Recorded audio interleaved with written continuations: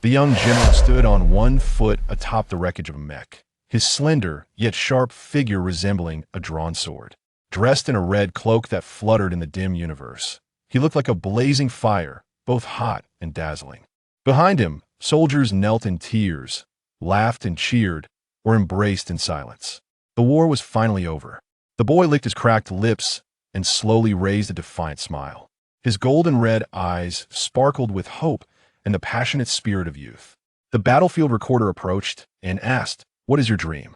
He turned to gaze at the brilliant starry river in the distance, his face beautiful yet resolute, and spoke firmly, "May the seas be clear and the rivers calm, and may the world be at peace." Chapter 1. Arrival at the Capital Star. When I came to my senses, I found myself with nothing. Jiangli. In the era of star chronology, humanity had long entered the universe and completed its evolution, with an average lifespan of 300 years. Humans not only developed mental powers, but also made tremendous technological advancements. On April 10th, 237 of the star chronology, the Galactic Alliance signed a peace treaty with the Scant system after the City Defense War, and the Alliance celebrated. This day was also named Alliance Peace Day. However, for some, this 28-year-long defense war started abruptly and ended absurdly. Jiangli disembarked from the spaceship and quietly gazed at the extravagant city before her, a fleeting sadness passing through her eyes. This is the Capital Star, magnificent and grand, prosperous and advanced, clean and tidy, bustling and noisy. People wore relaxed and peaceful smiles, as if they were still proud of the Alliance's victory from months ago. There was no smoke of battle, no enemies, no blood, no dismembered limbs. Even the air was filled with a faint fragrance, like an enticing poppy, making one unable to resist. Becoming entranced, her hand slowly brushed over her chest, and her drooping black eyes gradually stained with a shocking crimson. "Hey there, you've been following me for a while. Is there something you need?" Jiangli suddenly turned her head, her obsidian-like eyes locking onto a man in the distance wearing a white mask with golden patterns, and she slowly smiled. The man, unfazed by being discovered, stepped forward and activated his holographic device, displaying a document for Jiangli to see. S-Class Mission. Protect Jiangli. Duration. 6 months. Reward. 5 billion galactic credits. Mission status. Ongoing. "Are you a bounty hunter?" The man nodded, and after a moment of staring into each other's eyes, he spoke. "Client information is confidential. It's the rule." His voice was low and hoarse, carrying a hint of coldness. Jiangli seemed unconcerned as she tilted her head. "I'm heading to the Alliance Academy. Can you get in?" He nodded and tapped something on his holographic device, prompting a friend request to pop up on Jiangli's device. Ming Tsang. "If you need anything, just call me." Before Jiangli could respond, Ming Tsang turned and disappeared into the crowd. He seemed like a decisive bounty hunter. She stood there for a moment before hailing a hover car to take her away. That amount of bounty money could only come from Granny Mo, who could casually wave her hand to ensure her personal safety. Having just inherited her grandmother's massive fortune, countless people were lurking behind her, eyeing her with greed. After all, the richest person in the galaxy suddenly turned into a minor girl with no background. It was hard to believe anyone would let it go easily. Kidnapping her would guarantee a lifetime without worries about food and clothing. Such a profitable deal would attract many willing participants. And so, did they hire someone to protect her? Or were they simply afraid she might take her own life, hence finding someone to guard her at all times? Perhaps both reasons applied. However, this life that her grandmother had worked so hard to save would not disappear so easily. Even to repay her grandmother's kindness and fulfill her last wish. Turns out it's not a boy, but a cute little girl. "Do you remember me? I'm the old lady you rescued from M1609. I might not be good at much else in life, but I do have a wealth of property to..." The old lady is nearing her end, and before I go, I just want a cute granddaughter. Can you fulfill this last wish of mine? Ali is still a little girl, so go to school. Even if you don't go for a combat major, that's fine. I'll pick an easy support major for you, so you can graduate happily. The top school in the Alliance has divisions for kindergarten, elementary, middle, high school, and the Alliance Academy. The admissions standard requires either mental power or physical condition to reach D level, making it one of the more selective elite schools. The Academy has divisions for combat majors and support majors, with combat majors generally divided into mech, military command, and individual combat. Support majors usually include medicine and other research-related fields that in this interstellar era, where 22 is the common age of adulthood. Graduates are typically around 25, meaning she at 21 is still a minor and has 4 more years of study ahead. Jiang Li, who had never been to school and was born on the battlefield. But fortunately, she had crammed some basic knowledge the month before arriving at Capital Star. Otherwise, she would be completely lost during exams. There were also requirements for joining interest clubs, needing at least 2 points, and participating in large school events to earn at least 3 points to obtain a graduation certificate, among others. Jiang Li felt a slight headache at the same time. Sichuan also felt a dull pain in his head. This is Jiang Li, who will soon transfer to our academy. Her physical condition is somewhat special. So, I want to give you a heads up, he said to the half-projected image of the principal before him, who sent him a detailed report. Physical rating, F-, suffering from severe heart disease and mild anemia. In short, she was an extremely fragile little girl. Sichuan glanced through her basic health report and let out a soft click of his tongue. Although her mental power rating was exceptionally high at A for her age, with such a physical condition, she looked like she should be lying in a hospital bed. He suddenly flipped to the back of the report, which included a mental health assessment, and paused, severe depression. The principal continued, they say this girl has never been to school and has no friends. Maybe she'll feel better after making some friends. I owe her a bit of a favor, so I arranged this. While her mental power is excellent, her physical condition is too poor, and our academy doesn't lack good seedlings. She doesn't need to achieve high grades. Just passing will suffice. Please pay extra attention to her. Sichuan had finally managed to secure a relaxed position as a support major instructor, but now he felt drained. Understand. Leave it to me. He came here to take it easy, who would have thought he would end up with a big problem. However, since she was a student, Sichuan stretched, he might as well try to help her out. His gaze casually skimmed over the report, then froze, almost straining his back. Granddaughter of the richest person in the galaxy, currently in charge of all her assets. This could be considered a hot potato, right? Even so, she was still a golden potato, the easy support major that Granny Mo mentioned. Jiang Li widened her eyes as she looked at her student registration information, skipping over the ratings of mental power A and physique F-, landing on the major section. Breeding and postpartum care of the cloud-devouring beast. She was a bit unsure whether to express her doubts. Feeling somewhat amused and helpless, Jiang Li recalled the limited information she had about the cloud-devouring beast and silently accepted this fact. The cloud-devouring beast is a first-level protected alien species in the interstellar realm with extremely high military value. Currently, the first squad of the 4 military forces of the Alliance is composed of alien beasts, helping the first and second military forces achieve numerous victories in wars, making them heroes of the Alliance. It is said that the cloud-devouring beast is quite cute when it is young. It would be nice to see one if given the chance. Student Jiang, here is the list of clubs. You can choose to join any that interest you. The director, who was well aware of Jiang Li's background, spoke very gently, almost eager to treat this girl, who had inherited all the wealth of the interstellar tycoon, as a treasure. That I can join any except those that require exercise. Her slender fingers slid down the list and stopped at a club with a peculiar name that she didn't know the purpose of. Jiang Li blinked in confusion. Then I'll go with that one. Another self society. Challenge another self. President. Feng Mian, 3rd year genetics research. Tian heard the sound of a housekeeping robot renovating from a distance. She poked her head out the window and saw that a new classmate seemed to have moved in next door. After thinking for a moment, she rummaged through her things and took out a small bag, looking at it with some reluctance several times before heading out to her new neighbor's house. Hello, classmate. My name is Tian. I live next door. Is there anything you need help with? The door opened, and a hint of amazement flashed in Tian's eyes. It wasn't that the girl in front of her was exceptionally beautiful. Rather, it was that her heroic aura was mixed with feminine softness, contradictory yet harmonious, attracting attention instantly. Her lips were pale, her skin was fair, and her black eyes seemed to be wrapped in mist, mysterious yet endearing. Thank you, but there's no need to bother. I'm almost done. Her voice was gentle and pleasant. She smiled at Tian and said, My name is Jiang Li, and I just transferred here, majoring in breeding and postpartum care of the cloud-devouring beast, 2nd year. What coincidence, we're classmates. By the way, here, this is for you. Tian handed the bag she was holding to Zhongli. It's apple candy. I went through a lot of trouble to get a few packs. It's nice to have a change sometimes. Otherwise, I might throw up from drinking nutrient solutions all the time. She watched as the girl in front of her somewhat dazedly accepted the candy bag, stuck out her tongue, and looked a bit shy that I didn't prepare any good gift since I came in such a hurry. Before she could finish, Zhongli pursed her lips and shook her head, giving her a smile. She turned and went inside, coming back with a stone and stuffing it into Tianyi's hands.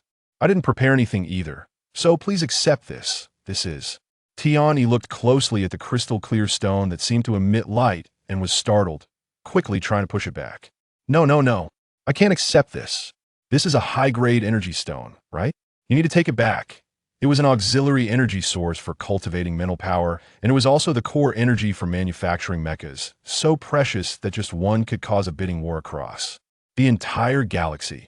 How could she casually give such a thing away if she kept it at home? No, she could sell it for double the price, but the girl in front of her spoke calmly. I don't need it, and I'm not short on money. Don't refuse it. With a flick of her wrist, the energy stone fell into Tianyi's pocket, leaving her stunned as she quickly protected the stone in her arms, her eyes sparkling with excitement. Really? You gave it to me? The worthless piece of stone that she had casually stuffed in her backpack before leaving was taking up space. Zhongli nodded, her gaze distant as she recalled the vast wealth she had inherited. It seemed she still had dozens of mines. There were still some piled up in the warehouse. Seeing her indifferent demeanor, Tianyi swallowed hard. It seemed that she had found a golden thigh. No, this was definitely a golden thigh. Oh my, how lucky she was. She had to hold on to the golden sponsor's thigh tightly. Gadi, Sigma, Odu. Don't randomly call me daddy. Zhongli looked at the girl who had jumped on her lap with shining eyes and sighed heavily. Chapter 2. Another Self-Society.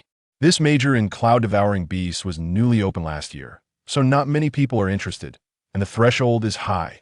Mental power and physique must reach at least B level. That's why there are only 8 students in the entire major. Tianyi explained as she walked, introducing Zhongli to the school buildings and the basic situations of the majors. The amazement in her eyes had not faded after just learning about Zhongli's background. Not only did she have a golden sponsor, but she was also a genius. Having A-level mental power made her stand out even in Central Star. Meanwhile, Tianyi barely managed to be in the upper middle range with her double B level ratings. But that terrible F physique was indeed concerning. Tianyi looked worriedly at Zhongli's pale complexion. It seemed her health wasn't very good either. She really needed to be taken care of more often. Tianyi clenched her fists and silently vowed to take good care of her fragile, porcelain doll-like golden sponsor, completely unaware that the girl beside her was making a vow in her heart that would make Zhongli's father weep. Zhongli raised her hand to press against her heart. The massive mental power within her body slowly circulated, suppressing the toxins that were stirring in her blood, preventing them from continuing to invade her already damaged heart. Even under these circumstances, the released mental power still reached A level. Zhongli found it hard to gauge her true strength. Before being poisoned, her mental power and physique ratings were both SS. Later, due to the poison causing mental disturbances, she actually advanced a significant degree. But the toxins had damaged her heart, leading to a decline in her physique rating, and she was currently in a state of residual poison. If she didn't protect herself with mental power, even intense exercise could trigger the poison, ultimately leading to lifelong paralysis, making even breathing a burden.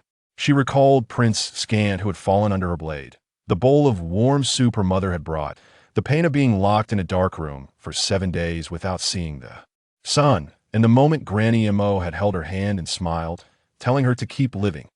Regret? She didn't know. Perhaps she did regret it, regretting coming to this world, regretting trusting others, regretting not protecting those 13 living beings. But she shouldn't regret it. She had defended her family and country, protected the Alliance, keeping malice out of that galaxy. She had achieved her dream. Why should she regret? Ali, what's wrong? Tianyi sensed something unusual about the girl beside her and gently touched her forehead. Do you feel unwell? Do you need to go to the school hospital? Her own black eyes were filled with concern, and her voice instinctively softened considerably. Zhongli stared blankly at her for a while before managing to pull out a smile. I'm fine. No need to worry. Tiani bit her nails, thought for a moment, and tugged at her sleeve, leading her to turn a corner. I know a great restaurant. Let me treat you to a meal. Consider it a return gift for that valuable present. That didn't look like someone who was fine. She was smiling, yet her eyes were crying. Then, please show us another you. The beauty with golden long hair sat gracefully at the interview desk, slowly unfolding a gentle yet polite smile. The little girl beside her mimicked her, smiling at Jiang revealing a sharp little fong that made her look particularly playful and cute. So, this is what the interview was like. Jiang realized, her eyes bending into a smile. Please wait a moment. A you.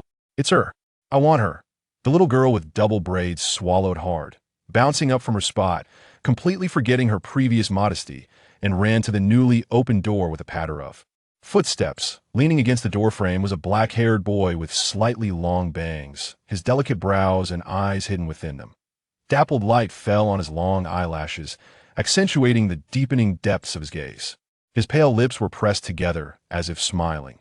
Yet there was a hint of world-weariness in his demeanor, that a coolness spread at the corners of his lips, and a magnetic, low voice seemed to resonate right next to her ear. Is that okay? The little girl gulped again, nodded vigorously, and ran back to shake the arm of the golden-haired beauty, acting cute. You, I really like her. Let's keep her. She's a perfect fit for our recruitment standards. So handsome, even more so than Feng Mian. Sensing someone's thoughts, the girl helplessly ruffled her soft hair, and when her gaze fell on the exquisitely handsome boy, a glimmer of satisfaction crossed her eyes. She slowly stood up, the light blue skirt gently brushing against the table corner, gliding past the low plants, and stopping in front of Jiang. Welcome to the Other Cell Society. I'm the Vice President, Zhu.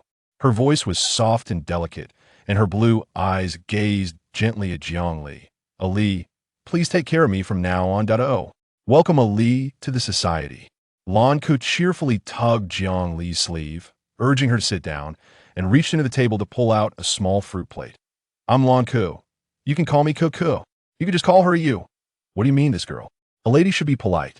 The blonde girl raised her hand and flicked Lan Ku on the forehead, causing her to exclaim, ouch, and look at her with wide, glassy eyes filled with accusation. Through their alternating introductions, Jiang learned some basic information about this society.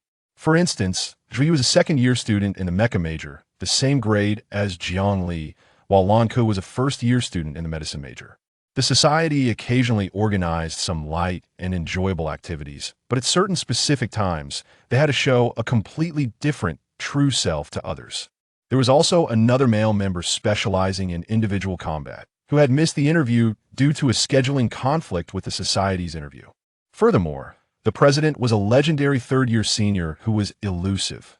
Due to his good grades, teachers often overlooked his behavior, leading to frequent absences from society activities, leaving Zhuyu to preside over them. At this point, the little girl with chestnut braids suddenly slapped her forehead, adopting a mysterious expression. Also, everything here is to be kept secret, like a Yu's real name and major, and the other sides of the members. Don't let it slip, okay? This is our little secret. She proudly lifted her little head, her cowlick bobbing. The black-haired boy behind her covered his mouth with his fist to suppress an untimely laugh, softly saying, don't be fooled by Cuckoo. She's actually 20. Although she won't be an adult for another 2 years. Huh? Already 20? Jiang subtly compared her height with Cuckoo's. She was barely under 1.5 meters. Her gaze then shifted to the golden-haired beauty, who was half a head taller than her. Zhuyu was indeed taller. She herself was about 1.7 meters, yet she still had to look up to see Zhuyu. But her appearance was truly dazzling. Her golden hair curled at her waist, and her ice-blue eyes were as clear as an unclouded sky, with her red lips slightly upturned.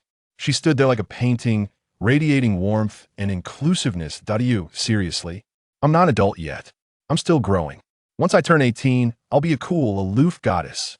Lan Ku pouted angrily at Zhuyu, but the moment she faced Jiang, her expression instantly brightened, her eyes squinting into crescent moons. Ali, you're so handsome like this.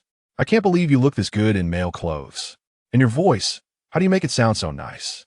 She eagerly wanted to know the answer, nearly pressing herself against Jiang. Well, Jiang, in her boyish form, raised her hand to ruffle Cuckoo's hair. It was indeed as soft as she imagined. The black-haired boy suddenly smiled, as if light had fallen into an abyss, ice had ignited in a fire, and flowers had bloomed in a pool of blood. Keep it a secret, okay? Just as Cuckoo was about to toss a red fruit into her mouth. Thud. The round red fruit fell to the ground and rolled far away, followed by the sound of Cuckoo swallowing hard. That was Zhui Yu's restrained chuckle. TSK. Cuckoo's round face instantly turned bright red, yet she stubbornly raised her neck and shouted loudly, trying to cover her embarrassment. You? What are you laughing at? Well, he looks really cool like this. Can't I be mesmerized? Zhui Yu covered her mouth with her fist, showing an apologetic expression. Sorry, Cuckoo is right. Then she quietly added, I just couldn't help it. Cuckoo is really too cute that a few simple words had Cuckoo grinning from ear to ear, completely forgetting to hold a grudge. Jiang Li, who had been watching the whole scene, couldn't help but shake her head. In her view, Zhui Yu was the perfect white-cut black persona, appearing noble and elegant like a beautiful lotus. However, inside, she was undoubtedly quite scheming, with a level of cunning that made it hard to guard against. In no wonder she could single-handedly support the entire Other Self Society as the vice president. Such a person shouldn't be nameless in school. But before her interview, when she specifically asked Tian-Yi about the Other Self Society, Tian-Yi told her that no one knew the vice president's name or major. Even after someone had searched the entire combat department, they hadn't found any trace of her attending classes. She was as mysterious as the president of the Other Self Society. Jiang Li secretly sighed. But it didn't have much to do with her. She just needed to stay quietly in this school until graduation, fulfilling her grandmother's expectations. The girl disguised as a boy lowered her eyes, hiding the hint of emptiness that didn't belong to her age. She raised a smile, leaning closer to Cuckoo's still blushing cheeks, and whispered, That's right, Cuckoo is also very cute in my eyes. In an instant, a visible blush spread from Cuckoo's neck to her ears, covering her entire face. Iku covered her face and exclaimed, I can't take it anymore. If this goes on, I'm going to fall for you. Candace, I'm sorry. I'm just going to climb the wall for a bit. Just a little bit. You won't blame me, right? With that, she decisively dove into Jiang Li's embrace under Zhui Yu's unable to look at expression, bubbling with happiness. Caught off guard by the soft girl throwing herself into her arms, Jiang Li, after a brief moment of surprise, helplessly ruffled the little girl's cowlick. Chapter 3 Military Training Class. On the third day of military training class, Jiang Li sat under the cool eaves, bathing in the resentful gazes of her classmates from the auxiliary department, staring blankly at the sunlit playground. Occasionally, she felt the instructor's gaze from not far away, but she remained indifferent. I'm so tired. Instructor Shichuan really is something. He has such a handsome face, but is quite unapproachable when it comes to training. After the training ended, Tian-Yi took the water Jiang Li handed her and complained lightly. I heard he is from the Second Army and is about to be promoted to colonel. Why does he come to our auxiliary department to be an instructor? We're not going to the battlefield, so why be so serious? Each year, the Alliance selects some soldiers who have been to the battlefield to teach students in the combat and auxiliary departments for a year, aiming to prepare them adequately for the Military League held once every academic year. The Military League is a military competition activity that all major universities must participate in annually, involving first, second, and third-year students, with preliminary rounds, heats, semifinals, and finals. Each student's ranking over 3 years is recorded in their file, and those who enter the top 10 will qualify for joining the Alliance's Reserve Army, which is a lifelong pride for anyone in the Alliance. But it's the first time I've heard of a soldier about to be promoted to colonel coming to be an instructor instead of earning military merit. Jiang Li paused at the words, looked up at Tian-Yi, thought for a moment, and reached out to ruffle her long hair. Shao-Yi, because it's worth it. What? Tian-Yi was puzzled. Jiang Li looked at the lazy instructor's back, who had become lethargic during the break, and whispered, because he thinks we are worth it. Even after just 3 days of class, she could see the hidden inferiority complex among the students in the support department. Most of the talented ones had been recruited into the combat department, and the remaining students in the support department usually just barely made the admission line. In this starry era, where the strong are inherently respected, they have looked up for so long that their self-perception has become distorted.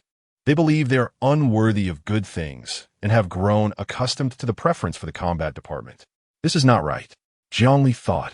When she was in the military, she sensed this extremely secretive sense of superiority from the words of the soldiers. Later, she suggested to her father to establish the 7th Army. The 7th Army of the Alliance specifically recruits soldiers from support backgrounds. There are only 13 people in the entire army, but each has their own strengths and plays an irreplaceable role in every battle. Later on, her mental strength suddenly became chaotic, her breathing gradually quickened, and her eye sockets fell hot, as if a flame was struggling and resenting, unwillingly trying to break free from its cage. Zhongli lowered her head and covered her eyes, quickly stuffing a pill into her mouth. Ollie, what's wrong with you? Where do you feel uncomfortable? Tiani noticed that her whole body was trembling uncontrollably, and cold sweat was seeping from her forehead, turning pale with fear, and hurriedly called for the instructor. Zhongli? Shichuan had already noticed the abnormality over here, crouching down to check Jiang Li's skin temperature. I'm fine, instructor. Zhongli took a breath, raised her head, her face pale and bloodless. Don't be afraid, shout, it's okay. She comforted Tian gently. The little girl was quite scared by her. A bit hot, medical team. He paid no attention to the girl's brave words, opened the teacher's terminal, and called for the school medical team. Go check your body and then have a good rest. After Jiang Li slowly followed the medical personnel for a few steps, she turned back to look at the instructor, who was explaining the situation to the team leader of the medical team. His tan skin glowed healthily in the sunlight, and beneath his thin shirt, muscles slightly bulged with distinct lines.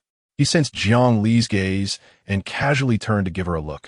From far away, one could feel that he seemed to have finally thrown off a troublesome burden, looking relaxed and comfortable. Jiang Li. Actually, he just thinks the teaching assistant department is easy. That lazy person. However, unexpectedly, he was a serious and responsible instructor. She lay in a medical team's examination device, suppressing the agitation of her mental energy caused by instinctive vigilance, feeling the light waves sweeping over her body again and again. Her vacant eyes gazing at the coldly glowing machine above her head, and as time passed, her consciousness gradually sank into silence. Right, she remembered. Later, the 7th Army was completely wiped out. Lieutenant General Jiang Yu of the Alliance's 7th Army and 23 soldiers were confirmed to have betrayed, executed on the spot. Overwhelmed with worries and lack of sleep, led to arrhythmia. Just after class, Shichuan read the doctor's examination report to Jiang Li word by word, his tone slow and deep. You should take a good rest recently, Jiang Li. He glanced at Jiang Li, who was weakly lying in the hospital bed and couldn't even sit up, yawned, and while saying he would give her 3 classes off, stretched and walked out of the medical room. Tian handed Jiang Li a nutrient solution, pouted. He's always like this, unfeeling when training us, but after class, he looks like a lazy fish.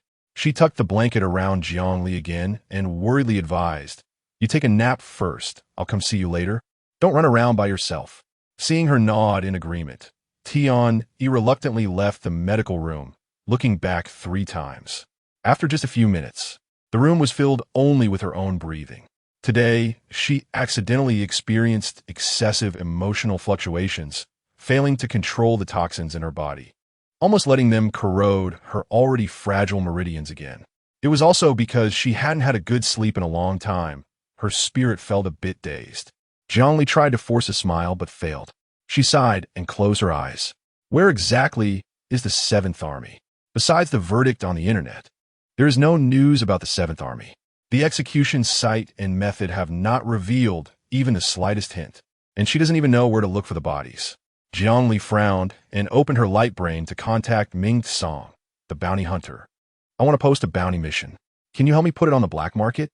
Soon, she received a reply, which was just a simple word. Okay.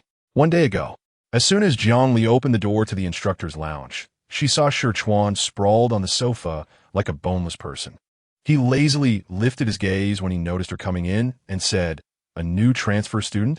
When Jiang Li first saw a warrior who could be this lazy, she couldn't help but doubt whether he had really been on the battlefield. After all, the soldiers she had seen all sat up straight with perfect posture, and the unique tension that came with being in the military was completely absent from this instructor. Yes, instructor, this is my physical examination report. Due to my special constitution, I wanted to explain it to you in advance. She handed over the report. Scherchuan glanced at the report handed to him, then slowly extended his left hand, and in the blink of an eye, he had grasped her wrist. In that moment, her entire body tensed up, and a vast mental force mixed with killing intent condensed into a sharp spear aimed directly at that bony hand. It was the instinctive vigilance of a warrior towards the vital points, a decisive killing intent honed through blood, a tangible sense of murderous intent left behind from life-and-death situations on the battlefield.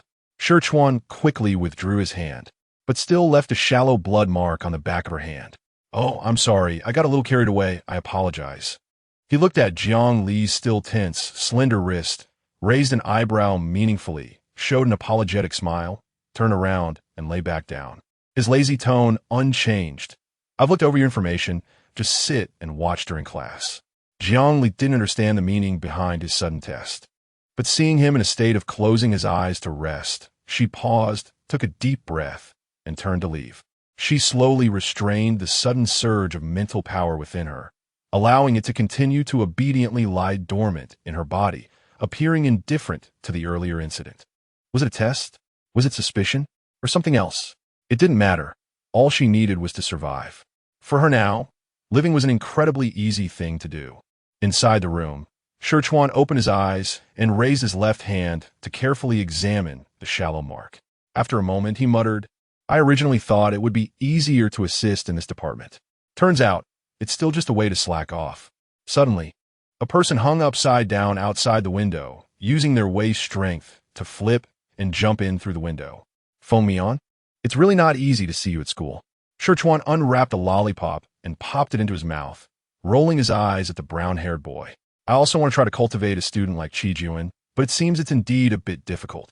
The boy named Feng Mian unceremoniously pulled a lollipop from Scherchuan's pocket, unwrapping it as he said, "After all, the Alliance values combat-type soldiers, and Chi-Juan is the only exception.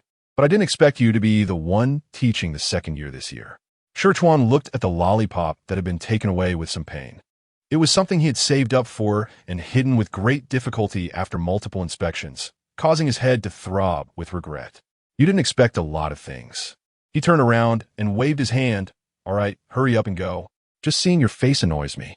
"Ah." Feng Mian showed a mischievous smile. "That's really unfortunate. I'll be staying at school for a while. See you another day, teacher."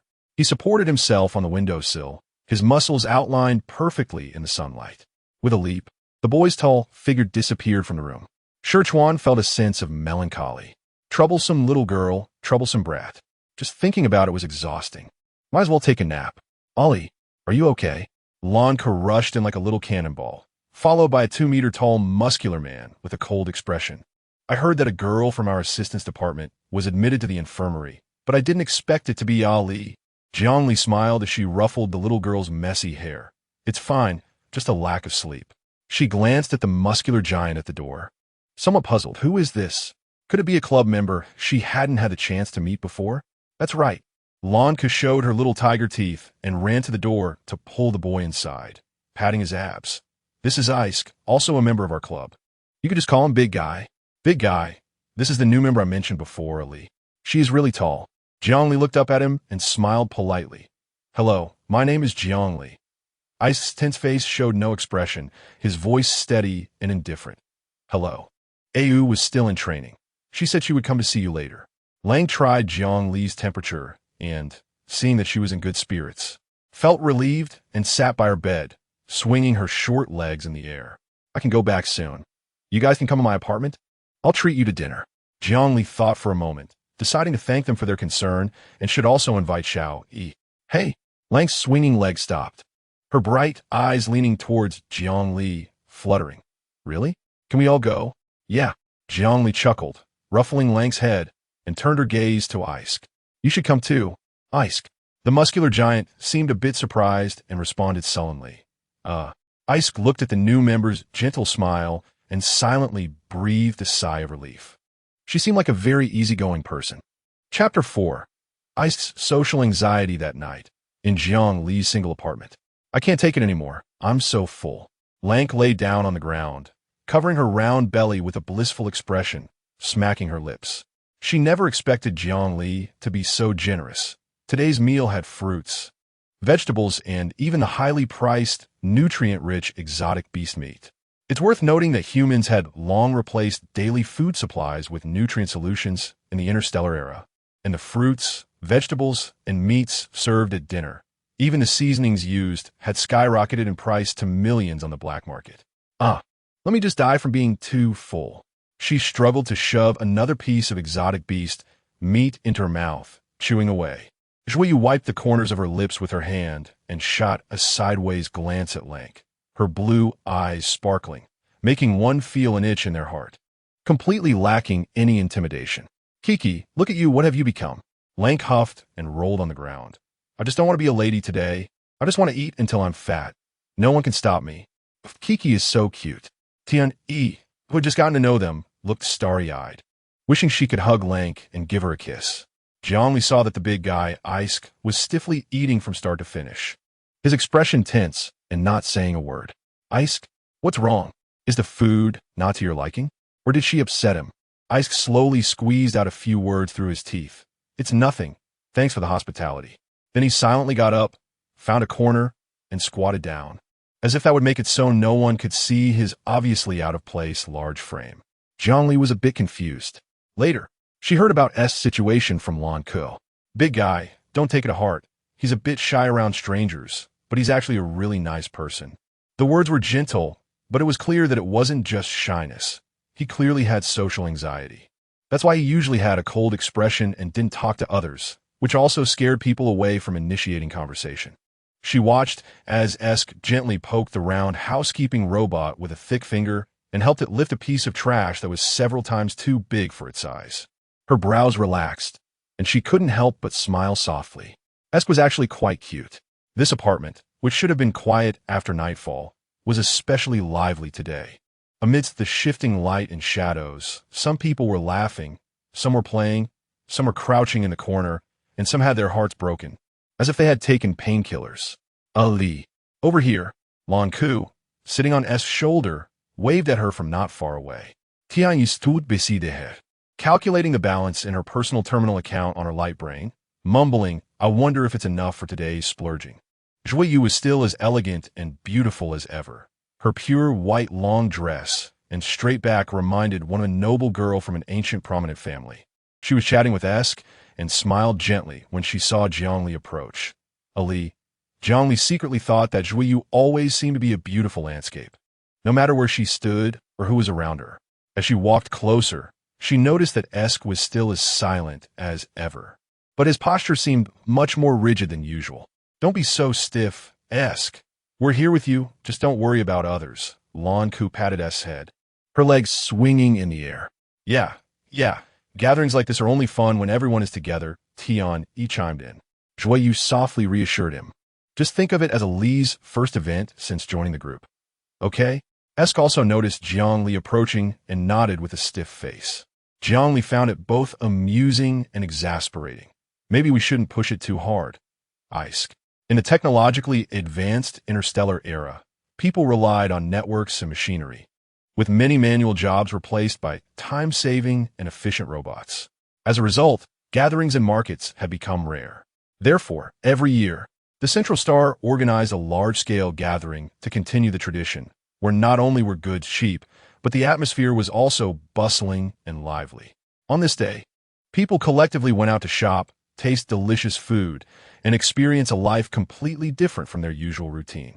Jiangli, who had only heard about this event but never experienced it, was curious and decided to join after receiving an invitation, not expecting that Ice would also be brought along. This lively gathering would likely be quite challenging for Ice. In fact, he really didn't need to come along at all. Jiangli felt a heaviness in her heart, a sense of guilt from the efforts of others. Suddenly, a pair of large hands gently pressed on the top of her head. Let's go. It was Ice.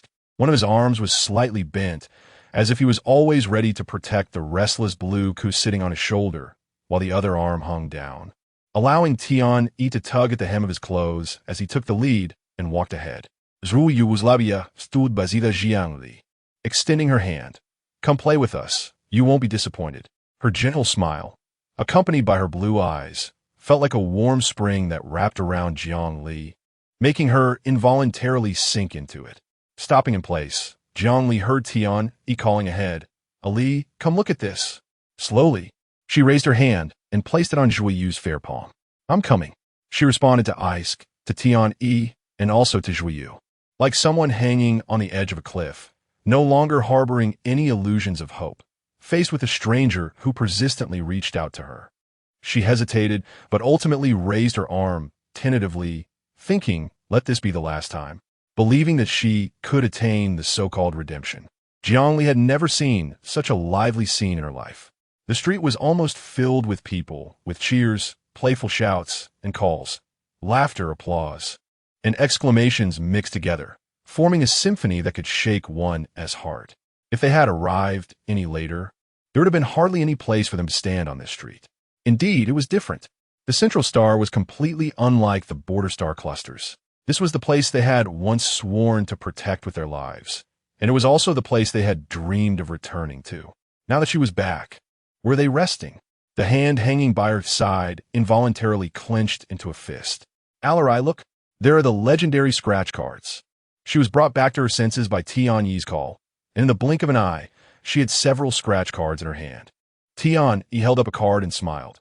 "Let's scratch them together. Maybe we'll win a prize." A few of them gathered around the stall to scratch their cards. I won. 20, cheered the excited Lon Ko. 5, came the heavy voice of Isaac.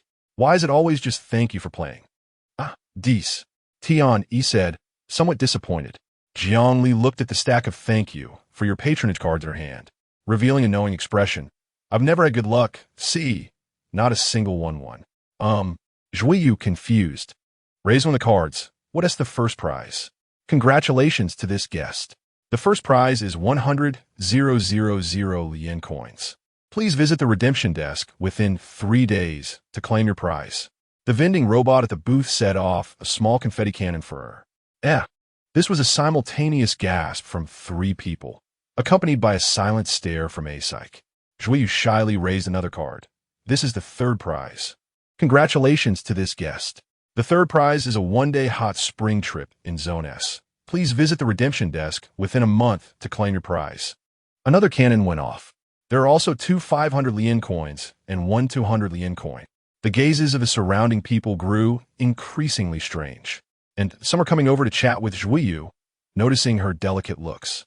As more and more people gathered, Tian Yi had to quickly pull Zhui Yu away to a distance. It seemed Zhui Yu still hadn't realized her situation. "Ali, let us go quickly." Lan Ku directed Asike, who was bending down to weave through the crowd, while frequently looking back to see if Jiang Li had gotten lost. After finally leaving that booth, Lan Ku puffed her cheeks, looking dissatisfied. "That guy, you always has such good luck. How annoying, I'm so envious." Suddenly, her eyes lit up. She jumped down from Asike's shoulder and dragged Zhui Yu's arm, running towards the claw machine, demanding Zhui Yu to help her catch a doll. Truly amazing luck. Tian Yi sighed with envy, patted her chest to catch her breath, and pointed to a girl not far away, indicating she saw someone she knew and wanted to greet them. In the blink of an eye, only Asike and Jiang Li were left standing in place. "Asike." Jiang Li stared at the broad back and sturdy shoulders of the tall Asike for a while before suddenly calling his name. Asike looked down at her in confusion, but Jiang Li lowered her eyes and shook her head. "Sorry, it's nothing." Asike looked at Jiang Li's small hair whirl, thought for a moment, and suddenly reached out his arm to wrap around Jiang Li's waist.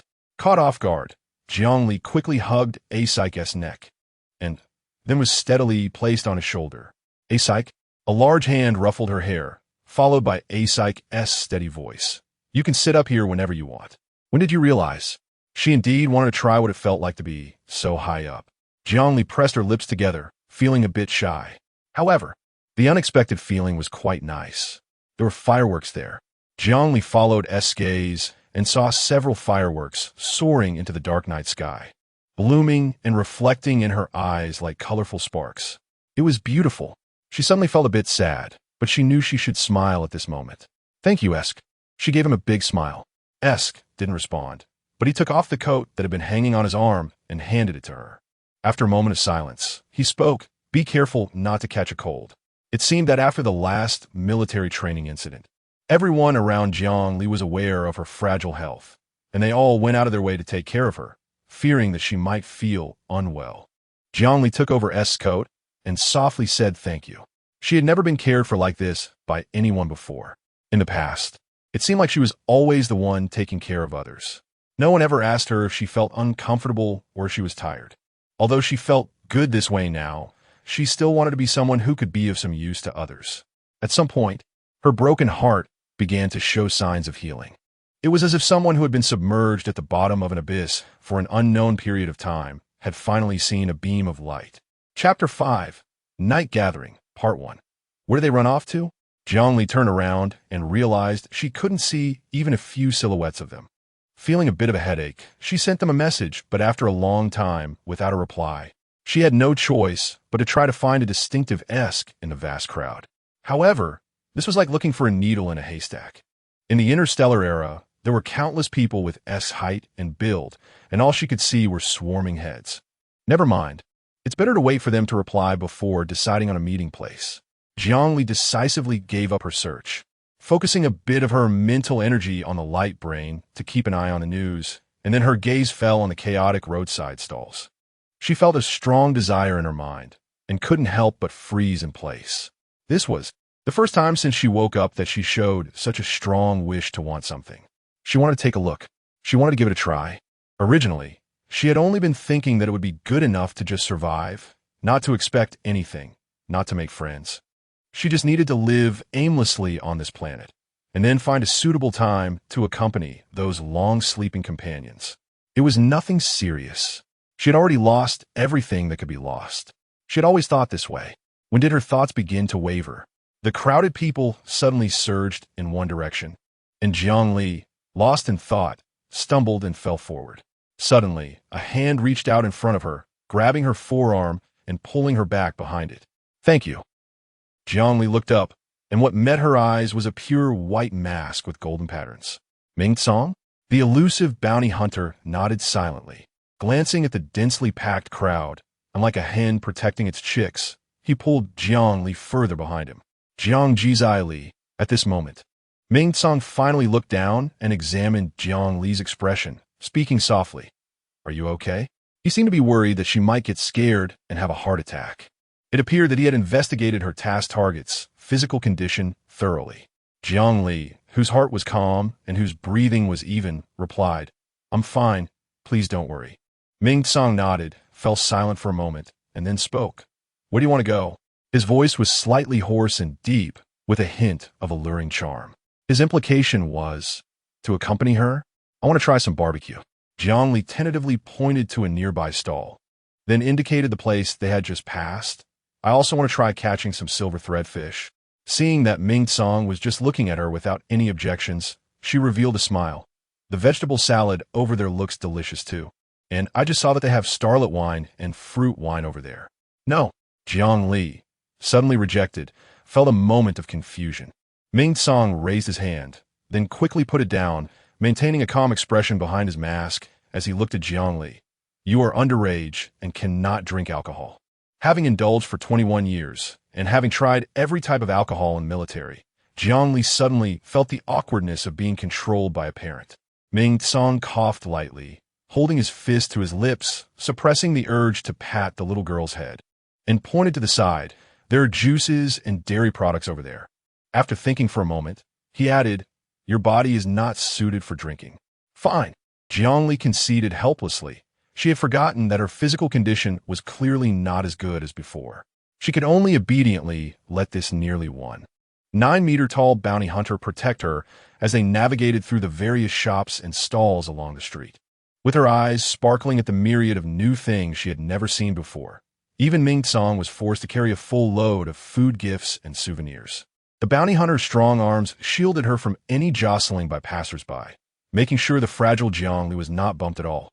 Seeing Ming Tsong protect her without complaint all the way, Jiangli thought for a moment and picked out a gift bag filled with various candies from his arms. "I'll give you these." She looked at his platinum mask and said earnestly, "Thank you." "Wait, I can't." The bounty hunter, who was a beat slow, awkwardly tried to return the items in his arms to her. But Jiangli looked as if she was refusing to cooperate. At that moment, Ming Tsang caught sight of someone. He stood still, hesitated for a moment, and then sighed as if giving up. I have to go first. I'll return these to you later. As he saw that person getting closer, he didn't have time to explain and hurriedly said, You can contact me if you need anything, before turning and disappearing into the crowd. Jiang Li, who didn't even have time to say goodbye, could only blink and watch his tall figure vanish down the street. At that moment, she received a message from Zhuyu. Sorry, Li, Coco is going crazy, and we are also overwhelmed. How about we gather at Xiao Yi's house?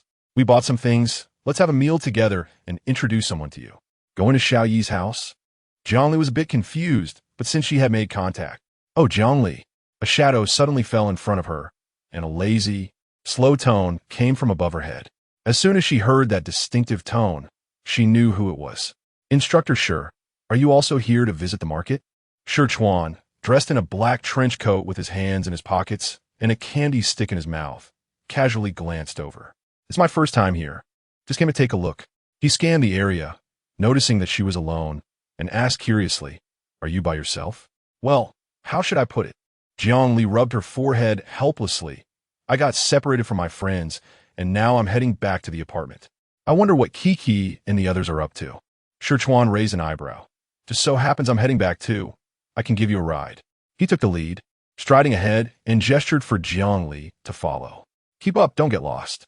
Jiang Li was stunned for a second before following along. At first, there was quite a distance between the two of them. Shi Chuan's long legs took big strides, and he moved quickly, while Jiang Li, who had always maintained this speed in the military, was now hindered by her current body and could only move slowly like a snail.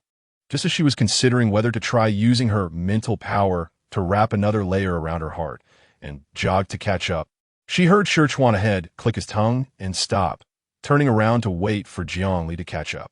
He then started to walk at a leisurely pace, resembling a military rogue. Jiang Li couldn't help but chuckle and emphasized, I can keep up, instructor. Shi Chuan didn't turn his head and dragged out a long, oh, not caring at all. Walking like that is so tiring. I'm this lazy. It's much more comfortable like this. If you think I'm slow, you can walk ahead, and I'll just follow you. His slightly disheveled hair scattered across his forehead, with light and shadow intermittently casting on his face, softening his originally sharp facial contours. Clearly worried that she might overexert herself. How could he come up with so many excuses? Jiang Li shook her head, her eyes curving into a smile. Even though she was on her way to becoming a major, she still appeared like a carefree youth. Suddenly, a breeze swept by, carrying the sweet scent of candy from her side. Jiang Li sniffed, turned her head, and the chiseled side profile of Shi Chuan came into view. His sword-like brows and starry eyes, along with a high nose bridge, made his wheat-colored skin glow like the reincarnation of Apollo under the light, radiating warmth. Shi Chuan sensed her gaze, turned his head, and smiled lazily, yet inexplicably attractively. I say, little classmate Jiang Li, I'm giving you a ride home. Is there any reward for me? Jiang, little student Li, where can you find an instructor who so openly asks students for gifts? And he asked, staring intently at her candy gift bag, as if she hasn't noticed the drooling expression on his face. Jiang Li pouted and threw the bag of candy she was holding to him. Seeing his suddenly bright and cheerful expression, she felt a bit curious. Instructor, why do you love lollipops so much? Well, Shi Chuan stuffed the gift bag into his trench coat pocket, scratched the back of his head, and returned to a lazy demeanor. Don't you think it looks particularly cool to talk with something in your mouth? Smoking is banned in the army, and I don't like the smell of cigarettes, so I just hold a lollipop. He didn't think there was anything wrong with a big man holding a lollipop. In fact, he took pride in it, feeling quite handsome. And indeed, it was true. Not to mention you minors. Even adults have their unhappy moments. His brows furrowed, and a hint of sorrow crossed his deep gaze. But in an instant, he smiled again. So, sometimes you have to eat some candy to feel the sweetness of life. He unwrapped a piece of candy and held it to Jiang Li's lips. She had no choice but to open her mouth and take the candy in. Her delicate lips brushed against the slightly rough pads of his fingers, and Shi Chuan paused before withdrawing his hand, instead ruffling her hair. Let the little girl happily enjoy her campus life. Just leave everything to us adults. So, don't always show that helpless and confused expression. It was as if she had struggled countless times, desperately crying out for help. Anyone would do, begging, "Please, save me." It was like someone who had sunk into a mire, their eyes hollow with despair, unnoticed, slowly sinking to the bottom, quietly waiting for suffocation. He had noticed it the first time they met, the girl's dark eyes. He had never seen such eyes, even on the battlefield, amidst the piles of corpses. No one had that kind of expression. Dull, deep, lifeless, capable of being described with all the negative words in the world. At that moment, he clearly realized that there was no light in her eyes. She was clearly still a little girl. Little girls should be bouncing around, laughing and playing with their peers, wearing beautiful dresses to receive compliments from everyone, and should be smiling with candy in their mouths, just like now. Jiangli felt the sweet taste gradually spreading in her mouth, licked her lips, and gave him a sweet smile. "So sweet. Thank you, instructor." Shichuan retracted his hand and tucked it into the pocket of his trench coat, his index finger slightly bent, remaining stiff for a while. His narrow eyes narrowed, and a light smile appeared on his handsome face. "I also want to thank classmate Jiangli for the gift. I really like it. In any case, she's a little girl that makes people want to lend a hand. Let's work hard together, little Ali." Chapter 6, Night Gathering, Part 2, Clang. As soon as Jiangli entered Tianyi's house, she was hit in the face with a small flower by the family's smart robot. Accompanied by the sound of small firecrackers, Tianyi and Lan Ku jumped out from behind the door, cheering, "Happy birthday, Ali." "Birthday?" Jiangli was stunned. Her birthday? Yes, the date filled in the information was the day she was saved by Grandma IMO. It turned out that a year had already passed since that day. Speaking of which, it seemed she had never celebrated her birthday before. How should a birthday be celebrated? She felt a bit lost. Zhuyu pushed the cake cart in front of Jiangli, smiling brightly. "Happy birthday, Ali." Her porcelain white skin looked like a flawless piece of beautiful jade under the light, and the corners of her smiling lips resembled blooming flowers. And then Zhuyu raised her hand and snapped her fingers, and Esk and a brown-haired boy suddenly appeared behind her, both holding up a huge banner that read "Welcome to the club." Although it was a bit late, they shouted in unison, "Welcome, Ali, to the Another Self Club." They were eager to make her feel their warm hearts immediately. "From now on, we are family." Lan Ku revealed her little tiger teeth and pounced into Jiangli's arms, placing a shiny golden birthday hat on her head. "Ahem, although I'm not a member of the Another Self Club, your club activity funds are still in my hands. So I should count as one, right, former student council president?" Tianyi grinned at the brown-haired boy through gritted teeth. "That's right." The boy, standing on a stool to match Esk's height, felt a bit resentful for not looking cool at all when he appeared, but when facing Jiangli, he showed a sunshine-like smile. "Hello. Nice to meet you. I'm Feng Mian, the president of the Another Self Club. Of course, I'm also the former student council president. But since I've stepped down, there's no need to mention it, right?" His amber eyes were focused and inclusive when looking at someone, giving the illusion that the person in front of him was his entire world. Although he returned a bit late, he managed to catch up just in time. "Nonsense. You clearly said if we got separated, you would pretend to be a passerby and accompany Ali. Why did you come back first?" Lan Ku looked at him with wide eyes, her face full of accusation, pouting as if he were an extremely wicked person. "Huh?" Jiangli tilted her head, realizing that they had intentionally separated from her. "Well, there are just too many people. I couldn't find anyone at all." Feng Mian claimed he was also innocent. "So you happily went shopping instead. Is that how a president behaves?" Tianyi poked his shoulder, enumerating his faults word by word. "Also, when you were student council president, you were just as irresponsible, pushing a bunch of tasks onto us and then disappearing without a trace. We couldn't find you anywhere. It's no wonder you got kicked out." Seeing this senior about to be scolded to the point of bowing his head to the ground, Jiangli quickly stated that she had met someone she knew at the market and also ran into instructor Shichuan on the way back, which made Tianyi angrily withdraw her hand. All right, I apologize. I'll treat you all to a hot spring another day." He held up a scratch card that everyone was very familiar with. "This is the prize that you scratched, you jerk." The little lowly couldn't take it anymore and ran over to kick him in the face. Feng Mian quickly protected his handsome face and carefully supported Lan Ku to prevent her from falling, then pretended to be seriously injured, groaning and falling to the ground, making Jiangli facepalm. This president seemed a bit mischievous, although that was true. But you all need to understand that the president is quite poor. How about I just stay a few more days, and I'll cover the extra expenses, okay? The senior, showing no senior demeanor, had a pained expression, looking as if his heart was breaking. That's more like it. Zhuyu smiled and placed her hand on Feng Mian's shoulder. If you disappear again without notice, you know what the consequences are.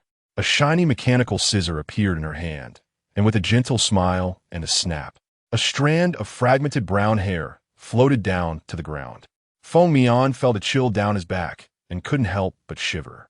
He quickly hid behind Esk, mumbling, as expected, "Esk is the best to me."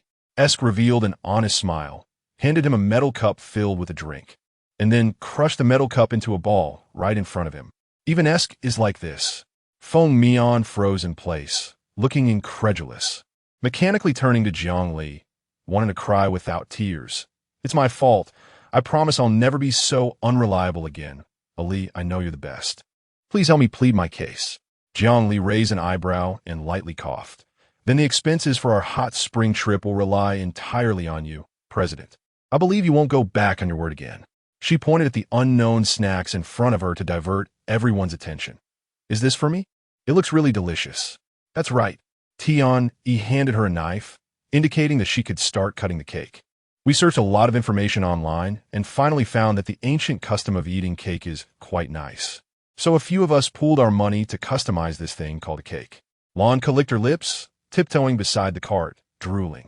She wondered how it would taste. Zhongli distributed the cut cake to everyone, a smile creeping up on her brows and eyes. "It must be delicious." She was really very happy today. No, extremely, extremely happy. Then, Zhuyu placed a floating photography robot in front of everyone. "Let's take a group photo." There was a flurry of activity as a few people found their positions, but Zhongli suddenly felt herself lifted and placed on the shoulders of Isk. The tall guy seemed a bit shy. "I can see you really like it." He scratched the back of his head. "Happy birthday, Ali." Zhongli was somewhat surprised, but quickly smiled. "Thank you, Isk." Isk is biased. Lanka noticed the situation over here, pretended to blame Isk, and then cheerfully said that today Ali is the biggest, so she would give her the throne. Then she ran over to stand next to Tian, holding her hand. 3, 2, 1. A mechanical voice echoed in the hall. With a click, the smiles of 6 people were captured in a small photo. After bidding farewell to everyone, Zhongli returned to her apartment building and looked at the photo that was already framed for a long time before placing it on the low cabinet by her bed. She remembered the warm hug Zhuyu gave her before she left. "Ali, even though our group has achieved nothing, we can still do a lot. So don't hesitate to rely on us. We want to disappoint you." Zhuyu almost enveloped her entire self in his embrace, gently stroking her shoulder-length hair, whispering in her ear, "Today, make sure to rest well. Good night, Ali. Good night, everyone." Zhongli looked at the gift box containing a red crystal necklace that the smart butler had brought in and smiled gently. The still-open message interface clearly displayed 2 lines of text. "I don't know why, but I always feel that red suits you. Happy birthday. And thank you for your gift." It was Ming Song. Coming over in the middle of the night just to deliver a gift, he really worked hard. Well then, good night, Ming Song. Instructor Shichuan, do you think this world is worth protecting? The girl tilted her head. A lock of hair slipped from behind her ear, covering half of her beautiful face. Her eyes were misty, making it impossible to discern what she was thinking. "I think," Shichuan said, holding a piece of candy in his mouth and slowly moving it from one side to the other.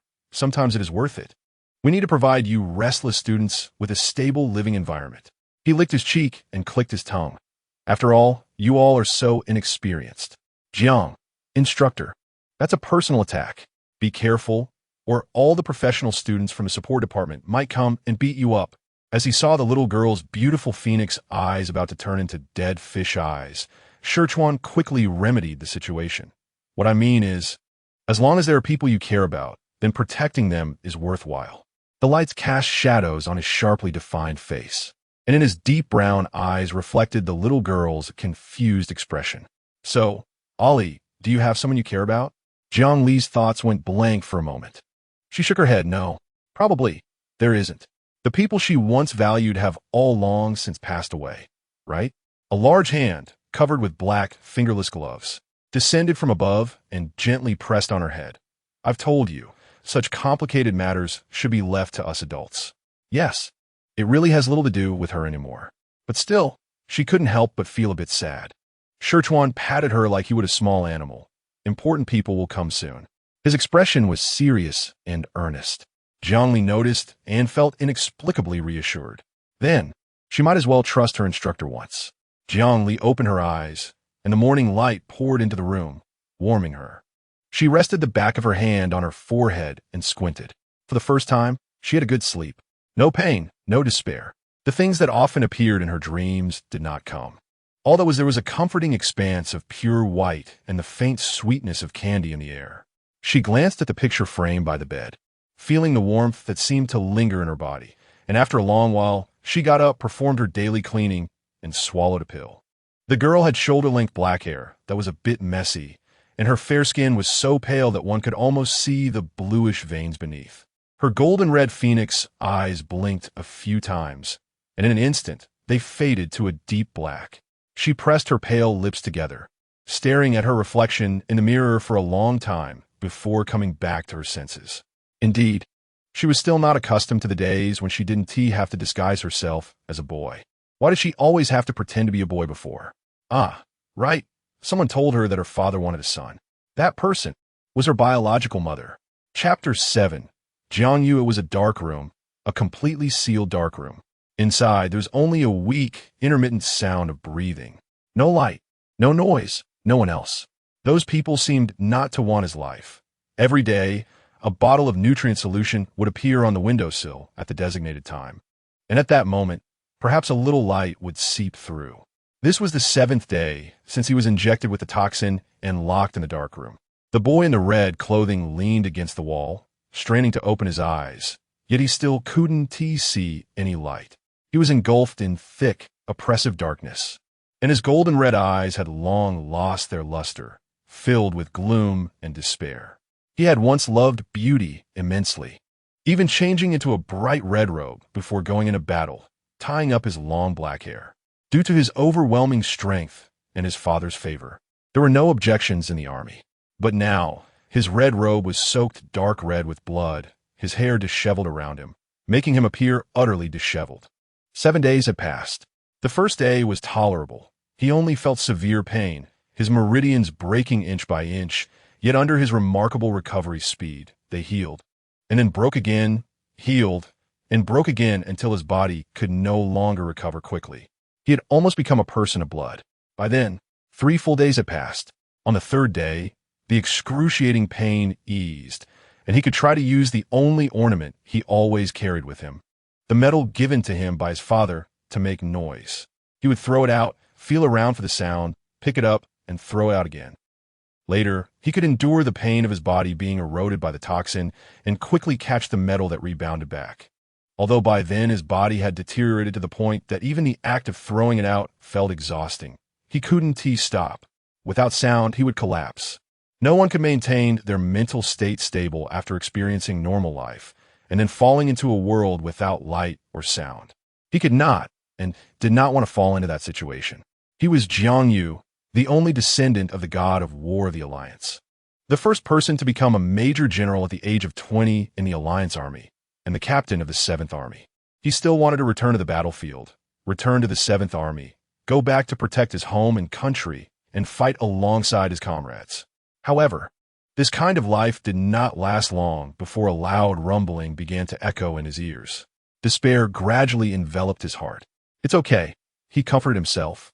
It's okay, it's not a big deal. Just endure, it will soon be over. As long as he could hold on for 7 days, he would be let out. However, the toxins in his body seemed to be playing tricks on him.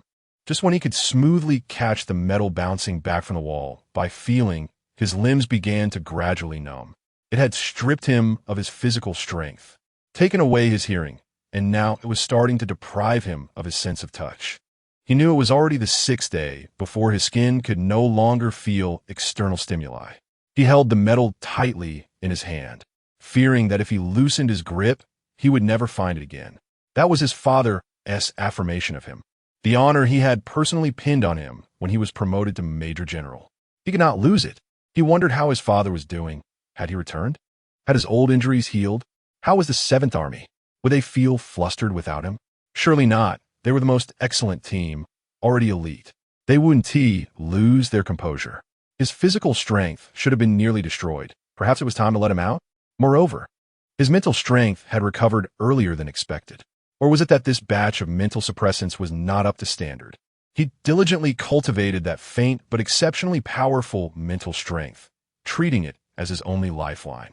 As long as the mental strength was still there, as long as it remained. On the seventh day, his mental tendrils trembled as they reached out of the darkroom. They saw the high-ranking officials of the Alliance discussing something with several Scantarians, and his mother sat beside them, looking haggard and expressionless.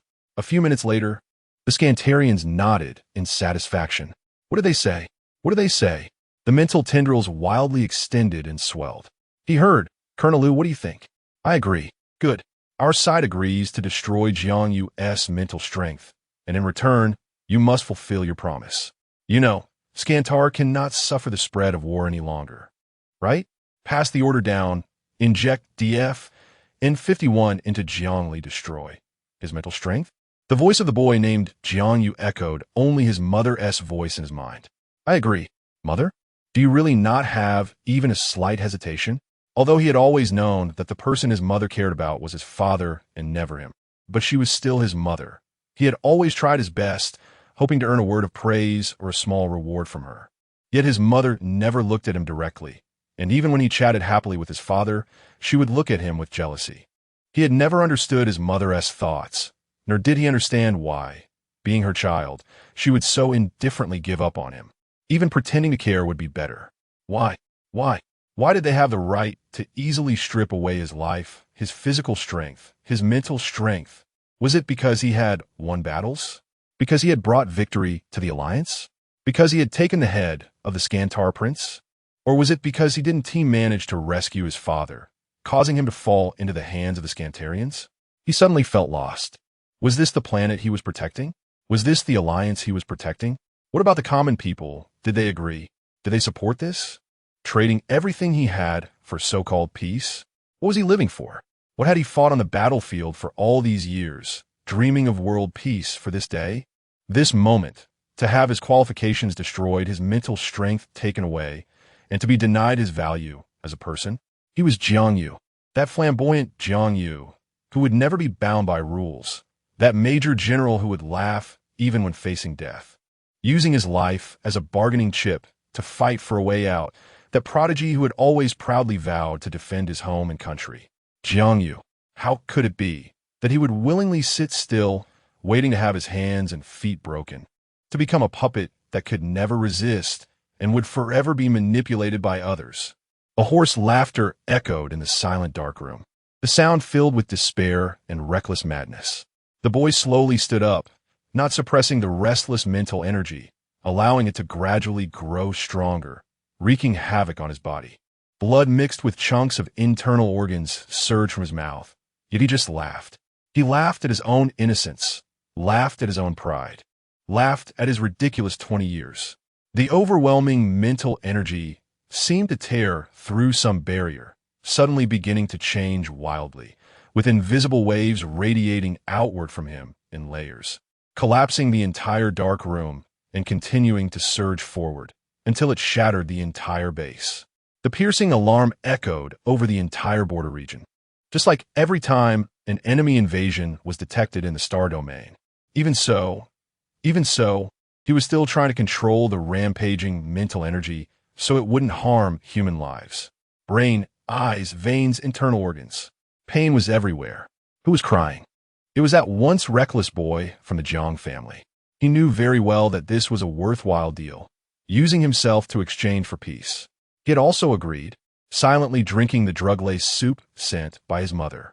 He compromised, he retreated, but in the end, would he be reduced to such a state? To destroy his qualifications?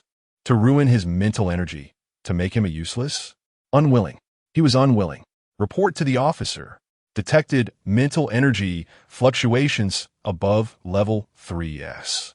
Report to the officer. Jiang Yu's mental energy is rampaging. Report to the officer. Detected an A-level spatial storm. Should the backup protective device be activated? Report to the officer. A spatial black hole with a radius of 1 meter has appeared at the base center. Report to the officer. Jiangyu has fallen into the spatial black hole. A cracked golden metal fell from the shrinking black hole, landing on the ground and instantly shattering into powder.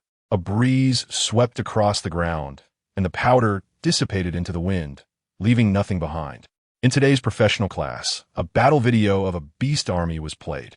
Such videos are filmed by battlefield recorders using remote-controlled robots, with content that is real and shocking. However, the projection showed adult clouds swallowing beasts wrapped in a set of silvery liquid armor, tall and mighty, with exposed fangs emitting a chilling light. Their eyes wide open as they roared, exuding an overwhelming presence. They ran like the wind, swift and agile, with incredible destructive power, swatting a row of soldiers away with a single claw, charging into the enemy formation and instantly causing it to collapse. In contrast, the virtual textbooks depicted the juvenile state of the cloud-swallowing beasts, round and chubby, fluffy and adorably silly. Where are the fangs? Where are the sharp claws? Where's the imposing manner? Jiangli compared the situation many times before she had to accept this fact. As the old saying goes, do not underestimate the poor youth. Who would have thought that such a cute little creature would grow into such a huge size? It is indeed a military exotic beast, excelling among its peers in both juvenile and adult stages. After casually sighing a few times, Jiangli gently paused her fingers on the table. Battlefield recorder. The battlefield recorder of the 7th Army clearly sent back videos to the capital star after each battle. So why couldn't she find any battle videos of the 7th Army on the Tianwang? Although it was military footage, it shouldn't be completely absent. And that charge of treason, it might be understandable if it fell on her, but the 7th Army? They couldn't have betrayed. She had asked the technicians to search the Tianwang thoroughly. But aside from a photo of her being promoted to Major General and some bland descriptions of the 7th Army's achievements, there was nothing else. Was someone deliberately erasing the existence of the 7th Army? Was it due to discrimination against soldiers from the support system? Or because of that unfounded charge of defecting? She furrowed her brows. In any case, she needed to get to the bottom of this matter. Chapter 8, Storytelling Session of the Self Society, Part 1. The weather that day was pleasant with clear skies, perfect for organizing a club activity. However, the president was not very cooperative. Seriously, they had clearly agreed to hold a storytelling session today, and the president had vanished again. Lanku sat down on the artificial grass, tugging at her brown braids and complaining under her breath. Zhuyu stared at the empty corner, pondering for a moment, then said gently, "If it really doesn't work, let us not wait for him." Feng Mian had been unreliable for a long time. As the vice president, she had grown used to this kind of situation. Ice poked at the communication interface with his head down, seeming to want to send another message to the unreliable president. At this moment, Jiangli saw a message from Tian Yisen and couldn't help but laugh. Xiao Yi had run into him on the way and was dragging him over here. Perhaps he was afraid of being punished for not telling an exciting enough story? A few days ago, Lanka had insisted that Feng Mian tell her a story, and Feng Mian had decided to hold a storytelling session. It later evolved into a turn-taking storytelling format, where the person who told the least exciting story would face a punishment. For example, boys would dress as girls. Girls would make themselves look ugly and walk around campus. Or they would pat their instructor on the shoulder and say, "This task is too easy. Are you just playing with kids?" Or face the thing they least wanted to confront for 5 seconds, or make a middle school declaration in front of everyone. It was unclear which punishment had struck a nerve with him, so he simply avoided coming. She had asked a few people, but they all had a knowing smile. So she had to suppress her curiosity a bit. Soon, Feng Mian was pulled over by Tian, looking utterly disheartened. How can a junior treat a senior like this? Tian Yi was unmoved, clapping her hands, indicating that she also wanted to listen to this storytelling session.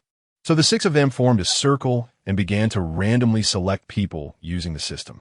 The first name to come up was Zhuiyu's, and she smiled as she began to tell her story. Many years ago, there was a large illegal scientific experiment base. The scientists there were dedicated to creating perfect war weapons, fantasizing about mass production for military use. after numerous failed attempts to modify robots. They turned their focus to artificial humans, which were embryos cultivated in artificial wombs. They eliminated defective genes and replaced them with perfect ones. However, things did not go as planned. No embryo with eliminated defective genes survived for more than a week. They had no choice but to settle for less. And after repeated experiments, they successfully cultivated a male infant. The researchers, finally seeing a glimmer of hope, were overjoyed and used the male infant stem cells to cultivate thousands of clones, using growth stimulants to accelerate their growth. But for unknown reasons, the clones perished one after another, leaving only the original male infant. The researchers had to carefully protect this male infant as he grew, waiting for him to bear heavy fruit. From a moment the male infant gained consciousness, he was trapped in the dull laboratory, constantly having blood drawn from him, undergoing tests, and being subjected to various examinations. Fortunately, he had an assistant sister who patiently and gently accompanied him. She was beautiful and warm, young and kind. The sister always tried to stop the researchers from conducting various experiments on him, insisting they treat him as a complete person.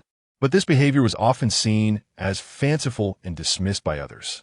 She said that although she was young, she knew this was wrong.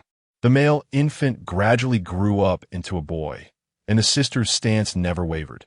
She would complete her experimental tasks and then come to accompany the boy, telling him stories, teaching him to read, playing with him, cultivating his interests just like she would with any ordinary child. One day, she asked the boy if he wanted to go outside and see the world. The boy had always longed to leave the laboratory and in the torturous days it felt like torment to him, so he nodded. Later, she told him that he would be able to go out soon. On that day, the experiment base was reported anonymously, and the military stormed in. The higher-ups of the base resisted desperately, and gunfire spread. The sister secretly released the boy from the laboratory and ran with him toward the exit. Just as they were about to reach the exit, the sister collapsed. The sister, who had already been injured while protecting the boy, was almost crushed into a pulp by a collapsing beam. She said, "Sister can't go out." She smiled. "Instead, take a good look at the outside world for me." With her last bit of strength, she pushed him away. "Run, run forward, run to that military group. Don't look back." A sudden, untimely sniffing sound broke the mood. Juyu helplessly hugged the pouting Lan Ku, who looked sad, gently patting her back to comfort her. She looked up and saw the expressions on everyone's faces. Some were serious, some were sighing, and revealed a gentle smile. Later, the base was destroyed, the researchers were sentenced, and the boy was adopted by a wealthy family, living the kind of life his sister had always hoped for. Upon hearing this ending, the melancholic atmosphere surrounding everyone lifted a little. The listener, Tian-E, tried to lighten the mood. "It's still a pretty good ending. That sister must be watching over the little boy from the starry sky." Zhongli nodded and echoed. She must be very happy to see the boy doing well. Feng Mian rested his head on his hand, his gaze inadvertently lingering on Juyu for a few seconds before shifting to the screen displaying the randomly selected participant. This time it was Esk's turn. He nudged the silent, muscular man beside him with his elbow. Under the intense gaze of others, Esk became even more nervous, his previously maintained indifferent expression cracking into one of anxiety. "Relax a bit, big guy." Lanka leaned in and patted him. "You're not facing anyone else. It's us. We're family." After a brief moment of silence, Esk's tense muscles and facial expression eased a little, and he slowly began to speak. "Then I'll tell a story about a parasitic insect race invading planet Shuangfu." He suddenly paused, looking up at the dense canopy of the tree Jiang Li was leaning against. After staring for a while and finding nothing unusual, he turned his gaze back. Jiang Li noticed his gaze and looked up as well. She saw nothing. Even if there was something, it would be completely obscured by the lush leaves of the tree. She hesitated for a moment and decided not to use her mental tendrils to probe upwards. "Let's listen to the story first. There probably can't be any strange creatures in school, right? Oh, and what about the parasitic insect race?" Tian Yi's eyes widened in disbelief. Feng Mian lightly tapped his cheek with his fingers and nodded, saying, "Indeed, some insect races have this ability, but they are few in number, and their survival conditions are harsh. The military has kept this information under wraps to prevent public panic. As far as I know, Isk was once a dual foreigner, right? Isk nodded. So, this story is based on real events, then? Lanka's curiosity was piqued, and she urged Ice to hurry up and tell it.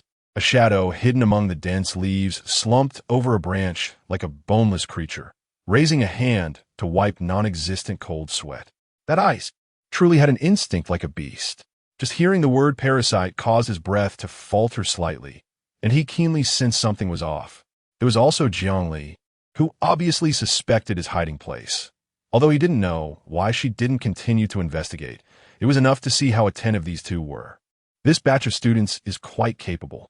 He lazily squinted his eyes, and although his mind was filled with various thoughts, a trace of deep sorrow passed through his dark brown pupils.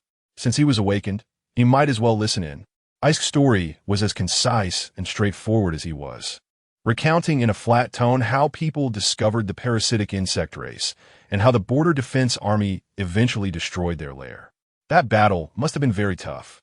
Jiangli pondered for a moment, her tone heavy, not to mention how many innocent civilians the insect race would parasitize just on a battlefield. Every soldier except the mecha warriors could potentially be infected. That means the surviving soldiers in that battle must have endured the pain and torment of having to kill their comrades. If it were her, what choice would she make when facing a comrade infected by the insect race? To kill them with her own hands? They had trained together, laughed together, fought together. They were comrades she could trust to cover her back. But to let them go? She was a soldier, and behind her stood the country and the people. The reproductive ability of the insect race is incredibly strong. If she showed mercy and let one go, the insect race would rise again, leading to the sacrifice of even more innocent lives. Thinking of this, she couldn't help but feel relieved that she hadn't participated in that battle. What kind of feeling would it be to kill a comrade with her own hands? She couldn't imagine. It must be very painful. So they're all heroes. Zhuai seemed to think of this as well, his expression solemn, his words filled with respect for the soldiers. Shi Chuan, leaning against the tree, lowered his head, his black bangs casting a shallow shadow between his brows and eyes, his expression inscrutable, and it was unclear what he was thinking. However, his tightly clenched fists betrayed his inner turmoil. Heroes? He repeatedly chewed on the word in his heart, thinking of those who would never return. If possible, no one would want to be this so-called hero. The price was too painful, too tormenting. The crowd on the lawn quickly perked up, looking forward to the next exciting story. Zhuai reached out to pat the little girl in his arms, reminding her, "Kiki, it's your turn." Still immersed in shock, Lanka focused her eyes and saw that her name had already appeared on the screen. The little girl pouted reluctantly, tugging at her braid. "I really haven't experienced anything interesting myself, so I can only tell a story that someone once told me. It's a true story, too." She seemed to recall the person who told her the story, smiling sweetly, her face filled with a silly expression lost in memory. Only when reminded by others did she snap back to reality, feeling a bit embarrassed, clearing her throat, and starting to recount an old tale about a pair of brothers. Chapter 9, Another Cell Society Storytelling Session. 2. Once, there were two people who were extremely good friends. Since entering school, they had been roommates, participated in clubs together, and caused mischief together. One liked a girl, and the other helped him pursue her. One got into trouble, and the other jumped out to share the burden. After graduation, one joined the army, and the other went into politics, even agreeing to become godfathers to each other's future children. Later, the one in politics married a loving wife who was also a soldier. He asked his brother, who had become a general, to take good care of his wife, and the general promised, assuring him not to worry. Until that year when the border star was in crisis and aliens invaded, catching the alliance off guard. The army suffered heavy casualties and had to retreat urgently. The general, seriously injured, still held on to lead the troops at the rear, buying time for others to escape. But he was too badly hurt. In a moment of daze, he collided with an energy bomb. Just at the critical moment, his brother's wife rushed in to block the shot for him. As she lay dying, she said that he was the backbone of the army and could not be harmed. She apologized to her husband and their 3-year-old son, asking the general to take good care of her family. The general promised. However, in the end, his brother cut ties with him over this matter, viewing him as an enemy, saying that the general owed their family. The general, aware of his debt, continued to help him silently from behind. Later, I asked the person who told me the story. That general was our alliance's previous war god, Jiang Cheng. Keek's beautiful big eyes dimmed. Unfortunately, after the Battle of City Guard, he suffered a relapse of old injuries and died, and his wife committed suicide with a bullet, being buried together with him. She suddenly remembered something and perked up again. I heard he had a son named Jiang Yu, super amazing. He became a major general at 20. But after Jiang Cheng's death, the Alliance announced that he led the 7th Army to defect and was executed on a barren star. Feng Mian frowned. The ancient martial Jiang family has been in the army for many years, a single lineage. What a pity. Yes, this family almost disappeared within a year. It's just unclear why Jiang Yu chose to betray. Tianyi sighed. I once asked my father about the matter, but he was vague, saying it was too complicated for me to understand. Those in power in the alliance are all slippery old foxes. Zhuo Yu shook his head, looking regretful. It probably involves some national affairs, which we cannot touch. At this moment, Aisk noticed that Jiang Li's expression was somewhat dazed, hesitating to pat her shoulder.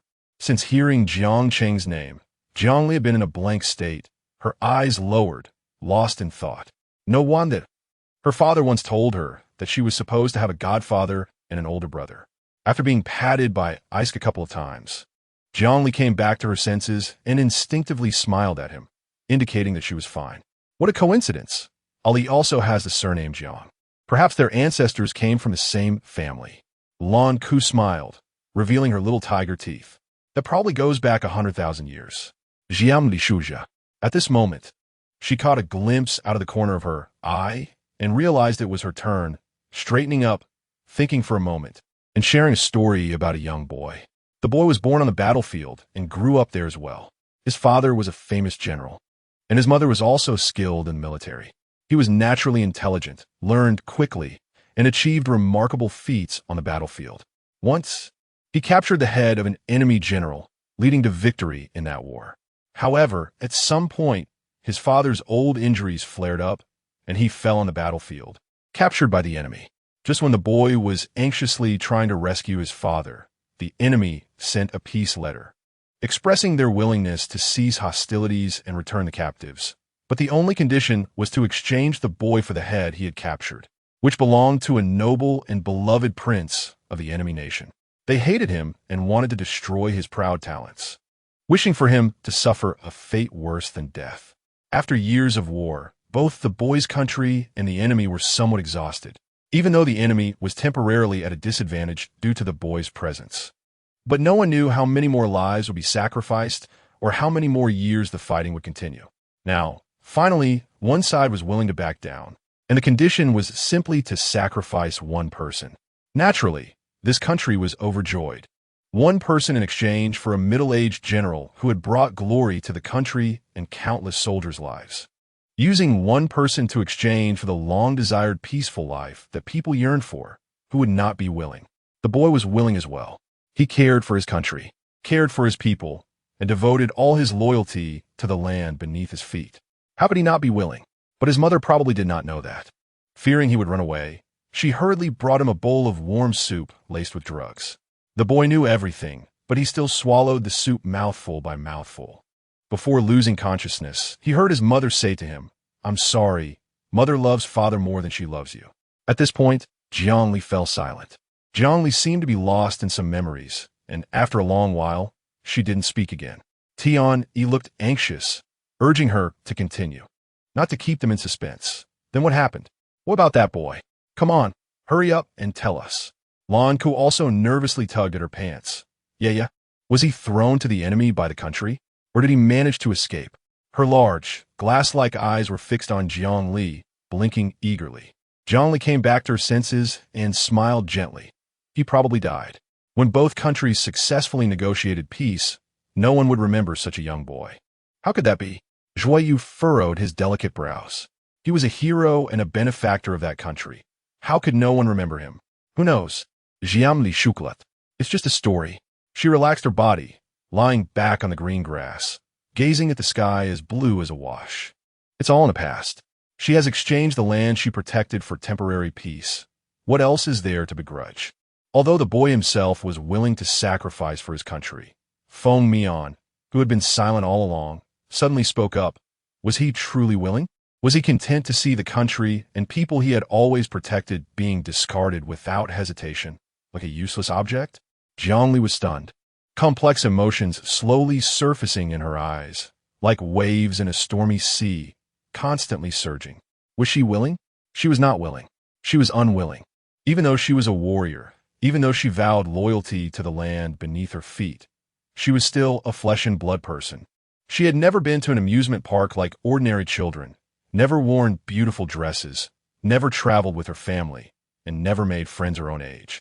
With her talents, she should have had a better future. How could she be willing? But who would care?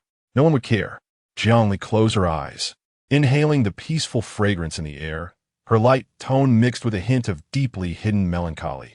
Did it matter if he was willing or not? The air gradually thickened, as if a stone pressed down on everyone's hearts, heavy and oppressive, making it hard to breathe.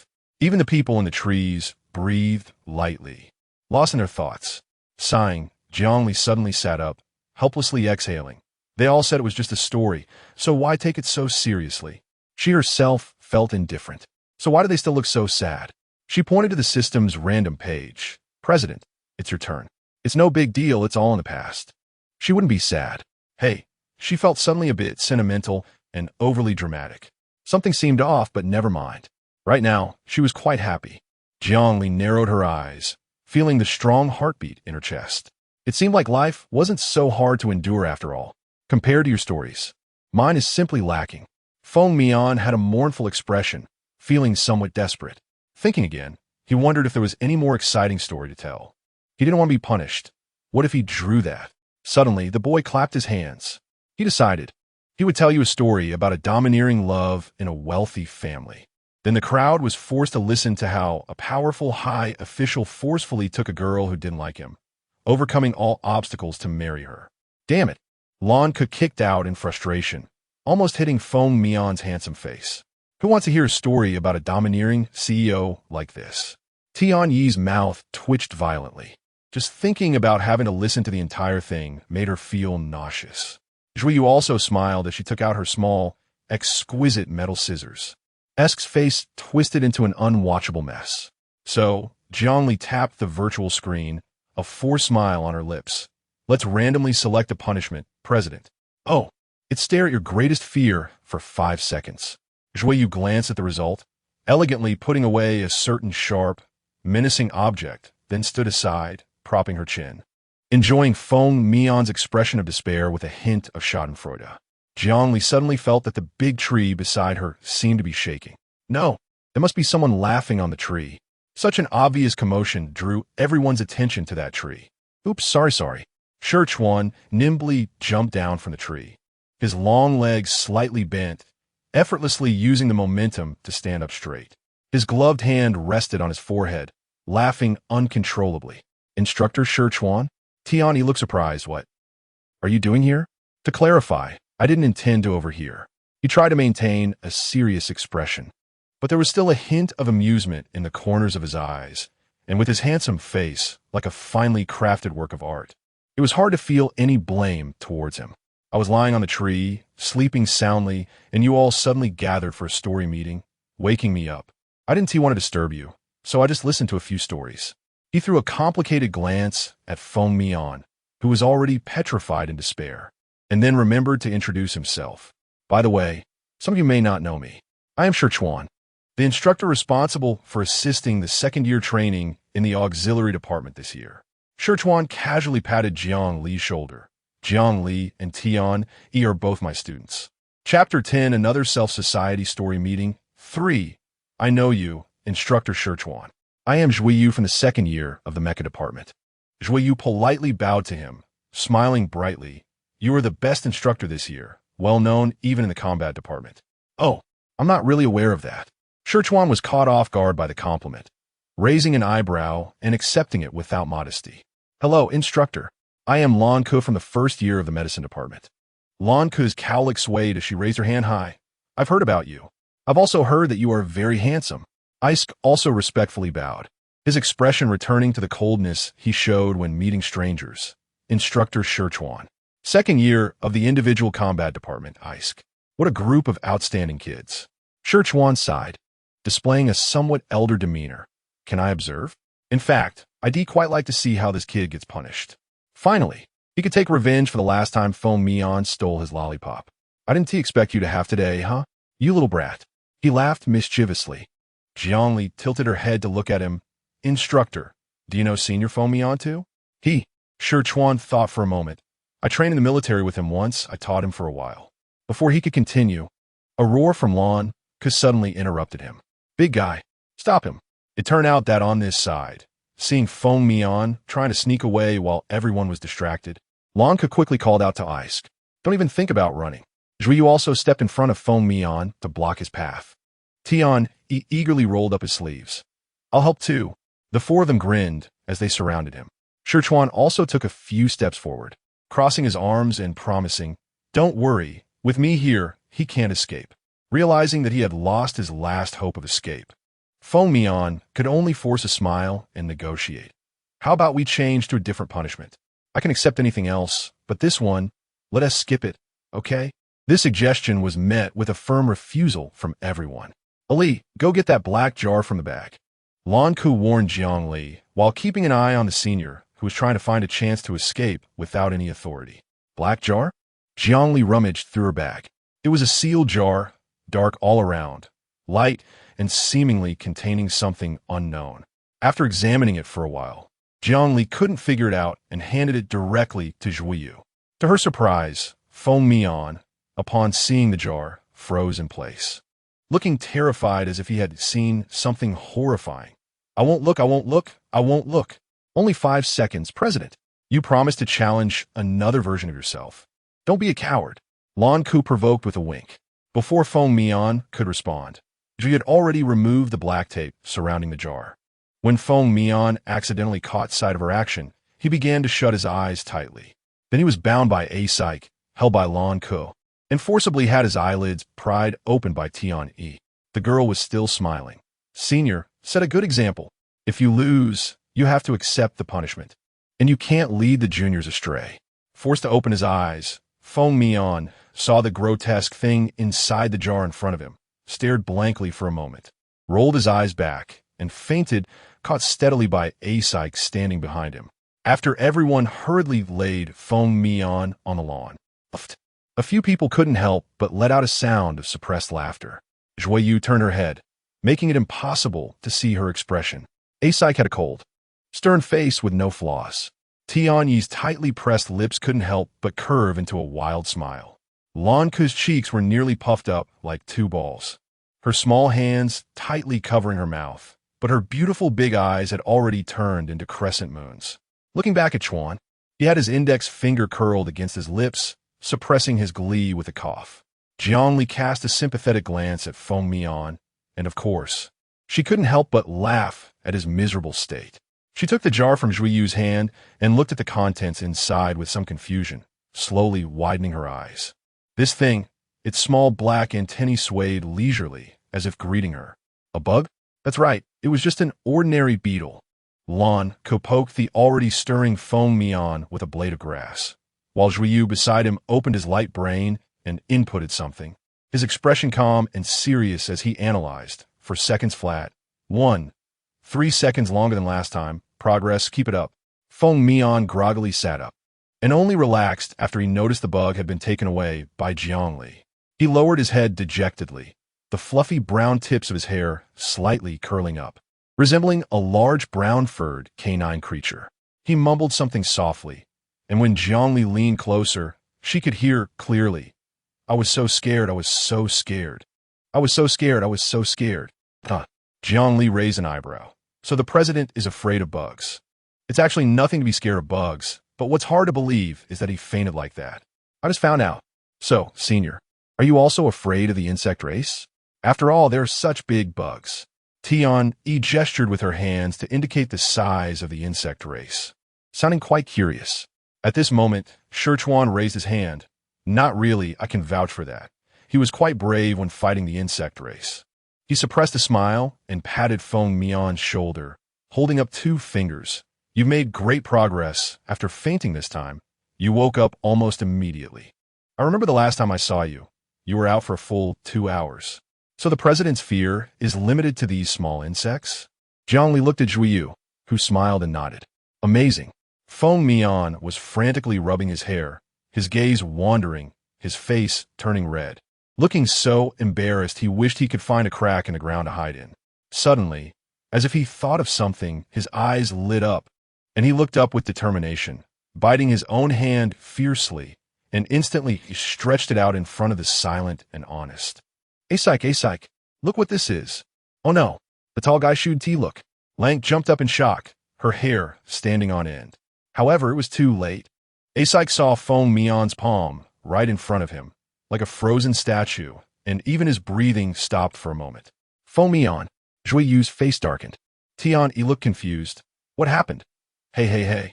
She watched as Asike's tall and strong figure suddenly collapsed to the ground, scared and hurriedly trying to support him with her small frame. Another person reacted even faster than her, catching Asike and laying him flat on the ground steadily. Oh dear, the weight is unclear. Shichuan settled him down and casually squeezed Asike's arm muscle. Nice muscle, good potential. Asike. Zhongli was somewhat taken aback by the whole development. She watched as Feng Mian satisfiedly wiped the blood from where he had bitten his hand, grinning wickedly. How could I be the only one embarrassed? Kiki, he called out loudly, making Lank look up, and then he snapped a photo of her. I'm going to send this photo to Candace. Hearing Feng Mian's declaration, Lank instantly turned from flustered to a mature tomato. She looked down at her appearance. A bit frantic. Stop it. You can't post it. No way. Feng Mian pretended to cover his mouth. What if I accidentally send it? Lank choked on the words she was about to say. Her face flushed as she lay down on the grass. I'm done. I can't face anyone. How will I face Candace brother in the future?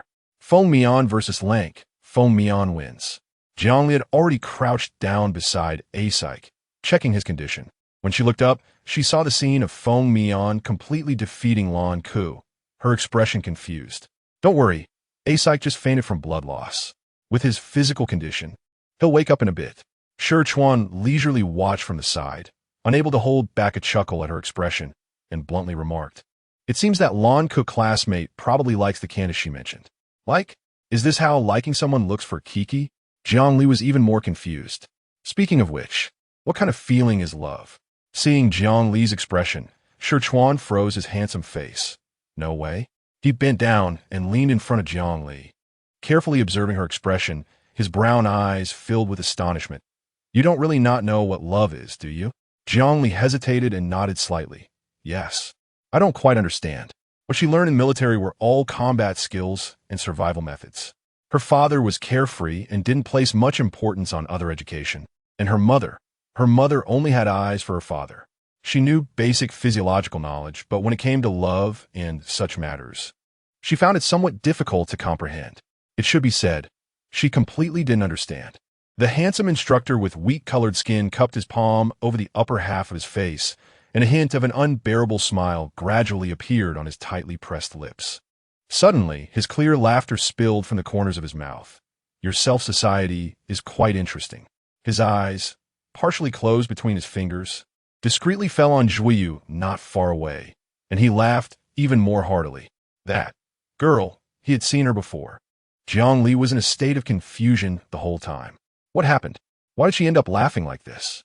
She looked at Tian-Yi, who was softly comforting Lan Ku, and saw that she was also staring blankly at her. Forget it. Let us deal with the president who has lost control first. At this moment, what was Feng Mian, the disrespectful president, doing? He rolled up his sleeves and was about to pounce on Zhuyu, shouting, Today I'm going to let a Li and the others see your true colors. Hey, Feng Mian, what are you doing? Tian-Yi was dumbfounded and couldn't stop him. Zhuyu had a calm smile on her beautiful face, and when she saw Feng Mian's movement, she didn't care at all, elegantly lifting her skirt and turning to run. What is going on? Zhongli, who felt that all the surprise emotions of her life had been expressed today, had a bit of a headache. How did a perfectly good storytelling session turn into this? Zhuyu was indeed a student of the mech engineering department, running quickly while holding up her skirt. But Feng Mian was not to be outdone, closely following her from less than a meter away, as if he was determined to expose Zhuoyu's weaknesses.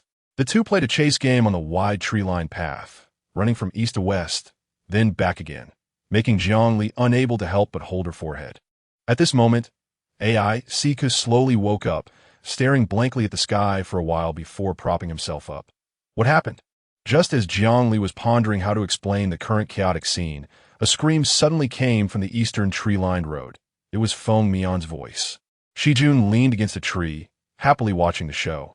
It seems that Zhuoyu is not easy to bully either. When the two appeared before everyone again, the identities of the chasing parties had already switched places. I was wrong. You quickly throw that thing away. Feng Mian ran wildly, while Zhuoyu, smiling, kept chasing him with a small insect in hand. Not happening.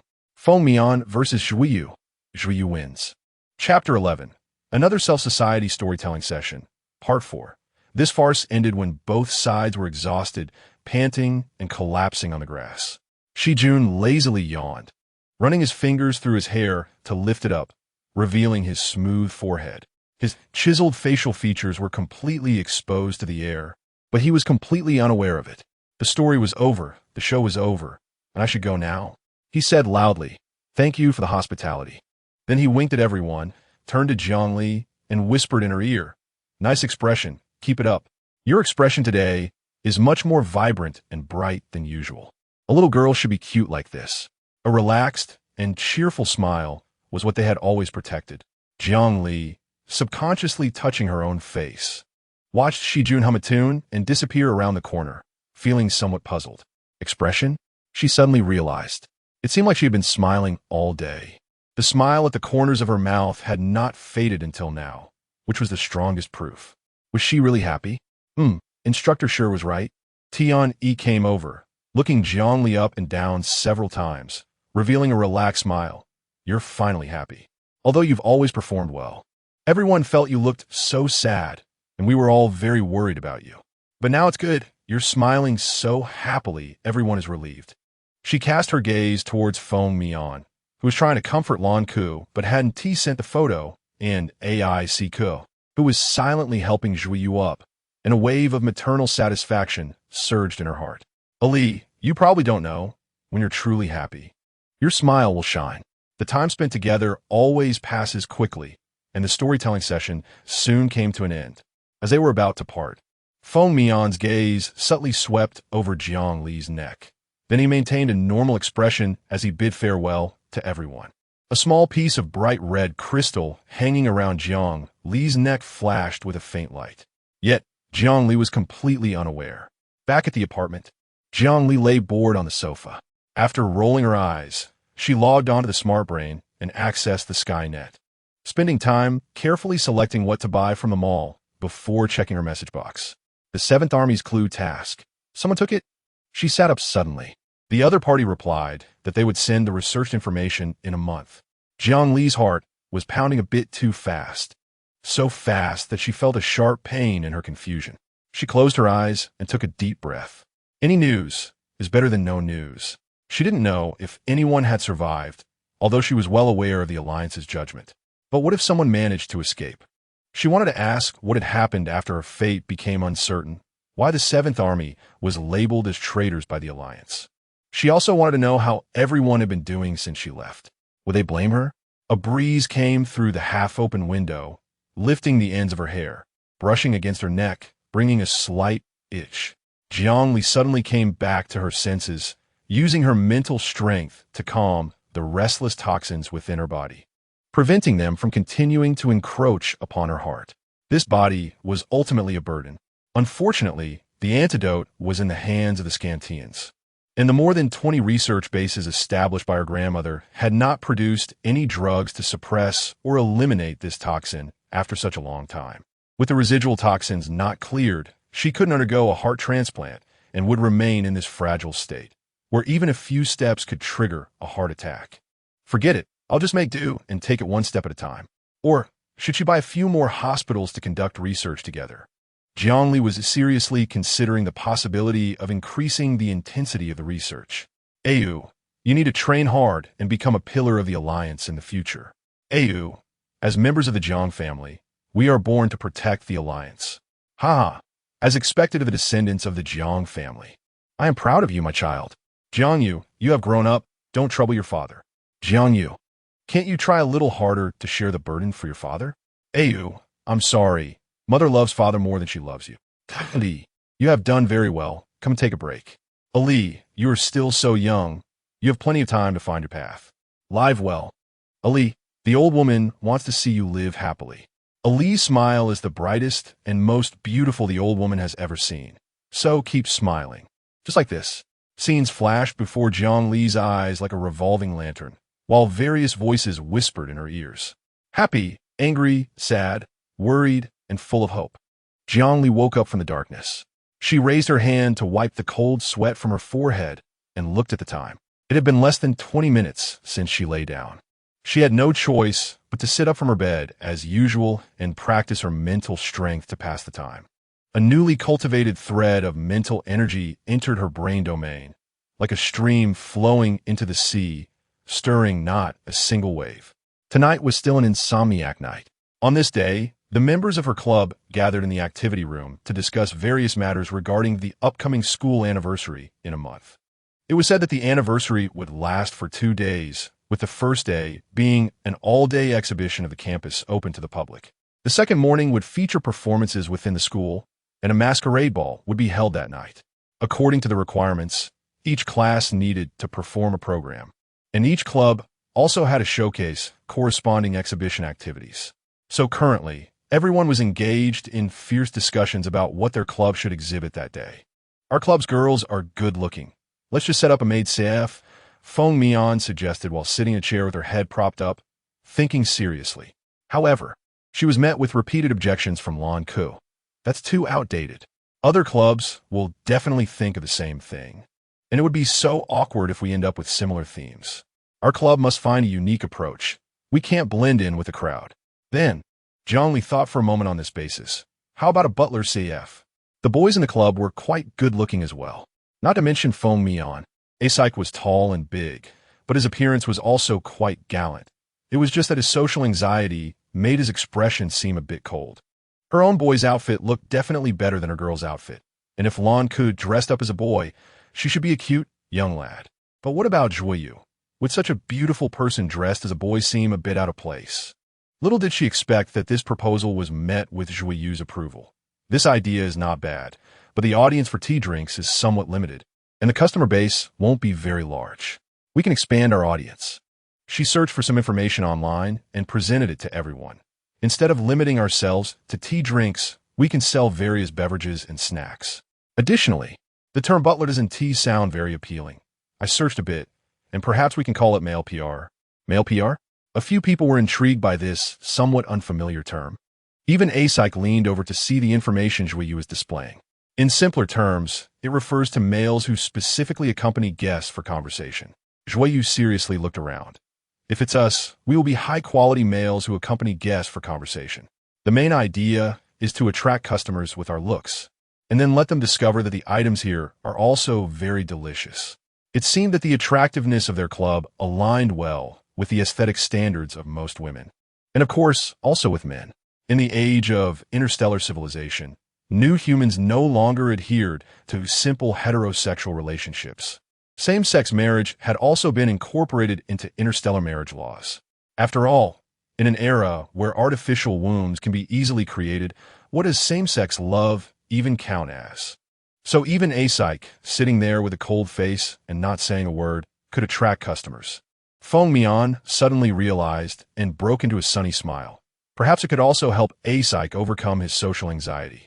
Asik did not voice any objections, which was equivalent to agreeing with their proposal.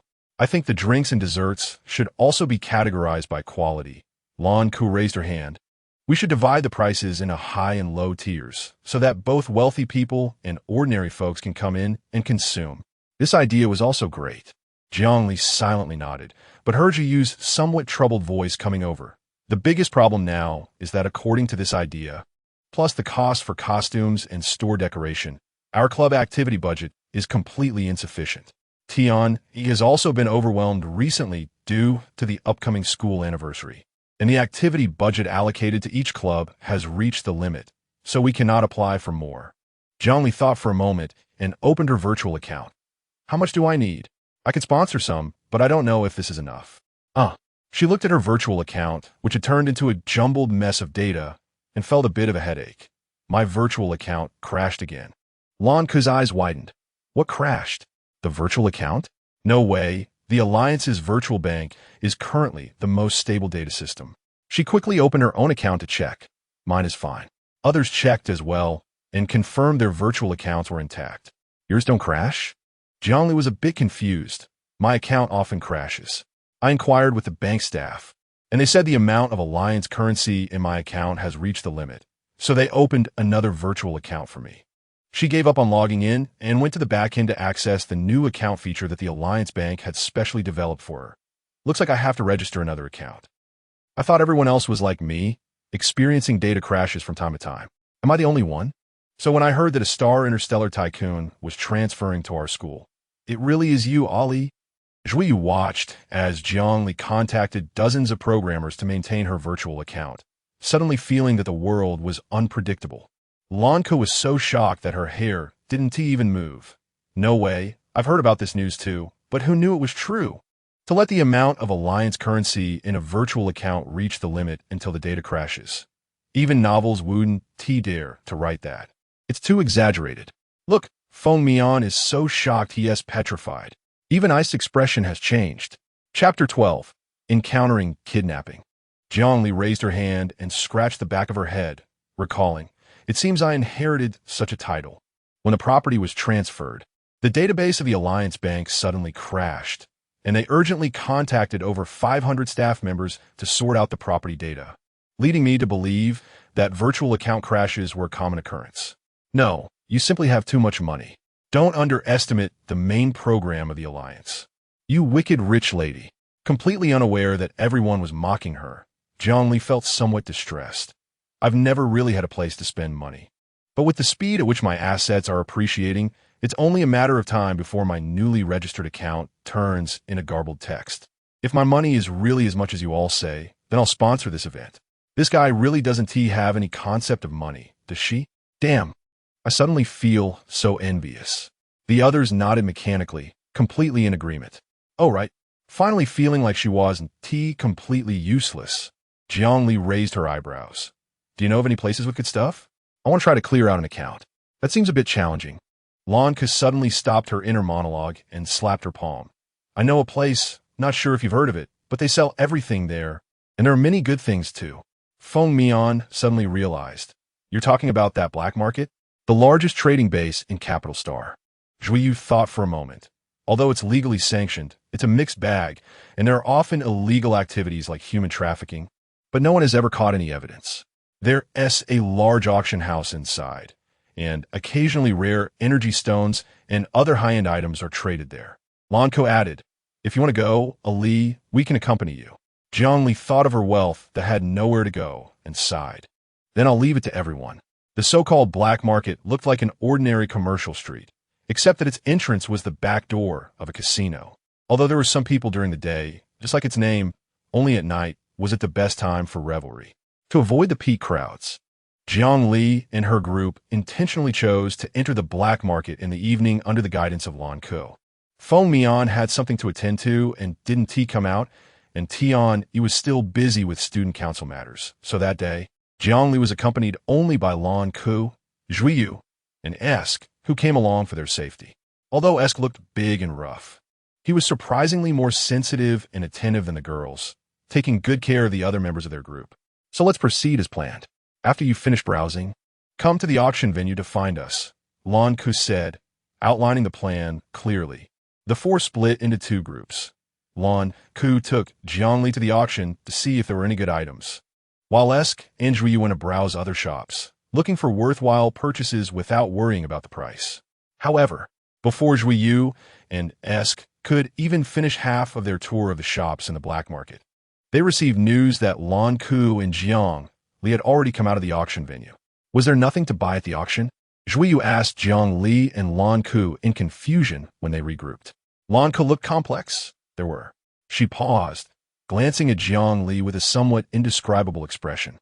At first, Ali just bought a few items that hadn't been auctioned yet for a high price. Later, she found it troublesome and simply bought the entire auction house. Initially, the auction house manager was reluctant, but still reported the news up the chain. Unexpectedly, the price proposed by the higher-ups had Jiang Li agreeing without batting an eye. Lan Ke recalled the manager's stunned expression and how he finally sent them to the door with a face full of fear and respect, sighing, "It's great to have money." However, Jiang Li felt that her actions were not particularly astonishing, as if she had just casually plucked a hair. She even smiled shyly, then let us continue browsing. After recovering from the initial surprise, Zhuiyu's expression returned to normal. Looking at the darkening sky, she suggested, "It's getting dark. Let us hurry back to school." Jiang Li and Asik nodded. Lank, however, seemed indifferent. "Actually, it doesn't matter if we take a little longer. I have many acquaintances here." "Does Kiki often come to the black market?" Jiang Li asked while browsing. "Yeah, due to family reasons, I've been coming here to play since I was little." Lank picked up a mech part, looked at it from side to side, then put it down, appearing very relaxed and not at all concerned about the shopkeeper's fierce demeanor. The group hadn't walked far when they noticed 6 or 7 fierce-looking, burly men running towards them from the street. Zhuiyu frowned, sensing that they had already entered a state of readiness. Asik stepped in front of them with a cold expression, using his tall frame to shield them behind him. Jiang Li blinked her eyes, and for the first time in her life, she realized that she was on the side being protected. Her emotions were hard to describe, as she secretly calculated how to get a few people out of the black market if a fight broke out. Just as a group of strong men rushed to within 2 meters of them, they all knelt down in unison. Sliding directly on the ground to the front of Lan Ke, who was half hidden behind Asik, and with an excited expression, they performed a deep bow. "Big sister, you have finally returned. Welcome back, big sister." "Wait, what just happened?" When Jiang Li and the others reacted, they saw Lan Ke standing in front of them, patting each of their heads one by one. "Oh, it's you guys. It's been so long, you've gained some muscle. Not bad, not bad." Then they received the emotional and teary-eyed attention of the big sister. This world might not be very real, as Lan Ke was surrounded tightly by a few people with no chance to explain the situation. Jiang Li had a gesture to Zhuiyu and Asik to go ahead and browse. She was a bit interested in something at a stall they passed earlier, so she decided to go back and take a look. Sure enough, Jiang Li looked at the pure, white ring-shaped warm jade in her hand, which was cracked across. Her expression gradually solidified. She rubbed the inner side of the warm jade ring with her fingers, and the carvings inside began to surface in her mind. This was the warm jade of a pharmacist in the 7th Army. Her name was Chao Yun, a cheerful and open-minded girl. She had once excitedly shown this ancestral warm jade to her, and out of boredom, she even carved a crooked yin character on the inside. How did it end up here? This my subordinate found on the D-52 wasteland, thought it was quite valuable and brought it back, but because of this crack, not many people were interested, so it was just left here. The shopkeeper glanced at the warm jade and casually said, "Little girl, if you like it, the 7th. The shopkeeper's voice abruptly stopped. Jiang Li had already been surrounded by 5 burly men in black. Seeing the situation, the shopkeeper hurriedly scrambled out the back door, abandoning the shop. "Jiang Li, right?" The leading man revealed a sinister smile. The others cracked their wrists, brandishing gleaming daggers and metal clubs in front of her, as if to demonstrate. "If you don't want to suffer, how about coming with us?" Someone pulled out a sturdy-looking rope. Faced with this scene, Jiang Li didn't feel a hint of panic. She even began to speculate on the reason for their attempt to kidnap her. Could it be that the news of her purchasing information about the auction venue was leaked? Or did their backers find out her identity and want to kidnap her for ransom? "Hey!" A whooshing sound came, and Jiang Li instinctively turned her head. A thick metal club smashed directly into the wall beside her ear, causing massive cracks to rapidly spread out from the point of impact, soon covering the entire wall. Passers-by walked by without a second glance, showing no signs of alarm. The burly man in black grinned, narrowing his eyes to threaten her. "In the black market, don't expect anyone to save you. Come with us obediently, and you might still keep your limbs intact, otherwise." She, unwilling.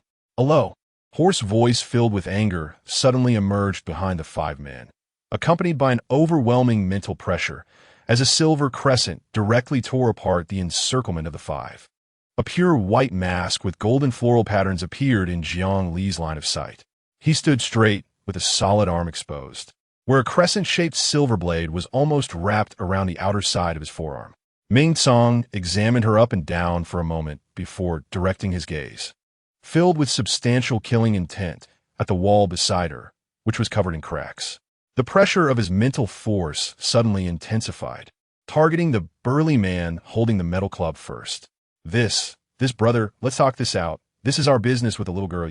The man's words were abruptly swallowed back down, choked by the blade that was instantly pressed against his throat. Unbeknownst to him, the other four had already collapsed to the ground, unconscious. After spinning the weapon a few times between his fingers, Ming Tsang smoothly tucked it back at his waist, grabbed the man's neck with one hand, and casually tossed him to Jiang Li's feet, then lowered his head to look at her for a moment. He bent down, gazing at her. Are you okay? Hearing this, she shook her head. I'm fine. Jiang Li glanced at the burly man cowering at her feet, biting her lip to suppress a smile. Thank you, Ming Tsang. He seemed to breathe a sigh of relief and, sensing something, looked towards the street not far away. It turned out that Lan Ku and the others had noticed something amiss and were hurrying over. Ming Tsang glanced at the four people sprawled on the ground, confirming that they wouldn't be getting up anytime soon, and then, with some concern, advised Jiang Li, if you're not feeling well, go see a doctor. Only after receiving Jiang Li's solemn assurance did he nod and turn to disappear around the corner. Ali, from a distance, Lan Ku was dragging a large group of people behind her. As they got closer, it became clear that it was a bunch of black-clad individuals following closely behind her. Ali, how are you? She rushed over, completely bypassing the bodies lying on the ground and repeatedly asking Jiang Li if she was feeling unwell. Don't worry, I'm fine. Jiang Li shook her head and added, I just happened to receive some help from enthusiastic bystanders. The enthusiastic bystander, who was still hiding not far away and hadn't had time to leave. He touched the crescent-shaped golden sickle hidden behind him, pondering carefully. This, I suppose, could also be considered a knife, seeing that Jiang Li had successfully reunited with her companions. He finally took the long coat that had been hanging beside him and put it on, concealing the cold gleam of his weapon. Chapter 13, with money. One can do as one wishes, enthusiastic bystanders. Zhui Yu glanced at the surrounding pedestrians with a half-smile, no longer asking questions. Among the crowd following Lan Ku were the few brothers who had previously knelt before them, crying profusely. They efficiently directed everyone to bind and detain the 5 people on the ground, maintaining order throughout without making a single sound. Lan Ku, with a serious expression, instructed them to thoroughly interrogate these individuals, and then, with a look of having survived a disaster, hugged Jiang Li. Thank goodness, thank goodness. I almost let Ali get into trouble on my turf. Your turf? Jiang Li patted the head of the little girl in her arms, somewhat puzzled. It turned out that one of the organizers of the black market was Lan Ku's father. Lan Ku had been involved in the black market since childhood, charming a loyal group of followers. However, she had later decided to transform herself into a lady and had rarely come to such places that were not suitable for a lady. But why? Would Cuckoo want to become a lady? Jiang Li glanced at Lan Ku, who was chatting happily with the little brothers, and raised such a question. In response to this question, Zhui Yu softly replied, It's probably because the Candice gentleman she likes prefers gentle and well-mannered girls. Jiang Li thought for a moment, somewhat puzzled. Does liking someone mean you have to change yourself for them? She felt that Coco was very cute, just the way she was, full of energy, and there was no need for any change. Zhui Yu casually picked up a fan from a stall, pretending to admire it, but in reality, she was using it to hide her sly and knowing smile at the corner of her lips. Who knows? A plan quietly took shape in Zhui Yu's mind, but she still wore a bright smile on her face. What did Ali buy at that place just now? Jiang Li, whose attention had been decisively diverted, took out the jade ring. It's something from an old friend that I've been searching for a long time. She frowned tightly. The shopkeeper said it was found on D52 Ruin Star, but that place is too far from Capital Star, and I can't go investigate. What should I do? Zhui Yu thought for a moment and suggested, if you want to get news quickly, why not commission someone on the local Ruin Star to help you investigate? But the power of just a few people is ultimately limited. How can we search a vast planet in a short time? Jiang li ishatili furuba bro sudanli ralaksha. She opened her light brain and began contacting her lawyer team. Then I'll just buy the entire wasteland planet. Ayu. Watching Zhuiyu's beautiful face nearly wrinkle up like a bun, Jiangli showed a puzzled expression. It's nothing. Zhuiyu raised her hand to her forehead, her tone helpless. I just suddenly wanted to express my envy and jealousy towards the rich woman with my expression. She sighed towards the sky. Being rich is really convenient. Next to her, Jiangli, who was confused, blinked her innocent phoenix eyes. In just one day, Jiangli was satisfied after buying an auction house, an entire planet, and a pile of valuable items. The balance in one of her virtual accounts finally went down a bit, and she wouldn't have to worry about data crashes in that account for the next 6 months. The big sister Lan Ku, who reunited with her little brothers, was also feeling restless today, looking as if she wanted to abandon her lady plan. But in the end, her feelings for someone took precedence, and she reluctantly gave up on the plan to revert to being the big sister. After a night of questioning by Lan Ku's little brothers, they only found out that someone had anonymously posted a bounty on Jiangli. They recognized Jiangli by chance and had temporarily prepared to kidnap her for the reward. Jiangli, who had been mentally prepared for this news, remained calm and unperturbed. After handing them over to Lan Ku for handling, she no longer paid attention to the matter and instead contacted the major research institutes under her name. She needed a potion that could enhance her physical condition in a short time. There was no need for anything exaggerated. Just something that could temporarily keep her body in a healthy state would suffice. Although she was reluctant to admit it, with her current physique, she was a complete burden. In daily life, she often felt like she was about to fall. Her awareness reacted quickly, but her weak body couldn't keep up with the reflexes, leaving her to watch helplessly as she clumsily fell or when a kind classmate reached out to help her. More often, she bumped into corners of tables, bed heads, door frames, and other places she was aware of but couldn't avoid in time. She indeed had immense mental strength and had unexpectedly gained spatial attributes after a mutation. If her mental strength was sufficient, she could tear apart space anytime and anywhere. Even though her mental strength was enough to keep her internal organs, bones, meridians, and flesh tightly protected like a cocoon, the mental strength available for external combat still rated an A. However, using mental strength also consumed physical stamina. With her stamina that left her gasping after a few steps, expecting her to remain alert and release mental tendrils to observe her surroundings at all times was unrealistic. She could hardly tear open a space to escape herself. Instead of wasting energy, it was better to patiently observe the enemy's origins, who they were working for, and why, and then choose a distant coordinate to tear apart space to escape at a critical moment. Of course, after that, her stamina would be depleted, and whether she would end up on the streets with no one to care was uncertain. Thus, over the year, she developed the habit of marking her mental coordinates wherever she went.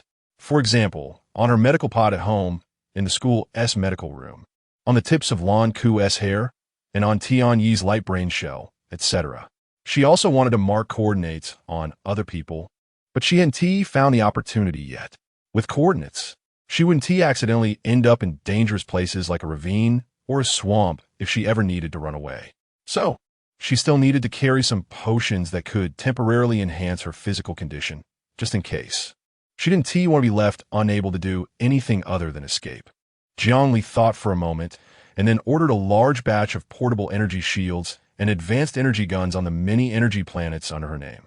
The Alliance had issued a decree banning weapons, but as long as one obtained a permit, they could carry them for self-defense. A permit. She realized it wasn't actually that difficult to obtain if she wanted it. Thinking about it this way, having money really could solve many troubles. Jiangli suddenly began to understand the complex expression of surprise and helplessness that Zhuiyu had at that time. Soon it was the weekend, and Jiangli strolled alone along the tree-lined path of the academy, ready to explore this vast campus. Having been at the school for so long, she had yet to visit the teaching areas and training grounds belonging to the combat department. Taking advantage of this free day, she decided to take a good look around. Jiangli was thinking this as she changed direction. As she passed a corner, her peripheral vision suddenly caught sight of a few people. That was Feng Mian, the president, and a strange girl. The girl was wearing a pink and white dress, with playful twin ponytails, a charming face, and a sweet voice. Feng Mian, leaning against the wall opposite her, wore a patient smile on his face. The girl, blushing and summoning her courage, handed over a piece of letter paper. But Feng Mian shook his head and slowly pushed it back. At the same time, Zhuiyu's figure appeared at the other corner. She was dressed elegantly in a blue and white long dress, revealing a slender, fair neck. Her long golden hair flowed casually over her shoulders, swaying gracefully with her steps, looking quite beautiful. Upon seeing her, Feng Mian's smile became much more genuine. After apologizing to the girl, he stepped forward to greet Zhuiyu, who smiled brightly as she linked her arm with Feng Mian's. Her pair of icy blue, bright eyes slightly curved as she gently nodded to the stunned girl standing there. Jiangli hid behind the wall, watching the two people naturally link their arms together. She was so shocked that she couldn't even show her astonishment, only staring with confused eyes as the young girl suddenly realized something, then covered her face and ran away sadly. So, you and the president are lovers? Zhuiyu seemed completely unconcerned about the scene just now, chatting and laughing with Feng Mian as they walked ahead. Are they going on a date? Then she might as well not disturb them. Wait, Tianyi, Jiang Li, who had been watching the two with a little tail sneaking behind them, stepped forward and pulled her over, lowering her voice to ask, "What are you doing?" Tianyi, who thought she had been discovered when suddenly pulled by someone around the corner, exclaimed, "Ali, what are you doing here?" She patted her chest to calm down, and before Jiangli could explain, she grabbed her arm and tiptoed forward, saying, "Shu, keep your voice down. Let's follow them together." Her expression was extremely excited, as if she had discovered a great secret. As soon as I arrived here, I saw you and Feng Mian standing together intimately. They are probably in a romantic relationship. Compared to this, she actually wanted to visit the combat department's teaching building. Jiangli was forced to keep up with her pace, her attitude negative. But why do we have to follow like this? She pointed to the branch that He had casually pulled and twisted into a circle to put on her head. Tian-Yi, on the other hand, eagerly dove into the bushes, peeking out while saying, "Aren't you curious? Like why they're hiding things from us? There must be something fishy about this." She was even well equipped, pulling out a portable binoculars to sneakily observe. Actually, there's no need to be so sneaky, right? Jiangli watched the two people walking down the street with an air of confidence, completely unbothered by anything. With their high looks and perfect match, what kind of phenomenon would occur when such a pair walked together? There were whispers of gossip, gasps of surprise, and a 100 turnback rate. Some even recognized Feng Mian and quietly speculated about who the beautiful girl beside him was. Perhaps they had kept it a secret before to avoid causing a stir, and now, for some reason, they had decided to go public? Jiangli rested her chin on her hand, deep in thought. By this time, the two had already left the campus, and Tian-Yi hurriedly tugged at Jiangli, keeping a distance behind them. Then they unexpectedly bumped into the equally sneaky Lan Ku. Tian-Yi and Lan Ku exclaimed in unison and quickly covered each other's mouths, hiding behind a building. Lan Ku grinned and blinked. "Xiao, Yi, are you also here to stalk? Kiki, could it be that you are too?" The two high-fived and continued to drag the reluctant Jiangli like perverts to tail Zhuiyu and Feng Mian. In fact, she wanted to say that they had been discovered by those two long ago. Jiangli looked at Zhuiyu's smiling lips and silently turned her head, appearing as if she didn't want to acknowledge the two idiots beside her. Chapter 14, Date Battle, Part 1. Are they going to a restaurant for a date? It seemed like it. Tian-Yi and Lan Ku each held a telescope, their expressions serious, constantly monitoring the movements of the two people across the street. "Seriously, how could you date that unreliable guy?" Tian-Yi put down the telescope, pouting in dissatisfaction. Hearing this, Jiangli glanced at the two people opposite them. Their heights and looks matched well. As for their personalities, President Feng Mian was quite decent apart from occasionally being hard to find, right? Ayu's personality could just about handle him. Thinking about it, this pair actually seemed pretty perfect. Although she thought so, it was still hard for her to imagine Ayu in a romantic relationship. Tian-Yi recalled the cunning side of Zhuiyu that she had witnessed in the days they had known each other and felt somewhat unable to accept it. "Look, that seems to be a tall guy. Lanka suddenly widened her eyes and pointed across the street. The person named Asike, who had just walked out of a store, was less than 50 meters away from the two on the date.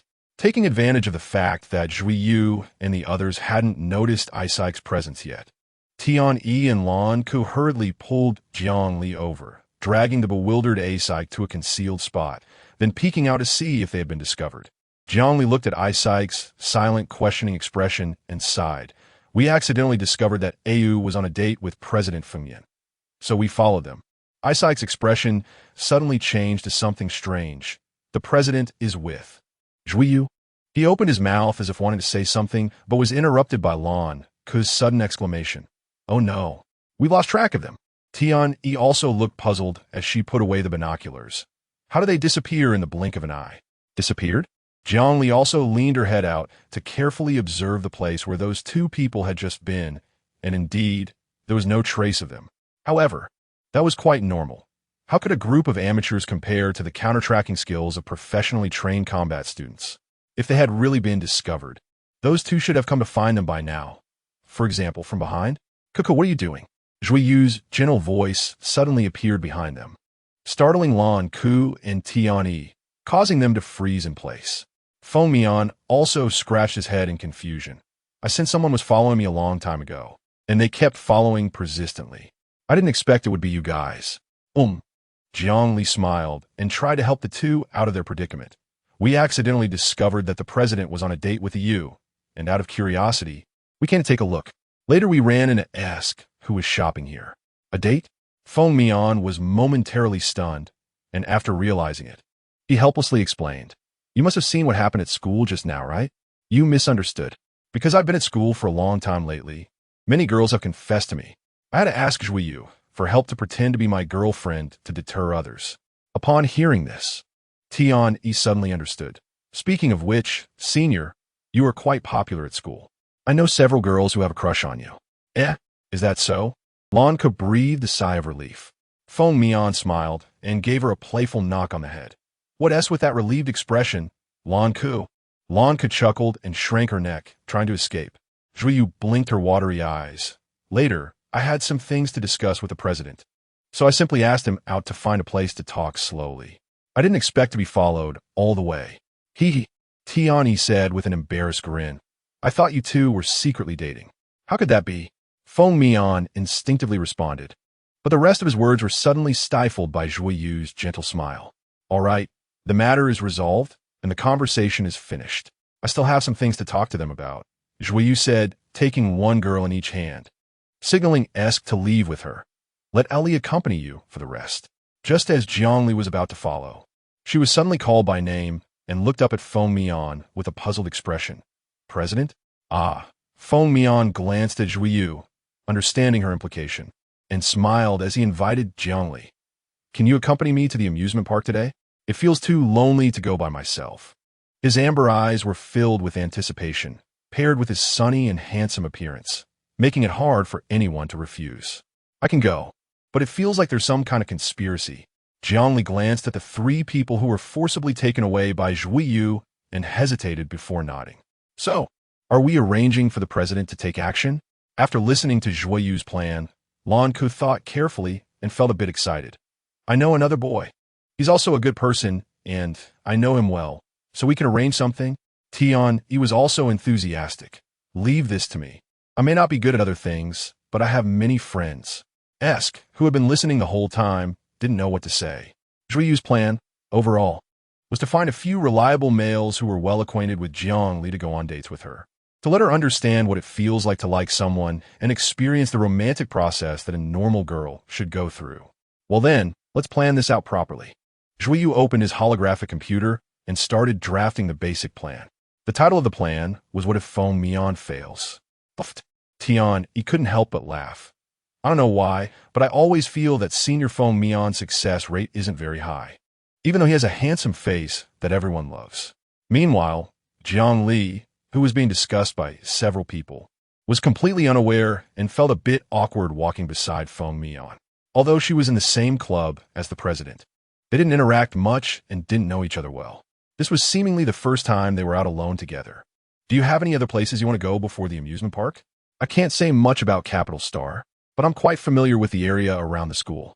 He walked on the outside of Jiangli, blocking the cold wind raised by the passing hovercars. Me? Jiangli shook her head. I'm not very familiar with this area, so I'll just follow the president. Anywhere is fine. Feng Mian rested his hand on his chin. In that case, how about we go to the Exotic Beast Museum first? Huge marine creatures swam slowly by, their blue scales shimmering faintly in the dark, murky water. Jiangli stood in the simulation viewing area, gazing at the giant exotic beasts that seemed almost within reach, as if in a different world. The shadow cast by the beasts enveloped her body, and the distant, clear, long cries echoed in her ears, making one feel an immense sense of pressure from nature. The girl, who had always fought on land, had never seen such beautiful creatures from the depths of the ocean, and she had stopped countless times along the way. Isn't it astonishing? Feng Mian bought her some water and handed it to her. Every time I come here, I have a different feeling. Since I usually just drink water, I instinctively bought it. Or do you prefer drinks? I can go buy something else. Jiangli shook her head and thanked him. Taking the water, he handed her with both hands. I rarely drink beverages. Compared to that, water is more to my liking. She looked up at the vast, dark blue waters, where numerous colorful and varied marine creatures swam, and sighed. Just looking at this already evokes a sense of awe, even though she knew that humanity had grown to the point where they could compete with them. Yes, nature is truly amazing. Feng Mian tilted his head back and took a quick sip of water, the sexy Adam's apple exposed to her rolling slightly. We've been walking for a long time. Do you want to take a break?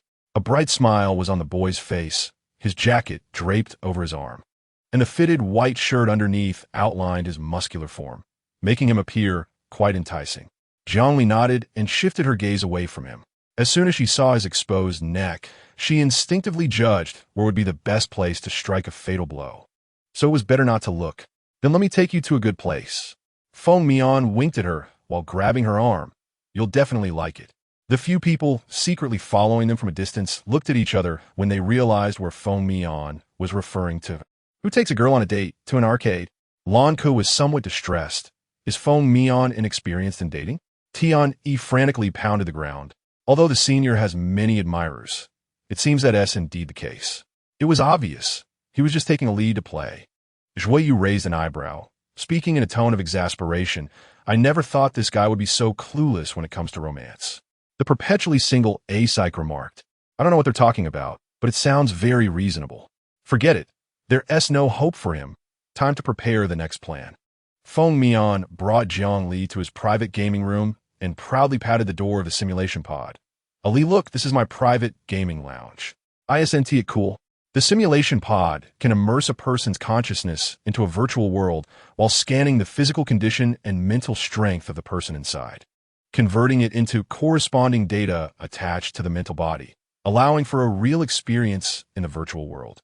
Advanced simulation pods can inject nutrients into the body based on the passage of time while the person is fully immersed in the virtual world, with functions like temperature maintenance and muscle massage, preventing issues like gaming addiction, leading to starvation or bodily function degradation. It looked very luxurious.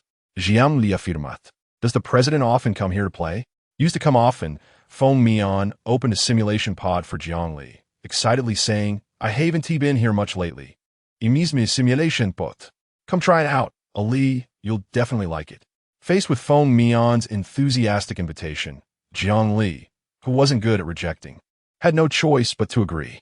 Almost as soon as she lay down, the indoor scenery before her transformed into a refreshing beach and ocean. What is this? She stood barefoot on the sand, with the sound of waves crashing in her ears. The dazzling sunlight warmed her skin. A salty breeze mixed with the scent of sunshine rushed towards her, almost making her forget this was a virtual world. Beautiful, right? Feng Mian appeared by her side at the same time. He opened his arms and took a deep breath, as if embracing the vast sea. His amber eyes glimmered in the sunlight, seemingly capable of holding countless stars. Chapter 15, Date Operation, Part 2. Since this account was created temporarily, it directly scanned your real appearance. If you're interested in the future, you can change your appearance based on your preferences. Feng Mian patiently explained to her, this game, Virtual World, is currently the most popular online multiplayer game, with online users accounting for 75% of the league's total population. In other words, aside from those in impoverished areas like the wastelands and slums, almost all other residents of the league are playing this game. Jiangli nodded, indicating that she understood. To her surprise, Feng Mian suddenly chuckled and reached out to ruffle her hair, speaking casually, clearly, "You're the granddaughter of the legendary richest man. Yet you don't know about this game? Sometimes I really wonder if you're a seriously ill patient who has been bedridden for years. But most seriously ill patients would choose to spend their last days in a virtual world, yet you seem completely clueless. Could it be that you were raised on a remote, barren planet?" Jiangli only smiled vaguely after hearing this. "I guess so. My family is strict, and apart from training for battle, my usual entertainment activities are limited to joking around with my comrades. I rarely pay attention to games and news online." Since that's the case, Feng Mian rubbed his chin, pondered for a moment, and suddenly had a bright idea. "Ali, I'll send you an application in a bit, and you give me the permissions." Jiangli nodded, confirming with her mind on the suddenly appeared transparent message box. "Don't move." A warm fingertip pressed against Jiangli's forehead. Feng Mian leaned down, his slender yet tall figure almost enveloping her completely. The boy's gaze was focused and devoid of any distractions, with his amber eyes clearly reflecting her bewildered face.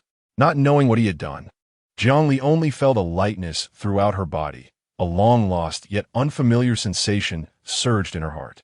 Although the attribute values in the game were almost impossible to change, it was still possible to adjust the physique to the lowest level of an average person.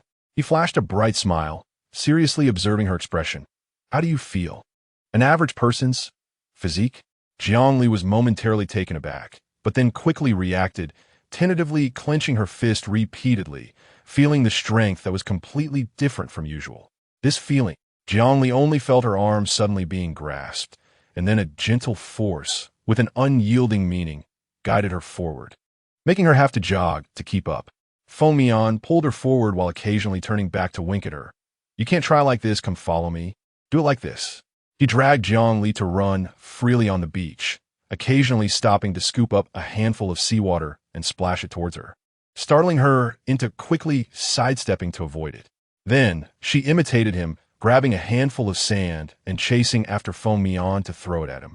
At that moment, the laughter and cheerful voices of people on the beach, accompanied by the sound of waves crashing against the shore, were particularly clear in Jiangli's ears. Ever since she was poisoned, her senses had never been as clear and sharp as they were now, even though this was just the data of an ordinary person's body. Here, she didn't have to worry about the burden of her body or the erosion of toxins. She could freely use her mental power and participate in all the activities and events she had previously been unable to join. Such a wonderful place. If she had discovered it right after being rescued, she would have chosen to remain in the simulation chamber forever, immersed in this illusory world. Perhaps this was the place her grandmother had hesitated to tell her about on some day long ago. The old woman had only casually mentioned it in passing. If school life still can't rekindle your hope, then go take a look at the Skynet. Here was what she longed for the most. How about it? Do you feel uncomfortable anywhere? Noticing that Jiangli showed signs of fatigue while they were playing, Feng Mian carefully stopped and looked at her, his transparent eyes containing concern. Jiangli knew that she hadn't exercised in a long time and felt physically weak. A healthy flush appeared on her fair face, and her eyes sparkled unusually bright. "I'm fine." She broke into a big smile. "I'm very happy. Thank you, President." Feng Mian looked at her in a bit of a daze, and after a while, he came to his senses and teased at this time. "You don't need to call me President. Just call me by my name. As the host, let me take you to get something to eat.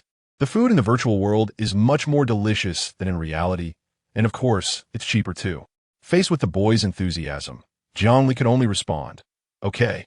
"Feng Mian, follow me. I know a place where the snacks are super delicious." He took Jiangli's hand. "There are a lot of people here, so be careful not to get separated."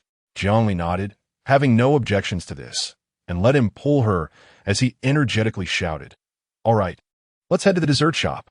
Jiangli was also infected by his enthusiasm, and her crisp girl's voice echoed, "Let's go." The virtual world seemed like another reality. Here, there are seasons and temperature differences. People can feel hunger, thirst, and even get sick, at which point a weakness buff is added to their physical data, fully displaying the various manifestations that a normal human body should exhibit. Not only is the map vast, encompassing different terrains and landscapes from various planets, mountains, rivers, cultural sites, and flora, but the entertainment activities are also diverse. For example, there are arenas filled with many skilled players from the Alliance, leisure malls with ever-changing fashion styles and goods, and real-life simulation training camps. Therefore, on the streets of Virtual World, one can always see clothing from different eras, muscular men carrying huge swords, and strange people wrapped tightly in cloaks. It truly is a magical place. Jiangli sighed as she was shown around by Feng Mian. She suppressed her desire to stay in Virtual World forever, took a deep breath, and temporarily bid farewell to her healthy body. Are we going out?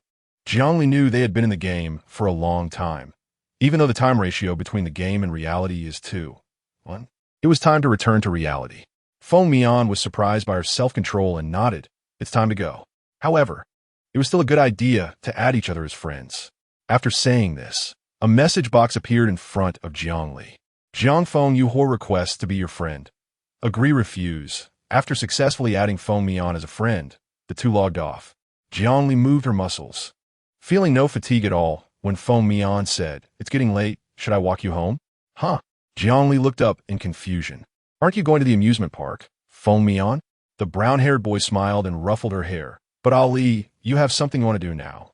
His soft gaze carried a serious expression. If there's a chance in the future, come out with me again. Jiangli, who had her thoughts seen through by this third-year senior, bit her lip and nodded earnestly. But don't stay out too late.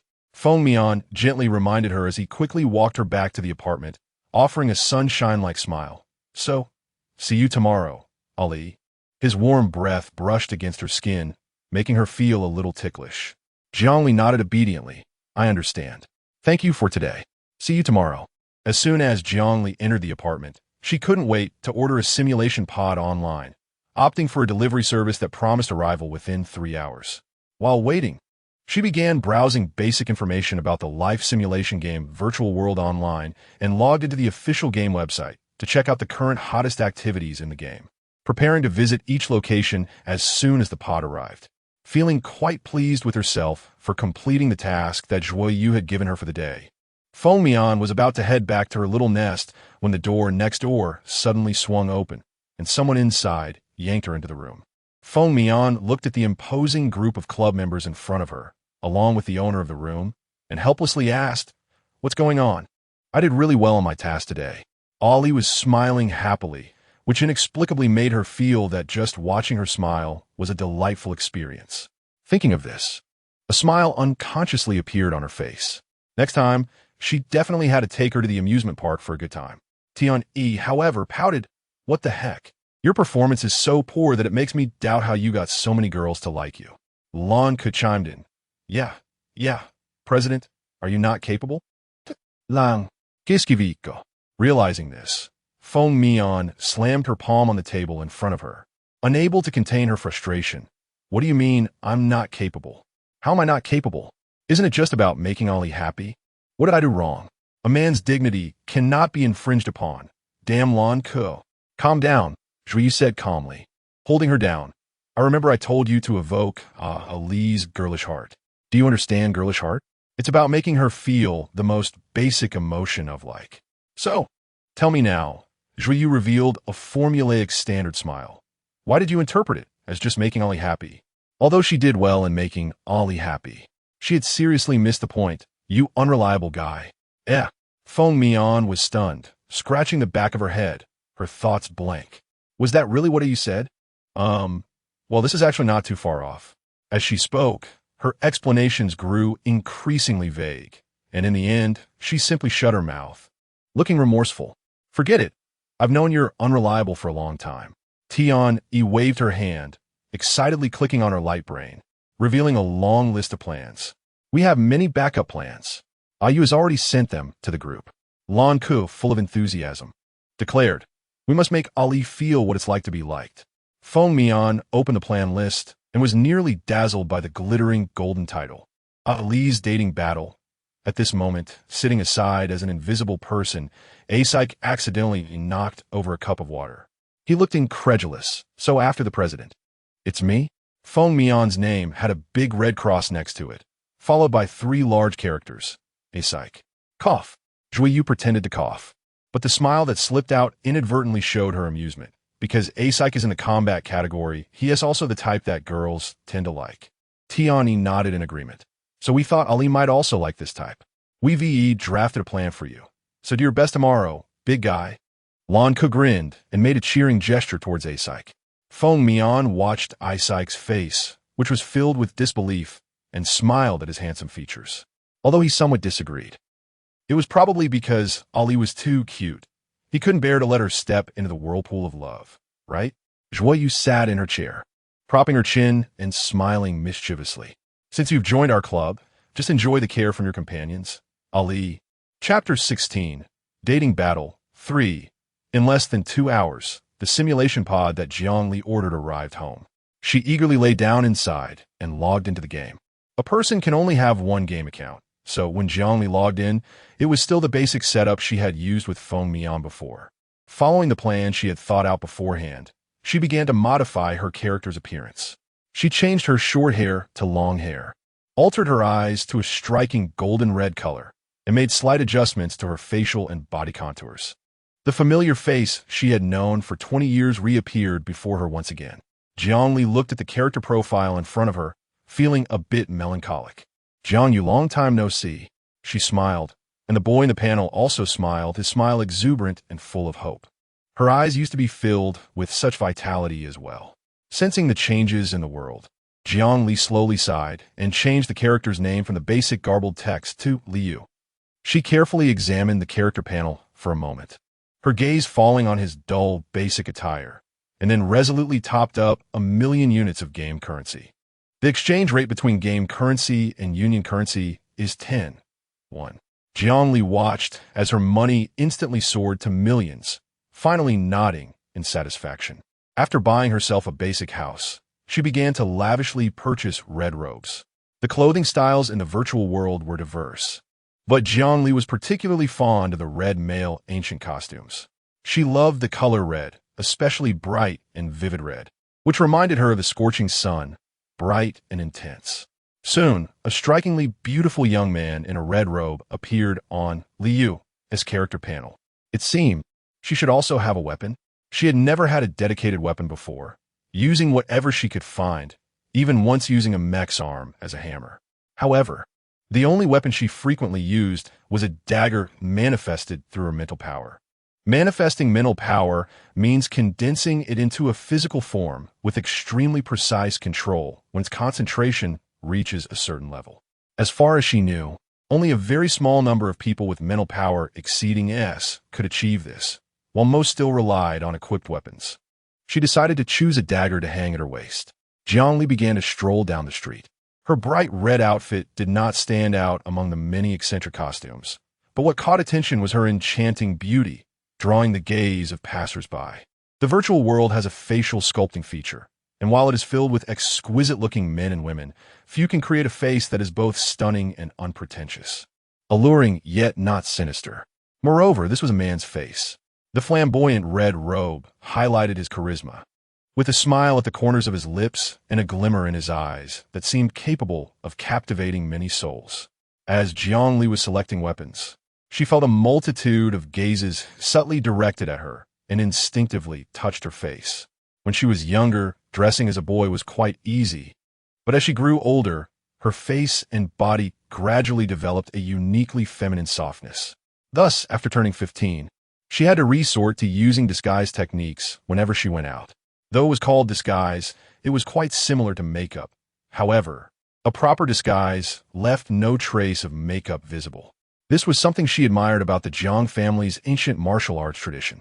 Strangely, the male face she created through slight adjustments to her original appearance was strikingly handsome, while her female form only reached a level of modest beauty. So in the past, she often sighed while looking at that male face. Sorry, her gender is holding this face back. As the attention on her face increased, she had no choice but to put on a mask that covered most of her face below the bridge of her nose, revealing only her slender phoenix eyes and sharp eyebrows. With this, Jiangli was able to purchase the weapons she needed without issue, and everything was finally ready. She excitedly ran to the training camp, paid the fee, and chose virtual combat to adapt to her new body through fighting. The initial enemies had bodies and mental strength rated at D level, and aside from being a bit flustered in the first 10 minutes, she swiftly dispatched the rest with deadly precision. The biggest flaw of an ordinary person's physique is their lack of strength, speed, and defense compared to others. But Jiangli could ignore speed limitations, fold space, and compensate for lack of strength with technique, specifically targeting fatal weak points. As for defense, she didn't need it. If she couldn't win, she would run.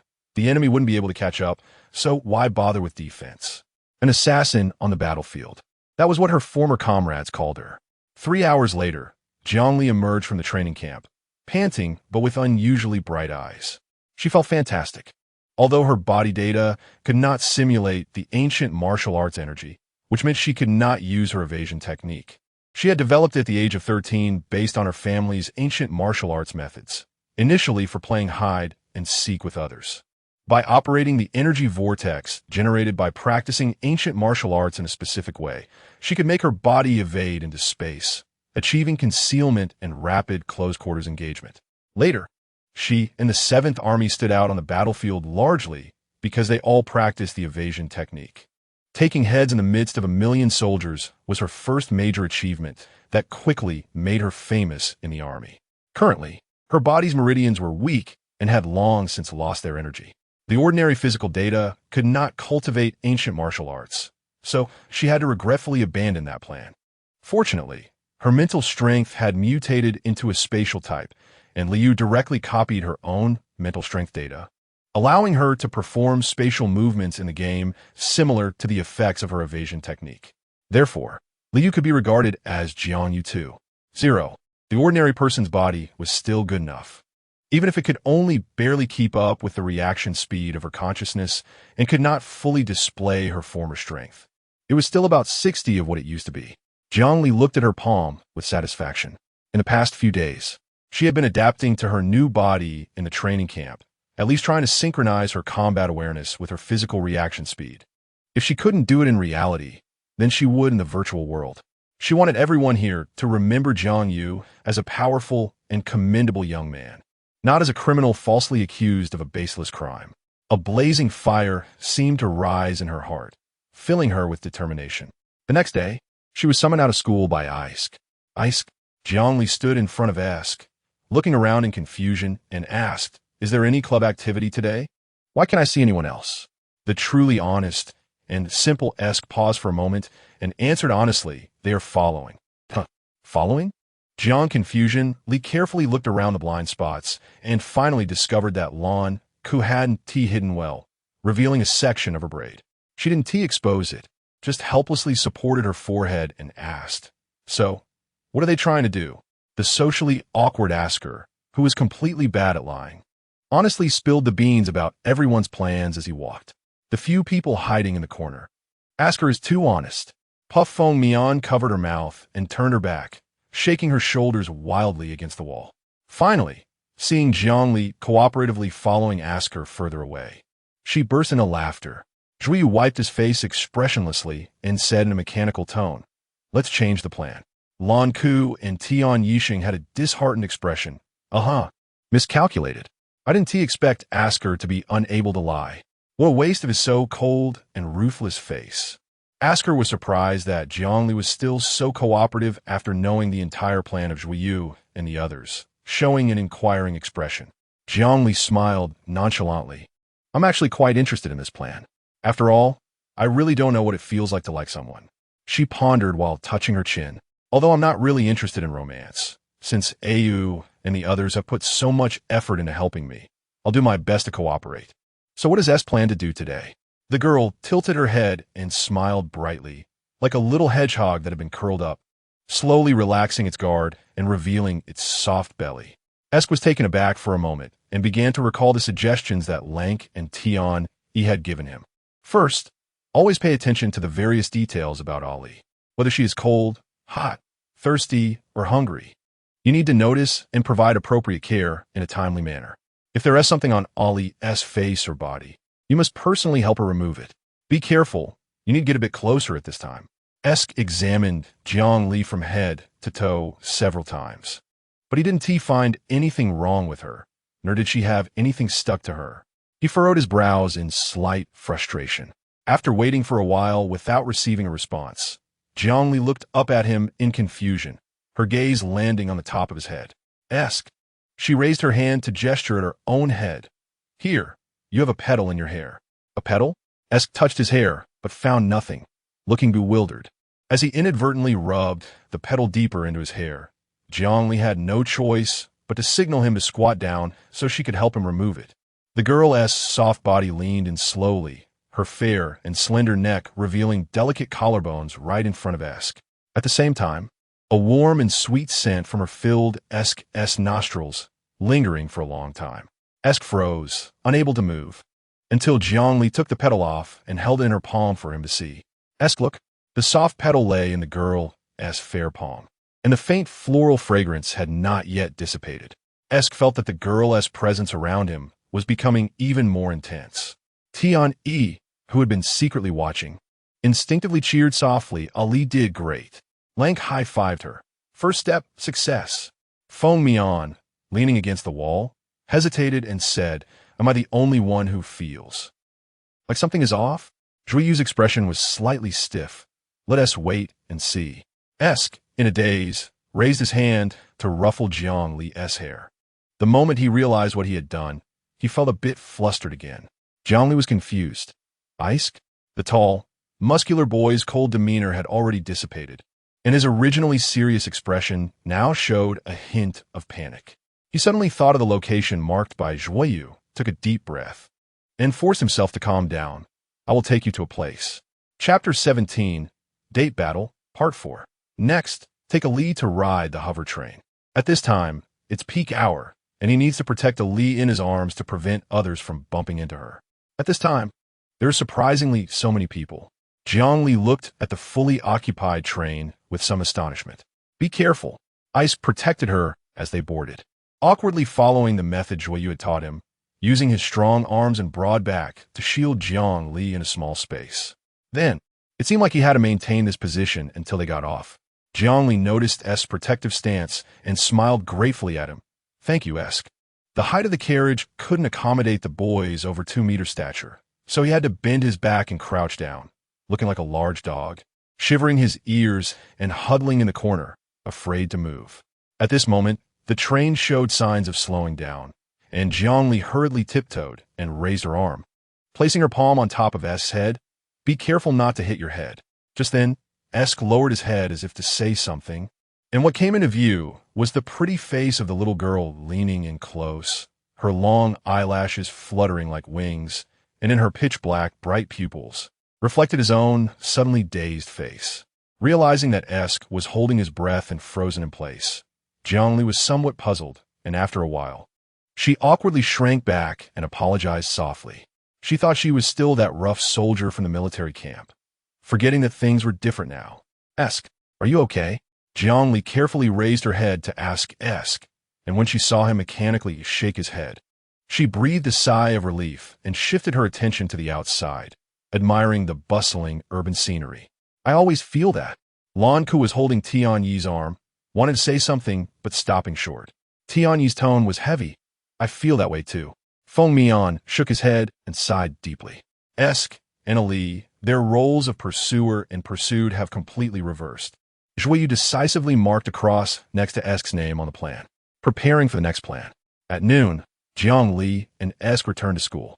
She looked at Esk, who had stiffened his body the entire morning because of staying with her, and felt sorry for him.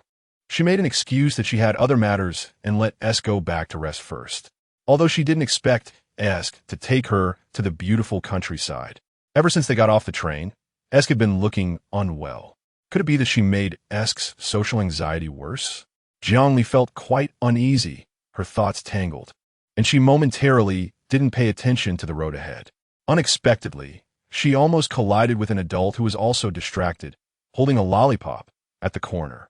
After parting ways with Jiang Asike did not go back to rest, but directly changed into training clothes and entered the 8-fold gravity room.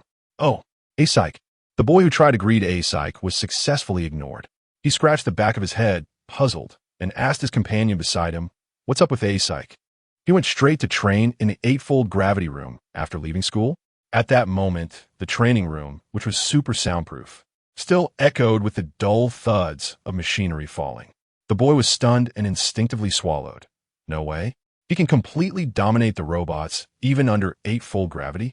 How's this guy's physique? Upgraded again? Inside the training room, A-Psych casually discarded the torn half of a robot's body, feeling the immense gravitational constraints around him, and moved his neck. Sweat slid down the contours of his muscles, soaking into his collar. He seemed unconcerned as he quickly spun around and kicked another battle robot into scrap. Feeling that he had finally calmed down, A-Psych relaxed his tense body. And then the face of the girl who had gotten very close to him and the faint fragrance lingering at her nose flashed in his mind. Hearing another wave of mechanical sounds coming from the gravity room, the boy outside retracted his almost dropped jaw and muttered to himself, "A-Psych trains too hard." Oh, Scherchuan instinctively caught the girl who bumped into him, teasing, "It's the first time a female student has thrown herself at me." His classmate. After seeing the girl's appearance clearly, Scherchuan's handsome face flashed with surprise. "So it's Jiangli." "Instructor Scherchuan?" Jiangli, coming back to her senses, quickly stepped back to create distance. "Sorry, I wasn't paying attention to the road." She glanced at the holographic interface that Scherchuan hadn't dismissed yet, realizing, so the instructor is also not focused while walking. Scherchuan raised an eyebrow and shot her a glance. This girl has indeed become much more cheerful lately. Yes, he said, playfully mumbling with the candy in his mouth. "It's also my fault, I apologize." Is this kind of attitude from the instructor really okay? The girl persisted, her pair of black eyes bright and clear without a hint of gloom, as if she were completely different from the girl he first met a few days ago. She has changed a lot. Scherchuan thought of the information he had once seen about her mental state, then looked at Jiangli and finally felt relieved. He smiled with his eyes crinkling. "I think it's pretty good. You guys are qualified to be taught." The man closed the holographic interface that had popped up and lazily smiled. "Feeling good lately?" Jiangli was taken aback for a moment. "It seems like there are some." Did she show it so obviously? Yesterday, she discovered a game called Virtual World Online, which felt like heaven to her. She thought of her healthy body in the game, her eyes sparkling like high-quality gems. Virtual World? Scherchuan recalled that this game seemed to have a basic setting to adjust the physical condition to that of an ordinary person. He felt somewhat enlightened, but a hint of worry quietly took root in his heart. Since her condition is good, he slowly dragged out a long tone, and his expression suddenly became serious. "So when will you be able to seriously listen to my lectures?" Jiangli was taken aback and felt a bit guilty. "Actually, I was listening nearby, but it didn't help me much. The techniques that instructor Scherchuan taught in training class are the most basic combat skills on the battlefield, which largely require physical attributes like strength and reaction speed. Moreover, she had learned these skills firsthand on the battlefield." Scherchuan quietly watched her argue, then warned her in a slow, somewhat amused tone. "You can choose not to practice, but you must listen. If I find out again, I'll make you copy the textbook 10 times. Feeling a chill from the instructor's eerie tone, Jiangli shivered. "I understand, instructor. I will definitely pay attention in future training." Looking at Jiangli's earnest expression, Scherchuan was somewhat skeptical, but still happily patted her head with a smile. "You're also going to participate in the military league, and I'm always worried that you might get eliminated in the selection stage." He pondered seriously. "At that point, someone will question my teaching ability, my reputation will suffer. And if my reputation is bad, I won't get paid. If I don't get paid, I will end up poor and homeless. And then I will be left on the streets with no one to care about me. So, this is your responsibility, Jiangli." "Jiangli, it seems like something is off, but it also makes sense." She said helplessly, "I understand, instructor. I will definitely work hard not to be eliminated in the selection competition. At worst, I'll just pay you." Little did she know that Scherchuan, who had just looked distressed a moment ago, suddenly approached her with a sly smile. "I was just kidding." The handsome face in front of her was flawless, and the sweet scent of candy almost instantly filled Jiangli's nose. "Remember to take good care of yourself. Instructor, I'm a big man, so I don't need a little girl to help me." He sighed as he looked at the still-dazed Jiangli, straightened up, and staggered past her. "Jiangli, You're really easy to fool. See you. Realizing she had been tricked, Jiangli frowned and pouted, dragging out her words. Instructor, see you. Shichuan waved his hand lazily without turning around, which made Jiangli feel a bit frustrated. Which instructor in history was as unserious as him? Doing everything slowly and appearing as if he hadn't woken up, while also enjoying sucking on a lollipop. Sometimes, she really doubted whether Instructor Sure had ever been on a battlefield. Jiangli let out a light hum and turned to leave. At that moment, her holographic device received a notification that her package had arrived. The customized item had arrived. With so many things she had purchased, Jiangli couldn't immediately recall which one it was, so she scratched her head and walked home, slightly troubled. After getting the package at home, Jiangli logged back into the virtual world and prepared to check out the arena. In the virtual world, the arena is divided into the mecha zone and the light armor zone, with each zone further subdivided into team competitions and solo competitions. The matching method for participants in the competitions is based on a random pairing according to win rates. Jiangli felt an itch in her hands and tentatively matched with an opponent in the single-player competition mode of the light armor zone. Liu has entered the arena. I'm the most handsome has entered the arena. Jiangli stood in the center of the arena, looking around. The venue was surrounded by spectator stands, indicating that the competition arena was open to the public for viewing. However, there were only a few scattered individuals in the stands at the moment. Hey, you over there, buddy. I'll go easy on you later. A rough shout suddenly echoed throughout the entire arena. Jiangli turned to the sound and saw that her opponent, named the handsomest, was a tall and sturdy man with dark skin, his muscular upper body prominently exposed to the air. At that moment, he was shouting and gesturing with both hands, loudly calling out to Jiangli. Hey, buddy, aren't you going to change into something more convenient for movement? He glanced at Jiangli's loose and baggy long robe and kindly offered a reminder. Jiangli shook her head. Her phoenix eyes, exposed outside the mask, showed no emotion. She said calmly, let's start. I'm the handsomest, moved his hands and feet, then shouted loudly, here I come. With a heavy stomp of his solid foot on the ground, he charged forward, swinging his fists. It seemed that his opponent was a strength type. Jiangli dodged his attacks calmly and consistently, feeling the punch wind brush past her ears and thinking coolly. If he kept using this kind of power, she could probably take a hit. I'm the handsomest, watched the masked guy in front of him dodging left and right like an eel, feeling frustrated that he couldn't catch him. What are you dodging for? Come at me head on. Is being so timid still being a man? Jiangli thought for a moment and felt that the dignity of the Li man could not be provoked. With a sigh, she finally raised her hand to prepare to take his punch. Chapter 18, Date Battle 5. I'm a handsomest was delighted to hear that this kid was ready to take the punch. He secretly gathered all his strength, ready to win with one decisive blow. Looking at this skinny kid, he thought he could easily land his heavy punch. He was happily imagining the monetary rewards he would get after his victory, feeling light as a feather.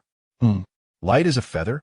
It turned out that after Jiangli sidestepped his punch, she locked onto his arm and pulled him back with his own momentum, causing him to stumble and fall, tripping over her leg.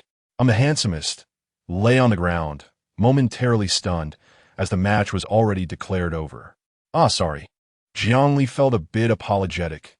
I suddenly realized I couldn't take your heavy punch and instinctively acted. But all's fair in war, right? The brother on the ground only let out a muffled grunt. Despicable. At that moment, the countdown ended and the two were teleported out of the arena. Upon returning to the match entrance, Jiangli felt that her victory was too easy. It all felt a bit unreal, so she started another round. However, after playing 5 consecutive matches, winning each with just one move, she felt a bit confused.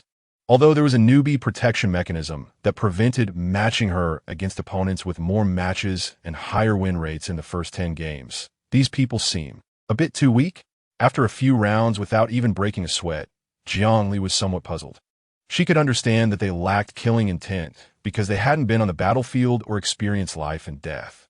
But why did they still adopt such flashy and showy stances against an enemy? Although they did look quite pleasing to the eye, Jiangli had no idea that she subconsciously used ancient martial arts during battles, which were completely incomprehensible to ordinary people, mysterious and esoteric. Thus, she remained confused for over 10 matches without arriving at an answer. attributing it to the weakness of her previous opponents. Indeed, she thought she needed to compete a few more times. Lin had just finished watching an exciting match and was leaving the audience area when she brushed past a masked boy in a red robe. His skin, visible outside the mask, was fair and radiant, and his delicate features seemed unreal. With a glimpse, Lin noticed he was heading toward the entrance of the arena, and feeling curious, she chose to watch. This match lasted less than 3 minutes. For the first 2.5 minutes, the boy in red kept dodging, and he did it with such grace, his clothes fluttering elegantly. His long hair, loosely tied with a red ribbon, fell neatly behind his head without a single strand out of place. In the last 30 seconds, he effortlessly defeated his opponent with a stylish move. If he had a folding fan in hand, he would have looked just like a dashing gentleman, even though only half of his face was visible. Lin thought he was incredibly handsome. Lin secretly took a full body shot of him, and after the match ended, kept an eye on him. Noticing he was about to start another match, she quickly followed to watch, opened a recording, and focused intently on the boy in red, silently cheering for him. Throughout the match, her thoughts were, so handsome, such beautiful dodges. Look at those elegant steps and graceful posture. How can someone dodge so beautifully? She decided that this boy was her idol. Go, my idol. He is so handsome. Absolutely stunning. Take him down. After another 3 minutes, Lin's face was flushed, a mix of excitement and thrill. Her newly found idol was just too handsome, with a 100 win rate, defeating an opponent in 3 minutes without even catching his breath. She couldn't hold back anymore. She wanted to add him as a friend. The newly minted fangirl clenched her fists to boost her courage. Excuse me. The masked boy up ahead. Lin summoned her courage and called out to Jiang Li in the sweetest voice she could muster. Jiang Li, still contemplating whether to continue her matches, noticed someone calling her. Turning her head, she saw a girl and instinctively smiled, softly asking, "Are you calling me?" Lin's face turned bright red. What a beautiful voice. What a heavenly sound. Her ears might explode. I can add you as a friend? I just watched your match, and I think you're amazing. Lin, the fangirl, spoke excitedly and incoherently, nearly biting her tongue several times. Jiang Li looked at the girl, who was so tense that she didn't know where to put her hands and feet, feeling a bit helpless. Was she really that scary? She had frightened the little girl this much. She softened her tone and slightly lowered her head. All right, I'll add you. At this moment, Lin felt like she had been hit by a pie from the sky, subconsciously swallowed, and quickly reported her account to Jiang Li. She trembled as she watched the friend request come from Jiang Li, almost forgetting that she could confirm it with a thought. It was only when Jiang Li kindly said goodbye that she mumbled to herself, holding her flushed face, "He must be a celestial being. Although he isn't particularly tall, he's amazing. His voice is nice, and he's gentle. How can my idol be this good?" It's decided. She would go back and watch the previous recordings of him 100 or 80 times. At this time, Lin's good friend sent a message. Lin, did you see the pinned post on the official website of Virtual World? Post. I haven't been on the official website much lately. What's going on? Is there some big news? Lin, whose mind was filled with thoughts of her idol, didn't pay much attention. Oh, I can't explain it clearly. Just hurry and check the official website. It's stunning. There's a guy. I've never seen such a good-looking man. Her friend seemed to be on a high, glowing with excitement, urging her to check it out before hanging up. What? What's stunning? Lin was left a bit dazed by the barrage of her friends' urging and quickly logged onto the official website. The biggest and hottest section prominently displayed. Virtual World, World's most handsome man emerges. Attached images 1, 2. Lin disdainfully clicked on the pinned post. This is too exaggerated. It's clearly meant to grab attention. World's most handsome man sounds like, wow. The man in the first image was wearing a bright red robe, standing tall with an elegant demeanor, long hair casually flowing behind him, revealing a side profile that was exquisitely sculpted. However, the second image was a complete frontal shot. He seemed to be walking towards her, his brows sharp yet gentle, with brilliant golden red hues sparkling in his phoenix eyes. Below his high nose bridge, his thin lips were lightly pressed together, revealing a barely noticeable smile. That bright red robe against his fair skin made him look almost unreal. Lin gulped hard. This wasn't just stunning, it was simply Simply monstrous. She buried her entire face in her palms and took a while to calm down as her racing heart gradually slowed. Lin then continued to browse through the post. The poster said she had encountered this man on the street yesterday and was so astonished that she secretly took photos to admire at home. After appreciating it for a night, she felt that she shouldn't let him only charm herself. She wanted all netizens to experience his mesmerizing presence. Every time she scrolled past those two photos, Lin felt her heart thud. What a spirit of selfless dedication. Continuing down were the discussions from various netizens. First floor, gossiping bystander 1. Sofa. Second floor, this red robe is my husband. The so-called jade-like person and peerless gentleman is just like this. Third floor, shameless upstairs. Get lost upstairs. Yes, my husband. Fourth floor, passerby turned fan. Although there's a face sculpting system in virtual world, to achieve something like this is truly unique. I unilaterally declare, he is my husband from now on. Fifth floor, red robe kills me. This gaze and this figure are truly amazing, hitting right in my heart. Does this handsome guy need a boyfriend? Sixth floor, don't ask, just know I'm gay. The brother upstairs thinks like me, huh? I don't mind two men serving one husband. Seventh floor, I have a male god now. The two upstairs are truly scary. Add me to the list. Eighth floor, I have a dream. Where did the poster encounter him? I want to encounter him too. Please share the district name.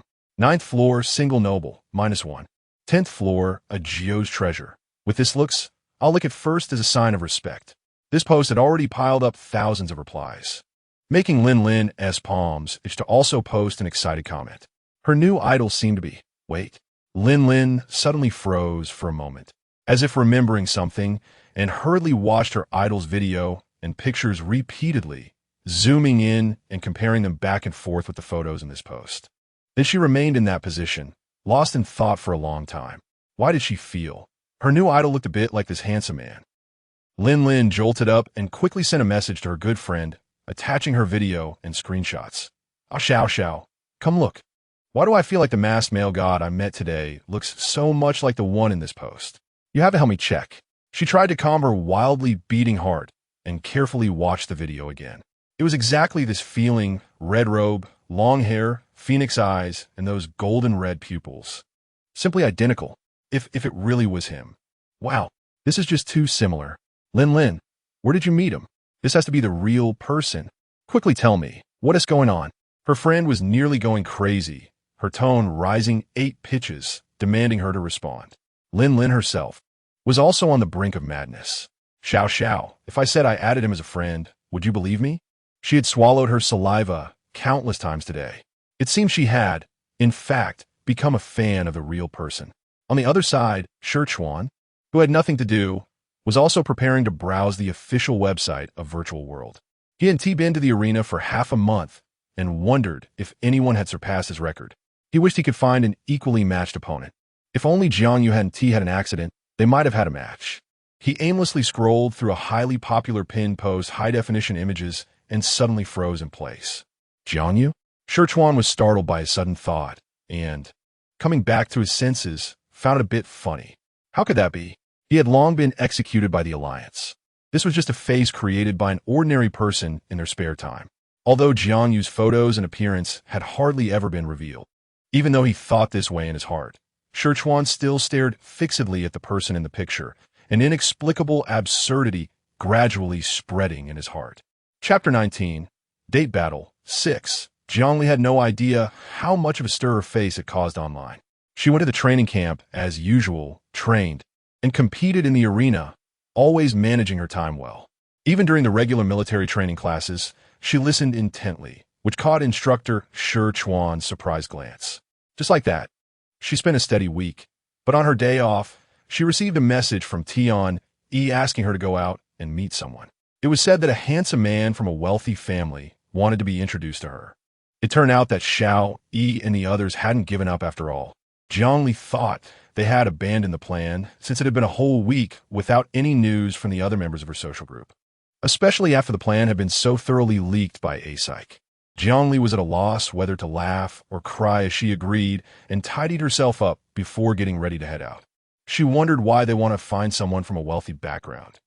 Did they really think that only people with money could have common ground? She couldn't figure it out. Apri had already been waiting at the school gate for a while. He adjusted his outfit once again, checked himself in the mirror, and felt that he looked absolutely perfect today. He was sure he would captivate the young lady he was about to meet.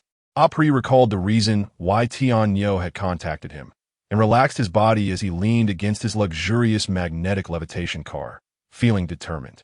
Ever since his elementary school days, he had been the charming prince that everyone adored, and there hadn't been a girl who could resist him. Even until now, as he stepped into society, he had never faced defeat. Since it was Tian's request, he came to help, but he had to be careful not to hurt the young girl's feelings. It seemed quite challenging as he thought about it. Apri reviewed the planned itinerary for the day and saw the girl from the information Tian had sent approaching the school gate. He quickly straightened himself, put on a gentle smile, and walked over to Jiangli, bowing in a gentlemanly manner. "Are you Miss Jiangli? I am Tian's cousin. You can call me Apri." He examined the young girl before him.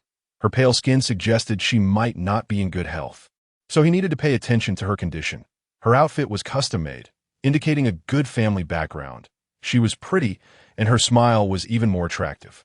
After receiving a polite response from Jiangli, he continued to explain, "Tianyo asked me to take you out for the afternoon. Before that, shall we go to the restaurant for lunch?"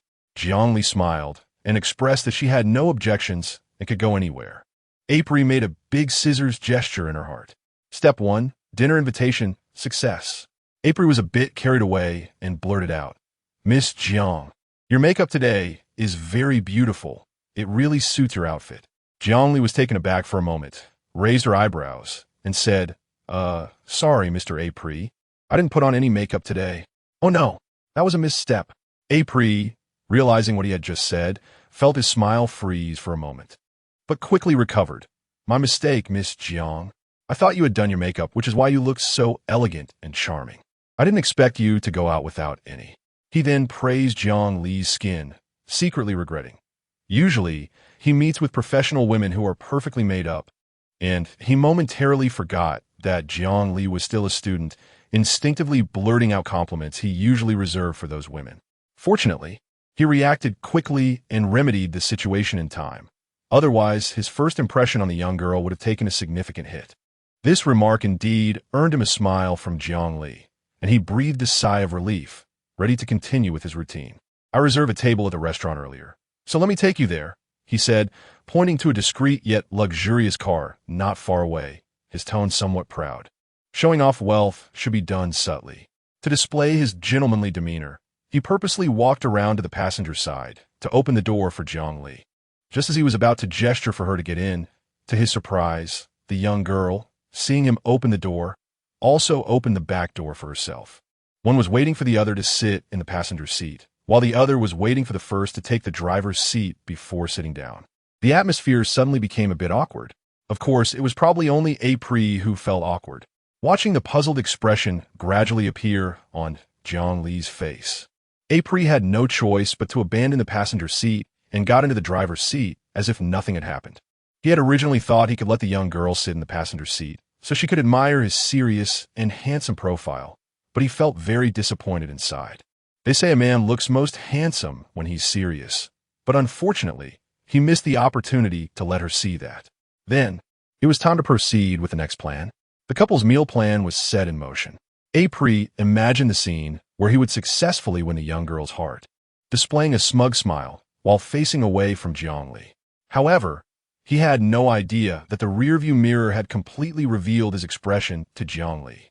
Jiang Li silently turned her head to look at the scenery outside the window, wondering to herself, "Is Cousin Xiao Yi sick? Why does he feel so strange?" Soon, the two entered a luxurious high-end restaurant, guided by a robotic waiter to their reserved table. Apri noticed Jiang Li looking around in confusion and opened his holographic brain to check something, thinking she might not be familiar with the place. So he patiently explained, "This restaurant is part of a chain brand across various planets. The dishes are delicious, and the atmosphere is relaxed, which makes it very popular. Reservations are required to dine here." Jiang Li, realizing that this restaurant seemed to be part of her family's business, nodded in a somewhat understanding manner. When it came time to order, Jiang Li was enthusiastically recommended a couple's set meal by Apri, and with the mindset of giving it a try, she agreed. Then she watched as a drink with 2 straws and a small heart-shaped dish for each of them was served, feeling a bit overwhelmed. After successfully enticing Zhongli to order the couple's set, Epuri felt he was one step closer to executing his plan and was quite pleased with himself. Once the dishes arrived, he indeed saw the young girl staring blankly at the drink with 2 straws and felt secretly proud. At this moment, the girl must have thought that this was a drink meant for 2. Feeling shy yet excited about the prospect of getting close to him, a handsome and generous gentleman, her heart racing with anticipation. At this point, Zhongli thought for a moment and asked him, "Mr. Epuri, do you usually exercise?" Of course, maintaining a perfect figure attracts more admiration from women. Though he felt proud inside, he maintained a suitably humble smile on his face. "I set aside some time every day to exercise, but it's just to keep a healthy body." Zhongli looked at the food on the table and asked again, "Then Mr. Epuri's appetite must be quite good?" Epuri smiled and said, "Of course. A man's appetite is always a bit larger. So don't worry. He will patiently and gently help you finish the food you can't eat." At that moment, the young girl would surely feel shy and gradually develop feelings of affection. Zhongli nodded in understanding, then called the waiter robot and ordered a drink and enough dishes to fill the table. "I just realized that this restaurant is under my name, so let me treat you this time," Zhongli gently explained to the petrified Epuri. "Although I eat little, you don't have to deliberately accommodate me and starve yourself." She pointed to the 2 pitifully small couple's meals and a drink on the table, feeling that Mr. Epuri was taking too much care of her and compromising himself. What a gentle cousin he is. Zhongli thought she should treat Epuri to a big meal to show her gratitude. Epuri, who was originally filled with thoughts about the ambiguous atmosphere between them, was now confused. What happened in just a few words? What does this little girl own? What indulgence? What hunger? Where is he? Who is he? What does he want to do? Epuri stiffly looked at the table quickly filled with food and the little girl sitting across from him, who had an expression of pity for his hunger, and felt it was necessary to calm down. At that moment, the man who had flirted with countless women felt he might have kicked a steel plate. However, after a meal, he believed he couldn't just give up. After all, he was entrusted by Tianyo and couldn't let his cousin down. He decisively invited Zhongli to watch a movie, which would definitely be a touching romance. When the little girl cried from being moved, he would thoughtfully hand her a tissue and gently comfort her. Of course, he could also lend her his broad shoulder, allowing her to experience his gentlemanly demeanor and the sense of security he brought her. As Epuri smoothly got the movie tickets, he fantasized about the ambiguous scenes that might happen in the cinema and felt invigorated. This time, he would definitely succeed. He secretly encouraged himself, but noticed the little girl staring intently at the popcorn combo at the counter. She was indeed still a minor. Epuri lowered his head and revealed what he considered to be a perfectly gentle smile. "Miss Jiang, would you like to eat some? We can buy some to take in." Jiangli hesitated for a moment, then nodded and said, "I've only heard that you have to eat popcorn when watching a movie, but I've never tried it. In fact, I've never even been to a cinema." Jiang, too, bowsily felt that she still needed to go out and stroll around often. Upon hearing this, a sense of affection unconsciously arose in Epuri's heart. Miss Jiang must have come from a well-to-do family, with strict family teachings that forbid her from eating these common foods. A delicate young lady who is untouched by the mundane world. If she weren't a friend of Tianyo's, he would have wanted to make a move. You see, this type of soft girl is quite rare in the league. Epuri let out a regretful sigh, actively purchased a meal set, and firmly stated that a gentleman would not let a lady carry things. After dismissing the guiding robot, he showed off his private screening room in the cinema to Zhongli and brought her to the door, only to realize that he was now holding a full load of food packages and completely unable to push open the door he had intentionally set to be a push type.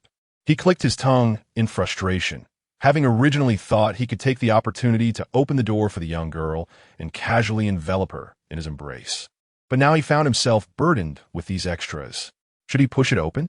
Zhongli glanced at the tightly closed door that showed no signs of automatic sensing, and tried to step forward and push a few times. It only opened a crack. What a miscalculation. Epuri sighed in despair for what felt like the 100th time today. Although he knew the young girl was not in good health, he didn't expect her to be this weak. Zhongli encountered this situation for the first time, feeling a bit dazed before awkwardly saying, "Sorry, I'm just not strong enough. It's fine, it's fine. I heard a bit from Tion Yo. It's best to leave this kind of thing to the gentleman. Epri chuckled, his mind racing. What to do? Kick it open? No, that would be too rude and would damage his gentle gentleman image in the little girl's eyes. Call a waiter? No, they would take some time to arrive, and he couldn't just leave the girl standing there waiting. In the end, Epri still made a face, abandoning his image, and pushed the heavy door open with his shoulder and hip. That's it, his perfect image was ruined. Chapter 20, Date Operation 7.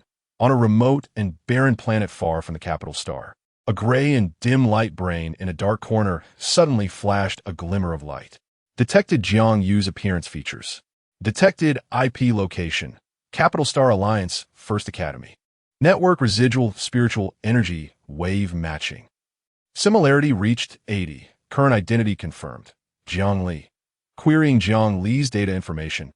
A vast and intricate stream of data silently infiltrated the Alliance's Skynet. After retrieving the desired information, it still did not withdraw, slowly merging with other data, hidden within the extensive Skynet. Cousin, how did it go? I didn't even follow this time. Tell me how it went. Tion, you made a gesture to Epri, who had just finished his date, wanting him to report on the results. As soon as Epri thought about his disastrous date, his expression suddenly turned bleak. In the atmosphere of the whole cinema filled with people crying, even he almost couldn't help but shed a few tears. Just as he was about to take out the prepared tissue to hand it to the girl next to him, he saw her looking perfectly fine, enjoying the movie, and even politely smiling back at him when she noticed he was looking at her. No way to flirt. No way to flirt. Epri surrendered. My skills are still lacking. Tion Yo, you should look for someone else. I'm going back now. His once glorious reputation, his undefeated record, all ruined. Epri sighed and decisively turned to leave.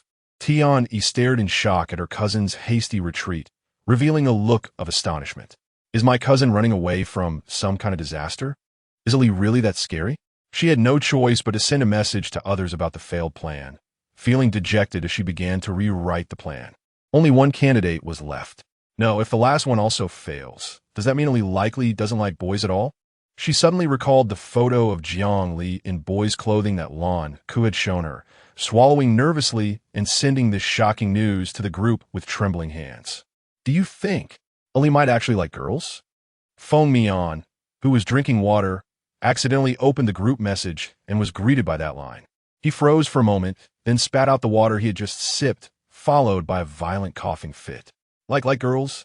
At that moment, Esk had just come out of the training room, holding a brand new energy drink. Before he could take a sip, he saw Tion Yi's speculation in the group. His hand, holding the metal bottle, instinctively tightened, causing it to burst open, splattering the drink all over him. His eyes didn't blink as he stared at that message for a long time before slowly lowering his gaze. Zhui was leisurely flipping through a book. When he saw a new message in the group, he casually clicked to check it, and his ice blue eyes widened at the new message before quickly returning to normal.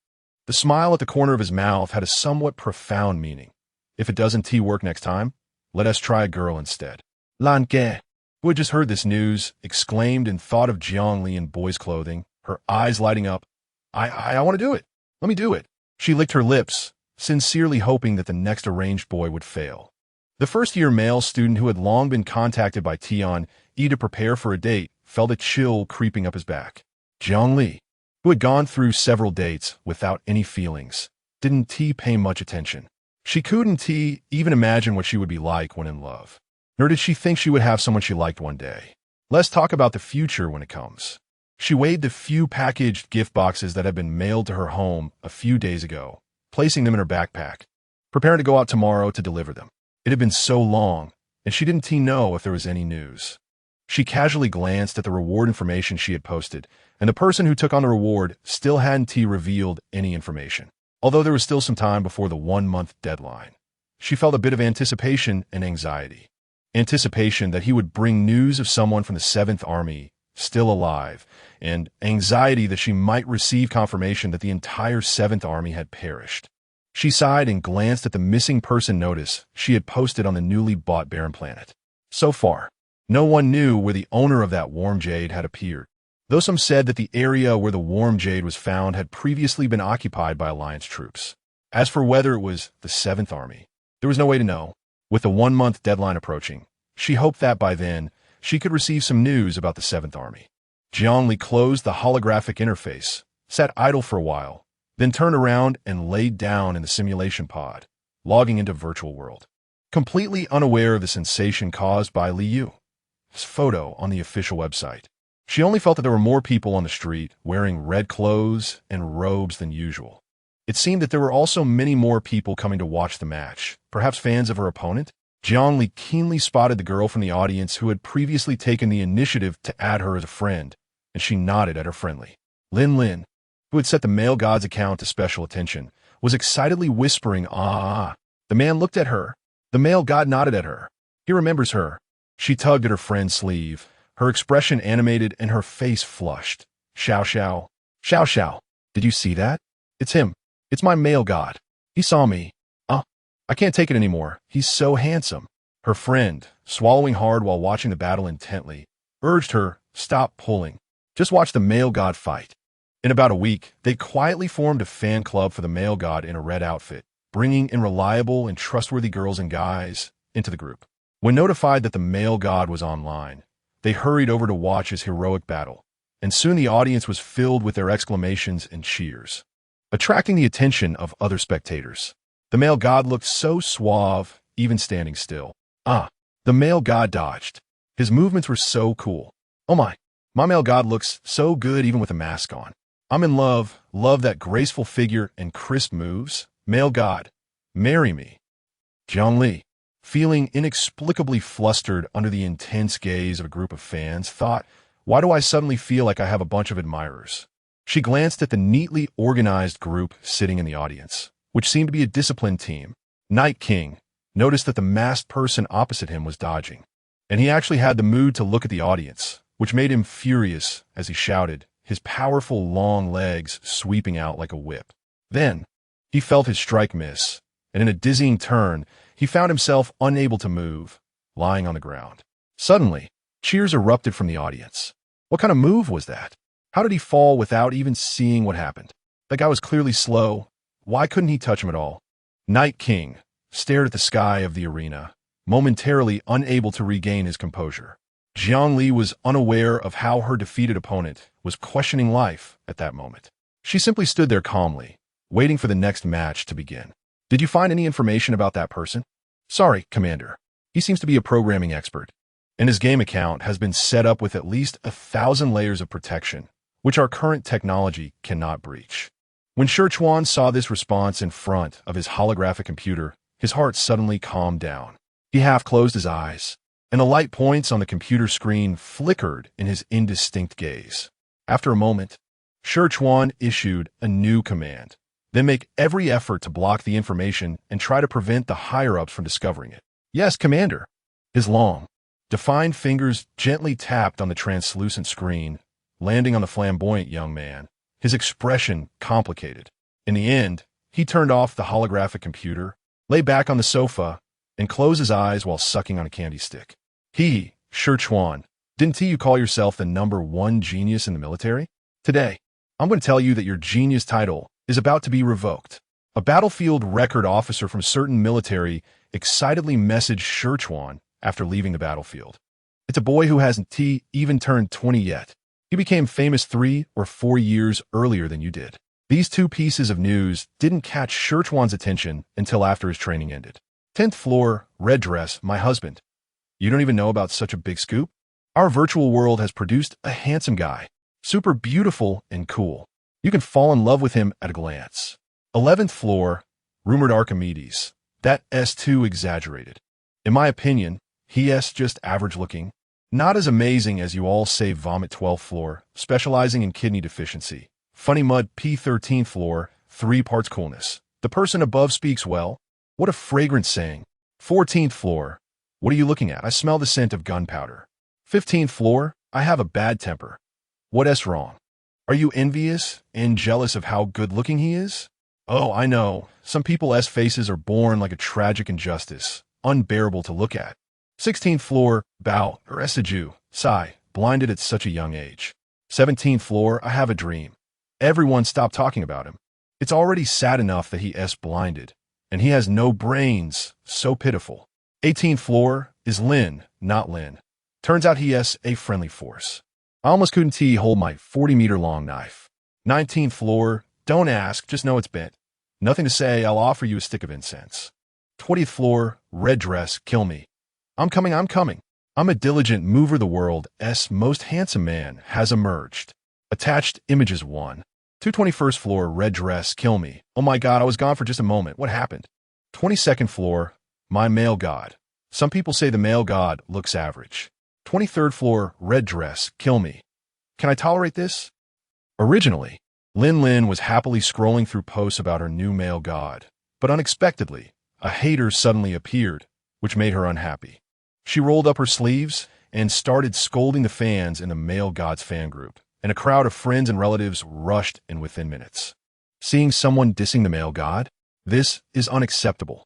The male god must not be wronged. However, fearing that the newly famous male god would attract more negativity, she could only scold a few times and then began to madly post screenshots of their live viewing of the male god. 87th floor is Lin, not Lin. OP. I also think this mask guy is super handsome. I've had the fortune to see him up close. He really looks like the male god. Attached photo. 88th floor, 89th floor, Chinibu boy. That's him. 90th floor, little transparent. Even with just half a face showing, you can clearly see he is handsome. So handsome. 91st floor, Luo mask guy. I keep seeing him in the arena. I want to admit, I keep going to see if he is there, because I'm tempted by his body. 92nd floor, gold ingot. To be honest, sister, I'm also tempted by his body, ha ha ha. 93rd floor, Mad Python. Damn, I also play the arena every day. How come I haven't encountered him? Just one match with him would be fine. 94th floor, I want to stir up heaven. This guy currently has a 100 win rate. He has played over 100 matches, and he still hasn't lost. If you don't have this win rate, you probably can't match him. 95th floor, worship me, mortals, look at me. The OP of the next post is my sister. I brought her to verify, and she'll comment soon. Praise me. 96th floor, newbie, awesome brother. Impressive. Our beacon of hope. 97th floor, my male god. Players who should have seen the male god's true appearance should have been found long ago. Great job upstairs. 98th floor, Jigwahem. I'm the OP of the next post. After careful recollection and analysis, I think these two are likely the same person, though that's just my unilateral opinion. After all, I only caught a glimpse at that time and didn't examine him closely. But from the feeling he gave me in the video, it's probably true. After all, who can imitate the aura of the male god standing there? 99th floor, beautiful. I'm knocking on the biggest scoop. What did I see? No way. I need to summon my friends and family to see this post. 100th floor, red dress, my husband. Is this solid evidence? Someone come tell me. I'm feeling a bit dazed right now. 101st floor, I have a dream. Looking at this momentum, solid evidence is guaranteed. 102nd floor, want to be the fan leader. Starting today, I'm going to run to the arena every day. I don't believe I can't meet my male god. Lin, in front of the screen, finally got back on track with the posts and stopped chasing after a hater scolded them. She breathed a sigh of relief, but felt a hint of sadness that her male god was exposed. This time, the male god was no longer just hers. Lin was disappointed, but also happy that the male god could become popular. After all, he was so great. After thinking for a while, she shifted her thoughts to the fan group. This way, the fan base would definitely expand, and the old fans had to properly rein in the actions of the new fans to ensure they wouldn't attract negativity towards the male god. Lin made up her mind, clenched her fist tightly, and her almond-shaped eyes sparkled with fighting spirit. Her whole being felt like it was about to catch fire. The task of protecting the male god would be entrusted to their fan group. Recently, Scherchuan had developed a habit. Whenever he was free, he would browse the virtual world official forum, and occasionally, he would see netizens praising Jiang Yu's face as a beauty of the world, which made him click his tongue in displeasure. What world's #1 handsome man? Even when he is gone, he is still haunting. Once chased and praised by netizens as the #1 player in the arena, Scherchuan felt a pang of bitterness. However, he quickly skimmed through the countless comparison posts that had been flooded. Wearing a mask and liking to play in the arena, the man sneered. Those who are free, go play in the virtual world arena, and if you can't match this person, just keep playing. After mercilessly issuing an absurd command to his subordinates, He clicked on the video posted in the thread once again. With that level of skill, he dared to impersonate Jiang Yu's face? Having watched Jiang Yu's battle videos for nearly a year, Sichuan's expression slowly darkened as he was forcibly recommended by a record officer friend. He didn't even know the most basic evasion techniques and could only rely on his exquisite movement to remain unscathed. He was much worse than Jiang Yu. Jiang Li noticed that more and more people had come to watch her matches recently. At first, it was just a small group, sitting neatly and cheering for her, shouting for the masked guy to cheer him on. There are now so many people that almost a quarter of the audience seats can be filled. Although it's still quite orderly, amidst the cheers, there seems to be some strange things mixed in. Go hubby. I love you, my idol. Ah, my idol is so handsome. Red-clothed guy, I want to have your baby. Listening to this loud voice, it seems to be coming from a man. Startled, Jiang Li's wrist trembled, almost getting slapped in the face by the other party. As she began matching with high win rate opponents, her vulnerabilities became increasingly apparent. She absolutely couldn't allow her opponent to grab any part of her body. Not to mention that her physical fitness was several levels lower. If she were caught by such strength, it would take a lot of effort to break free, which would be detrimental in the later stages of battle. If only she still had. Jiang Li's mood sank for a moment before she quickly shook it off, rapidly sidestepping and countering with her palm, accurately striking the acupoint at the back of her opponent's neck before he could evade. The person froze and collapsed to the ground, motionless. Oh, my idol won again. So handsome. My idol is incredibly handsome. Trying her best to ignore the enthusiastic shouts from behind, Jiang Li logged out of the game. My idol is so handsome. While eating, Jiang Li heard the familiar tone of a fangirl. Her hands subconsciously trembled 3 times, and the food on her chopsticks fell back into the bowl. She helplessly glanced at the culprit sitting across from her, Tian-E. Can't you stop drooling over him while eating? By the way, what idol? Tian-E bit her chopsticks and revealed a blissful and dreamy smile. It's the red-clothed idol, the one who's been particularly popular on the forum lately. Wait, Tian-Yi's eyes suddenly widened. Ali, you don't even know about the red-clothed idol? Don't you play Virtual World? Jiang Li replied with a confused expression. I do. But what forum? Upon seeing that she really didn't know about the idol's existence, Tian-E quickly opened her holographic device and logged into the forum, eagerly recommending it to Jiang Li. It's the official forum for Virtual World. Many players post game-related threads here. A few days ago, a picture of a handsome guy in red was posted, and everyone started calling him the idol. Red? Guy? This image sounds familiar. Ah, so that's why so many people on the streets of Virtual World are wearing red, regardless of age or gender. Jiang Li looked at the post Tian-E pointed to. This character seems to be her. Ha ha, just asking, is he handsome? Handsome. No, handsome. Tian-E looked at Jiang Li, who was frozen in place, and continued to promote. There's also a post next door with a recording of the idol's battle. He looks so cool and handsome. I want to donate him a folding fan so he can carry it around and fan himself when he has nothing to do. I'll send you the link later. Tian-E sighed a few more words about how there are people in the world who look so good, making Jiang Li feel uneasy all over. She bit her lip and tentatively asked, Really, are there a lot of people online who think he is handsome? Tian-E gave her a look that said obviously, he's about to become a national idol. What do you think? Jiang Li. She didn't want to talk. She just felt a bit awkward. Chapter 24. A tricky opponent? Ah, right. Tian-E finally restrained her infatuated smile, stuffed a piece of exotic beast meat into her mouth. And while marveling at how nice it is to have a wealthy friend, she looked up at Jiang Li. Since Ali is also playing Virtual World, how about we add each other as friends? We can play together when we have time. Jiang Li nodded, trying to suppress her unease with delicious food. Sure. I'll send you my account when I get back. All right. Tian-E poked at the tender meat slices in her bowl with her chopsticks and sighed. I've been so busy lately. The school anniversary is coming up, and there are a ton of things in the student council. I don't even have time to play games, just staring at the official forum. Suddenly, an idea struck her. Ali, do you have any free time this weekend? Jiang Li thought about her schedule for the week. She could still make time for the arena. So she asked, puzzled. I do have free time. Xiao-E, do you need something? Tian-E grinned. Hehe. Since you have time, how about dressing in male clothing and going shopping with me? I want a gentle, handsome guy to accompany me. Plus, I've never really seen you in male clothing. I'm curious. Jiangli was amused by such a reason and readily agreed. Great. Tian-Yi smiled sweetly. Then it's settled. We'll decide on the specific time later. Jiang Li, who wasn't particularly concerned about it, nodded and gestured for her.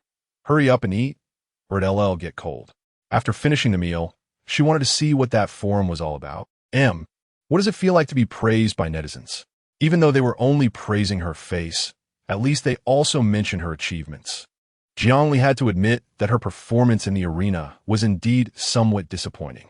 There were no flashy moves, no terrifying strength, and no thrilling moments of bloodshed. She just stood still while the enemy was inactive, dodging when the enemy moved, waiting until she felt she understood her opponent's patterns before striking, which made her seem a bit timid. But what could she do? This was currently the easiest way to avoid exposing her weaknesses, while also concealing her strength to catch future opponents off guard. Jiangli puffed her cheeks in frustration, put on her disguise, and entered the game arena. Even though she wanted Jiang Yu to be known by the masses, she didn't want them to focus on Jiang Yu's face.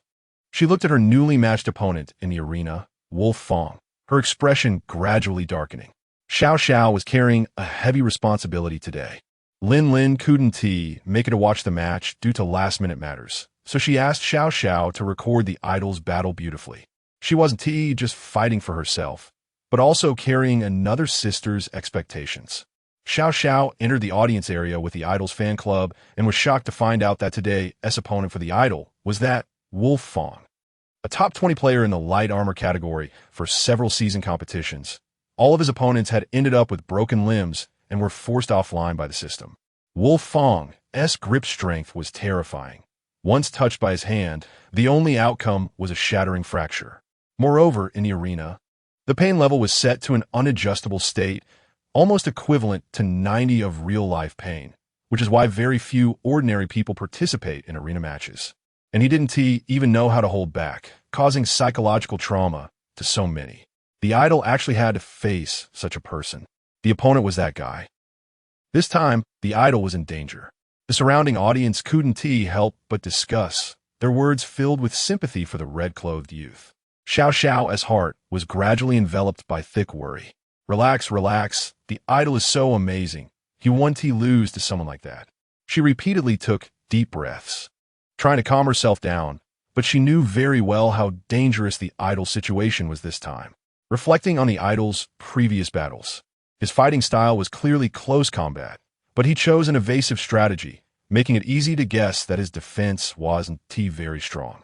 Such an obvious flaw. If caught by Wolf Fong, Xiao Xiao quickly shook her head, trying not to think about the images that appeared in her mind, and focused on watching the two people in the arena. The black-clad man not far in front of her grinned, looking exceptionally excited. The exposed arms showcased well-developed biceps, tightening with each subconscious fist clench. Don't say I didn't warn you. It's better to bring a weapon when you fight me. The man licked his dry lips, and a fierce light gradually emerged in his eyes. Is this killing intent? Jiangli raised an eyebrow subtly, gesturing to the dagger hanging at her waist. Her warm voice calm and relaxed. Here, every soldier who has been on the battlefield has a weapon that belongs to them besides their firearms. That is their last resort for survival after their guns are rendered useless. Weapons are allowed in the arena, although firearms are prohibited in individual competitions in light armor zones. Her previous opponents had all fought unarmed, so there was no need for her to use a weapon. But this time, Jiangli reveled in the killing intent surrounding her, feeling a long-lost sense of comfort, like a fish meeting water or a bird escaping a cage. Finally, she had encountered a decent opponent. A faint smile appeared on her face. The countdown to the start of the match appeared in the air above the arena. Wolf Fong moved his limbs, stepping back with his right foot to lower his center of gravity. A sinister smile spread across his face. I will crush every bone in your body. As the last number turned red, Wolf Fong suddenly lunged towards Jiangli, his fingers curling like claws, ready to strike. Jiangli narrowly dodged several of Wolf Fong's attacks, also noticing that the moment she touched him, he would instinctively counter with a claw, like a sensitive beast defending its territory in the jungle. Unable to close the distance, Wolf Fong's speed was not slow, making it somewhat difficult for Jiangli to evade, and she nearly got caught by him a few times, making the audience hold their breath in suspense. However, Jiangli quickly stepped back to create distance between them, her fingers hooking onto the dagger at her waist, flicking it to reveal a gleaming silver blade, forming a cold and sharp flower of the dagger at her delicate fingertips. It wasn't arrogance. In the alliance, there was no one she couldn't get close to, even if her physique was not as strong as before. The boy's golden-red eyes gradually filled with a thin layer of killing intent, but it was well restrained. From a distance, they looked remarkably beautiful. Wolf Fong was completely unaware of that killing intent, only scoffing at her overestimation of herself. I can almost hear the sound of your bones breaking. How wonderful it is. Kid, he slowly approached, his smile widening, the madness in his eyes fully revealed. Don't struggle. You can't win against me. In the audience, Xiao nervously clenched her hands, watching Wolf Fong step closer while the boy in the arena still played with the dagger, standing still, unable to help but pray in her heart. She hoped the male god wouldn't get hurt too badly. Suddenly, she seemed to see the red-clad boy in the arena casually lift his gaze, a smile playing on his lips, revealing an enchanting grin, even though he was wearing a mask. The white mask with red patterns covered most of his handsome face. How did she see that? Surely, she was just nervous and hallucinating. Just as Wolf Fong stepped within 3 paces of the red-clad boy, the boy's figure exploded into action. He chose to confront head-on. Xiao gasped sharply. She saw the dagger-wielding boy already close to Wolf Fong, the silver short dagger aimed directly at the man's neck. Oh no! The audience was filled with gasps of surprise and disappointed sighs, and Xiao clenched her teeth, suddenly standing up, her wide eyes fixed on the boy's arm being caught by a massive hand slicing him from the side. It was over. The words echoed in Wolf Fong's mind as he accurately seized his opponent, his excitement turning even more frenzied. However, at that moment, a terrifying pressure suddenly enveloped him, like an innate level suppression, causing his body to freeze uncontrollably in place, cold sweat almost instantly pouring down his forehead, and he could only emit a wheezing sound from his open mouth. The boy in front of him maintained the position he had been caught in, but a mocking look appeared between his brows and eyes. Wolf Fong felt a chill in his throat, and before any blood could splatter, he vanished into data right where he stood. The audience was in an uproar. What has happened? Why was Wolf Fong suddenly judged to be gravely injured and forcibly logged out by the system? What happened? Did that masked boy do something? He hadn't even moved. This must be a cheat. He must have used a cheat. Someone quickly reported to the game backend about the use of cheats, only to be told that there were no signs of cheating in the entire arena, and no one had used any violations. This is impossible, someone exclaimed.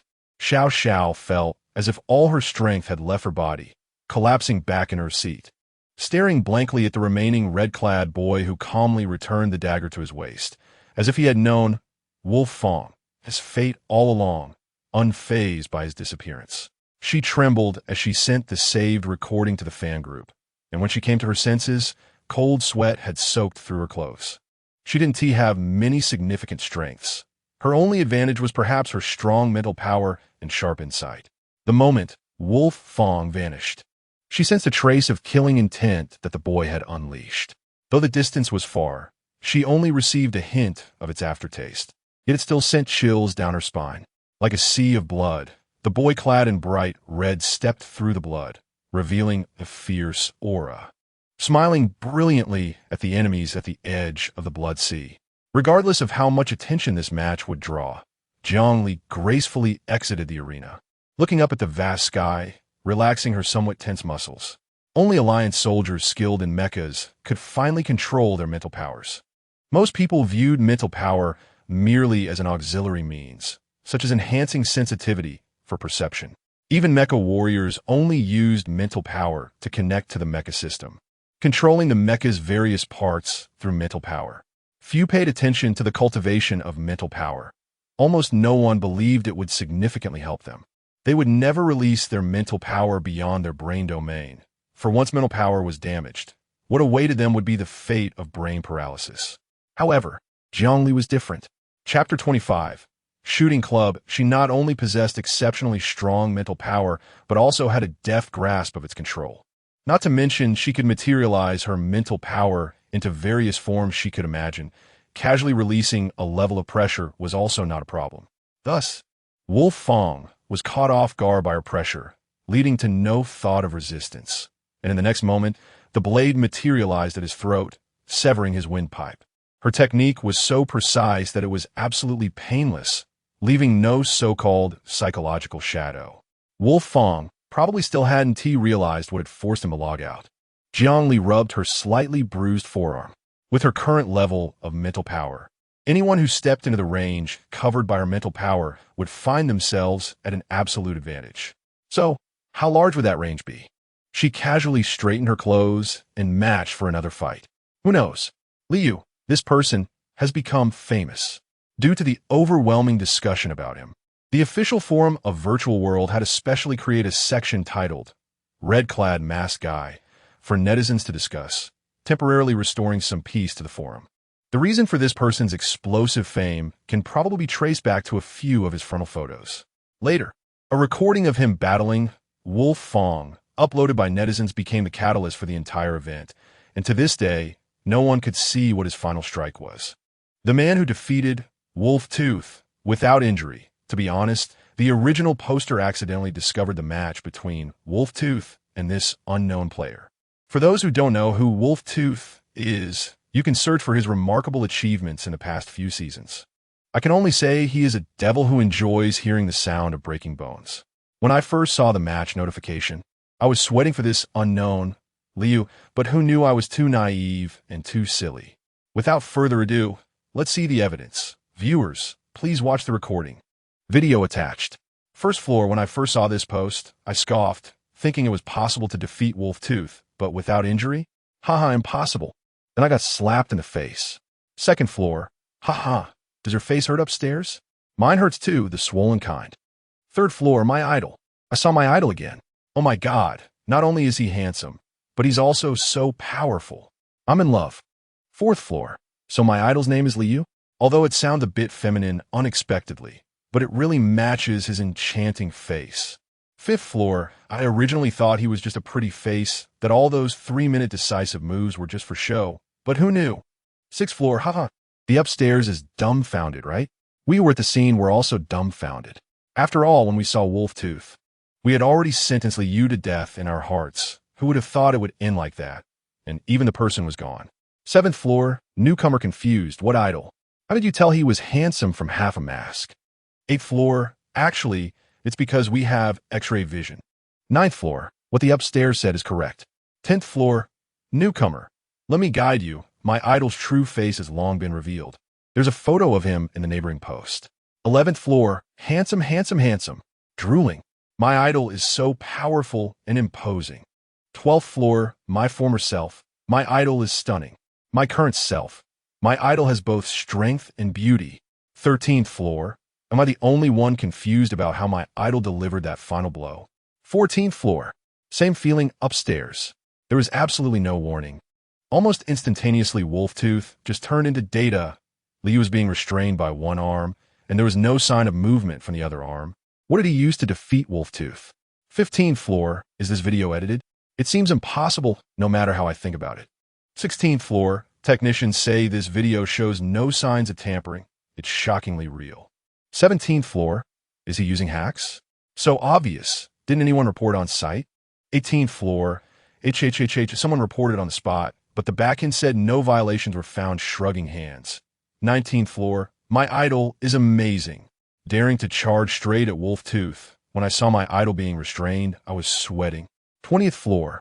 Who says otherwise? If it weren't for the title, I almost thought my idol would be done for on the spot. 21st floor. Actually, it can't be considered without injury, right? After all, he was caught by Wolf Tooth with that grip strength. 22nd floor. But my idol looks fine. Think about it. With 90 pain realism, if he broke a bone, wouldn't he at least grimace and gasp for air? 23rd floor. The adjectives from the upstairs. It's hard to imagine my idol's face grimacing. 24th floor. Puhaha. Too grotesque to think about. 671st floor. Stop joking around. I tried to slow down the video to show you the details. Picture 1 is Liu swinging a dagger at Wolf Tooth, and at the moment he was grabbed, I squinted my eyes but couldn't see any small movements. Note that at this time, Wolf Tooth's neck is intact. Picture 2 is before Wolf Tooth was forcibly taken offline. I spent half an hour looking from his head to his feet, and let me tell you, Wolf Tooth's expression was truly distorted. Finally, I discovered a crack on his neck. No, you heard me right, a crack. It looked like it was cut by something sharp with no blood even seeping out. And the next second, Wolf Tooth was gone. Finally, a major discovery. One exciting thing. But I replayed the video from picture 1 over and over at the slowest speed, took thousands of screenshots, and still couldn't figure out what caused the wound on his neck. It looked like a fatal injury that appeared out of nowhere, but how is that possible? I can't explain it, so I'll just post a picture of Wolf Tooth's twisted face. What are you looking at? JPG 672nd floor, deeply unsettling. 673rd floor, extremely unsettling. 674th floor, although I want to maintain the formation, but what the hell are you looking at? Ha ha ha ha. 675th floor, Wolf Tooth. Thank you, I feel offended. Sherchuan stood at the school gate, utterly confused. He remembered the pitiful look on Tianyi's face when they met on the way and lazily yawned. He had agreed out of a moment of softness. Sigh, why did he make things difficult for himself? He was supposed to find the most handsome boy outside the school gate. Wasn't he looking for classmate Jiangli? Wait, the black-haired, black-eyed boy leaned against the wall, staring blankly, with a few strands of hair falling over his forehead, swaying in the breeze, revealing his delicate brows and eyes. He was dressed in casual male attire, with a slender neck leading down to exquisite collarbones and a tall waist, and those long, straight legs were particularly eye-catching. The most handsome boy near the school gate was only this one. The more Sherchuan looked at him, the more familiar he seemed. And connecting it with what Tianyi said, no way, Jiangli. Classmate? Hearing someone call her name, Jiangli looked up and blinked. Instructor sure? She stood up straight and saw Sherchuan's incredulous expression, wanting to laugh but not daring to show it too obviously. So she could only purse her lips and raise a slight arc. What brings you here, instructor? Sherchuan was still immersed in the shock of seeing a female student turn into a handsome boy. And only then did he cover up with a light cough. Are you waiting for Tianyi? I met her on my way here. She said something came up at the student council and couldn't make it, so she asked me to take you out for a stroll. No wonder I waited for a while and didn't see Xiaoyi come. Jiangli waved her hand, looking hesitant. This is too much trouble for you, instructor. I can manage myself. Besides, don't you have your own business to attend to? Sherchuan lazily leaned against the wall, his left arm wrapped around his waist, his right elbow resting on his forearm, and he pointed his right hand, which was gloved, at his chin. I don't mind. After all, I promised the student. He leaned in, his deep brown eyes filled with a smile. Shooting club? Are you interested in taking a look? Shooting? Before Jiangli could nod, Sherchuan noticed her suddenly brightened eyes. Amused, he couldn't help but marvel at the various changes in this little girl since school started. He walked around her and led the way. Follow me. The scent of sunshine and a refreshing light fragrance brushed past Jiangli's nose, making her a bit surprised. Instructor, today, you didn't eat a lollipop? Sherchuan lazily squinted. That, I accidentally finished it, and didn't have time to buy more. Along the way, his gaze couldn't help but keep falling on Jiangli, seeing half of her face before he forcibly pulled it back, and in the end, he couldn't help but fixate on her handsome face. Jiangli. Instructor? Cough. Sherchuan looked away, gazing at the sky, the ground, and the road, just not looking at her. A hint of shyness even flashed across his tanned skin. Why did you dress as a boy to come out? Jiangli thought for a moment. It seems that Xiaoyi wants me to accompany her shopping because I look handsome in male attire. Sherchuan's gaze shifted back to Jiangli, examining her for a while, and he had to admit, she really is quite handsome. I never expected that. Jiangli shrugged nonchalantly and said helplessly, although I really don't want to admit it, I do look better in male clothing than in female clothing. Her expression was quite melancholic. Xiaoyi said that I might not be enlightened now, likely because I'm too handsome to notice others. Sherchuan suddenly laughed. His clear voice resonated in people's hearts, like a deep piano sound, constantly plucking at the strings of one's heart. Jiangli pouted and looked away. She wondered what had struck this instructor's funny bone, making him find it amusing. The shooting club was not far from the school, but it was somewhat hidden. It was Jiang Li's first time discovering such a large shooting club near the school. Various models and styles of replica guns were dazzlingly displayed on the shelves. Want to give it a try? Scherchuan saw her looking very interested, casually picked up a laser gun, and handed it to her. He had originally prepared to teach her step by step, but found that Jiang Li was already adept, swiftly positioning the gun and aiming at the target dozens of meters away. 8 rings. Hearing the score reported by the system, Scherchuan was somewhat surprised. Not bad. Do you have some knowledge about this? He suddenly remembered the terrifying killing intent he sensed when they first met, and stroked his chin. This girl seems to have a bit of story. Jiang Li hesitated and nodded, putting the gun back. I guess I have a little. The recoil of this type of gun was something she couldn't stabilize with her current physique. She turned her wrist in disappointment and picked up a pistol to weigh it. It seemed she could only use guns with less recoil. Chapter 26. The instructor's little boyfriend? If it were a high-energy gun, the recoil would be smaller. Unfortunately, energy bullets are expensive, and most energy guns are in a state of having guns, but no bullets. I should go back and order a batch of energy bullets. Jiang Li thought this while, under Scherchuan's astonished gaze, she hit a beautiful 10 rings. Looking at the student in front of her, who was incredibly familiar with firearms, Scherchuan raised an eyebrow. It seems Jiang Li doesn't need me to teach her. There's someone I know over there. I'll go say hello. You can play for a while. Seeing Jiang Li obediently nod, he turned and left the shooting room. After hitting several shots right on target, Jiang Li felt somewhat bored. After much hesitation, she finally switched to a gun with strong recoil. The first shot was 8 rings. The second shot was still 8 rings. The third shot, 8 rings. At this point, her arm began to tremble slightly, and her muscles showed signs of soreness. She knew her body had reached its limit. If she fired another shot, she wouldn't even hit 8 rings, let alone the 10 rings she wanted. Jiang Li sighed in disappointment, but then she heard a light laugh from her right rear. She turned around to see a tall man, smiling, as he pushed up his glasses on the bridge of his nose, his white shirt buttoned meticulously, with the sleeves rolled up to reveal a section of fair skin. Sorry, I just happened to notice that your score is excellent, and I was drawn over to take a look. I didn't expect to see such a cute expression. The man's smile became even brighter when he saw Jiang Li's face. He stepped closer to Jiang Li, his eyes filled with interest as he approached his prey. I can guide you. Guide? Jiang Li returned a polite smile, but the coldness in her black eyes was unmistakable, while her hand quietly tightened around the pistol on the table. The man seemed to be momentarily taken aback by her smile, leaning in closer to block her path. His tone lifted slightly. As a trade, would you mind accompanying me for a drink? Of course I mind. A low, husky voice suddenly appeared in the man's ear, making him feel a layer of killing intent enveloping him, a dangerous aura slowly seeping into his pores, sending chills down his spine.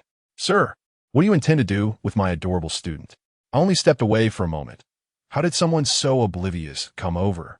Scherchuan smiled as he placed a hand on the man's shoulder, his deep brown eyes reflecting the man's terrified and twisted face. He applied force with his arm, easily pushing the man aside, standing in front of Jiang Li, examining her relatively normal complexion, before turning to shield her behind him, slowly rolling up his sleeves. Sir, don't you want to explain yourself? This appearance. Scherchuan, how could he be here? The man trembled at Scherchuan's killing intent, his legs shaking, his face pale, cold sweat dripping down his forehead. Yet he lacked the courage to raise his hand to wipe it away, only shaking his head madly, his submissive tone very obvious. I just thought this young man looked handsome. Wanted to invite him for a drink, absolutely no other intentions, huh? Oh. Scherchuan slowly approached him, his tone very low, like a growling beast, step by step cornering the intruding prey. Although my student is still a minor. But since you're so hospitable, it would be rude for us to refuse. He looked down at the flustered man whose glasses were crooked and dared not adjust them. One hand in his pocket, the other playing with a small firearm, then slowly revealed a smile. Otherwise, sir, how about a different approach? For example, giving my student a membership card for here. A membership card? It costs over 100,000 just for one. He doesn't even have one for himself. The man's eyelids jumped, and he dared not believe as he looked up at Shirchuan's smiling yet fierce face. If he didn't agree, Shirchuan definitely wouldn't let him off. Remembering the miserable fate of those who had angered him before, he swallowed hard and stammered. So the young man is still a minor. This is what I should do, of course. When Zhongli received a brand new shooting club membership card, she finally came to her senses. Looking at the man's retreating back in confusion. How'd I suddenly get a membership card? She raised her head in a daze, only to meet Shirchuan's expression of disdain and a light tch. Instructor Shirchuan, what S with the look of trouble written all over your face? Jiang Li. She had just thought he was a bit handsome. Shirchuan watched Jiang Li put the pistol she had been hiding back and was not surprised at all. Instead, he patiently explained, the capital city is also popular for the male style. Someone like you, who looks good and has a weak appearance, is the most popular. Jiang weak chickly. Instructor Shirchuan, do you have a problem? The weak chick appearance of Jingtaku. I'm strong, okay? It's just that I haven't had the opportunity to showcase it. Jiang Li Pufit Hatchicks. Deciding not to dwell on his inappropriate descriptors since he had helped her get a membership card. Little did she know, he added cheekily, remember to dress as a girl when going out. It will be safer. Smiley face. Instructor, do you have an issue with her face? Although she doesn't look as good in female attire as in male attire, it still belongs to the handsome category, right? She had a smile, couldn't get angry. This was the instructor who had just helped her. She couldn't repay kindness with enmity, but she still couldn't help but want to retort, damn it. She casually hit a 10 rings with a laser gun and huffed.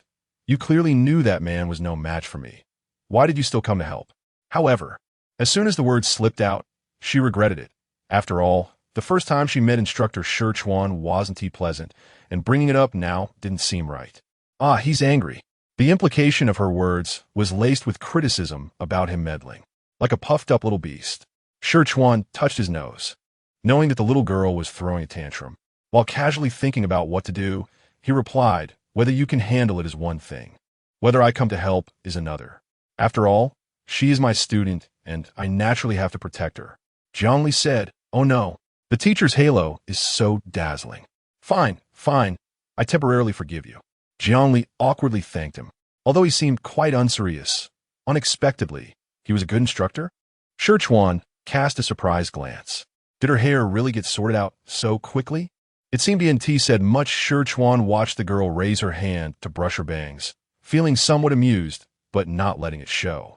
He then talked about the person from earlier. I just told the boss and added him to the guest blacklist. That person won't have the right to come in anymore, and you can complain anytime. Even if he could come back, I'm not afraid. Jiangli didn't care about that and casually said, after all, there's an instructor protecting me. She held her gun with both hands, pulled the trigger, and a clear 10-ring electronic sound came from the machine beside her. The girl in front stood tall, like a resilient pine tree, as if nothing could bend her spine. She stood there, occasionally revealing a light smile that seemed to directly penetrate a person's heart. That's true.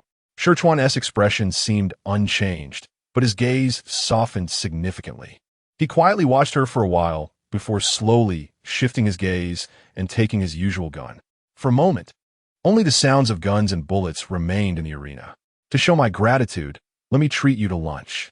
Soon, as they neared the end, Zhongli moved her arms and asked Shirchuan, who was organizing his guns nearby, there's a restaurant nearby that serves pretty good exotic beast meat. Want to give it a try? Sure. Shirchuan nodded and said helplessly, as a teacher, I can't refuse a student's generous invitation, so we'll go with what Zhongli wants. Oh, Zhongli put on a cold expression. She really didn't want to deal with this playful instructor. For some reason, Shirchuan, who today seemed intent on teasing Zhongli, slowly followed her at a distance, watching her soft hair and smiling. It felt like it would be nice to touch. Hey, a girl who had just come out of a shop suddenly saw Shirchuan and the handsome boy in front of him and tugged at her friend's sleeve. Is that Instructor Shirchuan? It really is. Her friend carefully examined Shirchuan and the handsome boy following him and exclaimed, that boy is also so handsome. They seem like a perfect match. Is he also his student? The girl wondered, I don't think I've seen him before. Her friend firmly replied, he definitely isn't from our support department. If there was such a handsome guy in the support department, we would know. Oh, Instructor Shirchuan smiled. He looks so indulgent. Could it be? That's the instructor's little boyfriend? Although they hadn't even held hands, it felt like both of them were surrounded by pink bubbles.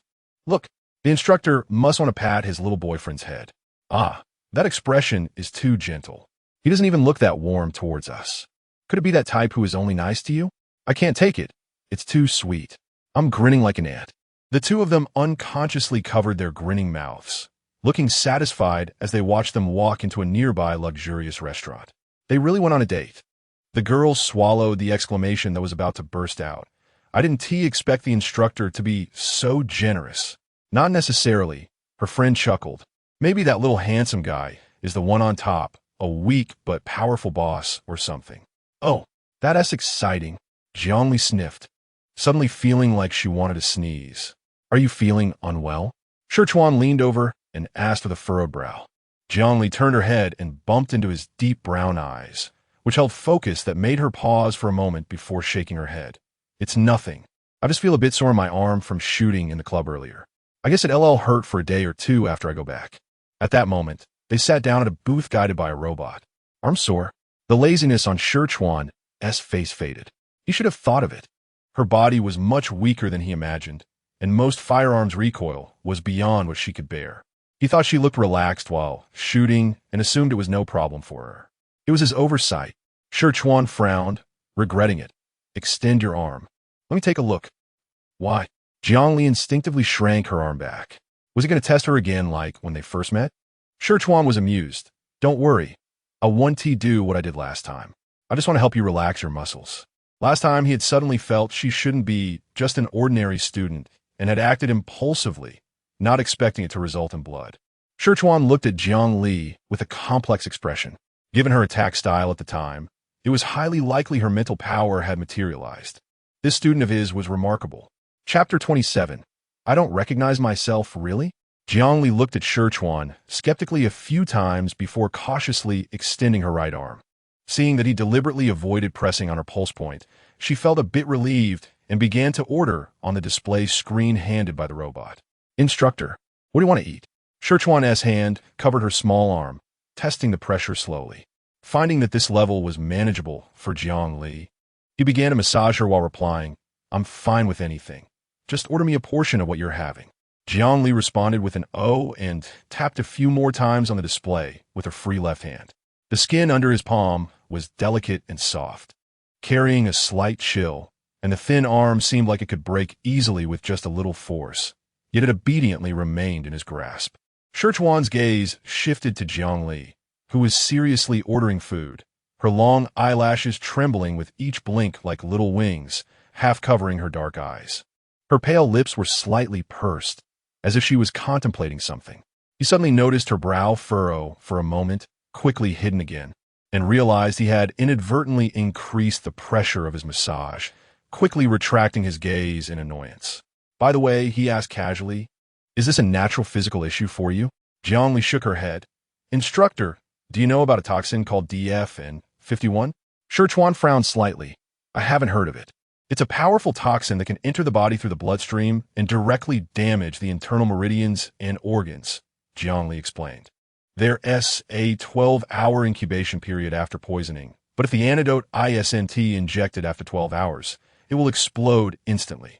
The hot drink just served was placed in front of Jiang Li, the milky white steam obscuring her expression. I accidentally got poisoned by this toxin, and currently, the Alliance doesn't have an antidote for it. I can only rely on my strong mental power to survive. She shrugged helplessly. So I become this weakling. Actually, I used to be quite powerful, she pouted. Jiang Li still held a grudge against his weakling remark. Ah, I believe you. The man's unwavering voice resonated in the booth. When she looked up, she saw Sichuan's serious and determined expression. I also think that Jiang Li is very impressive. Such a skilled mental power attack couldn't have appeared in a minor girl without going through countless real battles. Now that she is so sharp, her previous qualifications must have been much better than now. What kind of despair must it be for the proud qualifications to be wasted by a toxin? Yet she still sits in front of him, smiling. Such a young girl deserves to be praised.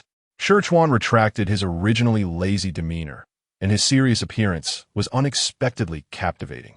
Jiang Li was caught off guard by his sudden straightforwardness and hurriedly shifted the topic back to him. I heard the instructor is about to be promoted to colonel. But you look so young. Are you 30 yet? She picked up her cup to take a sip of her drink as a cover. Scherchuan raised an eyebrow. Oh, you have a good eye. I just graduated from this school 2 years ago. A careless smile appeared on his handsome face. You're that young? Jianli calculata, normali.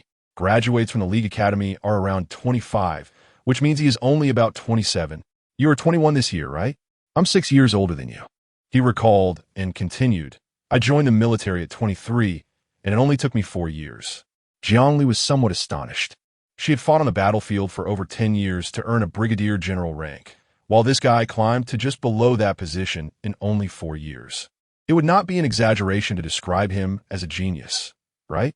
So, the instructor must have been quite famous in school. She rested her chin on one hand and concluded. Unexpectedly, Scherchuan tilted his head and thought for a long time before giving her a vague answer. I won a few military league championships and was admitted to the league's first army as an exception or something. He seemed not to think his achievements were remarkable at all, but Jiangli felt a throbbing pain at her temples. Students at the academy can only participate in the military league for a maximum of 3 years, and winning multiple championships in a competition with millions of participants is already considered genius. Moreover, Jiangli was well aware of how strict the requirements for selecting reserve soldiers in the League's military are. Not many of them are not top-tier talents.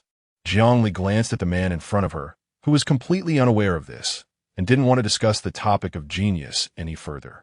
She decisively changed the subject. Do you feel much better now? Does it take a long time? If it takes too long, forget it. She would wait until she recovers herself.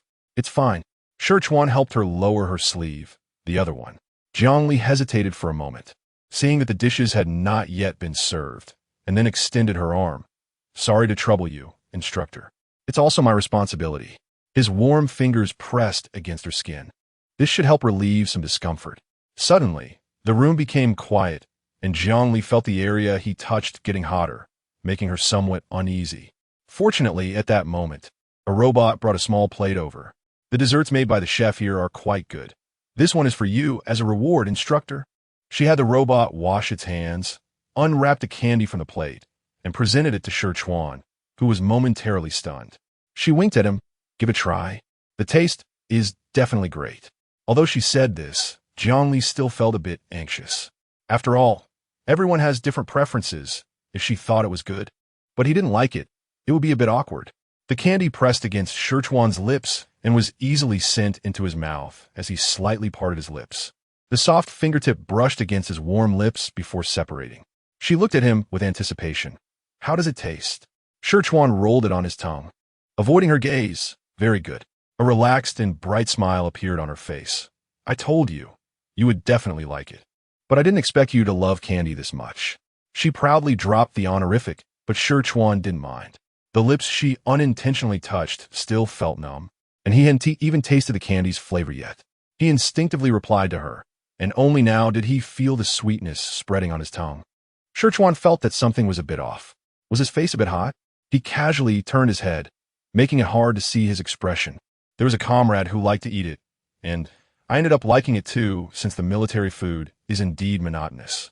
The black tips of his hair covered his reddened ears, and Jiangli didn't notice, just nodding in sympathy. Compared to before, life now is indeed much happier. She also unwrapped a piece of candy and put it in her mouth, squinting her eyes. At least she hadn't eaten so many delicious foods before. So the instructor was a special operations professional? Not at all. Scherchuan's gaze was still on her arm, which was getting a bit warm. I'm a mecha specialist. Jiangli leaned forward in surprise. The instructor is actually a mecha warrior? Scherchuan glanced at her, the corners of his lips curling slightly. What? You seem very surprised. No, she realized. Rather, I suddenly feel that the instructor is very suitable to be a mecha warrior. Driving a mecha requires high qualifications. The physique needs to be at least A-rated, and the mental strength must also be at least A.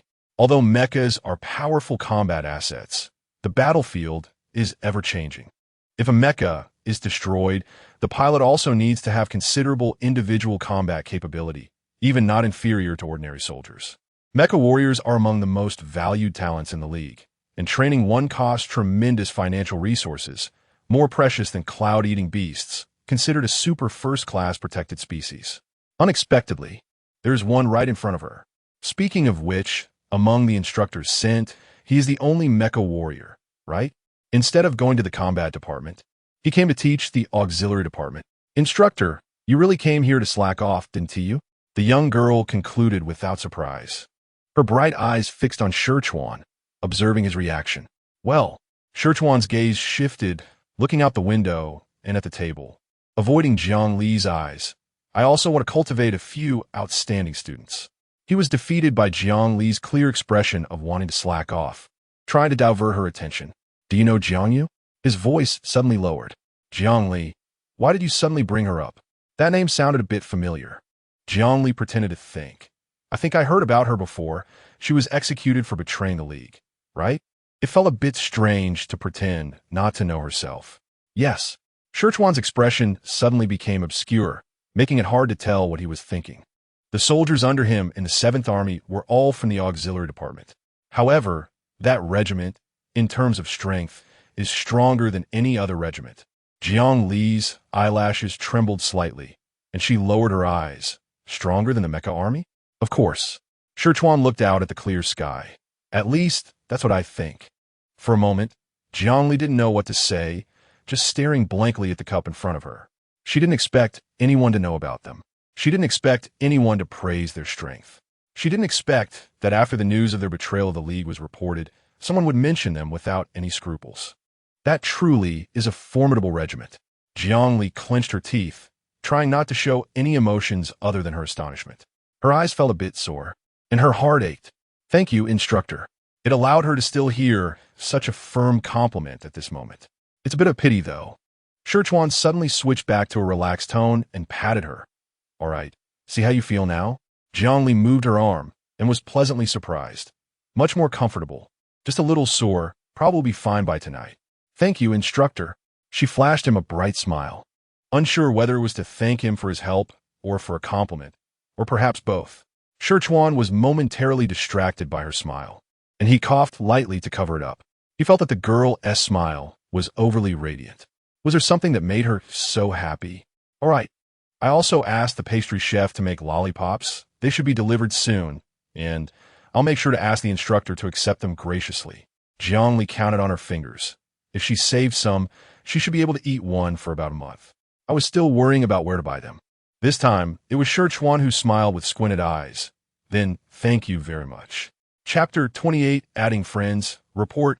Officer, I'm matched with the person you mentioned, Liu. In the arena.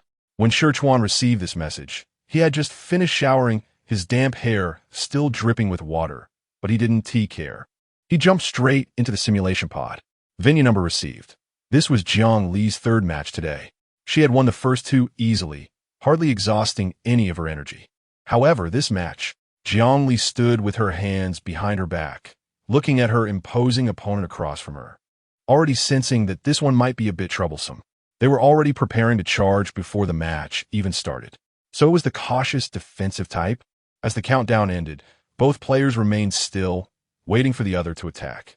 They stood there for over a minute, and even the audience began to whisper among themselves, with neither showing signs of movement.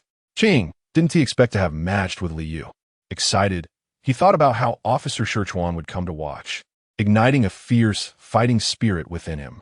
Although he didn't understand why the officer cared so much about this person, he was determined to impress him.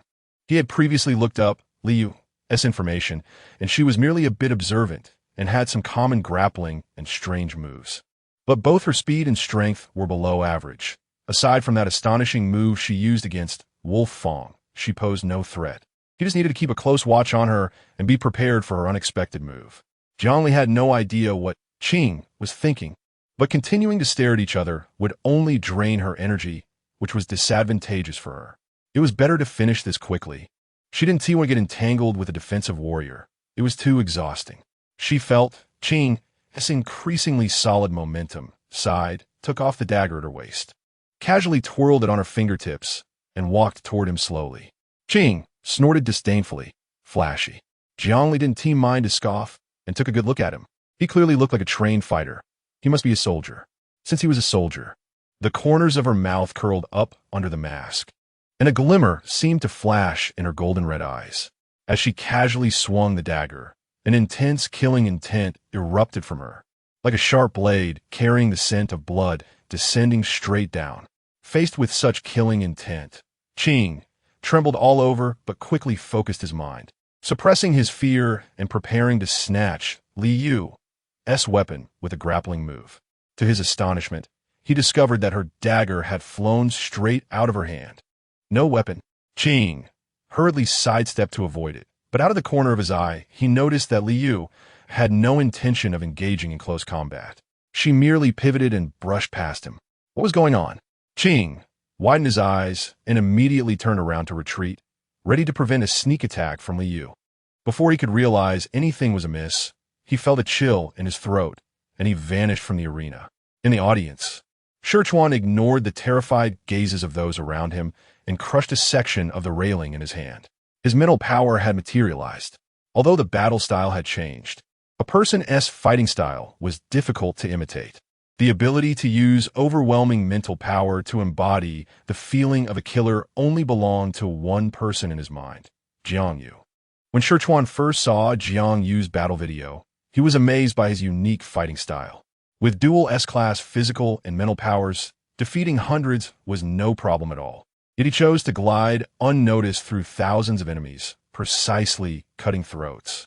Not only was he accurate, but no one had ever managed to catch a corner of his clothing. Perhaps this was a way to conserve energy and kill more enemies? After all, he didn't know the principle behind his so-called elusive techniques. It was likely that Jiang Yu had led his entire 7th Army to adopt the same fighting style, appearing to cut throats and then vanishing to reappear elsewhere, an endless cycle. The heavy atmosphere on the crowded battlefield was turned into a killer's carnival by them. The most outrageous part was that Jiang Yu didn't wear combat gear, but instead donned a dazzling red outfit, attracting the attention of a large portion of the enemy forces. Sichuan had always regretted that someone with Jiang Yu's talents didn't join the mecha army. But after watching his battle video, he suddenly felt that a mecha would be too limiting for him. He should be like this, flamboyantly and freely traversing the battlefield, like a flame, bright and scorching, as if his mere existence could cut away a large portion of the enemy's momentum, sharp and unstoppable. He loved to play tricks, enjoyed seeing the enemy startled by his sudden appearances, and liked to sneak in new moves to surprise them.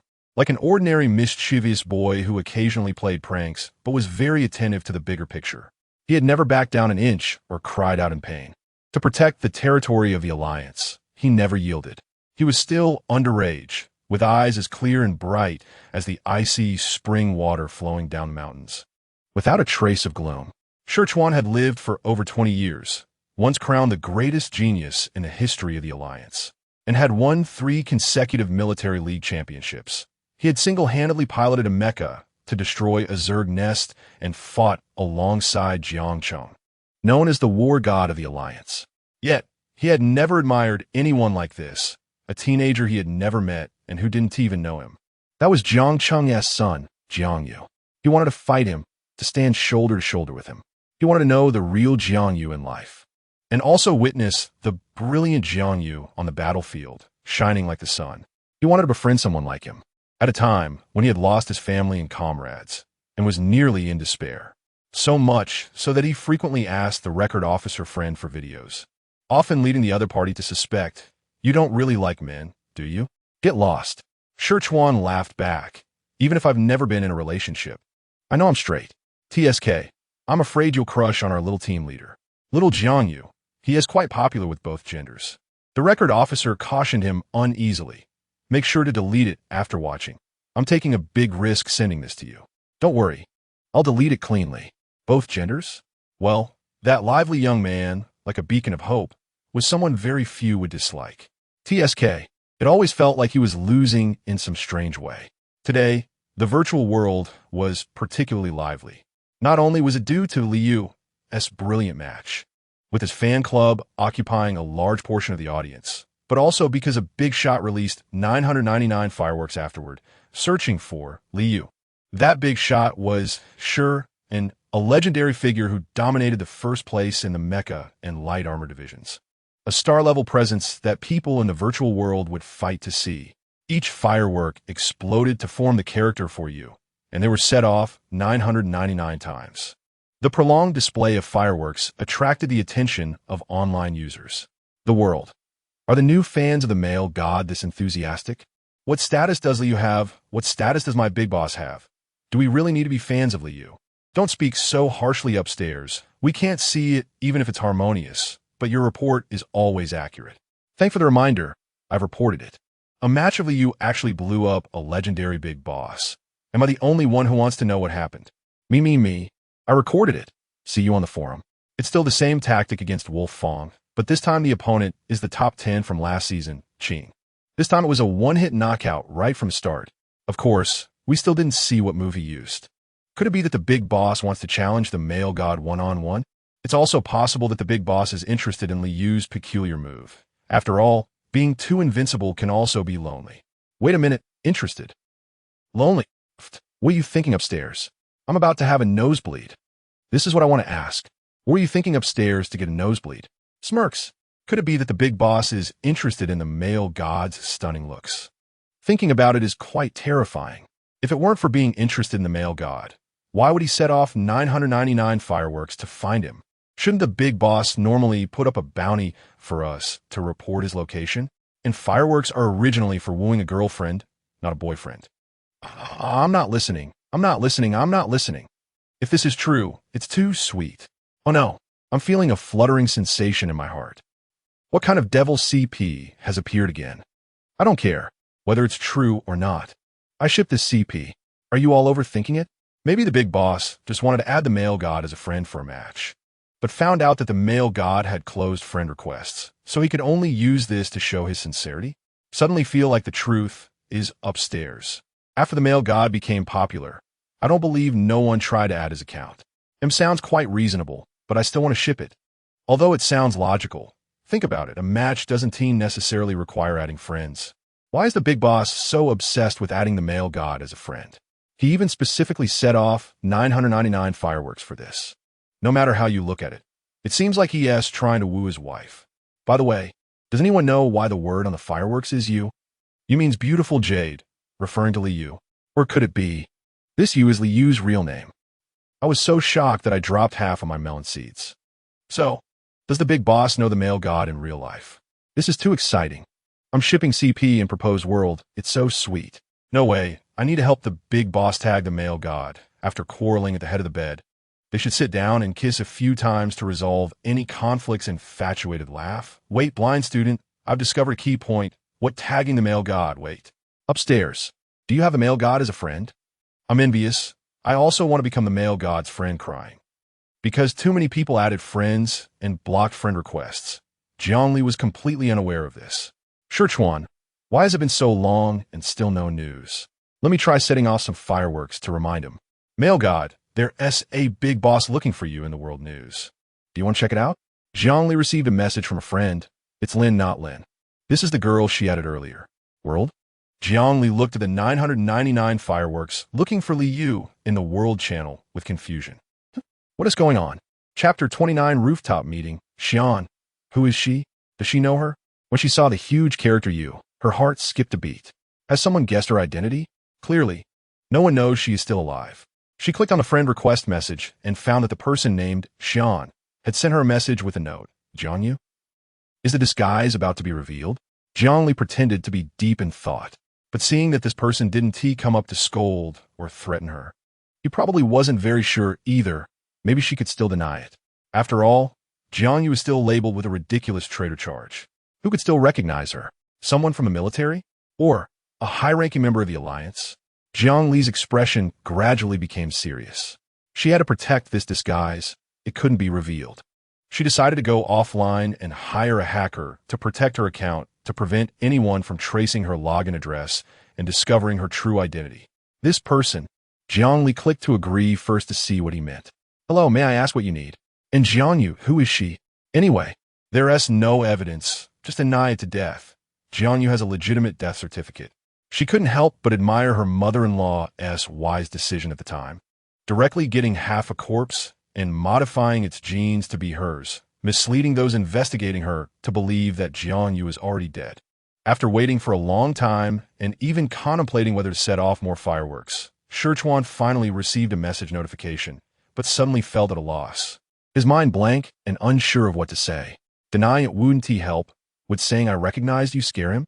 I've been in spiritual contact with you for a long time. Something feels off. What on earth happened between you and the 7th Army? No, that's too direct. I want to challenge you to a match. It seems a bit rude to start off by challenging. Ugh, so troublesome. After a while, he carefully replied with a few words. Sorry, I might have recognized the wrong person. I'm a bit interested in your spiritual power manifestation. Can we be friends? Humble Sichuan, online idolizing. Ugh, idolizing what? He just admires Jiangyu a bit. He himself is not inferior to Jiangyu. Sichuan touched his nose. The virtual character stood on the bridge. A gust of wind blew, and a feeling of desolation arose. On the other side, Jiangli was a bit surprised to see the content of the reply. He actually knows about spiritual power manifestation? Of course, do you also study spiritual power manifestation? The other party quickly replied. I have some insights, so when I saw your match, I wanted to come and get to know you. Sure enough, he can also manifest spiritual power. Jiang Li's eyes lit up. That is really great. Can we discuss it sometime? She had never met anyone like her before, inevitably feeling a kindred spirit excitement, her heartbeat quickening a few beats. I have the same intention. A smile appeared on Sichuan's face. Liu's message came back quickly, and soon he received a message. Is next week okay? I've been a bit busy these days. There are 3 days left until the joint school anniversary, and after the anniversary next week, he will have time. Sichuan replied, okay, see you next week. With the other party's reply of, see you next week. The account faded away.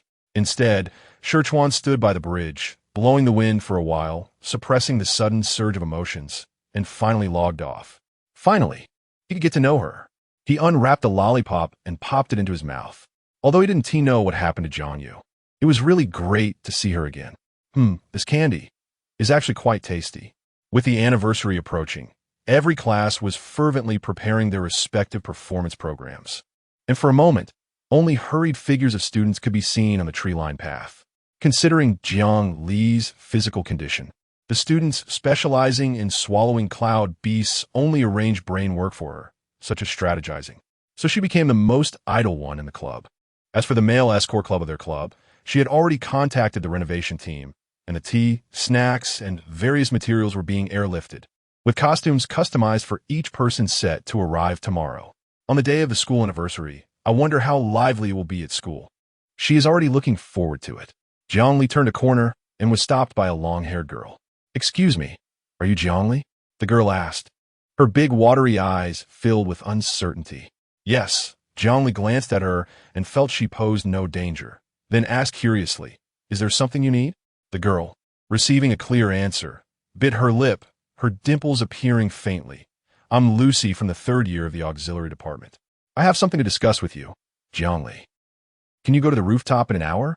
She lifted her head again, her pretty face flushed with embarrassment. It's not far.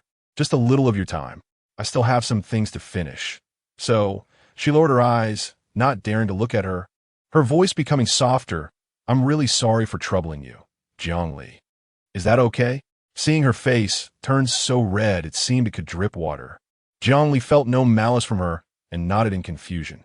Sure. The rooftop in an hour, right? I'll be there on time. Thank you. The girl finally smiled, her small dimples making her delicate face even cuter. She glanced at the time, hurriedly picked up a stack of boxes she had just placed on the ground, and said quickly, I have to go now. I'm really sorry. It's fine. Be careful on your way. Jiangli watched the girl's frail figure and fell into a daze. She couldn't tell if it was her imagination, but the last apology seemed a bit too heavy. An hour later, Jiangli arrived at the rooftop as promised. The rooftop was empty, with nothing but the guardrail. Not here yet. She walked to the guardrail and looked down, taking in the vast campus view. The teaching building was not particularly high, only 9 stories. But from this angle, she could see many places she had never been to. Suddenly, the rooftop door opened, and with the sound of someone's light footsteps, the click of the lock being secured caught her attention. Jiangli turned her head, her gaze sharpening. The person who entered was not the dimpled girl. The girl had chestnut, long hair styled high, and her fair face was mostly obscured by a strange mask, her body wrapped tightly in a protective suit. She was holding a baseball bat, swinging it up and down playfully, and when her eyes landed on Zhongli, they were like daggers, as if she wished to skewer her on the spot. Protective suit? Mask? Zhongli frowned, noticing that even her light brain had lost signal. She took a step back, leaning against the guardrail to distance herself from this girl. Oh, quite perceptive, knowing I have a problem. The girl walked slowly, her mocking tone audible even through the mask. But where can your useless body hide? I heard you're still a wealthy heiress? What good is that? Here, cut off from the outside world. You will soon become a corpse. Her expression was manic, as if she enjoyed pushing someone to despair. Her gaze fixated on Jiang Li's face. It's just because a rich grandmother conveniently died. Who knows if you killed her for the money? Class envy? Jiang Li was not angered by her biting words. Instead, she began to ponder the reason and purpose of this person inviting her here. It seemed she had never provoked this person, just class envy. The girl's malicious gaze swept over the contemplative Jiang Li, revealing a sinister smile. Apart from being rich, what else do you have? What does Feng Mian see in you? Your face? Your figure? She looked at Jiang Li's face and her flat figure, scoffing. Jiang Li, that I say bit much? Isn't it? However, Feng Mian likes me. Jiang Li maintained her composure, but still explained, you might be misunderstanding something. I have nothing to do with Feng Mian. Oh, you're eager to clear your name for safety's sake. The girl's face darkened. It's disgusting. Jiang Li really wanted to take a deep breath. She felt she was going to be driven mad by this lunatic. But she couldn't. The girl's protective suit had something sprinkled on it, and as she got closer, the pungent smell became more pronounced. Given her current physical condition, she couldn't recklessly approach. Mental attacks were generally fatal. After thinking it through, the only option she saw was to tear open space, but that would lead to 3 days of weakness afterward. Unless necessary, she didn't want to use that move. So for now, she had 2 options. Wait for someone to notice something unusual on the rooftop, or use her mental power to bind the girl tightly and throw her aside. But that seemed difficult now, because the person in front of her was already showing signs of a mental outburst. When mental energy goes berserk, it releases wildly and is highly aggressive. Even if her mental power was strong and resilient, there was still a risk of being harmed by an outburst. The girl's red eyes were fixed on Jiang Li. I saw you 2 on a date. Why would Feng Mian like someone like you? He is so handsome and strong, and he is gentle and warm to others. He must be pitying you for being such a waste. Her expression turned obsessive, as if she were praising Feng Mian's excellence. He is so gentle, kind, and helpful. But then there's you, a filthy woman reeking of money. Just thinking about it is unbearable. I'm really sorry for polluting your idol, Jiang Li thought while keeping a close eye on the girl's movements. She now exuded a dangerous aura, as if she had made up her mind to die, wanting to take a piece of herself down with her. Today I'll help Feng Mian eliminate you, this source of pollution. What do you think? She suddenly laughed foolishly, swinging the bat outward. Seeing her throw the bat, Jiang Li quickly sidestepped to avoid it, letting the long stick fly out over the guardrail. What does this mean? Jiang Li's expression darkened as her mind raced to decipher the intentions of the woman before her. She didn't know what this crazy woman was trying to do. Her actions were erratic, as if she were acting recklessly, fully aware of her impending death. At that moment, the heavily wrapped girl suddenly moved, decisively charging toward her. Chapter 30. Mental Power Mutation Instructor Shichuan. When Tian passed by a green field with a full load of performance props, she saw Instructor Shichuan frowning under a tree, looking up at something. What is going on? She instinctively looked at the clear blue sky, not a single cloud in sight. Instructor, what are you looking at? Tian Yi's gaze shifted, suddenly fixating on the rooftop of the teaching building. There was someone tightly pressed against the guardrail of the rooftop. What were they doing? It seemed there was another person. She vaguely saw another person's head. Why choose to chat on the rooftop? While Tian Yi was puzzled, she then watched in horror as a stick-like object flew out and grazed the person's head. What the heck? What is happening? Tian Yi turned to ask the instructor, only to find that Shichuan had already vanished from sight. What? She stared as shadows leaped up 3 stories high within seconds, her expression turning even more horrified. "Mom, I saw a monster." She froze in place, maintaining her upward gaze, her face filled with the bewilderment of a shattered worldview. "This tuama is flying, right? It's really flying." Zhongli didn't expect the other person to charge at her like this. The pungent smell of the unknown potion surrounding her forced her to dodge sideways. That smell always made her feel a bit uncomfortable after she inhaled it. A girl brushed past her, her words filled with madness and excitement. "If I fall down?" The tightly locked rooftop door suddenly echoed with a violent banging sound. But the girl paid no attention and, taking advantage of Jiang Li's daze, climbed over the protective railing. "You, standing so close to me, don't think you can stay out of it. So how do you choose?" With a twisted smile on her already crazed face, she leaped. Jiang Li heard a terrified scream from below, and it seemed someone had noticed the unusual situation here. She gritted her teeth, tightening her grip on the girl's arm. But her black eyes remained surprisingly calm. "What exactly do you want to do?"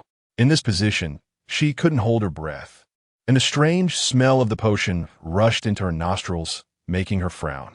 The girl looked up at her, seemingly surprised by Jiang Li's reaction speed, and then revealed a wicked smile. "I heard you have a heart condition." With her other hand gripping the edge of the rooftop, the hand Jiang Li was holding turned to tightly grip Jiang Li's arm. "It's been so long. It should be fine now. High-concentration volatile stimulant. Do you like it?" Jiang Li's pupils suddenly contracted. The sound of her heartbeat grew louder in her ears, and the heart in her chest beat more violently, as if it would break through any moment, causing her to feel dizzy. The girl sneered, and upon hearing the sound of the door being kicked open, she suddenly exerted force with the hand gripping Jiang Li's arm, yanking her down from the protective railing and throwing her out. "Jiang Li!" She heard Feng Mian's urgent and shocked shout. "Don't shout," she thought, not wanting to become a campus ghost story by disappearing midair. As Jiang Li was thrown off the rooftop, she secretly smiled bitterly, pinpointing the coordinates of her home and preparing to tear through space with her mental power. It seemed she was destined to lie in a hospital bed for a few days. She felt a warmth gradually enveloping her body. Even the rushing wind from the fall could not diminish it. Suddenly, Jiang Li felt herself being caught around the waist, a strong and powerful body covering her, safely holding her in its embrace. Her head was pressed against the person's chest, instantly filled with a sweet scent. The intense sound of a heartbeat beside her made her momentarily dazed, unsure if it was her own or that of the person protecting her. Chuan's face was grim as he felt the girl in his arms was surprisingly hot. He silently tightened his grip while using his mental power to bind the girl's wrist, who was still clinging to the edge of the building, ruthlessly preparing to throw her back onto the rooftop. As his mental power touched her, Chuan discovered that the girl's mental power was on the verge of a riot. Frowning, he increased his strength and forcefully threw her away, rendering her unconscious, which temporarily calmed her chaotic mental power. Ignoring the relief or surprise on the faces of Feng Mian and the others rushing onto the rooftop, he instructed, still holding the girl in his arms, and flew towards the medical facility. "Notify the principal. Her mental power is on the verge of a riot." The others exchanged glances. If they weren't mistaken, this instructor was floating in midair. He flew away. Wait, what did he just say? Mental power riot. The classmates who followed Feng Mian turned pale, unsure of what to do. Feng Mian calmly tapped on his light brain, discovering that the signal here had been blocked, and turned back to instruct his classmates to find the principal and director. His face showed no signs of fear. "You all go quickly. I'll keep an eye on her." He walked over to the unconscious girl, removed her strange mask, revealing a somewhat distorted face. Feng Mian suddenly sniffed the air around him. The irritating scent had not dissipated. The scene of Jiang Li being pulled down from the protective railing flashed in his mind, and his expression suddenly darkened. "Jiang Li." Chuan controlled his speed to prevent the girl in his arms from being overwhelmed by the sensation of weightlessness, softly calling her name to ensure she was still conscious. Jiang Li, protected in Chuan's embrace, weakly responded. Intense pain was invading her nerves, and her temples throbbed. Her body, uncontrollably arched, tried to alleviate the pain. Luckily, her mental power was still steadily protecting her meridians and organs, showing no signs of chaos. Chuan's brow remained tightly furrowed. And he didn't relax until he had delivered her to the medical facility. When Jiangli was brought in, a professional medical team that had been arranged since her enrollment acted quickly and orderly, pushing her into the emergency room. Instructor Sure. A few minutes later, Tiani rushed in, still panting, asking how is Ali?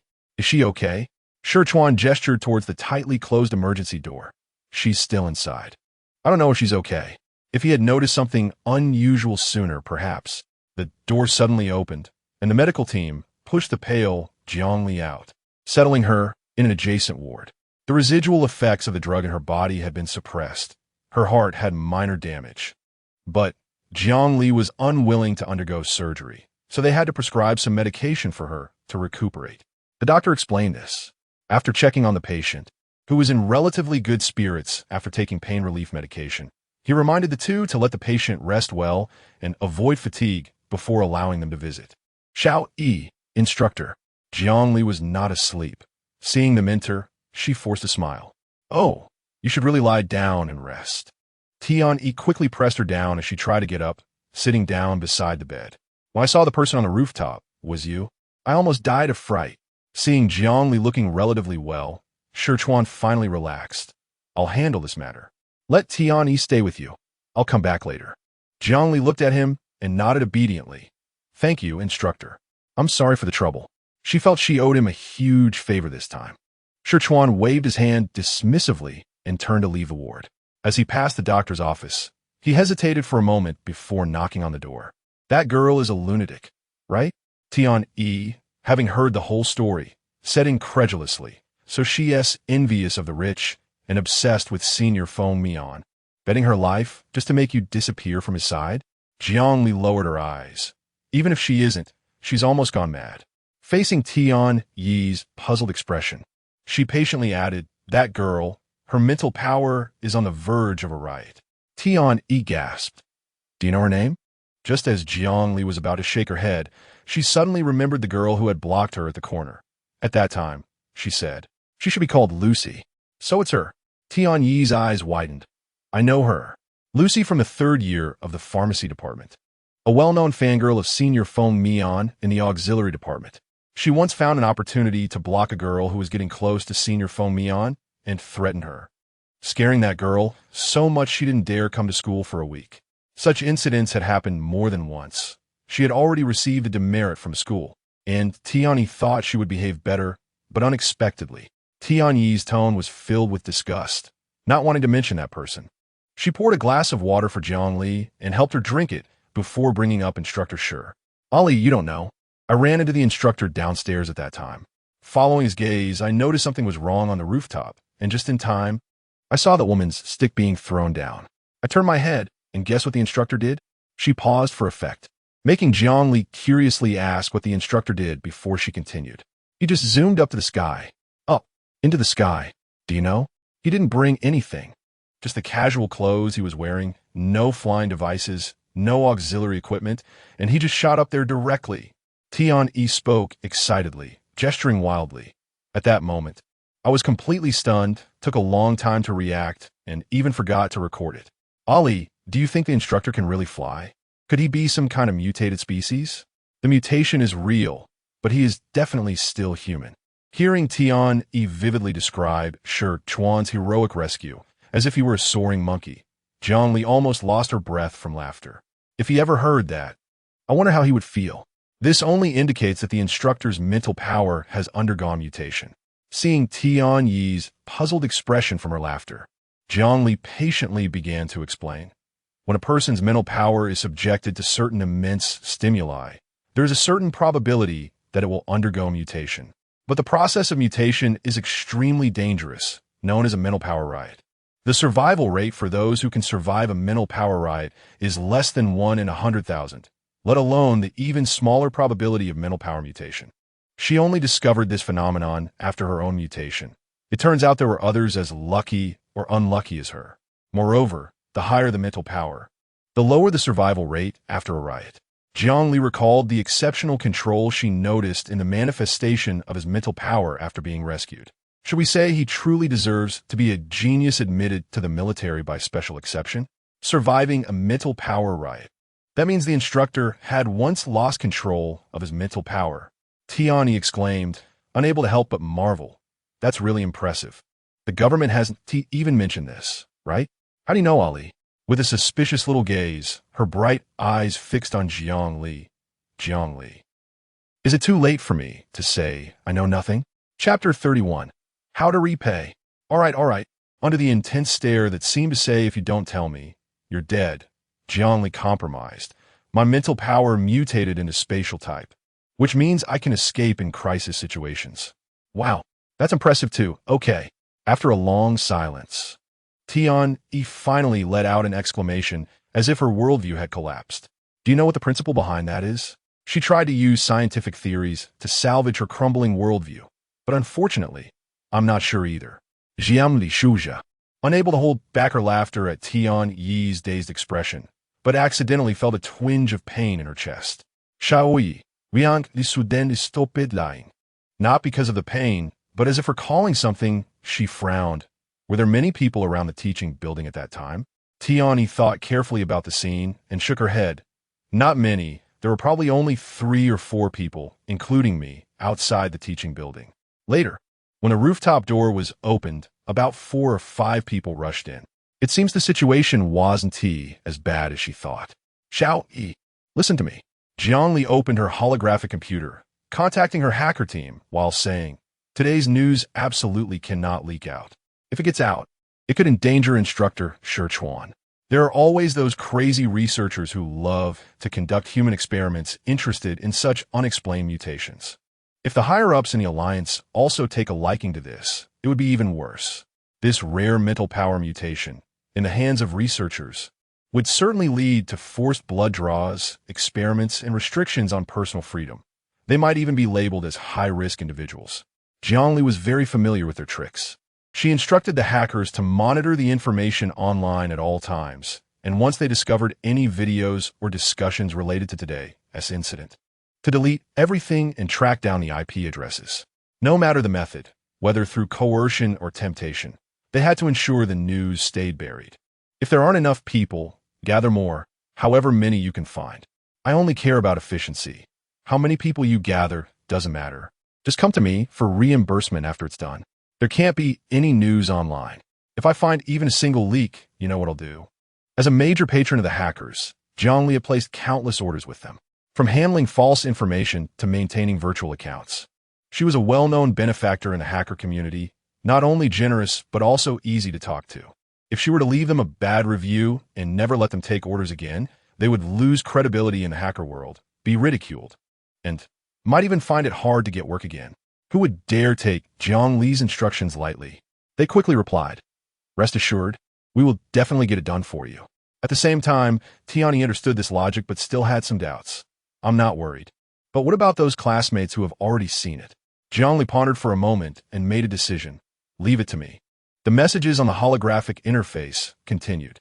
In addition, hack into the surveillance of the First Academy of the Alliance. Retrieve the surveillance footage from 10 to 10:30 this morning. All surveillance footage. She wasn't sure if only a few people at the scene had seen it, so she decided to pull all the footage and sift through them one by one. After all, she had money to spare. No one would want to go against money. Ali, at that moment, Feng Mian burst in, and upon seeing Jiang Li calmly leaning against the hospital bed, he let out a sigh of relief. Thank goodness you're okay. His handsome face almost crumpled in worry. Otherwise, I would have felt guilty for a lifetime. Senior Feng Mian. Tian-Yi shot him a meaningful glance. You're quite lucky. Jiang Li teased, mimicking the way that girl spoke. Feng Mian is so gentle, kind, handsome, powerful, and helpful. Stop. Feng Mian, with a mournful face, begged for mercy. Please don't say any more. It's all my fault. Tian-Yi laughed so hard she almost fell over. She really said that. It really had nothing to do with you. Jiang Li shook her head, comforting him. Besides, I was too severely hurt, so you don't need to blame yourself. Yes, Tian-Yi echoed. Are you going to blame yourself for being too handsome and too warm-hearted? The few of them chatted back and forth for a while, and only then did Jiang Li ask Feng Mian about his sudden trip to the rooftop. I was still in the activity room rehearsing when a girl came to find me. saying you were called to the rooftop and the situation didn't look good, asking me to go help. A few of my classmates volunteered to follow along, wanted to see what was happening, and then saw that scene. Feng Mian rubbed his hair in frustration. God knows he was so scared his heart almost stopped, but thankfully she was okay. However, Jiangli noticed one person he mentioned, that girl who came to find you. Does she have long black hair, bangs, and dimples when she smiles? It seems so. She looked quite introverted. Feng Mian recalled and asked, what is wrong? Is there something wrong with her? Unexpectedly, it was her who notified others to come and save herself. Was a moment of conscience? Or something else? Jiangli nodded thoughtfully. That girl invited me to the rooftop. I wonder what her relationship with Lucy is. Feng Mian. A serious expression appeared on Jiangli's pale face. Are all the people who followed you to the rooftop people you know? Feng Mian furrowed his brow. They're all classmates. Why? I might need to trouble you to ask them not to talk about today's incident, especially concerning instructor Shi Chuan. Jiangli transferred a large sum of alliance currency to him, placing her index finger on her lips. This is a hush money. You can use it as you see fit. This. Feng Mian was about to say something when he saw Shi Chuan walk in. So he could only respond, all right, but you have to explain everything to me later. Of course. She winked at him and called out to the instructor. What's going on? Shi Chuan looked around at the few people in the hospital room, his gaze landing on the spirited Jiangli. She was given a sedative and has stabilized for now. The school has called in the police, and they'll come to ask you some questions tomorrow. Don't worry, that girl is fully responsible for this incident. He casually pulled up a chair and crossed his legs. His previously gentle expression suddenly darkened. So, shouldn't you rest now? Shi Chuan glanced at the two people beside the bed, their faces filled with disapproval. Tian Yi suddenly remembered that Jiangli had been chatting with them since she came out of the emergency room. She stood up abruptly, pulling Feng Mian along, her tone full of regret. I'm sorry, it's all my fault for insisting on talking to you. Ali, you should rest now. We'll come back to see you later. As they hurried past Shi Chuan, they bowed slightly in gratitude and awe. Thank you, instructor. Shi Chuan watched them leave the hospital room, puzzled by Tian Yi's strange attitude, but just raised an eyebrow. Instructor, you don't have anything else to do? I'm here watching over you. You should sleep first. Shi Chuan interrupted her, laying her down and tucking in the blanket, watching her tiredly close her eyes.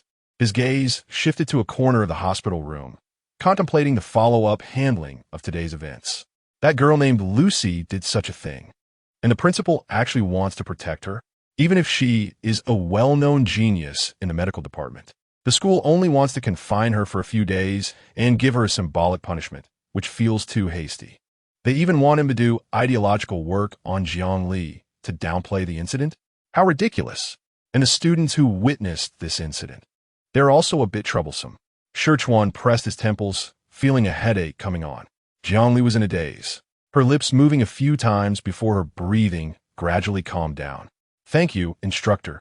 Shi Chuan was taken aback, and when he realized it, he felt somewhat amused. He replied softly, that's what I should do. After all, she was a student. How could he not care? Reflecting on the scene at that time, he still felt a sense of dread. If he hadn't happened to pass by, or hadn't taken the time to look up with Jiang Li's fragile physique, she probably would have died on the spot from the fall.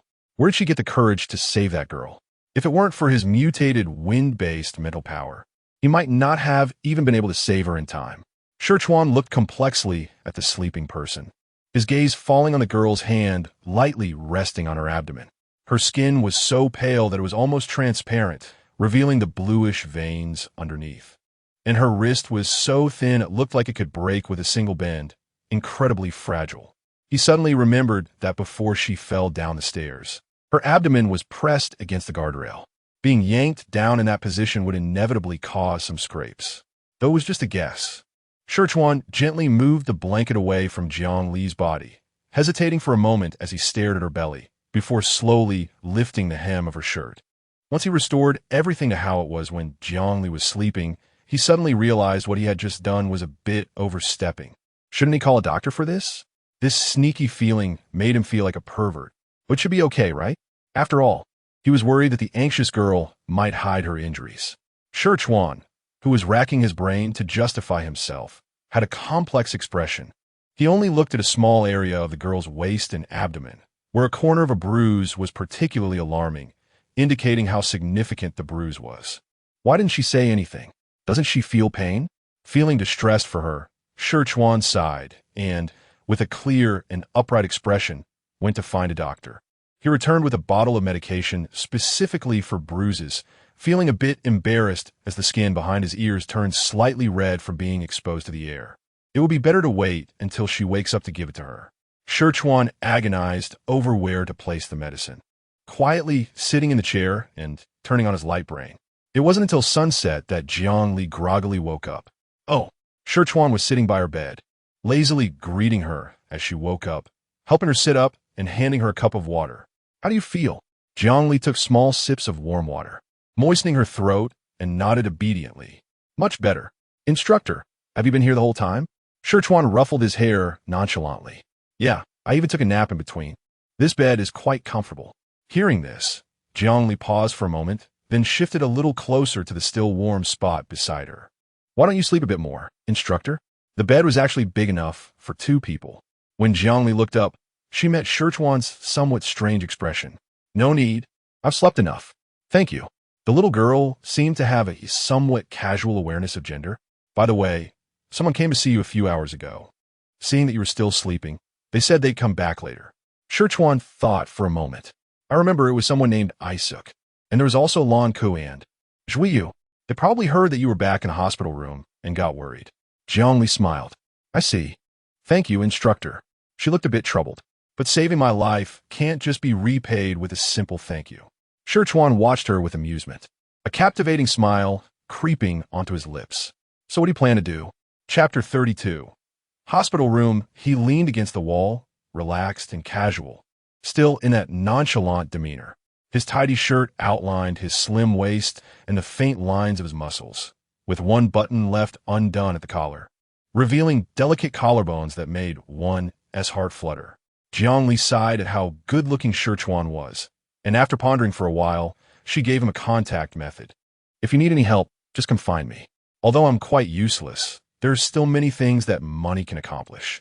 By the way, from now on, your lollipops will be handled by me. She tilted her head, asking Scherchuan with her eyes if he was satisfied. Upon hearing the last sentence, Scherchuan's eyes visibly brightened, but he still maintained the instructor's demeanor, dismissing it. This is what I should do. If you really feel indebted, just treat me to a meal. Really? Jiangli, clearly teasing him, replied decisively. Then I won't be getting you any lollipops. Seeing Scherchuan's face fall, looking as if he had suffered a great grievance, she burst out laughing. Just kidding. Why I said earlier counts. As for saving my life, isn't it okay to repay it with my body? She spoke earnestly. In short, this is my promise. As long as the instructor has difficulties, I will do my best to help you. Seeing her so serious, Scherchuan could only sigh in agreement. While Jiangli was leisurely drinking water, he suddenly smirked and said, Actually, you don't need to go through all that trouble. You can just offer your body. Puffed. Hearing such a confession-like statement for the first time, Jiangli was so shocked that her hand trembled, almost dropping the cup. A mouthful of water got stuck in her throat, and she sprayed it out. Cough, cough, cough. She was unable to speak, having to lean on the edge of the bed, struggling to catch her breath for a long time. Scherchuan, however, was quite pleased to see Jiangli's flustered state, patting her back to help her calm down while he happily laughed to himself. After finally catching her breath, Jiangli looked normal, showing no signs of dissatisfaction, and casually replied, Sure, if the instructor wants it. What did she say? Scherchuan's smile suddenly froze on his face. Unexpectedly, the girl's sincere gaze fell upon him, her long eyelashes fluttering, a pair of dark eyes filled with laughter, yet clearly reflecting his image, as if filled with the starlight of the entire world. His life was saved by the instructor, and naturally, he belonged to the instructor as well. With such good looks, how could it be anything but a gain for me? Jiangli propped her chin and looked up at him, as long as the instructor doesn't team mind. Scherchuan was caught off guard by her straightforwardness, and his whole body stiffened. This development seemed a bit off. How could I possibly mind? Jiangli is such a cute little classmate. No, that's not what I meant. He instinctively wanted to refute, but found himself at a loss for words, sounding somewhat incoherent. What does the instructor mean? Jiangli pretended not to understand, interrupting his words, leaning closer to him. The girl's fair and flawless face was right in front of him. Her gentle smile, softening her brows and eyes, her rosy lips forming a soft curve, like a docile young beast, tempting one to reach out and touch its soft fur. Oh, this little girl knows how to tease him? Realizing the teasing tone in Jiang Li's words, Shi Chuan, who was initially a bit flustered, regained his composure. Raising his brows while leaning down, his hands pressing on either side of Jiang Li's hospital bed, trapping her within a small space. The two of them maintained this position, staring at each other for a long time, the faint fragrance of the girl's hair wafting into his nostrils, constantly challenging Shi Chuan's nerves. Jiang Li, on the other hand, was enjoying the beauty without a hint of shyness. Shi Chuan, who thought his looks would always work in his favor. He suddenly remembered that this girl was unusually dense, making it more difficult for her to feel shy than to reach the sky. Though reaching the sky was still easier than bringing Jiangyu back to life. He miscalculated. I was wrong, I surrender. Shi Chuan raised his hands in resignation, creating some distance between them, his gloved hands resting on his forehead, sighing in disappointment due to his failed prank. Seeing him being sensible, Jiangli let out a light hum, considering it even. However, thinking of how he had caused her to cough for a long time, her abdomen also hurting, she felt a pang of hatred. Just then, Shi Chuan took the medicine from the side and handed it to her. I asked the doctor for this bruise relief spray. He thought for a moment and added, if anything feels uncomfortable, remember to tell me. Jiangli was taken aback for a moment, accepted the medicine, and thanked him. Well, since he was so considerate, she graciously decided to forgive him. The instructor is actually quite nice when serious. Oh, right. Shi Chuan smiled as he waved a bottle of nutrient solution in front of her. The doctor said you need to avoid certain foods, no meat, no greasy foods. No spicy foods. So for a month, you can only drink nutrient solution.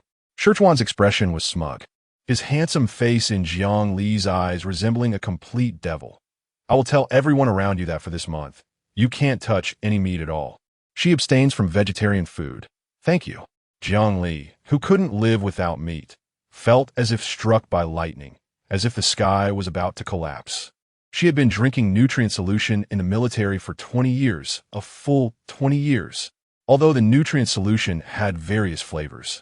Anyone who drank it continuously for so many years would feel nauseated. Now that she could finally eat something good, she had to abstain? Quack doctor. Quack doctor.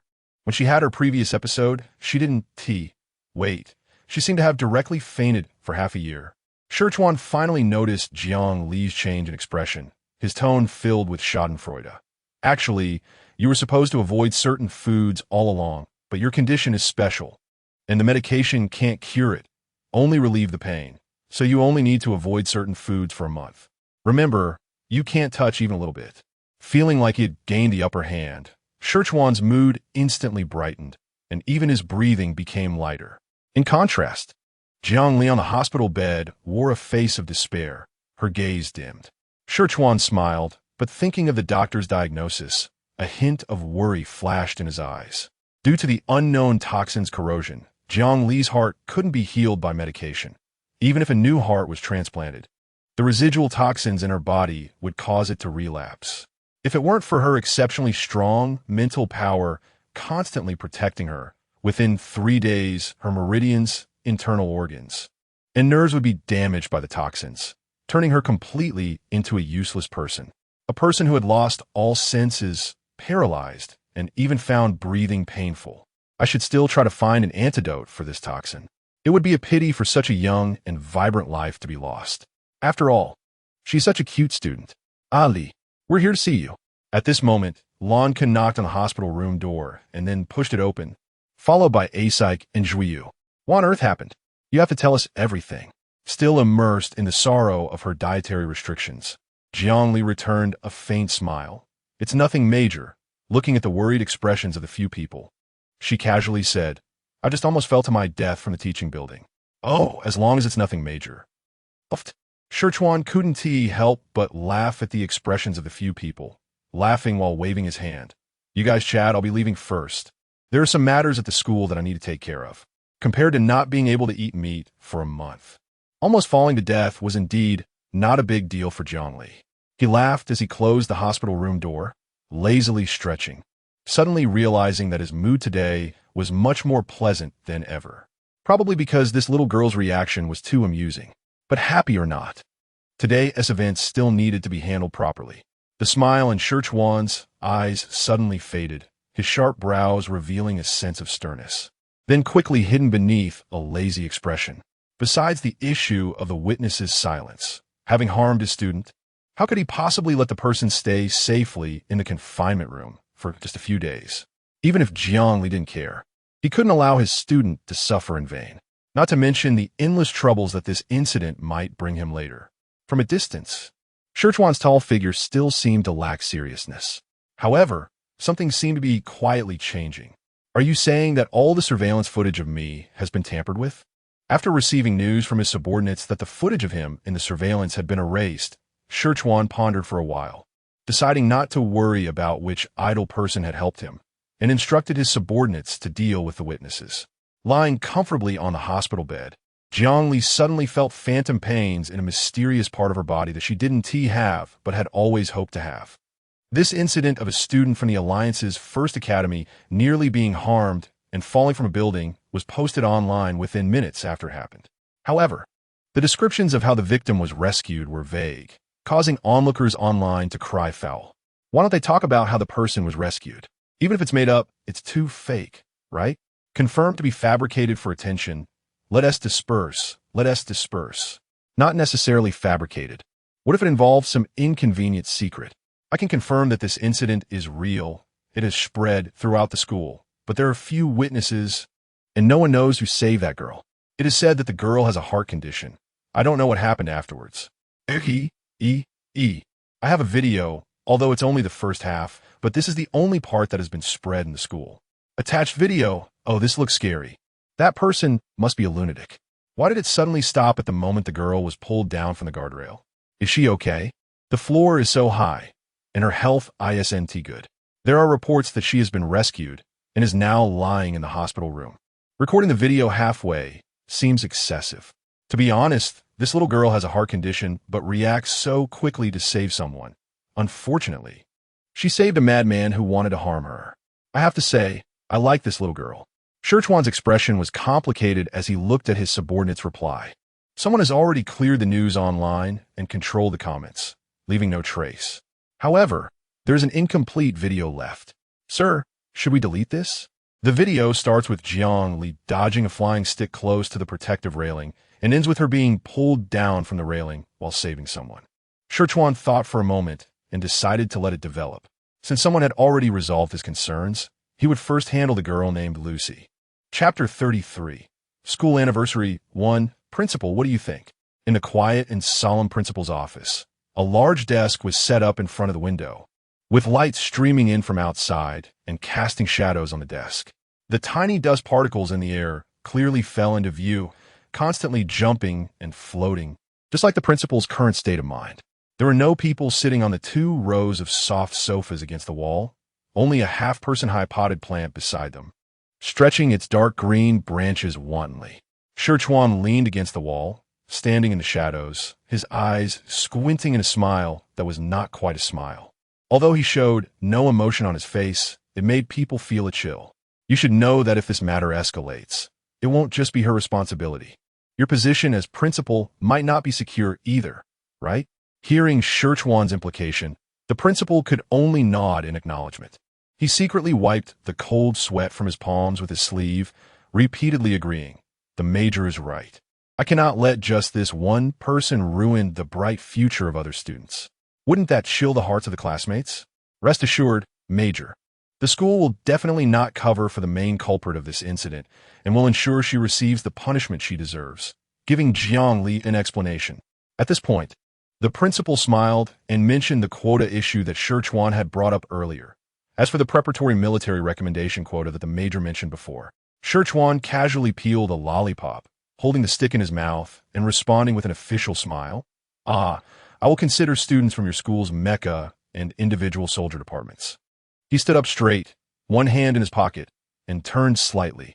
I look forward to the school's final handling of this matter. The principal, looking amiable, nodded to him and watched Sherchuan leave. I will definitely satisfy you, Major. Take care. Using a future filled with unstable factors from a mad genius to exchange for 2 extra recommendation spots for the Alliance's reserve team is worth it.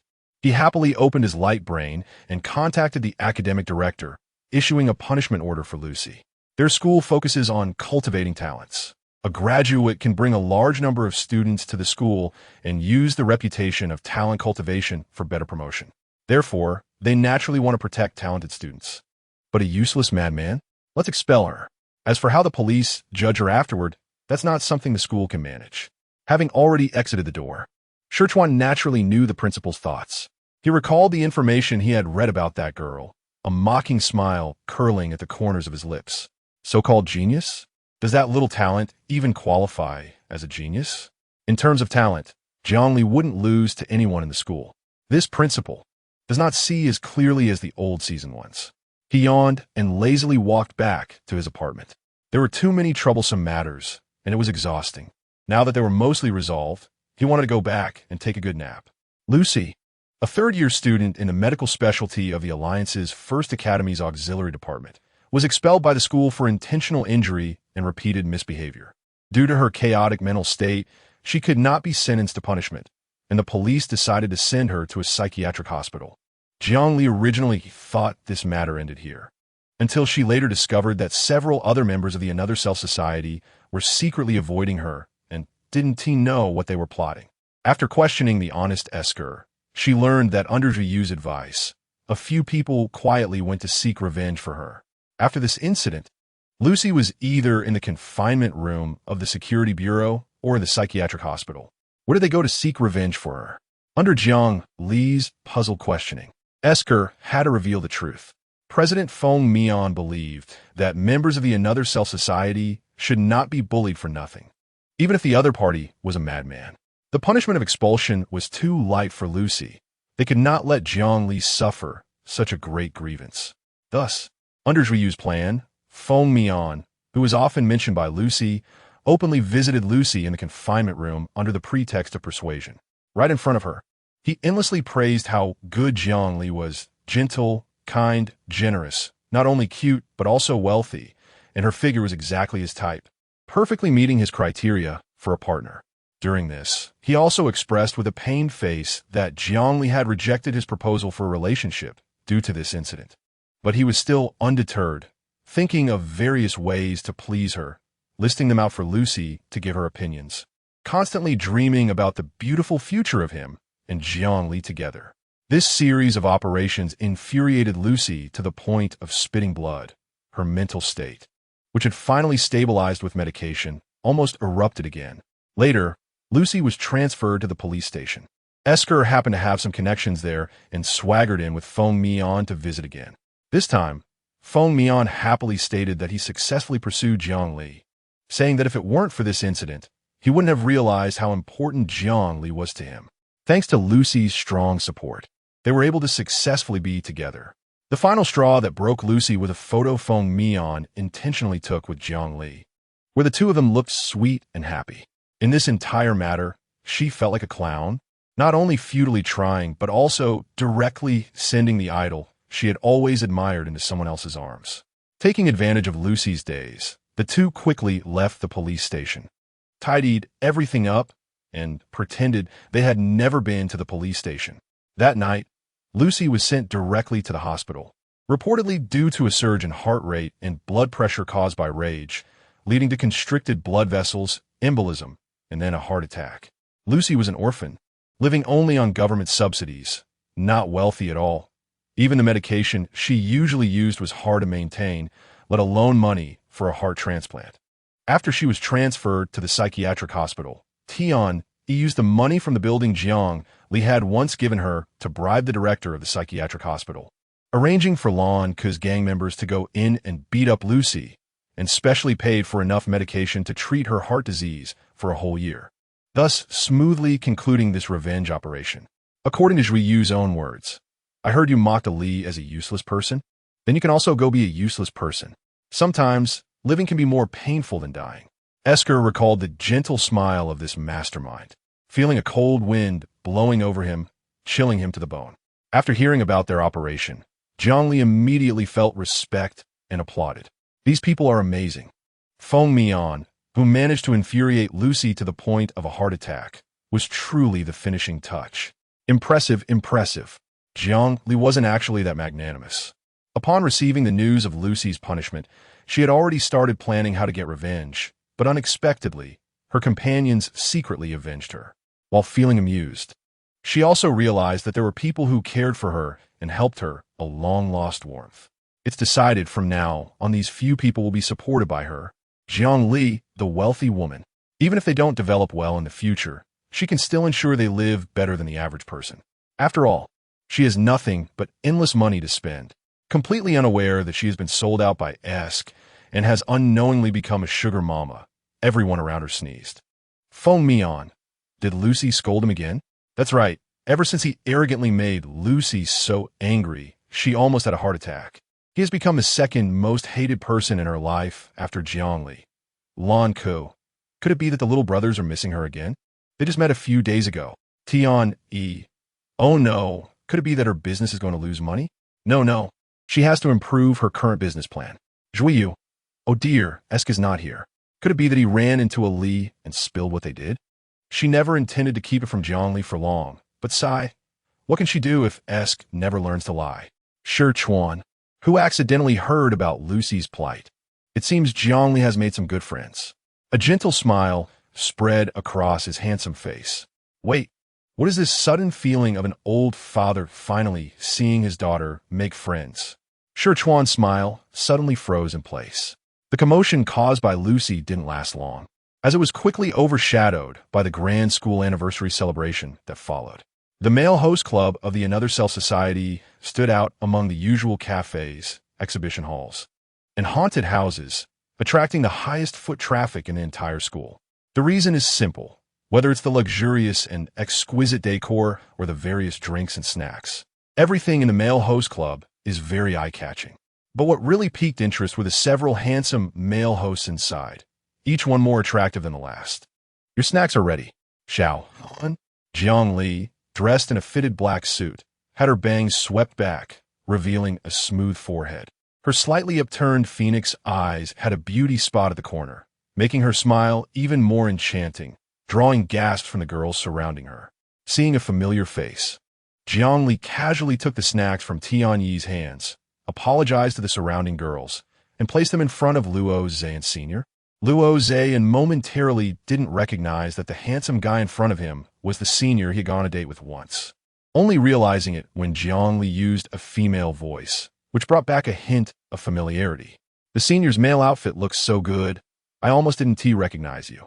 He lowered his head bashfully, trying to hide his blushing cheeks from meeting the senior. I came here to check it out on a friend's recommendation. I didn't expect it to be so popular. Luo Zhan looked at the nearly full establishment and couldn't help but exclaim. Jiangli replied with a somewhat proud smile. Right? It's all thanks to the club members. She was only responsible for funding and the added bonus of her beauty after disguise, unaware that the crowd's popularity was largely due to her face. Bringing in half of the customers by herself, Luo Zhan felt a wave of predatory gazes pinned on him, as if they wanted to swallow him whole. He swallowed hard, secretly glancing at the girls around him who were staring intently, and could only sweat as he urged Jiangli not to worry about him and to accompany the other guests. It wasn't until he finally persuaded Jiangli, watching her switch back to her female voice and seamlessly return to the circle of girls, that he felt those cold gazes suddenly transform into warm, gentle smiles. What could he say to these girls who changed expressions like flipping a book? He could only sigh, immersed in the regret of not being able to talk more with the senior. Chapter 34. School Anniversary 2. Fanxia is a well-known lifestyle streamer online.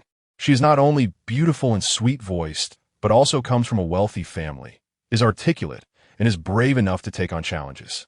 With millions of followers, Fanxia began her live stream on the day of the open house for the prestigious Alliance First Academy. Many netizens, unable to visit the famous campus for various reasons, flocked to Fanxia's live stream to satisfy their curiosity through her lens. Now we are heading to a male host club recommended by netizens. It said that this club has been fully booked all morning and has received rave reviews. Fan Xia enthusiastically explained to her viewers as she walked towards her destination. This morning we visited several shops run by other clubs. Considering their students, I think they have done well enough. But unexpectedly, many of my friends have been raving about this club, piquing my curiosity, so I had to ask several friends to help me book a spot. Look, we've arrived. She carefully read the name of the hosting club on the sign outside the male host club, surprised. Another cell society? This club name is quite unique. It sounds very appealing. This is the first time I've heard of such a club. Haha, students have such rich imaginations. Xia, hurry in. I can't wait to see the handsome guys. Just looking at the plaque and decorations outside this club feels luxurious. It seems very crowded inside. Is it really that popular? What is this about handsome guys? Are there really handsome guys here? A friend told me that this club is full of handsome guys, and there are a few girls in disguise, but they are all stunning. I want to see too. No way. Can they be more handsome than celebrities? Fan Xia saw a flurry of flower gifts and comments on screen, thanked the viewers, and pushed the door into the club. Upon entering, she could smell the faint sweetness of snacks in the air and felt the lively yet elegant atmosphere. The decor was exquisite, exuding a sense of understated luxury, but the most eye-catching were undoubtedly the handsome guys scattered throughout the hall. Mom, I want to go to this school. Oh my God, is this heaven? Heaven. That blonde guy over there. He has such a gentle vibe. I'm in love, like a noble prince. Even his demeanor is perfect. ISNT, the best-looking one, that black-haired guy with a beauty mark. His smile is simply irresistible. I can't take it anymore, my legs are weak. Xia, I want him. Point him out, go talk to him. My nosebleed 1T, stop. Look at that super tall guy. Can you feel the overwhelming masculine energy almost bursting through the screen? Not only that, but he also has a little boy sitting on his shoulder. So cute. He looks a bit unfriendly, but he still lets the little boy sit on his shoulder. This pair is so adorable. Brown hair handsome guy. Sunshine type. He is my type. Fan Xia glanced at the wave of gifs and comments flooding the screen, speechless, and went to find a friend who helped her book the spot. The drinks and snacks in the club had various price points, but the prices for the handsome guys were the highest, with just an hour of face-to-face conversation costing thousands of credits. Moreover, since the number of handsome guys was far lower than the demand from customers, it was not a one-on-one service. However, this did not deter people's obsession and pursuit of beauty.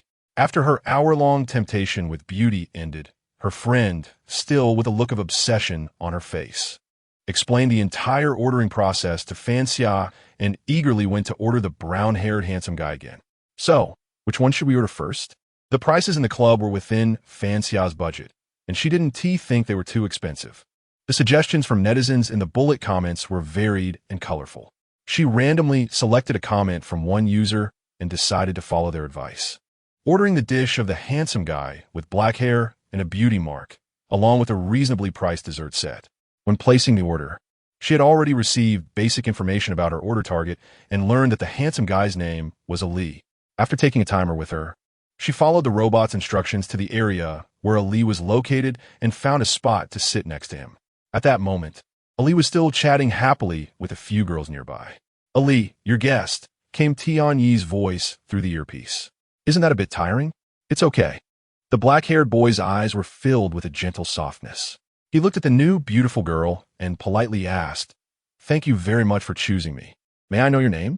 You can call me Xia." Fan Xia felt a bit flustered by his smile, which was rare for her. All right, Xia. The way he pronounced her name was delightful, with a low, husky voice that made her ears warm and her throat itch.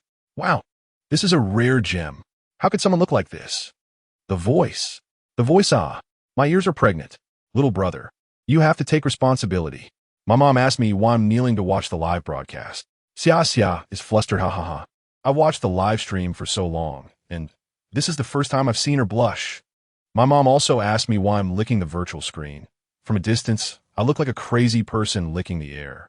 Who would blush? Xia, if you can't handle it, let me. This type of beautiful boy. I can't resist at all. I can't take it anymore. My legs are weak. Little brother, I'm lying flat. Come quickly. Oh dear, husband, why are you so naughty, appearing in someone else's live stream? Come back home obediently. With such beauty in front of her, Fan Xia had no time to pay attention to the bullet comments and the continuous gifts flooding in. Xia Xia, your dress looks really nice. The boy complimented her, drawing envious glances from the other girls nearby. Yet, Fan Xia was playful and instinctively retorted, do you like it? The boy was momentarily stunned, then broke into a softer smile. His dark eyes seriously fixed on Fan Xia, his handsome face radiating affection. Of course, I really like it. Jiang Li received the food delivered by the robot and personally placed it in front of Fan Xia. His slender, white fingers rested on the cup, creating a pleasing sight that made one want to cover it with their palm and cherish it. This snack is my favorite. He lifted the exquisite silver spoon, his long phoenix eyes never leaving Fan Xia. Xia Xia, do you want to try? Yes, I want. Nodding like crazy. I'm crying. Xia Xia is so happy. Why didn't I get to go to Capital Star? Resentment. Haha, Xia Xia blushed. Even her ears are red. This little brother is so flirty. I'm so flustered I drank several gulps of water. Good opportunity. Xia Xia, quickly. Let him feed you. The whole time I'm grinning like a fool, secretly peeking at the screen. Look at the envious gazes from the girls beside him. They're about to burst out of the screen. I think after this bite, Xia Xia will be pierced into a sieve by their gaze. Fan Xia caught a glimpse of a few bullet comments and huffed internally. Who is Fan Xia? Her skin is thicker than the walls of this venue. Would she be tempted by this ordinary beauty? I'll tell you, yes. She nodded and obediently ate the snack fed to her by the boy amidst the piercing gazes of those around her, feeling blissfully bubbly. Xia Xia's inner thoughts. This is the peak of my life. I have no regrets. Well, I also want a little brother like this to feed me snacks. No matter what a handsome person does, it's flirtatious if an ugly one stood here. I can't bear to think. Suddenly turned into a shy little woman. Wow, wow, wow, so handsome. Why does my school have such a handsome little brother? I want to accept it. Xia Xia, what are you being reserved about? Just go and hug him. Give him a big kiss. Go. A group of netizens, who seemed to thrive on chaos, were going wild in the live stream. At that moment, a little boy with short brown hair came running over, hugging the boy's waist while waving a small piece of meat in his hand. Ali, look, the pretty lady gave me this little meat stick. It's so delicious, Ali, you have to try it. His tiny white tiger teeth peeked out, making the viewers in the live stream exclaim how cute he was. Little boy, did you see that? Little boy, oh my God, so cute. Let me give him a kiss. Then I want to call him sister. I'll be a creepy aunt. They're hugging. I ship this pair. Gentlemanly handsome guy and cute little boy. Nosebleed. Can't stop the nosebleed. Tissue. A pair of large hands suddenly intervened, taking the small meat stick from the boy and replacing it with a bottle of nutrient solution. A muscular, tall boy had appeared behind the little boy, his face cold as he looked down and said, Kiki, Ali can't eat meat. A few hard-eyed girls followed him closely, which explained his stiff and indifferent expression throughout. I almost forgot. The little boy slapped his forehead, cautiously glancing at the suddenly dejected black-haired boy, clearing his throat. Ali, your health is the most important. I'll save this meat stick for you. When you can eat meat again, eat as much as you want. He tiptoed and comfortingly patted the boy's head. Be good. Hold on. The boy with the beauty mark visibly shifted from joy to despair, looking up at the tall boy with a mournful gaze, pouting. The little boy still wasn't reassured and instructed the surrounding girls. Ali's health has been bad lately. He's on a restricted diet. You all have to keep an eye on him. Don't let him secretly eat meat. Andy smiled. The little brother is too pitiful. Look at that wronged expression. It makes one's heart ache. No, for the sake of the little brother's health, I have to harden my heart. If he pouts again, I want to be able to be hard-hearted. Ha ha ha. I know I shouldn't laugh, but the sudden change of expressions on that handsome face is just too adorable. Ha ha ha. The boy with the beauty mark. I'm wrong. I want to cry. I want to eat meat. Little boy, Ali here. It's all for you. No, I can't give it. Muscular handsome guy. No, you can't. Here's your nutrient solution. Refusal 3 times in a row screenshot. Pohaha. Are you all devils? Chapter 35 School Anniversary 3. Even the viewers in the live stream were like this. Let alone Fan Xia and the others who were on site, all responding repeatedly, assuring that the boy wouldn't touch any meat. The black-haired boy sighed heavily while holding the nutrient solution, his eyes full of disappointment. This sigh felt like a blow to the hearts of the girls, making them feel heartbroken. Oh dear, quickly comfort my precious baby. It's really too unfair not to eat meat. What about other things? He can still eat desserts, right? I'll buy him some. Xia xia, these are all for the little brother. Quickly buy him something delicious to comfort him. Buy whatever he can eat. Buy it for him. Look at that pale little face. He needs to be properly nourished. Following that was a wave of synchronized gifts. Fan Xia also readily prepared to order more snacks and desserts, only to see the tall, handsome guy directly pick up the black-haired boy and place him on his shoulder. Lift high. He ruffled the boy's hair and awkwardly comforted him with a lack of words. Don't be sad. The black-haired boy sat up on a higher place in a daze, instinctively resting his hand on the boy's neck. It was only then he realized and broke into a grateful smile. Thank you, Isuk.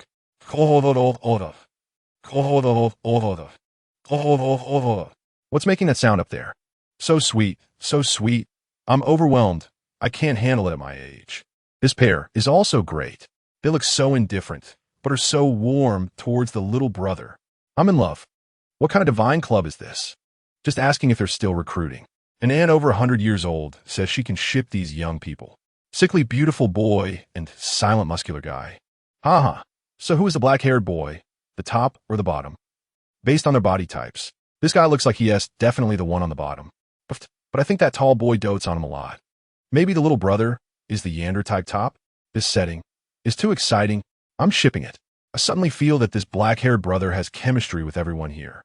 No matter which pair, they all look great. He smile. Jiang Li and the others had no idea that this live broadcast would spark a shipping frenzy online. They thought it was just a small stream by an obscure broadcaster and didn't take it to heart. As the day's business was about to end, the members of the club bid farewell to the guests surrounding them with reluctance. Jiang Li really didn't expect Ryu to look so heroic in male attire. With no sense of incongruity, his noble prince-like demeanor and appearance attracted many girls willing to spend money. It was so enviable. Not only did he look like a painting in female clothing, but he also looked incredibly handsome in male attire. It was simply a case of people being so good-looking that it made others feel inferior. Jiang Li felt a bit melancholic. She wanted to eat meat. But reality didn't allow it. Sigh. Jiang Li suddenly felt a strong hatred for the culprit who had made her situation so miserable. Ding ding ding. Look quickly. Tian displayed the projection screen to everyone. Our club made a net profit of 70,000 yen coins today. How about we go to the hot springs next week? Feng Mian suggested cheerfully. It's just the right time to relax. Sound good? Lon tugged at his little tie, responding excitedly. We can gather at night and tell ghost stories. Let us skip the ghost stories. Tian shivered and quickly covered Lon Ku's mouth. Seeing that no one else objected, Zhuyu made a decisive call. Then it settled.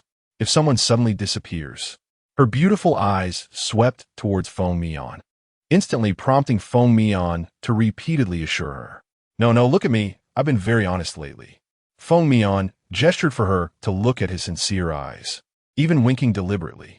Zhuyu chuckled lightly, directly ignoring him and turning her gaze to Jiang Li. I kept forgetting to say today. Your golden short hair shines right to the heart, and your ice blue eyes are full of smiles.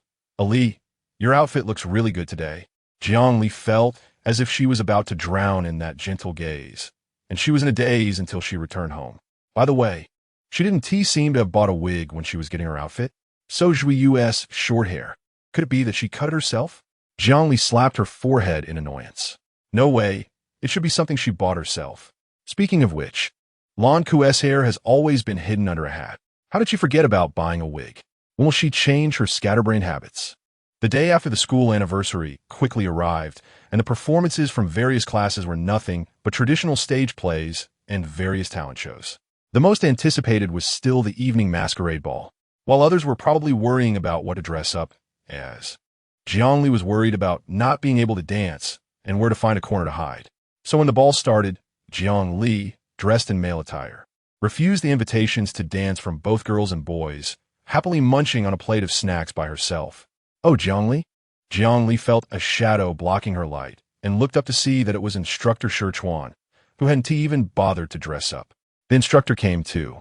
She didn't expect him to recognize her at a glance despite her outfit. Jiangli didn't know that instructor Shirchuan had actually visited the male host club of their club yesterday and had seen her dressed in this male attire. Shirchuan glanced at the dance floor while chewing on a candy stick. Yeah, I had nothing to do, so I can take a look. Why aren't you dancing? He raised an eyebrow. Could it be that you can't dance? Jiangli nodded, showing no intention of hiding. I'm completely out of my element when it comes to dancing, but still, people keep inviting me. Does the instructor know if there's any lounge or something here? It should be okay for me to hide, right? Shirchuan thought for a moment. I remember there is one, and he turned to lead the way. Follow me. He was still dressed simply in a shirt and trousers, having taken off his jacket as if it were a hassle, and naturally leaving a button undone at the collar, partially revealing his collarbone, which was quite alluring. Are you feeling better? Shirchuan casually protected Jiangli, blocking her from a catering robot that turned the corner, preventing her from being splashed with drinks. I'm almost fine. Thank you, instructor. The boy in Other's eyes wore a warm smile, and the beauty mark on his porcelain white face made him even more enchanting. Could that be the rumored little boyfriend of Instructor Shirchuan? Instructor Shirchuan was not only famous in the second-year support department, but also well known throughout the school due to his striking appearance and outstanding resume. Rumors about this instructor's little boyfriend had circulated for a long time, but no one had ever seen him in person. A few students who felt they had discovered the true identity of the little boyfriend were so excited they almost wanted to take a picture of the scene. Instructor Shirchuan is too doting, right? Did you see how naturally he blocked that? To be honest, looking at the way Instructor Shirchuan walked, he was clearly keeping an eye on this little handsome guy, fully in protective mode. I've long heard that Instructor Shirchuan has a super handsome little boyfriend, and he is just too good looking. If it were me, I would spoil him too. With both of them looking like that, how can anyone survive? Are all the quality males internalized? How infuriating. So sweet, so sweet. When can I find a boyfriend like Instructor Shirchuan? This little handsome guy would also be fine. Their voices were indeed very quiet, but Instructor Shirchuan was sharp-eared and heard them clearly. His little boyfriend? Shirchuan couldn't help but look at Jiangli, watching her almost trip over a hidden step, reaching out to steady her, and suddenly feeling a mischievous urge rise. What's wrong? Are you tired from last night? His voice was gentle and caring, and his brown eyes were fixed on Jiangli without blinking. Jiangli, actually, she just tripped a little. However, after the exhibition ended last night, the follow-up tasks of the club were indeed both tiring and troublesome. Jiangli nodded. Although I didn't move much last night, I still feel very tired. She rubbed her lower back. It's still a bit sore now. She was only responsible for lounging on the sofa and doing some light organizing, but she spent the whole day chatting with guests, and by the evening, she had to sit and organize things. Her poor back had been sore for a long time. Did I hear something? Is it what I think it is? Is that the meaning? A few students had long been pretending to casually chat behind the two, and as soon as they perked up their ears, they heard such explosive news that they were so shocked they forgot to close their jaws. The two exchanged smiles, revealing an expression of mutual understanding. We might be thinking along the same lines. Hee, this is too exciting. I feel like the light from this lamp is a bit yellow. Yeah, the world really is going downhill. Shirchuan. He tried hard to turn his head so that Jiangli wouldn't see his face, which was desperately trying to hold back laughter. The girl's response was truly beyond his expectations. The effect was too good. Jiangli was completely unaware of Shirchuan's strange behavior and sighed. But it really is too fast. Instructor, I just realized today that I have unknowingly known you both for more than 2 months. Time flies. However, her second sentence was interrupted by a sudden communication, and she could only apologize and signal that she needed to check her light brain. Shirchuan, wait. Finish your sentence. What do you mean too fast? What's wrong with him? Say the rest of your sentence before you look. My God, I feel like I've uncovered a secret. What did I just hear? What's fast? So the instructor, sigh. This is a matter of a man's dignity. The few students behind were shocked, casting incredulous glances at Shirchuan's back and whispering, You guys finish your sentence too. What's wrong with him? How does this relate to a man's dignity? Shirchuan was so angered by Jiangli and the students' half-sentences that the veins on his forehead bulged, and his temples throbbed. What on earth are these unruly students thinking every day? How could he be fast? Don't slander him. Don't believe that bad girl. Listening to the increasingly certain words and sighs of the students behind him, Scorching felt that his dignity as a man was being provoked. He had to teach these indiscreet students a lesson. Scorching rolled up his sleeves and was about to turn around to reason with them. However, at that moment, they suddenly realized, fearing that Scorching would discover that they knew this shocking secret, and hurriedly linked arms and ran away quickly. Before he could seal his lips, Scorching. It seems like he dug a pit and buried himself in it. Chapter 36 School Anniversary 4. Fortunately, at this time, the two had already arrived at the lounge, which was empty, having his reputation completely ruined by a certain irresponsible girl. Scorching felt he needed to settle the score with her. However, when he turned around, he saw Jiangli standing at the door of the lounge, her gaze fixed on the screen of her light brain, her dark eyes devoid of any brightness, as if some intense emotion was surging within her, accumulating and brewing, becoming increasingly alarming. Jiangli. At this moment, Jiangli seemed to hear nothing. Her world was only filled with the bloody information before her. The month was up, and the person who took on her task, as he promised, had sent her all the information he found regarding the Alliance's 7th Army. On April 10th, 237 of the star calendar, Jiang Yu went missing, and news of her death came. The Alliance signed a peace treaty with the Cancer Galaxy, establishing the Alliance Peace Day. On the same afternoon, the 7th Army was dispatched to the border star S91, L11 to investigate the movements of the insect race. On April 16th, the 7th Army discovered a massive mother insect nest and requested military support and supplies from the Alliance, evacuating the border star citizens. However, the Alliance did not respond at all. The 7th Army had no choice but to wait for a response while using their warships to transport the citizens to the nearest safe star in batches. On April 20th, the insect race launched an attack on S91 L11. Since the warships were still in transit and could not return, the 7th Army could only hide and protect the remaining citizens alongside the border star's military. At this point, the Alliance finally replied, stating that they had dispatched the 6th Army for support and supplies were on the way, asking the 7th Army to hold on for a few more days. On April 22nd, one soldier from the 7th Army was killed, but they successfully annihilated the insect race's advanced troops. On April 25th, the insect race regrouped and attacked again. The warships had not returned, the support troops had not arrived, and supplies had not come.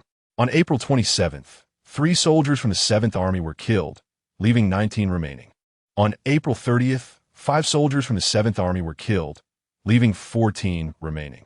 On May 6th, 9 soldiers from the 7th Army were killed, leaving 5 remaining. 16 days had passed, and the Alliance's support had not arrived, the supplies had not come, and the warships had disappeared without a trace. The originally stationed border military on S91, L11 had suffered countless casualties. They were like abandoned bait, ignored by everyone. On May 9th, the 6th Army of the Alliance, carrying supplies, arrived late. However, at that time on the border star, besides some citizens who had been hidden away and a few weak border soldiers, everyone else had perished in battle. However, on May 13th, the 6th Army of the Alliance defeated the insect race, but discovered the figures of half of the former 7th Army among the insect race's retreating troops. Evidence was sent back to the Alliance, which jointly charged Jiang Yu, who had an unclear cause of death, and the 7th Army with the crime of treason. Announcing it to the world, Jiangli stood frozen in place, a sudden wave of metallic taste filling her mouth. Why did the Alliance arrange the 7th Army in such a way that they were like exiles on the border star? Why did the promised reinforcements and supplies take so long to arrive? Why? Because Jiang Yu was gone, Jiang Cheng was also gone. The 7th Army, regarded as Jiang Yu's personal guard, was a thorn in the side of certain people, especially since the members of the 7th Army were merely a group of support-type soldiers. What does having made military achievements matter? The military has never lacked soldiers who know how to fight. If she had still been there at that time, or if her father were still alive, would they not have encountered such misfortune? Would they not have been dragged to death on the border star? Would they not have become infamous like they are now, without a place to settle? If she had been so eager for quick success, rushing into the enemy camp to take the head of Prince Scant, but had instead paid attention to her father's movements, he wouldn't have suffered a relapse and been captured without the strength to resist, and there wouldn't have been any additional conditions in the peace treaty. Her talents wouldn't have been wasted, Her father UNWILLING have died in the hospital due to a delay in treatment. And the 23 living members of the 7th Army UNWILLING have died without a complete corpse, facing the scorn of thousands. It's all her fault. It's all her fault. If it weren't for her, everything wouldn't have turned out this way. Zhongli, the young girl's mental energy, suddenly became restless, and a terrifying mental pressure spread out from her center. Sichuan's expression changed, and he furrowed his brows tightly.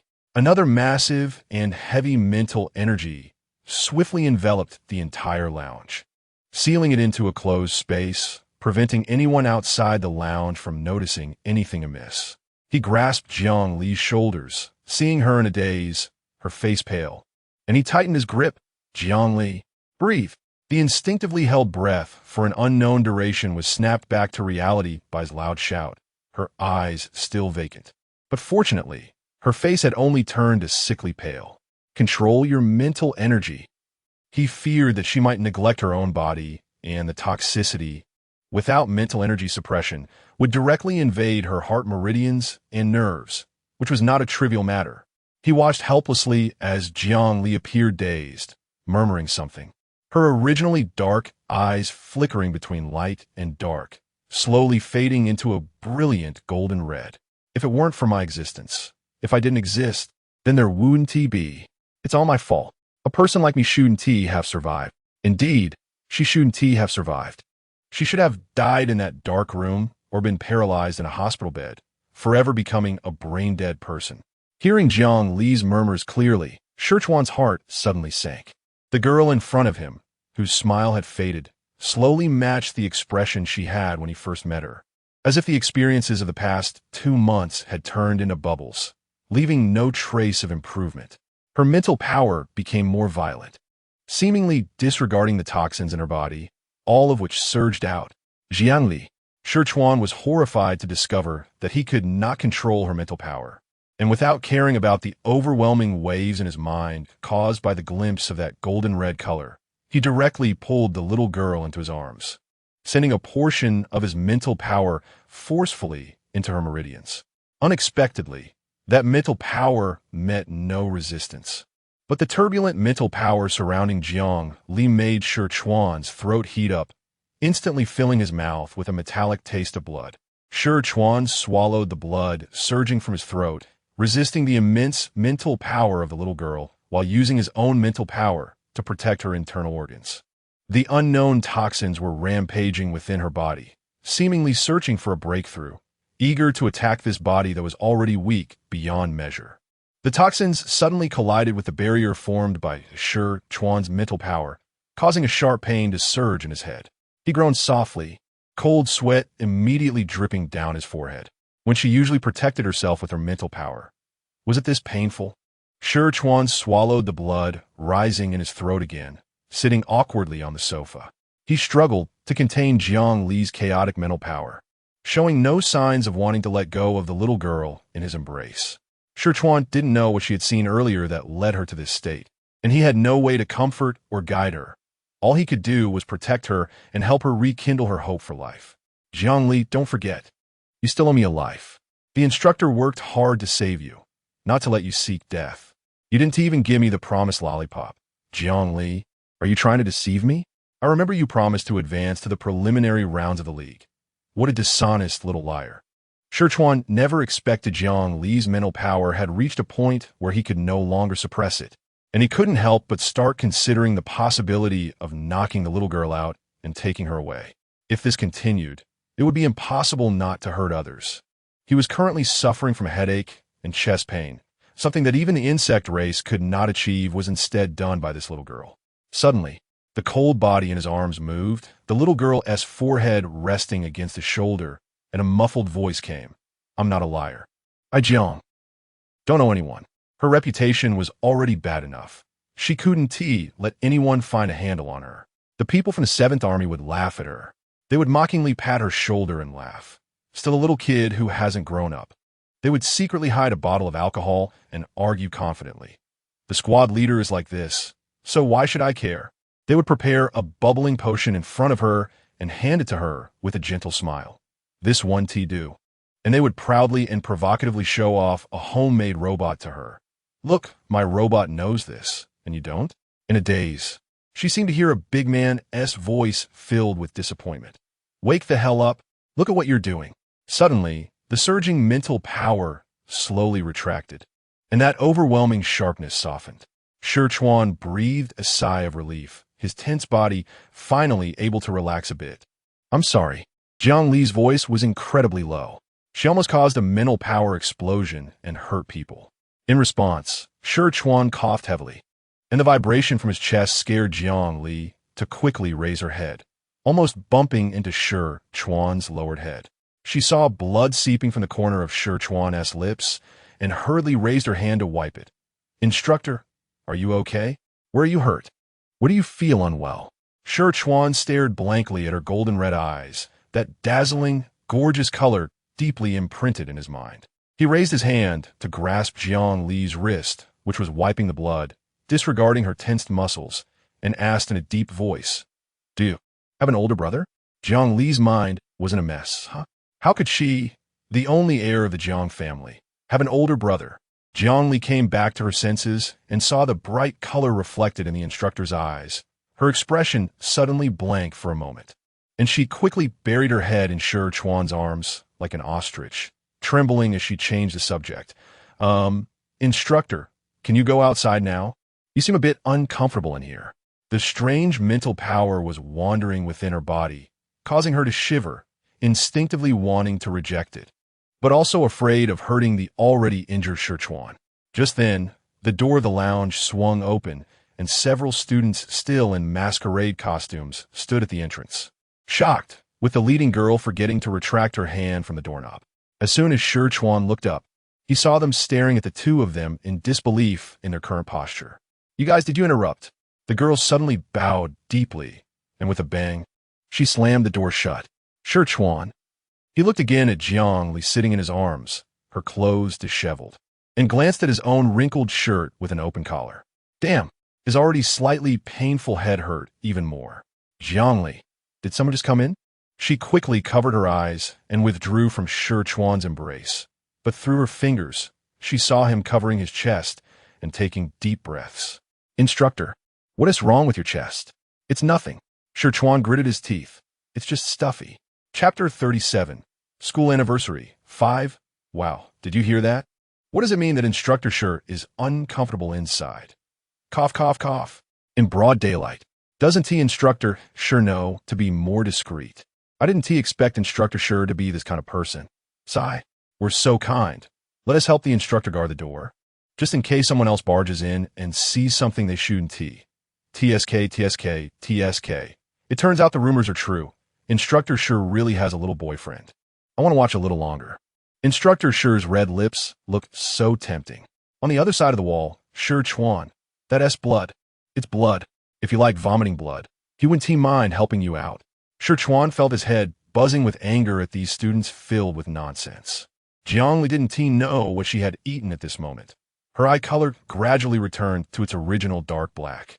Shi Chuan's mental power also retreated, and she effortlessly cast aside the pain of the toxins attacking the mental barrier and helped Shi Chuan up. Instructor, I'll take you to the medical clinic. As Jiang Li supported Shi Chuan out of the lounge, the corridor was quiet with not a single person in sight. She secretly breathed a sigh of relief. No way. They came out so quickly? Is the instructor not feeling well? Shoo, don't speak so loudly. Maybe they were scared by us earlier. A few boys and girls hiding in the corner, secretly watching the two from behind the wall, sighed in regret.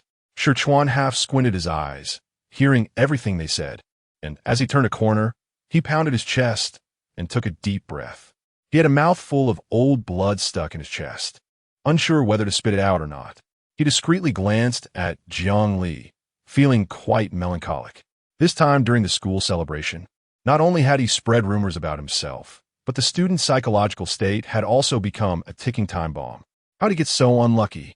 He just came to take a break, yet unexpectedly encountered such an unexpected surprise.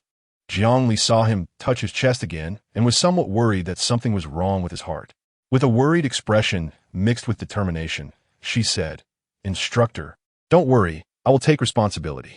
I will cover your medical expenses in the future. I must get you treated. Hearing her words, Sherchuan looked at her in disbelief. What are you taking responsibility for? His reputation? Sherchuan never expected that his student would be so straightforward and serious. He suddenly felt a dull pain all over his body and simply decided to let it go, casually nodding in response. All right. He adjusted his collar. Then I'll leave everything to you. The guilt in Jiang Li's heart almost drowned her. And only when Sherchuan agreed did she manage to force out a smile that couldn't really be called a smile.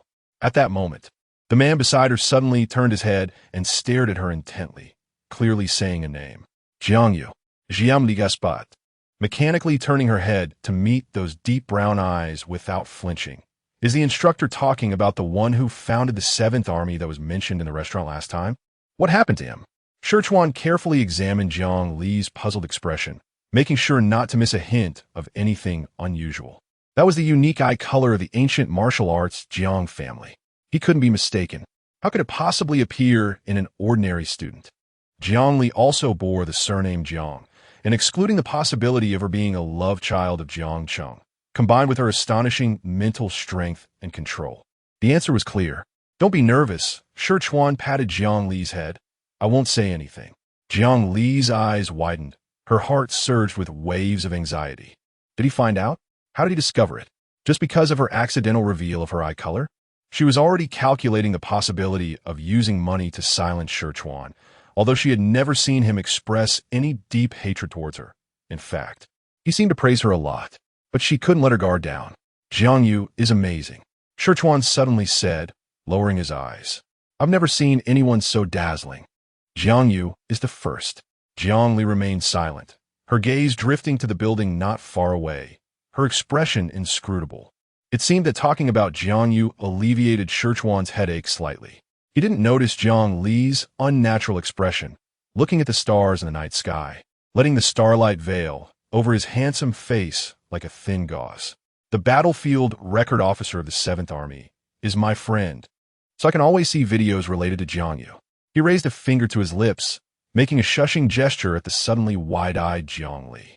My friend always says that Jiangyu is more of a genius than I am. I can guarantee that if given enough time, he could praise Jiangyu to the skies. That's why I've always wanted to have a match with Jiangyu. His eyes seem to hold all the starlight in the sky, and the dimly lit buildings behind him become his backdrop, reflecting in Jiang Li's eyes like the most beautiful painting in the world. Betting on the title of genius. Sherchuan suddenly smiled, shaking off his previous lethargy. He looked at Jiang Li, enunciating clearly. I don't believe he would betray the land he protects. Jiang Li stared at him in a daze, her heart suddenly pounding violently in her chest. So I've been investigating the truth of this matter, but it seems to involve some alliance secrets and has encountered significant obstacles. His brows slightly furrowed, his thick eyelashes quivering. However, I've had someone collect the things from the Jiang family and store them with me. I can take you to see them when there's time. You can take whatever you want back. Thump, thump. Sherchuan turned to her. Don't you have anything to say? Thump, thump. The sound of her heartbeats almost drowned out Sherchuan's voice. Jiang Li stared at his face in a daze, her dark eyes suddenly brimming with tears. A sudden gust of wind brushed past her pert nose, making it feel itchy. The atmosphere between them fell silent for a moment. And then a hoarse response came from somewhere. Don't investigate anymore. It seemed like her voice, yet also seemed like it wasn't. The hoarse tone carried a calmness that covered the turbulent waves, like an ancient artifact buried for thousands of years suddenly being treated as a treasure. But as soon as it was exposed to the air, it crumbled into dust. Jiang Li blinked, looking at his smooth black hair, suddenly wanted to reach out and touch it. But instead, she clenched her fist and swallowed the words she wanted to say. She was Jiangyu, but the accusation of betrayal was not false. When she collapsed in a mental breakdown, recklessly escaping from that experimental base. When she realized she didn't want to give up her qualifications for the peace treaty to become a waste without mental power. When she lay in the medical chamber unwilling to wake up, even wanting to end it all, she had already betrayed her family. Betrayed the companions who had shared hardships with her. Betrayed the alliance she had always protected. So when the netizens cursed her and spat at her, she didn't care. What she cared about from beginning to end was only the 7th Army, which had been loyal and had never done anything wrong, yet received such an outcome. Jiang Yu is not worthy of being considered your opponent. Jiang Li's lips trembled as if she wanted to say this sentence, but it was stuck in her throat and couldn't be spoken, because she was really very happy. Happy to the point that her voice seemed to tremble. It turned out that there were still people watching her, still caring about her, still trying to help her. When she was oblivious to life and death, burdened with countless accusations, even wanting to give up on herself, there were still people believing in her. But it was time to give up. Don't investigate anymore. The final result would disappoint you. It would make you feel that she wasn't worth it. She wasn't a genius, nor was she particularly loyal to this land. She was just a selfish, cowardly waste that could disappear from this world at any moment. Jiang Li lowered her head, gritted her teeth, and held back the tears that were welling up. Why did she suddenly feel wronged? What was there to cry about? When she was in so much pain in the dark room, she hadn't even cried out once. Suddenly, someone praised her, and she became vulnerable? What was a big man being so sentimental for? She pressed her lips together. Although she felt something was off, she still managed to return her expression to normal. Sichuan was unaware of the turmoil in Jiang Li's heart. He raised his eyebrows in surprise and popped a piece of candy into Jiang Li's mouth. He himself didn't know when he started sucking on a candy stick, his cheek bulging like some rodent hoarding food. Looks like you know something. Jiang Li was taken aback. Of course, she knew. She was Jiang Yu herself. Could it be that he hadn't guessed her identity yet? Sichuan looked at the medical center right in front of them and smiled. Why don't you tell me what you know about your brother? Maybe I won't investigate anymore. Jiang Li. She had already revealed half of her disguise, and he told her this? Where did she get such a brother? Wait, did Sichuan think she was Jiang Yu's sister? Jiang Li took a deep breath, averted her gaze, and raised her hand to brush her hair to block Sichuan's sight. How wonderful. She almost burst into tears on the spot. The carefully concealed disguise was half torn away by him, and he kindly helped her put it back on, adding a layer of outer clothing. Actually, I don't know much. Jiang Li avoided Sichuan's probing gaze and mumbled, you know, my brother and the others have always been on the battlefield, and there aren't many opportunities to contact. Sichuan nodded in understanding. After all, Jiang Li's health was poor, and it was normal for her to be unaware of external circumstances while often being in a coma. It was also understandable that the Jiang family went to great lengths to hide her existence. Now that Jiang Cheng and Jiang Yu were no longer in the Jiang family, it was virtually non-existent. No one would protect such a frail little daughter, so hiding her identity was the wisest choice. However, he didn't expect that even Jiang Yu had such a lovely sister. Jiang Li. Sichuan stepped into the door of the medical center and suddenly called out Jiang Li's name. Jiang Li, who was in a daze and didn't know what she was thinking, instinctively responded. Come call me brother, let me hear it. He stared at Jiang Li as if he was unwilling to lose to anyone, his intense gaze sending a chill down her spine. Jiang Li. Jiang Li summoned the doctor she was associated with. Give him a checkup, especially focus on his heart. She hadn't forgotten the way Sichuan kept pressing his chest in the auditorium, and she was unsure if that sudden incident had hurt him. Also, check his brain while you're at it. She suspected something might be wrong with his mind. After saying this, she watched as the doctors and nurses forcibly pushed Sichuan into the examination room, waving goodbye to him. Sichuan, my sister's rebellion has deeply hurt my heart. Chapter 38. Back to the ward since she was Jiang Yu's sister. Then she was his sister too.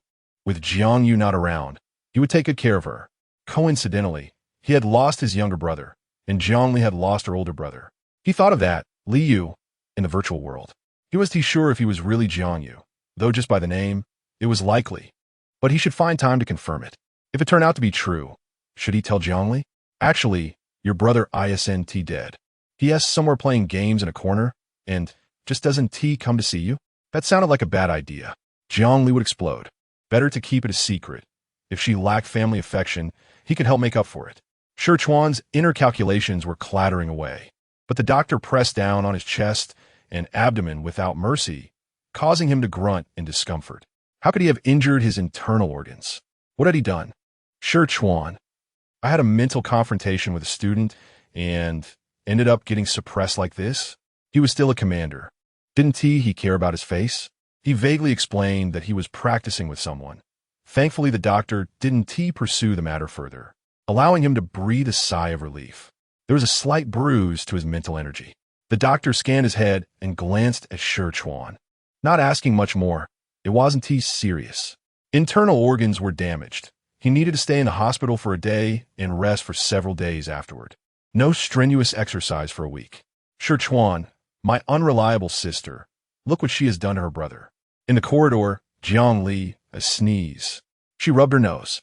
Had Lucy scolded her again? The rustling sounds pulled Jiang Li out of her dream. She slowly opened her eyes, feeling the dim light in the room. Her gaze slipped through the gap in the curtains, looking at the gray sky outside. It was raining. The gloomy sky outside seemed to be waking up, the clouds swirling.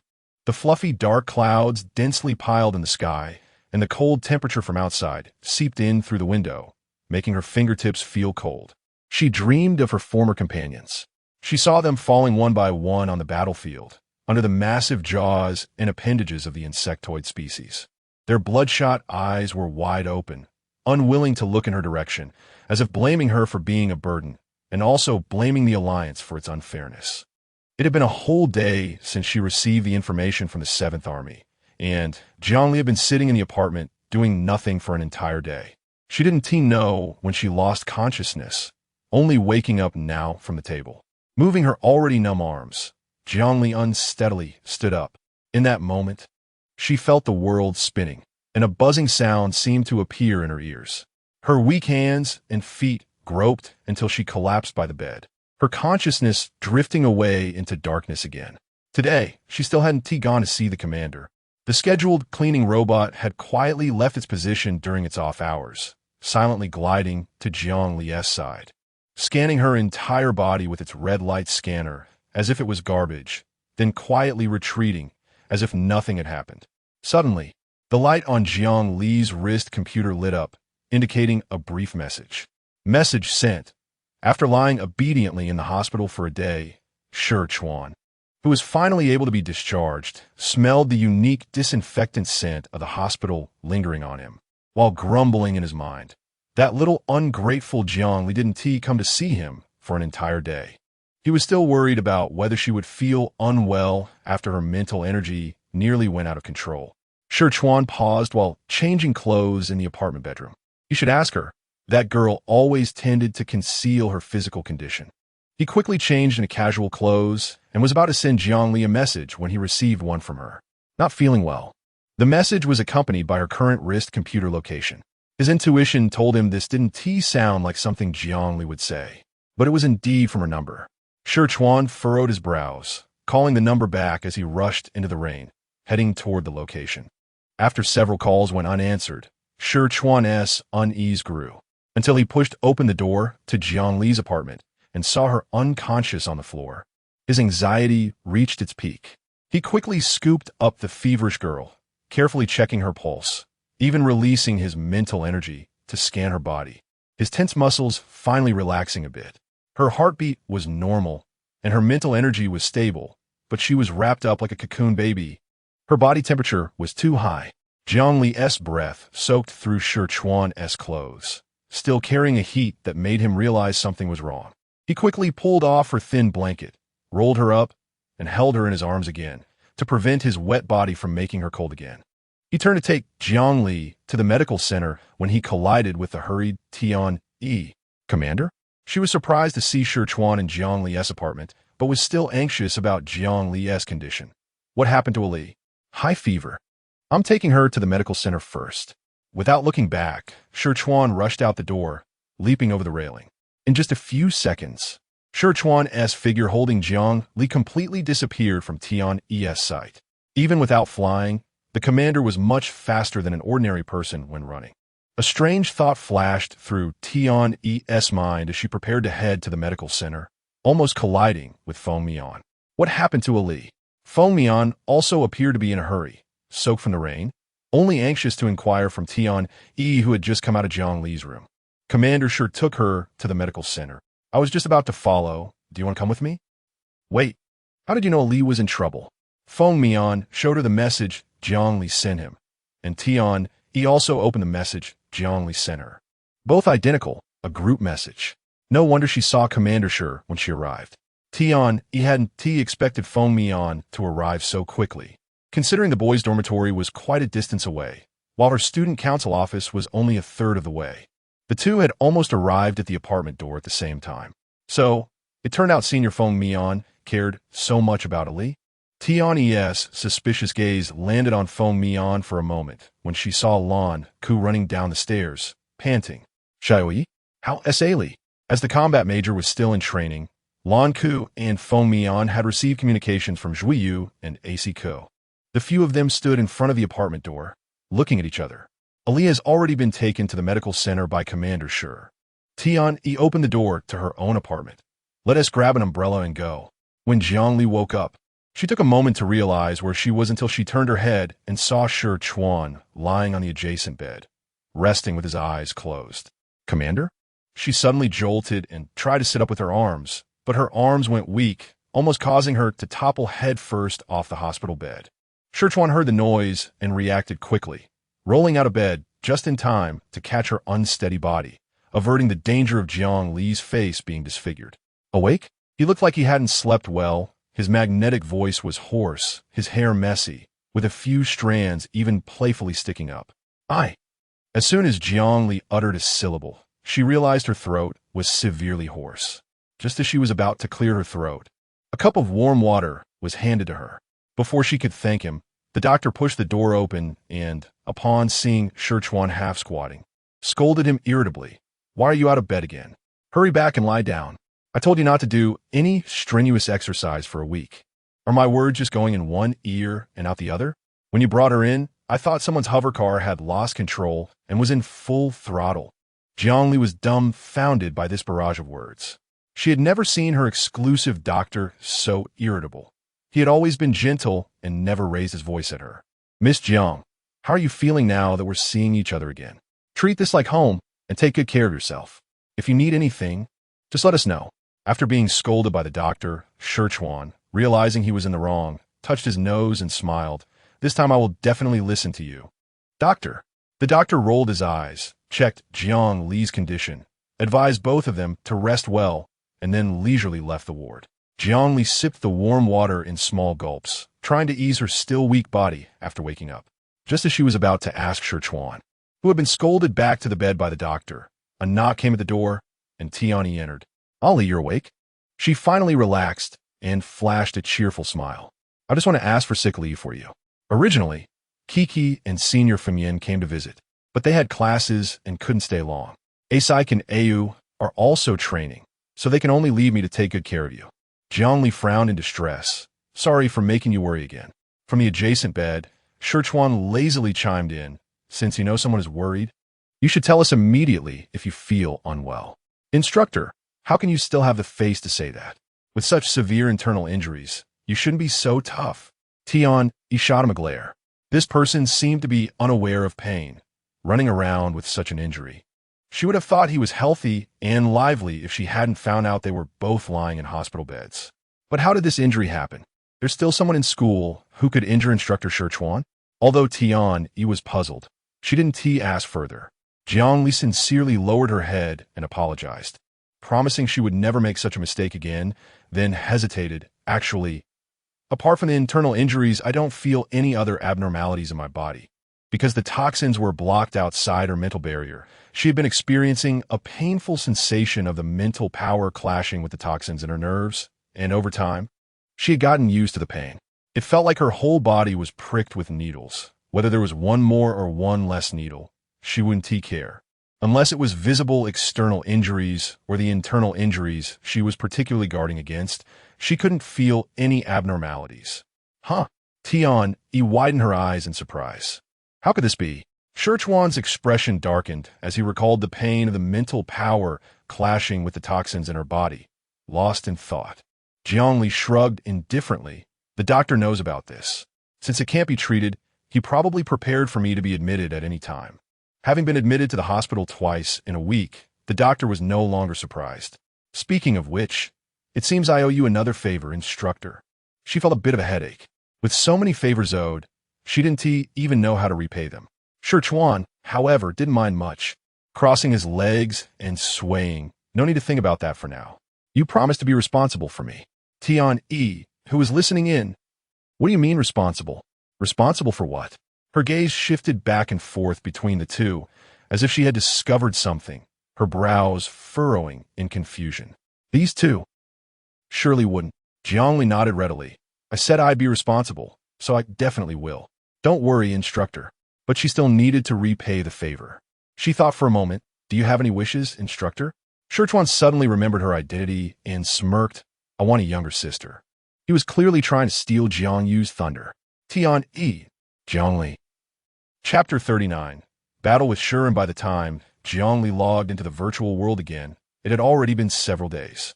After such a long time without moving her limbs, she rushed straight to the arena as soon as she was online, only to suddenly receive a message from Shirin. Would you like to meet? Ah, it was the one who set off 999 fireworks for her last time.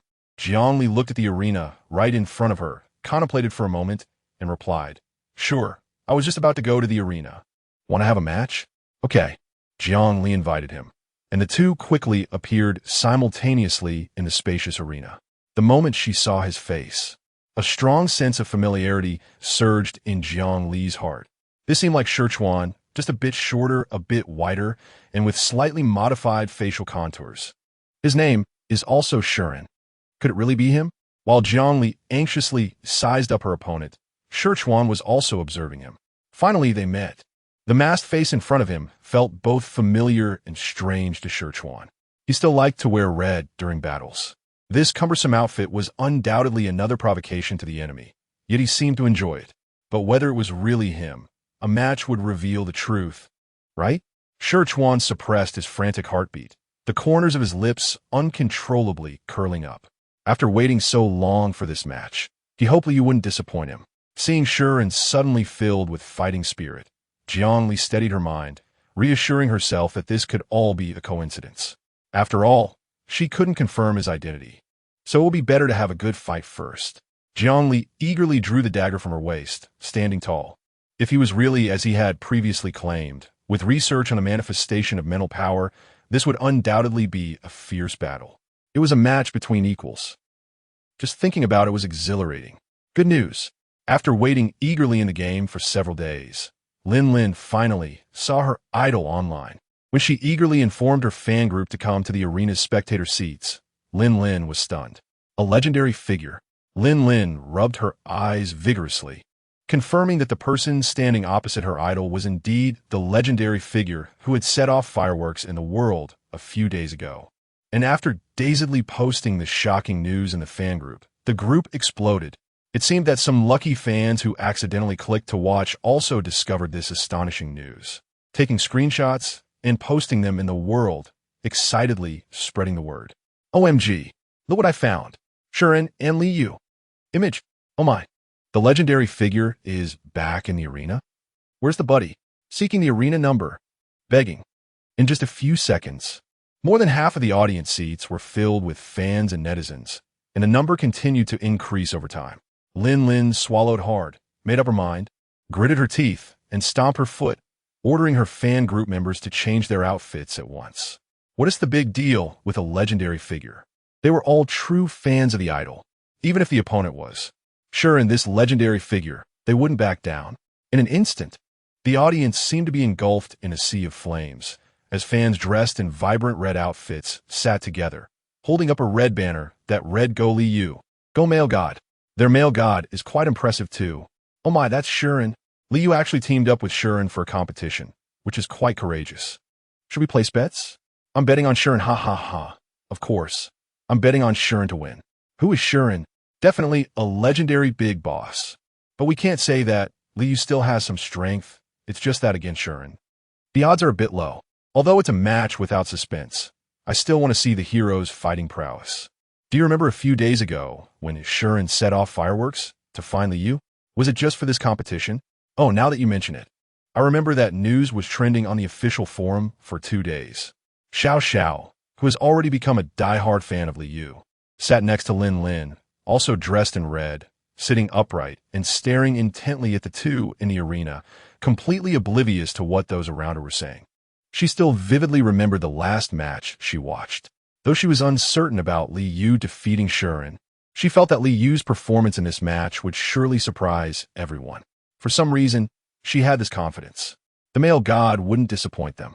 Jiang Li still employed the strategy of remaining motionless while the enemy was inactive, but this time she had to be more cautious, her invisible mental strength spreading around her. Vigilant of Shi ends every move. Shi Chuan wanted to test Li Yu's evasion technique, and upon seeing this, merely raised an eyebrow, leaned forward, and in an instant, dashed right in front of Li Yu. Such speed, the audience erupted in gasps, while Li Yu stood still, hands behind her back, not dodging at all. Shi Chuan suddenly halted his charge, seemingly empty-handed, yet as if he was gripping something. He sidestepped to evade an invisible blade that appeared out of nowhere, then spun to strike down. Clang! Undoubtedly, this strike was firmly blocked by an invisible barrier, followed immediately by Li Yu's fierce counterattack. His body was enveloped by Li Yu's dense and substantial mental strength, launching attack after attack, directly pushing Shi Chuan back, forcing him to leap away, as light as a feather, landing without stirring up a speck of dust.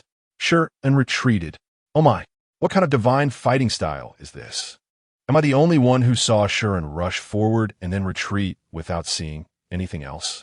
Shirin seemed to have no weapon, but I definitely heard the sound of weapon collision. Li didn't move at all. What on earth happened? Jiang Li's lips tightened. Although she had temporarily pushed back Shirin, the ferocious beast-like aura surrounding her had not dissipated, making her wary. This Shi and not only had excellent physical attributes, but his control over mental strength was also particularly adept. Just his approach gave her a sense of urgency, as if he was closing in step by step. Whether it was speed, strength, reaction, or mental strength, he seemed to be even better than her former self.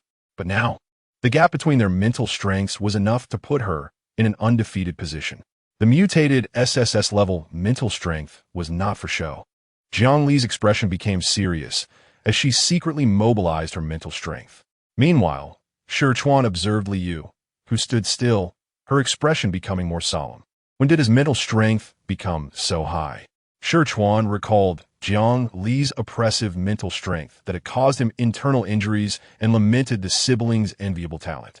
Moreover, until now, Li Yu had not used his evasion technique. Shi Chuan suddenly felt a sense of being underestimated. A gust of air suddenly swept past Jiang Li's ear. Different from pure mental strength, it was like wind, yet it cut into her ears painfully. Wait! Jiang Li discreetly glanced at Shi and again, suddenly feeling a thread of despair from the bottom of her heart. This person might really be instructor Shi Chuan. She tilted her head to dodge the sharp gust of air, further confirming the identity of the person opposite her. This sense of mutated mental strength was undoubtedly that of the instructor to whom she owed several favors. Thinking about instructor Shi Chuan's understanding and praise of Jiang Yu, and then considering her own appearance, which was indistinguishable from Jiang Yu. No, she absolutely couldn't engage in close combat with him, definitely not. Jiang Li's heart raced with denial. The instructor would surely notice that her physical attributes were far inferior to what they once were. If he discovered that Li Yu and Jiang Li not only had similar mental strengths, but also comparable physiques, her cover would be blown. Although losing was losing, she wasn't overly obsessed with victory or defeat. But facing such a talented individual, she still wanted to give it a try. If the instructor wanted to confirm Jiang Yu's identity, the most distinctive feature would be her evasion technique. It would be better for him to know that Li Yu is Jiang Yu, and then use Li Yu to protect Jiang Li's cover, solidifying the news that Jiang Yu has a younger sister. Determined, Jiang Li prepared for a swift battle. It couldn't be delayed any longer. If by any chance Shi Chuan got too close and discovered she couldn't evade his attacks solely based on physical attributes, that would be disastrous. Shi Chuan did not know what the white moonlight he always thought about had decided, only noticing a change in the aura surrounding Li Yu. Thick and substantial killing intent pouring out like a flood, the faint scent of blood at the tip of his nose making it hard to breathe. Shi Chuan felt as if he were in a relentless battlefield, the familiar feeling confirming the identity of the person before him. Yet at that moment, Li Yu suddenly vanished in front of him. The airflow. There was no airflow fluctuation. Shi Chuan decisively crouched to evade a mental attack that came from nowhere, leaping directly into the air. How could there be no airflow? As long as Li Yu was in the air, there would definitely be airflow, whether it was from breathing or body movement. He could sense it, but now there was nothing. He suddenly felt something unusual behind him and reacted quickly, turning to counterattack, but was momentarily weighed down by a sudden surge of mental strength. Just that 1 second, Jiangli dove down from the torn space, her dagger pressed against Shi-En's throat. Bang! As the dust settled, Li Yu knelt beside Shi-En's waist, one hand gripping Shi-En's shoulder, the other hand's dagger against his neck, drawing a visible line of blood. Li Yu won? It seems. She did? Holy cow, amazing! Li Yu Li Yu The male god is the best. Male god, I want to have your babies. This time the divine was truly handsome. The audience was mysteriously silent for a moment, but Li Yu's fan club reacted first, wildly waving their banners and flags, cheering for Jiangli. Lying beneath Jiangli, Shi-En had only the line of blood on his neck, having fallen from such a height without a scratch, clearly showcasing his excellent physical condition. You won. Shi-Chuan raised an eyebrow, not displeased at all, only surprised. Jiang Yu truly surprised him. Thank you. Jiangli smilat brigli, casually retracting her dagger. However, inwardly she thought, damn, my knees hurt so much. In any case, Li Yu had truly made a name for herself in this battle. Chapter 40 Meeting Shocking. Li Yu battles Shi-En and actually does this to him. Video attached post 1. You can tell it's an old marketing account just by the first sentence. Second floor. Wow. I thought it was just another hype. But this is too awesome. Third floor. Is it the great Shi-En? Shi-En actually lost to Li Yu. Fourth floor. The male god is so handsome. Great one. Please forgive my desire to switch sides. Fifth floor. As someone already on the wall, I can say it's really amazing. Sixth floor. Come join our Appetite CP fan club. Supporting both families at the same time. Isn't that wonderful? Seventh floor. Are we shipping the CP already? Eighth floor. Impossible. This must be a fake video. How could a great one lose? He's been a champion in the mech and light armor categories for several seasons. Ninth floor. Although I don't quite understand what they're fighting about. This video is definitely real, and Li Yu's speed is really fast. He disappeared in an instant. Have you heard the saying, in the world of martial arts, speed is invincible? 10th floor. At the scene, it's definitely real. I didn't believe it and even reported it. 11th floor. The speed is indeed fast. You can't even see a shadow. In a direct confrontation, the Great One would definitely have the upper hand, but if it's about speed, getting ambushed due to a moment's inattention is very normal. 12th floor. Is there no god who can explain this match? I feel lost. The whole world seems surreal. Sure, and has even floated up, and you guys are not surprised? 13th floor. To be honest, I wouldn't be surprised by anything the Great One does. Just 2 words, awesome. 14th floor. We just need to sit back and shout 666.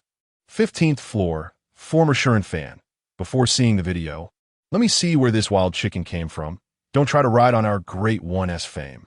After seeing the video and Li Yu's photo, what a beauty. Don't stop me. This wall, I'm taking it.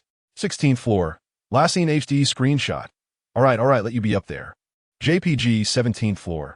Haha, it's devilish. It made my nose bleed. 2316th floor. Latest news. A netizen consulted the famous battle commentator Dylan with the video. The one who has analyzed the great Shi-En's matches before. I brought Dylan's original words here.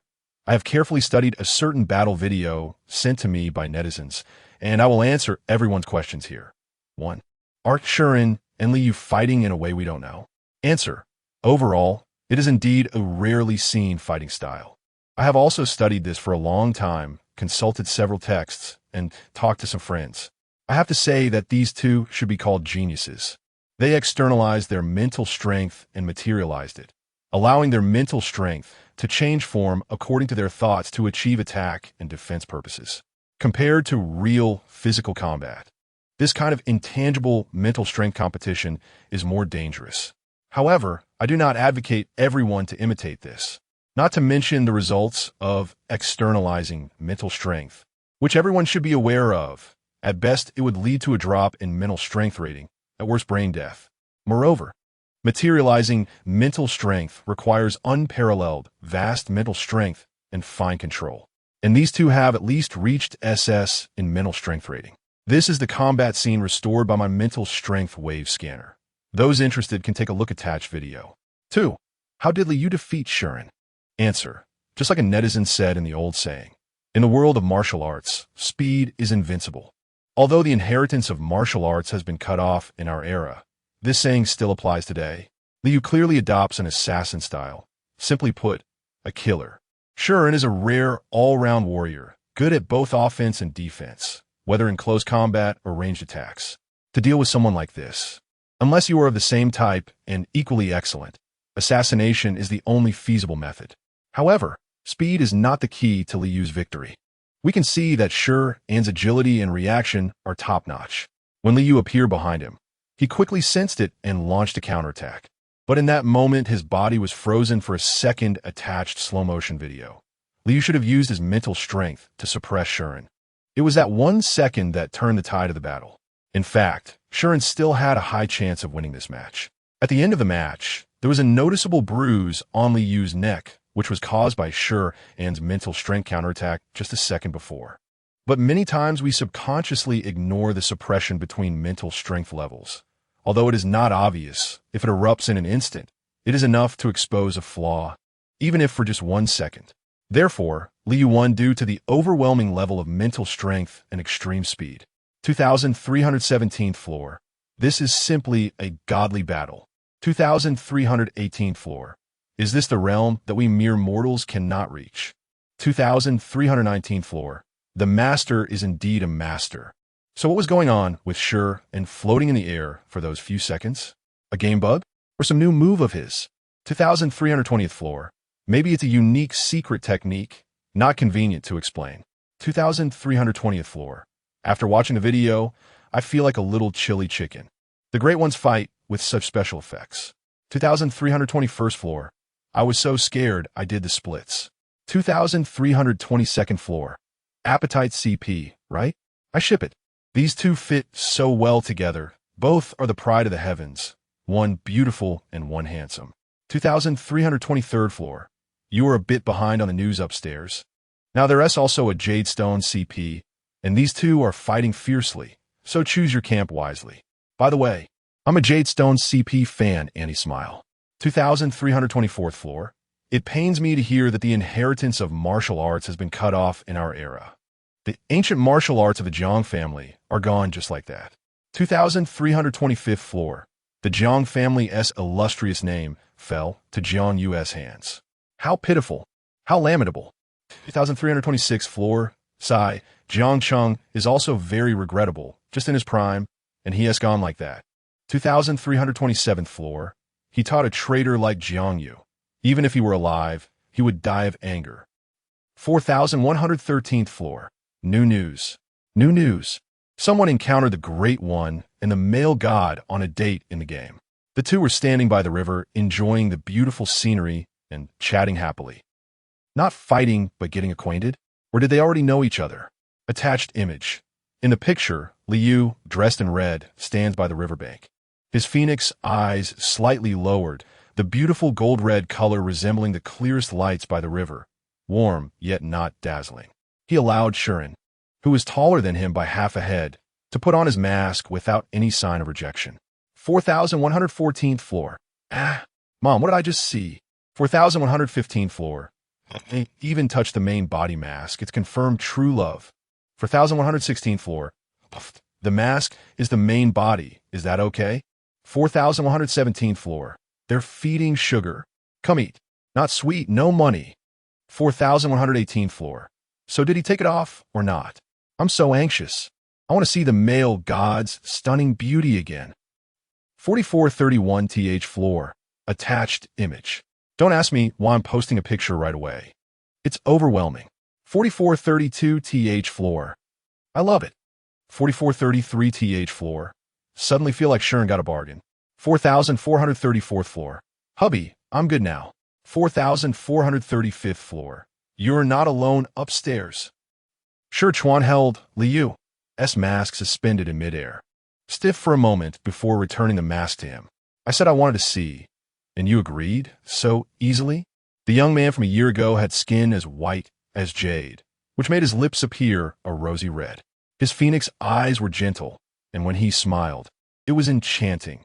This face isn't something to be ashamed of. I just find it troublesome, so I wear a mask to cover a bit. If you want to see, then see. There's nothing to be concerned about. He seemed to find his long hair a bit bothersome. So he took a red hair tie and held it between his teeth, gathering his hair back with both hands to tie it into a neat ponytail. Sherchuan was momentarily dazzled by his captivating looks, cleared his throat, and tentatively asked, "Do you have any family? Sisters or younger siblings, perhaps? I feel like with looks like yours, they must be good-looking too." Jiangli paused for a moment. Here it came, the instructor's probing. "I have a younger sister," she said, a hint of nostalgia on her face. "But I resemble my mother more. She looks more like my father, so if you see her, you might be disappointed." Confirming Jiang Li's identity, Sherchuan thought to himself that it indeed was the case, but disagreed, saying, "Even though I haven't seen her, I still think your sister must be very cute." Jiang Li's heart skipped a beat. Brother sure said this. Does he also have younger siblings? She had been confused about how to address him, but the instructor didn't seem to mind and told her to call him by name. Yet she felt it was inappropriate and could only call him brother.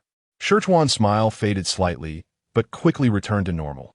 "I once had a younger brother, who was also very cute." Once? Jiang Li understood, secretly scolding herself for bringing up the topic, but maintained a calm demeanor. Boys shouldn't be called cute.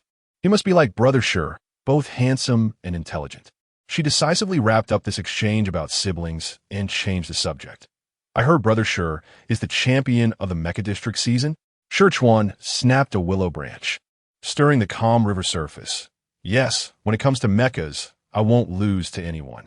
His tone was casual, as if stating a plain fact. He glanced over with a half-smile. "Although I'm good at mechas, losing is losing. I just didn't expect you to grow so quickly." "Brother Sher?" Jiang Li feigned surprise at him knowing her, nervously biting her lip. Sherchuan lowered his voice to remind her, "After this battle, you will inevitably be exposed to the public. The higher-ups of the Alliance will notice you, so be careful not to reveal your location. I'll try to help you cover it up. I think, as friends, we should help each other." Jiang Li was taken aback. Sherchuan winked at Liu, his strong arm resting on her shoulder. Soon, Liu flashed a smile. The extraordinarily handsome man stood there, his brows and eyes seemingly tinted with the color of his robe, beautiful enough to take one's breath away. "All right, I was going to say, have you lost weight? You seem a bit thin. A man should have some muscles. You should work out more when you have time." "Okay." Jiang Li sighed deeply in her heart. This time, the disguise shouldn't fall off so easily, right? Chapter 41. Hot Spring Trip, one soon. The day they had previously agreed to go to the hot springs arrived. Jiang Li put on the smart wristband with an activator sent from her research institute. This was a new drug developed specifically for her physique, allowing her to temporarily elevate her condition from F to AD level, which is above that of an average person after injection. After repeated trials, the effective duration was set at 50 minutes. Once the effect wore off, she would enter a weakness phase lasting 3 hours, and she could inject up to 4 times, with the weakness phase compounding. Meanwhile, there was also a strengthening agent that could restore her to her peak state as remembered in her genes with just 1 injection, effective for half an hour. The subsequent weakness phase lasted 7 days. Unless absolutely necessary, this agent would have to be left aside to gather dust. The smart wristband contained 4 micro-activators and 2 micro-strengthening agents, just in case. When needed, pressing the corresponding enter button would allow for quick injection. With this device, she wouldn't have to worry about unexpected incidents when going out in the future. Jiang Li touched the wristband, but her gaze turned once again to the virtual screen of her light brain. The anonymous tasker had not responded since sending her the information on the night of the school anniversary. No matter how much she tried to ask for more news about the 7th Army, she was certain that someone was manipulating things behind the scenes regarding this matter. Otherwise, with the speed of the Alliance's warships, it would take at most 3 days to travel from the military headquarters to the border star, let alone the faster supply pods. Someone was deliberately stalling the war information, withholding the most crucial supplies, and even disregarding the citizens of the border star, all to drag down the Alliance's 7th Army. Who did the 7th Army offend to warrant such a high cost to eliminate its 23 elite soldiers? Jiang couldn't think of anyone she or the Seventh Army had offended and felt a heavy weight in her heart, as if something was pressing down on her, filled with guilt and anger. There were no leads at the moment, and she had no way to find the puppet master. She could only rely on slow inquiries, hoping to find some clues. She needed to uncover the whole story and clear the Seventh Army's name. She couldn't let them be sullied, even in death. So no matter what, she had to survive, not for herself, but to uphold a reputation. She couldn't face those people like this.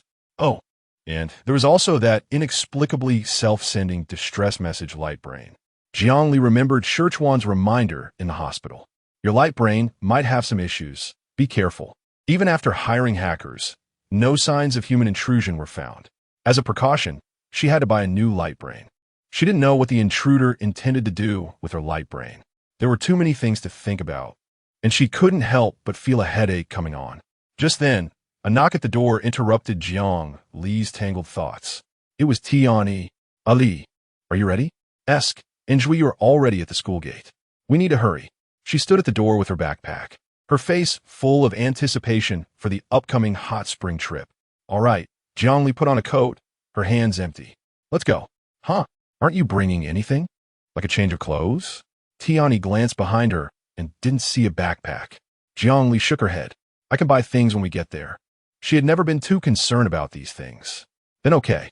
Knowing how wealthy Jiang Li was, Tian shrugged helplessly and turned to walk down the corridor, waiting for Jiang Li to activate the apartment's security system before they headed to the meeting point together. By the way, I've been busy with the school anniversary and haven't had time to play Virtual World. After we finish at the hot springs, let's play together. I've been wanting to try the team mode in the arena. Tian said excitedly as they walked. Last time I added Ali as a friend, but I didn't remember the name well. It seems to start with Li. Li Yugoslavia, Jiang Likazwali, Raplia. Yes, Li Yugoslavia. That name sounds so familiar, but I forgot where I saw it. Oh, Ali, let me tell you, the official forum exploded yesterday. My idol won a match against Shimmering. Tian, he had a lovesick smile on her face. You have no idea how handsomely you was in that match. Her rapid-fire chatter suddenly halted, and her smile gradually faded. Tian, he stiffened her neck and slowly turned her eyes wide open. Why you? She looked Jiang Li up and down, stuttering so much that she couldn't say a complete sentence. Gulp. The sound of Tian swallowing was particularly noticeable at this moment. She cautiously probed. Li you? Seeing Jiang Li's calm demeanor, Tian was completely stunned. In the game, I am indeed called Li Yu. Tian. Did you have a match with Shimmering yesterday? Jiang Li. I won by luck. He really strong. Not just strong, he also our instructor. Jiang Li, who had no intention of hiding from her friend, was very honest. Compared to Jiang Li's calm demeanor, Tian's heart was like a storm, full of thunder and lightning.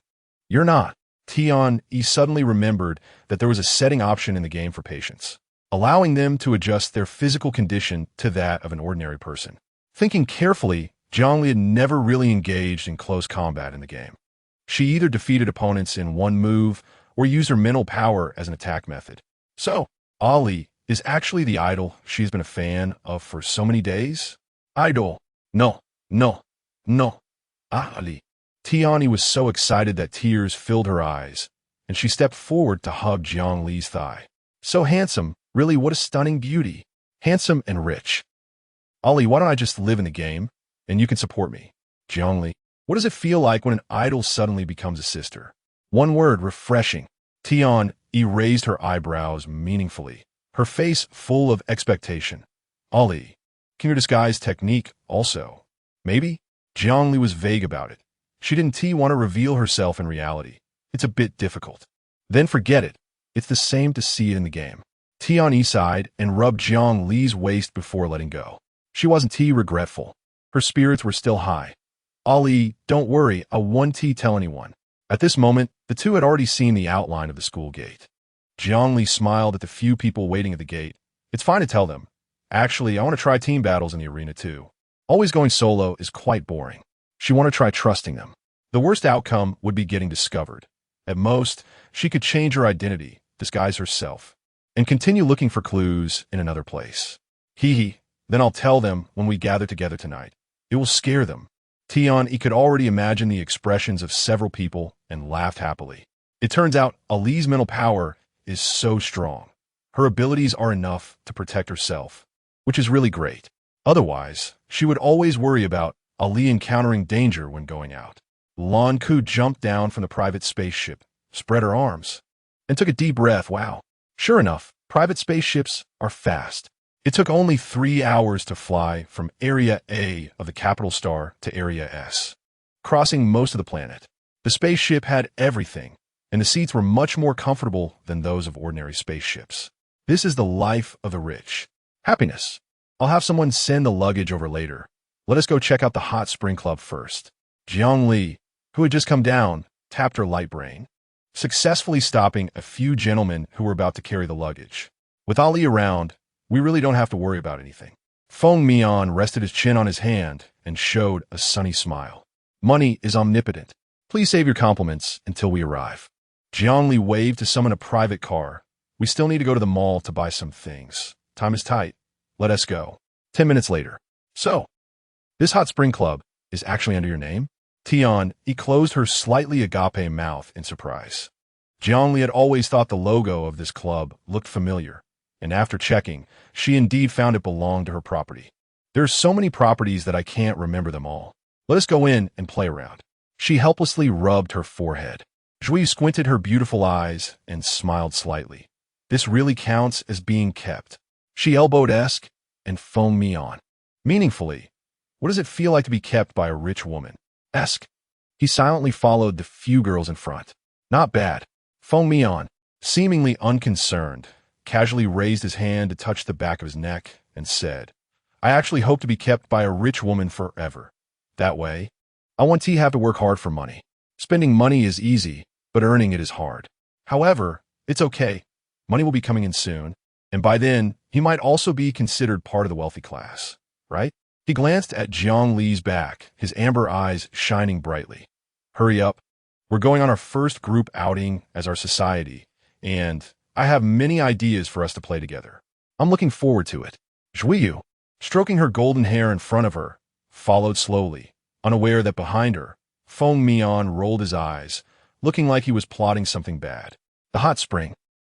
This time, he must let Ali, Xiao Yi, and Kukasi Zhuiyu's true face as a white lotus.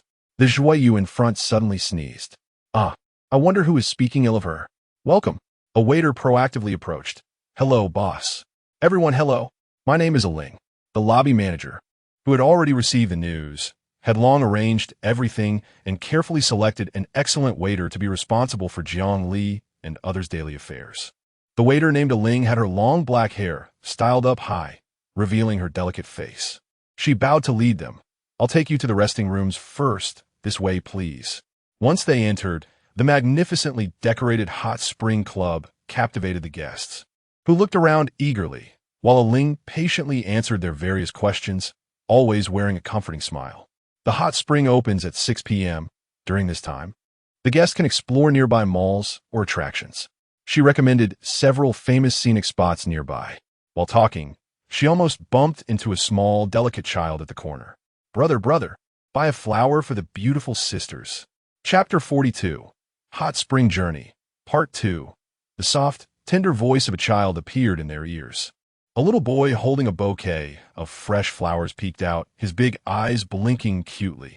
Brothers, buy a flower. Ayuan. Ling hurriedly scolded him. Go back. She raised her hand to stop the boy named Ayuan, apologizing to Jiang Li and others. I'm very sorry. Ayuan didn't mean to disturb you. It's fine. Feng Mian squatted down and friendly greeted the little boy. Hello, are you called Ayuan? The boy, unafraid, with a chubby face blushing, confidently replied, Yes, I am the smart and lovely Yuan. Puffed. Lanka couldn't help but laugh, walking over to ask him, Ayuan, why are you selling flowers here? Ayuan, who is 6 years old, is an orphan who grew up eating for various families. Due to his lovely appearance and charming speech, everyone around knows him. The lobby manager of the Hot Spring Club also likes Ayuan very much. When he comes in, they turn a blind eye, allowing him to help with small tasks and receive thanks and tips for people. Occasionally, kind, wealthy people seeing his cuteness, would pat his head and leave him some money, enough to ensure he doesn't worry about food and clothing for a month. Thanks to the care of the lobby manager and the waiters, no one coveted a yuan's hard-earned living expenses. This time, a yuan thought of the idea of selling flowers to earn some money, selling them on the nearby commercial street. He wanted to come back and give some to the manager and the waitresses, so he simply brought the flowers over. Unexpectedly, he happened to meet Jiang Li and others, and instinctively began to promote his flowers. Originally, Jiang Li was going to buy them, but Feng Mian stepped in first. I already said they were for the brothers to buy for the sisters, so I'll buy these flowers. Later, these vividly colorful flowers were placed in the vase in the room, becoming the only vibrant color in the room. The girls happened to be going to the commercial street to buy some things. Jiang Li paid a yuan for the guiding fee, and a yuan led her to the nearby, most bustling mall. Don't you want to buy anything? Since the things they needed to buy were not in the same block, the girls split into groups. Zhuyu accompanied Jiang Li, while Tian-Yi and Lan Ke teamed up. Nope. Zhuyu was wearing a fitted pale blue long dress, her golden long hair cascading behind her. Occasionally, a few strands playfully brushed against her delicate face, causing passers-by to frequently turn their heads to look. At that moment, Jiang Li noticed a circle of people standing near a bench not far away, with mall staff walking back and forth among them, looking serious and sympathetic. Excuse me, may I ask what happened here? Zhuyu patted the shoulder of an onlooker. The man turned around, and upon seeing Zhuyu's beautiful face, he stammered out everything he knew.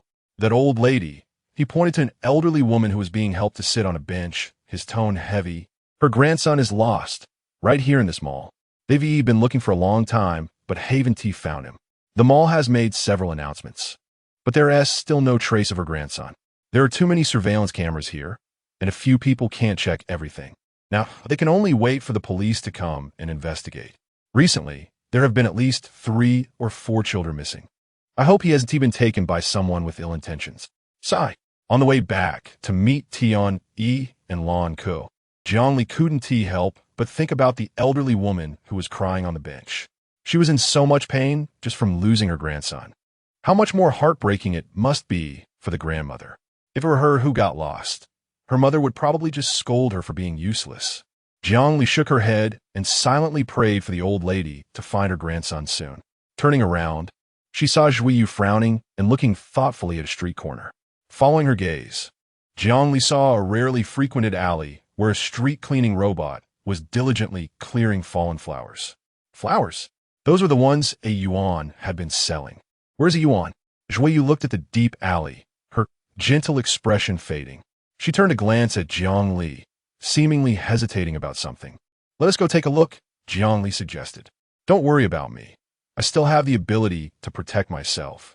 She opened her light brain, ready to contact Tian-Yi if any problems arose. Zhuyu nodded, trusting her words, and led the way. Jiang Li followed closely behind, observing the alley as they walked. Entering the alley felt just as eerie and silent as it did from outside. There were few surveillance cameras, and those they saw were either broken. For a moment, the only sounds in the alley were the two of them moving and breathing. Suddenly, Zhuyu, who was in front, reached out to stop Jiang Li, pulling her behind her. A small figure appeared in Zhuyu's line of sight. The little girl was wearing a cute puffy skirt and holding a pink doll, standing still and straight with an expression of indifference on her pale face, resembling a beautifully crafted doll. The two noticed her unusual demeanor and exchanged glances before Zhuyu spoke up. Who are you? The little girl blinked her big, beautiful eyes slowly, turned to point at the path behind her, speaking slowly, home. Do you want us to take you home? Jiang Li quickly understood her meaning, looking her up and down and gently smiling. Okay, we'll take you back. She had already sent a message from her light brain, quietly signaling Zhuyu to see what the girl would do next. Zhuyu subtly nodded, stepped forward to take the little girl's hand, and stood beside her on either side, guiding her to lead the way. Along the way, the little girl ignored their questions, only responding when Jiang Li asked her name. Mitty. Soon, Mitty brought them to her home. Before either of them could suggest leaving, she pushed open the big door, and a cloud of white powder instantly rose up, enveloping their upper bodies while avoiding the small girl. An inhaled anesthetic. The two, having been prepared, held their breath and pretended to be weak, collapsing to the ground. Someone walked out from behind the door, laughing heartily. He instructed his subordinates to tie them up and take them away, then patted Mitty on the head, saying, "Well done." Throughout the process, Mitty showed no emotion other than indifference, as if she were used to it, slowly blinking her distinct black and white eyes, blankly watching the two beautiful sisters being quickly tied up. Then she lowered her gaze. They were not moved far. After about 10 minutes in the vehicle, they found themselves locked in a spacious room, judging by the echo produced when the door closed. Once they confirmed there were no other sounds in the room, Jiangli and Zhuyu opened their eyes and surveyed their surroundings. This seemed to be a run-down warehouse. Zhuyu looked around at the dead corners and shook her head at Jiangli. There are no surveillance cameras. Jiangli struggled against the ropes binding her. They were not professional, and if one had learned military techniques, it would be easy to break free. What do they want with them? Were they human traffickers? Or was this a kidnapping specifically targeting her? Jiangli pondered their intentions. Suddenly, a few men's voices could be heard from the door. Are they all unconscious? Don't worry, they just passed out. The spaceship will arrive tonight, and this is a big sum of money. Those little brats can't make any mistakes. It's all those idiots who captured them. They left traces that let these two kids discover it. Thankfully, the boss is clever and tricked them into coming over. I have to say, that blonde girl is really a stunner. It's a bit of a waste to sell her like this. UNWILLING made a great haul this time. UNWILLING captured two kids in just a few hours, and this girl isn't a loss either. If the boss wants her, then let him have her. That makes sense. Those guys at the police station are useless. They haven't caught any of us for so long. What a pity. Tonight we're leaving Capital Star, and it will be even harder for them to find us again. Human traffickers. Jiangli frowned. If they were to be moved tonight, they didn't have much time left.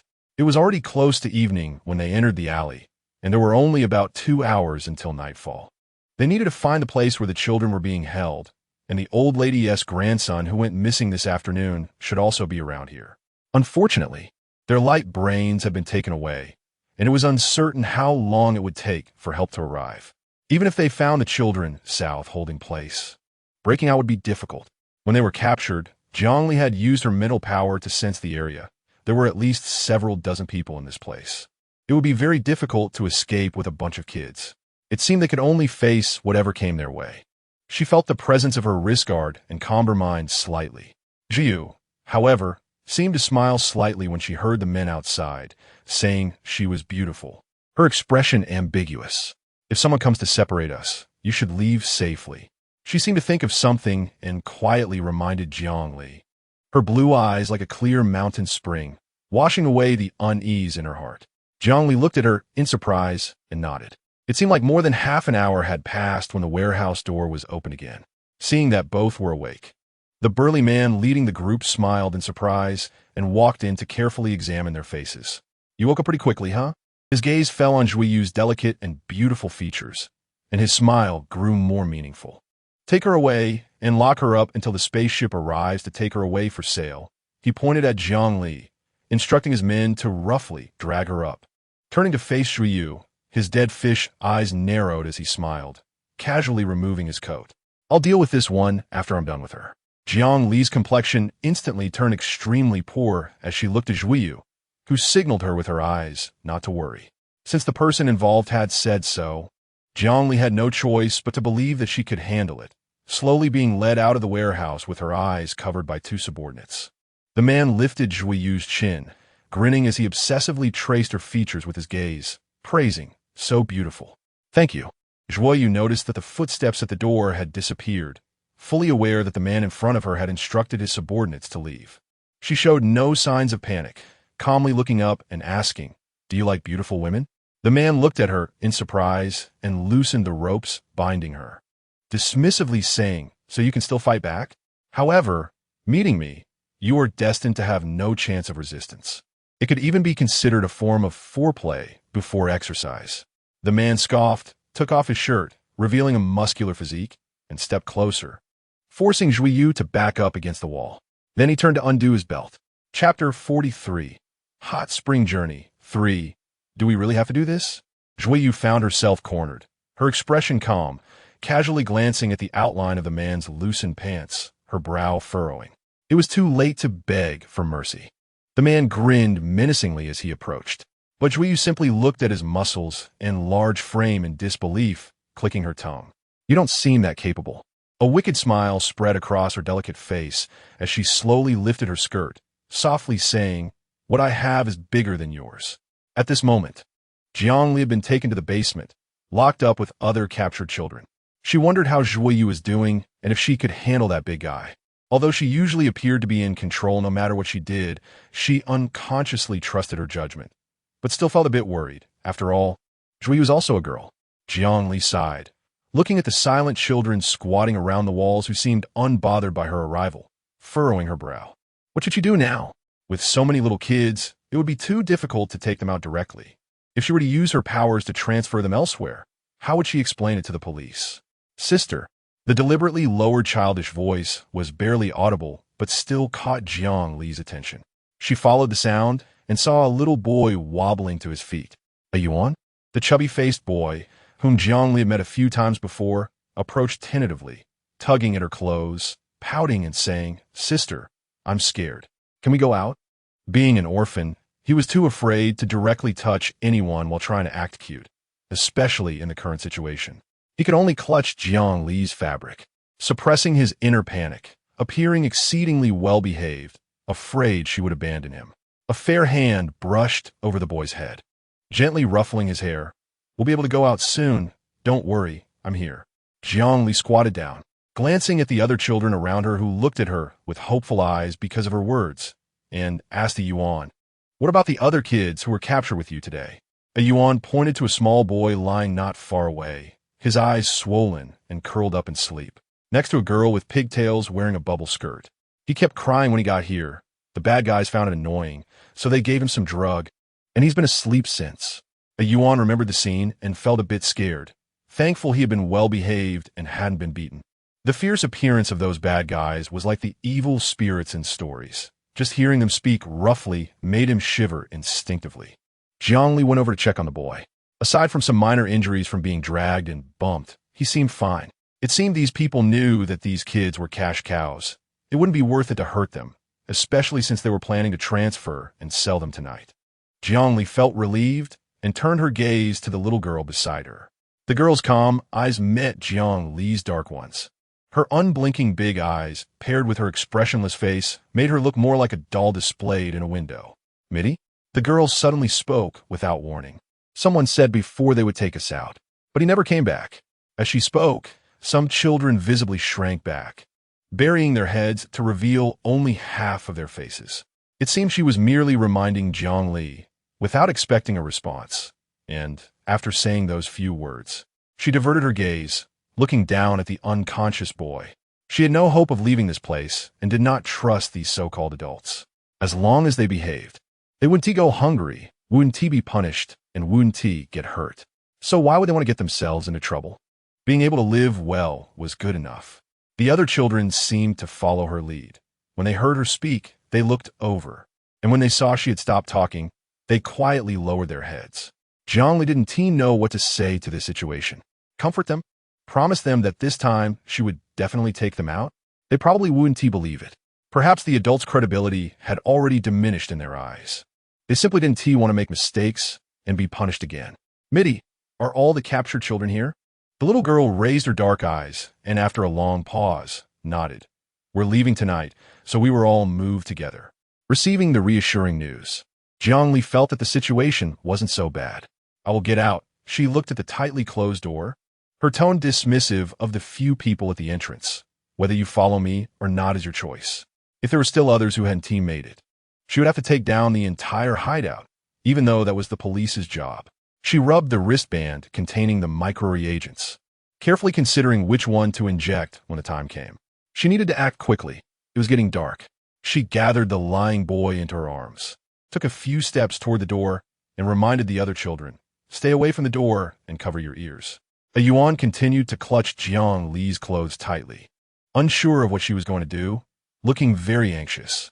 Suddenly, a sharp blade sliced through the air, striking the door with a loud bang. Just a few seconds later, the door collapsed with a thunderous crash. A Yuan stared in astonishment at this miraculous scene, his fair face lighting up. Sister, you're amazing. Several children were also stunned, instinctively standing up, watching her casually destroy the massive door that had trapped them for so long. Their hearts, which had turned to ashes, suddenly began to beat fiercely again. However, Zhongli did not see the expected scene. Why was there no one coming with such a commotion? She bit her lip and turned around. Those who want to go out, follow me. A few children hesitated and took a step forward, their tentative gazes darting to Midi.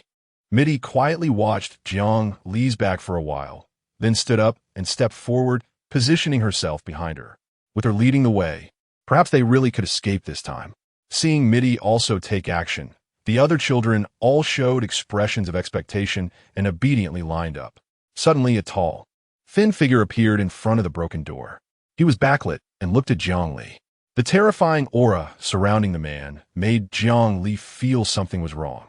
Her fingers were already hovering over the button on her wristband, ready to press it at any moment.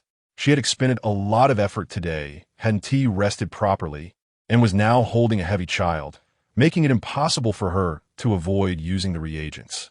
The person seemed to have noticed the children beside her, paused for a moment, suddenly retracted their imposing aura, and as if to conceal something, threw an object far away with a thud. Then they dusted off non-existent dirt from their hands and walked down the stairs. "How are you?" A familiar voice entered her ears, and Jiang Li instinctively responded. "Ming Tsong?" The bounty hunter was wearing a casual outfit today, looking a bit disheveled with tousled brown hair and wrinkled clothes, as if he had just been doing something. His gaze, unabashed, passed through the platinum mask and landed on Jiang Li. "Give him to me." It seemed that after confirming she was unharmed, Ming Song took the boy from Jiang Li's arms and led the way ahead. "I've cleared everyone around here, and the police will be here soon. Don't worry." Jiang Li hadn't expected Ming Song to arrive so quickly. It had been a long time since she last saw him. Life had been too peaceful, and her bodyguard hadn't had a chance to show his skills. "But how did you know I was here?" When she stepped out the door, she had specifically checked her surroundings and indeed saw no one, not knowing where he had thrown it. In the distance, a blood-stained stick lay quietly in the grass, in a position and angle that the children would definitely not discover. Ming Song didn't answer. He just glanced at Jiang Li before turning his head, silently focusing on leading the way. "You take them out first." Jiang Li didn't mind, but she needed to find Zhuyu. "I have a friend still in. Don't worry about her." Ming Song suddenly spoke, his tone difficult to read. "She should still be fighting." Jiang Li was taken aback. Is she that fierce?" Ming Song recalled the burly man he had encountered on the way, swinging around with one hand while injuring a group of human traffickers. Then glanced at Jiang Li's somewhat pale face, silently sighed. "Then I need to go check on her." Hearing about it was one thing. Seeing it herself was another. She had to see with her own eyes that Yu was okay, to feel at ease. Jiang Li entrusted the children to Ming Song, asking him to safely escort them out, then followed the route Ming Song pointed out. Midi quietly followed behind Ming Song, turning to look at Jiang Li's back, seemingly indifferent, and asked, "Your girlfriend?" Ming Song almost stumbled, turning to look at the girl who had made such an astonishing remark, his masked face concealing his expression. "No." Midi nodded knowingly, her expression unchanged. What a disaster. The crisp, clear voice of the child felt like a heavy mountain crashing down on Ming Song, nearly making him spit blood. Ming Song. Kids these days are really mature. He remained silent, but thought of Jiang Li. Back then, he was astonished to find the tightly locked door broken open by a sharp blade, and when he went to investigate, he saw the girl frowning slightly, guardedly protecting the children as she looked at him, her expression showing no fear, but rather firmness and confidence. He believed that if he hadn't come, she would have led those children out safely. However, he didn't want to see her in such dangerous situations. Ming Song silently added. After all, he had already received a deposit, and there was still some balance left. When Jiang Li found Zhuyu, she had just tied up the human traffickers into a bundle. "Ali?" Zhuyu raised her eyebrows in surprise, not expecting Jiang Li to break free so quickly. Jiang Li looked at the bruised and battered human traffickers and explained, "My bodyguard came, and I let him take the kids out first." "Bodyguard?" No wonder I saw them lying in the grass. Zhuyu understood, clapping her hands and asking with concern, "Are you okay?" Jiang Li shook her head, glancing at the leader who was left in nothing but his underwear and looked like he had been beaten up. "Looks like you're fine too, you." Zhuyu laughed. After all, I'm from the mecha department. People like this can't do anything to me. Let us go, I got the light brain back. But it's heavily damaged. Jiangli waved her hand dismissively, walking back along the path she had come. It was about time for a change anyway. I have a manufacturer for light brains under my name and have already ordered a batch of new ones to be sent over. Just in time for each of us to have one. Then I'll thank Ali in advance. Zhuiyu's eyes curved in a smile. Her blue eyes devoid of any gloom. Her smile like a spring breeze. Chapter 44. Hot Spring Trip, Part 4. By the time Jiangli and Zhuiyu found the exit, the police had already surrounded the area, and several children were being comforted by the officers. One of the police officers spotted them and was about to approach to inquire about the situation when Mitty came over with warm water, tugging at Jiangli's clothing. I'm sorry. The little girl looked at Jiangli with her dark eyes wide open, her expression still emotionless, but her tone conveyed gratitude and thank you. Jiangli looked back with her equally dark eyes, bending down to ruffle the girl's hair. It's all over. You did well. There's no need to apologize. Mitty was very smart. She knew how to best protect herself and her companions in that situation, and she was also able to assess the circumstances, sharp and decisive. She would definitely grow up to be a great leader. Where's the big brother who brought you out? Mitty yawned tiredly. He left just now. Well, Jiangli knew that Ming-Song was always here one moment and gone the next. Ali, you, Tian, Yi, and Lan Ku hurried over. It's really great that you're okay. The two had reported to the police as soon as they received Jiangli's communication and also notified the two gentlemen at the hot spring resort. Anxiously waiting for news at the police station. Before the police could locate the human traffickers, an anonymous message was sent to the station detailing the traffickers' hideout. So they came over. It took less than 40 minutes from reporting to catching the criminals, which was probably the fastest case the police station had ever encountered. A psych is waiting for us at the police station. After experiencing such an incident, they had to go back to the station to make a record. So they hurried over and had A psych wait for them directly at the police station. When it came to this, Tian E got angry. Senior phone me on ISN, T worried about you at all. He even said that as long as a U is here, nothing will happen. While he is comfortably lying at the hot spring resort, taking a nap. Hearing this, Jiangli felt a mix of amusement and exasperation. Actually, President Feng Mian had a point. She glanced at Zhuiyu, who was gently talking to the police with a smile. Yu was indeed very impressive. Although she didn't know what Yu had done to the leader who tried to assault her, judging by his dazed expression, it must have been quite severe. And the area of the warehouse that she had cleared out was enough to show Zhuiyu's exceptional skills. However, why was such a good-looking and capable girl not well known at school? Jiangli shook her head, pushing the questions in her mind aside. It was better not to dig too deeply into other people's affairs. Thus, a relatively large human trafficking den was so hastily taken down. Before leaving the police station, she also gave the person in charge of the case a contact number, which was for her Orphan Rescue Foundation, letting them know they could call the foundation if they needed help with children without relatives. After returning to the hot spring resort, without mentioning how Feng Mian was scolded by Tian E and Lan Ku, the main priority for everyone was to gather for a hot spring bath to dispel the fatigue of the day. Jiangli was really tired. After returning to her room to get her clothes, she slowly dragged her body toward the changing room of the hot spring, yawning as she walked. After finally changing into the bathrobe, Jiangli unexpectedly tripped over a step at the changing room door and fell directly into a hard embrace. How could she be so careless? Zhuiyu, who had just changed in her bathrobe, saw Jiangli stumbling and instinctively reached out, catching Jiangli in her arms. Jiangli rubbed her sore nose and said, "You?" She placed her hands on Zhuiyu's chest to steady herself, and then realized that Yu's chest was a bit flat. However, she looked good, had a nice personality, and was outstanding in her abilities. A flat chest didn't matter much, especially since her own chest wasn't very large either. Zhuiyu's robe had been slightly pulled open from the earlier motion, revealing her pronounced collarbone and a small part of her fair chest. Jiangli shyly adjusted her robe and said, "Thank you, Yu. Where are the others?" Seeing that Jiangli still hadn't realized, Zhuiyu couldn't help but smile wider. They should be waiting by the hot spring after changing. Jiangli rubbed her eyes and tugged at her robe. "Then let's go together." Zhuiyu sighed and shook her head. "No, we have to go separately." The changing room wasn't far from the hot spring, just a few dozen steps, but the male and female hot springs had to be accessed separately, one on the left and the other on the right. Separate? Jiangli frowned, her tired mind struggling to comprehend. Are we going in one after the other? Why? Zhuiyu's golden short hair cast a soft glow on her delicate features, and her ice-blue eyes held a nearly indulgent smile. Wait, short hair? You had long hair in the afternoon. Jiangli thought back and couldn't recall Zhuiyu cutting her hair short. Did she cut her long hair just to go to the hot spring, finding it too troublesome? Zhuiyu helplessly pressed down on Jiang Li's head and ruffled her hair. Ali, pay attention. It seemed that Ali really wouldn't notice on her own.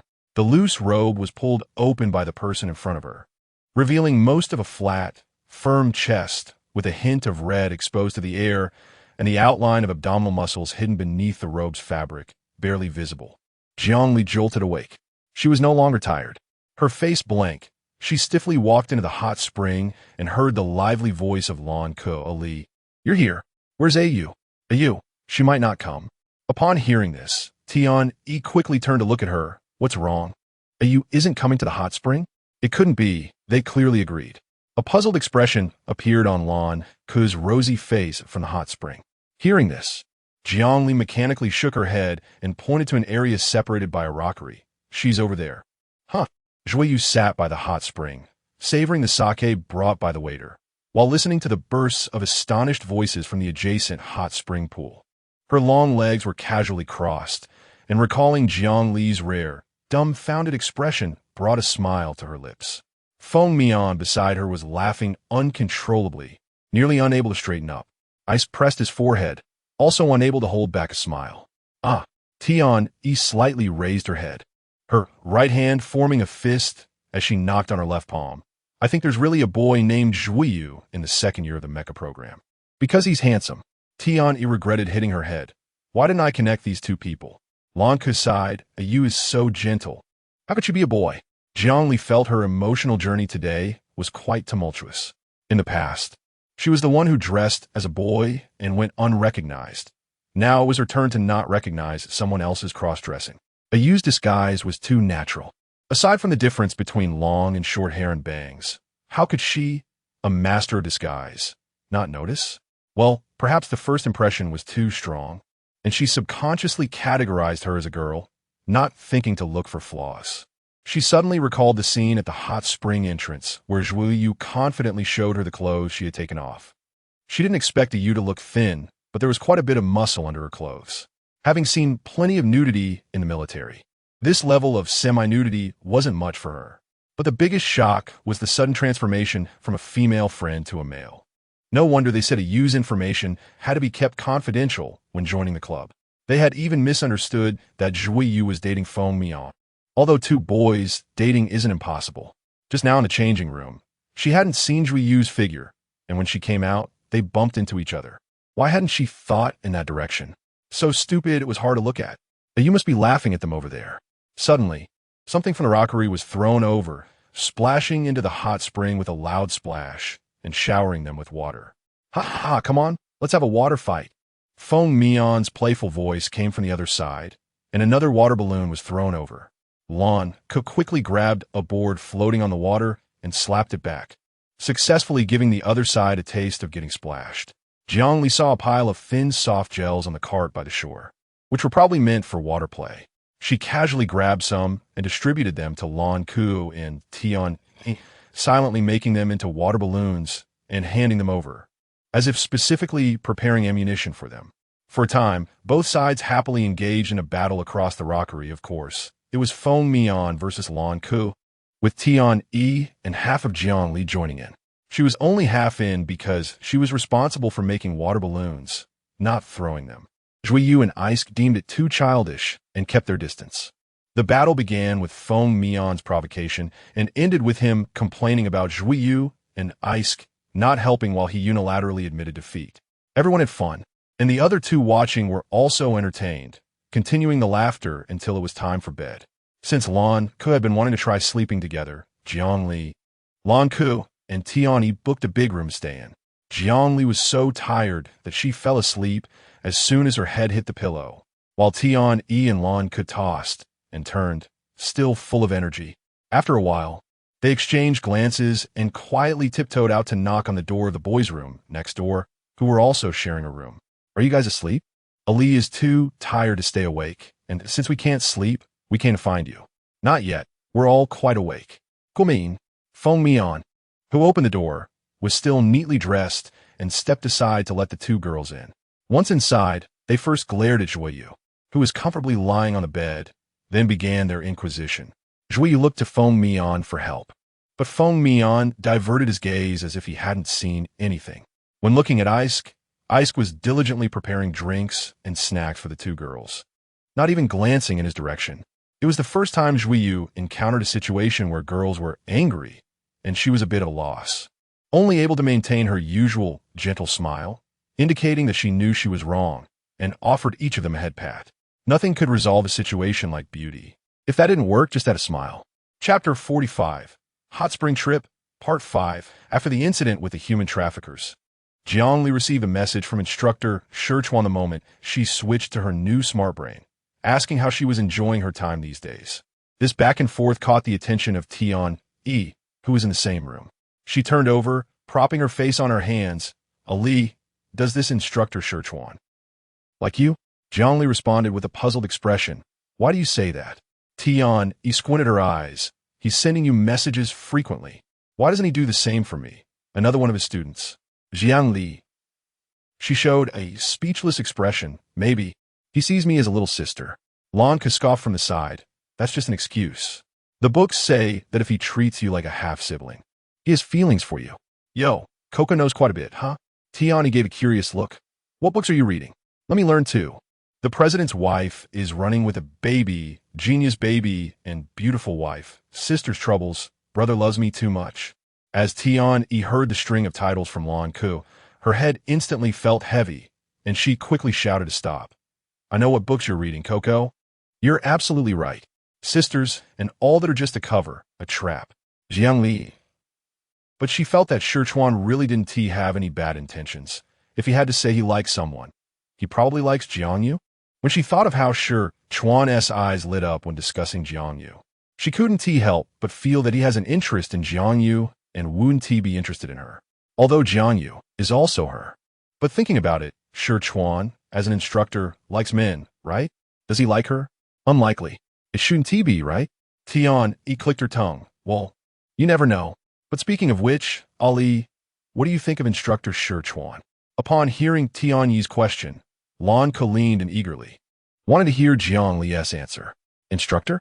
Jiangli thought for a moment, counting on her fingers, and said, he is a pretty good guy. Handsome too. Although he always looks lazy and doesn't seem serious. He is actually quite reliable. He is a good instructor. Lan Ku's face fell. Is that it? Just a nice guy card? She exchanged glances with Tian-Yi, feeling that Jiangli was probably hopeless. What else? Jiangli blinka, cum fushadli raturting. Lan Ku began to recall the scenes from the books she had read. Do you always think of him when you can't see him? No. Do you unconsciously smile when you think of him? Does it feel sweet inside? Jiangli. Now that you mention it, there's indeed something. Just thinking about instructor Shichuan being my fan makes me happy. I instinctively want to smile, and my heart feels warm. However, she still reluctantly said no. When you see instructor Shichuan, don't your heartbeats speed up? Jiangli sighed. Then wouldn't I have to see him once and go to the infirmary once? Lan Ku slapped her forehead as if she had just thought of this aspect, and she closed her mouth in defeat. So she really doesn't want a date. Jiangli knew her physical condition and didn't think she would develop a romantic relationship in the future. She had once resolved that even if there were signs, she would cut it off, as she couldn't drag others down. So let us discuss Coco instead. For example, that Candace you used to talk about? Jiangli decisively changed the topic to Lan Ku. Hearing this, Tian-Yi's eyes lit up. Yes. What is the deal with your Candace brother? We're so curious. Overall, this 3-day hot spring trip was quite pleasant, to the point that the few people who had to return to school for classes looked reluctant to leave. Yuan also came to see them off. To thank Jiangli and Joyeux, he gave each of them a soft hug. The following days were very calm. with students from all grades and majors busy preparing for the upcoming military competition. And even the training intensity for military classes increased significantly. Of course, Jiangli was the exception, sitting on the side and basking in the envious gazes of her classmates from the entire auxiliary system. I really want to sit there and do nothing but watch. Hey, you can't say that. After all, the physical condition is what it is. She was recognized as the bottom of the whole grade. With her at the bottom of the competition, we don't have to worry anymore. Also, if she can't even get into the preliminaries, what is the point of practicing? Jiangli ignored these remarks. She chose a shady spot to sit cross-legged, her gaze fixed on Shi Chuan, who was seriously guiding students in their movements, mentally rehearsing the actions and methods he taught, looking as if she were daydreaming about him. Why is she staring at instructor Shi Chuan so much? Could it be that she has a crush on him? No wonder. Instructor Shi Chuan is handsome and serious about teaching students. Who wouldn't like him? Not to mention that the instructor already has a boyfriend and wouldn't even look at her. And with her condition, how could she dare to like someone else? Until a shadow enveloped her, Jiangli snapped back to reality and looked up to see Shi Chuan's teasingly handsome face. Am I good looking? Jiangli nodded and honestly replied, good looking. Shi Chuan was momentarily taken aback, and the two stared at each other for several seconds before he finally yielded under Jiangli's confused gaze. Did you hear that? He raised an eyebrow. There has been a rumor around school lately that I have a little boyfriend, and they say we're inseparable. It's all your fault. There are also rumors that he's not capable. Just thinking about it makes him furious. He casually sat down next to Jiangli. Think carefully about how to be responsible to me. Jiangli, how did it end up being her fault? Jiangli suddenly remembered the scene in the lounge on the night of the school anniversary, where it seemed that someone had indeed seen a rather suggestive pose. It seems like it's her fault.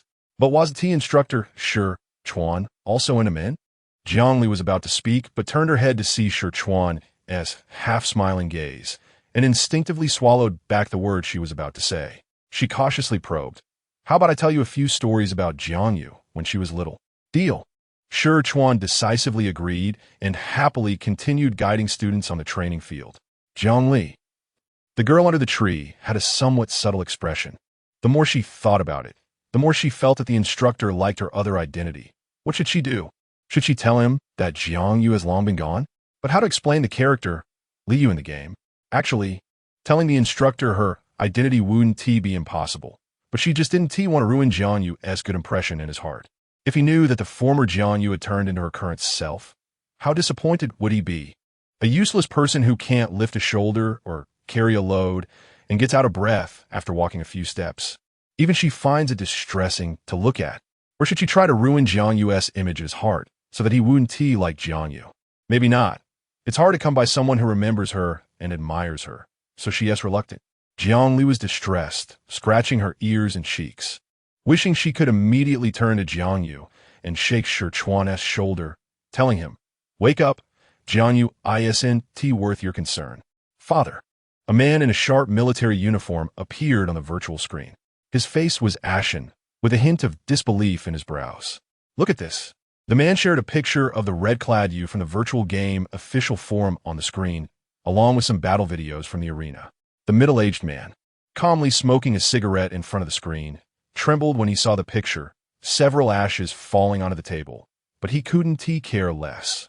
Frowning tightly, Jiangyu? Isn't dead? Where is he found? Virtual world. I've seen his videos. The face can be faked, but the fighting style can't be imitated.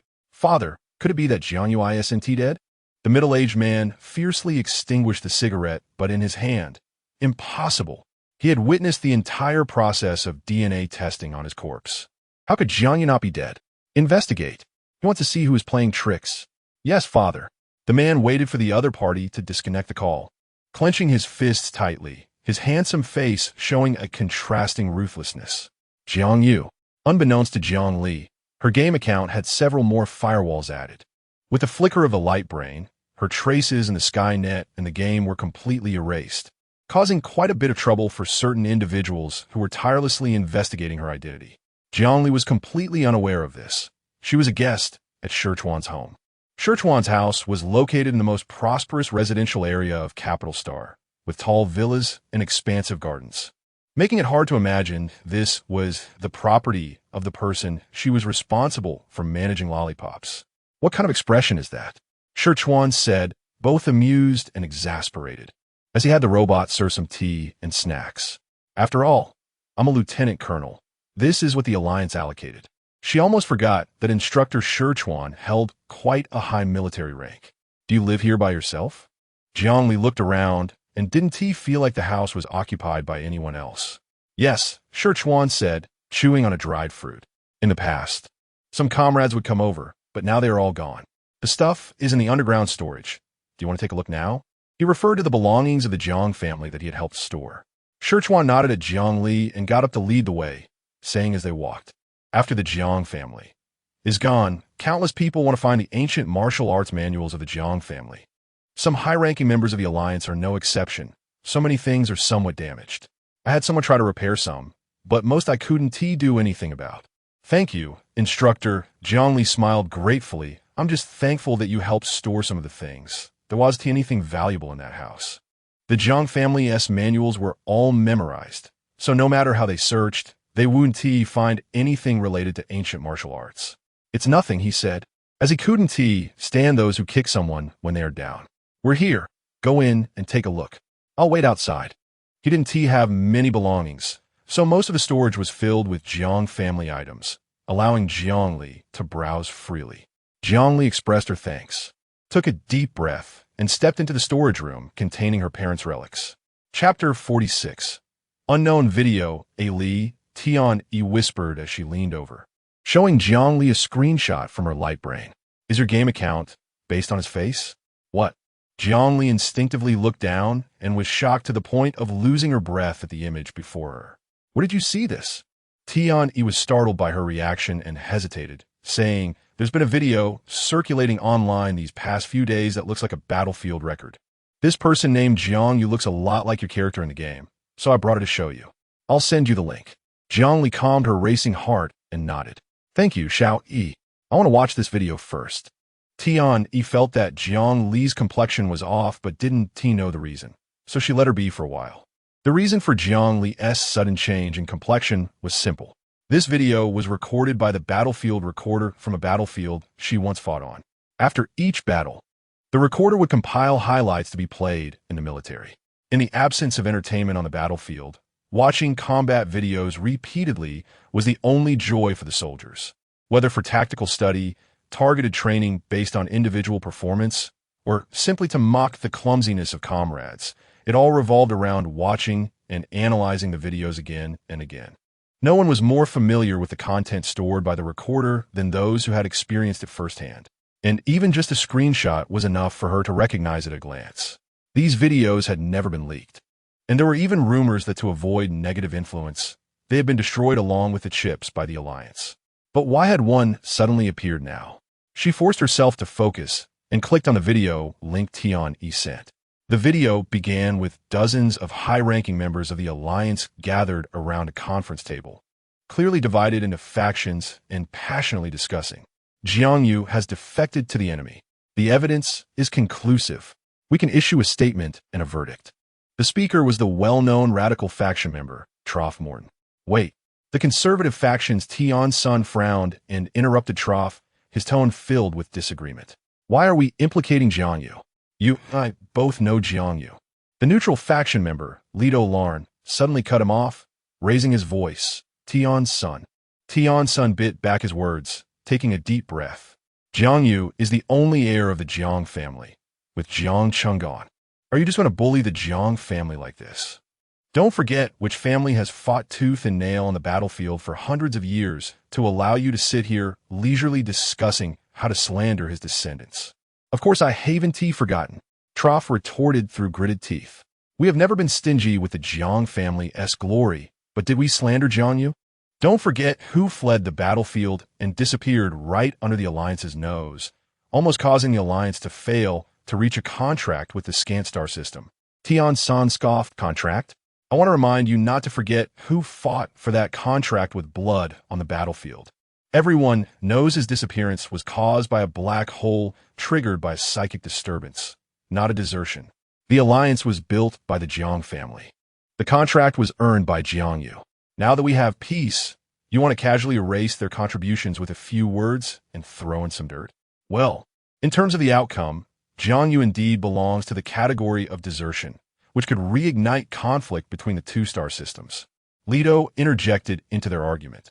His expression calm, presenting his viewpoint. I personally acknowledge the contributions he and the Jiang family made to the alliance. But Jiangyu's final actions force us to judge him this way, unless he is still alive and comes to explain himself. Leto, Tian's son, laughed bitterly in anger. Jiangyu is dead without a complete corpse. Do you want his ghost to come find you? At this point, the video abruptly transitioned from the tense closed conference room to a vast military base. A young man in a blue-gray military uniform appeared on the screen, the insignia of a captain flashing briefly in the frame. His black hair was neatly tucked under his military cap, revealing a fair yet determined face. General, the young man knocked on the commander's door, his golden-red eyes fixed on the tall figure inside. I want to be the bait. Captain Jiangyu, have you thought this through? The tall, burly general looked back at him with the same golden-red eyes, his stern demeanor making one instinctively want to bow their head in submission. However, Jiangyu stood tall and straight, unwavering as he declared, Yes, I have thought it through. No one is more suitable for this mission than I am. There was a faint glimmer in his eyes, like stars streaking across the sky, bright yet not overly dazzling. The general looked at him for a moment, and a smile suddenly broke across his resolute face. Then this task is entrusted to you. I will assign some soldiers to your command. He patted the young man's shoulder, his expression one of pride. I am proud of you, my child. At that time, the technology level of the Scanstar system was higher than that of the Alliance, and the battles that erupted between them were quite challenging for the Alliance, forcing them to engage in guerrilla warfare. This time, they would adopt a strategy of feinting to the east while attacking the west to reclaim lost territories. Jiang Li recalled the scene from that time with a tinge of nostalgia. It was her first time changing out of military uniform into red clothing on the battlefield. And it was also the first battle that made the 7th Army renowned. She was still 2 months shy of turning 17. As the camera shifted, the young man in military uniform stood before the hundreds of soldiers selected for him by Jiang Cheng, his straight back resembling a resilient pine standing proudly in the bitter winter. His expression was solemn, and his deep voice still carried a youthful tone. Those with elderly or disabled family members stepped forward. Many soldiers were puzzled about why he gathered everyone and asked such questions, but they followed his orders, and those who met the criteria quietly stepped forward. Immediately after, those with newlywed partners at home stepped forward. Those with newborns at home stepped forward. Those who have already lost someone for the country stepped forward. He looked at the few dozen people left in the line, his voice powerful. So, these remaining warriors are the main force for this operation. I am willing to live and die with you. Jiangyu ignored the uproar in the army. Gather at the entrance in half an hour. He swiftly arranged everything, saluted the crowd, and turned to leave them with a thin back. This was a battle that, for most people, was a one-way trip. The youth knew this well. When Jiangyu appeared on camera again, he was already dressed in a bright red robe, standing with his hands behind his back. Listen carefully. The mission of this squad is not to kill enemies, but to do everything possible to save our own lives. What we need is to buy time, not to charge into battle, understand? He brushed his sleeve. You will create the illusion that we have many people, and I will attract fire. Jiang Yu's expression darkened, and he transformed into a shadow, suddenly disappearing from the sight of the others. The miniature cameras used for battlefield filming barely kept up with his figure, but the screen could only capture a blurred red. He perfectly evaded the enemy base's detection, infiltrated their guards, and boldly slit one person's throat, letting the blood spray out. Before the enemy could react, he vanished from their sight.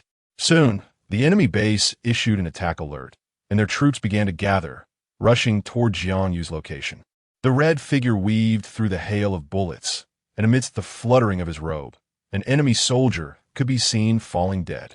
This elusive movement caused a stir and chaos among the enemy, with energy projectiles flying wildly, even injuring their own comrades. It was the only splash of color on the battlefield, and also the target the enemy aimed to shoot down. The youth, moving through the blood mist, had a face like the bright moon, and the corners of his eyes were tinged with a faint red, adding a touch of charm.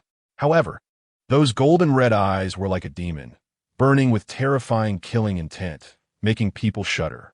The team members covering Jiang Yu were equally unwilling to show weakness. After finding cover, they began to hide and shoot from unexpected angles. Jiang Yu casually slit another person's throat and transformed into a shadow, allowing that shadow to be riddled with bullets while he had already appeared behind another enemy. He had a picturesque face, his thin lips slightly parted. "You're looking for me, aren't you?" The video abruptly came to a halt. Soon, the words Episode 1 appeared on the still image. Below the video, netizens were fervently discussing, and various posts about Jiang Yu sprang up. First floor, just opened the video and found it was a meeting of the big shots. I was shocked. But from their words, is there something more to Jiang Yu's charges? Second floor, hearing them discuss Jiang Yu and the 7th Army. I instinctively wanted to drag these traitors out and scold them. I was about to curse, and you tell me Jiang Yu looks this good? How can I bear to curse at this face? Third floor, oh my gosh, Jiang Yu is so handsome. That last line was too badass. Fourth floor, why does this feel like a drama? I haven't had enough. When that's the next episode out? Fifth floor, Chairman Tian Sen's meaning is definitely that there's something hidden about Jiang Yu, right? Listening to him, I feel Jiang Yu is actually a pretty good person. Sixth floor, for 100 years, it has indeed been the ancient martial arts Jiang family fighting hard for the alliance. Each generation's Jiang family descendants have fallen on the battlefield. I have to admit the Jiang family is really loyal. Seventh floor, but the neutral faction Chairman Lido also said Jiang Yu's actions were indeed betrayal. My head is going to explode. So what exactly did Jiang Yu do? Eighth floor, did you not see Jiang Yu's performance on the battlefield? That Toma was human? In the blink of an eye, such a big person just vanished. With his strength, he can't be without fame. Ninth floor, the youngest major general in the history of the alliance. No matter where you search, Jiang Yu only has this title, if betrayal is counted. With his skills, could it be that the alliance is intentionally hiding it?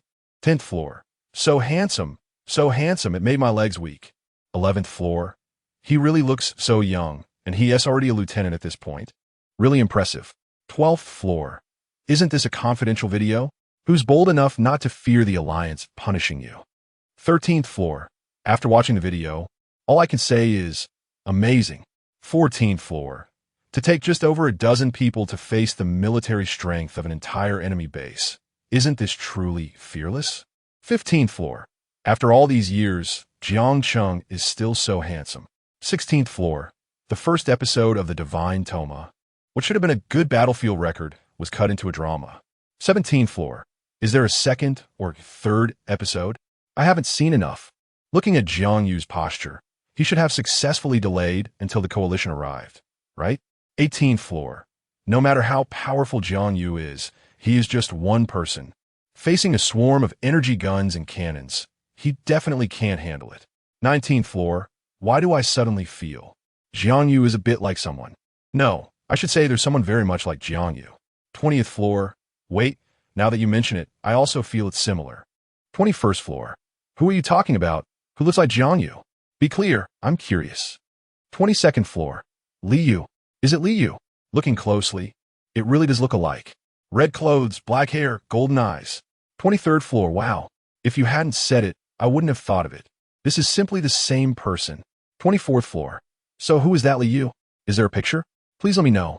25th floor, a player who became popular in virtual world, named Li Yu. I'll send you a few comparison pictures attached images. 26th floor. In comparison, Li Yu is a bit more mature. Jiang Yu in the video looks very young, but not too different. 27th floor. This is too similar. But didn't Jiang Yu die long ago? Not even a complete corpse. 28th floor. Maybe Jiang Yu's face was specifically crafted by a fan. 29th floor. Perhaps Jiang Yu never died at all? He pulled a golden cicada, shedding its shell, fooling the alliance? 30th floor. If Jiang Yu wasn't he executed by the alliance, but died elsewhere without a complete corpse, then how did he die? Where did he die? Why did he escape? 31st floor. It feels like it involves some kind of secret. 33rd floor. Just wait, this video will soon be deleted. 34th floor. I'm praising Jiang Yu's looks. This is definitely the most handsome man in the military. 35th floor. This is the first time I've seen a man wear red so cool and so well. 36th floor. TCH, you're praising a traitor. Use your brain, okay? He is a traitor. What is up? Are your values following his looks? 37th floor. The person above is too hostile, right? Indeed, they are really good looking, and their face and strength are there. Even if they are a traitor, shouldn't we still be able to find their shining points? Jiang Yu is indeed a person worth praising and criticizing. We can blame and scold the mistakes he made, and we can also praise his strengths. Is this contradictory? 38th floor. Suddenly, I feel like what the person above said makes a lot of sense. 39th floor. A criminal is a criminal. I've never heard of anyone praising a criminal. 40th floor. Haha. Well, now you've seen it. It's been several pages like this. Who spread this? The middle-aged man was furious when he saw the video. His brows furrowed into A shape, leaving a deep mark on his forehead. Delete the video. Lock the post. Get this person out for me. The man on the virtual screen also looked unhappy. My people are handling it. Father, wasn't he the battle record chip related to Jiang Yu already destroyed? The middle-aged man calmed down a bit and heavily sat on the sofa. Destroyed completely. Even the recording officer has been dealt with. His expression was grim, his eyes shadowed. I want to see which bold person dares to provoke the Alliance's authority online. The man on the screen had just received some news, looking puzzled. Father, the other party is a programming expert. My people couldn't break through the other party's defenses and ended up getting a virus instead. He issued multiple deletion orders to the website, but the video not only couldn't be deleted, it also appeared on various mainstream websites, repeatedly banned. Useless. Go find a hacker. Seeing his father's anger rising, he smashed the coffee table in front of him with a slap. The man quickly responded and waited for the person on the other side of the screen to actively cut off the call. Major Candace Morton. The subordinates hung their heads and spoke cautiously, afraid that the decisive Major Candace Morton would get angry. Get lost. Candace kicked out, angrily shouting, useless things. He didn't bother with the subordinates who crawled away from his sight, keeping a serious face as he contacted hackers. However, several hackers sent out couldn't delete the video, and tracking its IP address ultimately led back to Candace's light brain, making him so angry that he smashed his own light brain. Jiang Yu. He glared fiercely at a corner, his eyes reddened as if he wanted to devour someone alive. Even if you're dead, you let me rest in peace. Jiang Li sneezed. She rubbed her nose and continued to stare blankly at the only character on the account that posted the video. She might have guessed who it was. One of the members of the former 7th Army of the Alliance, Dong. He was good at mechanical assembly and programming. It should be said that any technological product that came into his hands could be repaired or modified, and he could even design programs and create systems. Dong was a genius in mechanics. Many times in battles, the 7th Army was able to defeat powerful enemies with energy guns and cannons modified by him. He was also a king in the hacker world. It could be said that there was no program or firewall in the entire Alliance that he couldn't handle. To quietly obtain such a video clip belonging to the Alliance's secrets and post it online, this kind of skill could only belong to Dong. Could it be that he is not dead? Just as this possibility dawned on her, Jiang Li's eyes brightened for a moment, but then darkened again. If Dong is not dead, why hasn't he contacted her? Is he blaming her? But why would he release this kind of video?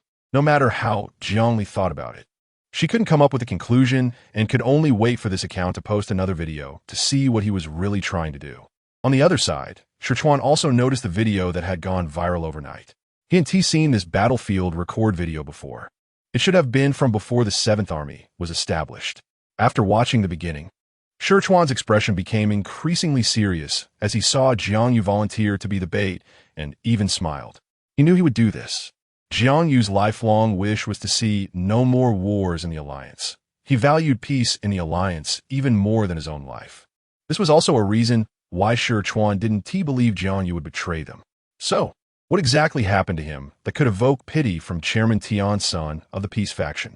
Intuition told Sichuan that Jiang Yu's matter must not be simple.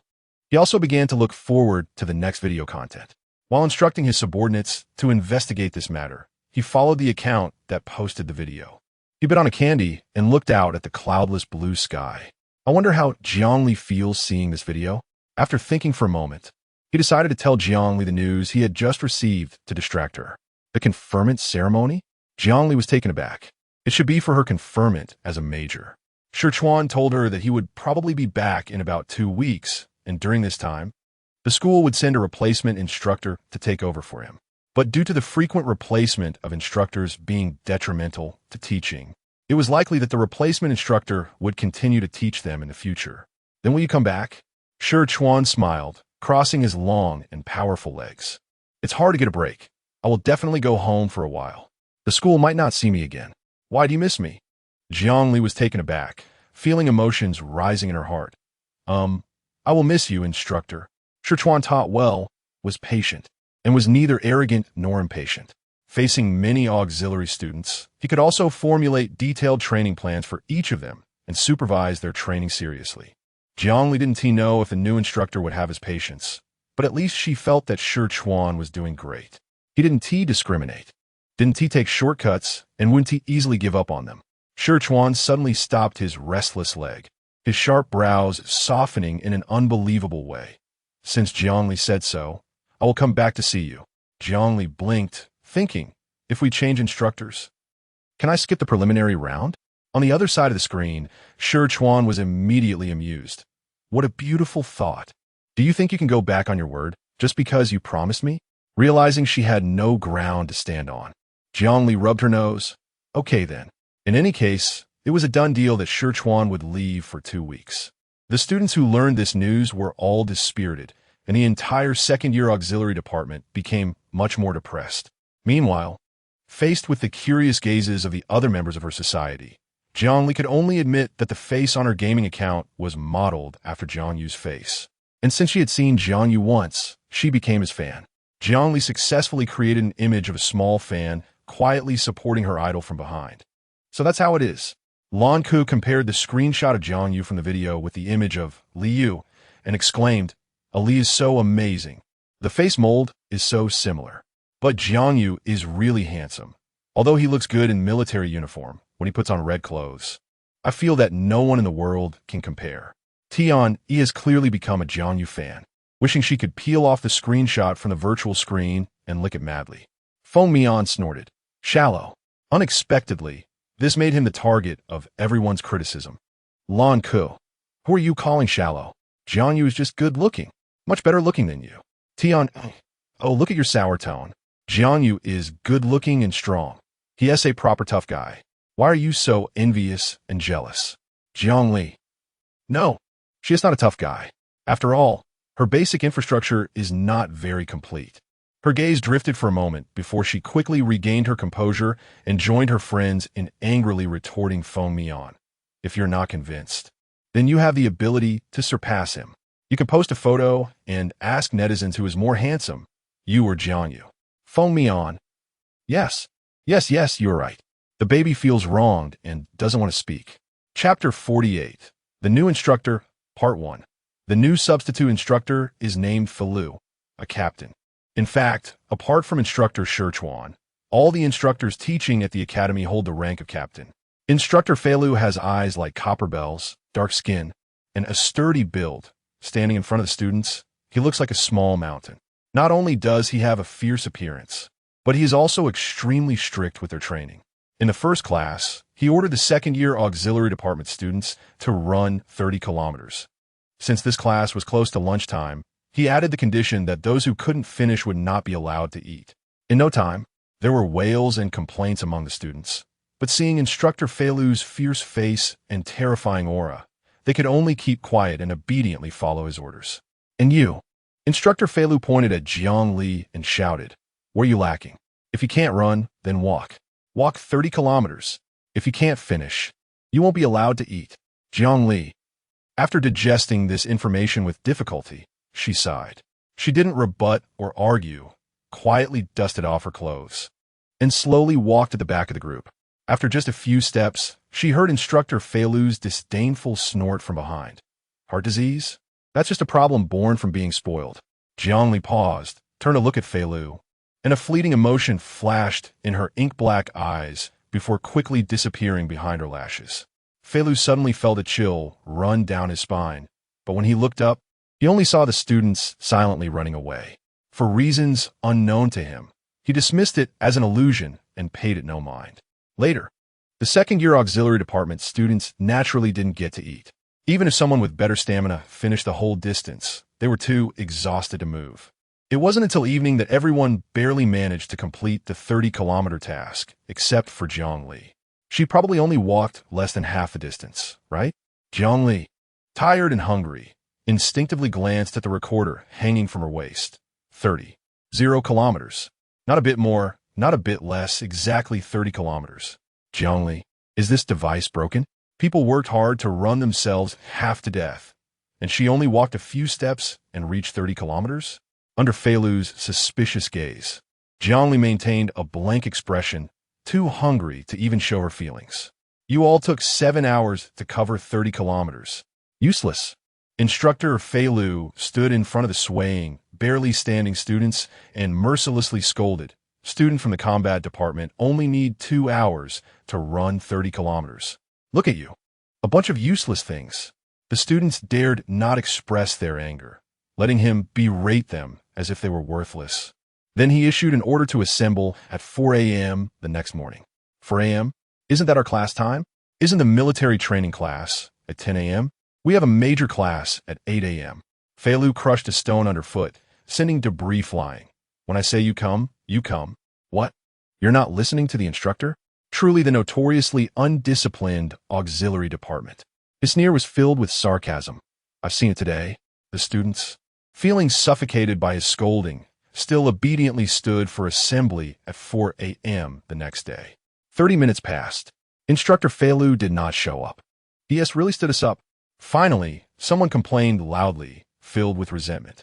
The class monitor responsible for contacting the instructor received no response. So he had to suppress his anger and say, "Everyone, let us wait a bit longer. What if Instructor Fei Lu arrives later and sees we're not here? He'll say we're undisciplined, not as good as the combat department." However, an hour passed, and Instructor Fei Lu still hadn't come. "Where's that bastard? I quit." Someone cursed and stepped out of line, and everyone gradually returned to their dorms to catch up on sleep. Until the military training class started at 10 a.m. Some students questioned why Fei Lu hadn't come in the morning. "Why should I go? Can't you train yourselves?" His disdainful expression was etched into the students' hearts. "Are you saying you can't even train yourselves?" TSK, TSK, TSK, Auxiliary Department. Mediocre talent is just mediocre talent. It's better to teach the combat department students than to waste time on you. Tian, he couldn't hold back and retorted. "You keep saying you look down on the auxiliary department, but we look down on you too. Instructor Shichuan is much better than you. I really don't know where you get the confidence to teach Instructor Shichuan's students." Exactly. If you have the ability, go teach the combat department. Don't let it be that the combat department looks down on your teaching skills, and you can only act tough with us. Immediately, some boys echoed in agreement. Fei Lu walked up to Tian, still wearing a sarcastic smile, looking down at her. Zhongli clearly saw the veins on his neck bulging, a clear sign of his anger. "Xiaoyi," Zhongli suddenly called out. "Right step back. Left turn. Lean back." Almost simultaneously, Fei Lu swung his hand out, and Tian, who instinctively followed Zhongli's command, narrowly dodged a sudden slap, cold sweat immediately running down her cheek. However, the boy next to her who had echoed her was hit by Fei Lu's kick, sent flying and knocking over several people. Lying on the ground, unable to get up for a long time. A girl screamed in shock. Chaos erupted in the line, attracting the attention of nearby students and instructors. Seeing Fei Lu about to strike Tian again, Zhongli quickly pulled Tian behind her and frowned. "Instructor Fei Lu, this seems a bit inappropriate, doesn't it?"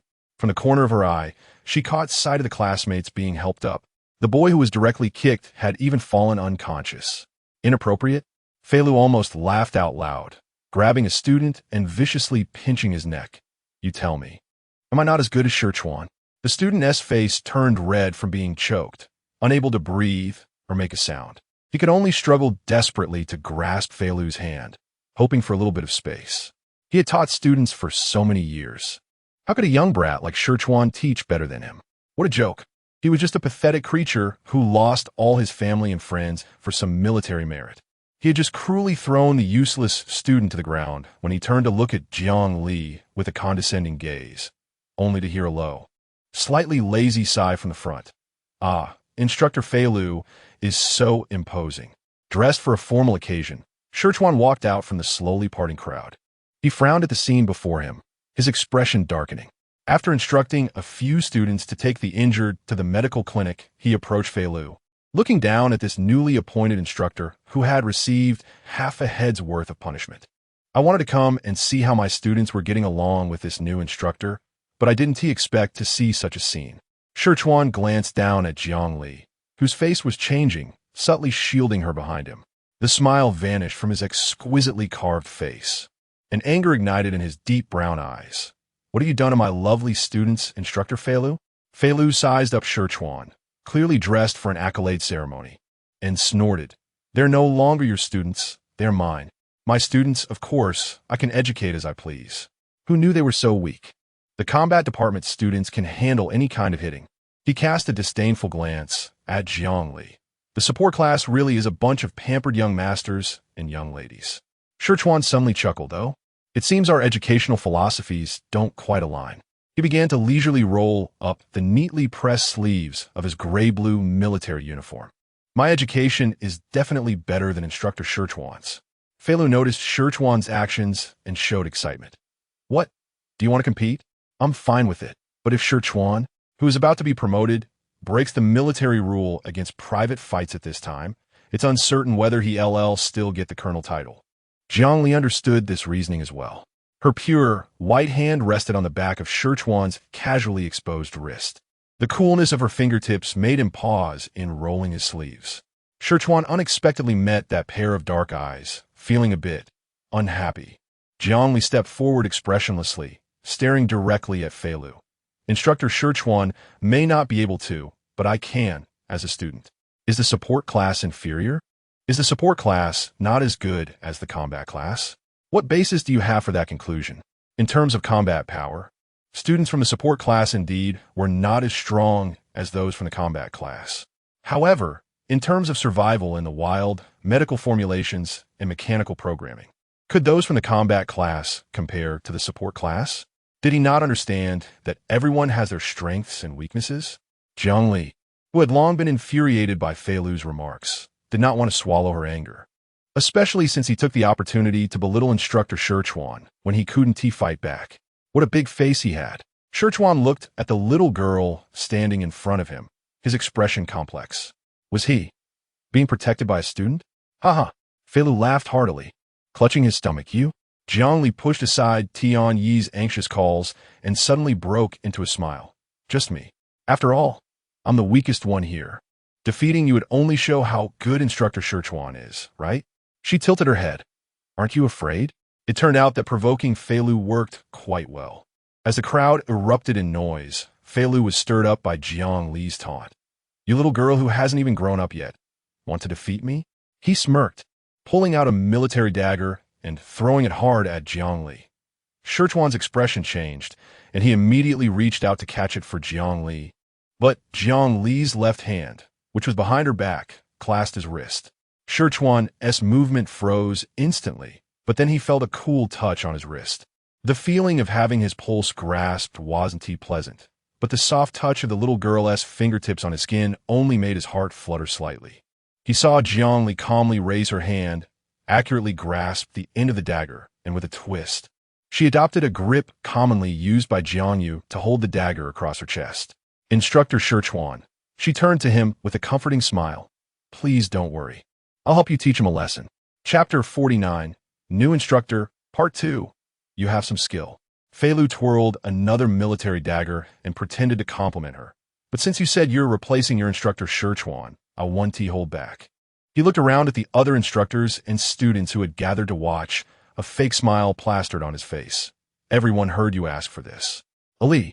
Tian Yi's face turned pale, anxiously wanting to pull Jiang Li back, but was stopped by Shirchuan. She looked up and saw Shirchuan staring intently at Jiang Li as she held the dagger. Instructor Shirchuan, you know Ali. Let us wait and see. Ever since Jiang Li took the dagger, a familiar feeling washed over Shirchuan. Since she brought it up, let us trust her. Jiangli was always smart, and wouldn't he take on something without confidence? He reassured Tian, I'm here, I won't let her get hurt. Although he had unknowingly become the one being protected, if the little girl were to be at a disadvantage, he would not hesitate to step in, even at the cost of losing his colonel title. Moreover, Jiang Yu's sister wouldn't be an easy target either. Jiangli didn't care what the onlookers were whispering about. She nodded calmly. That's right, I'll fight you on behalf of Instructor Sherchuan. If you lose, please acknowledge that you're not as good as Instructor Sherchuan and agree not to be our substitute instructor anymore. If I lose, Sherchuan naturally picked up the thread. I'll apologize to you in front of all these people, admit I'm not as good as you, and want to interfere with your training. Jiangli smiled, what do you think? Fei Lu's smile widened, seeing this deal as a surefire win-win for him, boosting his reputation while cutting down Sherchuan's arrogance. This little girl was truly a prey delivered to his door. I have no objections. He waved the dagger in his hand, provocatively saying, be careful not to bleed, little girl. Jiangli showed no reaction to such low-level tactics. Let us begin, Instructor Fei Lu. Fei Lu sneered, excitement evident on his face, as if he had already predicted Jiang Li's miserable defeat at his hands. He clapped his hands and beckoned Jiang Li to attack first. Such a demeaning gesture only deepened the smile at the corners of Jiang Li's mouth. She walked slowly up to Instructor Fei Lu, as usual, and calmly swung her dagger. Facing such a technically unrefined and soft strike, Fei Lu had no intention of countering. He simply stepped back casually, leaning back to easily dodge the half-swing of Jiang Li's dagger. Suddenly, the military dagger in Jiang Li's hand spun rapidly, vertically towards the ground, and unexpectedly flew out. Due to gravity and the added force from Jiang Li, the military dagger shot towards Fei Lu's cheek at an incredible speed. Fei Lu, who had thought he would easily dodge, was stunned, his confident smile freezing as he felt a cold chill in his heart. Suddenly, a vast and deep mental power surged towards Fei Lu, enveloped in a murderous intent, as if wrapped in a layer of blood mist, filling the air with a bloody scent. Fei Lu's figure froze abruptly, and he awkwardly tilted his head to avoid the dagger, leaving a shallow cut on his cheek, but his body could no longer move an inch. The terrifying mental force made him instinctively tremble, wanting to bow down in submission. How could this be? How could this little girl possess such immense mental power and murderous intent? Jiangli didn't care about Fei Lu's shock. She kicked him behind the knee, causing him to lose his balance and fall backward. At the same time, she grabbed his joint and twisted it, directly snatching the military dagger from his hand and placing it against Fei Lu's throat. This series of actions seemed to take only a few seconds to outsiders, fast enough to astonish everyone. Instructor Fei Lu, Jiangli said softly, you lost. So fast. The students around, still in shock, gasped. Jiangli defeated Instructor Fei Lu, and it only took a few seconds. Jiangli had barely exerted herself and effortlessly achieved victory.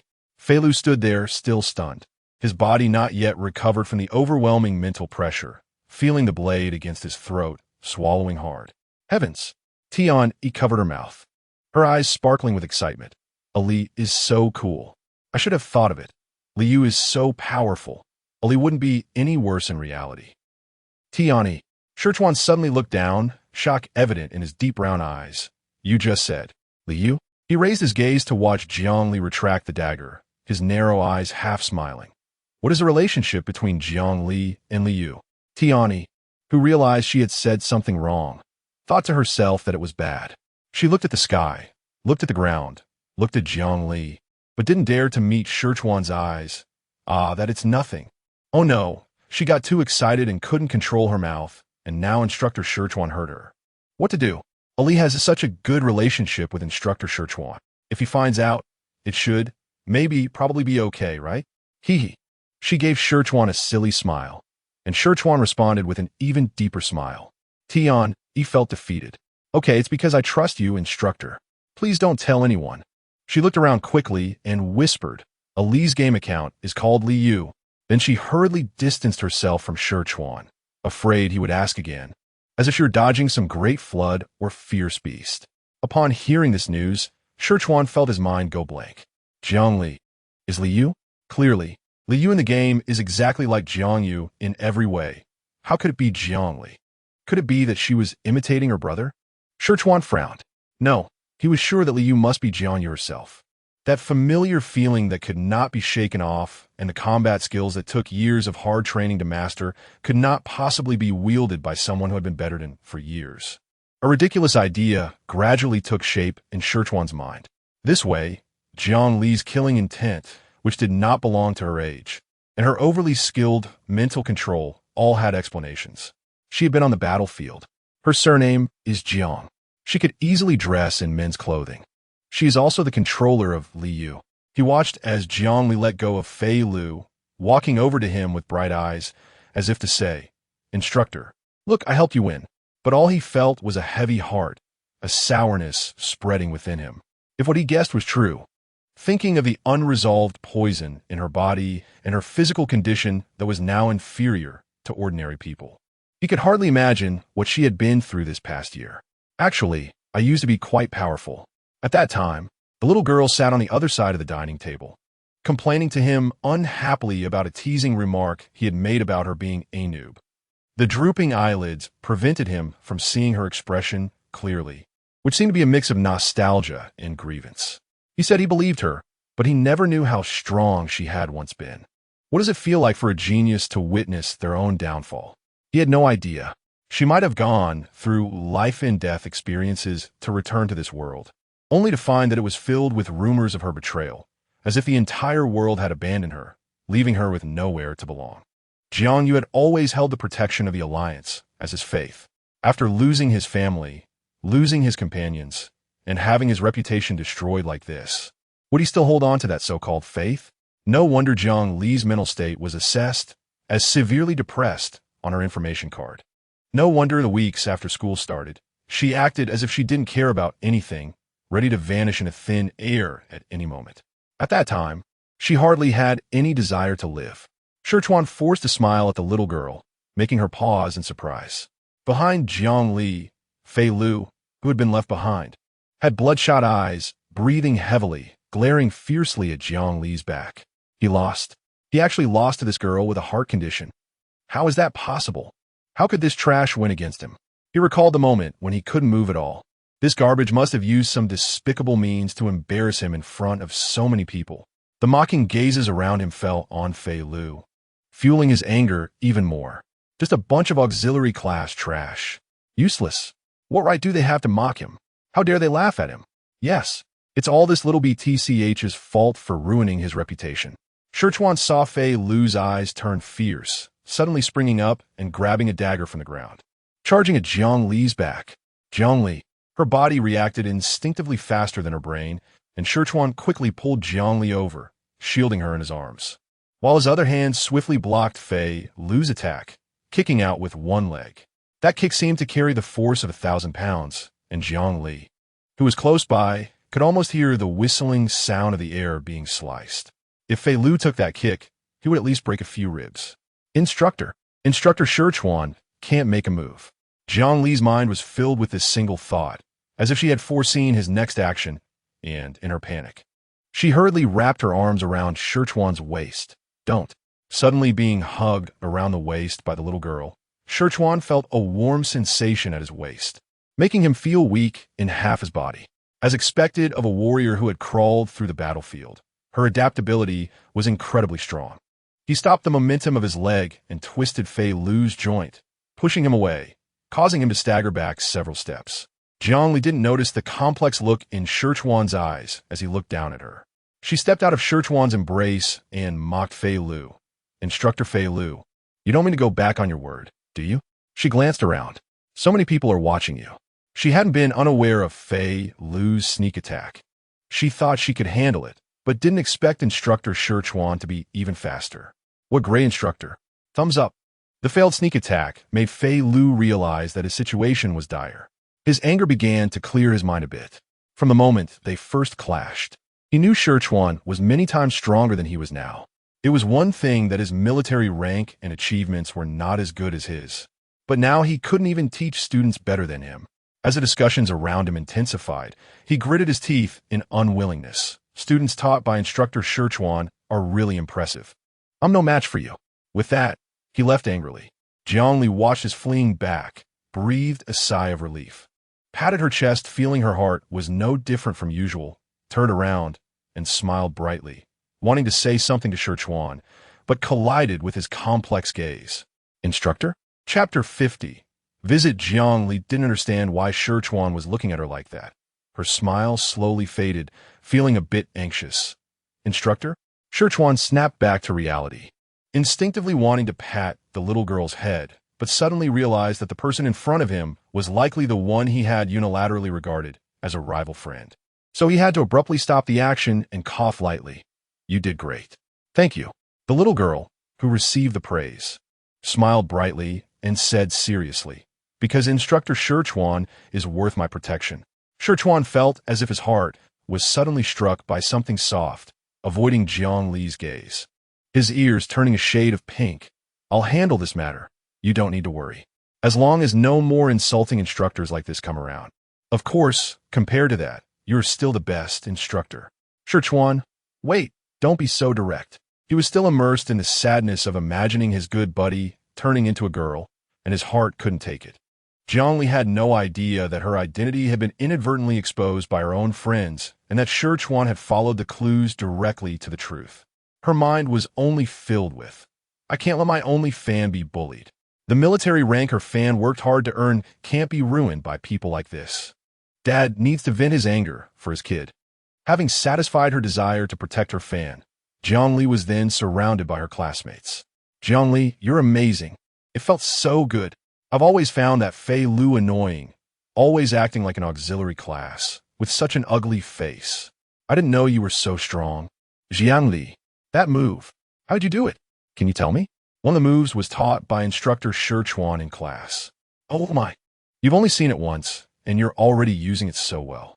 You're really giving our support department a good reputation, Jiangli. I declare that from today on, you are my idol. Are you feeling unwell anywhere? Is your heart okay? Did you get hurt? How does it feel to be held by Instructor Scherchuan? Are his muscles very solid? Thanks to you, otherwise, we wouldn't know how we would have been tormented today. That Fei Lu actually hit someone. It's truly despicable. Just after Scherchuan explained his demands to the principal, he turned around and saw Jiangli being surrounded by enthusiastic classmates, showered with compliments, and a gentle light flickered in his eyes. Hey, that little girl is your student? Her name is Jiangli? A colleague responsible for picking up Scherchuan also looked at her with interest, saying, she has extraordinary courage, strong combat awareness, and she looks quite cute. Hearing this, Scherchuan's expression darkened, and an ominous feeling rose in his heart. Sure enough, his colleague elbowed him and asked seriously, does she have a boyfriend? What do you think of me? Am I her type? Honestly, I'm a bit interested in pursuing her. The colleague turned his head and saw Scherchuan glance at him, instantly feeling the hair on his body stand on end and a chill run down his spine. But upon closer inspection, Scherchuan had a look of regret for him, slowly revealing a smile. Well, it seems she already has a boyfriend.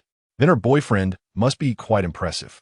Scherchuan smiled and cut him off, successfully making his colleague give up on his plan with a look of regret. Although his colleague was good-looking, had a good figure, and had good character, he simply didn't want others to covet this little girl who had him wrapped around her finger. Thinking back to when he mistakenly thought she was Jiang Yue's sister, he felt he had lost face when she had that indescribable expression but ultimately nodded in confirmation. He should be grateful that he didn't retaliate, and now she wants him to tie a red string for her? No way. Moreover, she even made him be thought of as inadequate in some aspects by people at the school. Originally, he had been magnanimous and not pursued the matter because she was Jiang Yue's sister, but now that her cover was blown, he had to get back at her. Scherchuan made up his mind that after the end of the ceremony, he would go back to being an instructor and take revenge on Jiangli. At this moment, not far away, Jiangli, who was being adored like a star, shivered a bit, suddenly feeling a bit chilly. That day, Zhuyu took Jiangli to visit the combat department's training room as agreed. The boy with golden short hair wore a gentle smile, introducing things to her as they walked, and they encountered many enthusiastic classmates along the way. I wanted to bring you here for a long time, but it hasn't been convenient. Zhuyu nodded at the classmates who greeted him and continued talking to Jiangli. Jiangli scratched her head shyly, It's that you disguised too well. I'm so stupid. I didn't notice at all. She sighed. You is really well liked. So many people know you. Zhuyu humbly replied. It's okay. I don't know why everyone knows me. Speaking of which, the news that you defeated a captain instructor yesterday has spread throughout the school. Many people are discussing how you defeated the instructor. It's been 3 days since that incident happened, and students have been wanting to challenge instructors like Jiang Li. They believe that if Jiang Li, who has notoriously poor physical fitness, can defeat the instructor, they can too. As a result, there are now many students sent to the infirmary by their own instructors. All the instructors, who gave you the illusion that you could defeat us. Students, rumors. They're all rumors. We can't defeat the instructor. How could that support department's Jiang Li possibly win? Zhuyu believed he couldn't defeat a battle-hardened instructor and was equally curious about Jiang Li's battle. He lowered his head, looking like he was humbly seeking advice. Can you tell me how you won? That. Jiang Li clearly knew about the recent incidents where students challenged instructors and ended up in the infirmary, and she sighed helplessly. Actually, I grew up on the battlefield when I was a child, and my physical fitness was pretty good then, so I accumulated some combat experience. Zhuyu understood and thought of those unfortunate students who wanted to challenge instructors without rich experience. It was admirable but foolish. Normally, my current physical condition is not a match for Instructor Fei Lu, but he underestimated my abilities. He thought to toy with me and didn't even think about receiving my first strike, instead choosing to lean back to dodge. Thus, he exposed a flaw. In battle, being off balance is the most taboo. I seized that flaw, which was enough to be fatal. Moreover, my mental strength is also quite strong. Instructor Fei Lu probably didn't expect me to use mental strength to suppress him, so he fell for it. Mental strength suppression? Zhuyu frowned in confusion. You projected your mental strength outward? Seeing Jiang Li nod calmly, he couldn't help but break out in a cold sweat for her. That's really bold. But that makes sense after all. Not many people dare to release mental strength to engage with the enemy during battle. If the opponent's mental strength is stronger, when the two collide in the opponent's territory, it's easy for the opponent to devour that mental strength. At that point, their own mental strength would be backfired, with serious consequences. Fei Lu must not have expected Jiang Li to take such a risk and suppress him this way. Zhuyu silently mourned for those students who recklessly challenged instructors without knowing the truth. Jiang Li's mental strength seems quite strong. If she can use it freely, it wouldn't be a bad thing. This is where our mecha major usually trains. Arriving at a dark large door, Zhuyu brushed his light brain on the detection screen at the entrance and then led Jiang Li inside to visit. As soon as they entered the hall, Jiang Li was captivated by the enormous mecha in the center. The blue-black mecha gleamed with a metallic sheen, even standing within the protective barrier. It did not lose an ounce of its majesty. Upon closer inspection, the mecha bore the marks of years of wear and tear, along with a chilling aura left from the battlefield. It was like an undefeated deity of war, and also like a diligent guardian, bravely fighting to protect the countless lives behind it. This is the tallest mecha currently existing in the Alliance. It looks to be as tall as 5 stories. Mechas are expensive, with high maintenance costs, not to mention the rare energy cannons and energy shells equipped on the mechas. Apart from the military and military academies, there are hardly any organizations that can afford this expense. Similarly, the total number of mechas owned by the Alliance is also extremely few. Therefore, unless it's a proper mecha military, very few people can pilot a real mecha. Even students in the mecha major can only control virtual simulated mechas in nutrient pods. Zhuyu pointed to the small doors around. These are all our training rooms. This area is the gravity training room, and that area is the simulated mecha combat room. At this time, the two stopped in front of a large training ground. This is the shooting combat arena. Any student in the school can come here to train. He shrugged, but there are hardly any students from a support department who come to practice here. Do you want to go in and take a look? Zhuyu noticed Jiang Li's interest in the shooting combat arena and pulled her in through the door. Hey, is Zhuyu here to train? A boy walked up to them, wiping sweat while greeting them. The combat training ground seems to often be crowded, as there are always diligent and hardworking people everywhere. Senior, I brought a friend to take a look. Zhuyu's response was neither humble nor arrogant, and his gentle demeanor elicited a friendly smile from the other party. Girlfriend? You've reached that age, huh?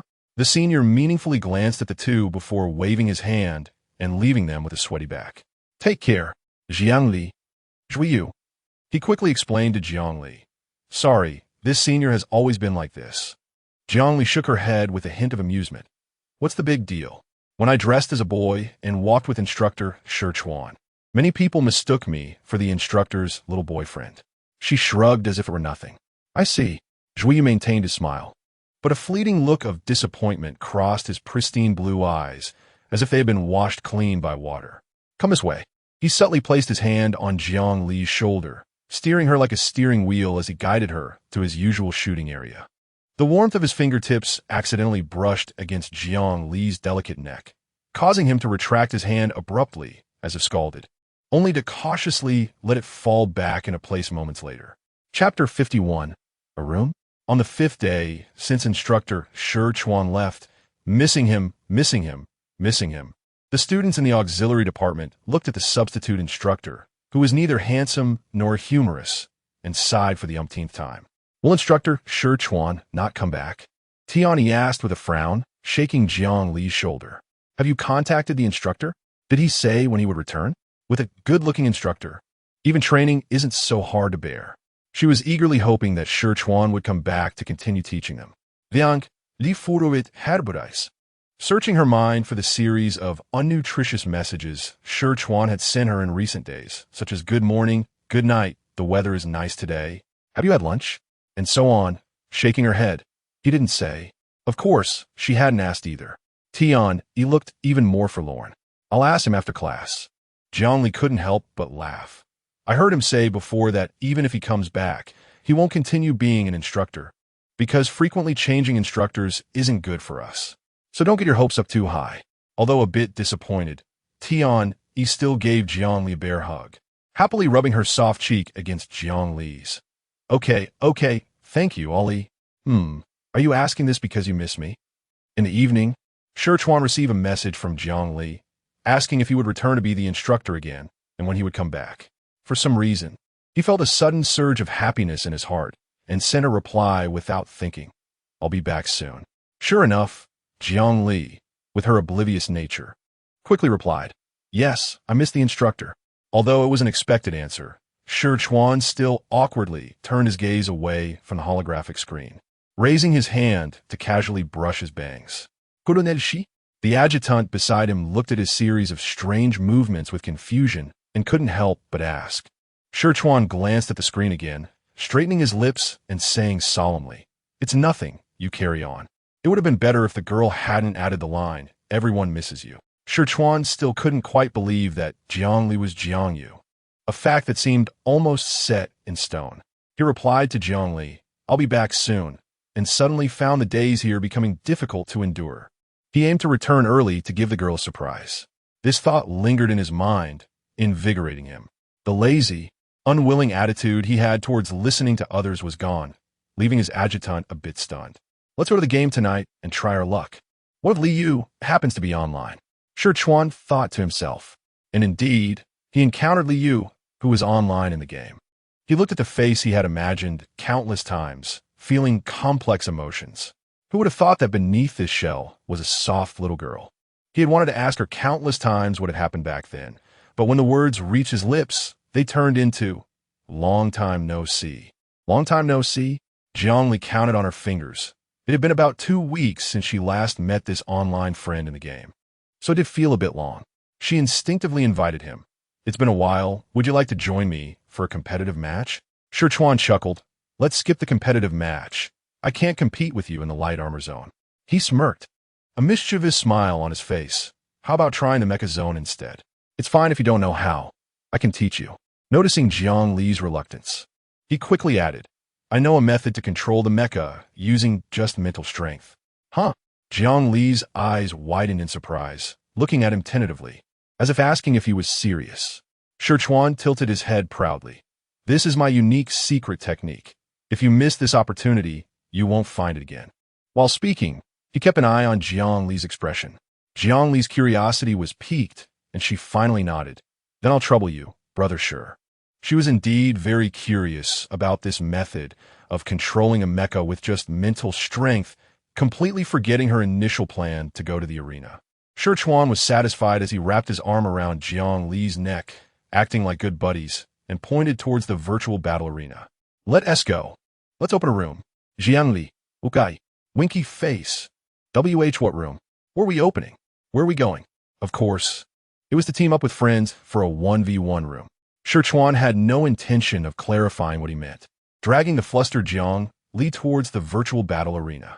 Virtual World Official Forum 818 Shimmering and Liu's Untold Secrets. The poster was originally a diehard fan of Liu, diligently waiting online every day for her to come online, then gathering friends to cheer for her in the competitive matches.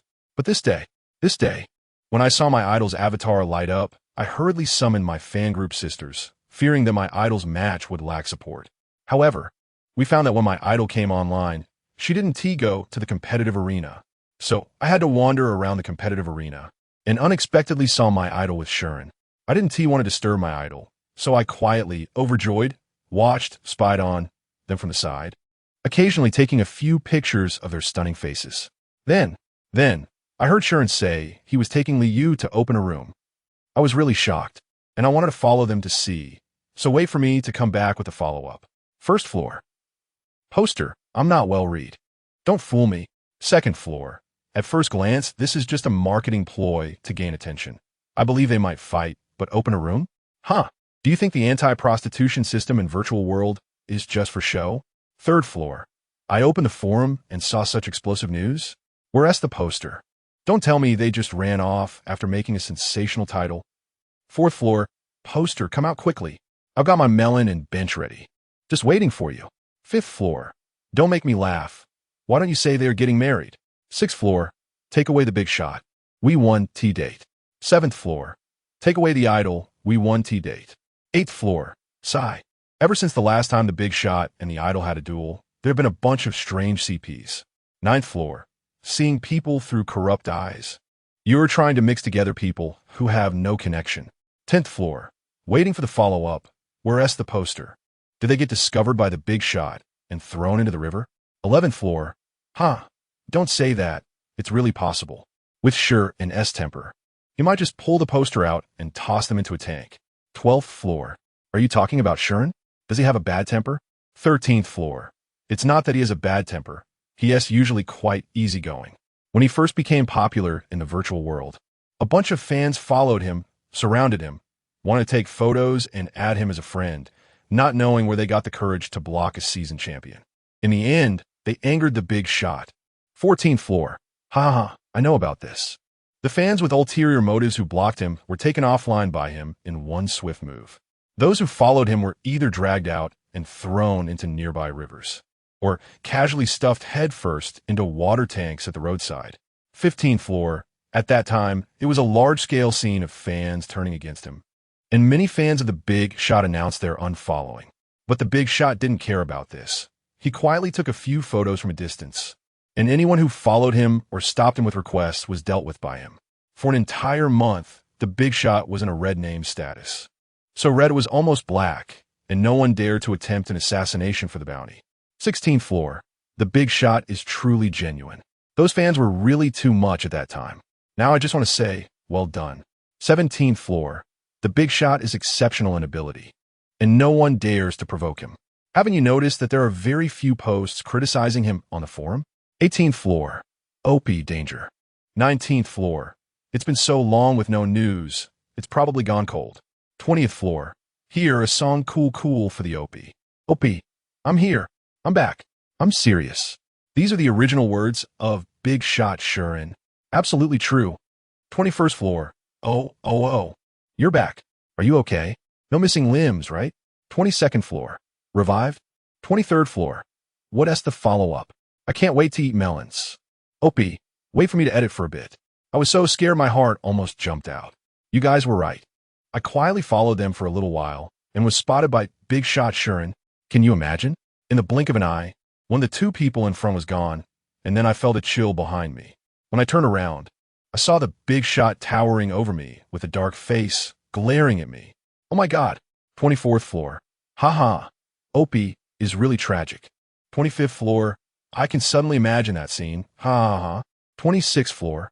OP. You probably didn't expect I was following 27th floor. OP. I must see what they're going to do. 28th floor. OP. My male god is so handsome. Taking photos. The big shot is also so stylish. Taking photos. 29th floor.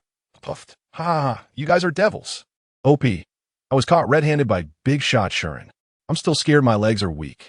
And you're still laughing. Just when I was scared out of my wits, my male god came over. Oh my god. You have no idea how gentle my male god is. How nice his voice is. He patiently asked me what I was doing and noticed I was afraid of the big shot.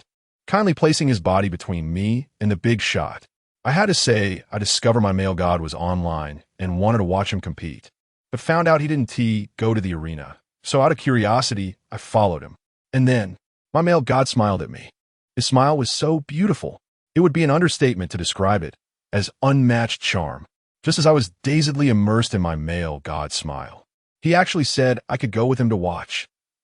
30th floor. So explosive. He even invited fans to observe on site. 31st floor. I'm shocked. My male god is actually this wild and free. 32nd floor. OP really has a way with words. And then, we want to see what happens next. 33rd floor.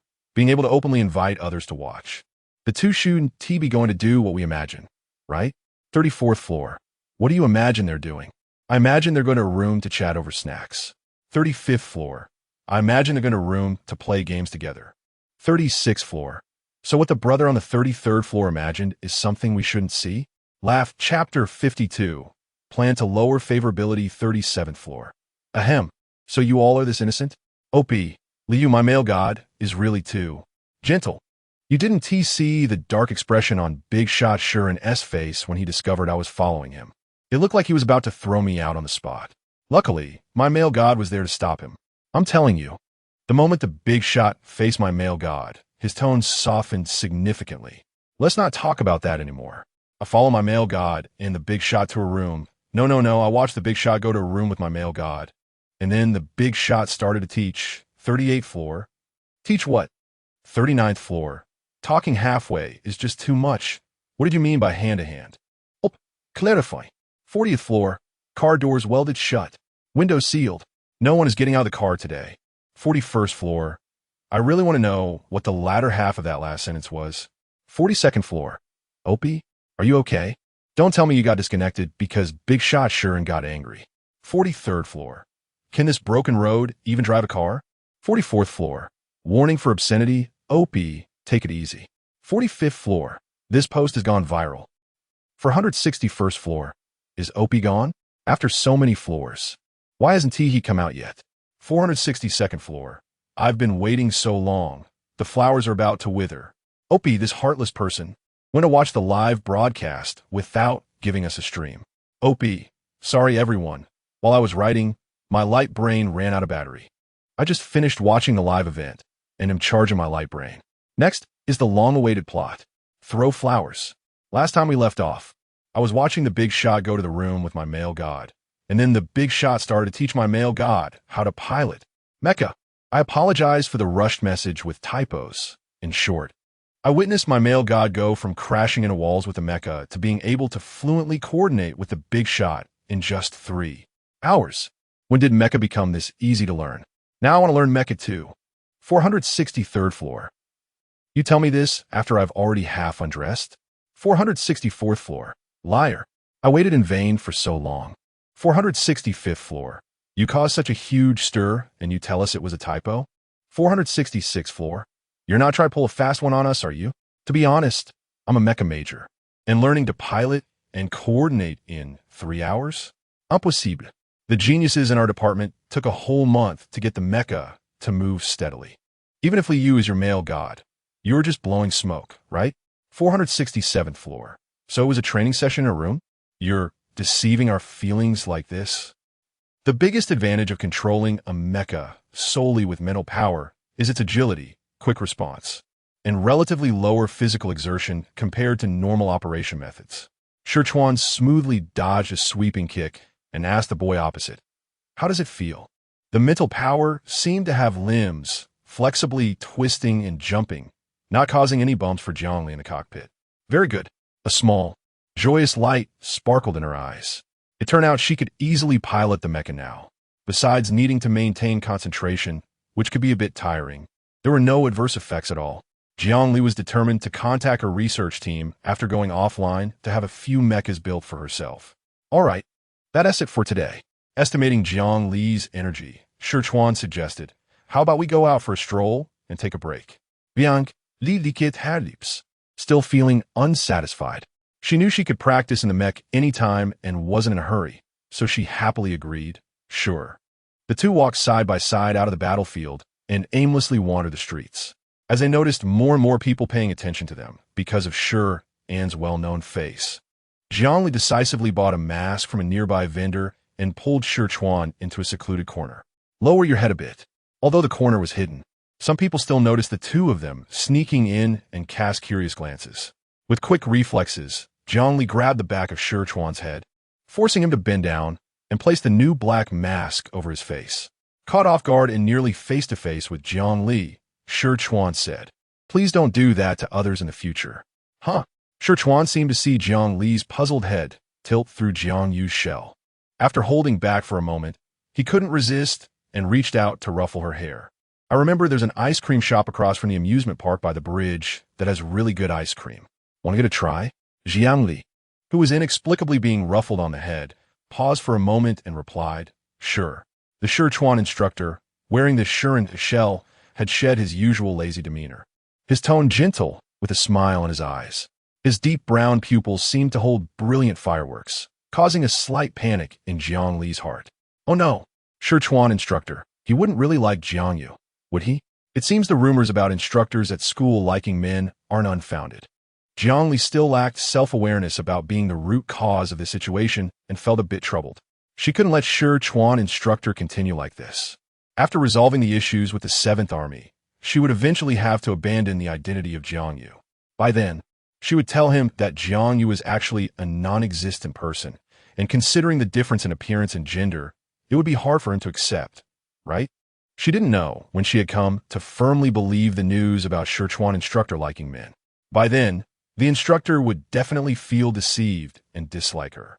What should she do? Would it help if he knew the real Jiang Yu wasn't that great? He probably wouldn't like his past self then, right? Turning from fan to hater shouldn't be. Too much? Jiang Li thought about it and immediately contacted Tian Yi, who had been online fishing. "Xiao Yi, what kind of person do you dislike? Just the kind you don't particularly hate."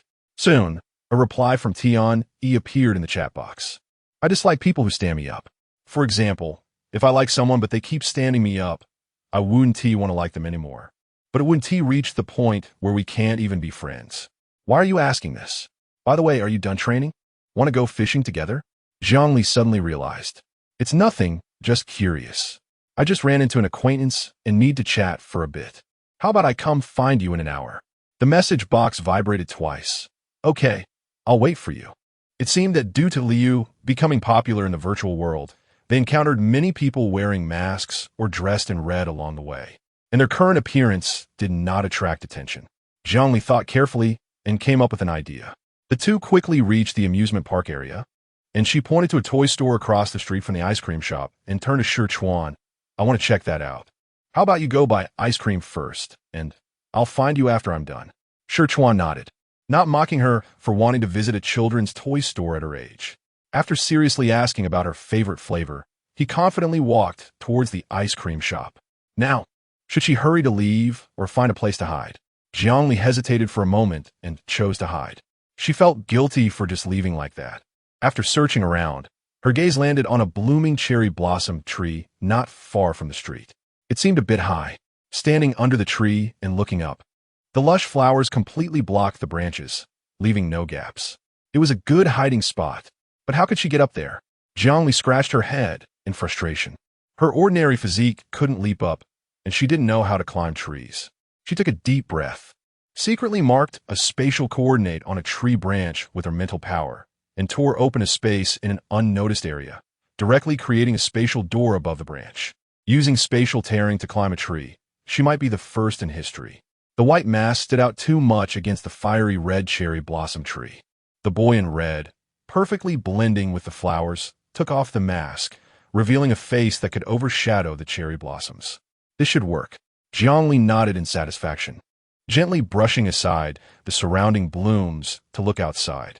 Before long, she saw Shi Chuan carrying the packaged ice cream appear at the street corner.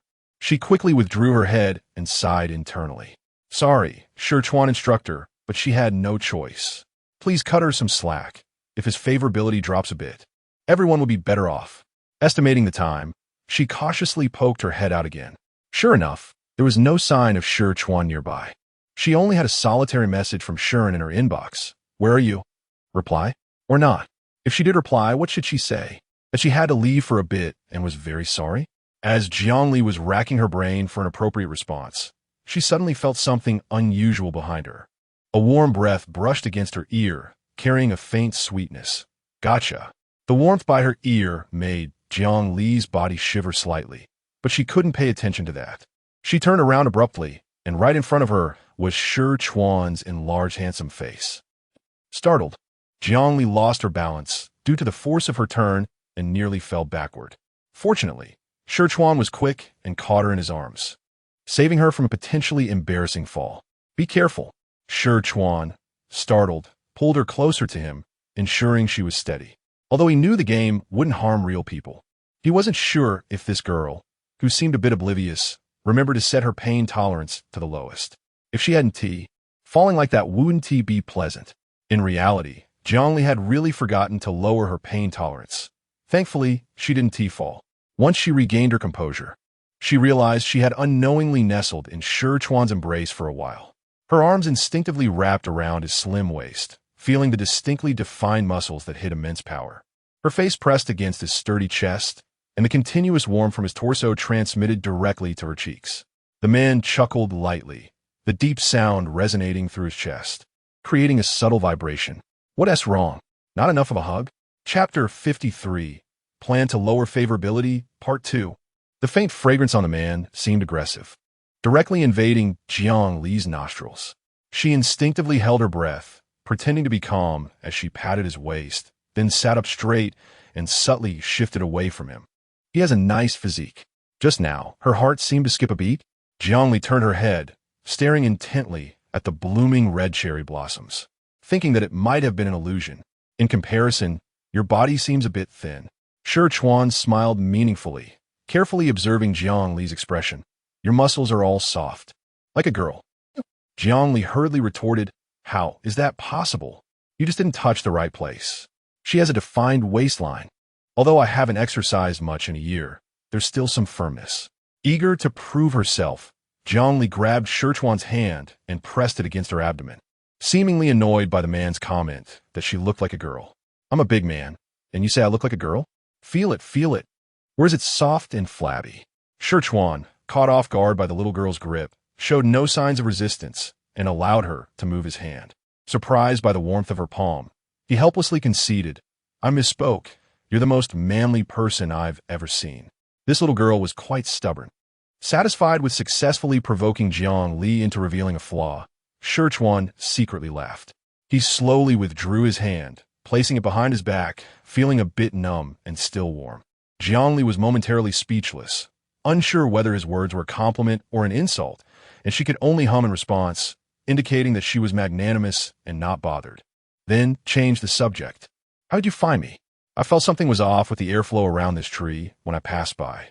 I didn't expect to catch a little girl playing hide and seek with me. The man couldn't help but ruffle her hair, still playing hide and seek at your age? Jiangli.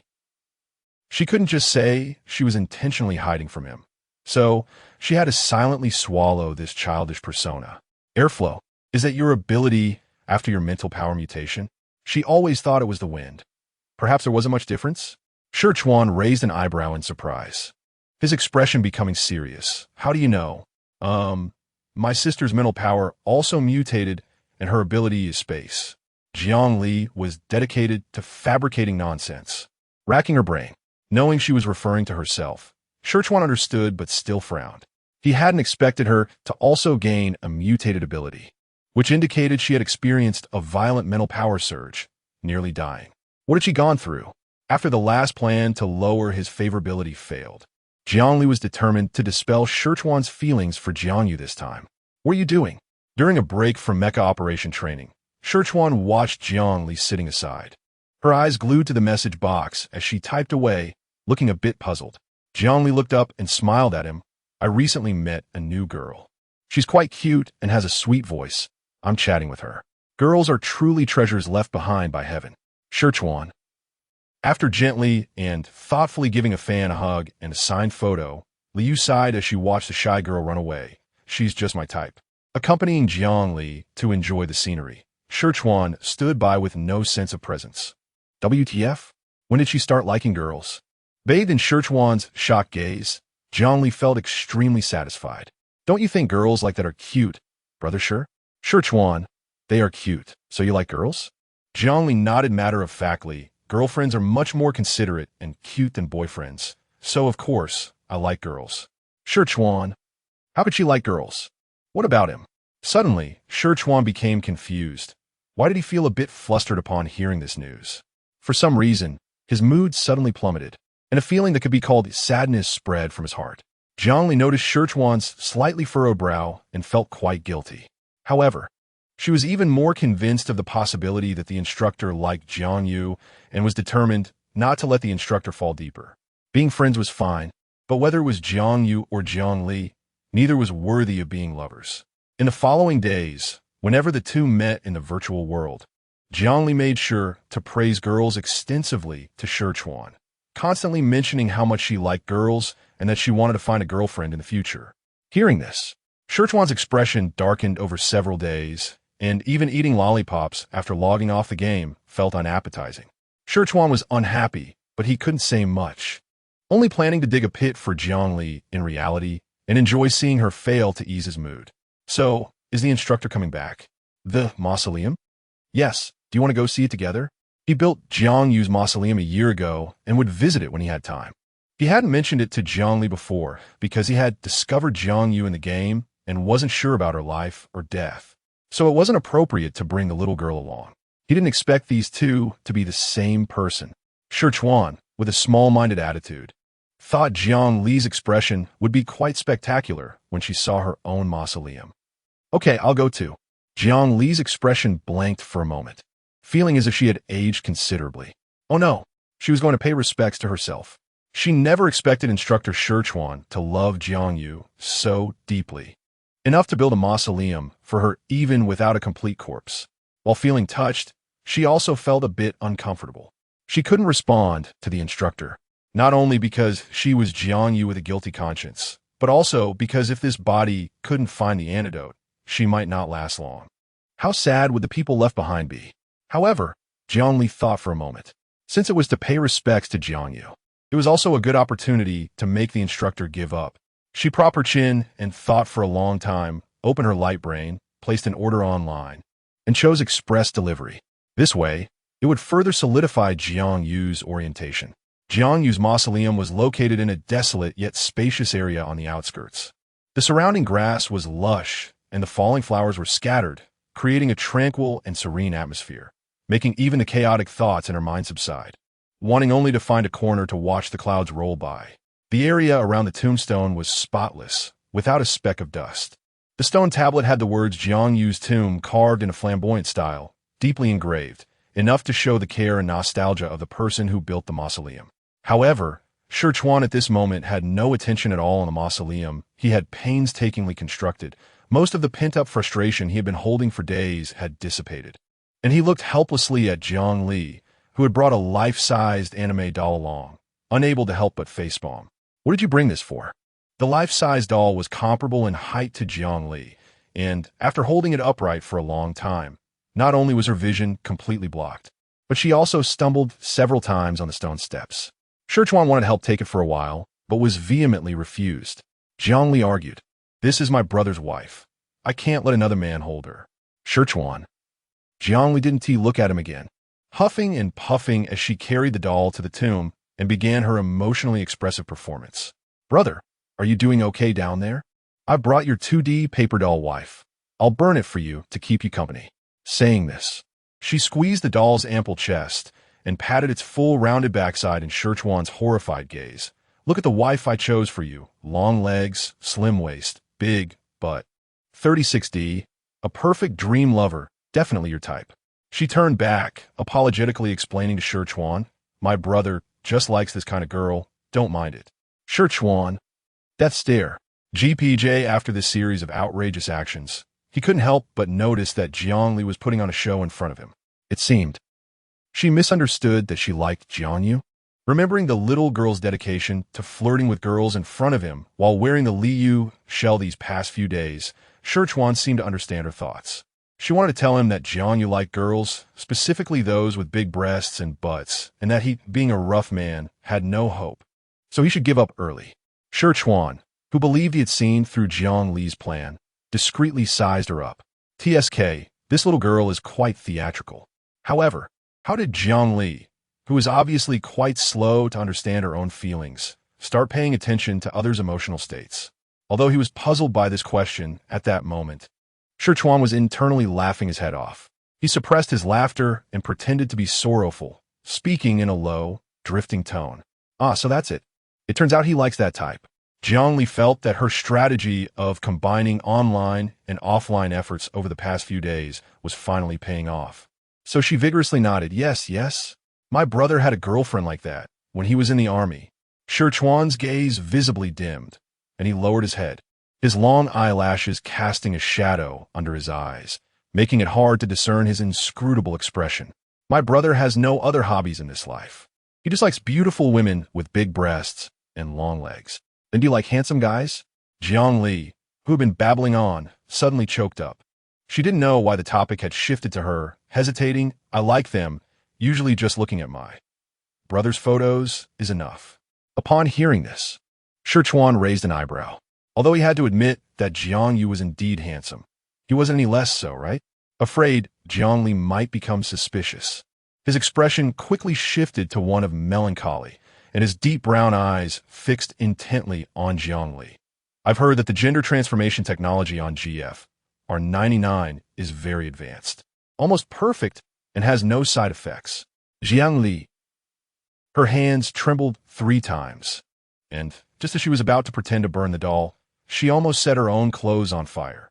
This time, it was Jiang Li who stared at Shi Chuan with a horrified expression. Instructor, are you serious? Oh no, he better not actually go to that planet for a sex change. Chapter 54, Plan Failed. Actually, being a man is quite good. Jiang Li dryly attempted to salvage Shi Chuan's precarious principles. If he really went for a sex change because of her, that would be her fault. Oh, but women are gentle and considerate. Jiang Li decisively rebutted. Men are tall and strong. Their personalities are rough yet detailed, and they can give a sense of security. But you all like women. Jiang Li RICHEST declared. Who said that? I like handsome guys with good figures. Broad shoulders, narrow hips, 8-pack abs, how good looking. Finally getting the answer she wanted, Shi Chuan smiled and breathed a sigh of relief.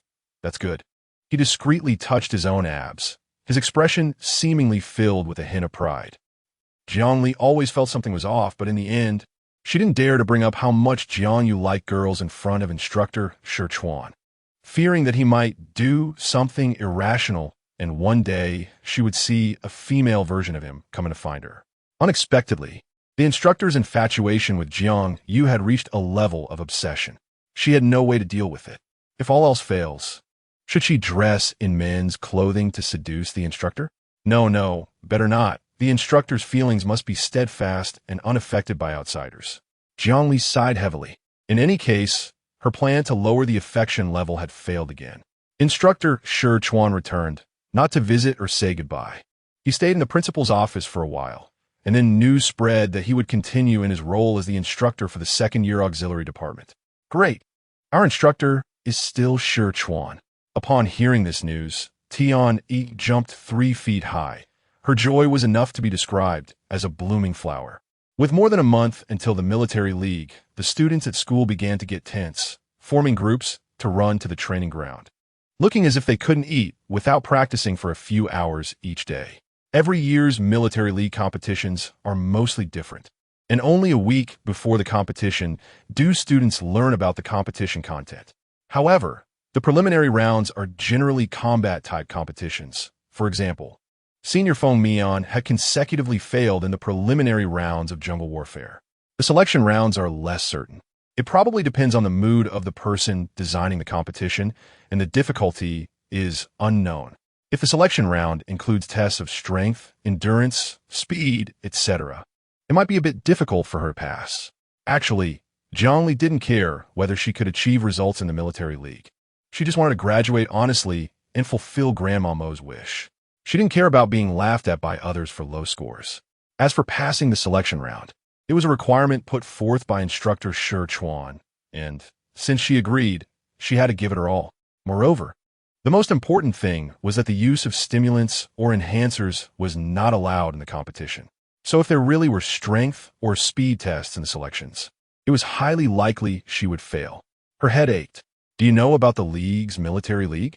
In a virtual world, Shi Chuan watched as Liu smoothly used a mech to perform a set of ancient martial arts punches, casually speaking.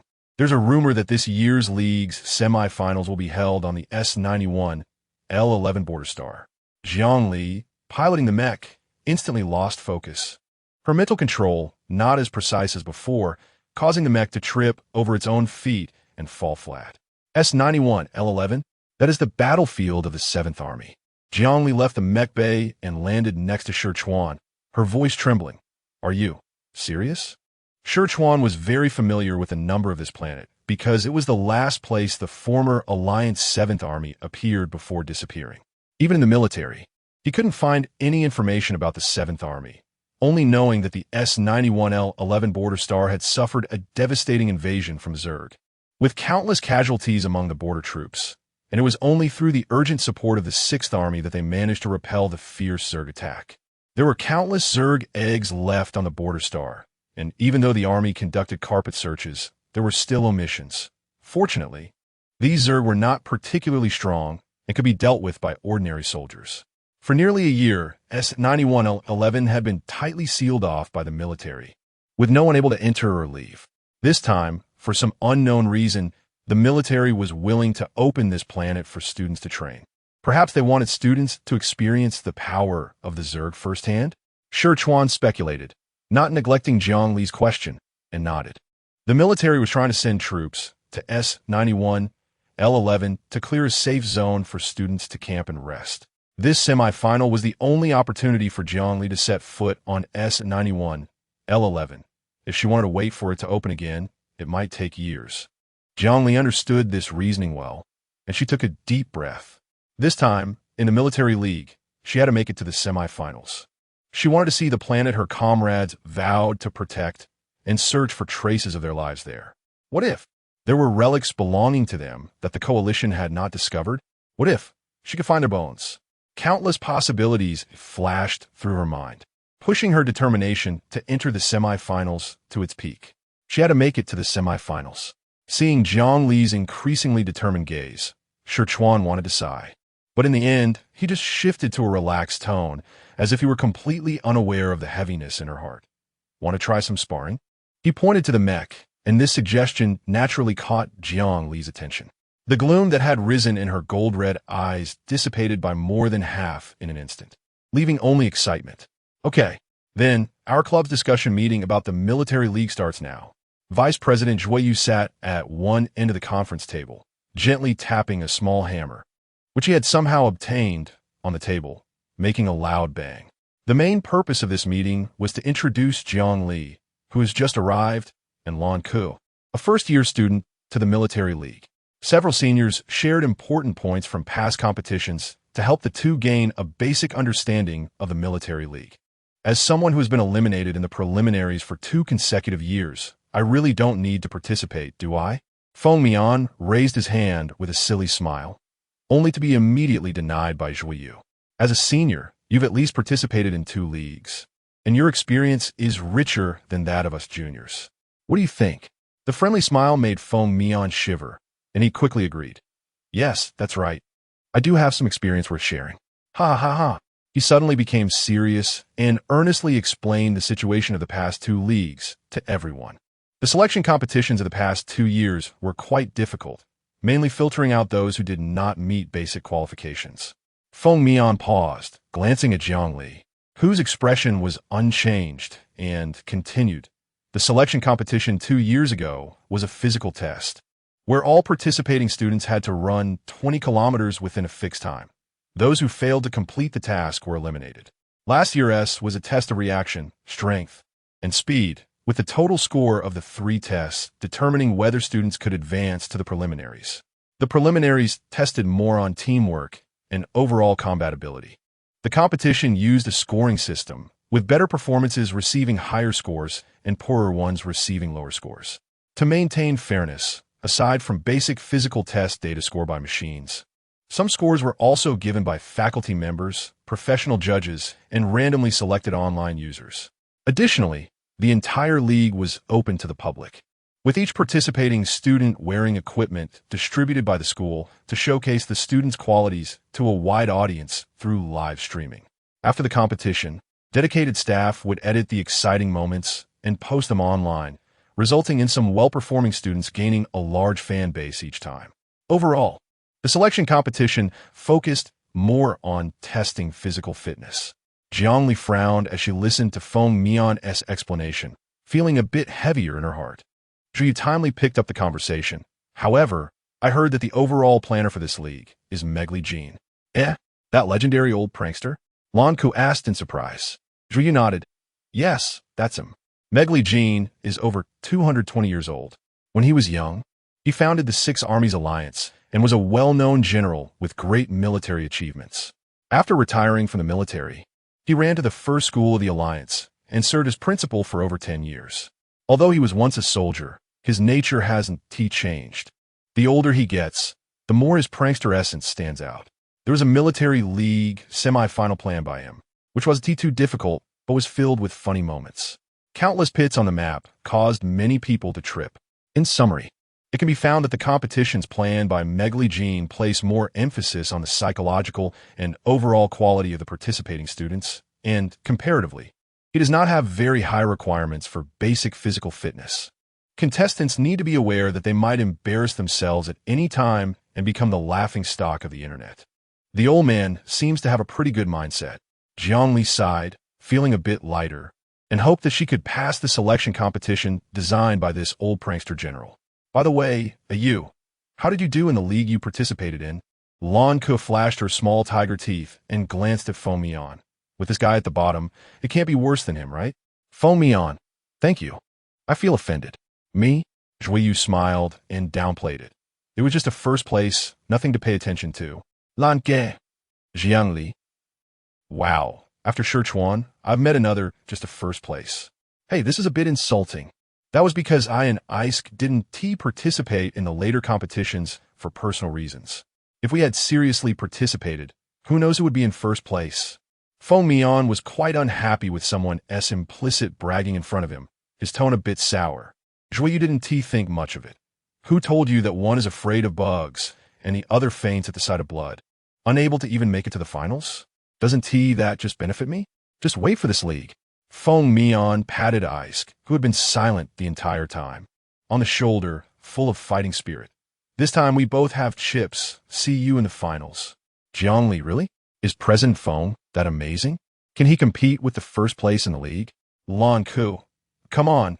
If he had that ability, wouldn't he be in the combat department? I think he is, just bragging. Feng Mian's ears perked up. He heard the two whispering. I say, you two, can you not openly belittle me in front of me? I'm still the president, and presidents need face. Jiangli Lan Ku. Okay, yes. The president will definitely get first place. Go president. Zhuyu smiled as he watched Feng Mian's increasingly furious look from the two's perfunctory attitude. Chapter 55. Haunted House Scare, Part 1. With just a week left until the Military League selection competition, the league's official website finally released the content and rules for the selection competition. Written test. Tian's eyes widened as she stared blankly at the first event of the selection competition, her expression one of shock. After all, the Military League, as the name suggests, focuses on military combat, and there has never been a precedent for a written test in past leagues. This is the first time. 1. Written test full score, 100 points time, 3 hours question types, multiple choice, short answer exam scope, common knowledge exam location, major campuses. This time, it was finally a bit friendly to the bookish support students who were helpless. At least they can earn some points. For those combat department students, this is probably unfortunate news. 2. Simulation Chamber Live Combat Full Score. 100 points time.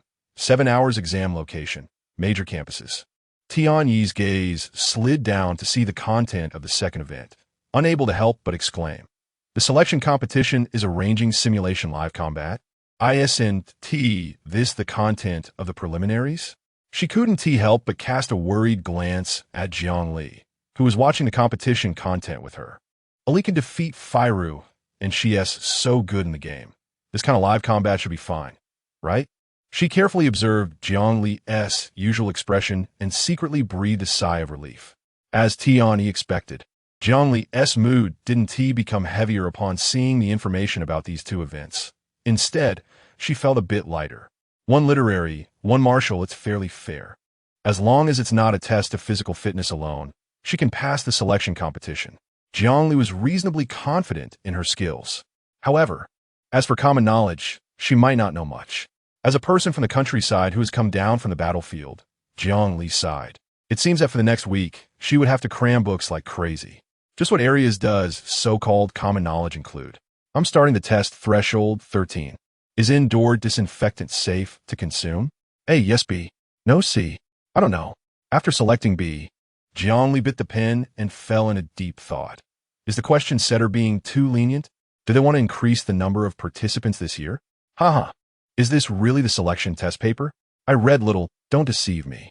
Well, don't say I just came from the next live room, and that brother decisively chose A. I'm about to laugh out loud. At first, I didn't understand why even the written test had to be live-streamed. How boring. Now I understand. Watching students answer these kinds of questions is just too funny. The streamer SIQ seems to be online. Just looks a bit weak and pale. I wonder if they can get points in the second live combat.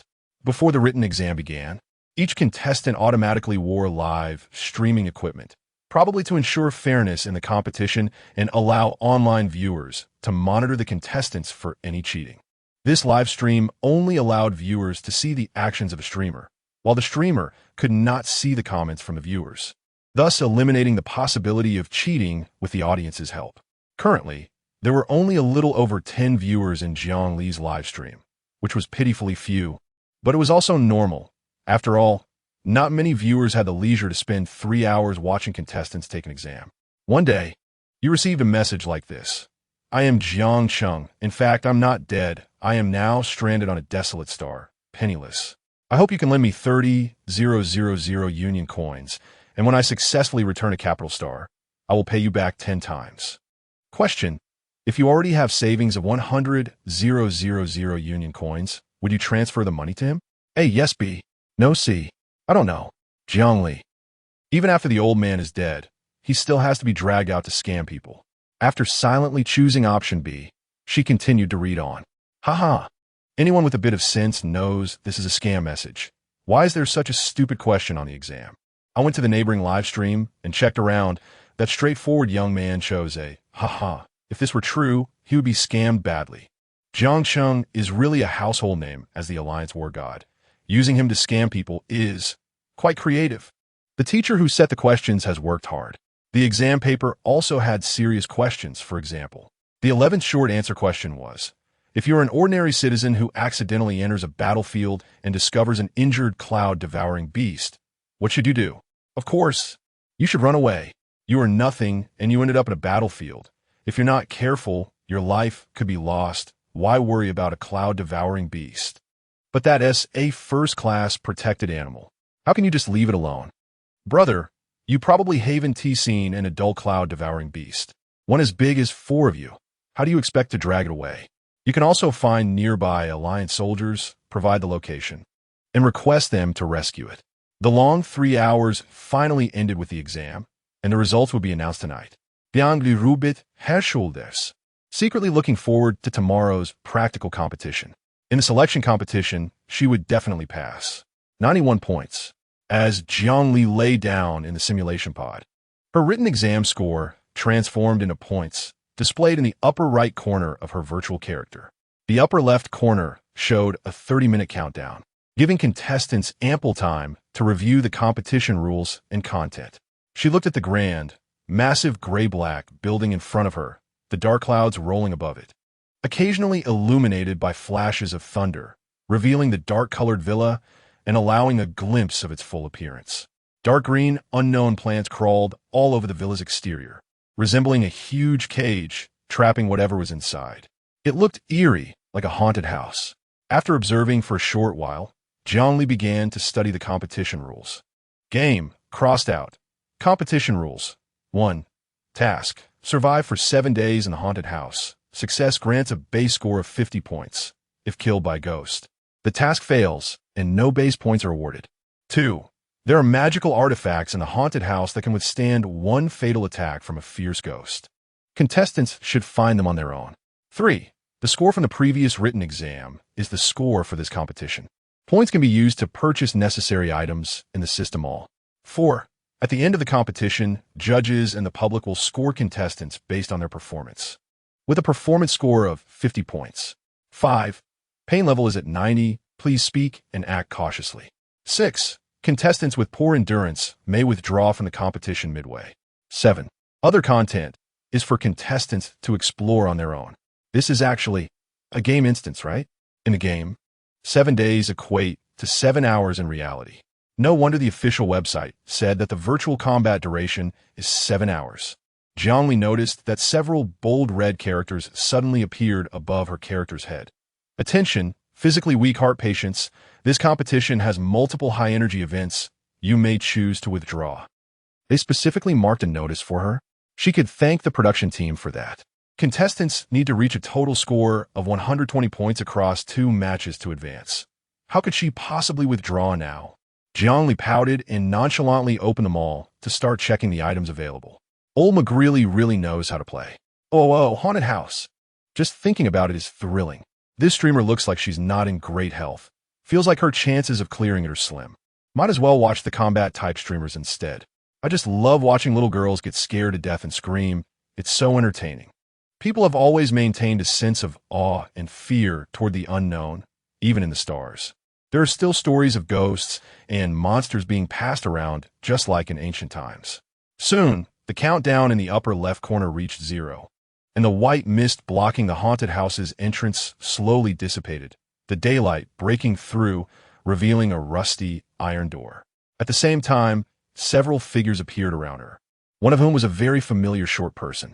Kiki? Ollie?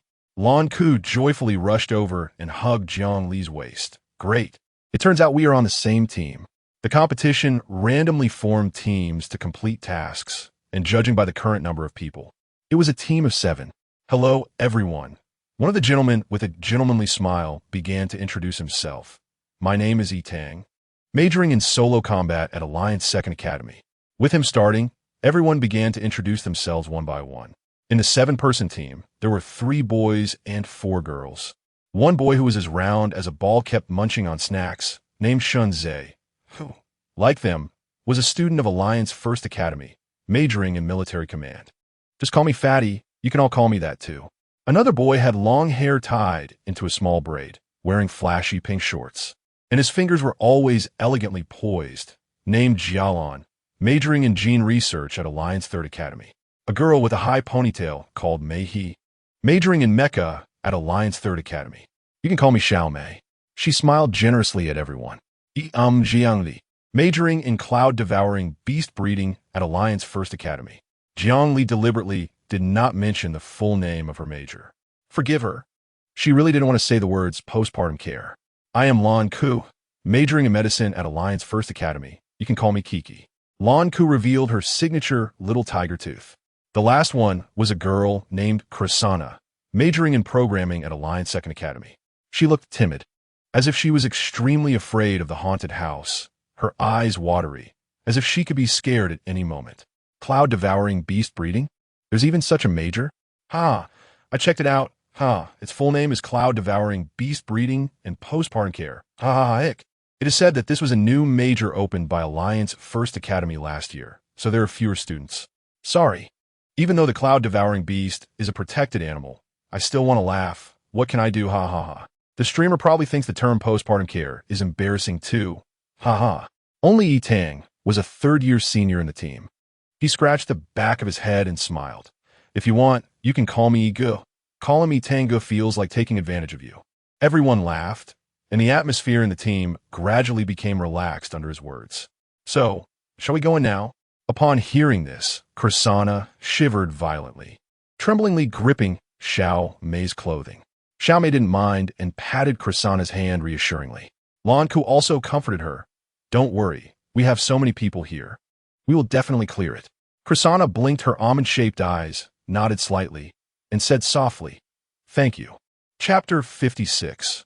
Haunting of the Haunted House, Part 2. As soon as they stepped through the gate of the haunted house, the rusty iron door slammed shut with a bang. Startled by the sound, Krisanna let out a short gasp and turned to see that the door was already locked. Lang frowned, running to the door and pushing and pulling with all her might. But the iron door didn't budge at all. It was locked, impossible to open. The others also came forward to check, as if an invisible force was preventing them from leaving. It seemed they would have to wait 7 days for it to open. Kanan brushed her long hair behind her ear, took a deep breath, and tried to calm her racing heart, which was pounding wildly from the sudden turn of events. Now we can only move forward, she said. Xiao Mei looked at the large expanse of dark red flowers in front of her, feeling an unsettling chill. Let us go. But be careful. There are too many unknowns here for us. Yitong took the lead, making a path. Beyond the iron gate was a spacious courtyard, with a tree large enough for 3 people to hug planted in the center. Its dense branches and leaves intertwined, casting a twisted and sinister shadow over the ground. Thick rose bushes surrounded the entire villa, their eerie red color clinging to the dark branches, pulsating as if alive, vibrant yet chilling. Jiang Li's gaze fell on the lush tree, but she noticed nothing unusual. Just now, it seemed like there was a gaze coming from that direction. Although she was confident in her instincts, she knew the others might not believe her. Silently, she tugged on Lang's hand, signaling that there was something wrong with that tree. Lang didn't ask why, but nodded, her expression serious. They pushed open the villa's door, revealing old furnishings inside. A huge chandelier hung in the center of the hall, and 2 wooden staircases wound their way up to the 2nd floor. Yitong pressed a switch on the wall, tested it, and sighed in relief. The power supply seemed to be intact. So we have to stay here for the next 7 days? Krisanna's face was still pale as she nervously swallowed, glancing around the somewhat retro villa.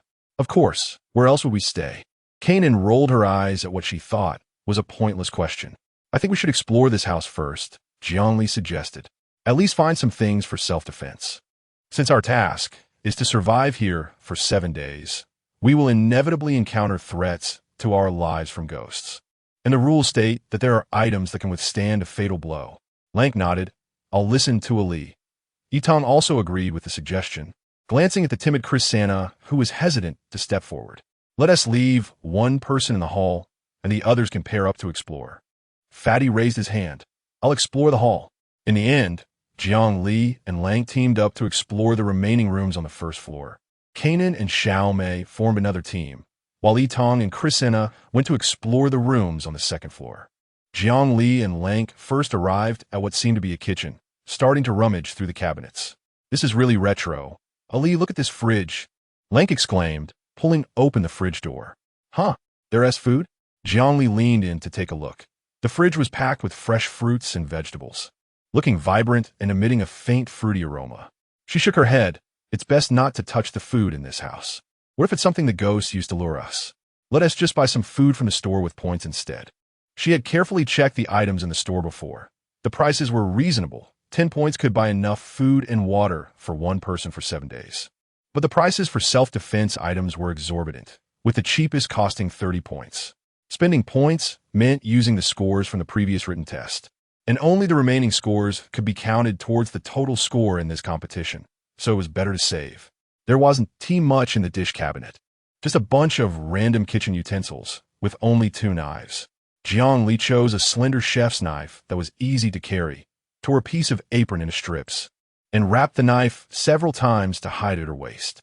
When she looked up, she saw a doll sitting above the fridge, staring at her with lifelike eyes. The intense gaze vanished the moment she lifted her head. Hey, was that doll facing this way just now? Hearing this, Lang stopped searching and looked up. Huh? I remember it was hanging its head just now. Now it's turned to the side. Does it have a problem? Oh my, it really did move. I clearly remember that doll was drooping its head. I even looked at it a few more times because its dress was pretty, and now it's changed its pose. Could it be possessed by something unclean? About Buddha, please bless us. I suddenly feel a bit creeped out. Jiangli stared at it for a while. But didn't he notice anything else unusual? Let's check other places. Lang clapped her hands, not finding anything useful, and nodded in agreement. I just took a chef's knife. There's another one, do you want it? No, I can't use that. The second room they opened was a storage room filled with all sorts of miscellaneous items.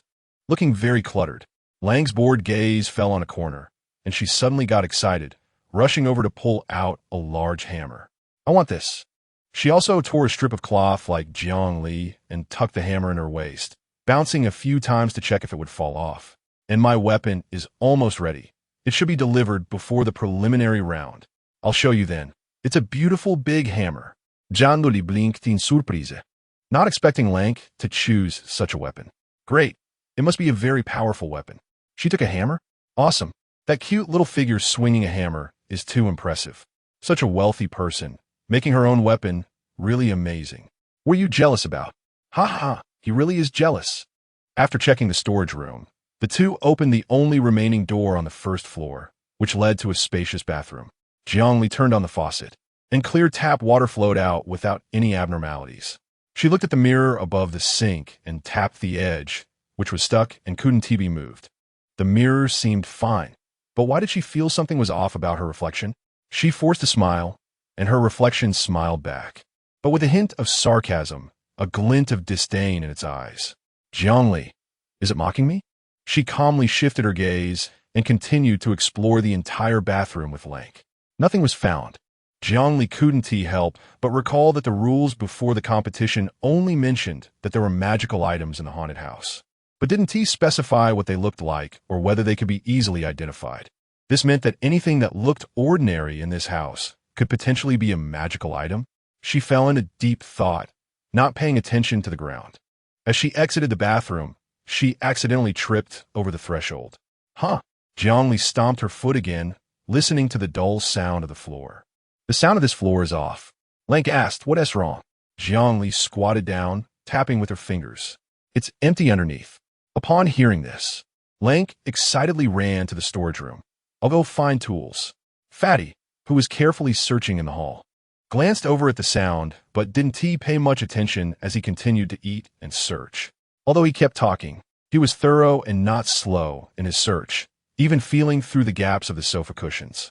His arm paused as if he had found something. Opening his hand, there was a somewhat rusty key. At the same time, Jiang Li and Lan Ko pried up a piece of hollow floor, revealing yellowed papers inside. This is an IOU? Jiang Li briefly scanned it and found that it was all written by someone named Zhang San, who owed at least tens of thousands in total. There was also a small piece of paper. Lan Ko noticed that something seemed to be hidden in the corner of the secret compartment, reached in, and took it out. Upon unfolding it, it read, Are there ghosts in every room? Who knows? The two looked at each other. What is this? A game hint? Such a hidden place can be discovered. The streamer seems to have good luck. I can only say it's attention to detail. Who would pay attention to their footsteps after tripping? So what does this note mean? Can someone explain it? It looks like a feint, but it's very possible that, as the note says, there are ghosts in every room. After searching, the others gathered in the hall also thought the same upon seeing the note. However, when we went upstairs to search the rooms, we found nothing unusual. Tang frowned in thought. Kanan casually said, It could also be because it's only our first day here. Those things aren't ready to act yet, right? Isn't that the process in horror films? The protagonists usually only have disturbances after spending a night. Then, we better not act alone in horror films. People often get into trouble after separating from the main group. Chris Anna shivered, looking uneasy, since there are those things in every room. How about we all sleep in the hall? To avoid acting alone. Xiaomei thought for a moment and nodded. I also think splitting up isn't a good idea. I have no objection to sleeping in the hall. The others had no objections either. After deciding where to sleep tonight, they began discussing the clues they had found. The left corridor on the second floor had 7 rooms, looking clean and like guest rooms. The right side had 3 locked doors, while the remaining room was a study and a master bedroom, where they found some useful items. It was an old newspaper used to convey messages. The headline read, "XXX Group Heir Mysteriously Dies. Is it coincidence or divine retribution?" It detailed a boy named Jack who indulged in all kinds of vices. One day, while seeking pleasure, his body suddenly caught fire. He was sent to the hospital with severe burns and passed away a few days later. This heir to the group should have lived in this house. We can speculate that he might be the son of the house's owner. Xiaomei pointed to the words group heir and looked around the luxurious villa. The villa's owner should be the head of that group. With a mysterious self-ignition in this haunted house, there is reason to suspect that Jack was harmed by a ghost. Yitang continued to speculate. Then he must have done something or touched something that led to his demise by a ghost. The chubby boy didn't participate in the discussion. He just slapped the key he found on the table and continued eating his snacks. The key found in the sofa seemed should open one of those 3 doors. Jiangli also placed the IOU on the table. This is an IOU written by someone named Zhang San. It doesn't seem to have any useful information. The other rooms, Lan Ku and I also searched through, a kitchen, a bathroom, and a storage room. You can take a look at the storage room when you have time. There might be something useful.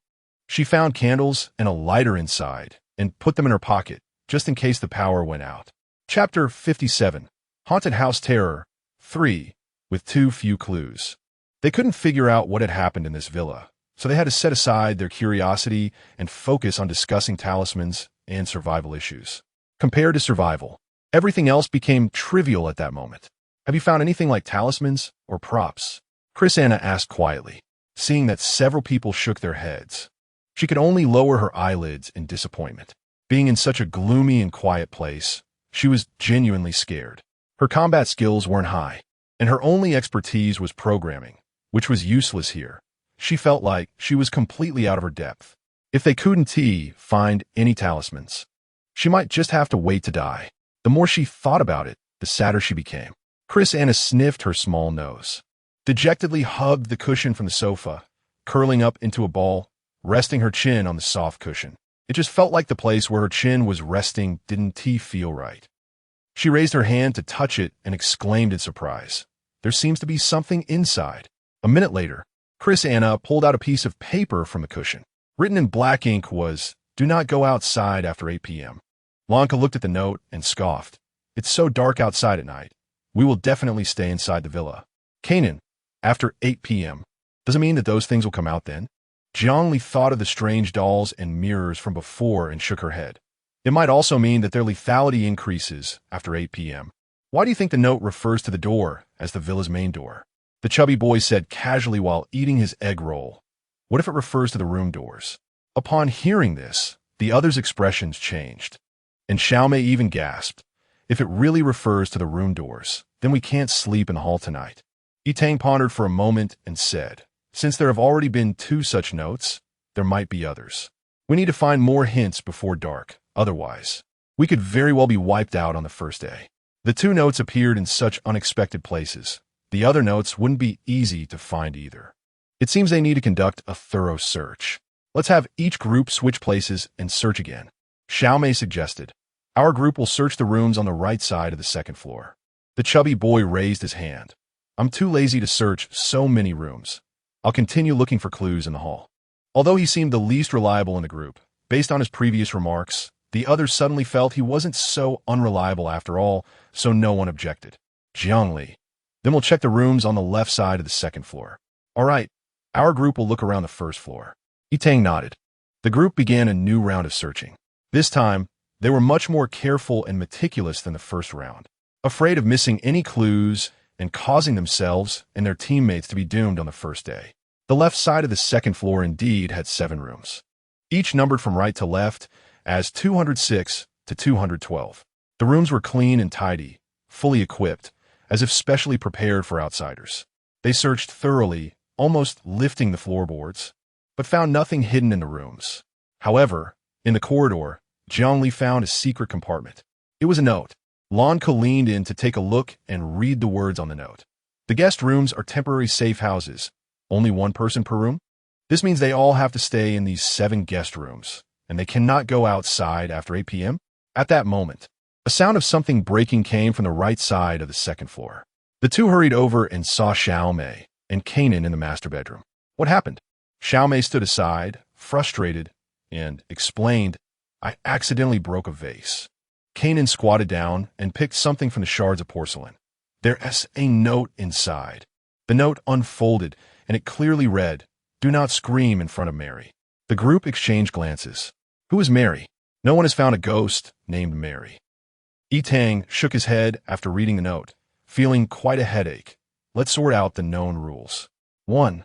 The 7 guest rooms can be considered temporary safe houses, 1 for each of us. 2. No going outside after 8 p.m. 3. No screaming when encountering a ghost named Mary. 4. There may be ghosts in every room. Hearing the 4th rule, Anna shivered, her eyes reddening. Do we really have to live separately? If every room has a ghost, how can the guest rooms be considered safe houses? At least they could fend off the wandering ghosts that come out after 8 p.m. Jiangli calmly analyzed. Without guest rooms, we might all be wiped out as soon as it hits 8 p.m. But if we stay in guest rooms, we might be able to survive a few more nights. Tang nodded. Jiangli makes a good point. Living one more day is worth it. He suggested, why don't we draw lots to choose our rooms? No one objected. So in the end, Jiangli got room 209, and Lanka was next door in 210. This team is really impressive, not only careful but also lucky. Indeed, breaking a vase leads to a clue, hugging a pillow leads to a clue, even tripping over the threshold can reveal a clue. The team in the adjacent live stream has found nothing and is crying in the bathroom. So many other participants missed this information, and some really decided to face the 7 nights in the hall. They probably won't last the night. From the name Mary, it sounds like a female ghost. Could she be a pretty lady? The brother fantasizing about the appearance of the ghost is impressive. Maybe tomorrow, some early risers among the contestants will join us to watch the live stream. Just thinking about it is exciting. We can ask them for their thoughts. Exploring the villa for clues took them all morning, and it was now past noon. Except for the chubby guy, everyone else was probably hungry. They each returned to their rooms to rest, properly storing the items they bought from the marketplace, eating some food, and then regrouped in the lobby on the first floor.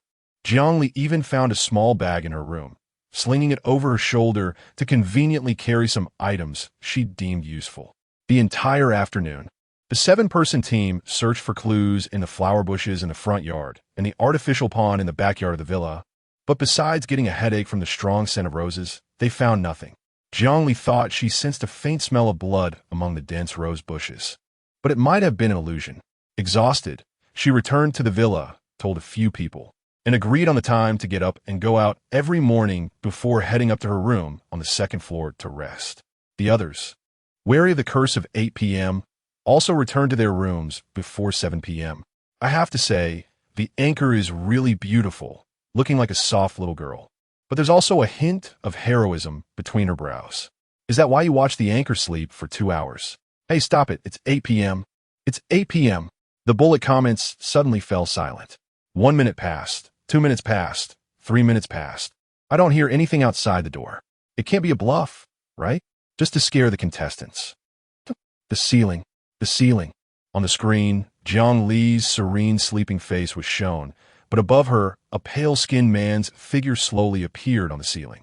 His decaying face was directed at Jiang Li, and his exposed eyeballs were filled with malice, staring straight at the person below. He pulled out a grotesque smile and deliberately blew air towards Jiang Li's face. What the hell is that thing? Whoa, my wardrobe moved. I can't watch anymore. So disgusting. Morning for the anchor. To wake up and find something like that in front of you? Wouldn't you faint on the spot? These contestants have it tough. At this moment, a pretty girl quietly pulled her feet back from the edge of the bed. I'm too scared to even look up at my own ceiling. However, 5 minutes passed, and there was still no sign of Jiang Li waking up. Her usual exercise was just walking. Today she had been climbing up and down and searching for things. So it was no wonder she was exhausted and could not be easily woken up.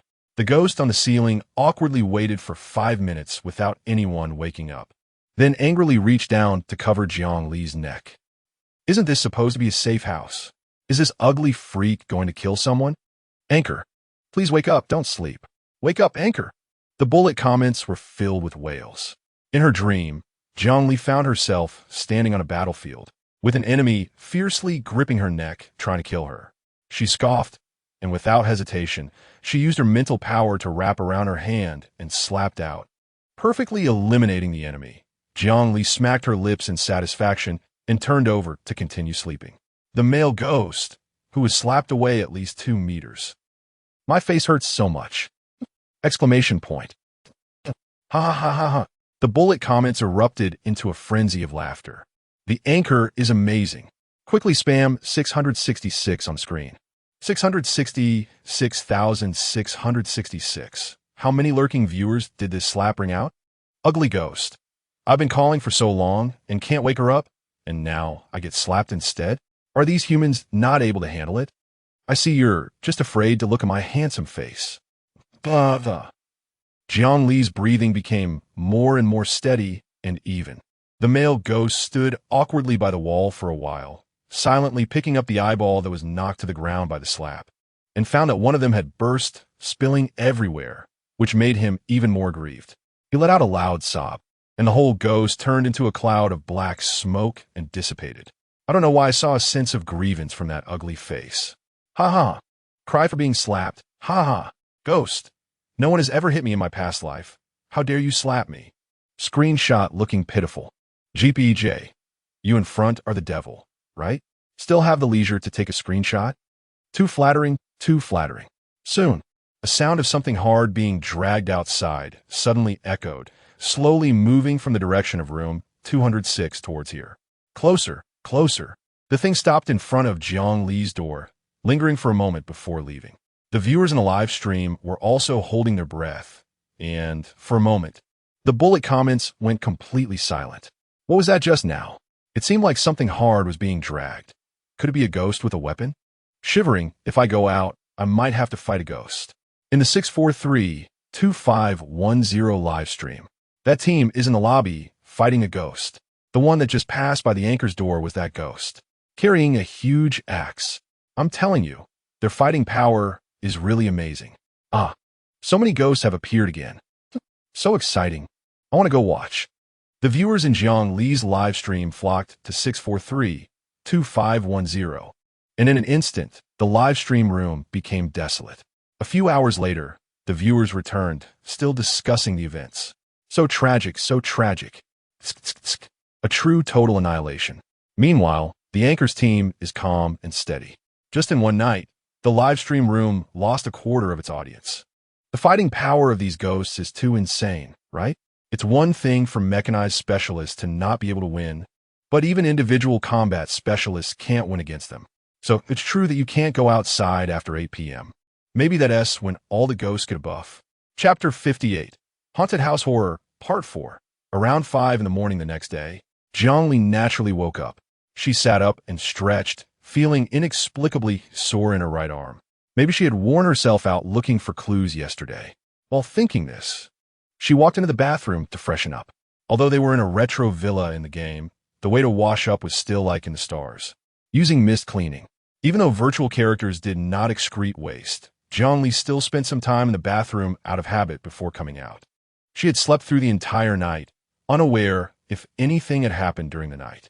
She glanced at the clock. It was already 6 o'clock, the time they had agreed to leave the room, and walked to the door to open it. Just then, next door, Lanku and Fat Boy in room 206 opened their doors simultaneously. A few seconds later, the others also poked their heads out of their rooms. No one was missing. Everyone secretly breathed a sigh of relief. They gathered in the hall with the food they bought from the shop, eating and discussing what had happened last night. Except for Lanku and Fat Boy, the others had dark circles under their eyes, clearly a sign of poor sleep, and Chrysanna looked particularly bad, her eyelids swollen from crying. Sorry, I slept pretty deeply last night and don't know what happened, Zhongli said, somewhat surprised. Lanka finished her breakfast, smacked her lips, and said, after 8, the light in my room suddenly went out, flickering on and off. It was so annoying that I smashed the bulb with a hammer and went to sleep. Nothing else strange happened afterward. The others stopped chewing, looking at the petite Lanku with a strange expression. She seemed like a soft girl, but why did she give off a big sister vibe? Yitang swallowed his food and said, I remember there are spare bulbs in the storage room. I'll go up and change one for you later. Thank you, Iga. Lanku immediately brightened up. Fat Boy slowly spoke up. In my room, there were also strange noises after 8. I found out it was something banging against the wardrobe door. When I opened the door, the noise stopped, and there was nothing inside, just a few bloody handprints. Then I heard something outside my door, dragging something heavy back and forth. From the sound, it seemed like a heavy weapon or metal object. He spoke with an indifferent expression, showing no signs of being scared, and even seemed quite energetic. He seems like a tough guy. Itang cleared his throat, indicating that strange things had also happened in his room. After 8, he kept hearing dripping sound from the bathroom. When he opened the door to check, he found no issues with the faucet or pipes. Shortly after returning to bed, he heard the dripping sound again. When he turned his head to look, he saw a pool of dark red blood seeping out from under the bathroom door. It had disappeared by the time he woke up this morning. Itang didn't think it was an illusion. After all, he had been staring at that pool of blood for most of the night, fearing something might crawl out of it. As a result, he hadn't slept well last night, and now had dark circles under his eyes. Xiao Mei, who was sitting across from the sofa, had felt unusually irritable since getting up. She took several deep breaths, but it didn't help. The lack of sleep was affecting her significantly. Last night, I kept feeling like something was watching me. The gaze was so intense, like a pervert peeping, that I couldn't even sleep well. She angrily hit the sofa cushion, her mind screaming for her to catch up on sleep, but she forced herself to stay alert and listen to her teammates finish speaking. If others said such things, they might have been skeptical, but as a mech major, Mei was the most sensitive to these things. If she said there was something, there definitely was. Kanan leaned against the back of the sofa, his eyelids drooping with sleepiness, and even his delicate fingers were limp. He forced himself to say, "Last night, I lay down for a little while and heard something knocking on the window.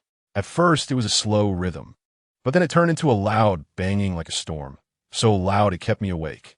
I pulled back the curtains and saw a shadow flash by, and there were many bloody handprints on the window." He didn't dare sleep much afterward, fearing that whatever it was might return. The glass window wasn't sturdy. If it broke and something got in, it would be trouble. Chrisanna sniffled, sounding hoarse, as if she had been crying for a long time. Yesterday, I was sleeping well, and suddenly I felt someone knocking on my bed frame, very hard. I was so scared I jumped out of bed and didn't dare look under it. I squatted in the corner all night. Everyone expressed that they had heard something walking outside their doors. With that, it seemed that almost everyone experienced something strange in their rooms at night. It couldn't have missed the deeply sleeping Zhongli. Their gazes all fixed on her, making Zhongli feel a chill down her spine. "Why don't you think again? Did you forget something? Or did you feel anything unusual when you got up this morning?" "Zhongli, does her arms count?"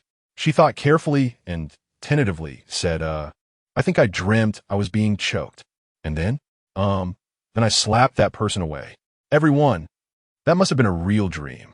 The live chat was going crazy with laughter. Compared to Zhongli, the experiences of these people were truly tragic.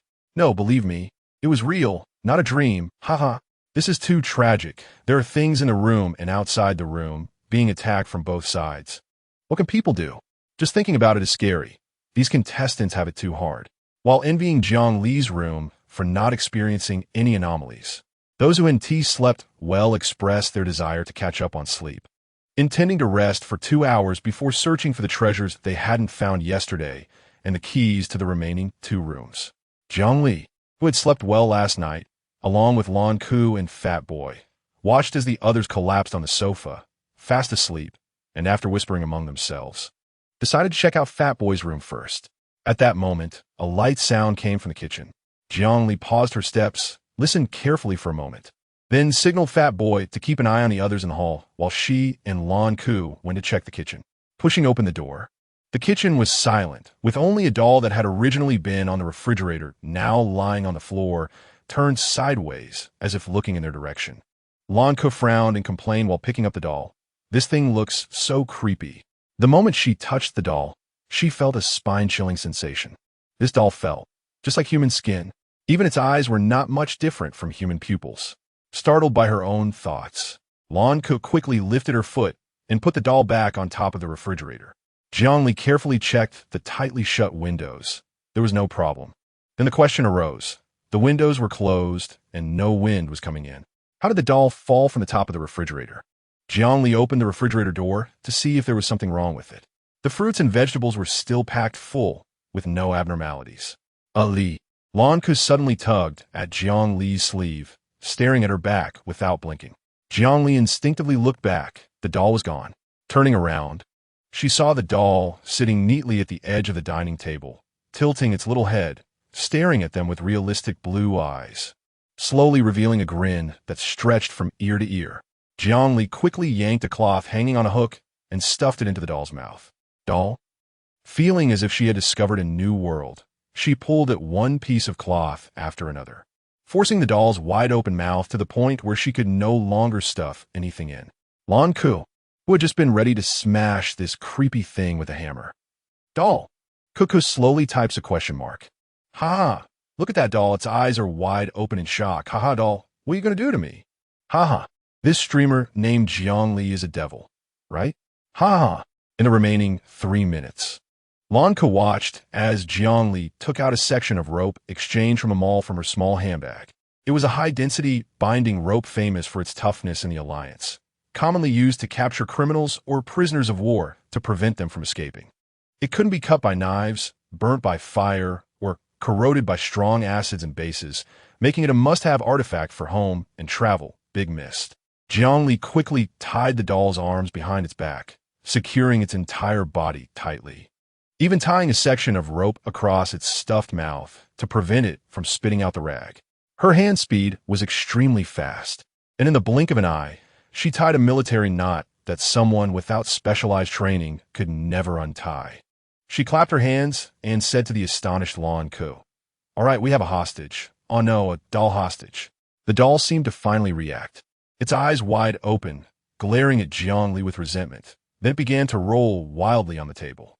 Occasionally, it would also teleport, suddenly disappearing from one spot and reappearing a moment later, not far away. Anticipating this situation, Jiang Li held the other end of the rope in her hand. No matter how it ran around, she eventually pulled it back with a single tug. Soon, the doll calmed down, lying motionless on the table. Jiang Li did not let her guard down, blocking Lanku, who wanted to check it out, and carefully moved to the stove, placing one hand on the handle of the frying pan, slowly approaching it. Sure enough, the seemingly dead doll suddenly exerted force, charging towards Jiang Li's face. Jiang Li did not hesitate and waved her hand holding the frying pan. Slap! The doll was sent flying by the pan, only to be yanked back by the rope not far away and hit again by the frying pan. At first, the doll was aggressive, showing no signs of backing down. After being slapped away, it worked hard to teleport back to continue attacking Jiang Li, only to be swatted away like a fly again. Eventually, it gave up struggling, while Jiang Li looked like she was having a great time, pulling it back to slap it away again and again. Doll, damn it, I'm not attacking you anymore. Just stop. It desperately wanted to shout, but its mouth was stuffed so full that it couldn't say a complete sentence. However, to Jiang Li and Lanku's ears, it sounded like Abba, Abba, Abba, Abba, Abba, Lanke. Is this doll mentally challenged? Jiang Li was taken aback for a moment, and as she waved the frying pan, her fingers accidentally touched something, causing the entire frying pan to suddenly emit a burst of white light. The moment it touched the yanked-back doll, it made a crackling sound reminiscent of an electric mosquito racket hitting a mosquito. As the electric light flashed, the previously white doll instantly transformed into an ancient African doll, with its smooth black long braids electrified into a standard curly hairstyle. Jiang Li, do you believe she didn't do it on purpose? Lanku, Ali is amazing. Doll, I believe you're a ghost.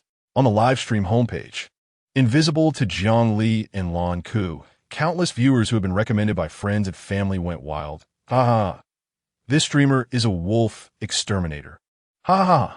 Doll, are you playing with me? Doll dies on the spot, instantly turned as black as coal. Haha, doll, give me back my fair and tender skin. I want to kill you. Everyone stands up. Applause. Quickly type claps on the screen. PPPPP, Chapter 59, Ghost House Horror, 5. Jiang Li didn't bother to look at the doll-esque expression of despair, directly flipping the frying pan over, squinting her eyes to find a few particularly small and colored letters on the back of her hand. Magical artifact C11 Jiang Li. It seems she accidentally used a magical artifact. Damn, my heart hurts. Is it really a magical artifact? Lan Ku's eyes widened.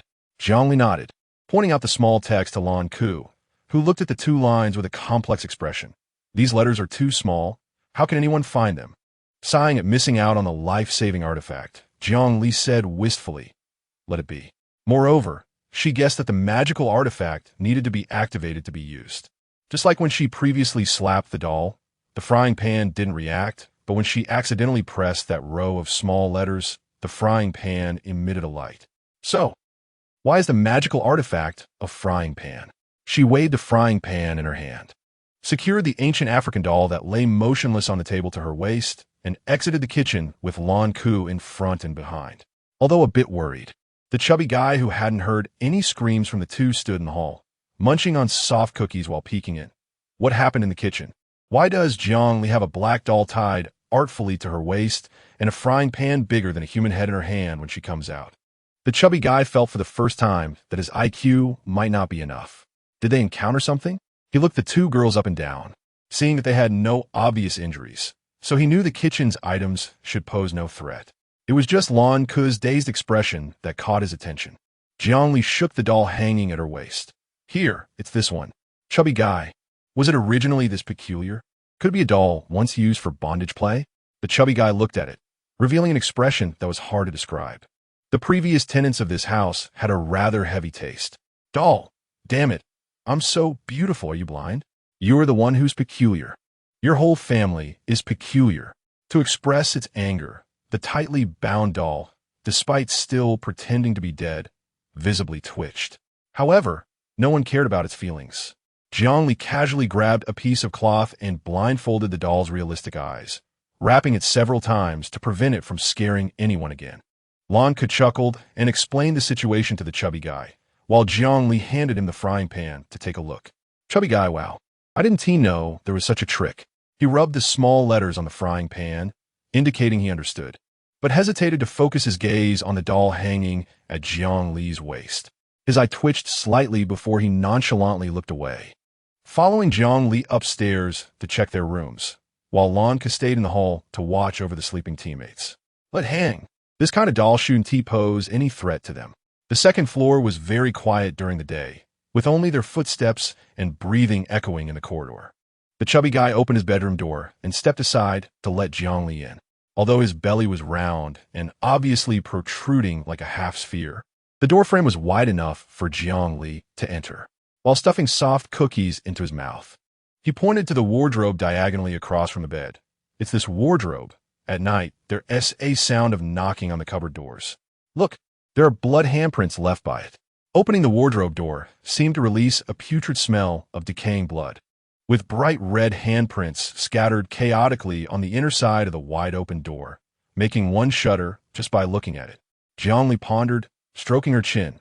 Do you mind taking the wardrobe apart? Chubby guy. Huh. The doll, eavesdropping on their conversation, thought, oh no, other ghosts might be in trouble. It wouldn't admit that it was somewhat gloating. After all, it wasn't fair for only itself to suffer, right? But if that's the case, you might face this ghost head-on. And you need to find a magical artifact for self-defense before 8 p.m. today, Zhongli seriously suggested. The benefit is that you won't have to worry about being woken up by knocking on the door while you sleep. The chubby guy chewed his food nonchalantly and nodded. Sure, the worst that can happen is losing the game. If we lose, we lose. I never thought I could achieve much in the league anyway. Without further ado, the chubby guy decisively returned to the storage room on the first floor to grab a few tools and went upstairs, completely dismantling the cabinet door and throwing it into the storage room. I seem to hear the cabinet ghost's heart bleeding. Ha ha ha. Serves you right for knocking on the cabinet. Now that the cabinet door is gone, let's see what you'll knock on. Ali's wild idea, huh? Is this method even okay? Earlier, in the storage room, I seem to have seen a weapon that matched the weight of the dragging sound from last night. After placing the cabinet door properly, the chubby guy quietly shared his discovery with Zhongli and Lan Ku. It was a giant axe, severely rusted, with old blood stains on its surface. However, I wasn't too sure about it. The chubby guy thought that if he survived tonight, he would listen more carefully. Zhongli had the same idea and planned to sleep early tonight to see what was really going on in this haunted house. There was nothing unusual in Lan Ku's room, aside from a broken light bulb she had smashed, There were no bloodstains or anything like that. She didn't care at all, patting the hammer at her waist and declaring that if it dared to come, she would dare to hit it. Jiangli's own room was even more normal, as she hadn't encountered any strange happenings last night. After searching the 3 rooms, 2 hours had already passed. They returned to the hall and woke up the few people who were sleeping soundly. Jiangli went to wash her hands in the bathroom. But as soon as she stepped out of the bathroom, she came face to face with a scruffy, hideous ghost. She even had the leisure to glance at the reactions of the others in the hall, noticing that they seemed to act as if they couldn't see it, rubbing their eyes or yawning. And even Xiao Mei was groggily running her fingers through her hair and walking toward her. The scruffy ghost grinned, revealing a toothless gum, and the rotting flesh on its face fell off in response to this action. Jiangli remembered a stack of IOUs she had found yesterday. Zhang-san? The poor ghost? Just as the poor ghost was gleefully thinking it had successfully stunned Jiangli into a daze, it asked, "How did you die?" Jiangli was very curious, sizing it up. Killed by someone else? Or did you commit suicide? The poor ghost felt ashamed of being killed by someone else, and promptly replied, "Suicide." Who would have thought Jiangli Wunti let it off easily? Firing a barrage of questions. Why did you commit suicide? Because you were too poor? But you still have a healthy body, right? Not having money isn't such a big deal. Why did you suddenly lose your mind? At this moment, Xiaomei noticed Jiang Li's abnormality and cautiously took a step back. Her face pale. "Jiang Li, who are you talking to?" She rubbed her eyes hard, still seeing Jiang Li talking to the air, feeling goosebumps rising all over her body, and hurriedly called for her companions. The poor ghost, whose life had been ruined by poverty and whose family had fallen apart, was so furious that it completely ignored Xiaomei. Its face twisted. "Damn it. Another rich girl who doesn't know the suffering of the world." It retorted, "Have you ever been poor? What face do you have to say that not having money isn't a big deal?" Suddenly, a thick black mist began to emanate from the poor ghost, slowly wrapping around its entire form, as if there were spirits screaming within the black mist, chaotic and piercing. Jiang Li. Sorry, she seems to have never been poor. Sensing the increasingly sharp killing intent from the poor ghost, Jiang Li instinctively reached for a kitchen knife at her waist, but instead grabbed one end of the rope tied to the doll. "Fine, I'll make do with this." The pitch-black doll was instantly yanked out by Jiang Li, its instant noodle's head colliding closely with the poor ghost's crumbling face. The poor ghost didn't even have time to scream before it disintegrated into thin air, leaving nothing behind. Ali did well. That thing suddenly appeared and scared me so much I shivered. Well, my pants are still wet. Well, no, my pants are definitely not wet. The host is so brave. If it were me, I would definitely run away. Who would think of confronting a ghost head-on? The host is amazing. Ha ha. Have you ever been poor? Ali's mysterious silence is too powerful. Ha ha. Jiang Li. Sorry, I've never been poor. What does being poor feel like? The content caused strong discomfort. I'm laughing so hard I'm about to pass out. Is that it? Just hit by a doll and it's gone? That is too hasty of a death. Poor ghost. Damn it, I want to report this woman for cheating. Ali. What happened? The few people called over by Xiao Mei saw Jiang Li swinging the black object in the air and felt it was strange. Yet they sensed the situation might not be that simple. Lanka hurried over to ask Jiang Li, who shook the rope in her hand and recounted what had just happened. So it's likely that whoever finds something that resembles the ghost's obsession in life will be haunted by the ghost. Yitang furrowed his brow and proposed this reasonable guess. Wondering aloud, did it really just disintegrate after being hit once? Are ghosts that easy to deal with? When Chris Anna saw Jiang Li nod, she breathed a sigh of relief and let her guard down, quietly asking her, that strange black thing, is it a magical artifact? Having seen everything, Lan Ge, the chubby guy, who was aware of the situation, even the speed at which he chewed his chips stuttered. Jiang Li was equally confused, detailing how the doll in the kitchen had caused trouble while they were asleep and how it had been subdued to become its current state. Then, as if she didn't see their dumbfounded expressions, she seriously speculated. Maybe the energy from the magical artifact transferred to the doll? Look how dark it's become. No matter how hard I scrub in the bathroom, I couldn't get it clean. Sure enough, upon closer inspection, the doll's blackened clothing and instant noodle hair were still a bit damp. Kanan hesitated. That makes sense. The doll. which had just been ruthlessly thrown into the water and scrubbed, then swung out to be forced to headbutt the little ghost. Angry face, you hear me? I'm hitting you. It's not black. It's not a strange thing. After hearing about Jiang Li's two bizarre experiences and realizing that ghosts could be easily defeated, the atmosphere in the entire team changed. It was as if the heavy clouds hanging over their heads had been pierced open, letting light shine down, making them feel less fearful. The tense atmosphere that had begun the night before showed signs of dissipating, and a few people on the team began chatting casually as they headed upstairs. Chubby guy, why are you eating all the time? Pay attention to your points. Don't run out. Lan Ku was amazed at how the chubby guy was eating nonstop, but he didn't team mind. It's a physical thing. I need to keep eating. His gaze was vacant, as if he were looking at his remaining points. My points are enough for me to eat for 7 days. No need to worry. Is there some physical illness? Lan Ku realized she shouldn't continue asking, silently closed her mouth, nodded, and turned to Jiang Li to inquire about what the ghost looked like earlier. Soon, the group entered room 207, which was Kanan's room. Chapter 60. Haunting in the Haunted House, 6. As soon as the 7-member team entered, they were drawn to the distinct and eerie blood handprints on the glass window directly facing the door. Although they had received Kanan's warning before entering, Christina couldn't help but gasp softly. Even Xiao Mei drew in a sharp breath. Yitang stepped forward to look out the window. Aside from a large area of rose bushes and a conspicuous big tree, he found nothing else. Kanan seemed to recall the fear that had gripped him last night when the sudden sound of continuous knocking on the window had occurred. He stared fixedly at that window. The force with which that thing knocked on the window was great, and he feared that one night it would break in. Just imagining such a scene made him feel unwell. It was only the 2nd day, and there were still many clues and messages not yet found. No one knew how these ghosts could harm, what abilities they had, what they looked like, or even where they might appear. The most terrifying thing wasn't knowing the enemy was strong and having to fight through to survive, but rather being completely ignorant of the enemy. Yitang patted his shoulder, giving him silent comfort.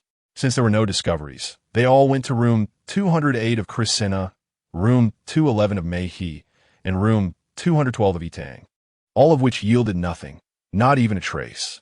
It seems really difficult. The safe house isn't very safe either, and ghosts can still pop up during the day. Our team was scared out of the safe house by a ghost last night, and then died in the corridor. Are there already contestants watching the live broadcast for the next match? Haha, how did your excellency get eliminated? Isn't it like facing a wolf in front and a tiger behind at night, unable to go out and still having to face the evil ghosts in the house? To be honest, I was eliminated by the doll on the streamer's waist. Sai, it's hard to explain. Haha, did you see the streamer's flashy moves? How do you feel? The doll that eliminated itself turned into this miserable state in someone else's hands. I believe this brother must be feeling complicated. I always feel the streamer is on a different level. So how did that doll eliminate you? The curious baby expresses doubt. It ripped off my tongue, and I bled to death. What the hell? No way. Is that doll really that vicious? We didn't notice it from the streamer's perspective at all. The doll became like this with the streamer. It should pose a threat, right? After hearing their explanations about the strange occurrences in their rooms, Jiang Li already had some solutions in mind. But implementing these methods might anger the ghosts, so until someone found a magical tool, it was better to be cautious. She remained silent and walked along with Lan Ku behind Yitang, stopping occasionally. Eventually, the 7 of them stood outside the first locked room on the right side of the 2nd floor. With the key that Fatty had found yesterday, they might be able to open one of these 3 doors. Room 203. Fatty took out the key, stepped forward, and forcefully twisted it in the lock. It didn't turn. He tried a few more times, confirming that the lock and key did not match. Then took out the key and shook his head at the others behind him. Wait. Yitang bent his fingers and knocked on the red-painted wooden door, proposing a bold idea. The door is made of wood, and with my strength, I can break in directly. Why bother looking for a key to open the door? Isn't that a bit risky? Kanan frowned, a bit worried. Maybe we shouldn't. What if there is something? Christina shook her head and shrank behind Mei, trying to distance herself from this impulsive person. Fatty didn't comment on this. He quietly tried the key on another door. And Jiang Li and Lan Ku followed, clearly showing their disagreement. I don't think it's a problem. Nothing happened yesterday during the day, right? Even if someone encounters them today, these little ghosts aren't that scary. Tang, who had never encountered ghosts during the day, scoffed at the caution of the others. He looked at the three people trying to unlock the other door, a flash of barely noticeable anger crossing his eyes. Oh, infighting is happening. I've noticed this person always shows jealousy when others find crucial clues. He is too eager for quick results. It's not from the same department. Conflict were bound to happen eventually. I know, the grudges between combat and support classes. You look down on me, I'm not convinced by you. Don't say, among all the randomly formed teams, those who become the undisputed leaders are almost all combat majors. In competitions, it's normal. Those with high combat power command respect. Tang didn't understand why. Yesterday, he was undoubtedly the captain of the team, and everyone acted based on his opinions. But today some people were subtly following Li, just because she dealt with two non-existent ghosts yesterday. Who knows if those two ghosts were fabricated by her in collusion with Lan Ku and Fatty. Moreover, only his group failed to find clues yesterday, while other groups stumbled upon notes or keys, making him look as useless as the coward Chrisanna. He didn't want to be associated with Chrisanna. As an excellent student from the combat major, how could he be compared to the trash from the support class? The person who designed this competition must have thought that the contestants entering the haunted house would be obedient and honestly look for clues and keys. But he was going to take an unconventional route. Isn't this a shortcut? Tang could already envision himself kicking open the wooden door, finding crucial clues, and slapping the faces of those who opposed him. By then, as the person with the highest combat power in the team, everyone would follow his lead and obediently listen to his commands. Don't worry, I suspect no ghost can harm us during the day. Only at night will it be more dangerous. Tang reassured the few people still standing behind him, glancing disdainfully at Li, Lan Ku, and Fatty in front of the other door. Even if he encountered a ghost, he believed he could quickly deal with it. Watch closely. He instructed Kanan and Xiao Mei to protect Chrisanna and step back while he stood in front of door 203, moving his hands and feet. His powerful muscles bulged instantly as he turned and kicked the not-so-sturdy wooden door. At the same time, Fatty easily unlocked the door to room 204, and Li stepped forward, signaling Fatty to let her open the door. Although Lan Ku looked reluctant for her to take the risk in the end, he couldn't argue with her. Her concern was simple, since she didn't know what was behind this door. It was safer for the slightly stronger one to open it. After all, she could use her mental power and a strange African doll. Doll, Tuama said, I'm not an ancient African doll. Do you think it's so dark because I'm not aware of it? Dog woman. Li had just twisted the doorknob and pushed the door open a crack when a scream came from not far away, accompanied by Chrisanna's short, terrified scream. Tang, the ghost that had been quietly waiting inside room 204 for the humans to open the door, had carefully dressed itself, with a pockmarked face, misaligned features, and a bloodied, twisted, excited expression ready to greet the human screams. Little did it know that as soon as it showed its face, the three people in front of all turned their heads to look at the door next door, not casting a single glance its way. Room 204 male ghost. Excuse me? Can you look at me? It just wanted to take a step forward to attract the trio's attention when the girl at the front, with her hands still on the doorknob, mercilessly slammed the door shut without giving it a single glance. The male ghost, unable to stop in time, crashed its face into the door. Damn, my nose. Ha, did you see that? That ghost ha killed me. I was just scared by the ghost behind the door, and now I just feel sorry for it. Male ghost, you guys look at me. Look at me. What is so interesting about that man over there? What an inconspicuous ghost, ha. I saw someone who could perfectly avoid being killed by the door for the first time. Could the streamer and her teammates be the chosen ones? Hearing that sound makes me feel pain for the ghost's nose bridge. What tragic male ghost, ha. Although a loud crashing sound came from behind the door, Li instinctively closed the door without any desire to investigate. Her attention was focused on a mass wrapped in black, viscous liquid beside her. Indeed, that mass was Tang, who had just let out a scream, just as Tang's foot crashed down on the door of room 203 with a thunderous force. Instead of the expected sound of shattering, a surge of black liquid gushed out from the door in an instant, swarming up from where Tang had landed and completely wrapping him in a cocoon. In just a few seconds, Tang turned into a puddle of pus, evaporating completely into the strange black liquid.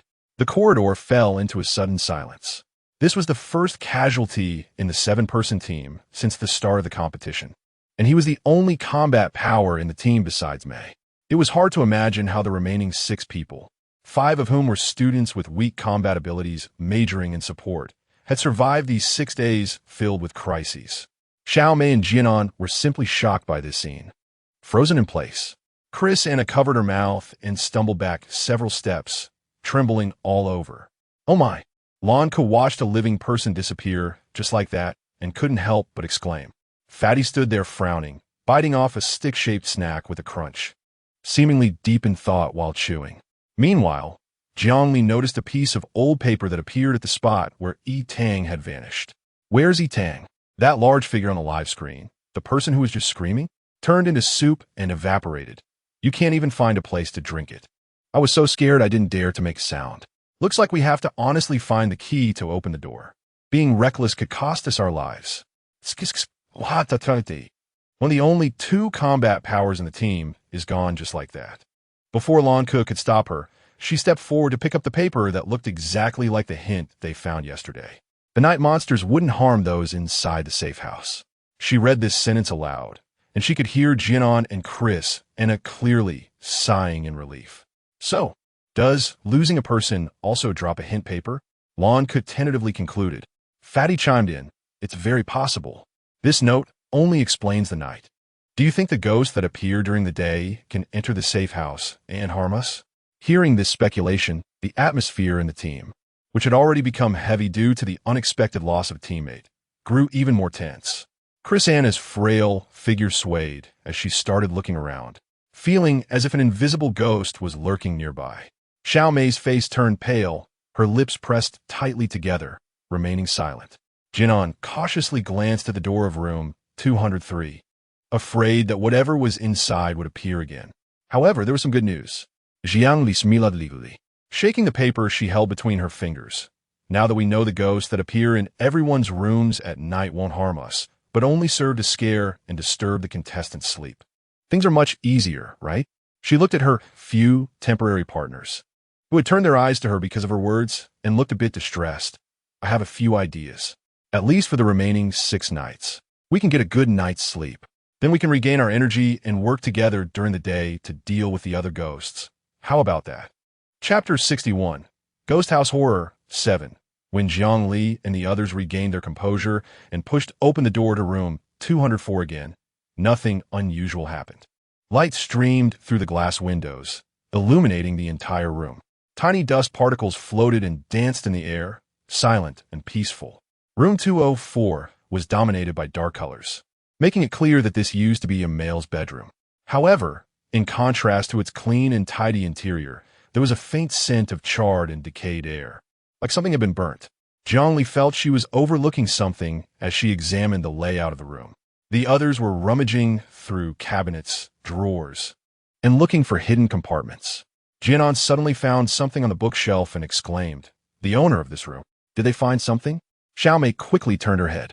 Seeing the gazes from the others, Jianan innocently displayed what she had in her hands.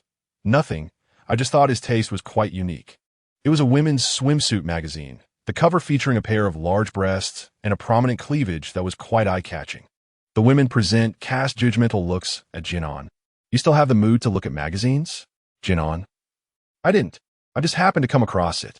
Fortunately, Fatty made a discovery, inadvertently saving her from embarrassment. "Hey, there seems to be something glowing over here." Fatty pointed to a narrow gap behind the wardrobe. The gap was so tight that a man's hand couldn't fit in, let alone his meaty arms. Xiaomei, who was closest to him, stepped forward and volunteered. "I'll give it a try." Fatty nodded, giving her space and guiding her to see the glowing round object. Xiaomei remembered roughly where the object was and easily slipped her arm in.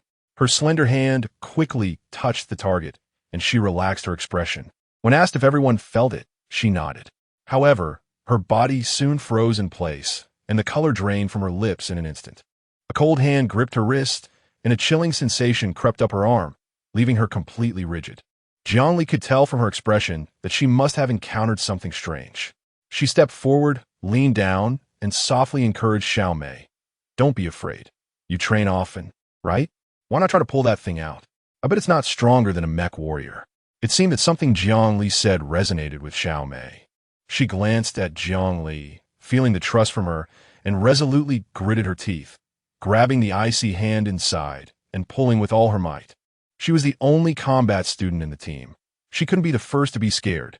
There were 3 little girls behind her who trusted her, waiting for her to protect them. If she disappeared, only 2 unreliable men would be left. What would happen to those 3 little girls? She had trained hard for this. Encouraged by Jiang Li's words, Xiao Mei gained more confidence and, no longer panicked or afraid, took a deep breath and pulled harder under the watchful eyes of everyone. It's just a ghost, right? Hiding and unable to show its face? I'll make it come out. As the old saying goes, what you pull out should be shown off.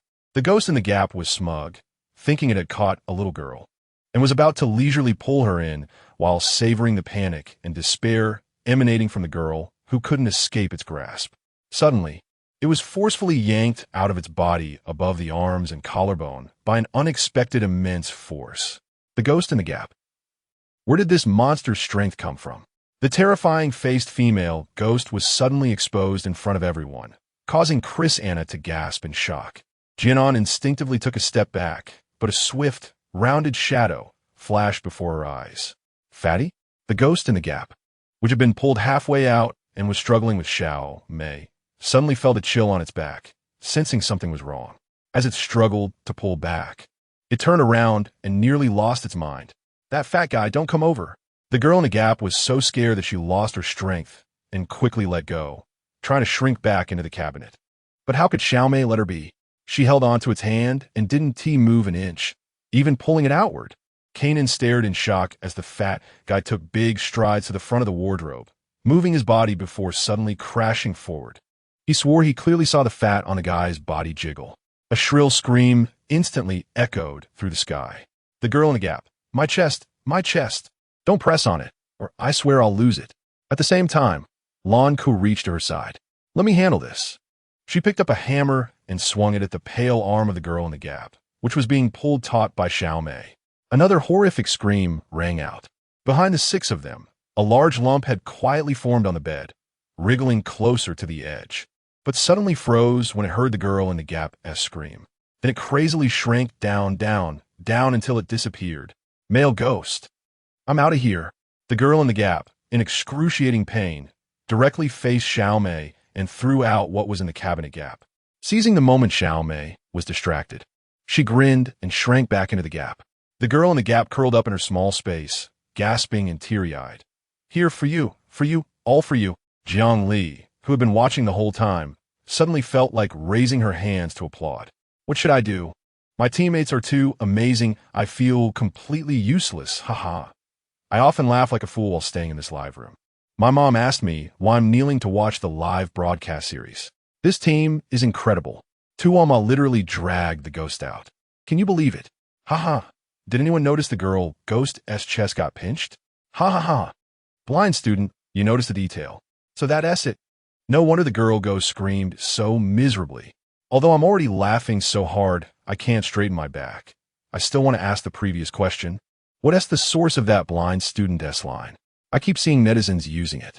It's a line from ancient and modern internet slang dictionary, meaning that the one called the blind student is a detective, a really good one, and the detail is probably very, very hidden, something most people can't figure out. Oh, I've learned something. Flattered. With the crisis averted, everyone breathed a sigh of relief. Xiao Mei also picked up the round object that the girl in the gap had thrown out. It was a coin. She looked around, finally spotting a line of small text on the side of the coin. Xiao Mei exclaimed, "It's a magical artifact." Magical artifact, a 01. The fat guy leaned over to take a look. It has one more use left, so keep it safe. It might be useful later. Me? But Xiao Mei, disregarding the envious glances from Chrisanna and Kanan, hesitated. This was discovered by you. The fat guy finally had a hand free to eat snacks. He didn't seem to care about the ownership of the magical artifact. What you got is yours. Watching the 2 of them refuse to take it. Kanan was getting anxious on the side. Don't refuse it, take it. Why push away a good magical artifact? Jiang Li and Lan, who had already stepped out of the wardrobe range after the girl in the gap disappeared, searching for other useful clues. This bed is a bit strange. Was it this messy when they first came in? Jiang Li suddenly had a feeling that there might be more than just the girl in the gap in this room. She cautiously approached the bed and slowly lifted the pillow, revealing a thick notebook pressed under it. A pair of black eyes stared intently at the messy bedding, and a hand reached for her waist. Half a minute passed. Nothing happened. Jiang Li, her hand decisively pressed down on the notebook. Another half a minute passed. The bed still showed no signs of movement.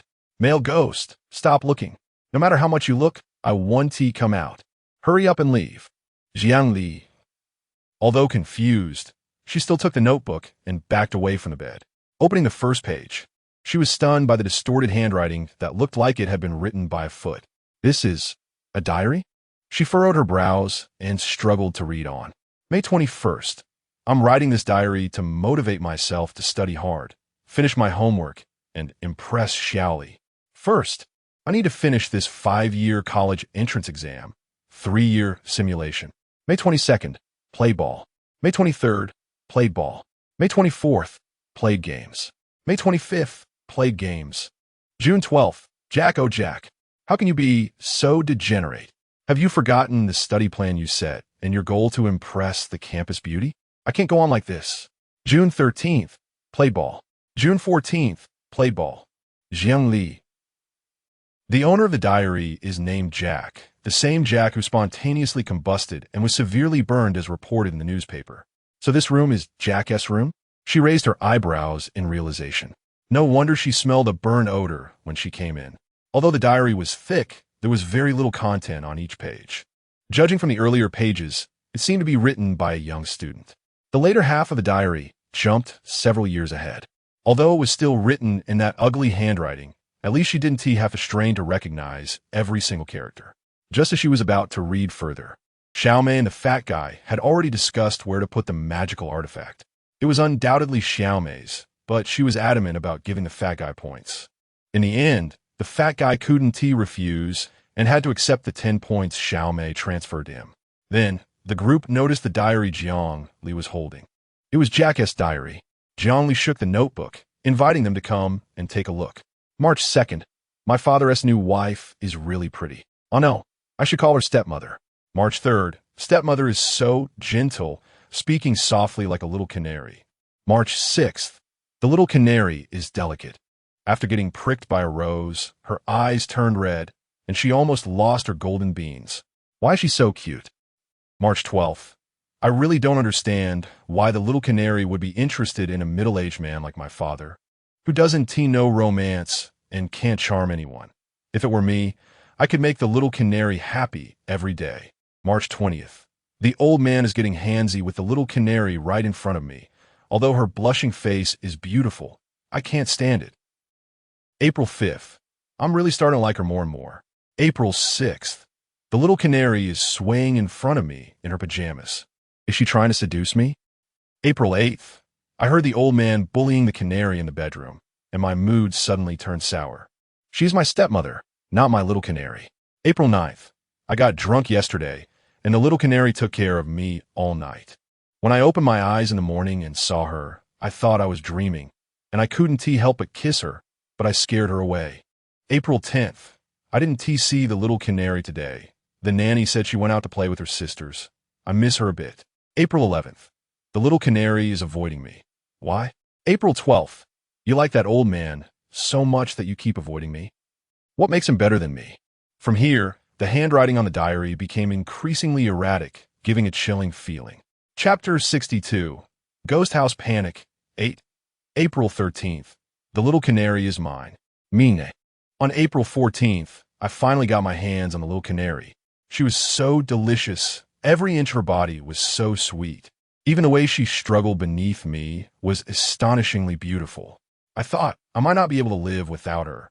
On April 25th, the little canary is truly something I can never get tired of eating, but she's too timid and delicate, afraid of pain. After each time, she cries for a long while, and I, being so considerate, of course, try my best to cheer her up. On May 4th, the old man finally went on a business trip, and now there's no one to disturb our little world. On May 23rd, the little canary is pregnant, and the old man is very happy. Why does she want to have a baby for him? I must punish her well. The content of the diary made Jiangli frown. When she turned to the next page, she found that the recorded dates jumped directly over 4 years. February 19th. The little canary was beaten by the old man again, looking very pitiful. Ever since the old man discovered our affair a year ago, he started hitting her. A few days ago, he insisted on doing a paternity test for my sister, and the results are coming out tomorrow. I hope it will be a surprise. February 20th. Lillian is indeed not the old man's child. She's my daughter. Ha ha. The old man's face turned ashen, looking like he might die soon. March 1st. I heard that the little canary was beaten badly today. See, I told you that old man is not a good husband. Why doesn't she choose me? The diary abruptly ended here, with the rest appearing as if burned, leaving only some tattered remnants and incomplete words, making it impossible to find any more clues. Jiangli fell into thought. First of all, Jack is a scoundrel. There's no doubt about that. Based on the contents of the diary, the owner of the villa should be Jack's father, who remarried a young and beautiful wife after being widowed for many years. Later, the wife became the object of Jack's desire, and he even jokingly referred to her as the little canary. The wife gave birth to a daughter for her husband, which should have been a harmonious family, but the husband accidentally discovered the secret between his son and wife, became furious, and started abusing his wife, even doubting that the daughter was not his biological child. The final paternity test confirmed that the daughter was indeed not his biological child, and in his rage, the husband became even more violent, although it is unclear what role the woman called the canary played in the story. She had the strongest motive to turn this villa into a haunted house. For example, she might have been abused to death and returned as a vengeful spirit. Listening to the sighs of her teammates around her, Jiangli put the diary into her bag. Damn, Jack really is a scum. He deserves to be burned alive in the end. That woman isn't a good person either. Wouldn't she fight back? I think she is just a promiscuous woman. Hey, brother up front, do you hear the tumultuous thoughts in your mind? Are you sick? Clearly, it was Jack who forced her. How did it become promiscuous in your mouth? How do you know she didn't fight back? Wouldn't she tell her husband about such things? She is still considered a mistress. Wouldn't she call the police? Damn, there are idiots everywhere. Reported. The one who said promiscuous. Did your brain shrink when you were born? Your next line, wouldn't be that Jack was seduced by this woman, right? Don't misinterpret the facts and make baseless claims. After several people thoroughly searched again and found no more clues, they regretfully left the room. Jiangli walked at the back, thinking about closing the door after going out to prevent anything inside from coming out to scare them again. Before she could turn around, a sudden force hit her back, pushing her off balance. The door behind her closed mercilessly in front of several people, locking with a click. Male ghost female in the crack. Get out, don't come back. Jiangli, who almost fell on Xiao Mei. Who pushed her? In the horrified expressions of the group, room 204 suddenly opened a crack, throwing out a white hard object from inside, then slamming the door shut with a bang. Female in the crack. Take it. There's really nothing left. Don't ever come back. Damn fatso, I never want to see you again. Again. The sound of the lock clicking shut. Jiangli picked up the white hard object that had been thrown at her feet, her expression suddenly serious. The other team members looked at each other, unsure of what to do. Were they being rejected? Haha, they were kicked out. Host, I didn't do anything. Why am I being chased away? Haha, seeing the doll hanging from the host's waist, who doesn't know who it is? Ghost, get lost. This team is progressing so quickly. I see other teams haven't even found the keys yet, and they've already lost several teammates. Look, the host is going to come up with a trick for everyone. Ha! Is this to deal with the ghosts in each person's room? After all, everyone knows that the ghosts in the rooms at night want to harm people, so they definitely need to take precautions to ensure they can sleep well. So ruthless, it makes my blood boil. I can't wait for night to come. Let us have a moment of silence for those ghosts. Soon night fell. After a busy afternoon, the safety houses where ghosts appeared were all modified according to Jiangli's suggestions. Although each spent some points, if it could really help them complete the tasks with full spirits during the competition, they were more than willing. It's here, it's 8 o'clock. So many people, I don't even know whose live stream to watch for the fun. I'll stay in Jiang Li's live stream. Let us see if the ghost that was beaten last night dares to come out. Haha. I want to go see the fat guy's live stream to see what that ghost looks like. I'm going to Xiao Mei's live stream. Room 206. The cabinet ghost felt very satisfied recalling how much fun he had scaring people last night. And today, he also wanted to work hard to scare the cabinet door. Moreover, he planned to suddenly open the cabinet door to startle that fat guy. He rubbed his hands excitedly, and as soon as it was 8 o'clock, he couldn't wait to show himself in the cabinet, wanting to scare the room's occupant badly. However, his raised hand froze in mid-air like he was making a solemn oath. Where's my door? Where's my big, red cabinet door? I even put my beloved mark on it yesterday. Where did it go? Just then, the fat guy walked out of the bathroom, drying his hand with a towel, and saw the cabinet with no cover, revealing a pitch-black figure with an expression of disbelief. Here it comes. He calmly tore open a bag of chips, stood in front of the cabinet, and offered the chips. Want some? Cabinet ghost. What is wrong with this person? Eat what? He wants his door. Where did his big door go? If you don't return it, don't blame him for being rude. The ghost figure began to twist into strange shapes, as if trying to scare the fat guy. The forms it took were terrifying and distorted, but this seemed to have no effect on the fat guy. He remained calm, not changing his tone at all, no. He made a gesture to pull back, mumbling, "Forget it, just being polite. I wouldn't want to give it anyway." Cabinet ghost. Damn, fatso, bring back the chips. Room 207. The window ghost was very satisfied with the psychological shadow she had cast over the human last night. Tonight, she intentionally delayed her appearance time, waiting for the human to nervously fall into a deep sleep before she would emerge to drag him out of his dreams. The window ghost elegantly gathered her well-maintained, long hair, revealing her pale face with 2 bloody holes, and sinisterly forced a smile. It was 11 o'clock. The human should be asleep by now. She materialized at the window, raised her hand, and her smile had yet to fade. Suddenly, she was electrocuted by a powerful current surging from the window, leaving her crispy on the outside and tender on the inside. Kanan had been sitting on the bed since 8 o'clock, anxiously glancing at the window blocked by curtains, feeling restless. Why was there still no movement? Was the transparent, conductive film he bought from the mall ineffective? Or had the ghost discovered their tricks at the window? No, he had to lift the curtain and take a look.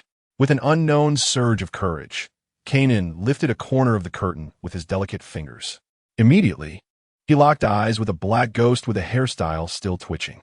Kanan, are ghosts this fashionable nowadays? The window ghost, shocked and with hair standing on end from the shock. Ah, her beautiful long hair. Room 208. Christina lay on the bed, feeling anxious, carefully recalling the comforting words of Jiang Li and Xiao Mei. Just relax and sleep. No sound will wake you. She needed to relax, to sleep well. After hiding under the bed for a long time, the male ghost waiting for the girl to fall asleep listened to her gradually even breathing, knowing his chance had come. And he decisively lunged upward. Huh, why is it so soft? He focused and noticed that a thick layer of memory foam had somehow been placed on the bed. No matter how hard he pounded, pushed, or jumped, he couldn't make a sound.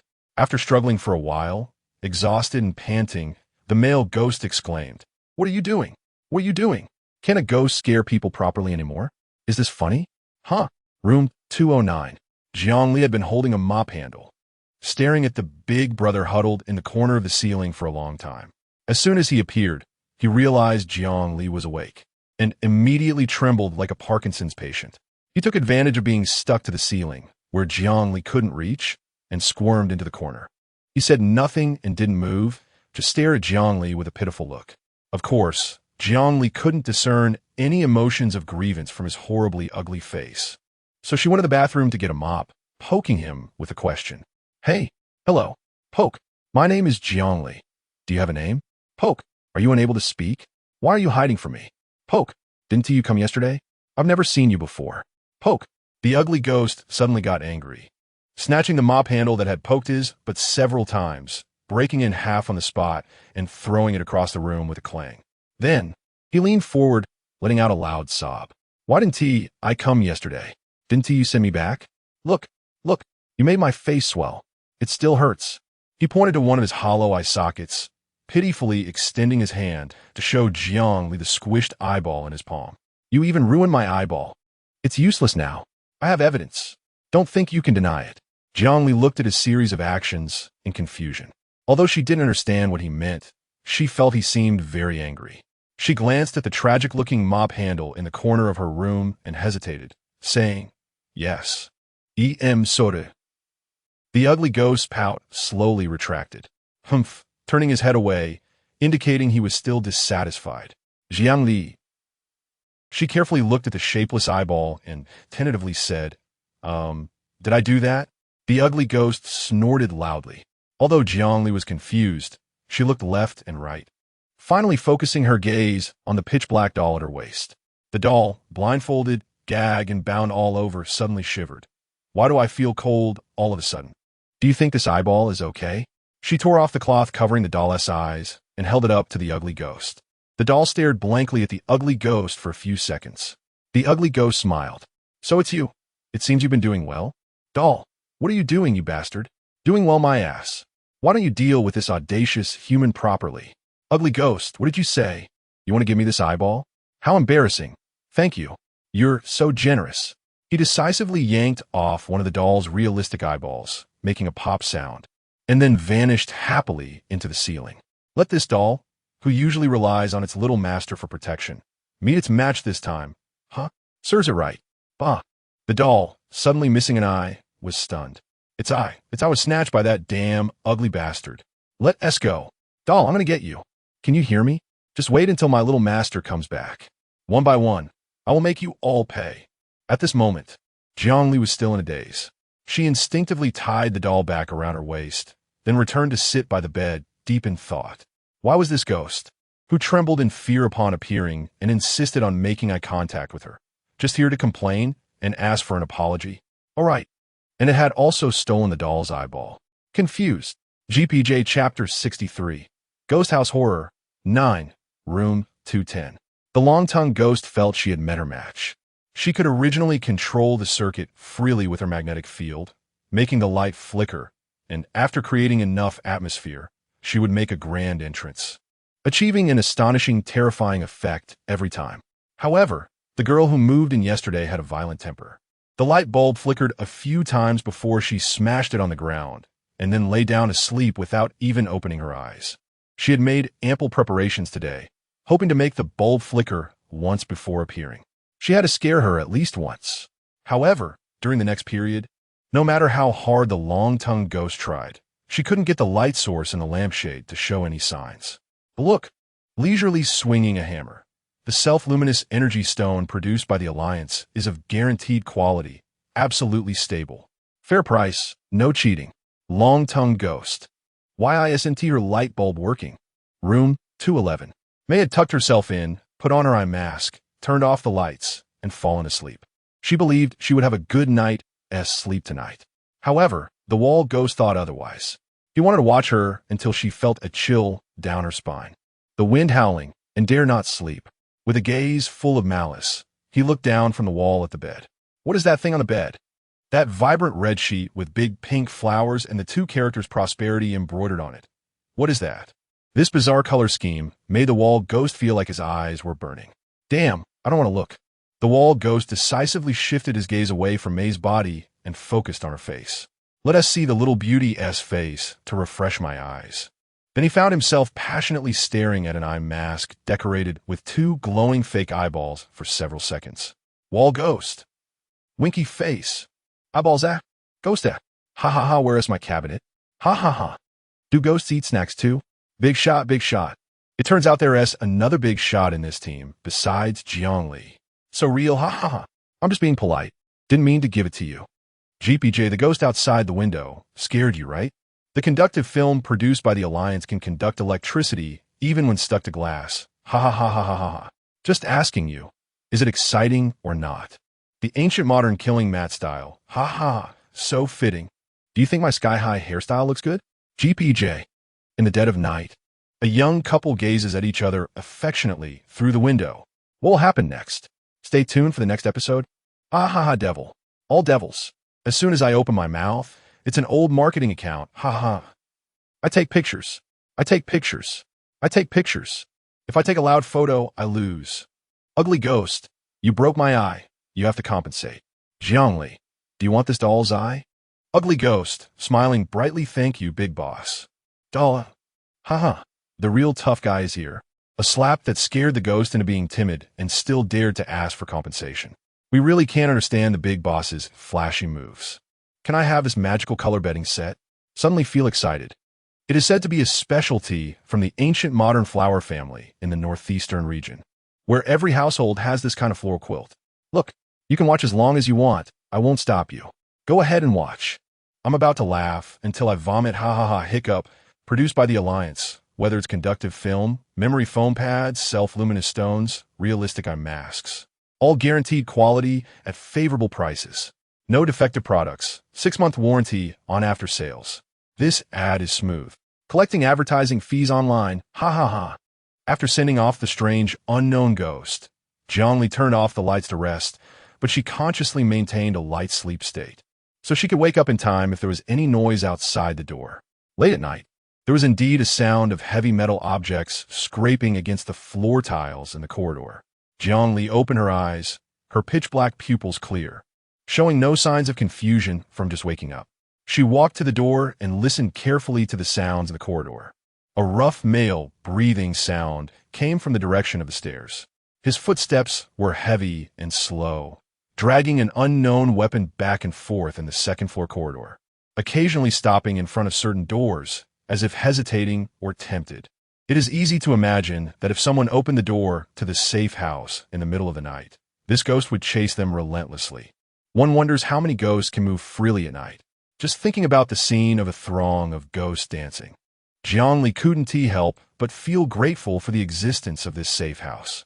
As the footsteps and dragging sounds drew closer, Jiangli suddenly felt something in her bag rushing out wildly.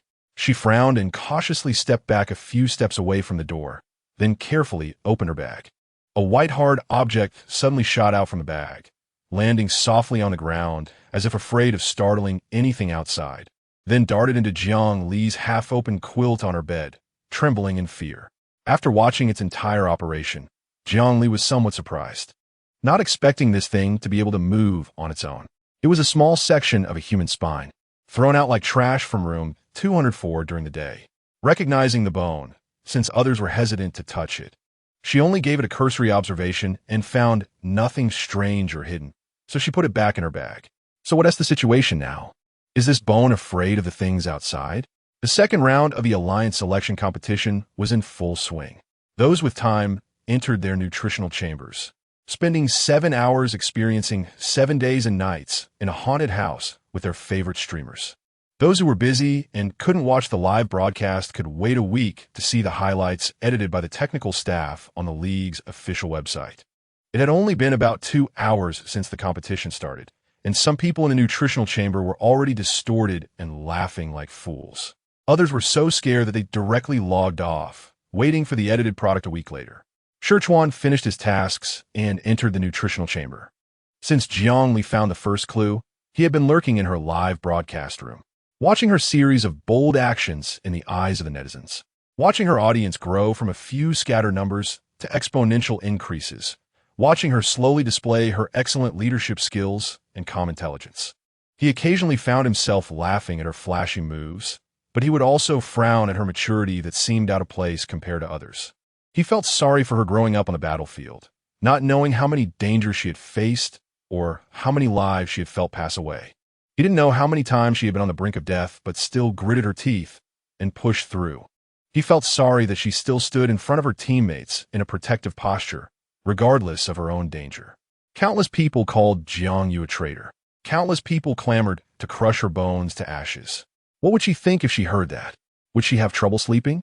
Would she be sad and think about simply leaving this world?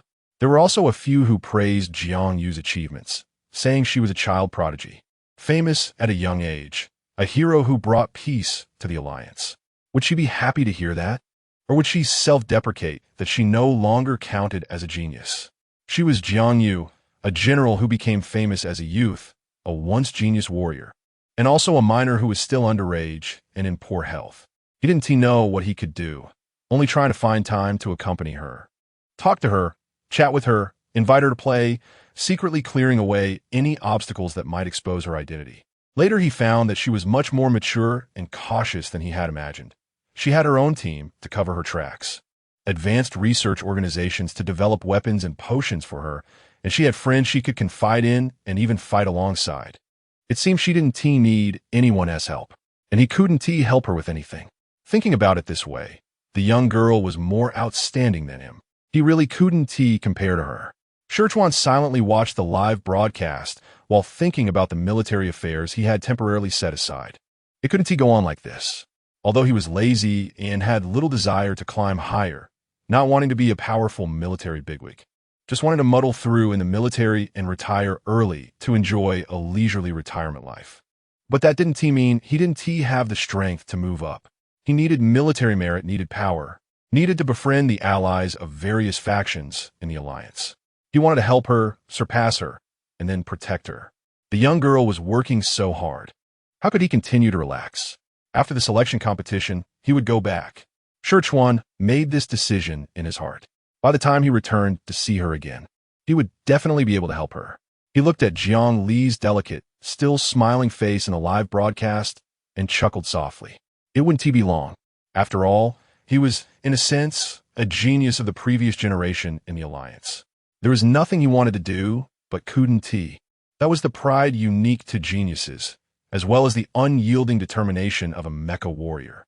Early on the third day, Jiang Li pushed open the door and headed straight for the storeroom on the first floor. The chubby boy, who also woke up early, followed closely behind her, constantly stuffing snacks into his mouth. Upon entering the storeroom, Jiang Li quickly spotted the giant axe that the chubby boy had mentioned yesterday in a corner of the room. The axe was rusty and splattered with some dark red blood. Jiang Li tried to drag it a little. This was it, the weapon that was dragged away by the ghost in the corridor last night. But she couldn't move it. Jiang Li could only pout and signal for help to the chubby guy behind her. Without her saying a word, the chubby guy patted the crumbs of snacks from his hands, picked up the giant axe, and asked her, "Where to?" Jiang Li chuckled. Then, with bloodstains on it, the giant axe was thrown into the artificial pond in the villa's backyard by the two of them. From a distance, they saw the two dragging something out of the villa's front gate, and the other four who hurried to catch up were. Jiang Li explained to them that she had decided to sink the weapon in the pond just in case the ghost would appear during the day in the next few days. Upon hearing this, the others looked at her with respect. They quickly began discussing the miraculous experience from last night, and everyone expressed that they had a good sleep. Thanking Jiang Li, "Streamer, he didn't expect that. I threw your weapon away. Let us see how you chop people." "Brothers, come on, hit the professional on the screen." "Professional? Professional? Do you really think the ghost would go to the storage room to look for its weapon after revealing itself?" "What do you mean? Is the streamer doing useless work?" "No, what the previous brother meant is, if you were that ghost, would you randomly reveal yourself somewhere and then rummage through the storage room for weapons? Or would you just appear next to the speaker? Definitely next to the weapon. So wherever the weapon is, that S with a ghost will appear. Rounded up, it means the streamer and the chubby guy threw that ghost into the pond." 666, what a show of skill. Chapter 64, Ghost House Fright. 10. As the group chatted and laughed while walking from the backyard to the front yard, the piece of spine in Jiang Li's bag suddenly began to struggle violently. "Jiang Li, your bag," Xiaomei exclaimed in surprise, alerting Jiang Li. Lan Ku and the chubby guy leaned over to see Jiang Li open her handbag. Jiang Li guessed it was the piece of bone that had come to life. Frowning and scolding as she opened the bag. "What are you up to again?" Last night, the ghost in the corridor had been hovering on the second floor, and this bone had been trembling under her blanket the whole time. Finally, she was so tired that she threw the bone on the ground and went back to bed. Luckily, the bone was sensible. Even though it trembled, it only pulled a small corner of the blanket by Jiang Li's feet and crawled back into the bag by morning. She didn't know what it was getting excited about now. The aggrieved spine, so wrong. JPG, it jumped onto Jiang Li's shoulder, affectionately rubbing against her clothes, and then did a forward roll onto the ground, bouncing a few steps diagonally forward before turning back to bounce twice at Jiang Li. Kanan frowned. "Is that the one from yesterday?" Chris Anna had long hidden behind Xiao Mei the moment the bone jumped out, looking at the moving spine with trepidation. "It seems to want us to follow it somewhere," the chubby guy guessed. Sure enough, upon hearing his words, The little bone bounced even more cheerfully.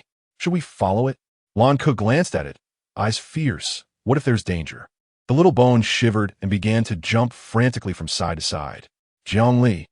She thought about how it had trembled like a sieve last night. It probably didn't have the guts. The little bone was happy again and bounced forward a couple of steps, signaling Zhongli to follow it quickly. I'll go take a look and be right back. As Zhongli just followed it, Lanku rushed over. No way. I want to go with you. What if there's danger? She could still protect Ali. Ali is delicate. What if she gets hurt? She bared her teeth at the little bone threateningly. Let's go together. At least there's someone to look out for each other. The chubby guy and the others followed along, 12 eyes staring at the little bone, which had turned gray from bouncing on the ground. The little bone shivered suddenly and bounced even faster. Soon, it led Zhongli and the others to a patch of rose bushes on the right side of the villa, disappearing into the dense foliage in front of them. It wasn't until they got closer that they discovered this abundant patch of rose bushes almost surrounded the entire villa, divided into several areas of varying density and size. This patch was the largest among them. What does it want us to see? Kanan looked around the flower bushes, but couldn't find any trace of the little bone, cautiously glancing around. As soon as he finished speaking, a small mound of dirt suddenly emerged from the rose bushes, dragging a long trail like a mouse digging a hole. Speeding up to rush towards Zhongli. Then it bumped into a hammer that fell from the sky, making a ding sound. Lanku held the hammer in one hand, standing in front of Zhongli and looking down at the suspicious mound of dirt with a dark face. What the hell is this? The little mound shook, and, as if trying to please, a pink flower bud suddenly popped up at the top, trembling and swaying. Zhongli squatted down in front of the little mound, pinched the flower stem with her thumb and index finger, and pulled it out with the flower and dirt, revealing a small white bone hidden beneath the mound. The little bone began to bounce around the flower bushes in circles, marking out an area. The chubby guy munched on snacks. Not idle. It seems like it wants us to dig this area up. What could it be? A treasure? Lanku rubbed his hands expectantly, immediately want to go back to the villa to find tools. Chris Anna's eyes were also shining. Could it be a magical artifact? Zhongli shook her head, looking at the little bone with an inscrutable expression. It was highly likely to be a corpse or a skeleton. She exchanged glances with the chubby guy, both knowing that the other had guessed the buried object beneath the flower bushes, hesitating to tell the others not to get their hopes up. It might not be anything good, but in the end, the six still decided to try digging. When they dug, they unearthed a skeleton that could move and speak. Hey, beautiful girl, don't show such a hurtful expression. I just suddenly breathe in the fresh air from outside. I'm so excited that I couldn't help but stretch. As soon as the skeleton saw the light of day, it stretched its arms and kicked its legs, scaring Chris Anna into a scream, while the others took several steps back, all on guard. It was clearly a male human skeleton, still dusty from just crawling out of the ground. Zhongli didn't know how it made sounds without vocal cords, only seeing its jaw move up and down as it started rambling about how hard its days were buried underground and how much it wanted to see the light of day and talk to humans. All right, the skeleton bent down to lift up the little bone that was happily bouncing on the ground, twisting its arms trying to send it behind its back. But it failed to stuff the little bone into its back. It familiarized itself with Zhongli, showing her its back, which was missing a piece of spine. Hey, beauty, could you help me put my bone back? I can't reach behind. In return, I'll tell you more about this house. Upon hearing this, Zhongli's face stiffened, and without hesitation, she placed the little bone into the empty spot in the skeleton's back. Who knows how the skeleton could support itself for so long without a spine and still move its arms and legs freely? Oh, is this a hidden NPC? What a unique way to make an entrance. The streamer's team is impressive. This is probably the only team that found a hidden NPC, right? Will there be extra points? Although this NPC doesn't seem very reliable. At least it counts as a friendly NPC, right? We can make do with it. If there's danger, we can push it out to draw fire. Haha, the brother in front. Are you the reincarnation of a devil? That little skeleton looks a bit cute. So no one is wondering why a human skeleton was dug up in the garden. It's a chilling thought. Actually, what I'm more concerned about is that the little skeleton crawled into the streamer's bed last night. If that little skeleton is part an NPC, then rounding up, it means this male-voiced NPC crawled into the streamer's bed. What the? I suddenly want to beat this skeleton up. Group beat up NPC 110. Take me along 210. Me too, me too. This old pervert actually crawled into a minor girl's bed.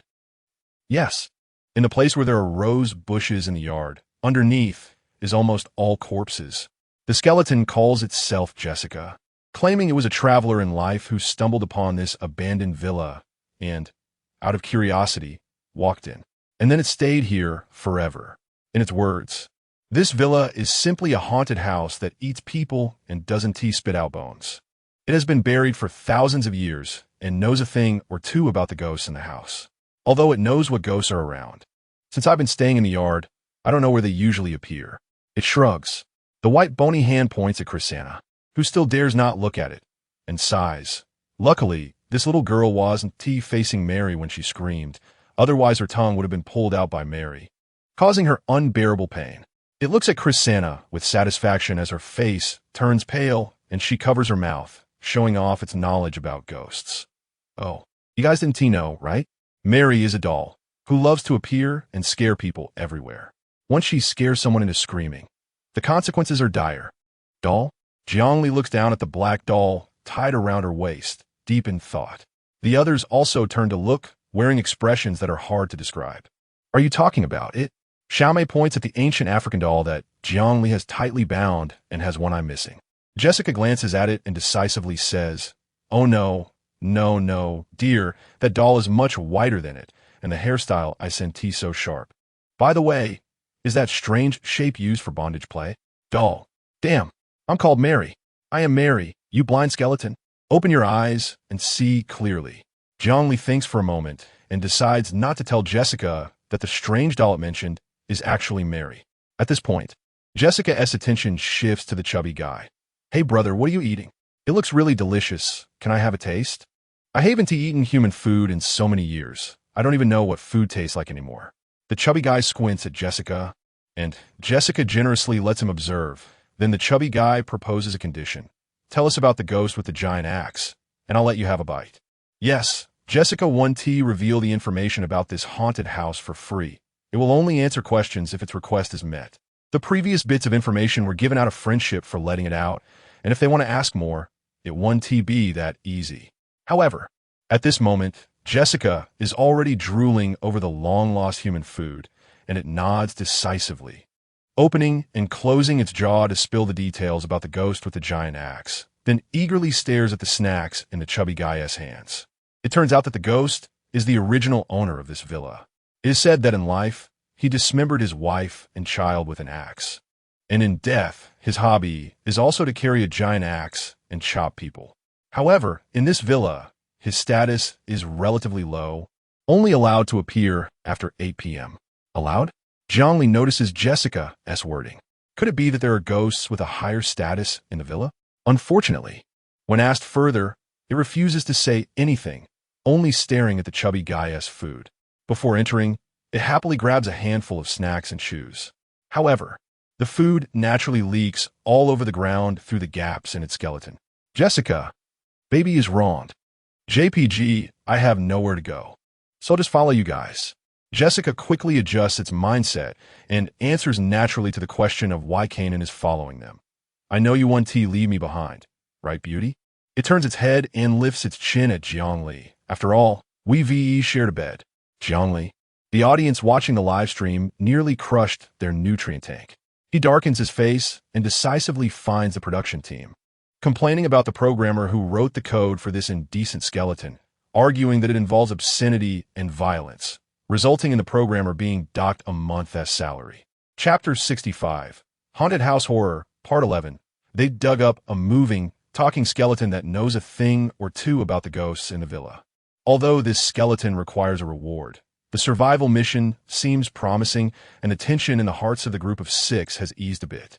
The 6-member team pushes open the villa door and is suddenly startled by a pair of pale, stiff feet hanging down from above the door inside. Jessica had hidden at the back of the team without them noticing, and Chrisanna was pushed out to block in front, forced to see a female ghost hanging from the beam with wide-open eyes, disheveled hair, and a green face with fangs. Kanan and Lank, who hadn't paid much attention to the female ghost hanging from the beam, were suddenly startled by Chrisanna's scream. Xiaomei looks up and collides with the malicious gaze of the female ghost, her mind blank for a moment, before she shouts to warn the others. Be careful. She's moving.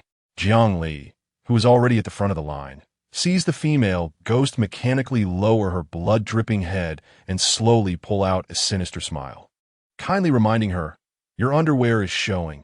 Do you want to cover it up? There are boys here. She glances at the chubby guy standing slightly behind her, confirming that he can see clearly under the hanging female ghost-esque skirt, looking contemptuous.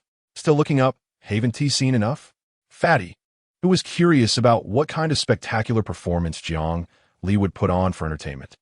Excuse me? Who would be interested in the underside of a female ghost-esque skirt? Hanging ghost. Damn it.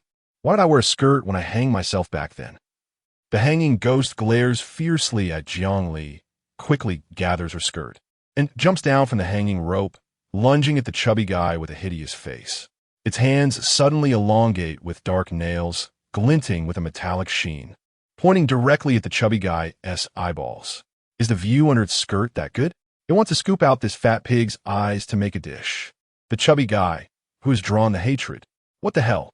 It's really coming for me. The claws that suddenly grew out are clearly not for show, and the gusts of ominous wind they wave around make one's face ache. Chris, Anna, and Kanan, seeing this scene, nearly break down in fear and frantically run into the yard, trying to get as far away from the fierce female ghost as possible. Xiaomei wants to help, but has no weapon at hand, clutching a coin and still unsure how to use it. Should she press the words on the coin to throw it? Or does she need to be in close contact with the ghost body to press it?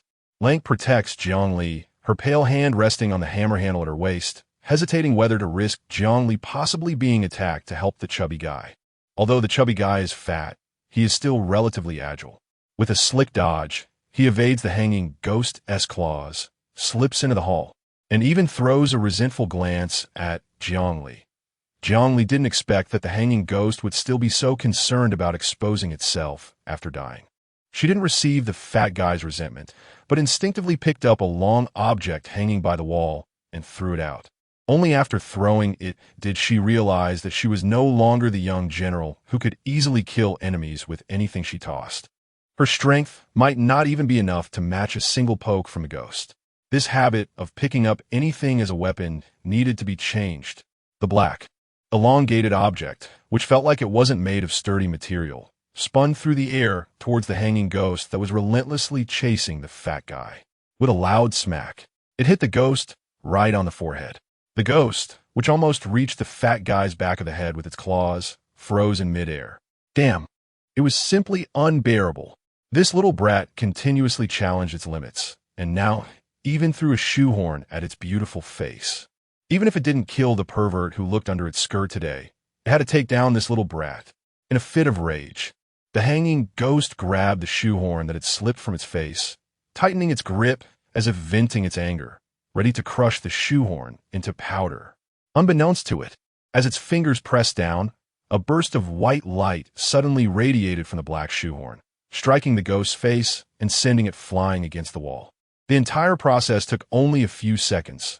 The ghost barely had time to let out a scream before it turned to ash and disappeared completely. Meanwhile, the ordinary shoehorn fell safely to the ground with a loud thud, as if mocking the hanging ghost. In the suddenly silent environment, the sound was exceptionally loud. Fat guy. Jiang Li.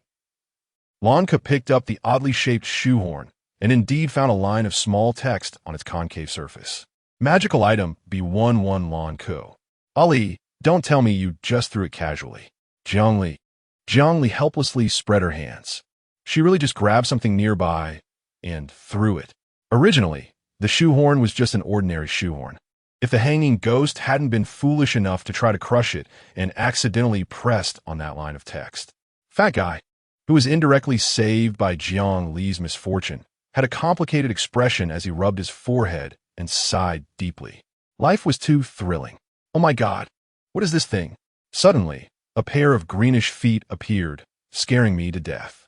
Fat guy's too miserable, haha, being accused by the streamer of looking at the female ghost skirt. Wait, it seems it's not an accusation. Haha, fat guy probably really saw it, otherwise, he wouldn't have such an indescribable expression. Did anyone notice what the streamer threw out? It doesn't look like a powerful weapon. Oh my god. The magical item is a shoehorn. Haha. What's wrong with the production team? Why is even the shoehorn a magical item? I can't take it anymore. I'm dying of laughter. HHHH. I hear my dear mom outside the nutrient pod, wondering why I'm twitching. I'm just laughing so hard, not sick, Mom. Haha. Go explain quickly. Be careful not to have your nutrient pod's power cut off. What kind of operation is this? Am I killing myself? The hanging ghost really can't die in peace this time. Streamer. Sigh. I don't even have to lift a hand. This batch of ghosts is too self-aware, right? They even learned to use magical items to commit suicide. After the sudden and highly aggressive female, Ghost committed suicide and disappeared. The atmosphere in the team suddenly became serious. They originally thought that unless they encountered a fixed ghost's obsession or token from their past life, ghosts wouldn't actively attack humans during the day. But now it seemed that wasn't the case. In fact, if Jiangli hadn't spoken carelessly, perhaps the ghost wouldn't have attacked them. However, that possibility was very slim. After witnessing this miraculous battle, Jessica began to stick closer to Jiangli, wherever she was. He was there too, but when the group gathered in the hall to discuss matters, it still consciously started wandering around the villa. For example, it entered the kitchen at that moment and opened the fridge, exclaiming in surprise when it saw it was full of fruits and vegetables. Jiang Li and the others ignored this powerless, timid skeleton. Their expressions were serious as they discussed the villa, which they had been in for 3 days but still knew very little about. I have a guess regarding the earlier thrill. Fat Guy didn't seem to take it to heart. After thanking Jiang Li, he expressed his opinion. Since we entered the villa, the abilities of the ghosts appearing here during the day have been increasing day by day. Not to mention at night, they wouldn't dare to go out at all. Just on the first day during the day, they encountered no attacks. They only occasionally felt something was off in some places. But on the second and third days, they began to encounter dolls, impoverished ghosts, seamstress ghosts, ghosts that weren't very aggressive but still posed a danger. Today, they directly faced a highly aggressive hanging ghost. According to this logic, in the following 4 days, they were likely to encounter more and stronger ghostly entities. Otherwise, why would the contestants' task be to survive 7 days in this villa? The difficulty must vary each day, with scores based on survival days and performance. It's very possible that in a few days, the facilities inside their safe house won't be able to effectively fend off the ghost disturbances. Jiang Li took over the conversation. It's impossible for the ghost's abilities during the day to be increasing while those at night remain unchanged. So, they should be psychologically prepared in advance and always alert to sudden dangers. Perhaps the person who thought of this competition method wanted to test the contestants' vigilance, logical thinking abilities, teamwork skills, and adaptability in the face of danger. Chris Anna's face fell upon hearing this. She regretted participating in this ghostly selection process. Why should a coding geek like her face such an unbearable weight of life? Xiao Mei and Ganon also looked grim, while Fat Guy and Lon seemed unconcerned about the selection process, maintaining an unexpectedly calm attitude. Jiang Li, however, felt inexplicably confident. She hadn't found an opportunity to test whether her mental strength was effective against ghosts, was curious if the wooden puppet on her waist could deliver another fatal blow, and felt intrigued by the continuously emerging ghosts in the villa. Far from being scared, she felt more excited. Having survived on the battlefield since childhood, she was used to seeing corpses and was completely unafraid. After all the commotion, it was already noon. Due to digging up skeletons, the group was covered in dust, and they returned to their own rooms to clean themselves up. They didn't dare to leisurely take a nap. They thought it would be better to spend that time looking for magical items to combat the ghosts. However, just after returning to their rooms, Ganon burst out, slamming the door shut tightly, then took several steps back, as if something demonic was inside the room. Hearing the noise, the others quickly went out to check what had happened. As small child, Ganon's face turned pale, and he didn't dare to breathe. His blood seemed to rush back as he recalled what he had just seen. In my room, a little girl suddenly appeared under the table. Although she looked cute and delicate, her face was pale, and when she opened her mouth, her features twisted, revealing sharp fangs that sent chills down one's spine. Is she still in the house? Xiao Mei placed her hand on the doorknob, while her other hand reached into her pocket, gripping a coin tightly. Gannon hesitated and nodded. Maybe she's still here. She kept mumbling about dolls. The sound was eerie, scaring him to run out directly. Fatty comforted him a few words, while his attention was focused on Xiaomei cautiously pushing open the door. The few of them held their breath, afraid there might be a door ambush. But until Xiaomei pushed the door halfway open, they didn't see any terrifying little girl inside. I really saw her. Kanan, in disbelief, pushed the door all the way open, confirming that the room looked just as it did before he left in the morning, without any trace of the so-called little girl. How could this be? Chapter 66. Haunting in the Haunted House. 12. Jessica. Jiangli suddenly asked the skeleton leaning against her door. Do you know this little girl? Leisurely watching the lively Jessica, it was taken aback, just about to say that it wouldn't answer questions unless there was a benefit, when Jiangli slowly said, If you can't answer, then please, Mr. Jessica, stop following me. It's really bothering me. Jessica's rejection was stuck in its throat, unable to go up or down. It looked around at the others, still feeling that staying close to Jiang Li was the safest option.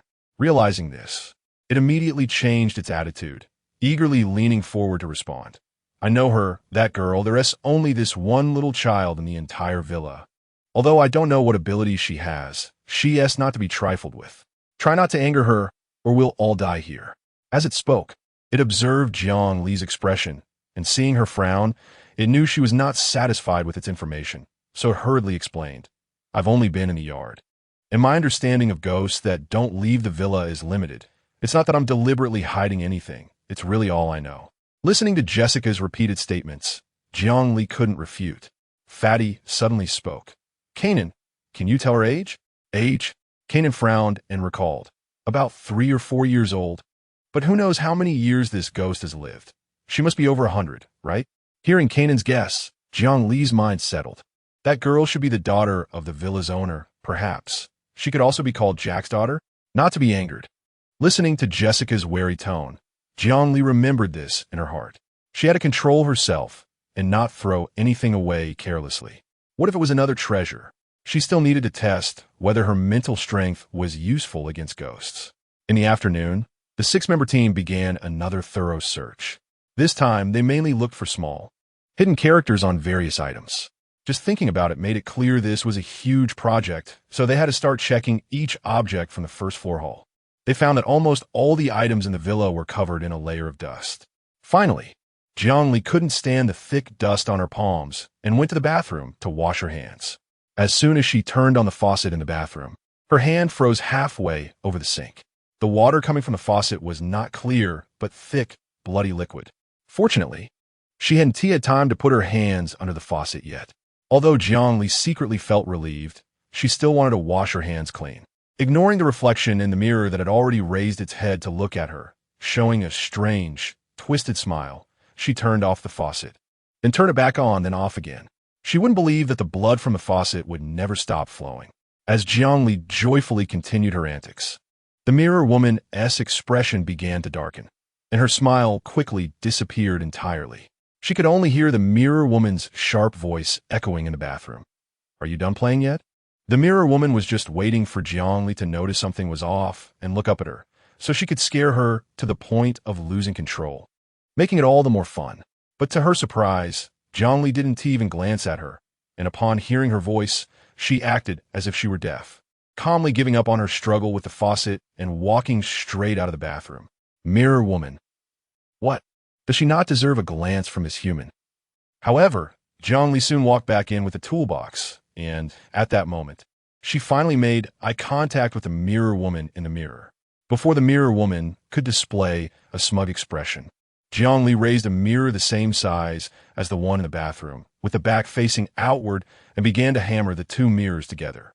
While hammering, she murmured, so ugly, I didn't know my face could make such an ugly expression.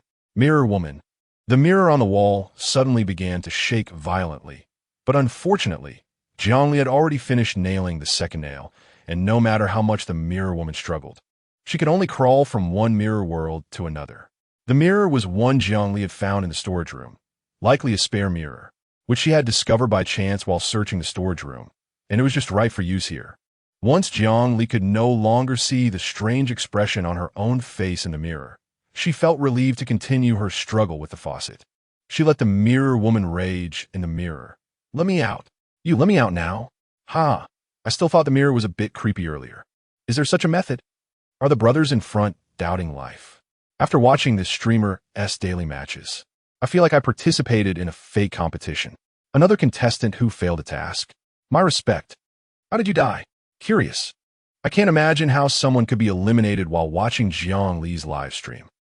I was pierced through the heart by the hanging ghost at the villa entrance. It appeared too suddenly, and I was stunned at that moment. My teammates didn't have time to save me. So that hanging ghost, is that ruthless? How is this just a shoehorn in the stream? We probably just idolized a big shot. You just realized the streamer is a big shot? From the next day, I felt this streamer was not simple. I know this mirror woman. There's a live room next door, and that big brother smashed the mirror with a punch when he saw this ghost. Watching the show, then what? Then what? Then he let the mirror woman out of the mirror, and she is still a fierce ghost. Very powerful. Even two professionals and a mecha professional couldn't defeat her. In the end, the whole team failed to complete the task. This is a death multiple choice question. I can only say the streamer is amazing. In the distance, the Gap woman and Jack, who were sipping tea and chatting in room 204, heard the screams of their kind. All the Toma said not to mess with those demons. Didn't they listen? One hanging ghost fell at noon, yet they still didn't learn their lesson. The Gap woman held her compressed chest, crying. If someone had reminded her earlier that these people were not to be trifled with, she wouldn't have rashly reached out to grab someone. Now, she was regretting it. Extremely regretting it. Jack, luckily he was wise and realized something was wrong, so he immediately held back. He didn't suffer, right? The Gap woman, who was about to get angry, suddenly froze and hurriedly asked respectfully in a low voice toward Jack's back. How did you come out? Jack suddenly had a bad premonition. He mechanically turned his head and saw a little girl in a red dress looking up at him expressionlessly, muttering with a scarlet mouth, "Doll, you smell like a doll." Jack immediately broke out in a cold sweat, trembling all over. How did this ancestor come out? It's over. If she comes out and discovers he has the scent of having come into contact with this ancestor, wouldn't he die on the spot? Doll. I don't have your doll on me. Your doll was taken away by those humans. I just accidentally got its scent. The girl stepped back a few paces, frightened by Jack's fierce yet cowardly expression, her mouth pouting as she suddenly burst into tears. The Gap woman's heart sank. Jack was truly finished this time. A large mass of black liquid had already surged through the crack of room 204, sealing the space tightly, including the Gap woman, making it airtight. The liquid extended a tentacle-like appendage, gently touching the crying little girl, and in an instant, it surged with overwhelming, killing intent, completely engulfing Jack, who was frantically trying to escape. Jack, wrapped in the black liquid, let out a horrible scream, which grew weaker over time until it vanished without a trace. The Gap woman watched in terror, not daring to breathe. It was not until the little girl calmed down, stood in a daze for a while, and then turned to disappear into room 20 for that the black liquid slowly receded, leaving no trace behind. Only then did the Gap woman feel the pain in her body. Unbeknownst to her, at some point, her ghostly form had been corroded by the splattered black liquid, leaving a small hole that emitted a wisp of black smoke. She shuddered violently. It was too terrifying. Downstairs, Lon Ku, who was searching, suddenly heard the sound of a child crying from upstairs. Turning around, he met the gaze of Fatty, who was looking over as well. They both asked in unison, "Did you hear that?" They were stunned and looked towards the right corridor on the second floor. "Jessica? What's wrong?" Of course, May also heard the strange crying. But what concerned her more was Jessica's suddenly trembling skeleton. It was even desperately trying to hide among a pile of junk in the storage room, as if afraid of being noticed, shaking so much that its bones were making clattering sounds. Later, when Jiang Li finished washing her hands and came out of the restroom, the group decided to go upstairs to check it out, since they couldn't get anything out of Jessica, who seemed to want to bury herself back into the ground. Trembling and muttering, "It's too scary, too scary." However, when they reached the second floor, they found no anomalies. The doors were locked tight, and nothing seemed out of place, as if the crying they heard was just an illusion. When they returned downstairs, Jessica had stopped trembling, slumping on the sofa, pretending to be a salted fish, while munching on fruits taken from the fridge. The juice and pulp that fell from her skeleton scattered all over the floor, but no one paid it any mind, focusing instead on questioning what had happened with the noise on the second floor. Jessica helplessly replied, "It's obvious that little ghost encountered something and cried. I wonder who had the guts to provoke her," suddenly feeling the atmosphere typical of a horror film. Should I say the style of this live broadcast has finally normalized? This serious and thrilling atmosphere suddenly feels so familiar. Haha, this is what haunted house is all about. What should we call the previous live broadcast then? Ghosts getting beaten up? Discussing 100 ways to deal with ghosts. This competition is really getting difficult. Just watching it makes me feel overwhelmed. If it were me, I'd raise my hand to withdraw immediately. This is the reserve army of the Alliance. They are all talented individuals. How could they shrink back just because of a little scare? My dad is a soldier. He often tells me that if soldiers aren't brave enough to charge forward, who will protect the billions of people in the Alliance? This is what a soldier is. Salute to soldiers. Salute to heroes. Why did it suddenly get so serious? It better to be a bit silly? Am I the only one not worried about the broadcaster and even secretly looking forward to her daring moves? True. With the broadcaster around, it's destined not to be too scary. Chapter 67. Haunted House Nightmare 13. This was Jiang Li's 5th day in the haunted house. The first 4 days were relatively stable, aside from encountering various supernatural events from time to time, but they had still lost a teammate, Gannon. Due to a lack of vigilance, he mistakenly consumed food that Jessica had left in the refrigerator in the hall, which was highly toxic, leading to his immediate elimination.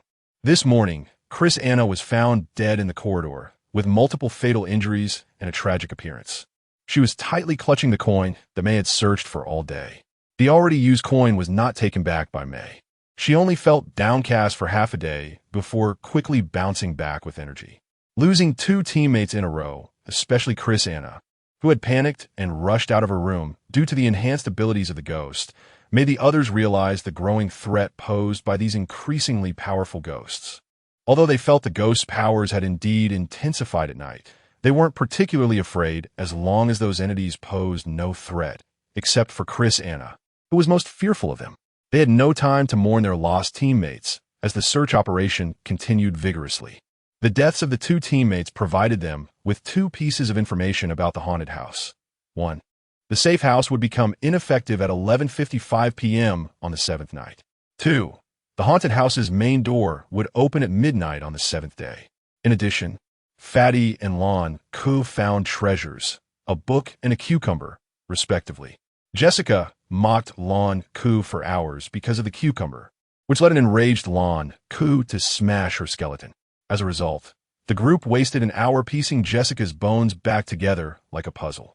She casually directed from the side, "Hey, sweetie, that's my arm bone, not my leg bone. Can you pull a bit harder? This is too loose." "Bro, don't drink such random drinks. Drink more hot water. Come on, there are goji berries in the fridge. Soak some for health." "Oh dear. Be careful not to break my bones.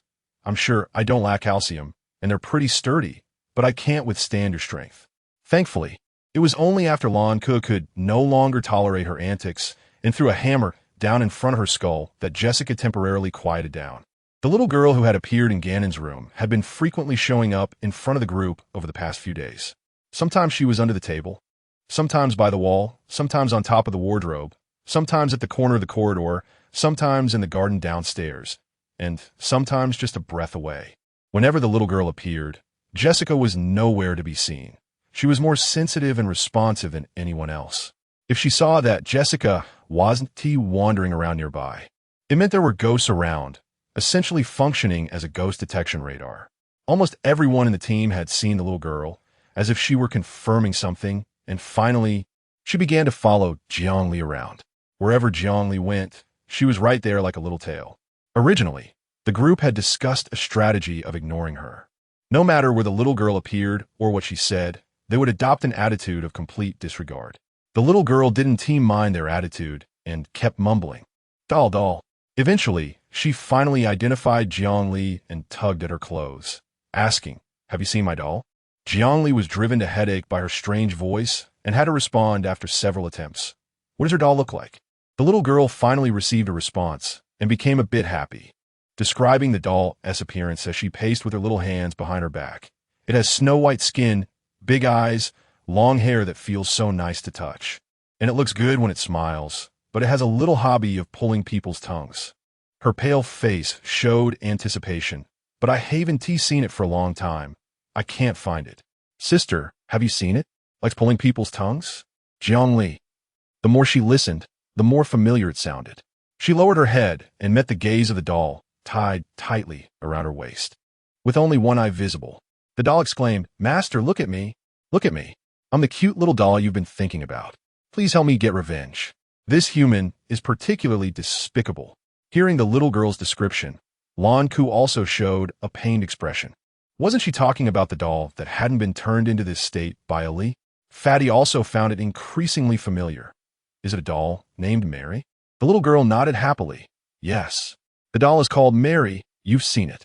Xiaomei finally realized who she was talking about and instinctively looked at the black doll that had been hanging at Jiang Li's waist for several days. Skin, white, eyes, big, hair. Xiaomei suddenly doubted whether these two dolls were the same. Ha ha ha. I'm going to laugh my guts out. What a skin as white as snow. If it weren't for this little girl mentioning what Mary originally looked like, I would have thought Mary always looked like this. H. It's over. The streamer has turned the doll that someone cares about into this. Isn't she going to mess it up? What if she makes the little girl cry? Streamer, danger. Jiangli felt this was a life-threatening question. Looking at the little girl who seemed like she would cry if she didn't answer, her headache intensified. She couldn't retort, nor could she provoke her. She was practically a little ancestor. Jiangli decided to take the plunge, took down the doll from her waist, and hesitantly handed it to the little girl, saying, "Look. Is this the doll you're looking for?" The little girl stared unblinkingly at the dark-skinned doll. The doll perked up and eagerly gestured to the little girl, almost tearing up, "Master, I've been waiting for you. Finally, you've come to get me. I knew you liked me the most. You must take care of this audacious human. She bullied me like this, making me not beautiful anymore." The little girl reached out her hand. "Doll, master, I knew only you could recognize me." The little girl swatted the doll away, disdainfully saying, "It's so ugly and so dark. How could it possibly be my doll? Doll. It only has one eye. Its hair is rough like straw. It's hideous. Why is its mouth so big? It must be a monster. It doesn't look like my pretty doll at all." The little girl then tugged at Jiang Li's clothes, her mouth pouting as tears welled in her eyes. "Have you really never seen my doll? The one you just slapped away?" Jiang Li didn't expect the little girl to really not recognize the Mary doll that had become like this. Feeling like she had escaped the calamity, we all saw it a few days ago. You know, it appears and disappears mysteriously, and it often scares us.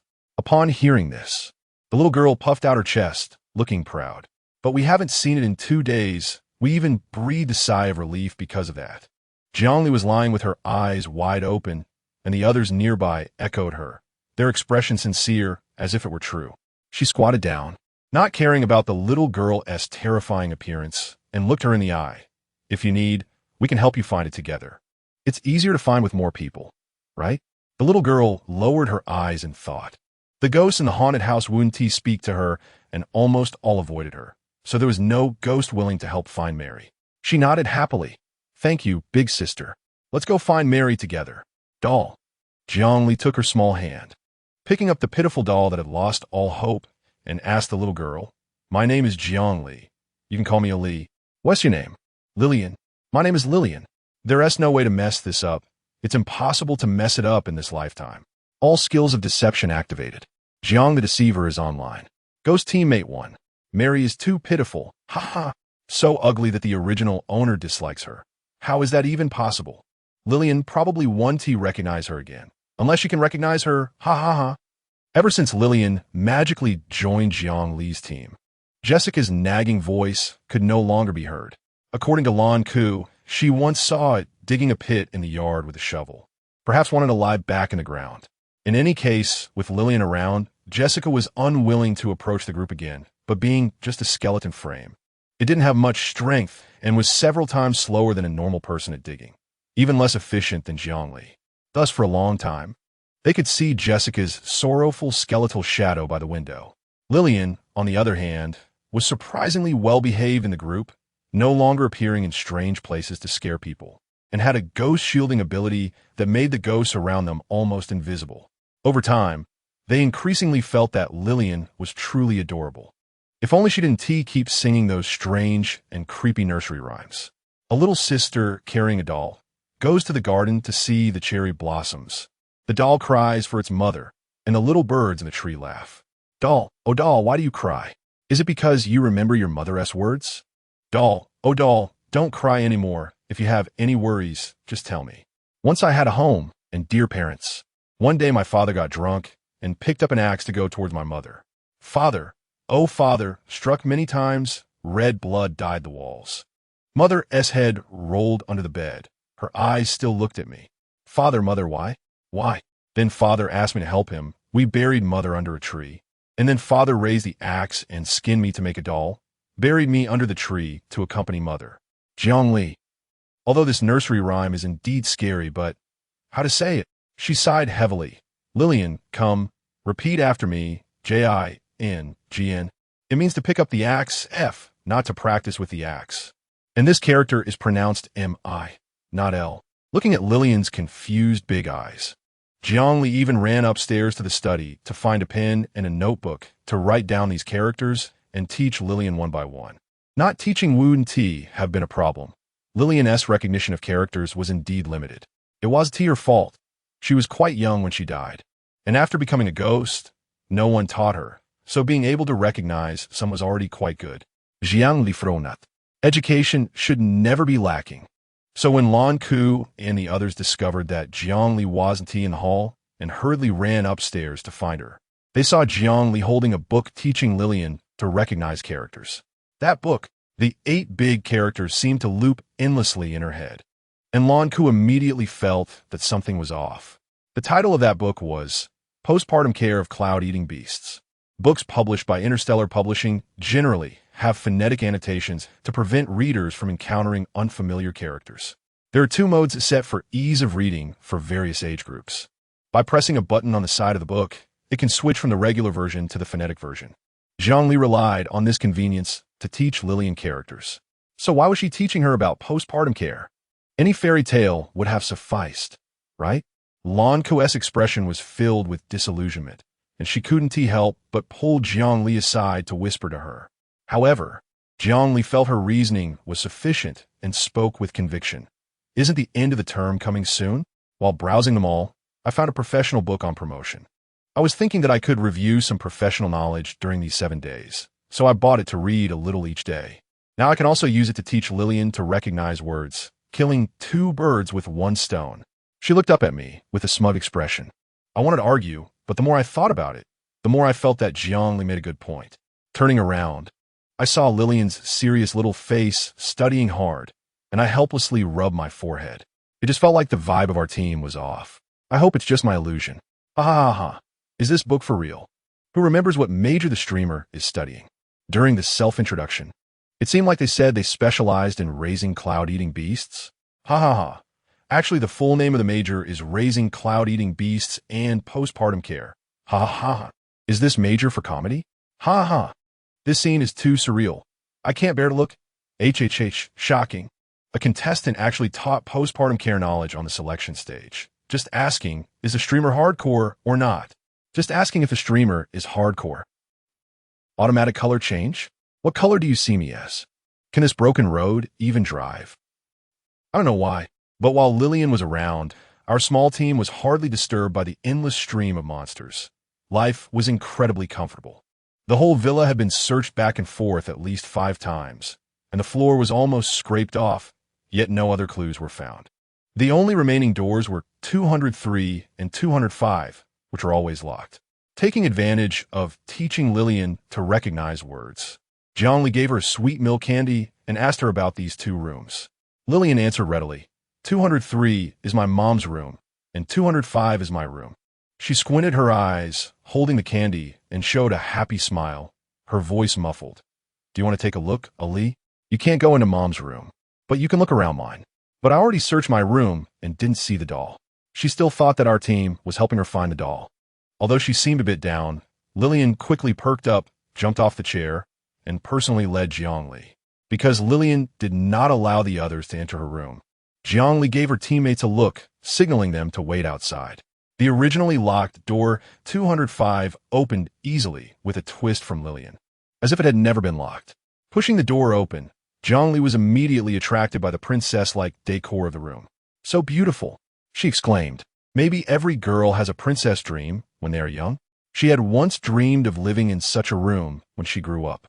Although she came from a military background, the brothers, sisters, uncles, and aunts in the barracks were very kind. They often told her strange fairy tales, making her barren training life less dull. Lillian proudly puffed out her little chest. "Isn't it pretty? My mom decorated it for me. She loves this room the most. It's prettier than any room in the world. Then your mom must love you very much." When Jiangli said this, her expression unconsciously softened. She was genuinely admiring it, yet a hint of bitterness rose in her heart. "My mom loves me super much." Lillian nodded vigorously, her whole being almost bouncing with happiness. "My mom used to be very pretty. I drew a picture of her. Ali, look. This is my mom." She scampered to the desk drawer to fetch a stack of drawing paper, and the first sheet showed a family of 3. Her tiny fingers pointed to the woman with golden wavy long hair, a gentle smile, and a slender figure. Beside the woman was a short girl and a tall man whose face was painted black. They looked very gentle, and Jiangli praised her. "Lillian's drawing is also very beautiful. Can I continue to look through it?" The little girl's nose was so high with pride that it almost reached the sky. Hearing this, she nodded happily. However, as Jiangli continued to look, the smile on her face completely disappeared, and her lips straightened into a line. "Lillian," her voice a bit heavy, "the nursery rhyme you sang before." She turned to the last page of the drawing book, and there was a man with an unclear face holding a giant axe, surrounded by scattered limbs of varying sizes. The entire white page covered in red paint, conveying oppression and madness. "This is what happened to my mom and me before we died." Lillian suddenly felt a bit unhappy, took the drawing from Jiang Li's hands, and neatly put it back in the drawer. "Dad appears with weapons every night, and I've always been too scared to go outside. That weapon hurts a lot." Although Lillian's expression was not very clear, Jiang Li understood her meaning. She instinctively glanced out the window at the artificial pond below. "Does your dad know how to swim?" Lillian was a bit confused by her sudden question. "Swim?" "Yes, like swimming back and forth in the water." Jiang Li asked her again. "Can he?" Although Lillian didn't know what Jiang Li was asking this for, she thought about it carefully. "It seems he can't." "I see."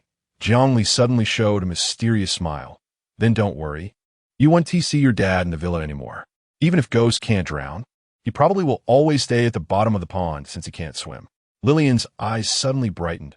"Really? Did you defeat him? He has such a big and sharp weapon. It hurts a lot when he cuts people. How did you defeat him?" Facing the barrage of questions from the little girl, Jiang Li rubbed her nose and replied vaguely. "Actually, he is not that strong. In short, just remember not to go near the artificial pond in the backyard, and he won't appear in front of you again." Lillian's big eyes immediately misted over, and she blinked hard, her tone cheerful. "Okay." A certain male ghost at the bottom of the pond sneezed, still trying to pull up his axe. "Gulu, gulu, gulu." Having sorted out the events in the villa, Jiang Li looked at Lillian's innocent face and glanced at the unsightly doll Mary with a hint of guilt. "So, if we still can't find your doll the day after tomorrow, I'll give you a prettier doll. How about that?" "Really?" Lillian showed a surprised smile. "Thank you, Ali. You're so nice." She directly gave Jiang Li a big hug, as if she could soon have a new doll, happily spinning in circles. Hearing everything, the doll Mary exclaimed, "No, little master, don't you want me anymore? Don't be fooled by her. This woman is not good at all." Meanwhile, in places Jiang Li didn't know about, netizens had already started flooding the chat. "The light of the right path. The light of the right path. Shining on the big butt."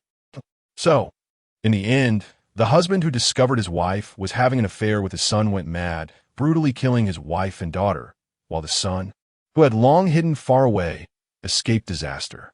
In the end, the dead wife turned into a vengeful ghost, also turning the entire villa into a haunted house. A father worse than a beast, a son worse than a beast. These two are indeed blood-related, Neither of them is doing anything human. No wonder Lillian doesn't have ghosts appearing anywhere. She has a powerful mom protecting her. Could it be that Lillian's mom is the ultimate boss? We haven't seen the big boss yet.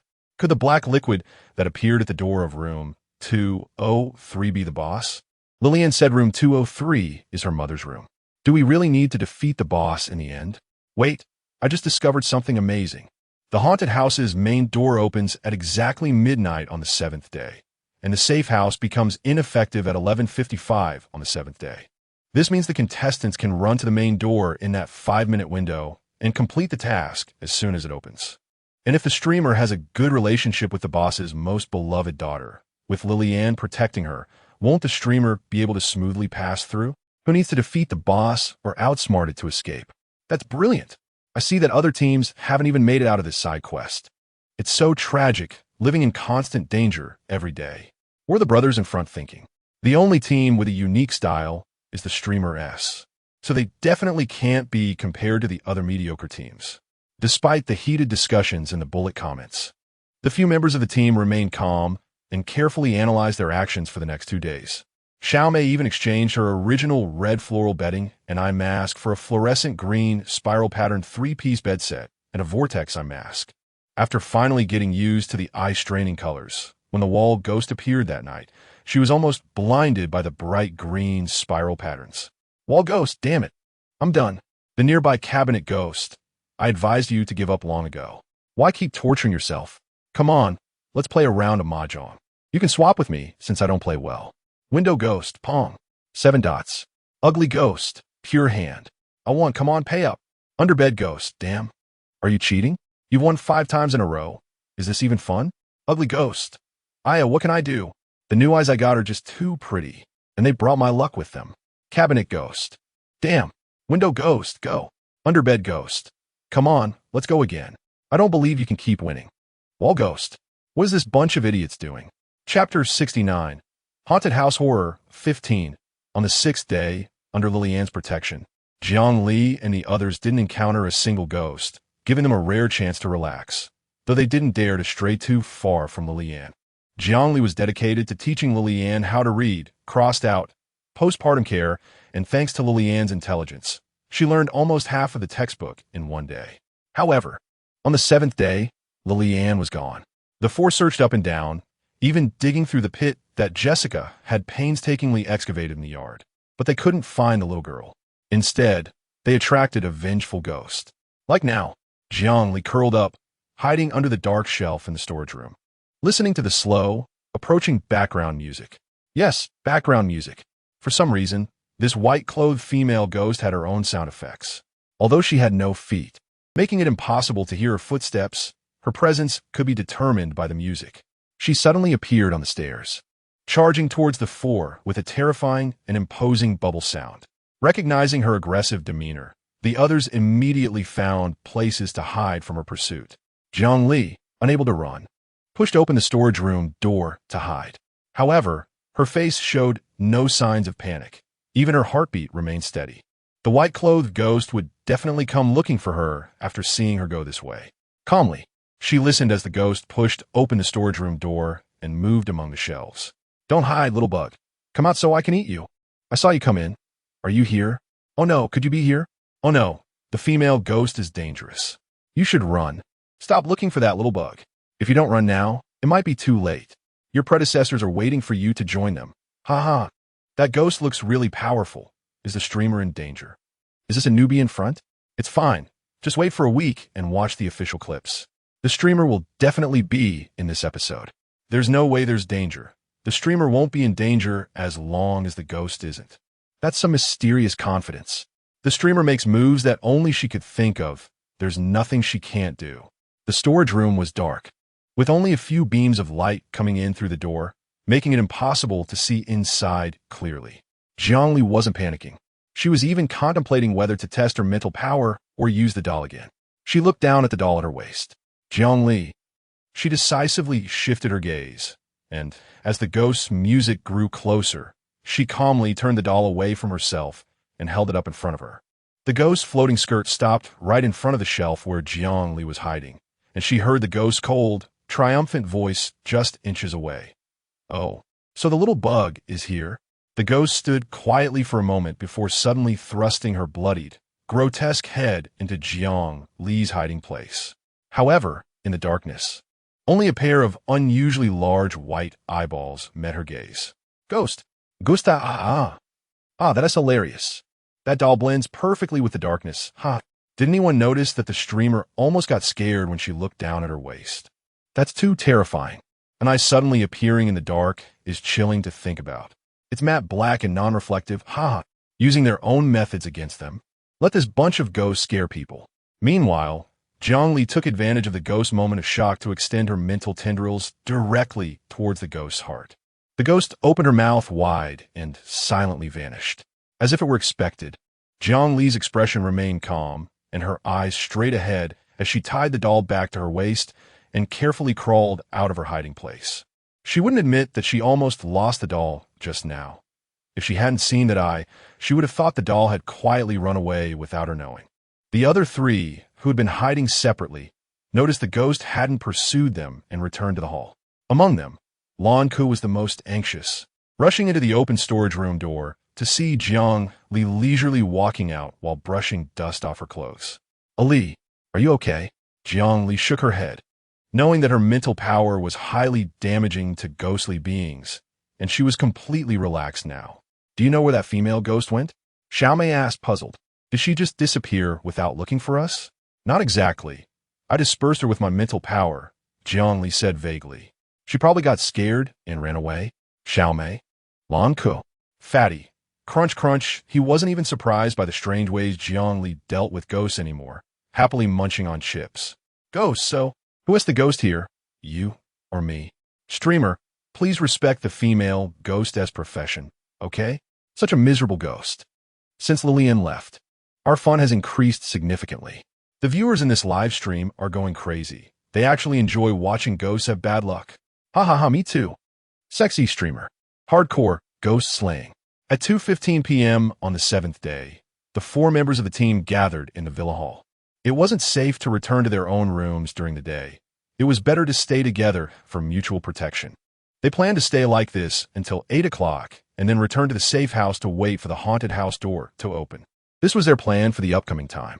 After going through a thrilling chase with a female ghost, the group remained tense, not daring to relax even slightly. Even while sitting in the hall, they maintained a posture ready to spring into action at any moment. The more Jiang Li thought about her recent experience, the more the doll appeared to be an eyesore. Eventually, she decided to try washing the doll in the bathroom. This time, she found a stiff brush in the storeroom. She couldn't believe that even with a brush, the blackness wouldn't come off. Doll, don't come over. Just as Jiang Li was diligently scrubbing the doll by the sink, an unexpected event occurred. The toilet beside her suddenly had its lid pushed open as if by an invisible force, and then a hand slowly emerged from the center of the toilet. What the hell? Why did I suddenly clench up? This ghost isn't going to crawl out of the toilet, is it? Although this scene is indeed scary. How should I put it? Doesn't this ghost think it's disgusting? Whether the ghost thought it was disgusting or not, Jiang Li definitely felt uncomfortable. Without hesitation, she grabbed the toilet plunger beside her and pushed the hand back down. It struggled to push out, as if it had too little strength. After thinking for a moment, Jiang Li used her other hand to pour half a bottle of toilet cleaner directly into the toilet and decisively pressed the flush button, accompanied by the sound of flushing. The hand struggled and disappeared beneath the foamy water surface. Since the participants did not need to use the toilet, the moment the toilet began to flush, the 3 people in the hall rushed into the bathroom, only to find no ghostly presence. They could only stare at the unusually clean and fragrant toilet, looking astonished. Truly spotless. Lan Ku wore an expression that seemed to say, "Can't tell you have a cleanliness obsession?" Xiao Mei even misunderstood that Jiang Li liked to scrub toilets, as if she wouldn't even let a virtual toilet off the hook. Jiang Li. I don't think too much. Ha, the host reputation is being damaged. I have to say this toilet brush is indeed clean. Requesting the psychological shadow area of the toilet ghost. What is the toilet ghost? Haha. I knew it. Ghosts never have a good ending when they meet the host. Write a book, host, with 36 methods to deal with ghosts. At 7:35 p.m., from now until 11:55 p.m., Li and her friends only needed to stay steady until the door of the ghost house opened, and their 7-day survival task would end. However, Lillian's unexplained disappearance still worried Li. She placed a doll more beautiful and exquisite than Mary, which she had exchanged from them all, in front of room 205, along with a phonetic book on postpartum care. Without Lillian, no one could open her room's door. After some thought, Li also left the remaining milk candies she had exchanged for Lillian at the door, hoping Lillian would see them. She glanced at room 203, which was already emanating black energy, cautiously leaving the corridor and returning to her safe room.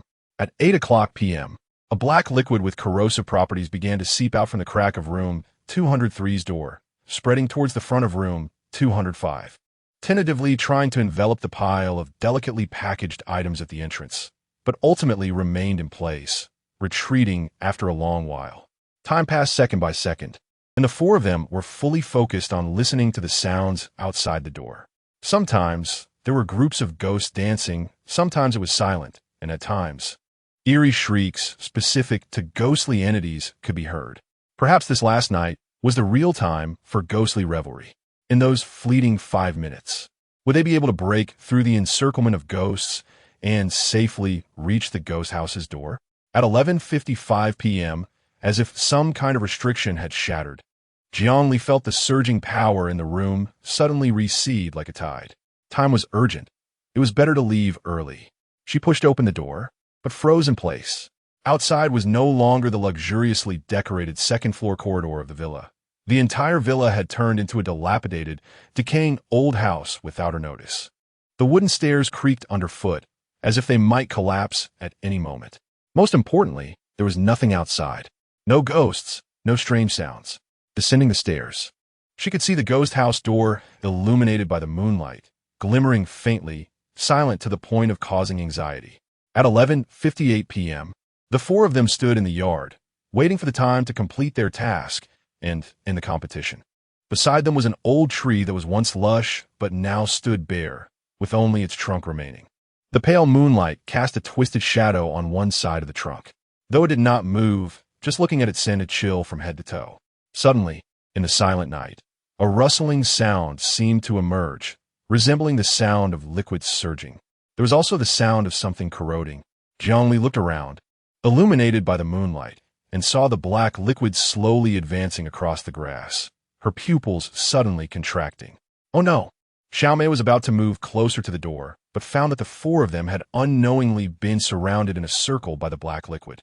The area the liquid spread over emitted a sizzling corrosion sound, making it easy to imagine how this substance would turn a person into a puddle of corpse water. In an instant, only a small patch of ground where the four stood remained untainted by the black liquid, and there was no way to escape. To leave the ghost house, they would have to step over this highly corrosive black water.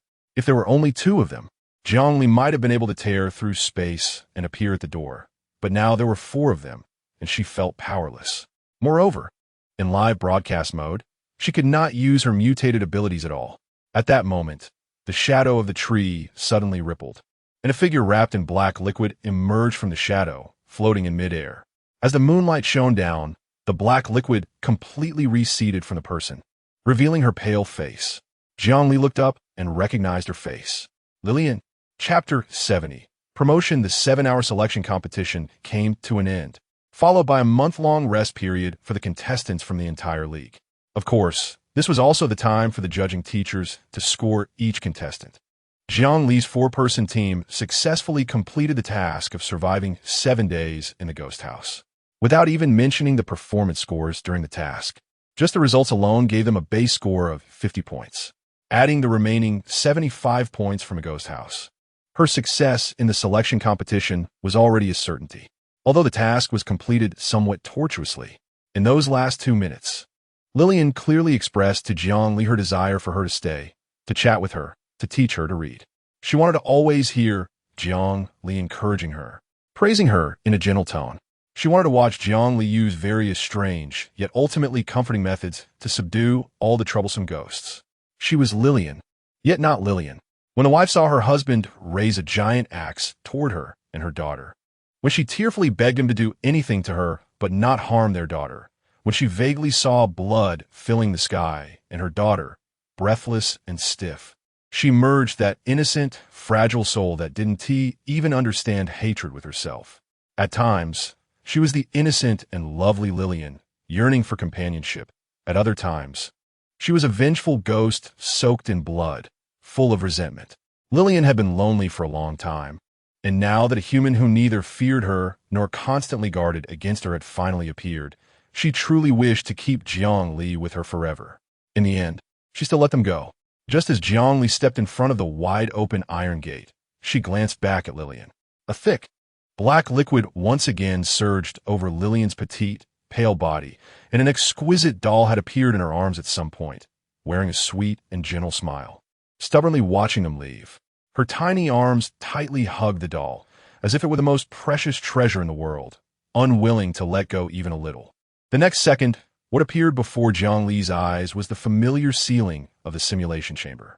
Returning to reality, Jiangli felt as if a lifetime had passed. If only she could stay there to accompany Lillian. This thought had flashed through her mind, but it quickly dissipated. It was just a virtual world.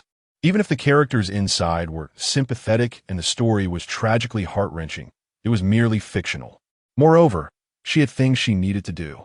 After the selection competition came the preliminary round, and she needed to prepare for the unknown difficulties of the preliminaries. Entering the semifinals and reaching Planet S91, L11 was a must for her.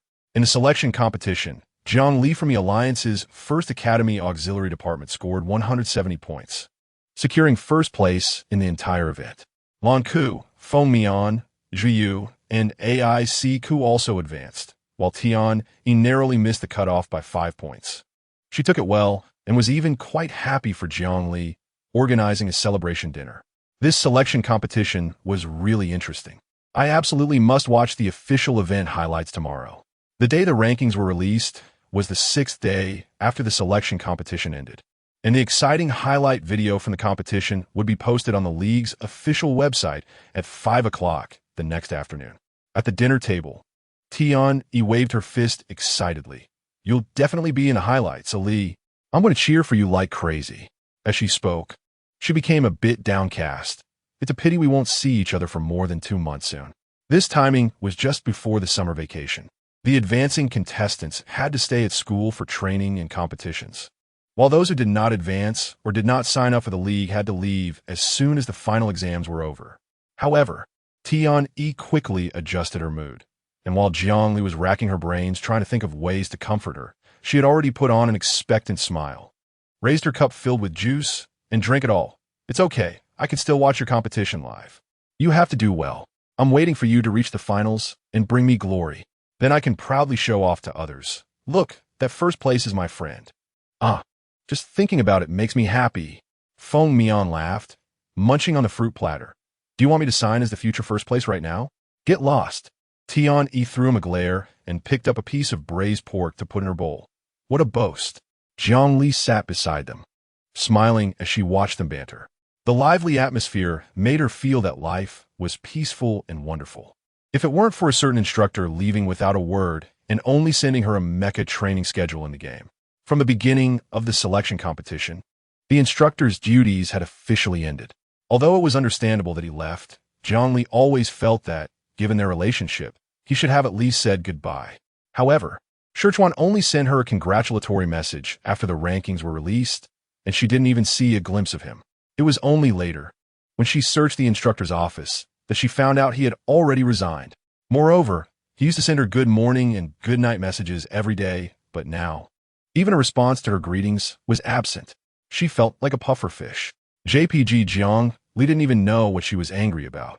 Suddenly feeling Sichuan's absence brought about an indescribable strange feeling that left her a bit at a loss. Habit is indeed a terrifying thing. She knew that as a soldier. He was likely called away on an urgent mission, like deploying against the insectoid race or calming unrest on some planet, but she was afraid he might not return. She should be angry at herself for not being able to help him and for being unable to confirm his safety. What if he encountered danger? After all, he was once her only die-hard fan. Perhaps he even had some unspeakable feelings for her. Worry and anxiety lingered, and even the joy of scoring first could not wash away Jiang Li's negative emotions. No one praised her, so why should she be happy? Ever since she found out she had a little fan, she had been silently watching him and preparing to show off to catch his attention. Jiang rough girly thought. So annoying. After all, she was once a young general who thrived in the military camp. What vulgarity hadn't she heard? If she wanted to curse, it would come easily. Jiangli curled up in her little bed, staring at the unresponsive communication interface, her face reddening, and finally letting out a loud, "Damn." She flipped over and sat up, starting to frantically send messages to Sichuan. "I got first place. Don't you want to say something else?" Her fingertips hesitated for a moment before she continued typing. "Please be safe." All the words she wanted to say suddenly fell silent at this moment. She could only send a dry message to remind him to be safe. Then closed her light brain and lay back on her bed in a starfish position. The strands of light fell on her delicate face, making her skin look even paler and more transparent. She thought back to the match against Fei Lu when she stood up for Sichuan. She had actually wanted to use potions and crush him with brute force, regardless of the consequences. But in the end, she chose to use her mental strength without showing her true power. She originally wanted to demonstrate her powerful combat skills in front of him, wanted to see his astonished expression and hear his gentle praise. "Look, my martial arts are not inferior to yours. Look, I'm amazing, right? You didn't choose the wrong person to fan over. I, Jiang Yu, am just that awesome. I have the ability to protect you, so don't worry about my safety anymore. Come on, praise me." No one dislikes praise, especially from a fan who has quietly supported you for years. God knows how happy Jiang Li was when she received a message from Sichuan saying you did great. If her body allowed it, she could have jumped for joy, but she couldn't reveal her identity. She didn't want him to know that Jiang Yu had become like this. She didn't want to see his disappointed expression. So many things she didn't want to say successfully blocked her desire to reveal her identity to Sichuan. In fact, it was also possible to interact with him as Jiang Yu's sister. It could be quite good. Jiang Li sighed heavily, her gaze vacant, forcing herself not to think about these messy things anymore. She should go practice mecha in the virtual world. To be honest, controlling mechas was really enjoyable. On the 7th day after the selection competition, at exactly 5 o'clock in the afternoon, after obtaining the consent of all the contestants featured, the league's official website released the 3-hour highlight video on time. In just a few seconds, the view count of this video surged explosively, causing the webpage to lag due to the influx of onlookers. The video began with a special scene of a haunted house, eerie and silent, carrying an ominous atmosphere that made people wary. Then the scene shifted, and a girl with black hair and black eyes appeared in the center of the frame. Wearing a faint smile, she said, "My name is Jiang Li, from the Auxiliary Department of the Alliance's First Academy, specializing in cloud-eating beast breeding." From this point on, the bullet comments went wild. "Remember this, Major. You'll need to take the exam later. Is this the first place in the selection competition? It's actually from the Auxiliary Department? Cloud-eating beast breeding major? I've never heard of it. The Alliance even established such a major? Haha. Let me let you in on a secret. The full name of this major is Cloud-eating beast breeding and postpartum care." A series of question marks suddenly floated across the barrage. "Hey, postpartum care, remember postpartum care? This will be on the exam later." "She-s coming, she-s coming. This woman is walking over. Ghost in the haunted house, run. Is she the first in this selection competition? Looks so weak. Can't even run a few steps without gasping, right? Didn't they say this competition is particularly difficult? Just this? People cannot be judged by appearances. Brother in front, you should know that many people before you have been slapped in the face. Just wait and see. You'll understand what it means to doubt life." Then came a brief discussion of the search plan made by Jiang Li's team in the villa's hall, interspersed with the initial performances of other teams entering the villa. This year's contestants are quite good. They quickly organized a plan. They haven't seen what happens later. Ha! The scene quickly shifted to Jiang Li and Lan Ku searching the kitchen, the camera intentionally lingering for a few seconds on the doll's face sitting steadily above the refrigerator. "Come on, let us pay our respects to the doll. 1 bow, 2 bows, 3 bows. You can laugh now." Ha ha ha ha ha. Other viewers who hadn't watched the live broadcast.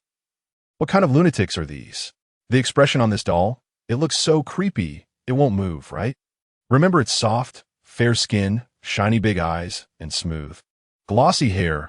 You won't see it like this in a moment. Suddenly curious. So the doll originally looked like this. Ha ha. It has changed so much I almost didn't recognize it. Chapter 71.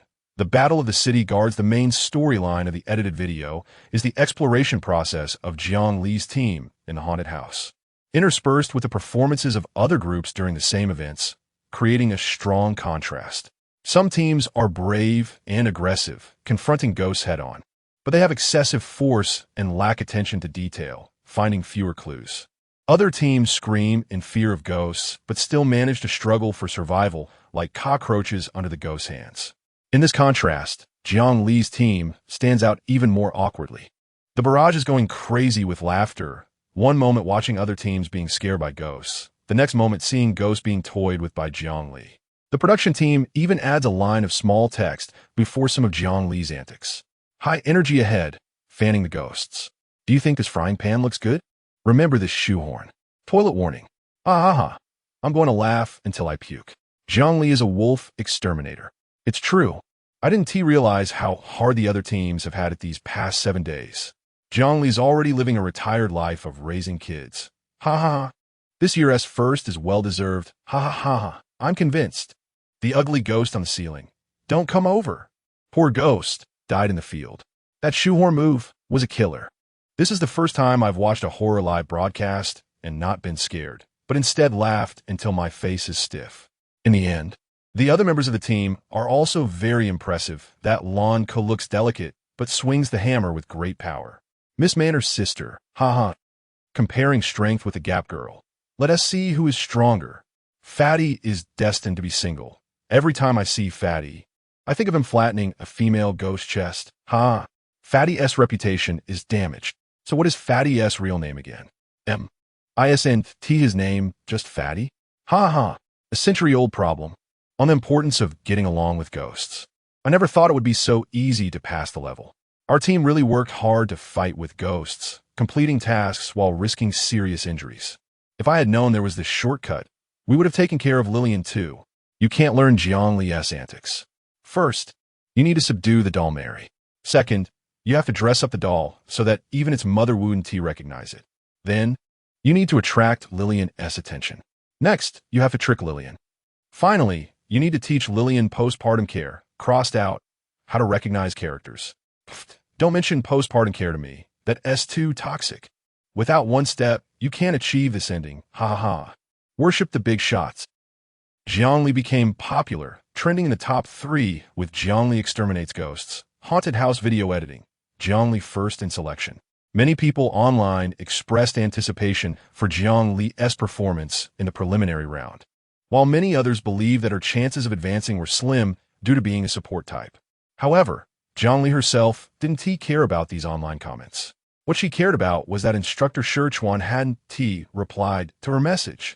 After sighing for what felt like the 100th time, Jiang Li logged back onto the virtual world. Liyu's fan group was the first to notice their male god's unusual behavior. The primary manifestation was that for the past few days, whenever their male god logged in, he didn't go to the light armor arena, but buried himself in the mech arena to compete. They had been suspicious that their male god might be the Jiangyu from the viral video online a few days ago, but Jiangyu, as a solo warrior, shouldn't be able to handle mechs. If what a self-proclaimed fan claimed to have seen with their own eyes was true, then their male god was a rare genius who could compete in mechs in just a few days. A large portion of fans believed Liu was Jiangyu, causing a huge uproar online. This led to more and more fans coming into the game to see Jiang Li. Soon, they noticed that their male god had smiled less these past few days, finishing matches with a blank expression and not showing much emotion even after winning. When they cheered him on, the smile in his eyes was not as strong as before. Some fans secretly speculated, is it because Master Shuren isn't around? Now that you mention it, it has really been a long time since Shuren appeared. During this period, the two hadn't appeared together, leaving both Shur and Shuryu fans without any food to ship. Moreover, their male god mech was taught by the big shot himself. Case solved. Fans slammed the table.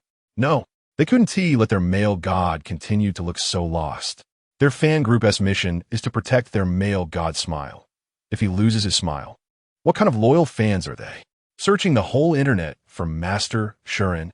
As a result, for the next whole month, whether in the Game World channels or on the Virtual World official forum, there were bounties and missing person notices all over looking for Shimmering.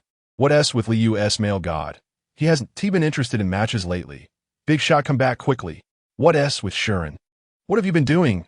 Leaving the male god all alone in the game. He's not smiling anymore. What's with Shimmering? Come back quickly. Your wife is unhappy and you're out there having fun. Fans from various shipping groups fiercely debated who was the one above. When Zhongli received a reply from Sichuan in reality, more than half a month had passed since the selection competition ended. I took an emergency task temporarily. Sorry for not letting you know in time. Are you angry? I want to be in danger. Don't worry. When I get back, I will definitely apologize to you. You can punish me however you want. Okay? Also, although I always believed you would advance, I didn't expect you to get first place this time. Really great. When I get back, I'll bring you a gift, so smile, okay? These messages were sent around 2 in the morning, and when Zhongli saw them, it was already morning, causing her to be momentarily stunned. It felt like coaxing a child. Who cares? Zhongli puffed out her cheeks and couldn't help but raise the corners of her mouth. It seemed that imagining Sichuan's somewhat fawning tone due to his guilt lifted her spirits. At that moment, she saw a post from someone she followed. The person she followed, Indong. She quickly clicked on his dynamic homepage, and sure enough, he had posted another video, which had long since surpassed 1 million views. Zhongli took a deep breath and clicked on the video. The video began with Jiang Cheng leading troops to infiltrate the enemy military base from the other side, taking advantage of the enemy's weak defenses to destroy most of their supply depot in one fell swoop, striking deep into the heart of the enemy. Meanwhile, Jiang Yu, acting as the fire attractor for the enemy forces, bore the full brunt of the enemy's rage due to the attack on their base. Even under the urgent order to retreat, the enemy threw down a giant shell at the last moment. By the time the Alliance's war god arrived in a hurry, the place had already turned into ruins. This general, over 50, had veins bulging in his neck, and the soldiers around him nearly stepped back in fear from a murderous aura emanating from him. However, a hand slowly emerged from the rubble, causing the entire army to go on high alert. Next, a dusty, disheveled young man in red burst out from the debris, grinning widely. Behind him, a group of squad members crawled out from various mechanical wrecks. 23 people survived. Jiang Yu had ensured the minimum casualties for his squad alone, but he did not feel proud of it. Instead, he pursed his lips, showing no trace of smile. I did not disgrace my mission. He walked up to his father, ignoring the blood dripping from his own wounds, lowered his head, his golden red eyes mostly hidden by disheveled hair, his expression pained. He was mourning for the sacrificed soldiers, feeling guilty for being an inadequate captain who couldn't protect others. You've done very well. The war god of the Alliance looked at his child with relief and smiled at the surviving soldiers behind him. You are all heroes of the Alliance. As the man's deep and weary voice spoke, the video suddenly darkened, and the 4 characters' battle for city defense appeared on the screen. Report, General. The number of damaged mechs has reached 80. When will reinforcements arrive? In 10 hours. Just 10 hours. Pass the order down. All troops retreat. Await reinforcements. What about Jiang Yu? Where did Jiang Yu go? Report, General. The Major General, feeling Jiang Cheng's fury, his soldiers gritted their teeth. Someone saw the Major General go alone to hold off the pursuers. He said he would buy us time. That bastard. On the vast yellow earth, the young man in red stood tall and straight. The cold wind lifted the corners of his bright red clothing, and his golden red eyes were filled with determination and resolve, while the starry sky poured down a glow, making him appear ethereal, like a god among men. Countless pursuers stopped in unison several dozen meters in front of him, with numerous firearms and shells aimed at his body. In an instant, the young man smiled, and he vanished from the enemy's sight. With the target gone, the enemy was in chaos. The sky and ground were almost thoroughly searched by the enemy troops, but no one saw that striking red figure again. Just as they relaxed their minds and prepared to continue the pursuit, a commotion suddenly arose in the center of their formation. They felt a gust of wind pass by, and when they turned back, the young man had already thrown a bloody head at their feet. The prince, The prince has been attacked. The enemy's eyes widened, clearly seeing the terrified expression on that familiar head, and finally realized their leaderless situation, causing instant chaos among their ranks. Alone among a million troops, he took the head of their commander. What kind of monster is this? The enemy began urgently contacting their headquarters commander, no longer daring to underestimate this young man. The young man in red seemed to stroll through an armory, treating the dense artillery fire as nothing, laughing lightly. What's wrong? The army of Scant can't stop me alone?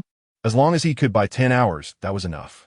This time, he only had one life. If it was lost, so be it. It was better than sacrificing a bunch of lives. That was how Jiangli thought at that time. Seeing the scene again after a year, her heart was filled with sorrow. Of course, there was also a hint of shame at being publicly executed. Back then, she had wanted to bring a brief peace to the alliance with her passion, truly thinking too highly of herself. Although the final peace was indeed achieved, she chuckled softly and continued to watch. One person, one dagger, a bloody feast. With the knife raised and dropped, there was splattering blood, the roars in her ears, and the booming sounds of gunfire. The hardest part was never going to war, but surviving on the battlefield, trying to buy time. The enemy contacted their headquarters commander. Even without their general, they could still reorganize their forces and launch a fierce attack on Jiangyu. The 5th hour, the young man appeared on a small patch of ground soaked in blood, half kneeling, breathing heavily. He raised his hand, his mental power materializing into a long sword, which he suddenly thrust into the ground. Leaning on a long sword, he slowly stood up, his brow lowered, his slender body both fragile and resolute. As if he would never back down, he swung the long sword, revealing his enchanting face marked with a bloodstain. Chapter 72, Preliminary Round 1. The enemy army watching closely from not far away, comrades urgently retreating to await reinforcements. All of this turned into black and white the moment she raised her head, leaving only her red clothing and a brilliant golden red on the vast battlefield. At that moment, time seemed to stand still, but in the next second, she moved, leaving only the afterimage of her golden red eyes, elongated into a beam of light. With her rapid movements, turns, and evasions, her agile figure wove through the enemy troops, the glint of her knife shining as the enemies behind her fell to the ground, leaving behind a field of dense craters. The 8th hour, the young man gazed into the distance, his back straight. He seemed injured, yet also unharmed. Blood covered his entire body, but he could still smile. His evasion techniques could no longer be used, so he switched to the weapons he had seized from the enemy. His mighty and vast mental power spread out, causing many enemies to buckle at the knees, devoid of battle intent. He mechanically harvested the lives of the enemies, dodging the incoming artillery fire as if dancing with death. With every flick of his wrist, a life was taken. However, the young man's complexion was visibly pale, and his evasion speed was no longer what it had been. Even his counterattacks were a beat slower. His wounds multiplied, with charred flesh exposed under the torn fabric. Looking agonizingly painful, a bright projectile suddenly pierced through Jiangyu's chest from behind, causing him to stagger. His once bright golden red eyes dimmed. Alone, he was facing a million soldiers. 8 hours had already reached his limit. His upright figure collapsed to the ground, kicking up a cloud of dusty smoke. The video slowly faded to black. Then, the words "second episode" and appeared in the center. Many viewers fell silent after watching the video. This was the battlefield, a blood-soaked battlefield that they, as ordinary people, had never experienced or seen with their own eyes. It must be said that the video producer was quite considerate, having blurred some of the bloody scenes, at least making it less physiologically terrifying to watch. Jiangli decisively turned off the video, her gaze vacant, quietly calming her emotions with her breathing. I was really damn cool back then. The little tale in her heart was about to rise to the sky, but her face still remained calm. Hands on her hips, she thought, I could be so impressive. JPG. She clicked on the comments from netizens below. First comment, is someone doing something? Stuck at a critical point again. Second comment, please, the original poster, be a decent person. The kids want to see the next episode. Third comment, looks like it's a once-a-month release schedule. It's really killing me. Fourth comment, this is so heavy. This is the battlefield. Fifth comment, this is Jiangyu. He can be called a hero. Sixth comment, Even the last messy pose can't hide the brilliance of this stunning beauty screenshot. 7th comment. Going to block 1,000,000 enemies alone? What is he thinking? Is he throwing away his life? 8th comment. In this world, it's always the bravest people who rush to the front. 9th comment. 8 hours. What kind of concept is that? I can't even handle 8 hours of just punching. 10th comment. This is the Jiang family. Always standing in front of us to pave the way. 11th comment. But he was just a past hero. Maybe the later videos will show how Jiang you betrayed. And then you will all change your tune and curse him online. 12th comment. At this moment, Jiang Yu is a hero, no argument. 13th comment. If he hadn't delayed time for the army in the rear, whether this war could be won would be a question. Even if he eventually betrayed, his contributions cannot be erased. 14th comment. I don't want to discuss whether he betrayed or not. I just want to know the name of Jiang Yu's elusive skill. It's so cool. 15th comment. At such a young age, he has the spirit of self-sacrifice for the Alliance. I don't believe he would betray the Alliance for no reason. 16th comment. Anyone with a bit of sense can see that Jiang Yu is truly risking his life to protect his comrades. If someone like him were to betray, there must be a reason, and what's important now is what that reason is. 17th comment. Sigh. Too brain-frying, I'm not suited for conspiracy theories. Let's just admire. Jiang Yu is so handsome. 18th comment. Upstairs 1, no matter what, I unilaterally declare Jiang Yu is my man. 19th comment. I can only say the original poster is impressive. Such a secret military video can be leaked, and the previous video is still not. Deleted. 20th comment. Haha, could it be that the officials want to delete it, but can't ha? 21st comment. I always feel like the original poster is a big shot. 22nd comment. Confirmed with a glance, they are not to be messed with. Zhongli still didn't know what Yin Dong wanted to do. Was he trying to clear her name? She had to admit that if he had the ability to obtain battlefield records, this way of clarification would be the most easily accepted by the public. She didn't know if he had the battlefield record video of the 7th Army in his hands. She herself didn't care anymore. What she wanted to see the most was for the 7th Army to clear their name as soon as possible. As for the hidden mastermind, she would eventually catch them, even if it took her whole life. This video also caused a huge uproar online. Some people racked their brains trying to delete the video and black out that person's account. But in the end, they all returned empty-handed, only able to hire some internet water army on various websites, saying, "No, don't slander him, praise him vigorously." A middle-aged man laughed sinisterly, shaking his wine glass. The light refracting beautiful colors. Find opportunities to praise wherever, better make it sound like he is heaven above and no one below. Let's see how these people still like Jiang Yu. Thus, each website had a bright landscape. A group of Jiang Yu fans soared high, boasting on comments that were completely unrelated in video comments, under trending searches for celebrities, in game forums, wherever there was traffic. There would be someone boasting about how amazing and handsome Jiang Yu was. Over time, this led to a lot of netizens feeling disgusted. This was actually a group of anti-fans, right? Specifically trying to blacken Jiang Yu. A pure bystander was now starting to dislike Jiang Yu because of them. Jiang Yu's reputation was being harmed, but Jiang Li was still eating and drinking, living a very happy life. What? People online are cursing Jiang Yu? They're cursing Jiang Yu. What does it have to do with me, Jiang Li? Training when it's time to train, sleeping when it's time to sleep. The truth and falsehood will be judged by oneself, and the praise and criticism will be heard from others. She had long since viewed such matters with indifference. A week before the league's preliminary round began, the official website released relevant competition content. It was the same old routine. Participants had to find scoreboards in virtual scenes, with each scoreboard worth 10 points, and the total score for the competition would be based on the total number of scoreboards obtained. The competition time was 24 hours, which meant real 24 hours, with no issue of time difference between virtual and reality. The league specially held a small meeting for this. Phone me on, we can form a team.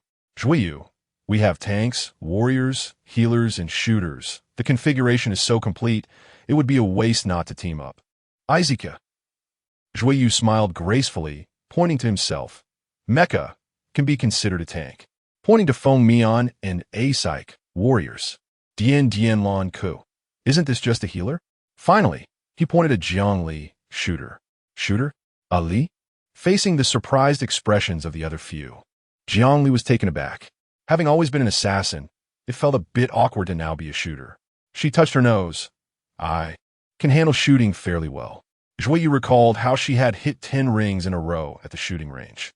Smiling and shaking his finger at the others. Don't listen to her modesty. One shot, and it's a headshot. Sniping can definitely be left to Ali.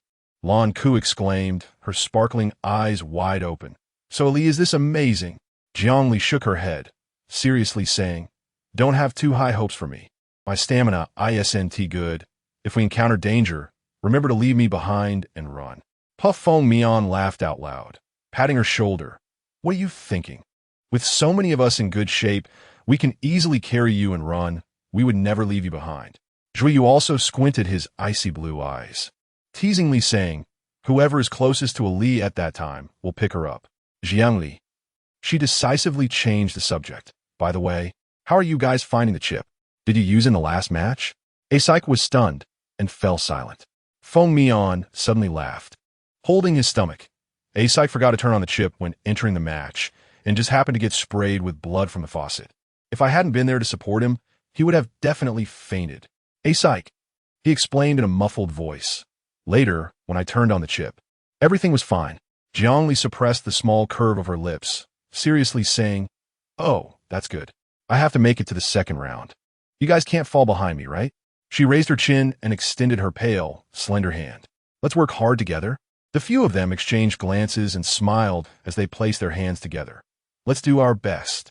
Feng Mian looked at Zhuyu and Asik, showing a provocative expression.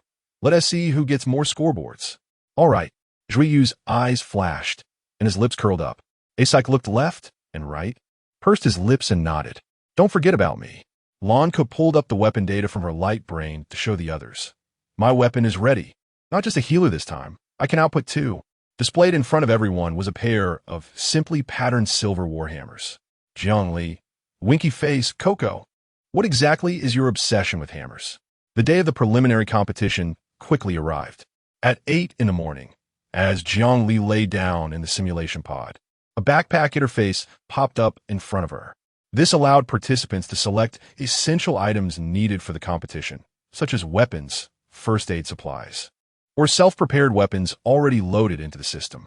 However, the backpack space was limited, so the choice of what to bring was a matter of trade-offs. There were 2 weapon slots, and without hesitation, Jiangli first chose the photon gun. One of its main features is that it doesn't require ammunition and has a long range. Just soaking up some sunlight is enough to supply shooting needs. However, its lethality is low. Without aiming for vital points, this gun cannot inflict the damage that regular ammunition can.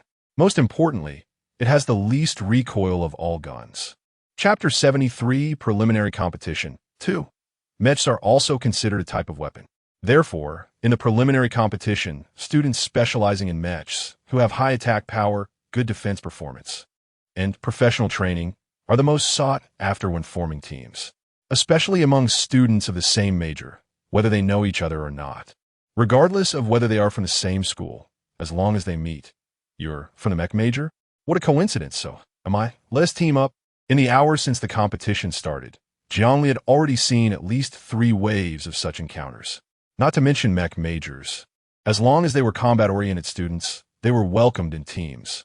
However, when it came to support majors, it was a different story. Aside from military command and medical majors, which might attract some teams, students from other majors were almost entirely cannon fodder throughout the competition, with no team willing to take them in. So she was very grateful that the other members of her club were willing to team up with her. Due to each person's teleportation locations being different, the few members of her club who had originally agreed to team up were scattered across various places. Although they had long agreed to leave specific marks in the places they passed, they still wasted some time searching for each other. The map was large, encompassing both ruined towns and hilly forests. Jiangli was currently walking along a forest path. She had already marked some places along the way, hoping that other members of her club would see them. This put the teams that had contacted each other on site during the competition at an advantage. After all, here, the danger of fighting alone was still very high. If there were some people with dark intentions, they might eliminate their competitors early on to reduce the number of rivals. How to eliminate someone from the competition? Of course, There was only one way: death. For example, Zhongli now encountered a team of 3. Leading the group was Tang. Oh, ISNT, this the first place winner from our selection? Still Haven T formed a team. Huh? Tang grinned, his malicious gaze landing on Zhongli. The 2 men behind him looked at the frail girl in disbelief, saying, "Is it really her? No one wants the first place?" The 2 suddenly understood. I heard she asked from the support major. No wonder. She looked so weak, like a chick, it's no surprise. Jiang Shikli. Oh, isn't this Tang, the one who was the first to be eliminated? Look at that smug expression. How self-satisfied. I'm really worried about the streamer. She has no advantage in this combat-focused arena. These 3 are from the Alliance's 2nd Academy, specializing in individual combat. I know them. They usually look down on support majors just because they are combat-oriented students. They can casually mock support majors while walking down the street. Truly a model of disgust. Then it's over. Look at Tang's stance. He is clearly jealous of the streamer getting first in the selection and wants to eliminate her early this time. 3 combat specialists. How do we fight this? Streamer, run. Though you might not be able to outrun them. Have you guys noticed that the streamer hasn't done any intense activities like running since the selection started? Now that you mention it, ISNT it, because the streamer is calm and composed, never panicking. Recently, someone dug up a post from a month ago online where a girl with a heart condition was pushed off a rooftop, and many people said that girl was the streamer. I've seen that too. A student from the Alliance's 1st Academy confirmed it. It was indeed her. The streamer has a heart condition. What the hell? Damn, ISNT the streamer basically done for now. This news is quite big. The streamer is really something. Having a heart condition and still daring to go into a haunted house. ISNT she afraid of being scared to death? Not only did she not die, but she also got first place. 66-66. It's over, it's over, it's over. The streamer is going to be eliminated in the first hour of the preliminary competition. Zhongli has so many slick moves. What if she manages to escape from them? I don't believe that someone who got first in the selection has no tricks up her sleeve. I'm already preparing for this side to be done for so I can go to other streams. I knew support majors wouldn't last long in the preliminary competition. Most of them are just cannon fodder. Faced with their mockery, Zhongli remained unfazed, even absent-mindedly thinking about where to find her teammates, her distraction evident. Tang sneered at this. What? You don't even greet me when you see me? Zhongli glanced at him, finally feeling what Shi Chuan often mentioned about trouble. She now felt that dealing with this person was quite troublesome. Just looking at him, she could tell his intentions were not pure. Just say it. What do you want? She looked at the sky. I still have to find people. The girl was not short, her back straight, standing in front of 3 big men. Her aura was not inferior to theirs at all. I like people like you who are straightforward. Tang suddenly laughed loudly. But you probably won't be able to find anyone. After all, being the first in this election, your continued existence is a threat to us. He produced a long knife. Glancing sideways at her, I believe I'm not the only one thinking this way. Oh, Zhongli blinked, standing still like a lamb waiting to be slaughtered, not moving at all. She slowly broke into a bold smile, but her dark eyes held no joy. Then you can certainly try and see if I will be eliminated. She had never counted on anyone. She could completely make it to the next round on her own. It would just be a bit harder, as manipulating her mental power would consume physical strength. At worst, she could find a tree to sit under, resting while waiting for the scoreboards to come to her. Commonly known as robbery, the 3 gradually formed a siege around Zhongli, but from their expressions, they did not regard her as a threat, planning for Tang to deal with her alone. This gave someone an opportunity. Suddenly, a strong arm reached out from the side, directly pulling Zhongli behind him. At his feet lay one of the 3, knocked out with a single blow. Zhongli, protected like a little chick behind him, finally reacted, pleasantly surprised. You saw my mark? Finding a teammate so quickly made her feel quite lucky. Glanced coldly at Tang, then turned his head and whispered back. I happened to see it, so I came over. His tall and robust figure stepped forward, blocking the glaring sunlight for Zhongli, casting her in shadow like a solid and safe wall. They bullied you? Expressionlessly cracked his knuckles, making a popping sound. Tang fronit, his previously relaxed and dismissive demeanor turning serious. This person, When did they get so close to them? Why hasn't anyone discovered this? Moreover, this guy named Ice exudes a solid and powerful aura. Even he himself wouldn't dare to take a punch from him directly. He doesn't want to personally experience just how terrifying this person's explosive power is. But why hasn't he seen him in previous leagues? Could he be a first-year student? Tang smiled friendly at Ice. Is this brother a combat major? Are you interested in teaming up with us? That way, we can bring Jiangli along too. Before he could finish, Ice, having received a slight nod from Jiangli, bent forward without hesitation and launched a punch at Tang. I'm not interested in your nonsense. Bullying Jiangli is unacceptable. Tang couldn't dodge in time and quickly raised his long knife to block, but with a crack. He was sent flying along with the knife. The blade was broken in half. That punch, carrying the force of thunder, created a shockwave effect. Jiangli watched as an invisible aura surged from Ice's fist, her eyes widening in surprise. The win from the punch? In fact, Ice was quite famous in the combat department at school, strong and undoubtedly ranked first in his major, but he hadn't achieved good results in the league. Jiangli, being in the support department, hadn't heard much gossip about the combat department, so she was not very familiar with Ice's strength.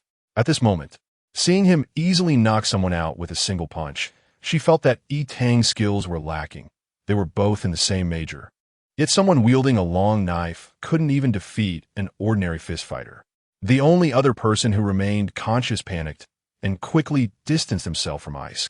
Rushing to help Tang, whose mouth was already bleeding, Jiangli tugged at Ice's sleeve and looked up at him. Shall we go find others? There's no need to waste time here. According to the rules of this competition, they had to search tirelessly for 24 hours, competing for scoreboards. So it would be better to conserve energy where they could. Ice didn't spare a glance at the three people, seriously listening to Jiangli's suggestion, nodding, and extending his hand to her. I have long strides. Do you want to hop on and let me carry you? Jiangli's eyes brightened, hesitating, but you might get tired. Before she could finish her sentence, Ice's arm supported her behind the knees. He carefully lifted her to eye level with him. His expression serious, very light, not tiring. Handsome guy. Wow, so cool, I love the tough guy vibe. Who is this big shot? One punch can unleash inner strength, incredible. Looks like he's quite familiar with the streamer. Are they friends from the same school? No. I think it's more than just friends. Hee. This CP is a bit sweet. I'm shipping it. What a divine man. I only hear what you say. Everyone else is just talking nonsense. Ha ha ha ha. I told you not to mess with that woman, whether ghost or human. Why can't you learn your lesson?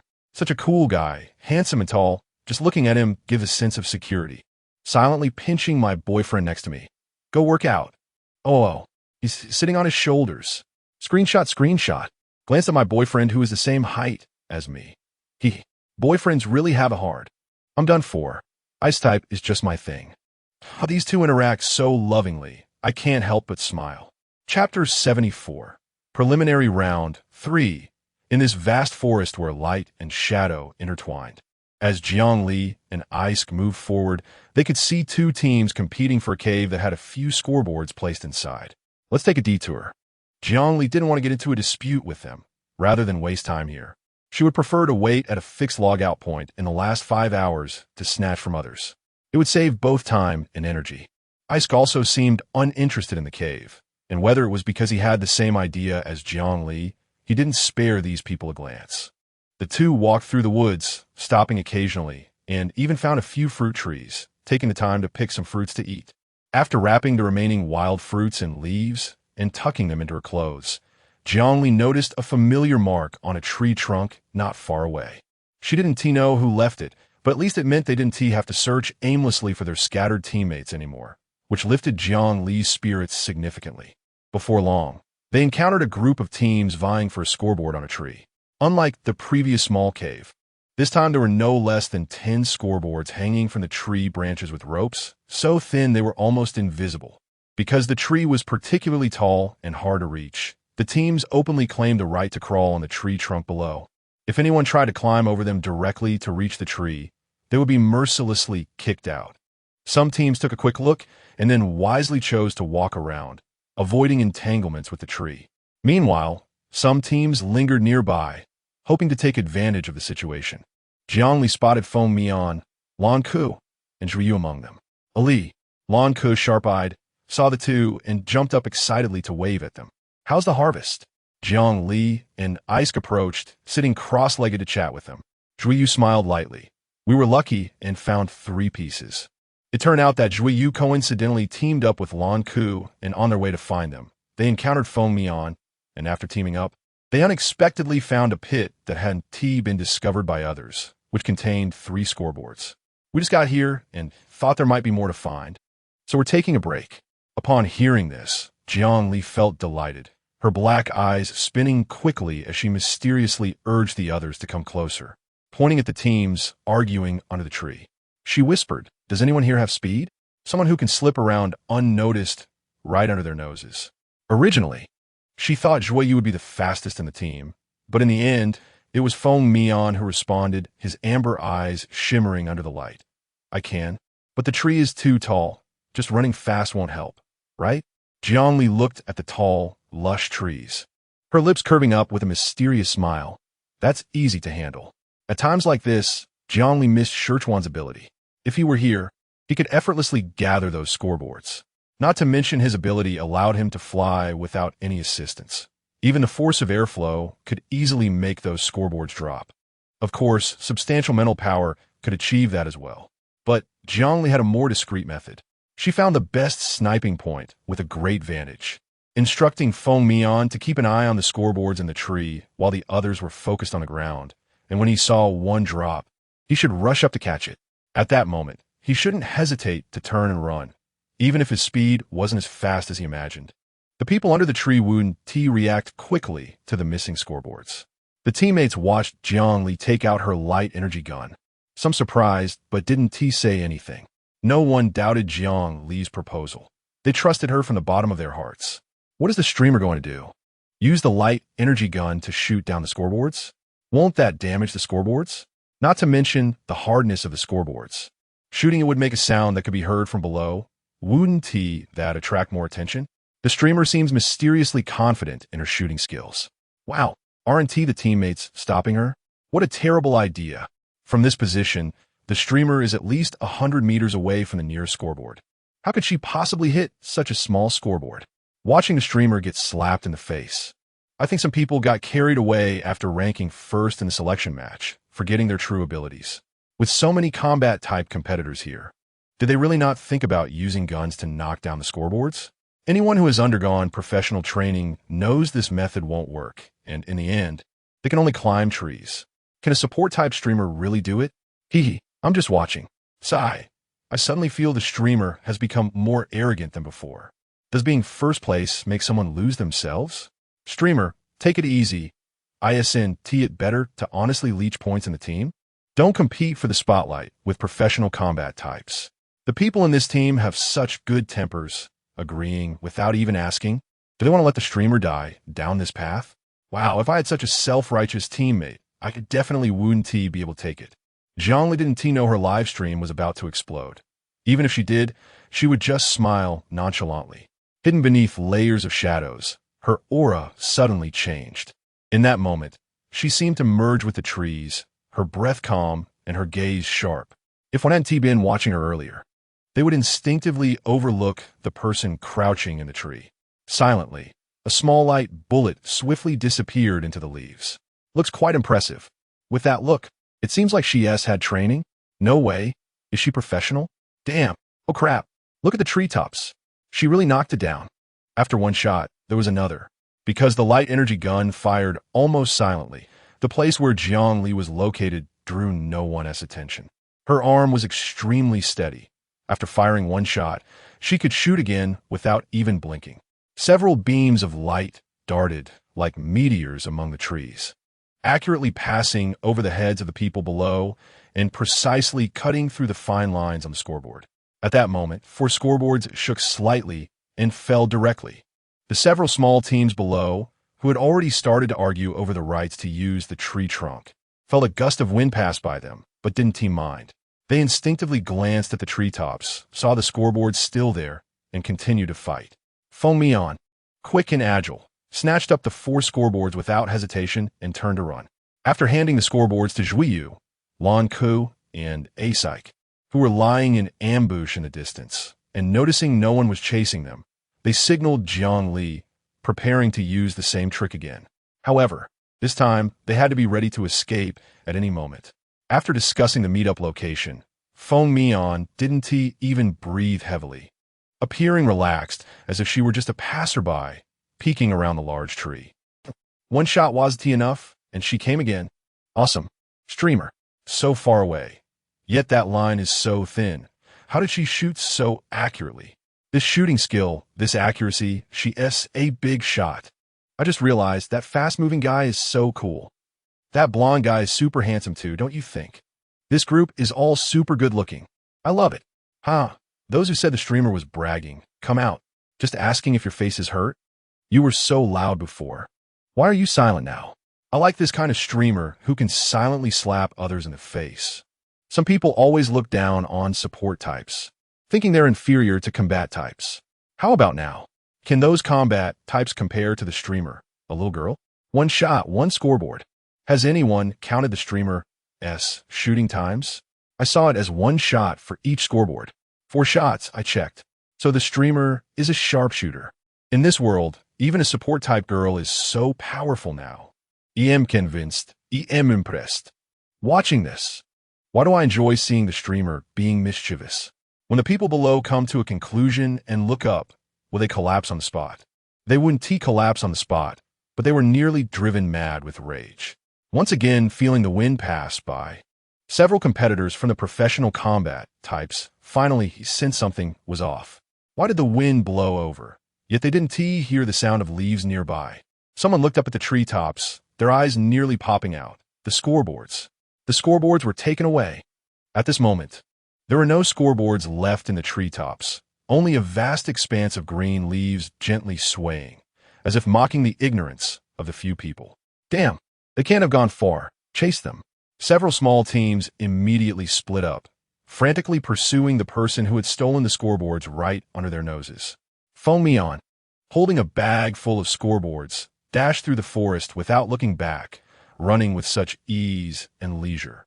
Soon, the area around the large tree was cleared out, and only then did Li step out from the shade, put away her gun, and steadily head towards the prearranged location. Haha, this is so enjoyable.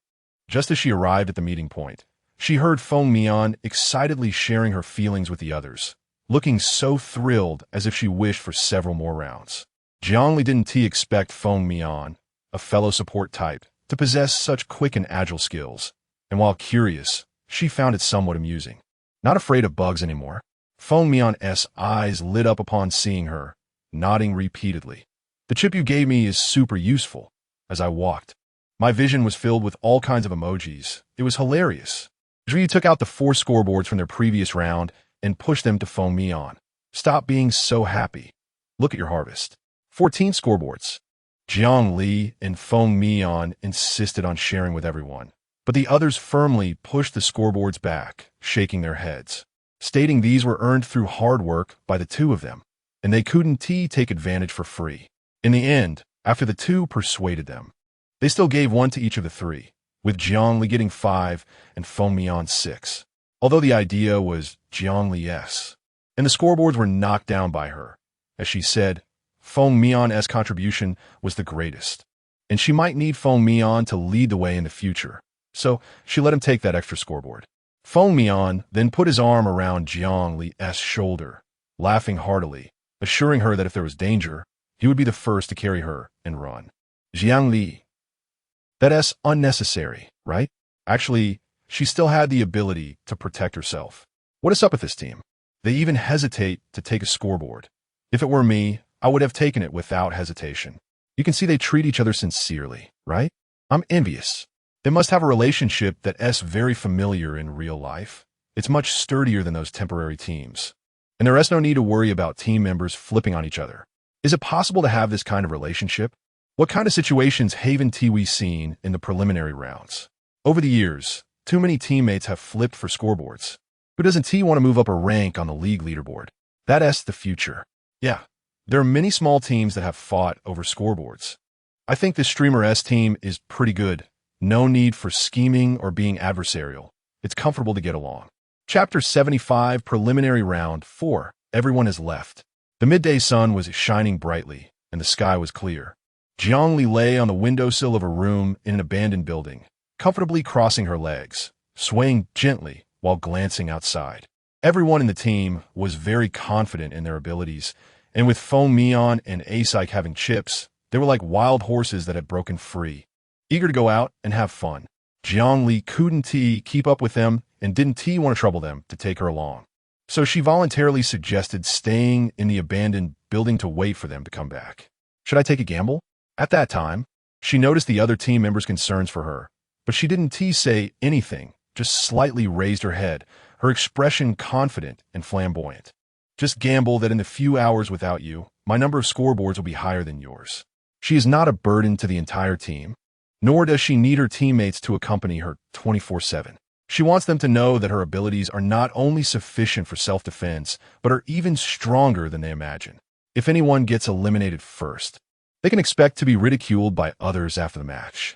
After delivering this harsh remark, Jiangli successfully motivated a few of them to leave with high spirits. Before they left, she handed each of them a locator beacon for emergencies, just in case someone encountered danger. Though they had their complaints, they accepted the items properly, winking at her. Call us if you're in danger. Jiangli. Take care of yourselves. How weak do they think I am? Seriously. If Feng Mian were to answer this question, it would probably be something like, weak enough to end up in the infirmary twice in 3 days. As fragile as a porcelain doll. Lying lazily under the window, Jiangli casually observed the contestants emerging from the woods. Some were cheerful and smiling, likely having reaped rewards, while others sighed and cursed loudly, having gained little or even been robbed. There were also those whose emotions were hard to read, possibly a team of skilled players. After yawning lazily, when she looked outside again, she noticed that 2 teams were already clashing in the ruins closest to her. Let them fight. After they finish, she can go collect some heads. As a former assassin turned sharpshooter, Jiangli had taken the art of survival to the extreme. It could also be defined as a passive competition. What was the luckiest part? Neither of the 2 teams had mechs. This made it particularly easy to pick up the spoils. When one team was completely eliminated by the other, the victors relaxed their guard, leisurely going to collect their spoils when suddenly a beam shot from who knows where hit one of them in the head, and they collapsed without even a grunt. In an instant, the area around the abandoned building fell silent.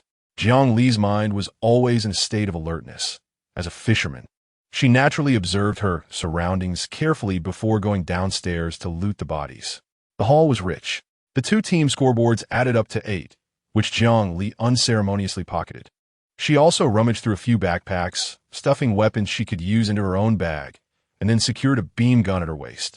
Shaking off the dust from her hands, Jiang Li unhesitatingly turned and dove back into the abandoned building. Now she had 13 scoreboards on her, if she didn't hide. Wouldn't others intercept her? Although she was confident she would be the final victor, it would still be too exhausting this way. Nothing could be more comfortable than playing it safe. Indeed, a sharpshooter, that beam gun, if it doesn't hit the vital spot, is basically useless. When did it become so powerful in someone else's hands? Mom asked me why I was watching the live stream on my knees. Just looking at the hostess shooting skills, it's like they've done it 1,000 times, so proficient. One shot, one kid without a sound. Caught off guard, just one shot. This streamer must be cheating, right? Look at their accuracy. If it were me, I'd missed 3 shots on a 7-ring target. Oh snap, I suddenly remember that blonde guy as identity. Actually, the more I watch, the more familiar he looks. You guys didn't recognize him? That's the champion from last season, Zhuyu, the one who handles mechs like a pro. He's in the streamer's team? No. It should be said that the streamer is in his team. What luck is this? With Zhuyu here, isn't it guaranteed? I'm in awe.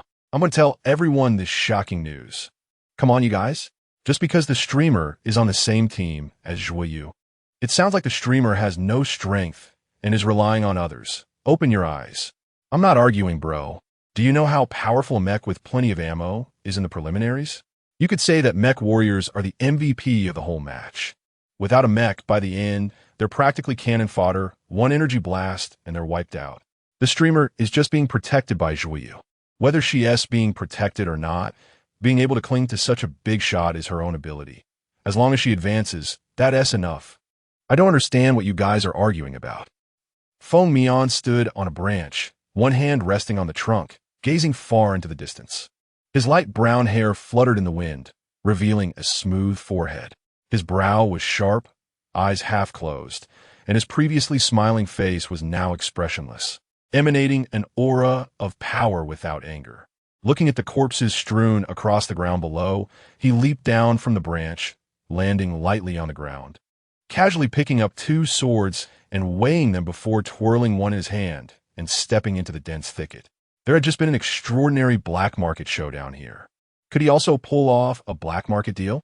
He raised an eyebrow, recalling Jiang Li's stubborn expression when she insisted on betting with them, a smirk forming on his lips. His handsome face instantly brightened like spring flowers blooming, melting away the ice and snow, revealing a hint of warmth. Let us see who can collect more scoreboards. As the muscles in his body flexed, a gust of wind swept through, accompanied by the muffled groans of those around. And the brilliant sword light blossomed like a flower in this secluded and lush jungle. 15 minutes later, the brown-haired youth casually tossed the 2 swords aside while scavenging bodies, muttering to himself, using someone else's weapon just doesn't feel right. Meanwhile, Lanka stood with 1 foot on the pile of corpses she had made, weighing the large hammer in her hands, boredly talking to herself. I still don't know how I became a boss. Who told them to think she was easy to bully the moment they saw her, even mocking her as an elementary school student? This wasn't enough to quell her resentment. Ugh, a bunch of trash, only 3 scoreboards, what is there to be proud of? She silently cursed these weaklings, stowing away her hammer and humming a tune as she skipped off to explore places that might hide scoreboards.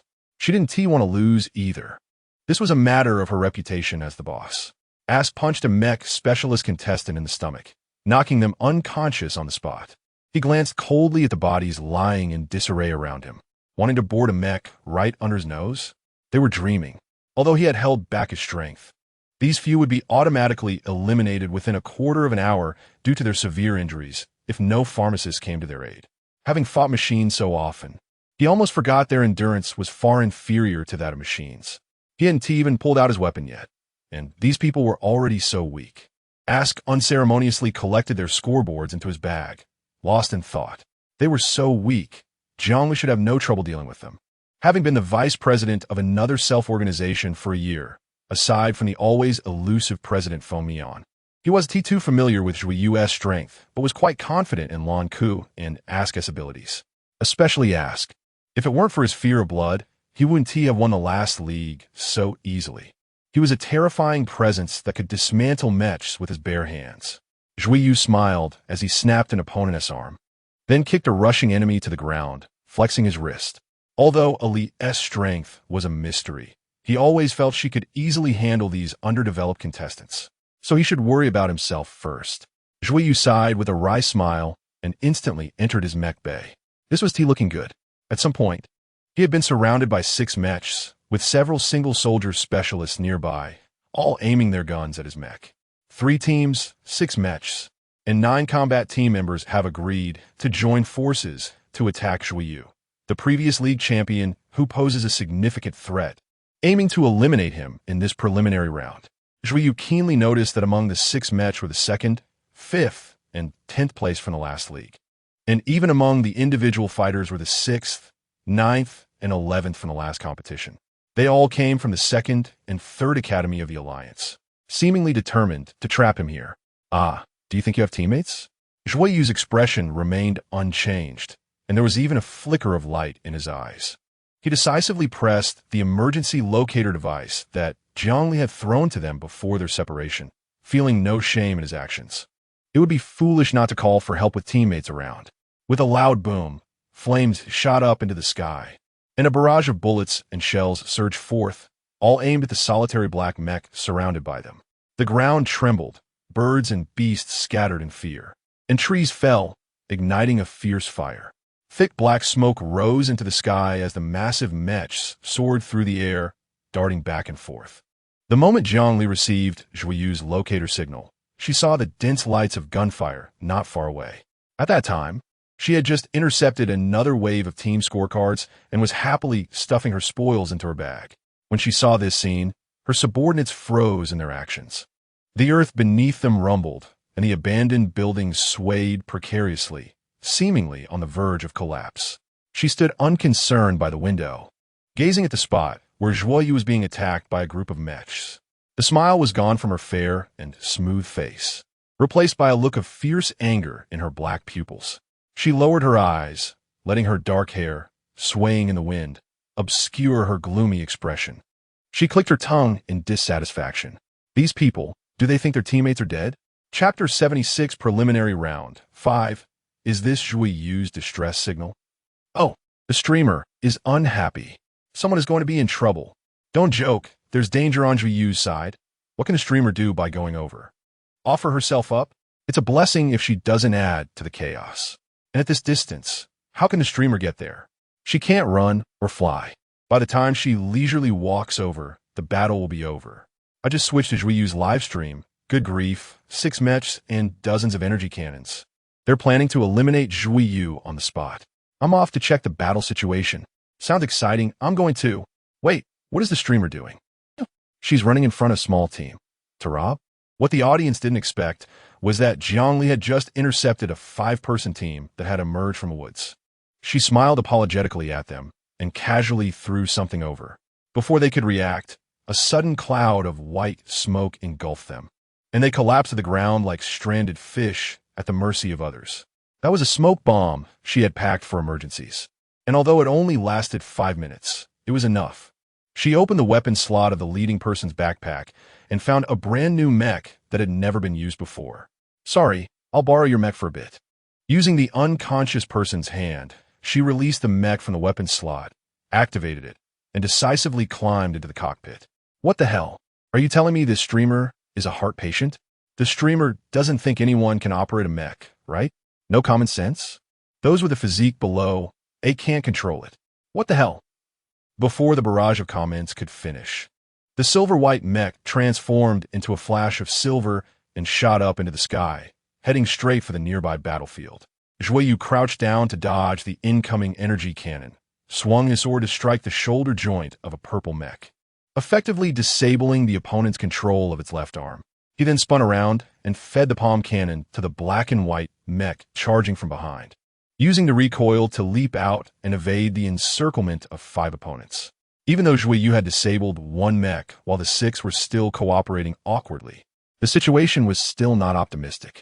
A large area nearby had been blown clear by the artillery, and 9 agile enemies were hiding in the bushes, taking advantage of his distraction with the 5 mechs to fire surprise shots. Although these shots were inconsequential to the mechs, they still caused some wear on his defenses. Joyeux was quite annoyed by this, turned around, and grabbed the arm of a blue mech, forcefully spinning it halfway around, scaring the other mechs into not daring to approach before kicking it in the abdomen. The 2 sides exerted force in unison, tearing off the entire arm of the blue mech, and in a flash of electric light, he threw the arm into the nearby forest. Trees collapsed, the ground trembled, and 2 enemy personnel who couldn't retreat in time were struck down by the flying mech and tree trunks, losing consciousness on the spot.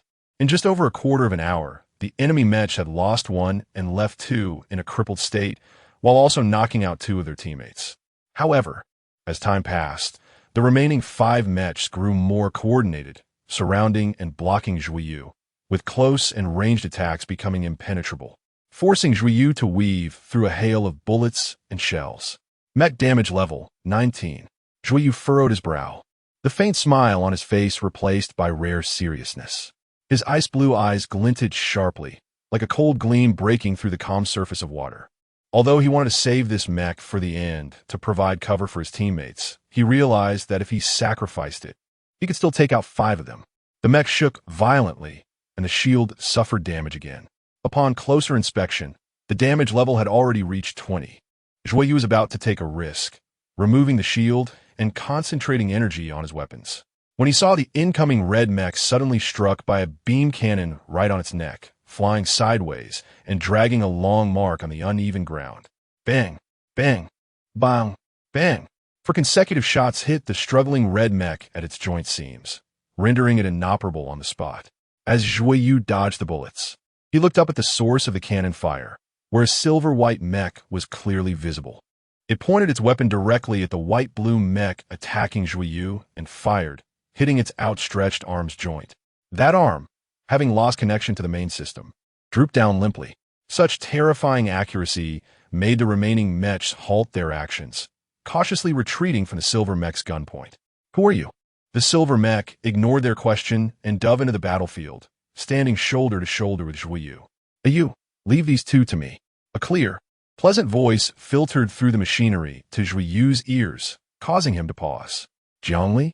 Before he could respond, Jiangli maneuvered the mech forward, her speed forcing the blue and white-blue mechs to retreat repeatedly.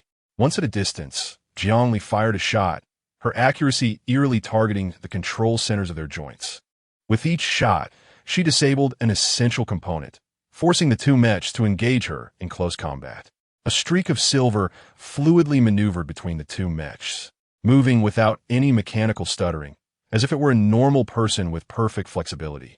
Her speed was astonishing, often delivering blow after blow, punches, elbows, and knees utilized to their fullest extent, completely overpowering the two mechs. The sheer ferocity of her attacks left them unable to respond, utterly defenseless. Damn! Unable to dodge the ranged attacks, and now also unable to counter in close combat. Where did this monster come from? The barrage of comments surged with waves of 666, the screen seemingly about to be overwhelmed by the sheer volume of messages. "Ah, streamer, I'm right here. I can do it. Such a cool girl. The mech is controlled perfectly. Is it really that smooth? One shot. One little friend, a true sharpshooter. Good poem, good poem. So zit, so zit." Mysteriously rhyming, "Ha, is this move really something a mech can perform? If it weren't for its metallic sheen, I would have thought a warrior in armor had run out. Did you see that grab just now? That was a grab, right? Impressive. It's my first time seeing mechs in close combat being as exciting as brawling." Not only is Jiangli handling things with ease, but Zhuyu, with two fewer opponents, is also relieved. He suddenly exerts force, landing a punch right on the cockpit of the purple mech, then turns around and grabs another mech's forearm, firing the palm cannon, sending the mech flying back several dozen meters. Only then does he cast his gaze toward another battlefield. At this moment, Jiangli has just shot the blue mech from a tricky angle at close range, causing it to drop from the sky and crash into a heap of scrap metal. Inside the cockpit, Zhuyu finally smiles, allowing Jiangli to have her fun with the mechs while he focuses on the two damaged mechs that are preparing to flee at the first sign of trouble. He can't lose to a little girl. A sharp light flashes in his eyes, and with a lift of his brow, he maneuvers the mech to chase after them. You guys seem to be having a good time just now.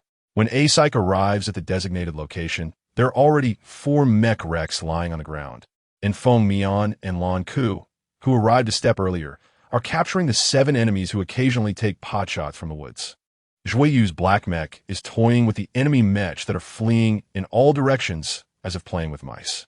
Meanwhile, the two mechs engaged in a fierce struggle are indistinguishable as to which belongs to the enemy camp. At this moment, the silver-white mech suddenly freezes and stops moving, finally giving the blue-white mech an opportunity. A heavy shell suddenly fires from its chest, aimed directly at the silver-white mech. The mech barely dodges the shell, and its entire body uncontrollably falls from the sky. Zhuiyu catches a glimpse out of the corner of his eye, his heart nearly stopping.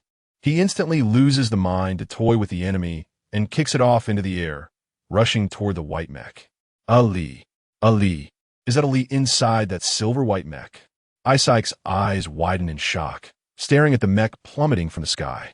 Fortunately, in the blink of an eye, Jiangli manages to control the mech and land smoothly, but she doesn't have time to raise her head to dodge the enemy that is hot on her heels. It's over. The streamer just started showing off and is about to crash. Just barely avoided becoming scrap metal.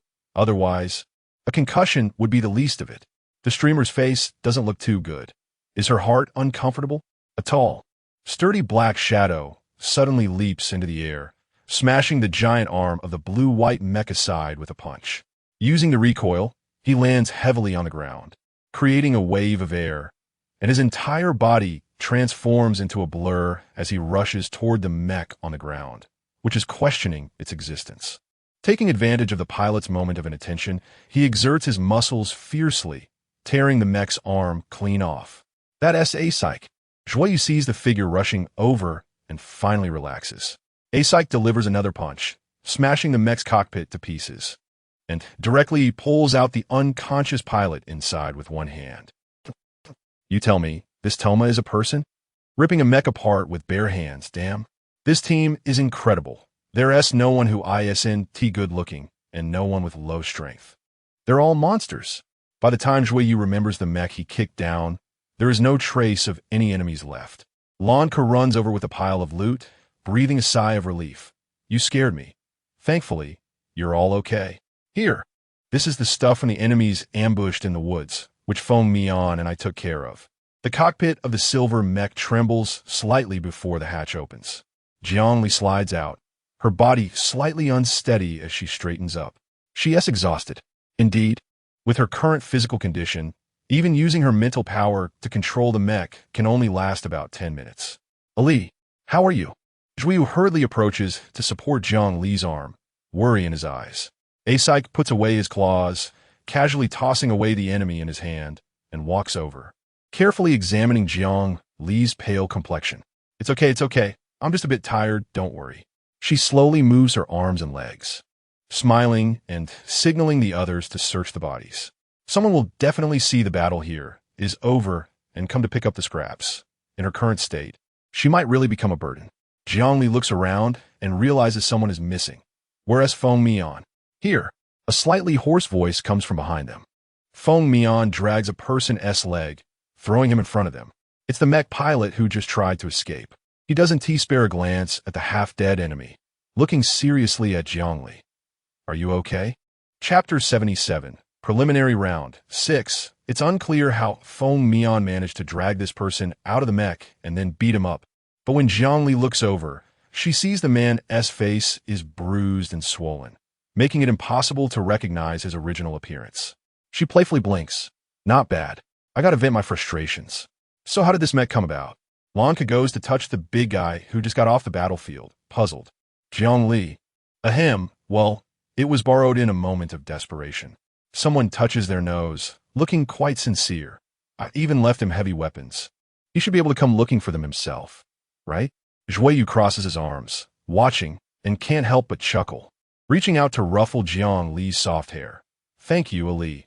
If you hadn't arrived in time, I wouldn't have had a mech to use in this match. Bullying our Zhuyu just because there are more of you. TSK. Does he not have teammates? Lanka kicks the enemy lying on the ground, turning her dissatisfied expression into bright admiration. Ali, you're amazing. You can even operate a mech. This face-changing skill is unmatched. Are you really okay? Operating a mech isn't that easy. With Zhongli's weak constitution, it's hard not to suspect she paid some price to operate the mech. Feng Mian can't help but ask with concern. Zhongli sees they're still worried, and right then, she extends her arms and spins around. Don't worry. I'm using mental power to control the mech. It doesn't harm my body. Her expression is still a bit wan, and she yawns slightly. Let us leave here first. This place isn't very safe after all. She doesn't want to encounter another wave of fighting. It's much better to be cautious. A-Psych nods, reaching out to pick Zhongli up, but his hand collides with the hands of Feng Mian and Zhuyu, both reaching out at the same time. Oh, you two have fought for so long, and one just tore a mech apart. You must be tired, so just rest well. Ali will be left to me. Feng Mian quickly pulls Zhang Li's waist, bringing her close to him, and squints his eyes, smiling as he asks her, Ali, what position do you want? I can do anything. Suddenly turning suggestive. I could do any position. I can do it, The front row must have eaten a few peanuts. Come. I'll be yellow, I'll wake her up. So cool. Staying in this team is so happy. So many handsome guys spoiling me. If only I could be this happy forever. At a glance, the streamer and we're not the same type. She is calm and even a bit sleepy. Ha. The streamer is really ruthless. Mental power? Are you kidding? What level of mental power can directly control a mech's actions? Listening to the streamer brag. Just because you can't do it doesn't mean others can't. At least I've heard that the newly promoted colonel of the Alliance's Second Army can control mechs with mental power. Really? How bold must one be to dare release their mental power? Aren't they afraid of becoming a vegetable? Maybe their mental power is so strong that they aren't afraid of these things. I know that colonel. His name is Scherchuan, and I heard he is quite young. He was promoted to colonel within a few years of graduating from school, a big shot indeed. I don't believe it. How can something as mysterious and intangible as mental power be used to control mechas? The world is vast and full of wonders, my brother. In the end, Zhongli still lay on Feng Mion's back and gradually fell asleep. The girl's gentle breath, warm against his neck, brought a sweet fragrance and made his heart feel a sudden tingle. She has fallen asleep. Feng Mion signaled the others to slow down, reducing the bumps during their journey. The others understood and accommodated the two, finding a secluded cave and settling down only after confirming there were no enemies around. It was now 3 p.m., still early. The few members of the other group were planning to rob for the last few hours, so resting was quite reasonable. Zhongli was really exhausted. Her poor stamina felt as if it could be split into several parts, but when she controlled the mecha to fight, she felt a familiar sensation and, in a moment of pride, forgot to finish things quickly. Actually, she could have incapacitated two mecha's joint control hubs in one encounter.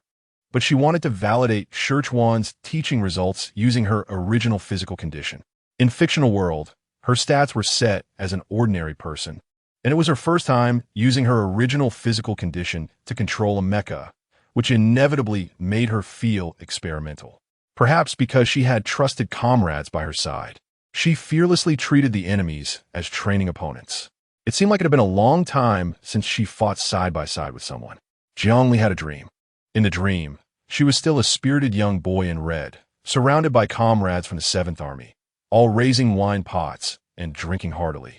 Her vision was hazy, making it hard to see their faces, but she knew they were comrades she could trust with her back. Their faces were adorned with brilliant smiles. "You team, you can't handle it. Just a few sips and you're tipsy?" Someone laughed heartily, patting her shoulder, and she pushed back in dissatisfaction. "Get lost. Who can't handle it?" "You can't." A man nearby, slightly drunk, chimed in loudly. At that moment, a woman's angry voice came from afar, startling the man, who sobered up instantly. "Indong, Mengyan, you two are making you team drink again. You team is still underage. Do you know what being underage means?" "Huh." The woman rolled up her sleeves and grabbed each of them by the ear. The two big men were so stunned that they didn't dare retaliate, and the onlookers scattered like mice seeing a cat, covering their faces with expressions of I'd rather not get involved. But the two caught were in for a rough time, receiving a thorough scolding from the woman. Meng Yin, still not giving up, shouted at Zhongli. "What she means is, you team, you're not a man yet. A man, a man. I can't believe this."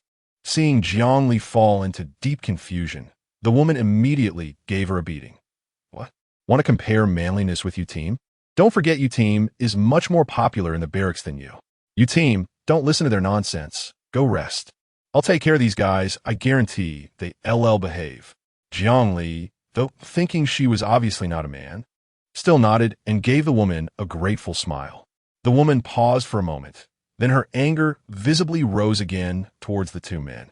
"Look at what you've done. You team will face how many women when she returns like this?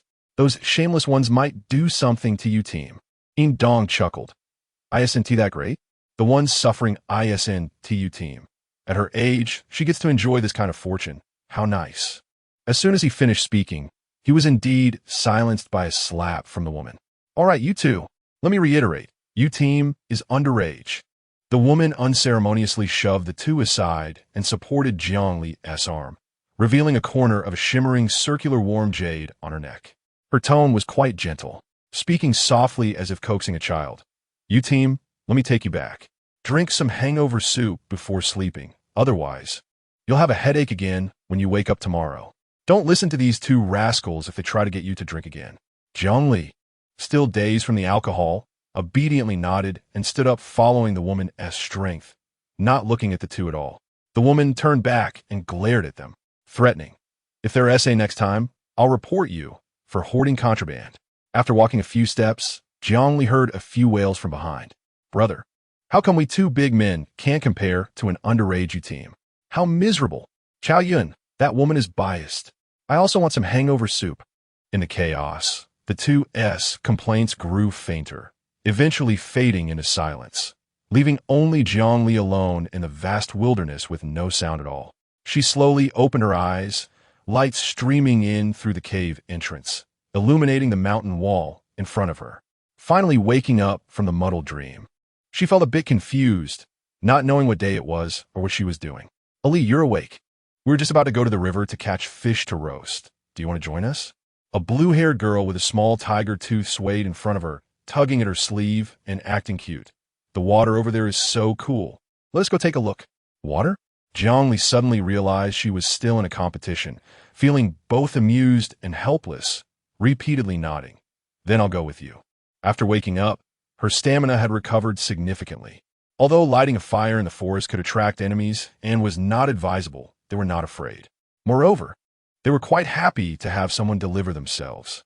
Zhuyu had piled wild fruits into a small hill, and collected branches arranged in a shape that was easy to ignite. Feng Mian and Lan Ke rolled up their pant legs and waded into the river to catch fish. Feng Mian cleverly took a long stick and speared a fish with the sharpened end. Although Lan Ke was quick, the fish was too slippery, and no matter how hard she tried, she couldn't hold on to it, ultimately splashing water all over herself and catching nothing. Jiangli watched happily from the side, and seeing this, took out her energy gun and shot into the water. Kuku quickly grabbed it. In the end, Kuku caught a large fish that was too weak to struggle, bigger than all the ones Feng Mian had caught combined. She proudly walked around in front of Feng Mian before hopping off to find Zhuyu, and as Feng Mian puffed out his cheeks. Ali, you're being biased. Facing Feng Mian's accusatory tone, Jiangli chuckled, made a face at him, and waded barefoot through the clear river back to the shore, eager to help process the fish. Seeing her childish face, Feng Mian was momentarily stunned, then found it amusing, holding his fish spear aloft as he walked ashore, loudly calling, "There are more over here." Netizens waiting for excitement and high energy before the live broadcast. They might not be watching a military league, but rather a culinary adventure. Is this really a competition? This is the first time I've seen such a leisurely team in a league. This competition is way too pleasant. It makes me want to go catch fish too. With such strong abilities, who cares if lighting a fire attracts enemies? They should be happy. Those are all points delivered to them. Ahem. Let me summarize the combat power of this team. One team was the champion of the last league. Their strength is undeniable. One person could tear apart a mech with bare hands without even catching their breath. Another was petite, capable of close combat and support, although up to now, I haven't seen her heal anyone. There was also someone with agility beyond others who could take down a 6-person squad alone, and the weakest among them, a heart patient, was not only a sharpshooter, but also a mysterious mech warrior. With this lineup, they could be the strongest team in league history. This world is too fantastical. I want to go home and find my mom. Chapter 78, Preliminary Round 7. After averaging the 35 scoreboards obtained from this battle, the team from the Self-Initiated Society started wandering around the forest, robbing others after eating and drinking enough. Run! They are coming.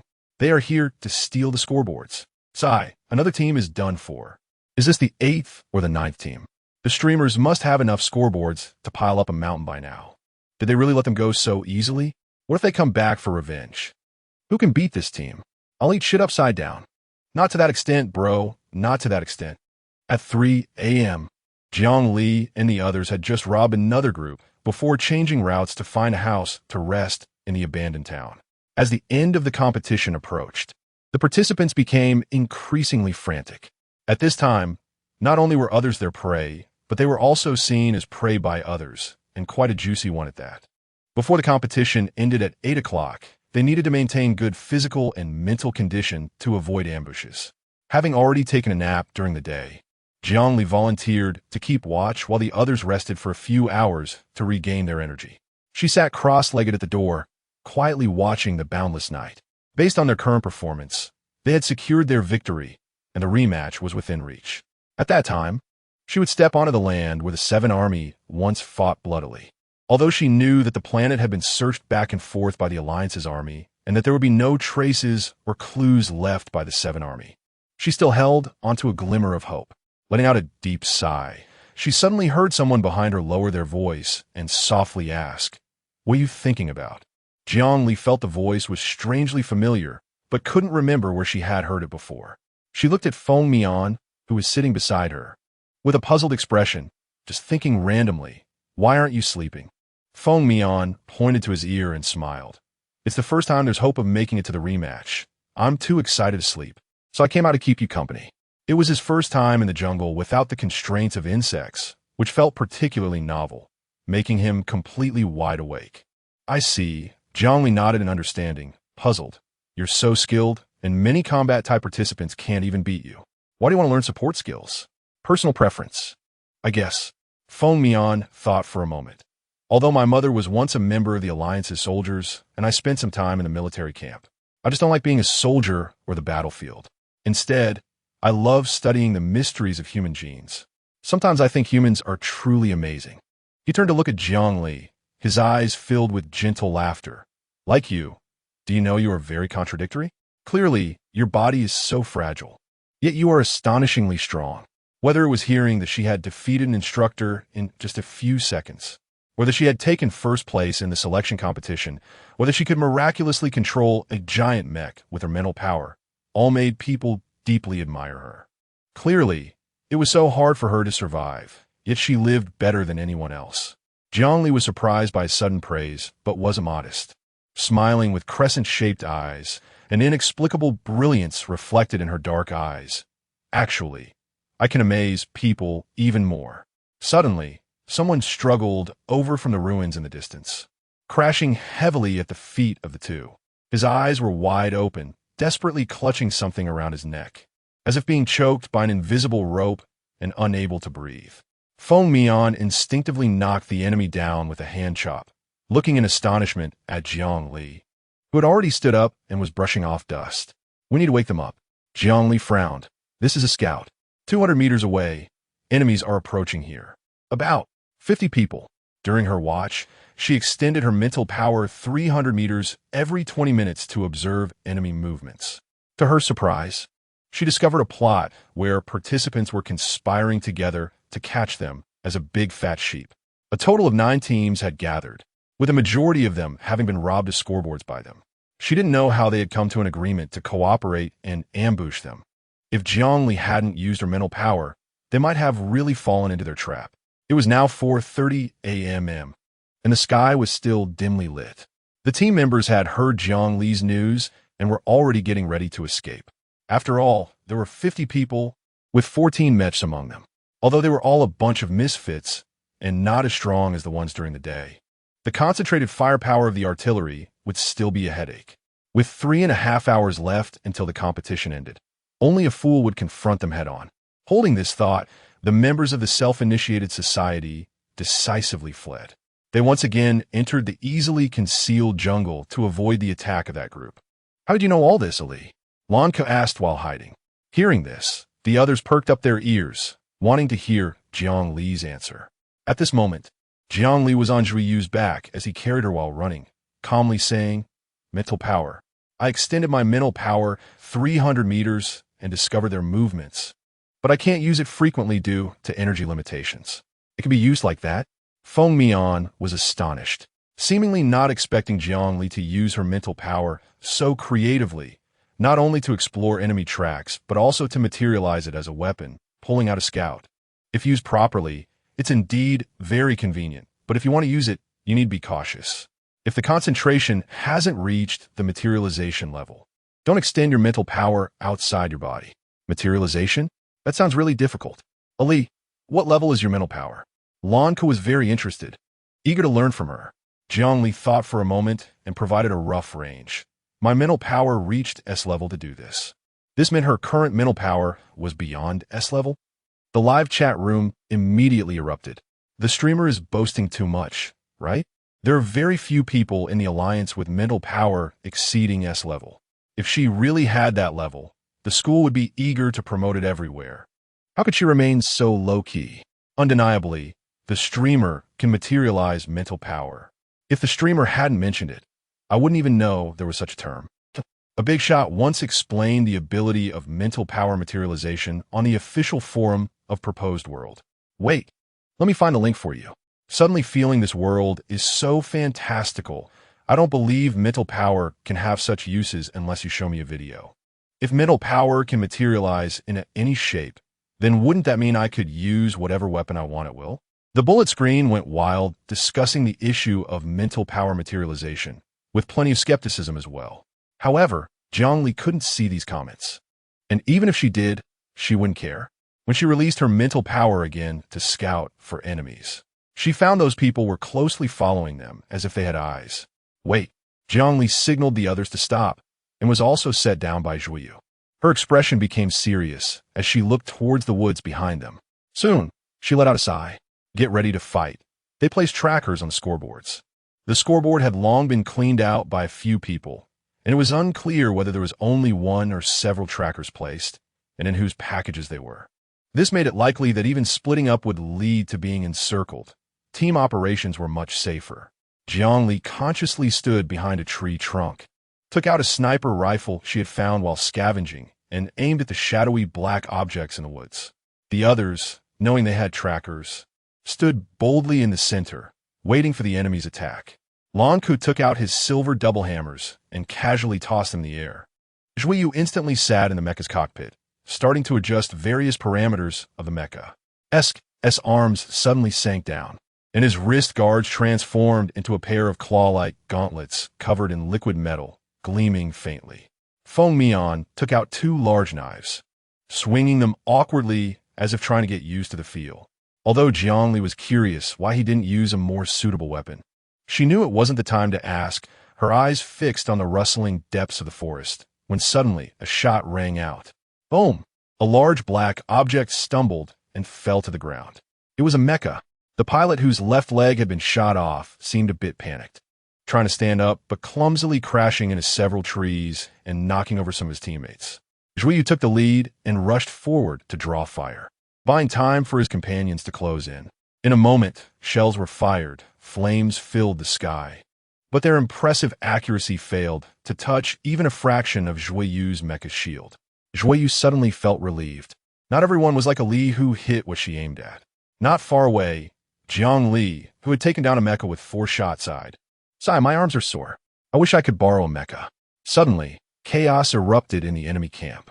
It turned out that at some point, Feng Mian and the others had already charged into the crowd, crazily harvesting heads.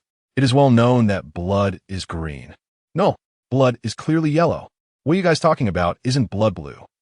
Let me tell you a joke. Someone told me today that his blood is red. Ha ha ha ha ha. Oh my God, isn't blood pink? This camp is truly spectacular. The only team in so many leagues that can make 9 squads, over 50 people, gather to deal with them. Ba, let us have a moment of silence for the streamers. Silence my ass. I don't believe the streamers will lose. In the distance, Zhongli seemed to hear Feng Mian's teasing words. Kiki, come over and give me a heal. I scraped my arm. Lanku swung without thinking. Heal your grandpa? I want output. Jiangli behind them was even more ferocious. He was like a human harvesting machine. Wherever he went, people fell over. His mechanical weapons and devices were torn apart and thrown on the ground as if they were worthless, sparking electricity. Zhuyu single-handedly toyed with over 10 mechas, and soon several mechas were seen emitting black smoke and crashing to the ground, unable to get up. Zhongli focused on finding a cover to coolly take shots. When her sniper rifle ran out of bullets, she switched to a beam gun, taking down one little enemy after another. There were indeed a few capable fighters among them, but for the group, they were just a bit troublesome. However, with so many people and other watching teams waiting to pick up the scraps, it was still a bit tricky. Just as Zhongli was contemplating whether to clear the field decisively and leave the remaining time entirely to her teammates, she suddenly felt a chill at her neck. Someone had pressed a dagger against her throat. Chapter 79. Strange people, it's not just you who can lurk. The sweet fragrance of the girl wafted from the other party, and her soft, delicate voice rang in Zhongli's ear, causing her to freeze in surprise. This person. Cool. Wow, where did she get so close? It's true that this year's contestants are particularly talented. Careless. This is the rhythm of being threatened. Do you think the others will be coerced because the streamer is caught? At this time, Giving up on the streamer would be the wisest decision. There's no way to drag the other four down for one person, right? After all, they are on the same team. It would be too inhumane if it were really like this. Humans are all selfish. If one doesn't take care for oneself, heaven will punish them. Besides, 1 in 4, even a child knows which side to choose. Isn't the streamer's mental power materialization pretty powerful? Why not use it? Let us see. Being caught so easily makes one doubt her strength. The person in front is too presumptuous. If you can do it, go ahead. If it were easy, if you went, you'd probably become cannon fodder in the first minute. Some people just know how to talk big. Once a shooter is closed in on, it's hard to escape. Streamer, danger. It turns out the streamer is a liability in this team. Undeniably, the girl's stealth was very successful. Jiang Li, having not released her mental power, failed to notice this uninvited guest, allowing her to take control. In this situation, she surprisingly still had the energy to think about what her father must have felt when he was captured. No one had ever been able to catch Jiang Yu, let alone use Jiang Yu to threaten others. As Jiang Li had always managed to turn peril into safety, this situation was the first of its kind, a bit novel. Look back at your teammate. The girl pressed the dagger further against Jiang Li's throat, leaving a streak of blood on her neck. Zhui Yu and the others immediately stopped their actions upon seeing this scene, while the other lucky ones who had escaped from their hands quickly distanced themselves, forming a circle while warily looking at them. What kind of monsters are these? Even the support type is so strong. Why bring a support type? Oh dear, why are you looking at me so fiercely? I didn't do it on purpose. After all, you are so strong. We could only find such a breakthrough, right? The girl casually accepted the fierce gazes from several people, appearing quite pleased, as if a large number of points were within her grasp. The 4 of them stared intently at the dagger and bloodstain on Jiang Li's neck, fearing it would come any closer. If she were out here, Jiang Li would not advance to the semifinals. She had always appeared indifferent and uninterested in everything. Anything was fine, anything could do. Her temperament was so soft that it made people doubt whether she liked anything at all. However, this was the first time they saw Jiang Li so intensely wanting to achieve a goal, fervent and resolute, even making Feng Mian, who was originally uninterested in the league, think of wanting to accompany her to the next round. Were they really going to fail at this point? They furrowed their brows, pondering why they couldn't protect her. At this distance, even Zhui Yu, who was closest, couldn't rush in to rescue her from under the blade. Jiang Li herself didn't feel even a hint of pain. She turned her head in a daze, her voice steady. It's you. It was that seemingly harmless girl who had called her to the rooftop to meet Lu Qian. The girl's dimples appeared faintly. Surprised that she could still calmly think of her identity in such a situation, she smiled. Yes, it's me. I really don't understand how a delicate flower like you has survived this long in the preliminaries. It's really enviable to have such a strong team. Her words implied that she had relied on others to get to this point, making Jiang Li raise an eyebrow. This girl seemed to have malice towards her. How had she offended her? After thinking it over, she realized she had only seen her once on the rooftop. This feeling of animosity seemed to come from nowhere. What do you really want? Lanka was so angry that she stomped her feet. If it weren't for Jiang Li still being in her grasp, she would have cursed. Ali was clearly so powerful, yet in her mouth, she had become someone who just relied on points.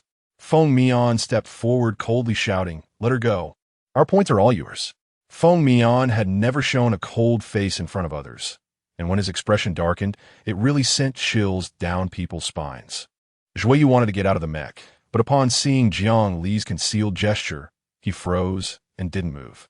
Under the watchful eyes of everyone, the girl didn't shy away, blinking her eyes and starting to brandish a dagger against Jiang Li's neck. Would you rather lose all your points than give her up? They can't be your higher bodyguards, right? Rich girl. Looking at Jiang Li's indifferent demeanor, she seemed to find it boring and said with a smile, "Just having a scorecard isn't enough. You hurt so many of us. Shouldn't we get some interest back?" Before Feng Mian and the others could respond, Jiang Li sighed, her sigh attracting the girl's attention. Don't you suddenly hate being a useless person who can't lift a shoulder or resist? What makes you think you deserve his special treatment? There are people in school who are far better than you. Why did instructor Shirchuan pay attention to someone like you? The last sentence was almost inaudible. Jiang Li didn't notice it. She just suddenly understood her father's thoughts at that time. Not wanting the alliance to be threatened because of her, she simply resolved to die. As long as she was dead, the alliance, comrades, and family wouldn't be threatened by her existence, even if she was seriously injured and unable to commit suicide. When a person truly wants to die, nothing can stop them. That's why she sighed deeply. But she wasn't powerless. Ignoring the bleeding neck and the dagger above her, Jiangli quietly looked at her teammates in the encirclement, breaking into a bright smile. 5 minutes. Someone was already itching to sneak attack, while her team couldn't fight back.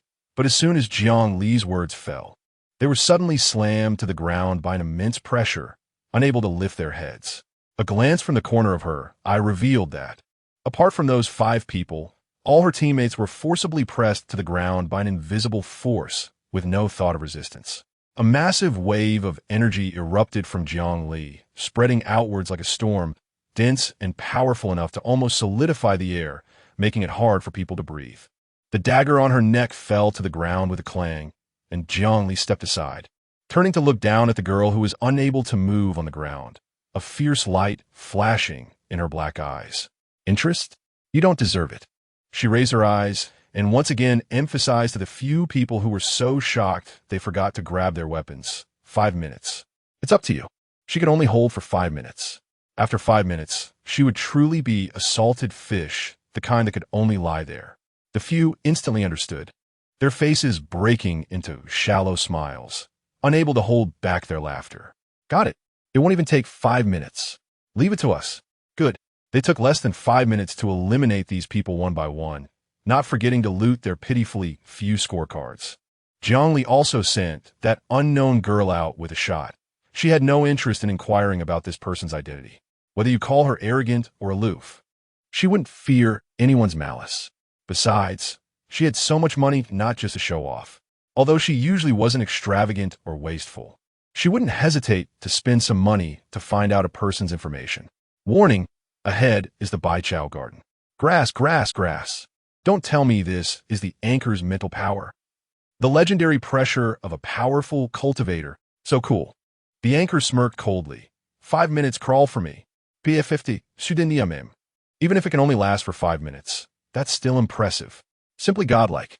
Why would you provoke this death god? Over 50 people, and with one move they couldn't move, the mage controlled everyone. A sharpshooter and a controlling mage. This team is truly invincible. In the end, Jiang Li collapsed on Isaac's back, finishing the match. Each member of the team averaged over 600 points. And combined with the points from the selection match, Jiang Li was undoubtedly the first place. This first place lay on the bed all day, finally recovering her strength, and opened her light brain to hire a few hackers to check that girl's identity. Just as she was feeling bored, she came across an unread message. The sender was the mysterious person who had previously sent her specific information about the 7th Army. Eagerly clicking on the message, there was only a planet name and address. Y7F2, Motian City. After pondering for a while, she decisively contacted the spaceship and set off 3 days later. No matter what this person's purpose was, or what they knew, she wouldn't miss the chance to possibly meet them in person. She wanted to know more detailed information about the 7th Army. Ding! A new message alert pulled Jiang Li back from her thoughts. Sorry for being a day late. Congratulations to Xiao Jiang Li for winning first place in the preliminary round. Confetti, confetti. It was Shirchuan. Jiang Li couldn't help but laugh. This guy, clearly a colonel and a former instructor, why was he still so childish? You promised to give me a gift, and I'm waiting for it. After waiting for a while without a reply, Jiang Li closed the light brain and lay back on the bed. Even in such a busy situation, he still took the time to message her. She really didn't know what to say about him. Hopefully, his mission went smoothly. Jiang Li suddenly wondered how Ming Song had arrived just in time when she might be in danger. She looked at the silent bounty hunter standing in front of her, somewhat puzzled. A small head, a big question. JPG, this was her 7th day on the Y7 F2 planet, Motian City. Originally, she couldn't find anyone or any clues and was almost ready to give up and return to the capital star. But unexpectedly, early that morning, she was led to a sparsely populated suburban area and was currently staring at the other party in surprise. Not knowing the identity and purpose of the other party, Jiang Li was planning to play along and explore their plan when Ming Tsang suddenly appeared, shielding her behind him.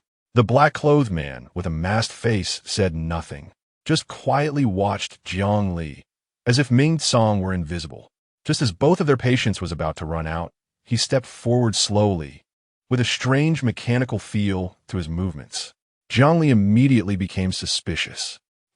Chapter 80 CP, Ship or Not. The black-clothed man was wrapped tightly from head to toe, making it impossible to see his true face. He walked to within a step of the two, extended his hand, and offered what he was holding.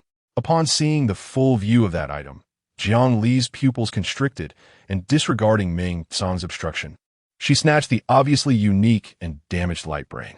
This was the modified light brain that Yin Dong had once treasured. Before she could ask further, the man spoke. Wuyan Star, Yin Dong's home, there are some things you could take a look at inside. The tone, which carried a metallic quality, made one frown. S91 L11. You better not go. After speaking, he turned and left without dragging his feet. Who exactly are you?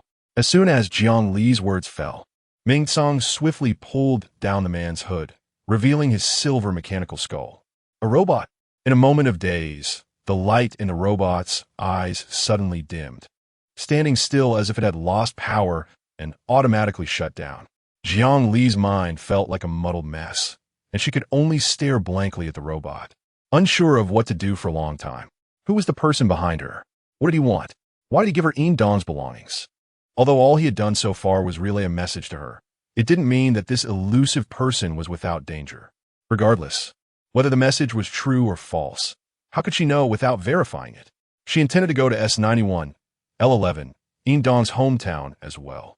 She carefully wrapped the light brain with a cloth and stored it close to her body, then tugged at Ming Tsang's clothing. Looking up at him with a smile, Ming Tsang, since you're here, why not accompany me to have some fun for a few days? He was always in a hurry, rarely appearing before her unless in dangerous situations, and his mysterious demeanor piqued her curiosity. How about acting as my bodyguard? You would have to go through so much trouble hiding anymore. After a moment's hesitation under Jiang Li's persistent persuasion, Ming Tsang finally agreed to stay by her side temporarily as her bodyguard. He was still as taciturn as ever. This did not dampen her enthusiasm at all. Is there a place where you have a master here? How about moving to my villa for the next couple of days? It's big and spacious, and there aren't too many people around. Her assets were spread all over the Alliance, and not every house was one she would stay in frequently. They were all equipped with various cleaning robots specifically for maintaining the homes. Although she had hired a butler at a high price to help manage her vast assets, he was busy with many tasks and also had to arrange her daily, trivial matters. She did not want to trouble him to fly all the way just to keep her company. Luckily, she met someone readily available. After Jiang Li's relentless persuasion and listing all the pros and cons, Ming Tsang finally nodded. He cleared his throat, as if suppressing a laugh. But when Jiang Li looked over, he put on a silent and honest demeanor, thanks to the mask covering his face. On the way back, Jiang Li sat in the back seat of her understated yet spacious luxury car, casually glancing at Ming Tsang's profile. His dark eyes were as deep as obsidian. Calm and unruffled, Jiang Li's description was not exaggerated. Her villa was filled with a cold mechanical atmosphere, and even after living there for a week, it had not developed any warmth of human presence. The house felt like a luxurious version of a top-tier hotel, where staying anywhere felt the same. In the following 3 days, Jiang Li not only failed to enjoy herself fully, but also faced a series of plots and attempted kidnappings from various unknown individuals, all of which were thwarted by her diligent bodyguard, who promptly took them to the police station. In her rush to leave, she regretted not hiding her whereabouts. Watching Ming Tsang haul the fourth group of would-be kidnappers to the police station, her lips murmured a name, her bright eyes squinting into crescents. The observation was over. It was time for her to return. As expected, Ming Tsang bid her farewell upon arriving at the capital star. Jiang Li then hired someone to carry her large bags of souvenirs and informed her friends about her return. Since she had used the excuse of looking for someone to go out, even if a few were concerned, they didn't accompany her. After distributing the gifts and mailing the 1 mint for Tian E to her home, Jiang Li returned to her apartment and logged onto the game account she hadn't used in a long time. As soon as she logged in, she received a message from Shimmering. The message was time-stamped from the day she was still participating in the competition in reality. Wasn't he supposed to be on a mission? How did he find time to log into the game? Jiangli sighed as she opened the message. I heard you've been unhappy recently, and your smiles have decreased? Is it because I'm not around? Don't deny it too quickly. I'm almost wanted by the entire game. Pat. GPJ, wait for me to come back. Jiangli was puzzled. What did it mean to be wanted by the entire game? Could it be that something strange had happened on the official forum? Moreover, she had been wearing a mask the whole time. So who could tell that she hadn't smiled? Was someone able to see through it? The pat emoji depicted a chibi boy in military attire, reaching out to pet a round, fluffy white creature, gently stroking from its head down to its neck, causing its petite ears to tremble adorably. Wasn't he the creature, the juvenile form of the cloud-swallowing beast? Heaven knows where he got such an incongruous emoji that didn't match his own image. As Jiangli was speechless, she quietly clicked to save it. It seemed like his last sentence was unfinished, so she instinctively replied, When you come back, shall we have another match? I can, but don't make me wait too long. How about a mech battle this time? It's just right to test the results of my student-s learning. The message fell into silence, as usual, and Jiangli didn't mind. Diving straight into the official forum, she hadn't visited for 2 months to see what had happened. Not looking was fine, but once she looked, it opened the door to a new world. What CPs like Appetite CP, Jade CP, fans for various factions were throwing tantrums and begging for content. Countless edited videos popping up on various recommended sections.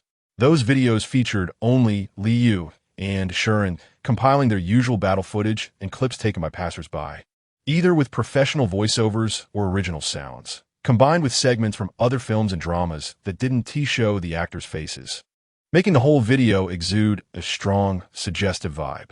The ambiguous scenes and dialogues sparked the imagination, filling the screen with pink bubbles. The two's good looks and their fame in fantasy world propelled these videos to great popularity, and opening them revealed a barrage of comments from CP fans and bystanders. Recently, someone had also captured several high-definition screenshots of her face during a mech competition at the training ground, posting a thread analyzing her features in detail, concluding that the male god wasn't smiling. The male god was unhappy. Why? Because Shimmering wasn't around. Then the fans on the entire forum were calling for Shimmering to come back and keep his wife company. Otherwise, the beautiful wife would be taken away by someone else. Jiangli. So much to complain about. Who could take her away? A bunch of her defeated opponents? Ah no, the key point is who is his wife. Don't watch those strange CP-edited videos. She slowly covered her slightly flushed cheeks with her hands, feeling stifled. So, Sichuan saw those videos and posts on the forum, which is why he sent her messages in the game. Just thinking about Sichuan watching such CP videos made Jiangli feel like she was about to steam. Although she had indeed been feeling low for a while, because Sichuan wasn't around, having it publicly proclaimed by internet users like this. So embarrassing. She couldn't help but wail at the thought of how that mischievous guy would secretly laugh at her for this. Moreover, some of the videos were so addictive that after watching one, you want to watch it again and couldn't stop, even knowing it was baseless. She still couldn't help but become a fan of this CP. Jiangli, I ship my own CP. I wonder how Sichuan felt after seeing these videos. Would he feel the same as her? If there was blame, it could only be directed at the internet users for their superb video editing skills and strong CP chemistry. After comforting herself this way, she cautiously extended a hand and clicked on a certain video again, sitting upright, her ears and neck turning red. Sichuan, come back quickly. That way she could wear the shell of Liu to provide material for the creators. She wanted to ship the videos. After binge-watching all the CP videos on the forum, Jiangli lay on the sofa, feeling a slight pain in her heart caused by the rapid heartbeat. This pain suddenly pulled her back to reality. She was stunned, slowly placing her hand on her chest. What was she just thinking about? The joy she felt from shipping the CP plummeted, leaving her breathless. The smile that had unconsciously curved her lips became tense and stiff as she realized this. When did she subconsciously smile? Just by thinking of Sichuan. They had only known each other for a few months, and their interactions weren't that frequent. Thinking about it, Jiangli was astonished to find that she had unknowingly created so many memories with Sichuan, and each one was still vivid in her mind. She still owed him 3 life-saving favors. The feeling she had right now. Could it be the bridge effect? No, that couldn't be right. Ming Song had also saved her a few times, yet she didn't think about him every day. No, no, no. Jiang Li shook her head frantically like a madwoman. This feeling needed to be suppressed immediately. She couldn't let it go unchecked. With her body, how could she like someone? If her emotions got too excited, she'd end up in the hospital. Was she looking for death? Or was she just tired of living? Suddenly, she couldn't smile anymore. Fortunately, Shichuan wasn't around. If he were, she'd have to find ways to avoid him to prevent these feelings from growing. Speaking of which, besides being a bit lazy and unserious, Shichuan seemed to have no flaws, but rather a pile of merits. He was tall, handsome, and a genius, with a bright future ahead. He wasn't extravagant or wasteful, nor did he hold grudges for favors. He was approachable, just like the boy next door. No wonder all the boys and girls in school saw him as the best partner, fighting to have a few words with him. Looking at it this way, she was just following the crowd. But ultimately, she was different from them. Jiang Li's gaze darkened, and a red storm brewed and rolled in her eyes, finally settling into a stillness like stagnant water. The girl from the preliminary round. The information showed she was a well-known fan of Shichuan's girlfriend at school. Perhaps she targeted Jiang Li because she saw her getting too close to Shichuan. Although she didn't care, the fact that others noticed her closeness to Shichuan was indeed something to be cautious about. After all, Shichuan would still want to date someone in the future. Chapter 81. Online Storm U Team. Someone shouted, roaring and straining their voice to awaken the consciousness of the person, but they could only watch helplessly as the bloodied youth in red knelt on the scorched earth, losing awareness. Surrounding the boy were scattered bodies of the enemy, still warm. The remaining enemy soldiers, even facing the immobile boy, were extremely cautious, hovering 50 meters away, hesitating to approach. Jiang Yu single-handedly deterred 1 million enemy soldiers, establishing a line of defense that bought the Alliance 8 hours of time for reinforcements to arrive on the battlefield. The more than 20 warriors rushed faster than anyone else. Like the wind, and in the blink of an eye, they surrounded the unconscious Jiang Yu, protecting him. Chao Yun, take you team back to the rear. A female warrior supporting Jiang Yu's neck fed him a pill, immediately lifting the unconscious captain, nodding to her comrades, and turning to rush towards the base. Confirming that Jiang Yu was still salvageable, they all breathed a sigh of relief. But faced with the watchful enemy, a fierce killing intent surged from their bodies. These more than 20 people recreated the nightmare of the enemy soldiers. They moved like ghosts, elusive and unpredictable. They stepped to the rhythm of the requiem, driving the enemy towards the abyss step by step. They frantically tore a bloody path for the thousands of comrades behind them. This was the 7th Army. The 7th Army of the Alliance, even with only over 20 people, had the combat power equivalent to an entire army. Everything around them was silent. The cold wind occasionally swirling with the smoke of burnt trees, permeating and invading everyone's hearts, mixed with the arrogant scent of gunpowder and the grotesque taste of blood. The aura of death in this land was so strong that it seemed all living beings had withered. Painful goodbyes spread among the people, and cries and prayers were pale and powerless. Intense hatred surged, like a piece of red-hot iron, scalding and leaving an ugly hole in the soul. The ground was littered with craters and corpses, our soldiers and enemies, intertwined and piled together, shells scattered everywhere, mixed with broken, blown-apart limbs, thick smoke rolling and swirling in patches. Chaotic and broken. When Jiang Yu opened his eyes on the makeshift bed and struggled to get up while covering his chest, he heard the news that Jiang Cheng had relapsed on the battlefield and was captured by the enemy. His vision instantly darkened, and he nearly fell off the bed. At that moment, the Alliance's largest battle against the scant people had been won, but unexpectedly, the enemy had left such a hand. They sent envoys to contact the Alliance's high command, expressing willingness to sign a peace treaty, promising not to invade for 1,000 years, and all captives could be returned, with the sole condition being to strip Jiang Yu of all his combat power, to comfort the scant leader's pain of losing his son. Jiang Yu, heavily injured and not fully recovered, insisted on sitting in the conference room as a major general at the forefront of the battle. When all eyes turned to him, His body stiffened, pale fingers gripping the table tightly, veins bulging. An oppressive silence enveloped the room, everyone waiting for Jiang Yu's response, which revealed their tacit acceptance of the scant envoy's demands. One person's qualification in exchange for temporary peace for the entire alliance. Was this a bad deal? The high-ranking officials present didn't think it was a loss. Jiang Yu didn't think so either. His injured father couldn't wait. The alliance's soldiers couldn't wait. He had to make a decision at this moment. Perhaps even his decision didn't matter. Even if he refused, the alliance had many ways to make him agree. Good. The word, brewed in his throat, was difficult to spit out, and in that instant, it felt like thousands of needles pierced his vocal cords, turning his originally clear voice hoarse like it had been ground by stones. He silently stepped out of the conference room, quietly pushed open the door to the training ground where the 7th Army was located, and saw his comrades, who were anxious for news and slacking off during training, suddenly break into a weak smile. You team, you're back. You team, how is it? How did the negotiations go? Are they willing to cease fire? How's the general? Will he be released? Were they so scared by our army's heroics that they dare not invade again? You team, even the 7th Army, which was much stronger than ordinary soldiers, yearned for peace. The light in their eyes when they asked questions made Jiang Yu feel a sudden pain in his heart. Surrounded by them, the youth had no choice but to patiently answer each of their questions. The alliance signed a peace treaty with the Scant, mutually agreeing not to invade for 1,000 years. Don't worry. With those politicians arguing on our behalf, the general will be back soon. The peace we once hoped for has been realized.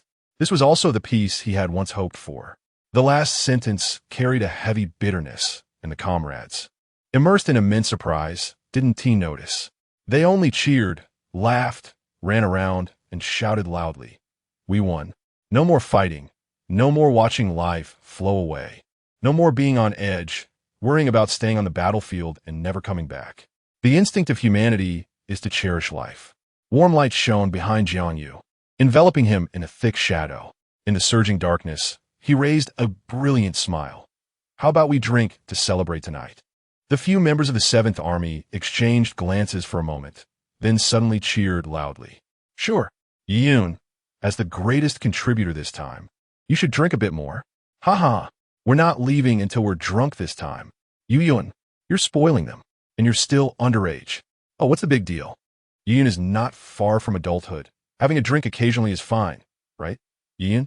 Facing the noisy comrades, Jiang Yu smiled and responded gently, yes. Just 5 more years until adulthood. That's not far. Yun, you've learned to be sarcastic. Ha. Yun is not far from adulthood. The golden red light gradually faded into the shadows, losing all brightness. The next morning, a hungover Jiang Yu was sent into the dark room by his mother with a bowl of warm soup mixed with medicine. She said, I'm sorry. I love your father more than I love you. That handsome and stubborn boy put on his favorite red robe early in the morning, tied his long hair neatly, and silently accepted his mother's only tenderness in over a decade. Injected with mind suppression drugs and poison sent by Scant, he lay in the monitored dark room, enduring struggles. Trembling in pain, yet still not making a sound. That was his last dignity as a genius major general. His meridians were breaking one by one, his senses gradually fading, as if even his consciousness would be stripped away by the toxin. There was no light, no sound. Even the air was filled with a cold, mechanical breath. It felt like a deep, bottomless mire, where stepping in meant endless suffocation and darkness. On the other side of the darkness were the envoys from Scant, the Alliance's high-ranking officials, and a woman's voice. I heard your alliance has an energy system called mental power? Mental power must. Commander Lu Yun. As Jiang Yu's mother, what do you think? I agree. These voices gradually faded, but suddenly another sound mixed in, growing louder and louder. It seemed someone was laughing, and yet someone else was crying. The entire base suddenly erupted with a loud alarm, and a pale-faced soldier hurriedly reported. Report, sir. Jiang Li's mental power has gone out of control. Report, sir. An unknown black hole with a radius of 1 meter has appeared in the center of the base. Report. Sir, Jiang Yu has fallen into the spatial black hole.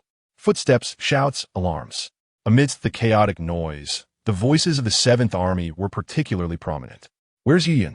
Has Ian not come out yet? Have you seen Jiang Yu, Major General Jiang? Ian, where are you? Yuyun. The video suddenly shifted from darkness to color, showing the battlefields that Jiang Yu had experienced like a revolving lantern. The young boy ran amidst the gunfire, rescuing countless innocent civilians who were panicking under the ruins and beside crumbling buildings. He smiled gently at the elderly man who was helpless and despairing, patiently comforting the crying child who knew nothing of the world, bringing those affected by the suddenly expanded battlefield to safety. He seemed to always be smiling, his gentle golden-red eyes curving into crescent moons, filled with endless vitality and hope.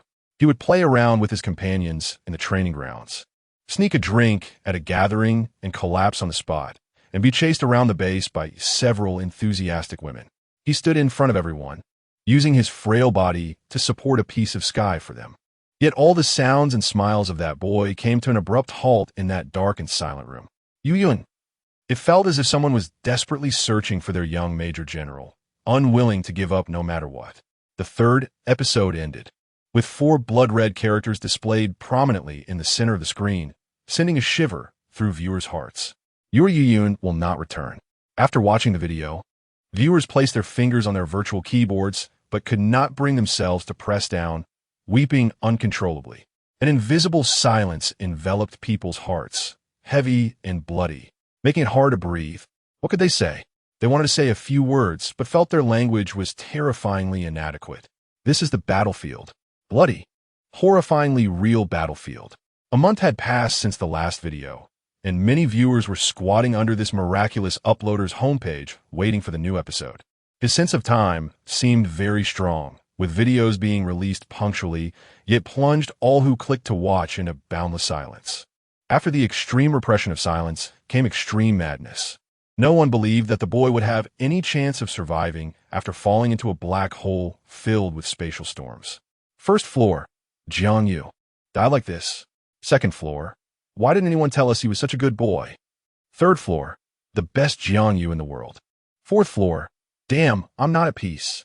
I don't believe he just died like that. He must be fine in the next episode. Fifth floor, our Major General. He hasn't even reached adulthood, and he died at the hands of the alliance he was so devoted to. Sixth floor, Jiang Yu is only 20. He is so young. He hasn't even had a chance to go to school. How could they bear it? How could they dare? Seventh floor. So that's where the baseless charge of betrayal came from? Because Jiang Yu couldn't withstand the torture, causing his mental power to go out of control and fall into the black hole. Is that considered betrayal? Are they even human? Chapter 82. Breaking into a private residence. 746th floor. From the moment Jiang Yu agreed to that disgusting condition to find his comrades, I was already crying like a fool. How could we let such a good Major General lose the starlight in his eyes?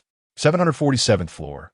Jiang Yu is really so gentle, pretending nothing happened as he left the conference room to laugh and joke with the 7th Army. I clearly saw that he was so sad he was about to cry. How did his comrades not notice? 748th floor. Rationally speaking, whether it's the Alliance or Jiang Yu, their choices were correct.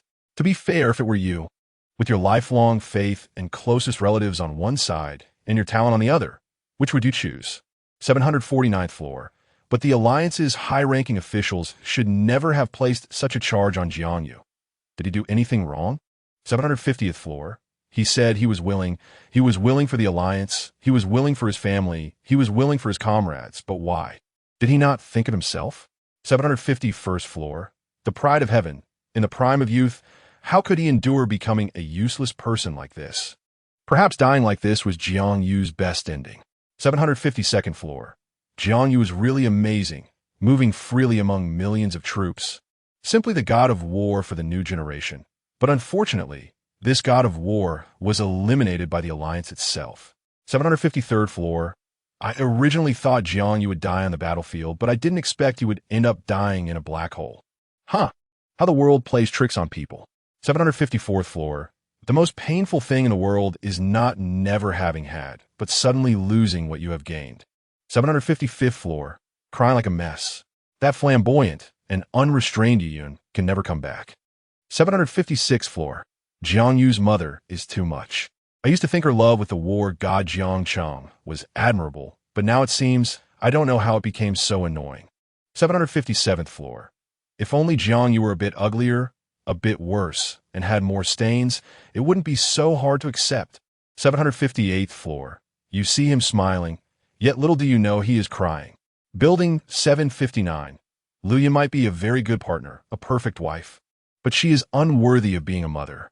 What right does she have to easily make decisions for Jiang? That is Jiang spiritual power, something that belongs to him, a treasure he has painstakingly cultivated step by step. She even sent Jiang to that terrifying place with a bowl of medicine after he had already agreed. Is she still considered a mother? Building 760. I originally really liked this commander. Lu Yin can always remain calm and issue the most correct and precise orders to help the army achieve victory. But in this matter, she treated her own child as a bargaining chip rather than a family member, which I cannot agree with at all. Building 761. If she loved her husband more, why did she have children? Oh, it makes me so angry. Building 762. Sigh, the whole family is gone. What is the use of saying all this? Building 763. Ooh, the best Jiang in the world is gone just like that. Building 764. After watching the video, I really feel like 1,000 grass mud horses are galloping through my heart. Some people frantically tagged the official account of the Alliance's senior management, wanting an explanation.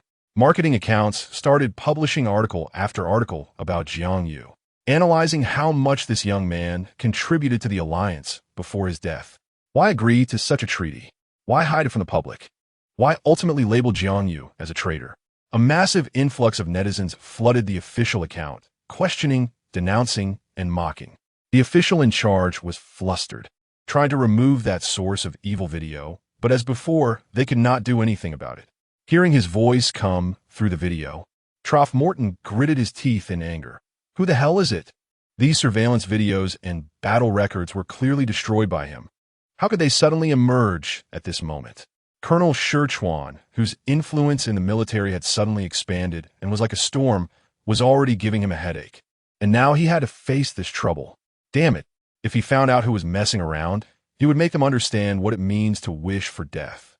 When Zhongli saw the video, it was the night of the second day when online public opinion had reached a boiling point. Looking back at her past experiences from another person's perspective felt like watching a stranger. Her heart was calm and undisturbed, presenting a detached appearance as if it had nothing to do with her. But the lingering pain within her body revealed the tragic past. She sat there for a long time, suddenly feeling the strong wind howling outside, before getting up to walk around the bed, intending to close the half-open window. A tall black shadow suddenly passed through the apartment security alarm system without triggering any alarms. Like a gust of wind, he abruptly entered through the window, leaving Jiang no time to react before he pulled her into his embrace. Since the last time Shirchuan broke into her apartment, she had entered Shirchuan's information into the apartment security system. Even though she didn't TC the person's face due to his speed, Jiang knew it was Shirchuan. The person rushed in with the evening breeze and moonlight, embracing her unexpectedly. Jiang was stunned, burying her head against his chest, hearing his heart pounding like a war drum. Thump, thump. Each beat seemed to strike her heart painfully. He still carried the scent of gunpowder blown away by the wind. And although he was neatly and cleanly dressed, she could still smell a faint trace of blood on him. Teacher, why did you suddenly come back? Are you hurt? Why? The remaining words were cut off by Shirchuan's sudden tightening grip, and Zhongli could clearly feel his whole body trembling. His arm muscles tense, as if he was suppressing something, biting his teeth in silence. His heavy breaths, warm against her ear, quickly reddened her earlobes like they might bleed. The strange tingling sensation in her ears made Jiang uncomfortable, causing her to shrink her neck in Shirchuan's embrace. But it only made him tighten his arms even more, as if afraid that if he let go, she would suddenly disappear. Out of Jiang sight, Shirchuan lowered his head, resting his chin on the girl's shoulder. His attractive thin lips almost pressed into a straight line. His face was tense, and the dark mist in his narrow eyes concealed all emotions. But the furrowed brows and half-closed eyes revealed a sense of painful affection. What's wrong? Are you hurt? The girl in his arms seemed a bit flustered, seemingly unconcerned about her sore waist from being held tightly. but rather worried about his discomfort. Scherchuan finally spoke in a deep voice. Still hurt? His voice was hoarse and low, still carrying the urgency of hurried breaths.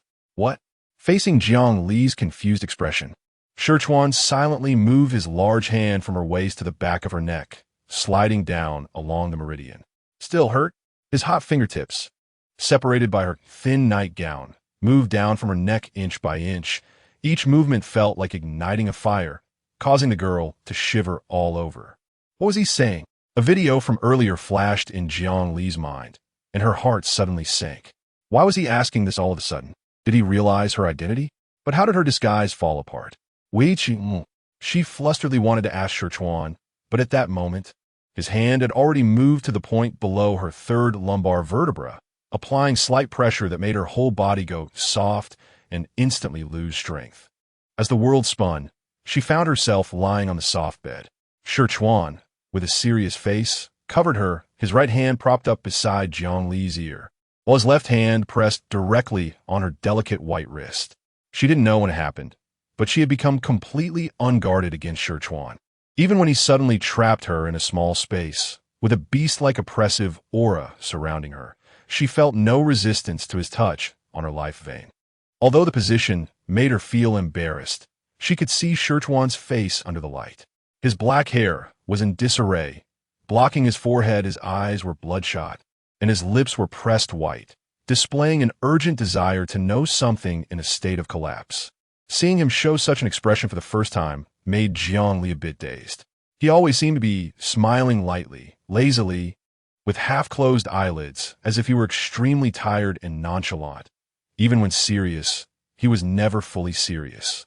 Not feeling the tension of guarded muscles, nor being attacked by spiritual power, Scherchuan was momentarily stunned, but the next second, he unavoidably released his spiritual power into Jiang Li's skin.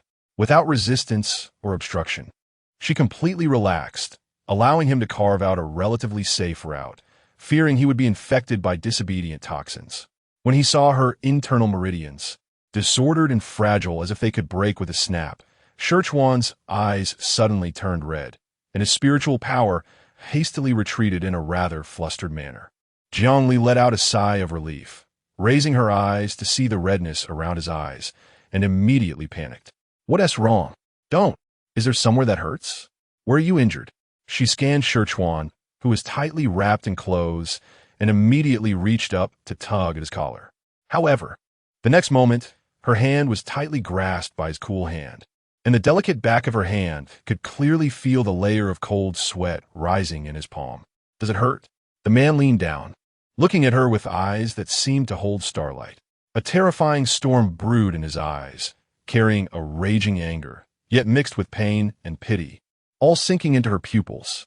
Facing Scherchuan's third inquiry, knowing he wouldn't give up without an answer, Jiang Li quietly looked at him for a moment. He already knew. It hurt a lot. Her voice was light and weightless, yet felt as heavy as 1,000 pounds, pressing down hard on the man's heart. Scherchuan suddenly realized. What was he asking? The answer was so obvious that just watching that video, he had already known. Why come to ask these questions now? What would he do after getting an answer? He had done nothing for her. But that was all in the past, and now she felt nothing at all. Jiang Li knew her disguise was no longer secure, so she simply let go of all pretenses, secretly relieved that after being saved by Granny M.O., she had removed all her scars, preventing him from seeing them. At this moment, their positions made her feel a bit suffocated, and she faintly sensed something was off. Taking advantage of Scherchuan's moment of relaxation, she grabbed his arm propping up on her side and his lean waist, using a sudden force to successfully flip over and pin him down, leaving Scherchuan, who had become dazed by her answer, beneath her. Chapter 83. Are you what's wrong with you? You're injured, and yet you don't hurry to the hospital. What are you doing here with me? Did you finish your task? Jiang Li grumbled discontentedly as she pulled open Scherchuan's collar with one hand, revealing his collarbone and sturdy chest. The beautiful sight before her didn't move the girl at all. She frowned, focusing her gaze on the grotesque wound that was barely visible, reaching out to unbutton the remaining buttons of his shirt on his abdomen. The 3-inch-long crimson wound was still oozing blood, the flesh was rolled over, and the edges were pale. After lightly probing with her spiritual energy, she finally breathed a sigh of relief. Thankfully, it wasn't a penetrating wound, just a terrifying-looking flesh wound. At that moment, Jiangli straightened her face and scolded him. "Don't you feel pain?" She turned to get off the bed to fetch the medical box. Suddenly feeling a chill on her upper body, she found herself stripped bare by the girl, who had taken a good look at him, and Scherchuan sighed, grabbing her wrist and gently pulling her back. "Aren't you going to ask how I knew? Why are you bringing this up again?" The girl's face suddenly flushed red, and she stammered. "Anyway, it doesn't matter how I knew, does it?" Scherchuan couldn't deny it. "I knew when you finished that match with Fei Lu, little liar." He lay on the soft bed, leisurely looking at her. Although he smiled, that smile didn't reach his eyes, blocked by a heavy darkness, making it impossible to discern the deeper meaning behind it. "Jiang, so early? No way. Then, you should have recognized me a long time ago, right? Li, you was Labia." Jiang Li felt as if she had been struck by lightning, her head nearly producing tangible white smoke. This was simply an open execution. Who would have thought Scherchuan would casually add another jab? I wonder who it was that said they like slim waists and long legs with 30-60. Shut up. She covered Scherchuan's mouth, which was determined to speak shocking truths, her ears turning completely red. As the day's medication wore off, her golden red pupils gradually revealed their true colors, shining brilliantly like a sun that had burned for billions of years, radiating warmth that irresistibly drew people in. Scherchuan was captivated, his heart beating more fiercely in his chest, seemingly feeling no pain from his wounds at all. These eyes, he could never get enough of them. The girl successfully silenced the man, but she felt frustrated, wishing she could mess up her hair into a bird's nest. The disguise was gone, so why not just act like it didn't matter? Why bring it up? How would she face people in the future? The man beneath watched Jiang Li's expression change throughout, suddenly raised his hand to half cover his eyes, and chuckled softly, his Adam's apple bobbing as he asked her in a husky voice, how does it feel? What do you mean, how does it feel? Jiang Li instinctively looked down. Her fair palm was unknowingly resting on his tanned abdomen, her palm pressed against the muscle's outline, almost able to feel the slight vibrations when he laughed. Jiang Li feigned calmness, swiftly withdrawing her hand, stammering, It's okay, I guess." She lifted her head, snorting dismissively, putting on an air of nonchalance. But with the fastest speed she could muster, she flipped over and hurriedly left to find the medical box. The atmosphere felt off, and her heart had begun to race. Puff! Scherchuan lay on the fragrant mattress, seeing the faint red behind the girl's ear, and laughed even more recklessly, his sharp brows and eyes softening with warmth. How wonderful! She was still alive. She hadn't died under that terrifying toxin. She hadn't perished in the violent space black hole. She was standing right in front of him, able to speak and laugh. If it weren't for that video, he would have never known the painful experiences the girl had gone through. When Jiang Li returned with the medical box, Scherchuan was still lying in the same position, obediently, just turning his head to look at her quietly with his gentle brown eyes. Jiang Li didn't speak, carefully disinfecting and applying medicine to the wound on his chest and abdomen, only to see him innocently blink at her, instantly making her furious. She truly didn't understand what was wrong with him. It was clear he had just come down from the battlefield not long ago, still carrying injuries. And yet he didn't even think to seek out a doctor, flying over in the middle of the night, not afraid of being seen by surveillance or night owls. She shot him a roll of her eyes, holding the gauze, and said unkindly, "Could this esteemed gentleman please sit up a bit? I need to start bandaging." Jiang Li knew Scherchuan had good physical condition. She could tell from applying the medicine that his wounds were healing slowly, and after bandaging, he would be mostly fine by morning, not needing stitches at all. Thankfully, her prolonged illness had made her knowledgeable, with medical equipment and medicine often available in her apartment. If his injuries were any worse, she would have had to drag him to call an ambulance. Scherchuan pretended to prop himself up on his elbows, then feigned weakness and flopped back down, pouting like a child, saying, "Oh, my injury is too severe, I don't have the strength to get up." He smiled at her brightly. "Hey you, can you help me up?" His sturdy arm extended, playfully tugging at Jiang Li's slender wrist. Jiang Li. Oh, yeah. The girl was startled by the familiar name, nearly losing her balance, feeling a profound bitterness in her heart. It had been a long time since anyone had called her that name. Those who once called her this had almost all turned to dust. Hearing it again, now, felt like a sensation from past life. Sichuan instructor. She straightened her face, her expression serious. No more fooling around. Though she said this, she still put down the gauze, extending her other hand, allowing him to hold on to her as he sat up. Sichuan watched as the girl leaned closer, wrapping the gauze around his chest as if they were sharing an intimate embrace, each approach causing him to instinctively swallow hard. He lowered his eyes, observing the small swirl of her hair, his expression complicated. The warmth rising in his body made him acutely aware of his restless heart, and he could no longer find excuses to escape his hidden feelings. He liked her, whether as Jiangyu or Jiangli. A few years ago, he had casually allowed Jiangyu to step into his world with an indifferent attitude, and a few months ago, he had tentatively entered Jiang Li's world as a mentor.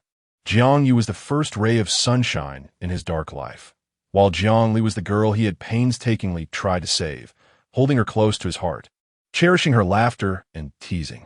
God knows that when he saw the newly released video, his heart ached so much that he almost rushed to the Alliance headquarters to kill those old radicals to vent his anger.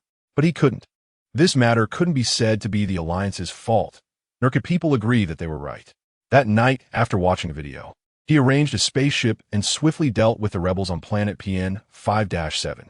After leaving the battlefield, he boarded the spaceship heading straight to the capital star. He didn't know why, but he just wanted to see her as soon as possible. He wanted to hear her voice, see her smile, and hold her in his arms.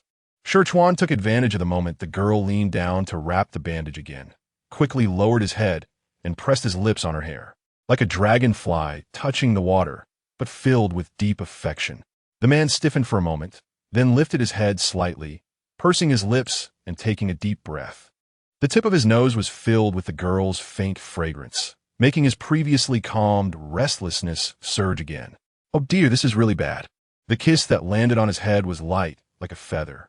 The girl seemed to sense something, paused her movements, and looked up at Sichuan in confusion. Sichuan responded to her with an innocent smile, eyes wide open in a daze. The girl thought the strange sensation just now was an illusion, so she lowered her head and neatly tied a knot on the bandage she had wrapped. Done. She clapped her hands, took a careful look at her work, and put the medical kit back in its place. When she sat back down beside the bed, she suddenly realized something while staring at Sichuan's well-defined abdominal muscles. Oh no! Her heart started racing suddenly. She immediately stood up and took several steps back, stopping only when she was 3 meters away from the man on the bed, taking a breath to calm herself. Thank goodness. She managed to distance herself from Sichuan before her heart reacted. It shouldn't be racing too fast this time, right? She carefully felt her chest, feeling a bit frustrated. How could she forget to keep her distance from him? Watching Jiang Li's series of actions, as if she were avoiding some contagious source, Sichuan felt greatly hurt. What's wrong? Why is she suddenly so far away from me? He leisurely buttoned his shirt, fastening it tightly, not even revealing a hint of his collarbone, and said, Feeling wronged. It's really sad. I just came back from the battlefield to rush to see you, and I didn't even get to drink a drop of water. In fact, he had not only washed his face and brushed his teeth, but also taken a shower and changed into clean clothes. The girl frowned as expected upon hearing this, and hurriedly poured him a glass of water. Then she instructed the robot to bring it to him by the bedside. She hesitated and asked him, Why the rush? You could rest for a night and come back just the same. It's even too dangerous to use abilities that shouldn't be exposed to others. Forgetting about the damned robot, Sichuan, the man picked up the water that the girl had poured and drank it all, his expression natural, because I was anxious to see you. I wanted to hear your breathing and see your smile. Jiang Li's eyes widened suddenly, and her hand instinctively covered her chest. Just now, her heart had suddenly thumped hard. This was like poking a hornet's nest. Her heartbeat quickened uncontrollably, and Sichuan, who had unknowingly gotten off the bed, stood in front of her, looking at her hand resting on her chest with a vague expression. He knew the girl's habits. If she wasn't in extreme pain, she wouldn't express it so obviously through her actions. Heart pain? Because of him? He didn't know whether to be happy that the usually dull girl finally had some awareness of him, or to resent his existence that made her feel unwell. In the end, he sighed, stretched out his arms, and picked the girl up, placing her steadily back on the bed and covering her with the quilt. "It's late. You should sleep now, little stutterer." He sat by the bed, a smile at the corner of his lips. Jiangli. Suddenly, her heartbeat slowed down. "What about you?" She looked at him quietly. "Are you going back?" Sherchuan turned off the light and, in the moonlight, looked at the girl curled up in the quilt. His expression tender, his gaze filled with affection. "There's still a mission, but I'll wait until you fall asleep before I leave." In the darkness, the man's magnetic voice was quite pleasant. "Do you want to hear a bedtime story?" "Just for you." Jiangli decisively turned over, childishly facing her back to him. "What, Ayu? Why call me so intimately?" Sherchuan saw her reaction and suddenly chuckled. Chapter 84.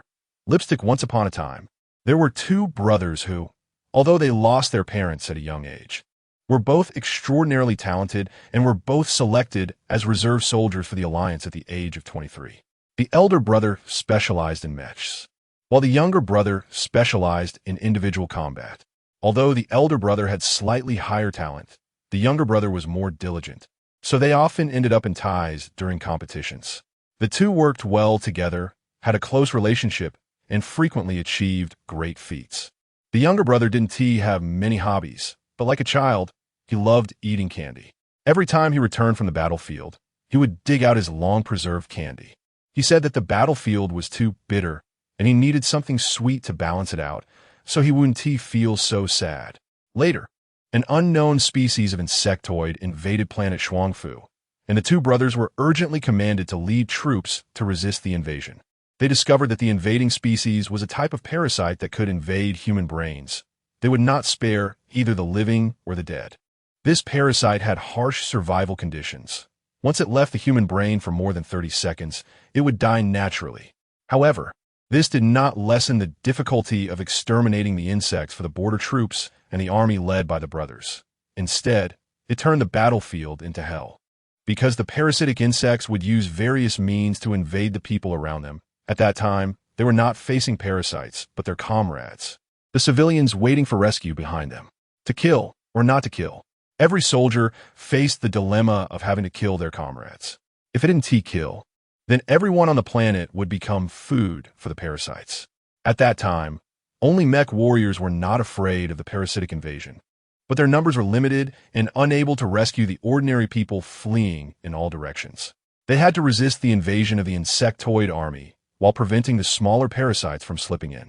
They could only entrust the rescue operations and the extermination of the remaining parasites to the infantry and logistical teams. What kind of difficult battle was that? Wolves in front, tigers behind. 15 mechs faced hundreds of thousands of insectoid troops with exoskeletons as tough as shields. They couldn't retreat and could only charge forward with gritted teeth. With no support from the rear, the mech warriors used suicide attacks to repel the insectoid army. One mech after another fell from the sky. Some turned into fireworks before they even hit the ground. Debris scattered everywhere, and the comms were silent. Of the 15 mech warriors, only the elder brother survived the explosion. He crawled out from the wreckage of the mech and saw a child crying under a crumbling building, exhausted and badly injured. He could only grab the child and roll on the ground to avoid the collapsing wall, but he couldn't escape the falling beam. The younger brother appeared, covered in dust, his eyes filled with intense fatigue, yet he still smiled at his brother and said, "Brother, leave this to me. The rescue station is not far away. You take this child there." Looking around, there were still a few ordinary people trembling in fear or unable to move. Knowing that his brother wanted him to go find a medic, the elder brother could only sigh and hurry towards the rescue station with the child. Then, he encountered a medic stumbling out of the rescue station. "Kill me." The old medic, who had been with the army for many years and had saved him countless times, directly shoved a dagger into his arms. The military doctor discovered a survivor with a dormant parasite in his brain, and in a moment of negligence, he became parasitized himself. To prevent it from entering the rescue station, the military doctor resolutely sealed off his brain domain with mental power. "I can't hold on any longer. Kill me." At that moment, he had already lost consciousness, yet instinctively begged others to end his life. Once the parasite enters the brain, there is no hope of return. The older brother covered the child's eyes and held a dagger, encountering soldier after soldier who were eager to save, but careless in their defenses. Some had already lost their sanity, while others were still clear-minded. The conscious soldiers ended the lives of their zombified comrades with their own hands, then smiled at the older brother before taking their own lives. They didn't want their comrades to endure the pain they had suffered. Since they were destined to die, they would bear the sin of killing their own. The older brother stumbled into the rescue station, accepted a simple bandaging, and regardless of the severity of his wounds, set out again to return to the battlefield. Then, he witnessed the most terrifying nightmare of his life. Soldiers were slaughtering civilians. The public rushed towards the soldiers, and those in military uniforms were mercilessly killing each other. The normal, the parasitized, the clear-minded, the chaotic, all turned the gray battlefield into a sea of blood. Some could not bear the weight of killing their comrades and committed suicide decisively.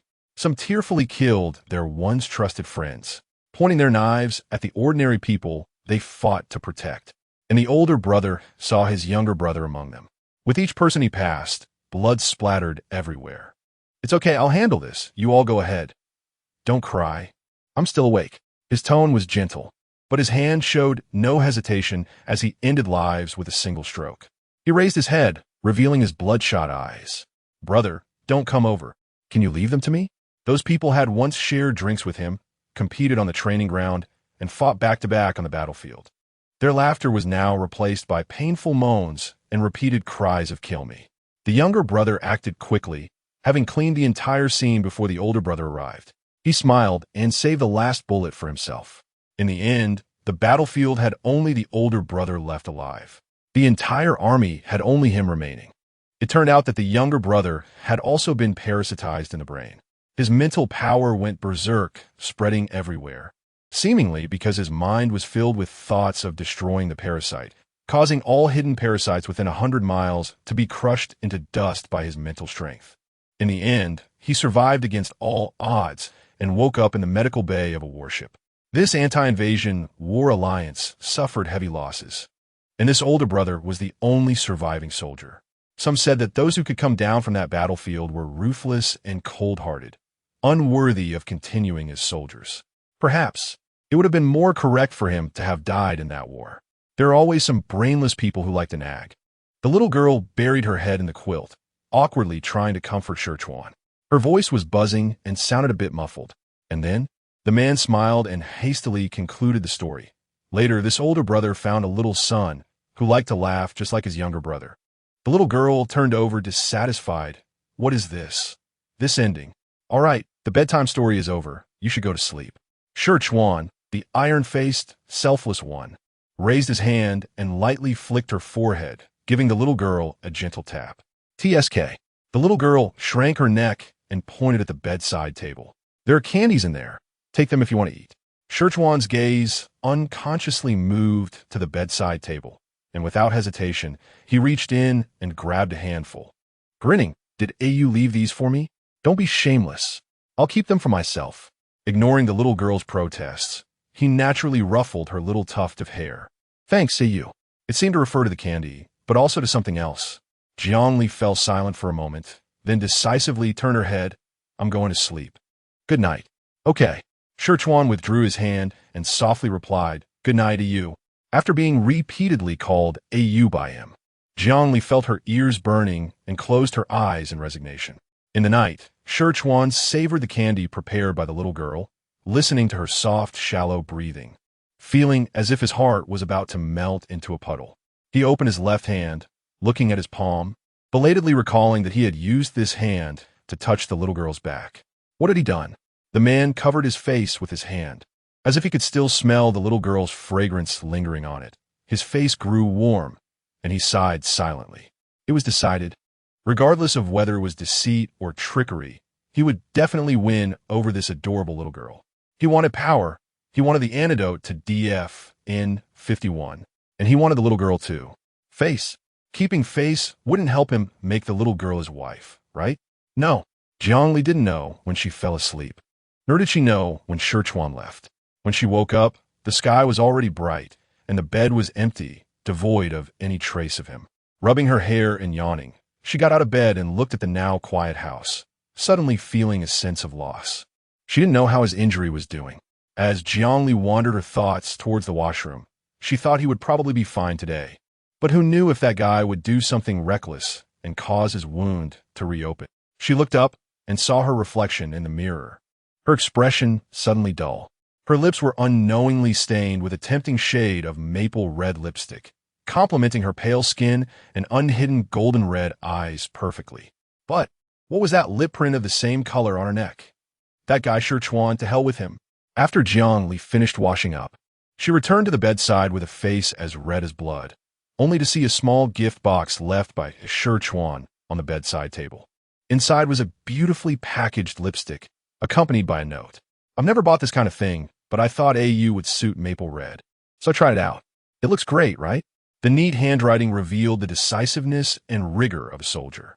But with that emoji, the whole note took an uncontrollable turn towards a strange direction. This person really is.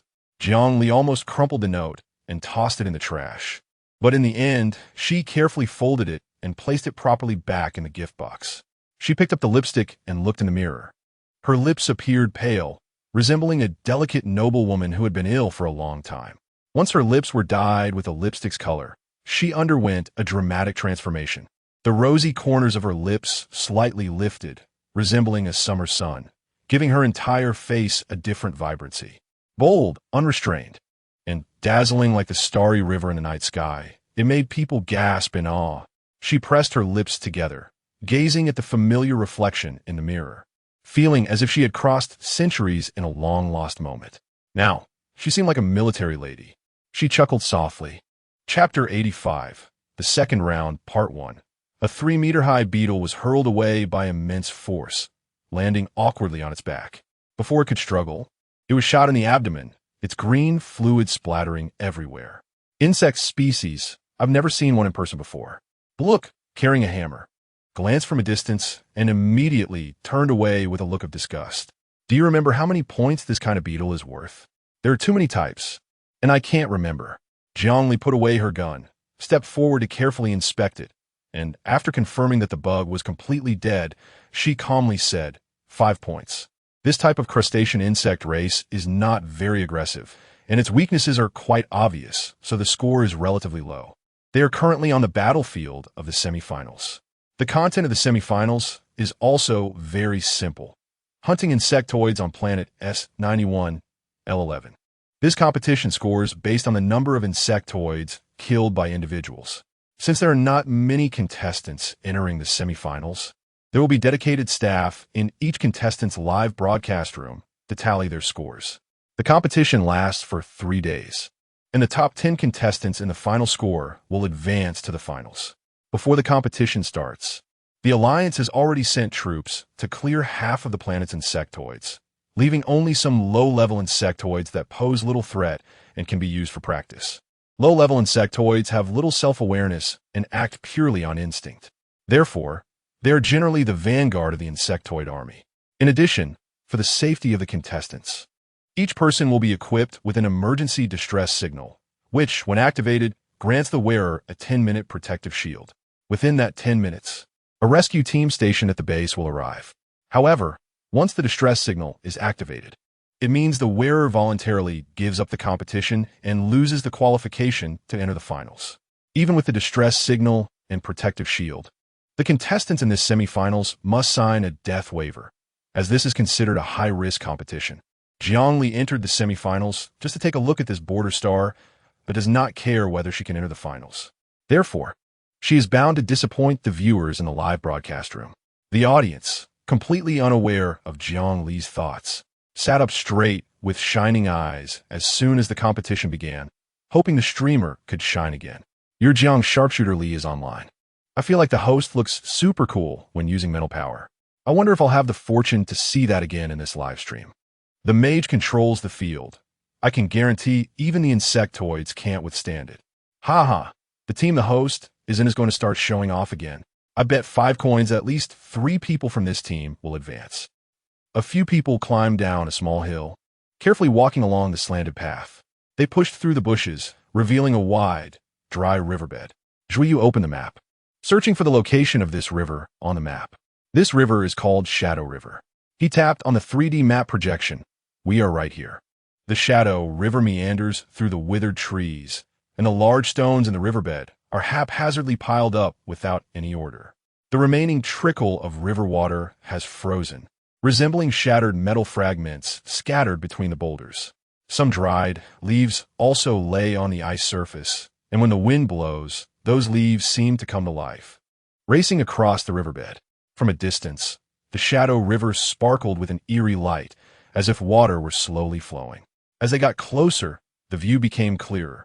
There were several deep cracks in the middle of the river, coiling along the riverbed and extending into the distance, revealing desolation and decay, with even the blowing wind carrying a heavy sense of death. Jiangli crouched down, observing the cracks for a while, her fingertips trembling slightly. These were marks left by true energy slashing. True energy, besides her Jiang family, is only possessed by the 7th Army, which she has taught the technique. Among them, Meng Yin is particularly skilled with a knife. This depth of crack might be the result of all the true energy that Guy could unleash. What does running out of true energy mean? It means that this person never intended to return alive. She stood up and looked around. There were traces of battles everywhere, like deep scars that could not be buried no matter how many storms they endured. What's wrong? Feng Mian noticed her unusual expression and couldn't help but walk up to ask. Jiangli came back to her senses and lowered her gaze. It's nothing. Just that it seems there are traces of battles here. Oh, I know this. Lan Ku replied cheerfully. Brother Candace led the 6th Army of the Alliance to fight the insectoids here, and they should still be stationed at the military base. It is said that thanks to the timely arrival of the 6th Army, they fought desperately. Otherwise, this planet would have been occupied by the insectoids. As it got late, let's camp here. Jiangli slowly tightened her hand, her tone calm, yet with an undercurrent of unease. She stared at the dry riverbed, her eyes not blinking. The 6th Army? The Candace leading the 6th Army. She knew who he was. Candace Morton, 31 years old, a colonel in the Alliance. A radical faction member of the Alliance's upper echelons, son of Trav Morton, and also the son of the brother he feels most guilty towards in his life. This person once wanted to join the 7th Army, but because they were no longer recruiting, she firmly rejected him. His qualifications seemed decent, but she always felt something was off about him. So Coco likes that guy. Jiangli frowned slightly, unable to explain why she knew him or clarify her feelings. So she had to abandon the thought of persuading Lan Ku, sighed, and began to set up camp with the others. The food for these 3 days needed to be self-sufficient, leaving Jiang Li and Feng Mian to guard the camp. After agreeing on a time to return, the other 3 entered the jungle again to look for food and hunt insectoids. Jiang Li also knew that her body was not suitable for running around, so she only collected some usable water sources from nearby plants to store in her water pouch. Her wrist was currently empty. The competition did not allow her to use those potions, and she was unsure whether that wristband would be detected. So in order to minimize the risk, she left the wristband containing the enhancement agent at the designated material storage base for contestants. By the way, Feng Mian, don't you have your own weapon? Jiangli chatted with Feng Mian casually. Lan Ku has a pair of big hammers, Aiska's claw gloves, and even Juiyu has a small mecha provided by the Alliance. After all these competitions, she had not seen Feng Mian use a fixed weapon. It seemed he always borrowed swords and knives from others.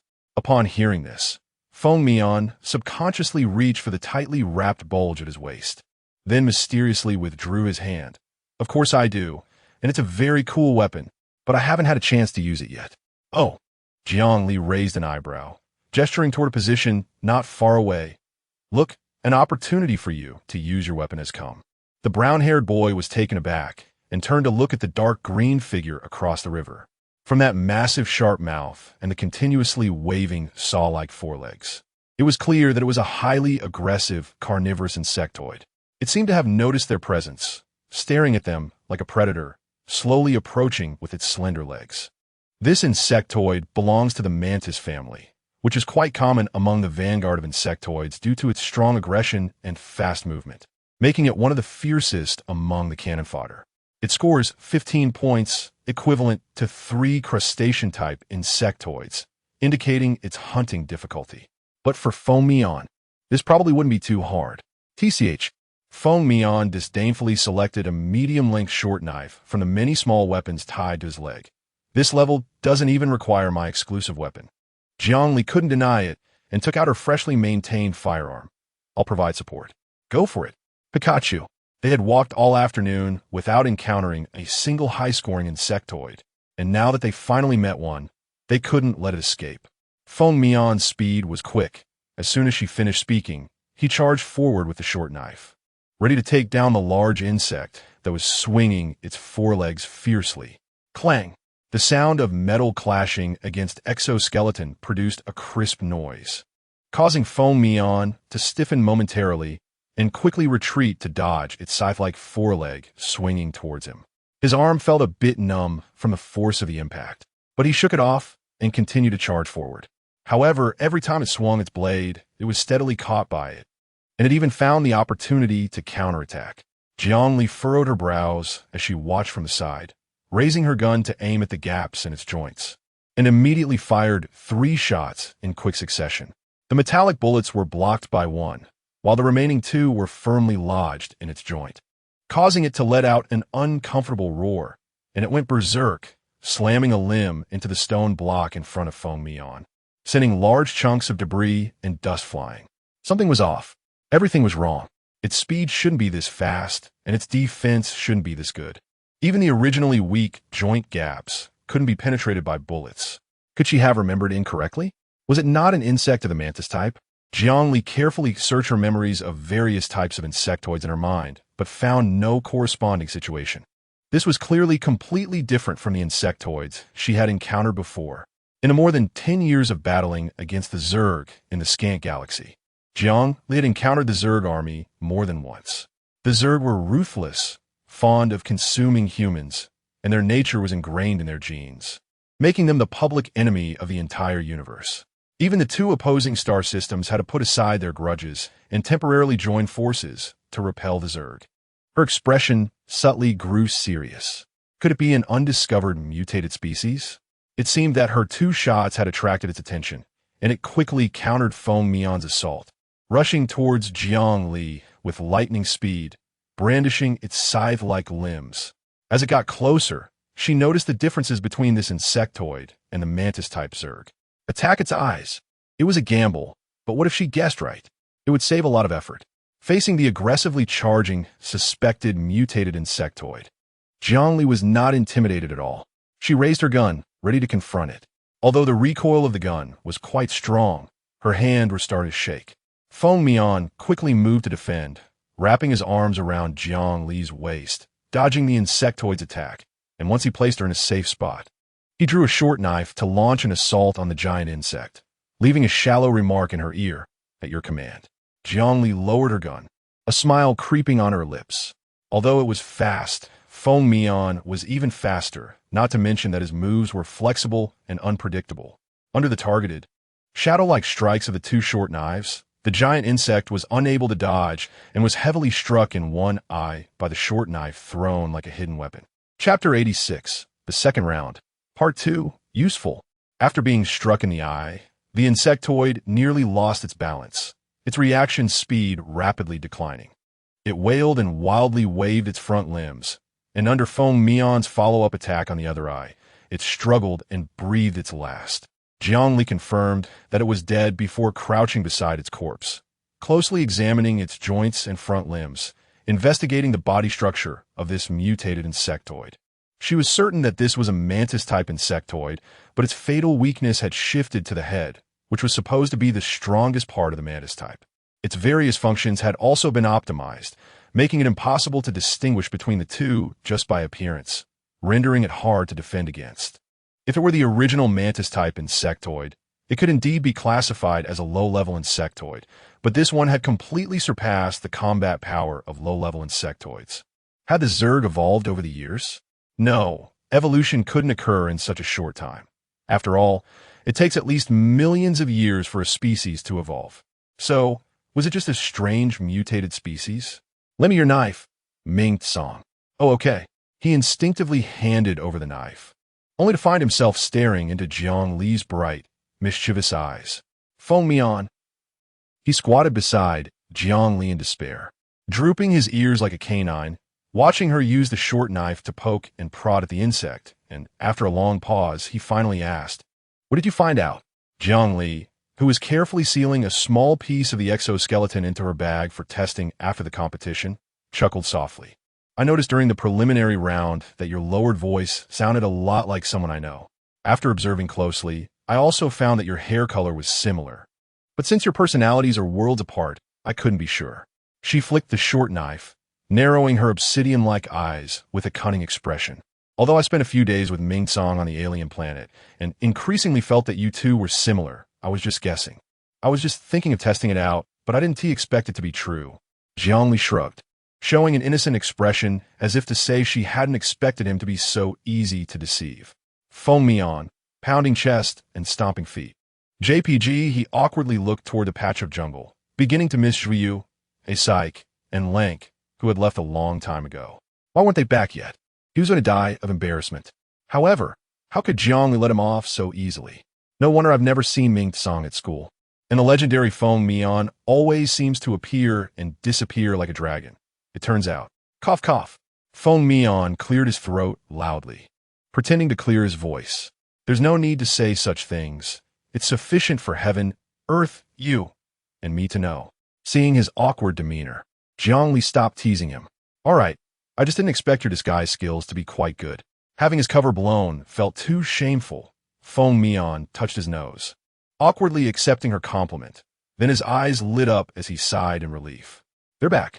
The three who emerged from the woods were all somewhat dusty and weary. They greeted the two and sat down on the ground in the camp, grabbing their water pouches and frantically replenishing fluids. "What's wrong?" Li sensed that their condition was a bit off, raising her suspicions. Had they encountered something in the woods?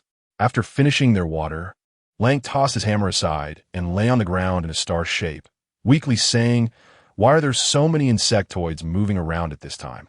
We encountered 20 or 30 insectoids on the way, tough and resilient, not even letting us gather any food in peace." Asike sat to the side, resting his arms on his knees with a slightly hunchback. He hadn't even broken a sweat, but his furrowed brow revealed his confusion. "It's a bit strange. The abilities of the insectoids we encountered are different from what's described in the books. Some insectoids are known for their defense, yet they grew saw-like limbs, gaining extraordinary offensive power. Others are fast, but have poor defense, yet the ones we encountered had strong defenses aside from their speed. The original weaknesses are gone, and new weaknesses are hard to find." His gaze fell on the insectoid corpse in front of the camp, coming to a realization. "It seems you all encountered them too. Are you injured?" Li frowned, feeling that this matter was not simple and unsure if the border army station here was aware. The three shook their heads. "I'm just really tired," Lank sighed heavily. Feng Mian picked up the food they had left on the ground. "I'll handle the food. You all take a moment to recover. I'll help too." Just as Li got up, she heard the sound of a rescue aircraft in the sky. It seemed someone had pressed the distress signal. It appeared that a few rescue aircraft had flown by earlier, but the group had never paid attention. Probably more unfortunate souls who had been attacked by the insectoids and had no ability to fight back. However, this area had clearly been cleared by 6 armies. How could there still be so many abnormal insectoids? Heavens, what kind of insectoids are strong enough to make the streamer's team feel exhausted? They must be incredibly powerful. So many people were eliminated on the first day of the second round. It feels like this competition is a bit tough. This is not just a bit tough. Just now, in another live broadcast room, a contestant specializing in mechs had to bring out the mech, and in the end, they still pressed the distress signal. Although this competition-specific model mech's attack power is not as strong as that of the official mechs, its shells are powerful enough to just hit the Zerg within range. That contestant fired 5 shots in a row and still couldn't even disrupt the Zerg's movements a bit. Well, the rescue mech that just passed by was there to save him. I just took a quick look, and it seemed like the scorekeeper in the live broadcast room realized something was off and said they would report it or something like that. Shouldn't this level of Zerg have been cleared out before the competition started? A stray one? Who knows? Let's wait and see. The military should provide an explanation. I want to get the Zerg encyclopedia and compare it with the Zerg we saw earlier and found some differences, which is quite strange. Is this book incorrect? Which encyclopedia? Is it Mr. Sun's? He was a key player against the Zerg army before his retirement. and the books he wrote are still quite consistent with reality. But the Zerg weakness written in the book should be in the joints. It's chilling. It seems that some lingering aura in this broad river channel made the Zerg unwilling to approach, and during the time the team was resting at the camp, no Zerg came to disturb them. Although the few who were always ready for battle found it a bit strange, they were also glad to have some time to rest. After eating and sleeping well, the 5 of them packed their bags the next morning and continued hunting. Last night, several rescue mechs were heard in the sky. They had no idea what the other contestants experienced in the middle of the night. Thinking of this made Jiangli a bit worried.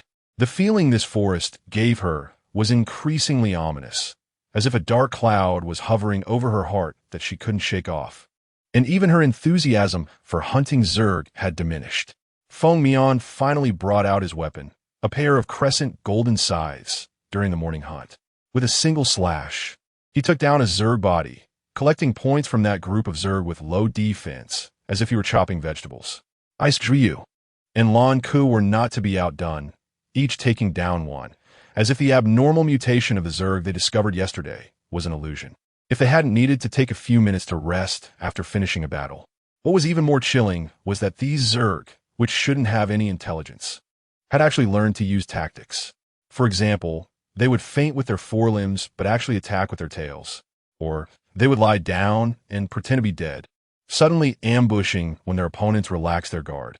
If it weren't for Jiang Li's habit of checking the Zerg's death status and firing another shot, they might have really fallen for it. Although they were still clumsy at it, there were indeed many flaws in their actions. But the emergence of this situation was simply abnormal. At this point, they had unwittingly walked to the edge of the forest, standing before a towering cliff, with bizarre rocks giving off an unsettling aura that made Jiang Li uncomfortable. Fortunately, they were just resting here temporarily and did not plan to set up camp. The others leaned against the cliff, sipping water casually, while Jiang Li, who had relatively low exhaustion, stretched her sore arms and released her mental energy to keep watch for the others.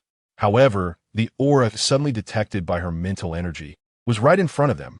Jiang Li suddenly turned around and shouted, "Get away from this cliff!"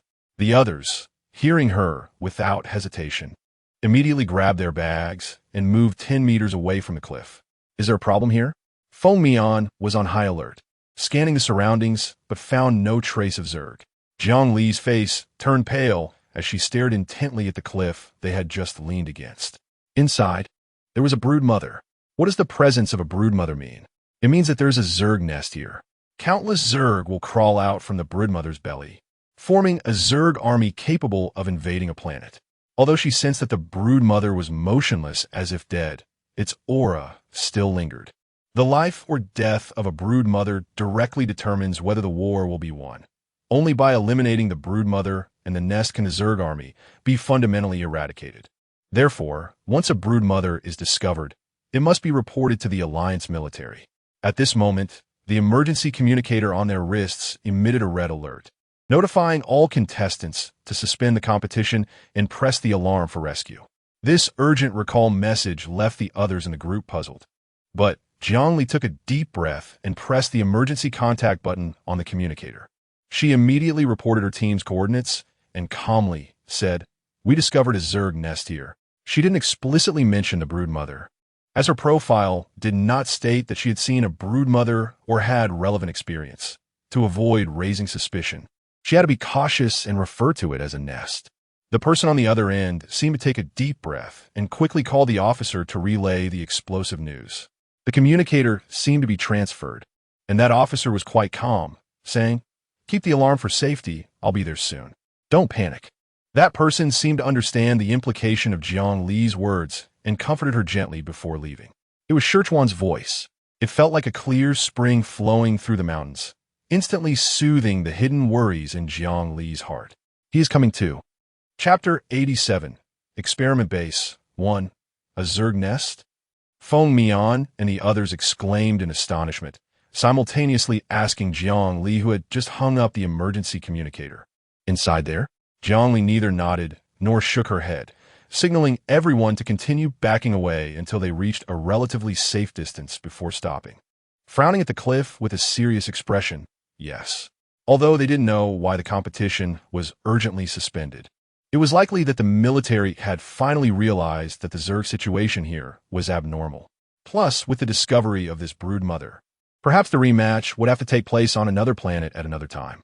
After receiving this shocking news, the others frequently glanced at the cliff they had originally leaned against, both in disbelief and relieved that Li discovered it early.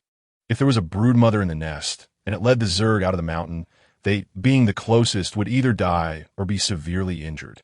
No way? Is this real? A live broadcast accident? How could there be a Zerg nest? Wasn't the competition venue cleared in advance? Does the broadcaster have a better Zerg detector than the 6th Army? If it really exists, then it's the 6th Army's responsibility. The broadcaster wouldn't be fabricating information for attention, would they?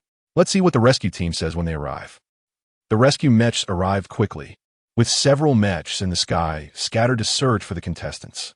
The largest one was flying towards where they had landed. Scorching, dressed in a blue-gray military uniform, gracefully leaped down from the rescue mech, flashing a charming smile at the group. "Hey, good to see you again." The sharp military uniform he wore made him look much more spirited. After exchanging greetings, the man's gaze lingered on Li for a few seconds before he asked, "Where?" His mental energy extended in the direction Li pointed. His expression suddenly froze, and he took a deep breath, turning to give orders to the soldiers who were disembarking from the parked rescue mechs, instructing them to use detectors to investigate. "Let's head back to the base. It's not safe to stay here," Scorching advised them. "The competition is paused.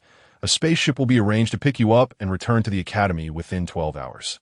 We will wait for further notice." Without the enhancement and activation agents on her, Li knew that staying here would just be a burden. After hesitating for a moment, she marked the spatial coordinates on Scorching. Sensing the familiar wave of mental energy, Scorching looked down, seemingly unconcerned, and affectionately ruffled the little girl's hair. "Go ahead. I'll handle it here."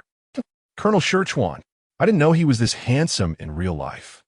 The military uniform. "I'm in love. I smell a scandal." Hey, is there a way to use words? That's the taste of love." "Colonel, why do I feel something is a bit different with the streamer?" "TSK, I think the two of them look quite normal.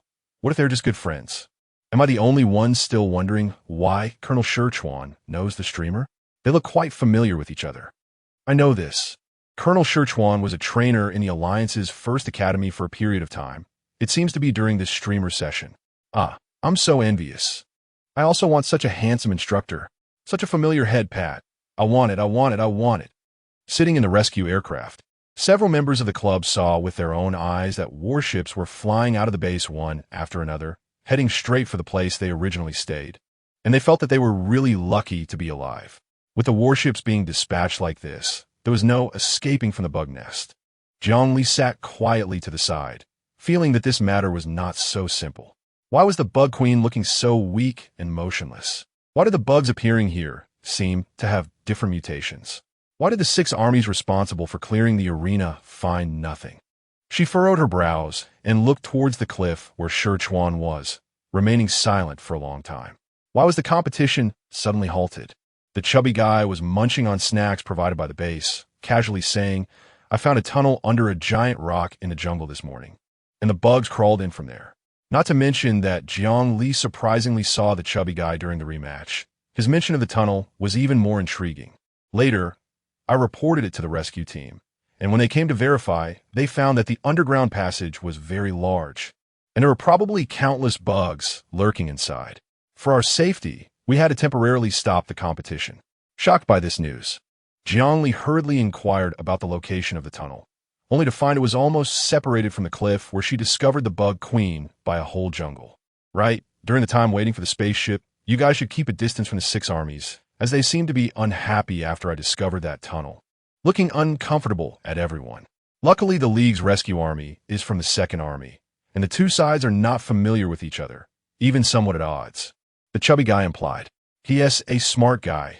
Li realized this during the selection competition, let alone now that he has made it to the rematch. Military command specialty. Playing tactical psychology?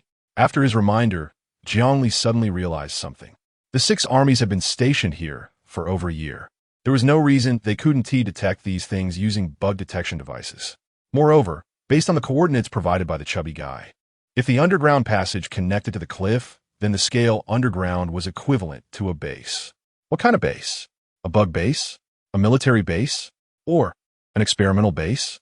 The leader of the 6 armies is Candace Morton, and the 2nd Army, led by Scherchwan, is at odds with the 6 armies. There must be a reason for that. Scherchwan's lazy demeanor doesn't seem like he would express dissatisfaction towards someone due to personal grievances, so what is the reason? Jiang Li subconsciously touched the wrist guard with the potion on it, organized her thoughts, and then lowered her head to thank the chubby guy, immediately opening her light brain. Your information has helped me a lot.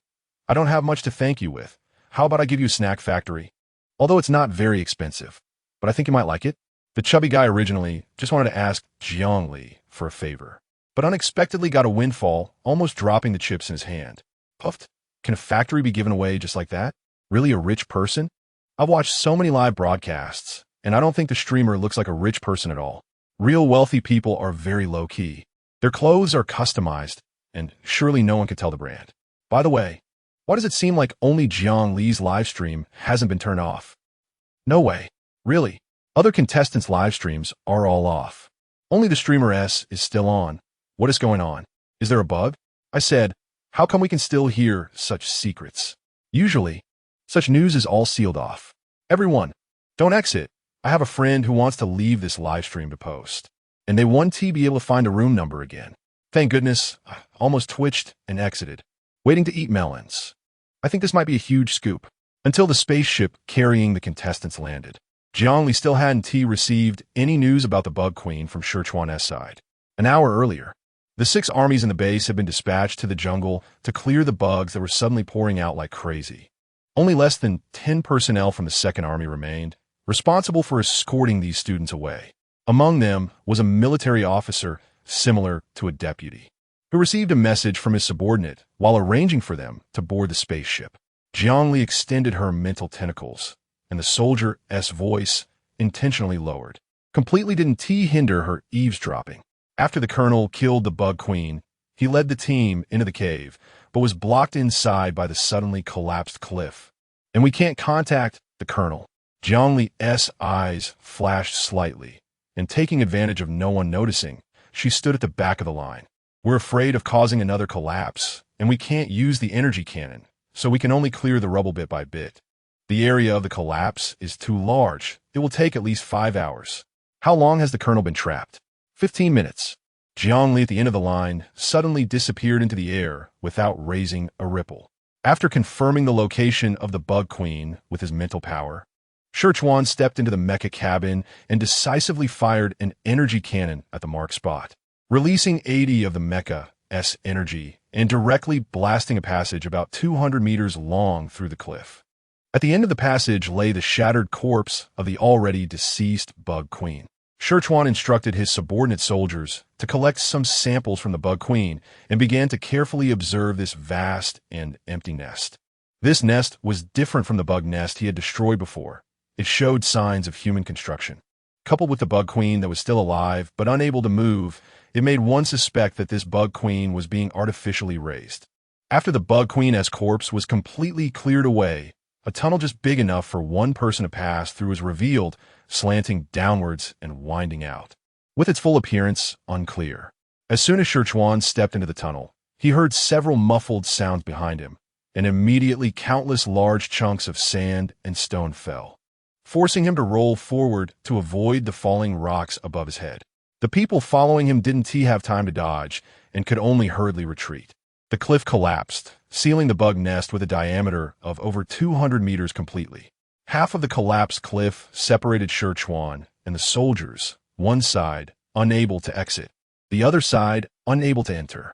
There was a risk of another collapse, and Scherchwan had to delve deeper inside. It seemed that there was some device in the tunnel that could block signals, as the light brain on his wrist couldn't send any messages. Various details indicated that this place was under human control, and this collapse might have been within the opponent's plan. Fortunately, before departing, he had left a recording officer from the 2nd Army with Candace Morton, and he wouldn't dare to cause any trouble at this moment. Scherchuan patted the dust off his body, his eyes narrowing. Instead of waiting passively, it was better to take the initiative. He wanted to know what kind of person Candace Morness' partner was. In just a quarter of an hour, he encountered 8 or 9 mutated bugs. They seemed to be obeying someone's orders, attempting to use suicide attacks to keep Scherchuan forever in this tunnel. Although the mutated bugs had significantly enhanced abilities, they were still low-level bugs, and Scherchuan had no trouble hunting them down. Did this person really think that these small fry could stop him? Realizing that he might have been underestimated, Scherchuan's expression darkened. He raised his hand and directed his manifested mental power towards the direction where the space was abnormally fluctuating. He wanted to see what mutated variety it was this time. The two streams of mental power collided suddenly, causing a ripple in the air. When Scherchuan saw the little girl appearing in front of him, his face instantly drained of color. He quickly retracted his mental power and grasped her shoulder, examining her from head to toe, afraid she might be hurt by his mental force. Ayu, what are you doing here? Are you okay? Are you hurt? Does your head hurt? Having been forced to endure a hit from an ally upon her sudden appearance, Jiangli secretly rejoiced that she had injected the activator that would change her physique to D before crossing space.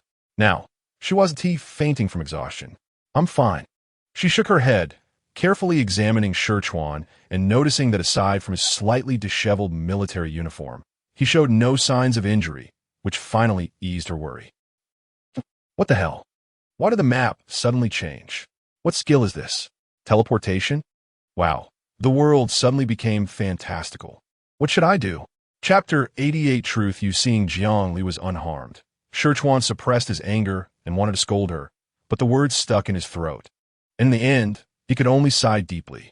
Although he wanted to ask how she had suddenly appeared, he noticed a miniature camera beside Jiangli, and the surprise remained as he awkwardly changed the subject, pulling her arm closer to him. Why did you come? It's very dangerous here. Jiangli stretched her arms and legs, adjusting to her body that had received the activator, and said seriously, You're the only one here. I'm worried about you. The insect RICHEST army is not something one person can withstand. Besides, I hate waiting. She took the lead, releasing her mental power to scout the way for the two of them. You don't need to worry about me. At least, within 5 hours, I have the ability to protect myself. The space rending consumed too much energy, and after each use, she needed at least 10 hours to replenish the depleted mental power. So it was better to wait for the military rescue. Outside, it would take at least 5 hours to resolve the collapse issue. So should we explore this base now? Scherchuan's frown relaxed slightly, and he replied in a tone that was almost indulgent. That's exactly what I mean. Another insect appeared ahead, and he, with his black fingerless gloves, grabbed Jiangli's arm and pulled her behind him. Although I trust your strength, he handed the little girl a lollipop, ruffled her hair, and then turned back, slowly unbuttoning the cuffs of his uniform, stepping forward towards the deformed monster. But the little girl still quietly rested behind. You still have the instructor protecting you. He seemed to realize that Jiangli's sudden appearance had taken a toll on her, insisting she stay back. Thus, for the next 10 minutes, it was Scherchuan clearing the way in front, finishing off the enemies before pulling the little girl's hand to walk together, under the pretense of fearing she would get lost. Wow, the colonel is so charming. I'm bleeding from my nose. He has a look of wanting to scold the streamer, but can't bear to, haha, this pair is so sweet. So handsome and charming. Oh, what kind of celestial colonel is this? Colonel, I'm in. This flirting technique I stopped using when I was a teenager. But why do I feel he is so good at it? Sigh, look at him. No matter how dangerous the place is, he can still flirt. That's a genius. Clearing away the low-level insects along the way only took a little over 10 minutes. Jiangli felt that the strength of these insects seemed to be getting stronger one after another. At this point, a high-tech door appeared in front of them, slightly ajar and not locked. Scherchuan signaled Jiangli to step back and cautiously pushed the door open. Jiangli stood behind him, her view completely blocked by his body, unable to see anything. But she could clearly feel Scherchuan stiffen upon seeing what was inside, standing still without moving an inch. What's wrong? She peeked out from behind Scherchuan, only to see a field of translucent green light, and was immediately covered by Scherchuan's hand over her eyes. Don't look, his voice was hoarse, with a barely perceptible tremor, stubbornly preventing Jiangli from pulling away to see inside. Jiangli's ominous premonition intensified, but she pressed down her panic and reached up to pat Sichuan's shoulder in a comforting manner, speaking calmly. "It's okay. I can't walk the whole way with my eyes closed, right? I'm mentally prepared. Don't treat me like a child, instructor." Even so, Sichuan hesitated for a long time, finally slowly lowering his hand that covered her eyes, allowing her to see the scene inside, but still tightly gripping her hand as if giving her strength. It was a laboratory surrounded by more than a dozen transparent tanks taller than a person, filled with bright green nutrient solution. Inside the tanks floated corpses dressed in tattered military uniforms. Some had already rotted, leaving only skeletons and a few bits of flesh hanging on. Some had intact faces, their skin turning blue, but their limbs had been replaced with insect-like appendages. Others had wings growing from their backs and a pair of scythe-like forelimbs. Jiang Li's eyes widened slowly, clearly reflecting familiar faces etched in her heart. Her comrades, her 7th Army. It was still the scorching summer, but she felt as if she were standing in the chilly autumn wind. A cold, damp chill rose from the depths of her heart, creeping in her bones, invading her muscles, and penetrating her skin. She broke out in a cold sweat, unable to hear what the person beside her was saying. Amidst the clamor, her mind was completely occupied by the scene before her, leaving no room for anything else. "That bastard Candace," Sichuan cursed under his breath. He watched helplessly as the light in the little girl's eyes suddenly extinguished, feeling powerless. Thinking of the culprit behind all this, he wished he could tear Candace to shreds. At that moment, the surrounding nutrient tanks suddenly exploded, and the remaining corpses began to move. They emitted inhuman shrieks. Surrounding the two of them, Sichuan raised his hand, and a sharp gust of wind surged, causing their clothes to flutter. Jiangli suddenly pressed his hand down, looking at her former comrades around her, calmly stating, "Leave it to me, let me handle it." Sichuan looked at her, forcing a strained smile, and for a moment, it felt like he saw the past version of Xian. They have parasites in their brains. He suddenly felt fear, afraid that the living little girl before him would follow the same path as his brother. Just as he was about to stop her and persuade her, an overwhelming mental force surged, suffocating the entire laboratory. Parasites? Jiangli stared fiercely at the corpses of her comrades, transformed into monsters, sneering softly. When sorrow reaches a critical point, a person becomes extraordinarily calm. She slowly raised her hand, gently clenching it, and in the blink of an eye, the parasites, unable to escape under her mental force, were crushed into pieces. The corpses, now free from the control of the parasites, collapsed to the ground, no longer making a sound. She neatly arranged their bodies one by one, bowing to them. "I'm sorry, I'm late." When she stood up again, a towering rage simmered between her brows. She looked at the other door leading to the unknown, her lips curving into an unusual smile. Who turned them into this? She was very curious. "Oh my God, the streamer is angry. So scary. ISNT at those corpses that are scary." The host became terrifyingly angry, clenching their fists to deal with these monsters as if crushing ants. They are not monsters, they're soldiers. They are soldiers of the Alliance. Pushing open another door, high-level insectoids rushed in, their massive forms agile, with hard exoskeletons and toxic properties, even possessing the intelligence to cooperate with their kin in battle. They surged forward in overwhelming numbers. Jiangli had already injected an enhancer that could restore her body to its peak state, although it only lasted half an hour. She had a decent supply. The materialized mental energy in her hands transformed freely, sometimes into a long sword, sometimes into a short dagger, as if carrying an army, ruthlessly reaping the lives of one insectoid after another. Her combat power at this moment was even comparable to Sichuan's. But this only made Sichuan more worried. The young girl had somehow restored her combat ability to its original state, but there had to be side effects. Would she be in danger? Would her heart hurt? He wanted to stop her, but found it impossible. After several minutes, the number of insectoids decreased, and both of them showed signs of fatigue. Without the energy cannons of the mechs, fighting these tough-skinned creatures was genuinely exhausting. Even though their combat experience was extremely rich and their skills proficient enough to save unnecessary energy in the face of so many insectoids. They felt like a small boat in a vast ocean. Suddenly, a crisp round of applause reached their ears. As expected of an Alliance colonel, even the students trained by him were so outstanding. Jiangli looked in the direction of the sound, her pupils constricting. Time seemed to pause, and the figure of the newcomer reflected in her eyes. She gritted her teeth and spat out the identity of the person. Scant star, people. The person surrounded by the insectoids had blue skin, the same hue Jiangli had seen for over a decade. Oh, not bad. You can actually tell my identity. He adjusted his glasses and gently petted the obedient high-level insectoid beside him. You can't be left behind now. Can you, little cutie? The insectoid raised its mouth parts and nudged his hand, making him laugh heartily. Seeing this scene, Scherchuan understood everything. He thrust the long spear, made of mental energy, fiercely into the neck of the massive insectoid in front of him, leaping high to dodge another insectoid's pincers. You and Candace collaborated just to conduct this kind of research that can control insectoids for your own use? His sharp gaze pinned the alien with disbelief. To be able to build such an experimental base right under the Alliance's nose meant he had contacts in the upper echelons of the Alliance, and they were not low-ranking. The scant star person did not deny it. He sat leisurely on the back of the insectoid, spreading his hands, his expression proud. Of course, look, haven't I succeeded? Insectoids were excellent military forces.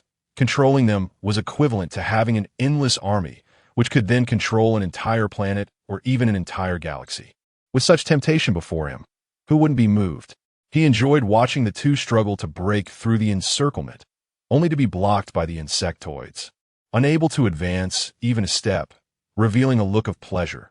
Candace is such a fool. He couldn't even keep a few students hidden. What a useless person. Luckily, I never intended to hand over the research results to him. He clapped his hands and laughed maniacally. Why not keep it for myself? Facing the two, his expression suddenly became intrigued.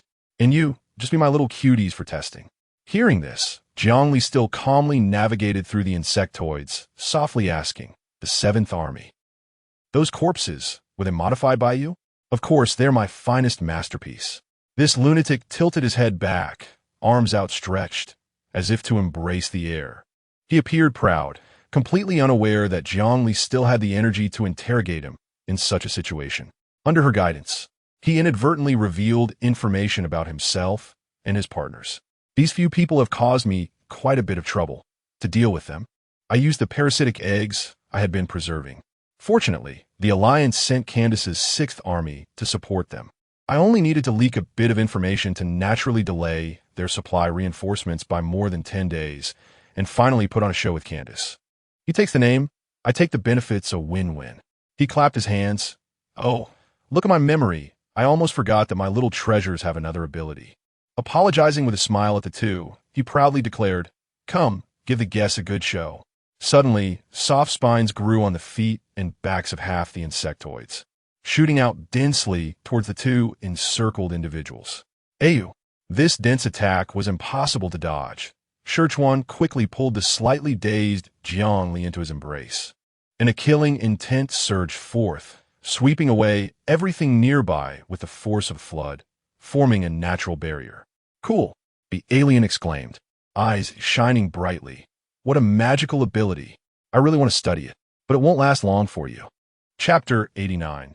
The antidote, although the insectoids controlled by the scant star person no longer approached due to the mental energy barrier. A sudden wave of fear surged in Jiang Li's heart. It was not fear for herself or for him, but for Scherchuan. What do you mean? Have you heard of DFN-51? The alien smiled, leisurely pointing to his neck. DFN-51. Jiang Li had certainly heard of it. This toxin had destroyed her meridians, eroded her heart. It was the culprit that had brought her to this point. Hearing this name again, she felt her blood rush back through her veins, and the entire world seemed to fade into black and white. The stimulant in her blood boiled, and her heartbeat thundered like a drum. In an instant, the only sound left in her ears was a massive roar, and the small bloodstain on Scherchuan's neck. The spikes launched by the insectoids were coated with DFN-51 toxin. Scherchuan knew what it was too, but he instinctively covered the wound, not wanting Jiang Li to stare at it. Don't worry, he said with a faint smile. Pretending to be unconcerned, as the cold sweat in his palm was pressed against his glove. You can still move around like this, so I won't be in any trouble. Jiang Li's dark eyes gradually filled with an astonishing red, a chaotic storm brewing, carrying a madness as if a mountain was about to collapse. She slowly shook her head, her beautiful eyes glistening with tears, as if she was about to cry. It hurts so much. The pain drove her to madness. So much that she wished for self-termination. She didn't want him to be in pain. Jiang Li tightly grasped Shichuan's clothing, almost losing her mind, but still remembered she had to save him. I need to save him. She pressed the button on her wrist again, injected the enhancer, and her golden red pupils reflected the blue-skinned alien, glistening with an inorganic glow. The antidote. She coldly stared at the self-satisfied man. There was still some time before the toxin took effect. During this time, she needed to find the antidote for him. Jiang Li slightly closed her phoenix eyes and stepped forward. Her clothes moved without wind, the space around her subtly twisting and cracking, exuding a terrifying aura of destruction. Antidote? How could I possibly have such a thing? The scant star person exaggeratedly exclaimed, then laughed foolishly. Oh, little girl, your expression is just wonderful. You know, your eye color reminds me of a former major general from your alliance. Major. She suddenly let out a cold laugh. There's a saying that particularly suits you. Jiang Li raised her eyes and looked at him expressionlessly, each word clear. Villains die from talking too much. She disappeared from a view of the blue-skinned madman. Before he could react to what had happened, he felt a chill around his neck, and warm liquid flowed down his skin into his collar, soaking his clothes. He trembled and touched his still intact neck. Turning around in terror to see Jiang Li shaking the sharp spike from the insect tribe in front of him, completely disregarding her bloodied hands from its edges. Having already been poisoned, he no longer feared such things. But perhaps the scant people had never experienced it before? Jiang Li suddenly laughed. What a coincidence. You're also poisoned. So, do you want to find the antidote to save yourself? The expression on the scant's face finally changed. He frantically shouted orders to the insect tribe, while he himself rolled and crawled towards the experimental table not far away. Kill her. Kill her for me. The antidote. My antidote. Jiang Li stood in place, her mental power forming a protective shield that repelled the incoming insect tribe, silently watching him fumble to retrieve a vial of blue liquid from within layers of protection. His face filled with joy as he pulled off the protective cover and prepared to inject it into himself. In the next moment, that vial was in Jiang Li's hand. She stared at the vial, momentarily lost in thought. This is the antidote for DF-51. It is the antidote from the scant galaxy that she had sought but could not obtain. With the antidote, she could detoxify her body, transplant a new heart, run and jump, live like a normal person, fall in love, and pick up the ancient martial arts passed down in the Jiang family to become the original Jiang Yu again. She lowered her head, her palm slowly tightening, allowing the shadow cast by her black hair to envelop her beautiful eyes. The only antidote was taken away, and the scant went completely mad. He twisted his face and shouted for it back. He rushed towards Jiang Li, trying to reclaim the vial.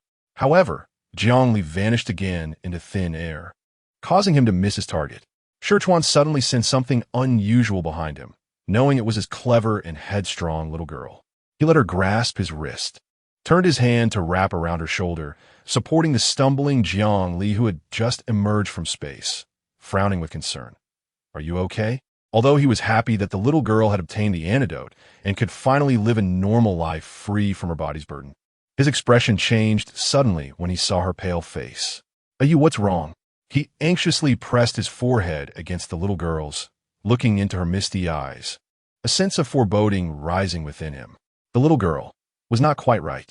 The insect tribe, under the frenzied orders of the scant, surged towards the two, this time in a suicidal attack. Antidote! Give me back the antidote! Ignoring the excessive consumption of mental power and tearing through space repeatedly, Jiang Li's mind was now in chaos. She endured the intense headache and the buzzing sound in her ears, and without hesitation, injected the antidote into Shichuan's arm. I must save him. At that moment, Jiang Li only had this thought in her mind. She had been in pain for so long that she had long since gotten used to it, and could endure it continuing. But she couldn't let Scorching experience the torment she had suffered. That was too desperate. Scorching was better suited to lazily lie under a tree trunk, basking in the dappled light filtering through the leaves, showing a playful smile. In a daze, she seemed to see Scorching in military uniform, extending his arms toward her, walking toward her step by step with a warm and meaningful smile. Distracted while helping Jiangli evade the insect tribe's attacks, Scorching didn't notice her actions. But when he felt the injection of the drug in his arm, he suddenly turned pale with panic. You, why didn't you leave it for yourself? This should clearly be yours. The properties of the antidote intertwined with the poison. The fierce clash in his blood made it impossible for Scorching to control his body accurately. The strength of his arm holding the little girl lost its measure, and a powerful airflow suddenly erupted, producing explosive sounds that completely drowned out the shouts of the insect tribe and the madman, leaving only the violent heartbeat leaking from his chest. The insect tribe was pushed far away by the outpouring airflow, crashing heavily against the walls of the base. The aftershocks shaking the entire base, and the sharp wind blades fell upon the exoskeletons of the insect tribe like a storm, creating a sizzling sound. The scant was violently struck, spitting blood, his body slammed against the wall. Before he could say anything, he fainted to the ground, without the control of commands. The insect tribe panicked, instinctively avoiding Scorching's mental realm, madly surging toward the passage behind them like a tide, and some even began to attack and bite each other, seemingly fighting for the leading position. In less than a minute, the laboratory was completely empty, finally enduring the effects of the antidote. Scorching regained his thoughts and instinctively searched for Jiangli's figure. Scorching felt the skin under his hand was so cold it startled him. It's okay. It's okay. What do you feel uncomfortable? Tell me. Jiangli suddenly hugged his waist, burying her head in his chest, murmuring, Scorching, it's good that you're okay. It's good that there's an antidote here. She had long given up hope for herself, but Scorching was different. He was different. She didn't want to see him in pain, didn't want him to experience such torment. He was already proud and self-satisfied. If he lost his qualifications, he would surely be very sad. Scorching was startled by the little girl's sudden affection, instinctively wrapping his arms around her, trying to warm her with his body heat.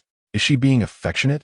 He chuckled softly, his throat rolling a few times, his fingertips gently stroking the back of Jiangli's head, letting out a deep sigh.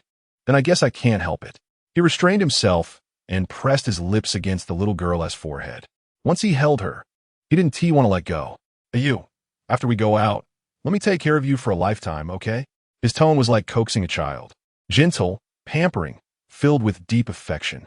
Jiangli's mind was already a mess. She only heard the latter half of Scorching's words. Okay? Even in a state of fluctuating cold and hot, with a splitting headache, she instinctively nodded. Scorching, I promise. Immediately after, she fell into darkness. In the chaos, Jiangli seemed to hear someone continuously calling a name.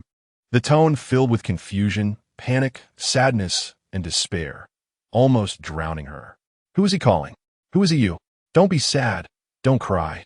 She struggled to open her eyes, but her eyelids felt as heavy as lead, and no matter how hard she tried, she couldn't lift them even a bit. Her consciousness gradually sank into darkness, feeling as if she was endlessly falling. Just like this. It's quite good. This melon, I'm stuffed from eating it. Scant. This Toma is illegal immigration, right? Oh, ambitious indeed. Colonel Candace is quite ambitious, recording it. Wait, were those corpses just now the legendary betrayed 7th Army? Damn, delayed the supplies and reinforcements of the 7th Army. Did they really drag them to death? The 6th Army not only gained fame, but also eliminated the thorn in their side. The 7th Army. How wonderful, Candace. I'm so anxious watching this. What other abilities do these insect tribes have? Why did it suddenly go black after shaking off an explosive news? The surveillance robot must have been destroyed. I don't know how the hosts are doing now. Those Zergs look really formidable. I can't sit still. I need to post something. That dog Candace, raised by mother. I want to expose his vile actions. Collaborating with aliens to study the Zergs. That's quite a crime for him. My family Jiang, you was such a good person. After his death, Even his subordinates were bullied like this. It's too painful. Chapter 90. Conclusion. The urgent suspension of the Military League's rematch caused a huge uproar online. Soon after, several anonymous netizens released a live recording of the incident on Planet S91 L11. Although those videos were quickly deleted by the authorities, many netizens had already understood the beginnings and ends of the videos. While worrying about Jiang Li and Colonel Scherchuan, they also sarcastically criticized the authorities' deletion of posts online. This left those who hadn't seen the videos confused, but also piqued their curiosity. This incident fermented for half a month, and just as there were signs of it finally subsiding under the full suppression of the authorities, a video that suddenly appeared pushed the entire matter to its climax. It was the fourth episode of a series featuring the 7th Army of the Alliance. They were still looking for Jiangyu? Then let them go to the border planet to eliminate the Zerg's father. It just so happens to be a test subject for my research results. The 7th Army is known for their bravery, claiming they would rather stand and die than kneel and live. I want to see how tough these people can be when their supplies are cut off. Candace's voice was particularly clear in the darkness, each word sending chills down the spine. This video wasn't very long, only a few minutes, but it showcased the battle situation of the 7th Army through continuously changing angles and transitions. They were fighting desperately to protect the civilians behind them. They were bleeding and burning with fever, getting up from the ground to stand in front of ordinary people, fighting with all their might to carve out a safe haven for them. They were always at the forefront, never retreating. They couldn't retreat. With no reinforcements, no supplies, and no warships, the 23 members of the 7th Army held on for 20 days. On the 20th day, as the last person fell, the 6th Army of the Alliance arrived belatedly with supplies. At the end of the video, there was a proud declaration from the Scantarians in the experimental base of the live broadcast room. There were no grand battle scenes, nor any blood splattering to stimulate the senses. It simply laid out the whole matter plainly, clearly detailing everything for the world to see. Look, the 7th Army, once scorned by you, the Major General you mocked, the Alliance soldiers disparaged and ridiculed by countless rumors, were once desperately trying to protect a place of peace. The League's rematch and finals proceeded as scheduled, but netizens never saw Jiang Li's figure in the live broadcast arena. It was later revealed that she had withdrawn from the competition due to health reasons, although others from their club made it to the finals. The absence of sharpshooter made it feel like something was missing, while they worried about Jiang Li's injuries and health, praying for her swift recovery. That day, under the bright sun and refreshing autumn breeze, Jiang Li opened her eyes to find herself lying in a strange room. The air was faintly filled with a sweet fragrance, intoxicatingly pleasant. She took a deep breath and turned to look at the sky outside the window. The white clouds resembled countless threads of white silk, woven into a light and airy painting against the blue sky, drifting above her head. The wind arranged the white threads neatly on the bright blue canvas, as if waiting for the embroideress to come and stitch them into an autumn scene. You. Scherchuan pushed the door open and saw the little girl he had been thinking about, seriously staring out the window with her delicate profile. Even though he knew she would wake up in a few days, seeing her open her golden red eyes still made his heart tremble. Jiang Li heard the sound and turned to look, seeing Scherchuan standing at the door in casual home clothes, stunned. Instructor? She blinked in confusion, her brain moving slowly after sleeping for so long, unable to figure out why she was seeing Scherchuan. The man couldn't help but step forward and embrace the bewildered girl tightly. You finally woke up, he murmured, tightening his arms as if he wanted to pull her into his body. The warm sigh brushed against Jiang Li's ear, and this intimate embrace left her feeling a bit at a loss. Wait, instructor? I. She pushed back against Scherchuan's closeness, her pretty face turning bright red. Why was Scherchuan suddenly so enthusiastic? What? You didn't forget what she promised me after sleeping so long, did she? He raised an eyebrow, showing a pitiful expression as his large hand slid down from her shoulder, covering her delicate hand, and then slowly interlocking their fingers. You promised me that after we go out, you would marry me. He suddenly leaned closer, carefully tracing her features with his gaze, finally landing on her now rosy lips. You're too close. Jiang Li wanted to retreat, but was restricted by the large hand at the back of her head, watching Sherchuan's handsome face come closer and closer, panicking. When did I? Suddenly, she remembered that before she lost consciousness, she seemed to have vaguely promised him something. And her mouth opened, but no words came out. I didn't hear it clearly. So, Sherchuan's thumb rubbed against her chin, occasionally brushing against her tender lips, causing the girl to shiver. Do you want to back out? He looked like someone abandoned, lowering his head in a reluctant manner and leaning closer to her lips. The distance between them was only 2 centimeters, and Jiang Li's heart raced wildly, as if it would leap out of her chest at any moment. I don't.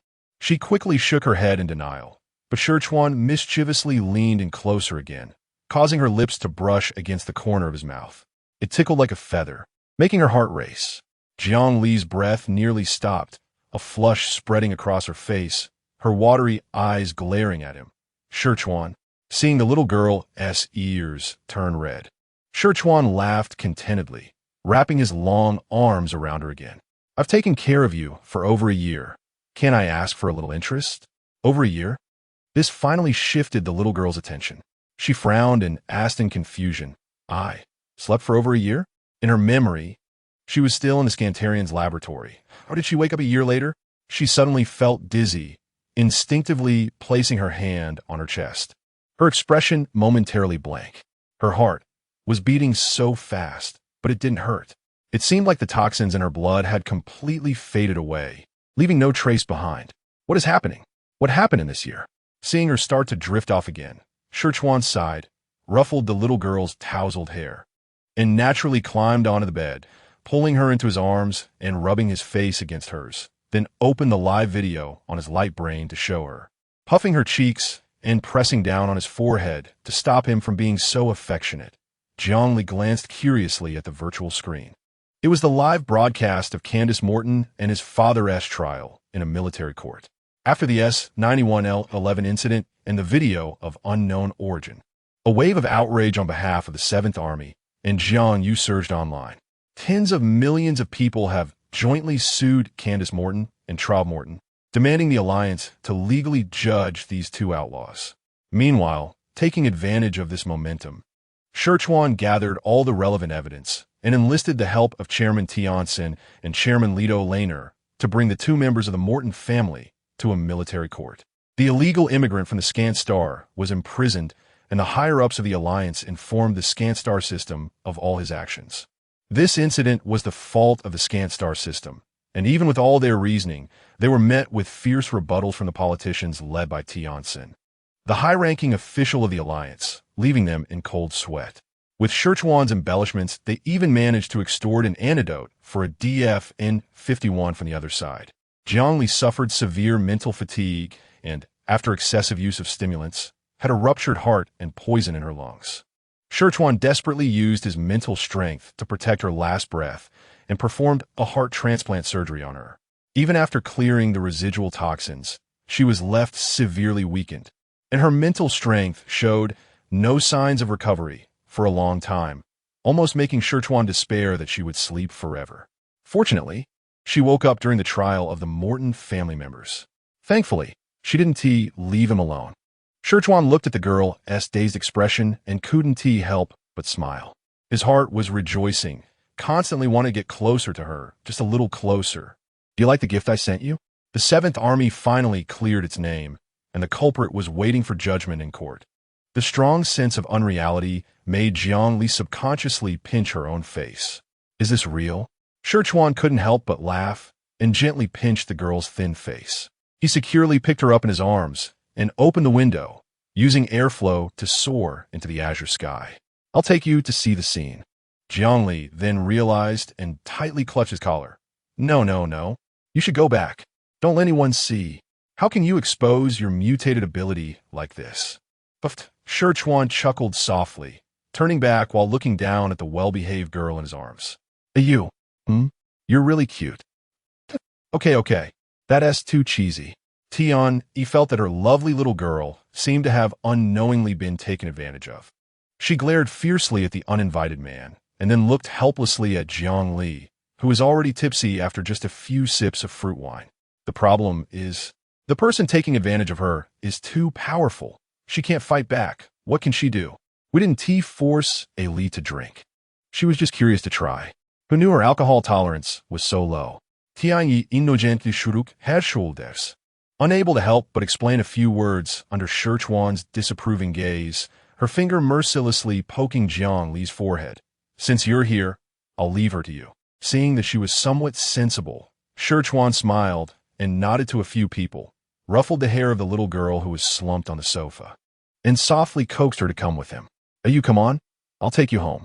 Jiang Li raised her hazy eyes, staring at him for a moment as if finally recognizing him, tilted her little head, stretched out her arms toward him, and in a slightly hoarse, soft voice murmured, "Hug." Cough. Bathed in the astonished gazes of the others, Shirchuan couldn't help but smile broadly, quickly stepping forward to pull the little girl into his arms. Chuckling, "All right, hug." Jiang Li successfully nestled into the familiar embrace that carried a sweet fragrance, instinctively nuzzling against him, obediently curling up and no longer making a sound. Yet her eyes were fixed on Shirchuan without blinking. The contented Shirchuan steadily held the little girl, greeted Tian, Yi, and the others, who were wearing expressions that were hard to look at, and quickly walked out of the private room, carrying her into the car. All the way, Jiang Li was focused on staring at him, as if admiring a piece of art. He couldn't help but pinch her flushed cheeks and smiled, asking her, "What are you looking at?"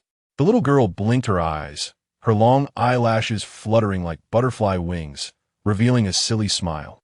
"You look good." Feeling his heart skip a beat, Shirchuan helplessly leaned down, resting his forehead against hers, his deep brown eyes capturing her dazed expression, and a smile appeared on his lips. "You, I didn't hear clearly. Say it again." "You look good." The sweet candy scent spread between their lips, with a gentle yet forceful intensity, causing the little girl to instantly turn into a puddle of water. Seizing the opportunity, Shirchuan pressed Jiang Li down, holding the back of her head to prevent her from dodging, his tongue exploring, yet only sampling. He licked his lips and sighed in her ear. You is not only good-looking, but also very sweet.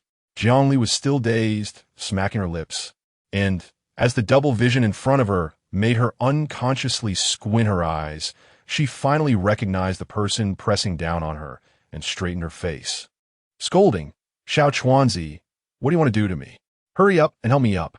Are you trying to rebel?" In terms of military rank, Shirchuan indeed didn't match the little girl. TSK, he was both amused and angry, leaning down again to block the lips of this tipsy little person, lingering, "Then let us rebel." The words the little girl hadn't spoken were all swallowed by the man, and for a moment, the temperature in the car rose significantly. Duel. In the virtual world, Liu relentlessly tugged at Shiren's hand, pulling him towards the arena. It turned out that after being sent home, Jiang Li belatedly reacted, her tongue heavy as she shouted to teach Shirchuan a lesson. So she unavoidably lay down in the nutrient pod, wanting to compete with him in virtual world. Shirchuan couldn't stop her despite holding the sobriety soup, so he could only helplessly accompany her into the game.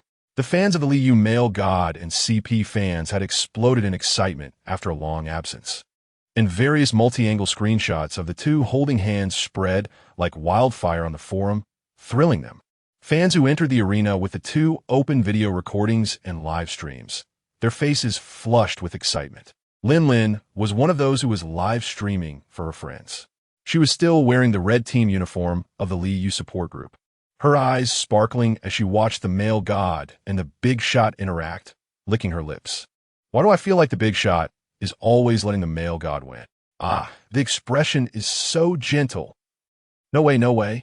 This expression looks so suspicious. The male god is acting strange today, his steps unsteady, and his attacks soft and gentle, completely lacking the decisiveness from before. The big shot is supporting the male god's waist. Did you see how careful his movements were, afraid the male god would fall? I can't take it anymore, I'm gushing blood. Holding high the banner of my Appetite CP fans. Appetite is the best. Lin had no time to pay attention to her friend's frenzied comments because at that moment, Liu missed his attack and, just as he was about to fall, was caught by Shiren, landing directly in Shiren's arms. Liu seemed a bit annoyed, taking off his mask with one hand, fully revealing his enchanting fair face to Sharon, his phoenix eyes shimmering with a reproachful charm, glaring fiercely at Sharon. Shirt and wore a helpless smile, his originally sharp features softened by warmth, leaving only endless indulgence. He lowered his head and comfortingly ruffled Liu's long hair, also smiling softly as if apologizing. Lin watched their interaction with tears of excitement in her eyes, her neck flushed. She clenched her right fist, pressing it against her chest with her left hand. Her expression twisted like a patient in a mental hospital, her lips uncontrollably curling into a crazy smile. Yet she tried to suppress the impulse to laugh, unwilling to take her gaze away for even a moment. Mom, the CPI ship is giving out sugar. The kind with no glass shards at all. So sweet, it's overwhelming, yeah. The appetite CP is finally complete today. I hug him. My God, this is too sweet. Crazy Annie laughter, You sure CP fans are here. Although it's very sweet, I suddenly feel that appetite is the right path. Stunning beauty. So beautiful, I can't take it anymore. This is too good looking. The male god is indeed the one below. These two have such a strong CP vibe. They can't really be a couple, right? He looks like he is drunk. Now that you mention it, it really does look like it. So the big shot is taking care of the male god in his drunken state? Drunk buff. Suddenly excited. You know what I mean? The Fourth Army of the Alliance, Indong, on behalf of all the Fourth Army, welcomes the Major General back. This is Wuyin Star, Indong's hometown, according to that mysterious person. Jiangli stared at the metallic robot in front of her, stunned and speechless for a long time. This mysterious person is the Advanced Intelligent AI, the proudest research achievement of Indong in his lifetime. Its intelligence level even surpasses that of the Alliance's Skynet main system, unmatched within the Skynet range. Before Indong was sent to the Border Star, he had instructed it to search for Jiang Yu's whereabouts with all its might and left behind his memory chip. That last sentence was what he most wanted to say to Jiang Yu. The Fourth Army has always been waiting for her return. Jiang Li, who usually never shed tears, suddenly broke down in tears. It had hacked into the Alliance's surveillance system to retrieve the entire sequence of events regarding Jiang Yu's disappearance. Although the Fourth Army knew, they still insisted that she would come back. Even until they died in battle, the AI was still executing Indong's orders. It integrated Indong's memories throughout his life. It was never Indong. It was the one sending information to Jiang Li, and it was also the one posting edited videos on Skynet. Thanks to the Alliance data it retrieved, it was able to smoothly ensure that the Morton family was stripped of their positions and exiled to the Border Star for life. Would you be willing to follow me? Jiang Li forced a gentle smile, racking her brain. I still need a butler. The former butler fainted in the bathroom. Thus, Jiang Li's daily life changed to Miss, a lifelike intelligent robot in a butler outfit stood at the foot of Jiang Li's bed, draping her clothes for today over its arm, respectfully bowing. You need to spend some money. Your bank account crashed again this morning. Being forced to spend money. Jiang Li. Actually, she really isn't someone who would be extravagant and wasteful. Moreover, the industries under her name are spread throughout the Alliance, wherever she goes. It's her own brand. How could she spend money? Jiang Li pressed her forehead in frustration. Si, didn't I tell you not to manage the company for me anymore? Why is the money in the account still growing so fast? He replied respectfully and humbly. It's because you manage your affairs well. Mississippi, Jiang Li frowned. She didn't want such a capable subordinate. The intelligent butler, AI, calmly handed her a glass of water, saying, By the way, when will you marry General Sure? Cough, cough, cough, cough. Jiang Li sprayed the water out and glared at him. Did you spy on the surveillance again? Yesterday, Shi Chuan had just tricked her into putting the ring on her hand, and it wasn't until she got home at night that she realized it was an engagement ring. It had been 3 years since they confirmed their relationship, and her heart had almost returned to normal. She could run, jump, and even practice martial arts like an ordinary person, as if everything she had experienced before was just a dream. The intelligent butler smiled. Surveillance is my eyes. You can't expect me to keep my eyes closed, can you? Jiang Li. That seems somewhat reasonable, but it also feels off somehow. The end.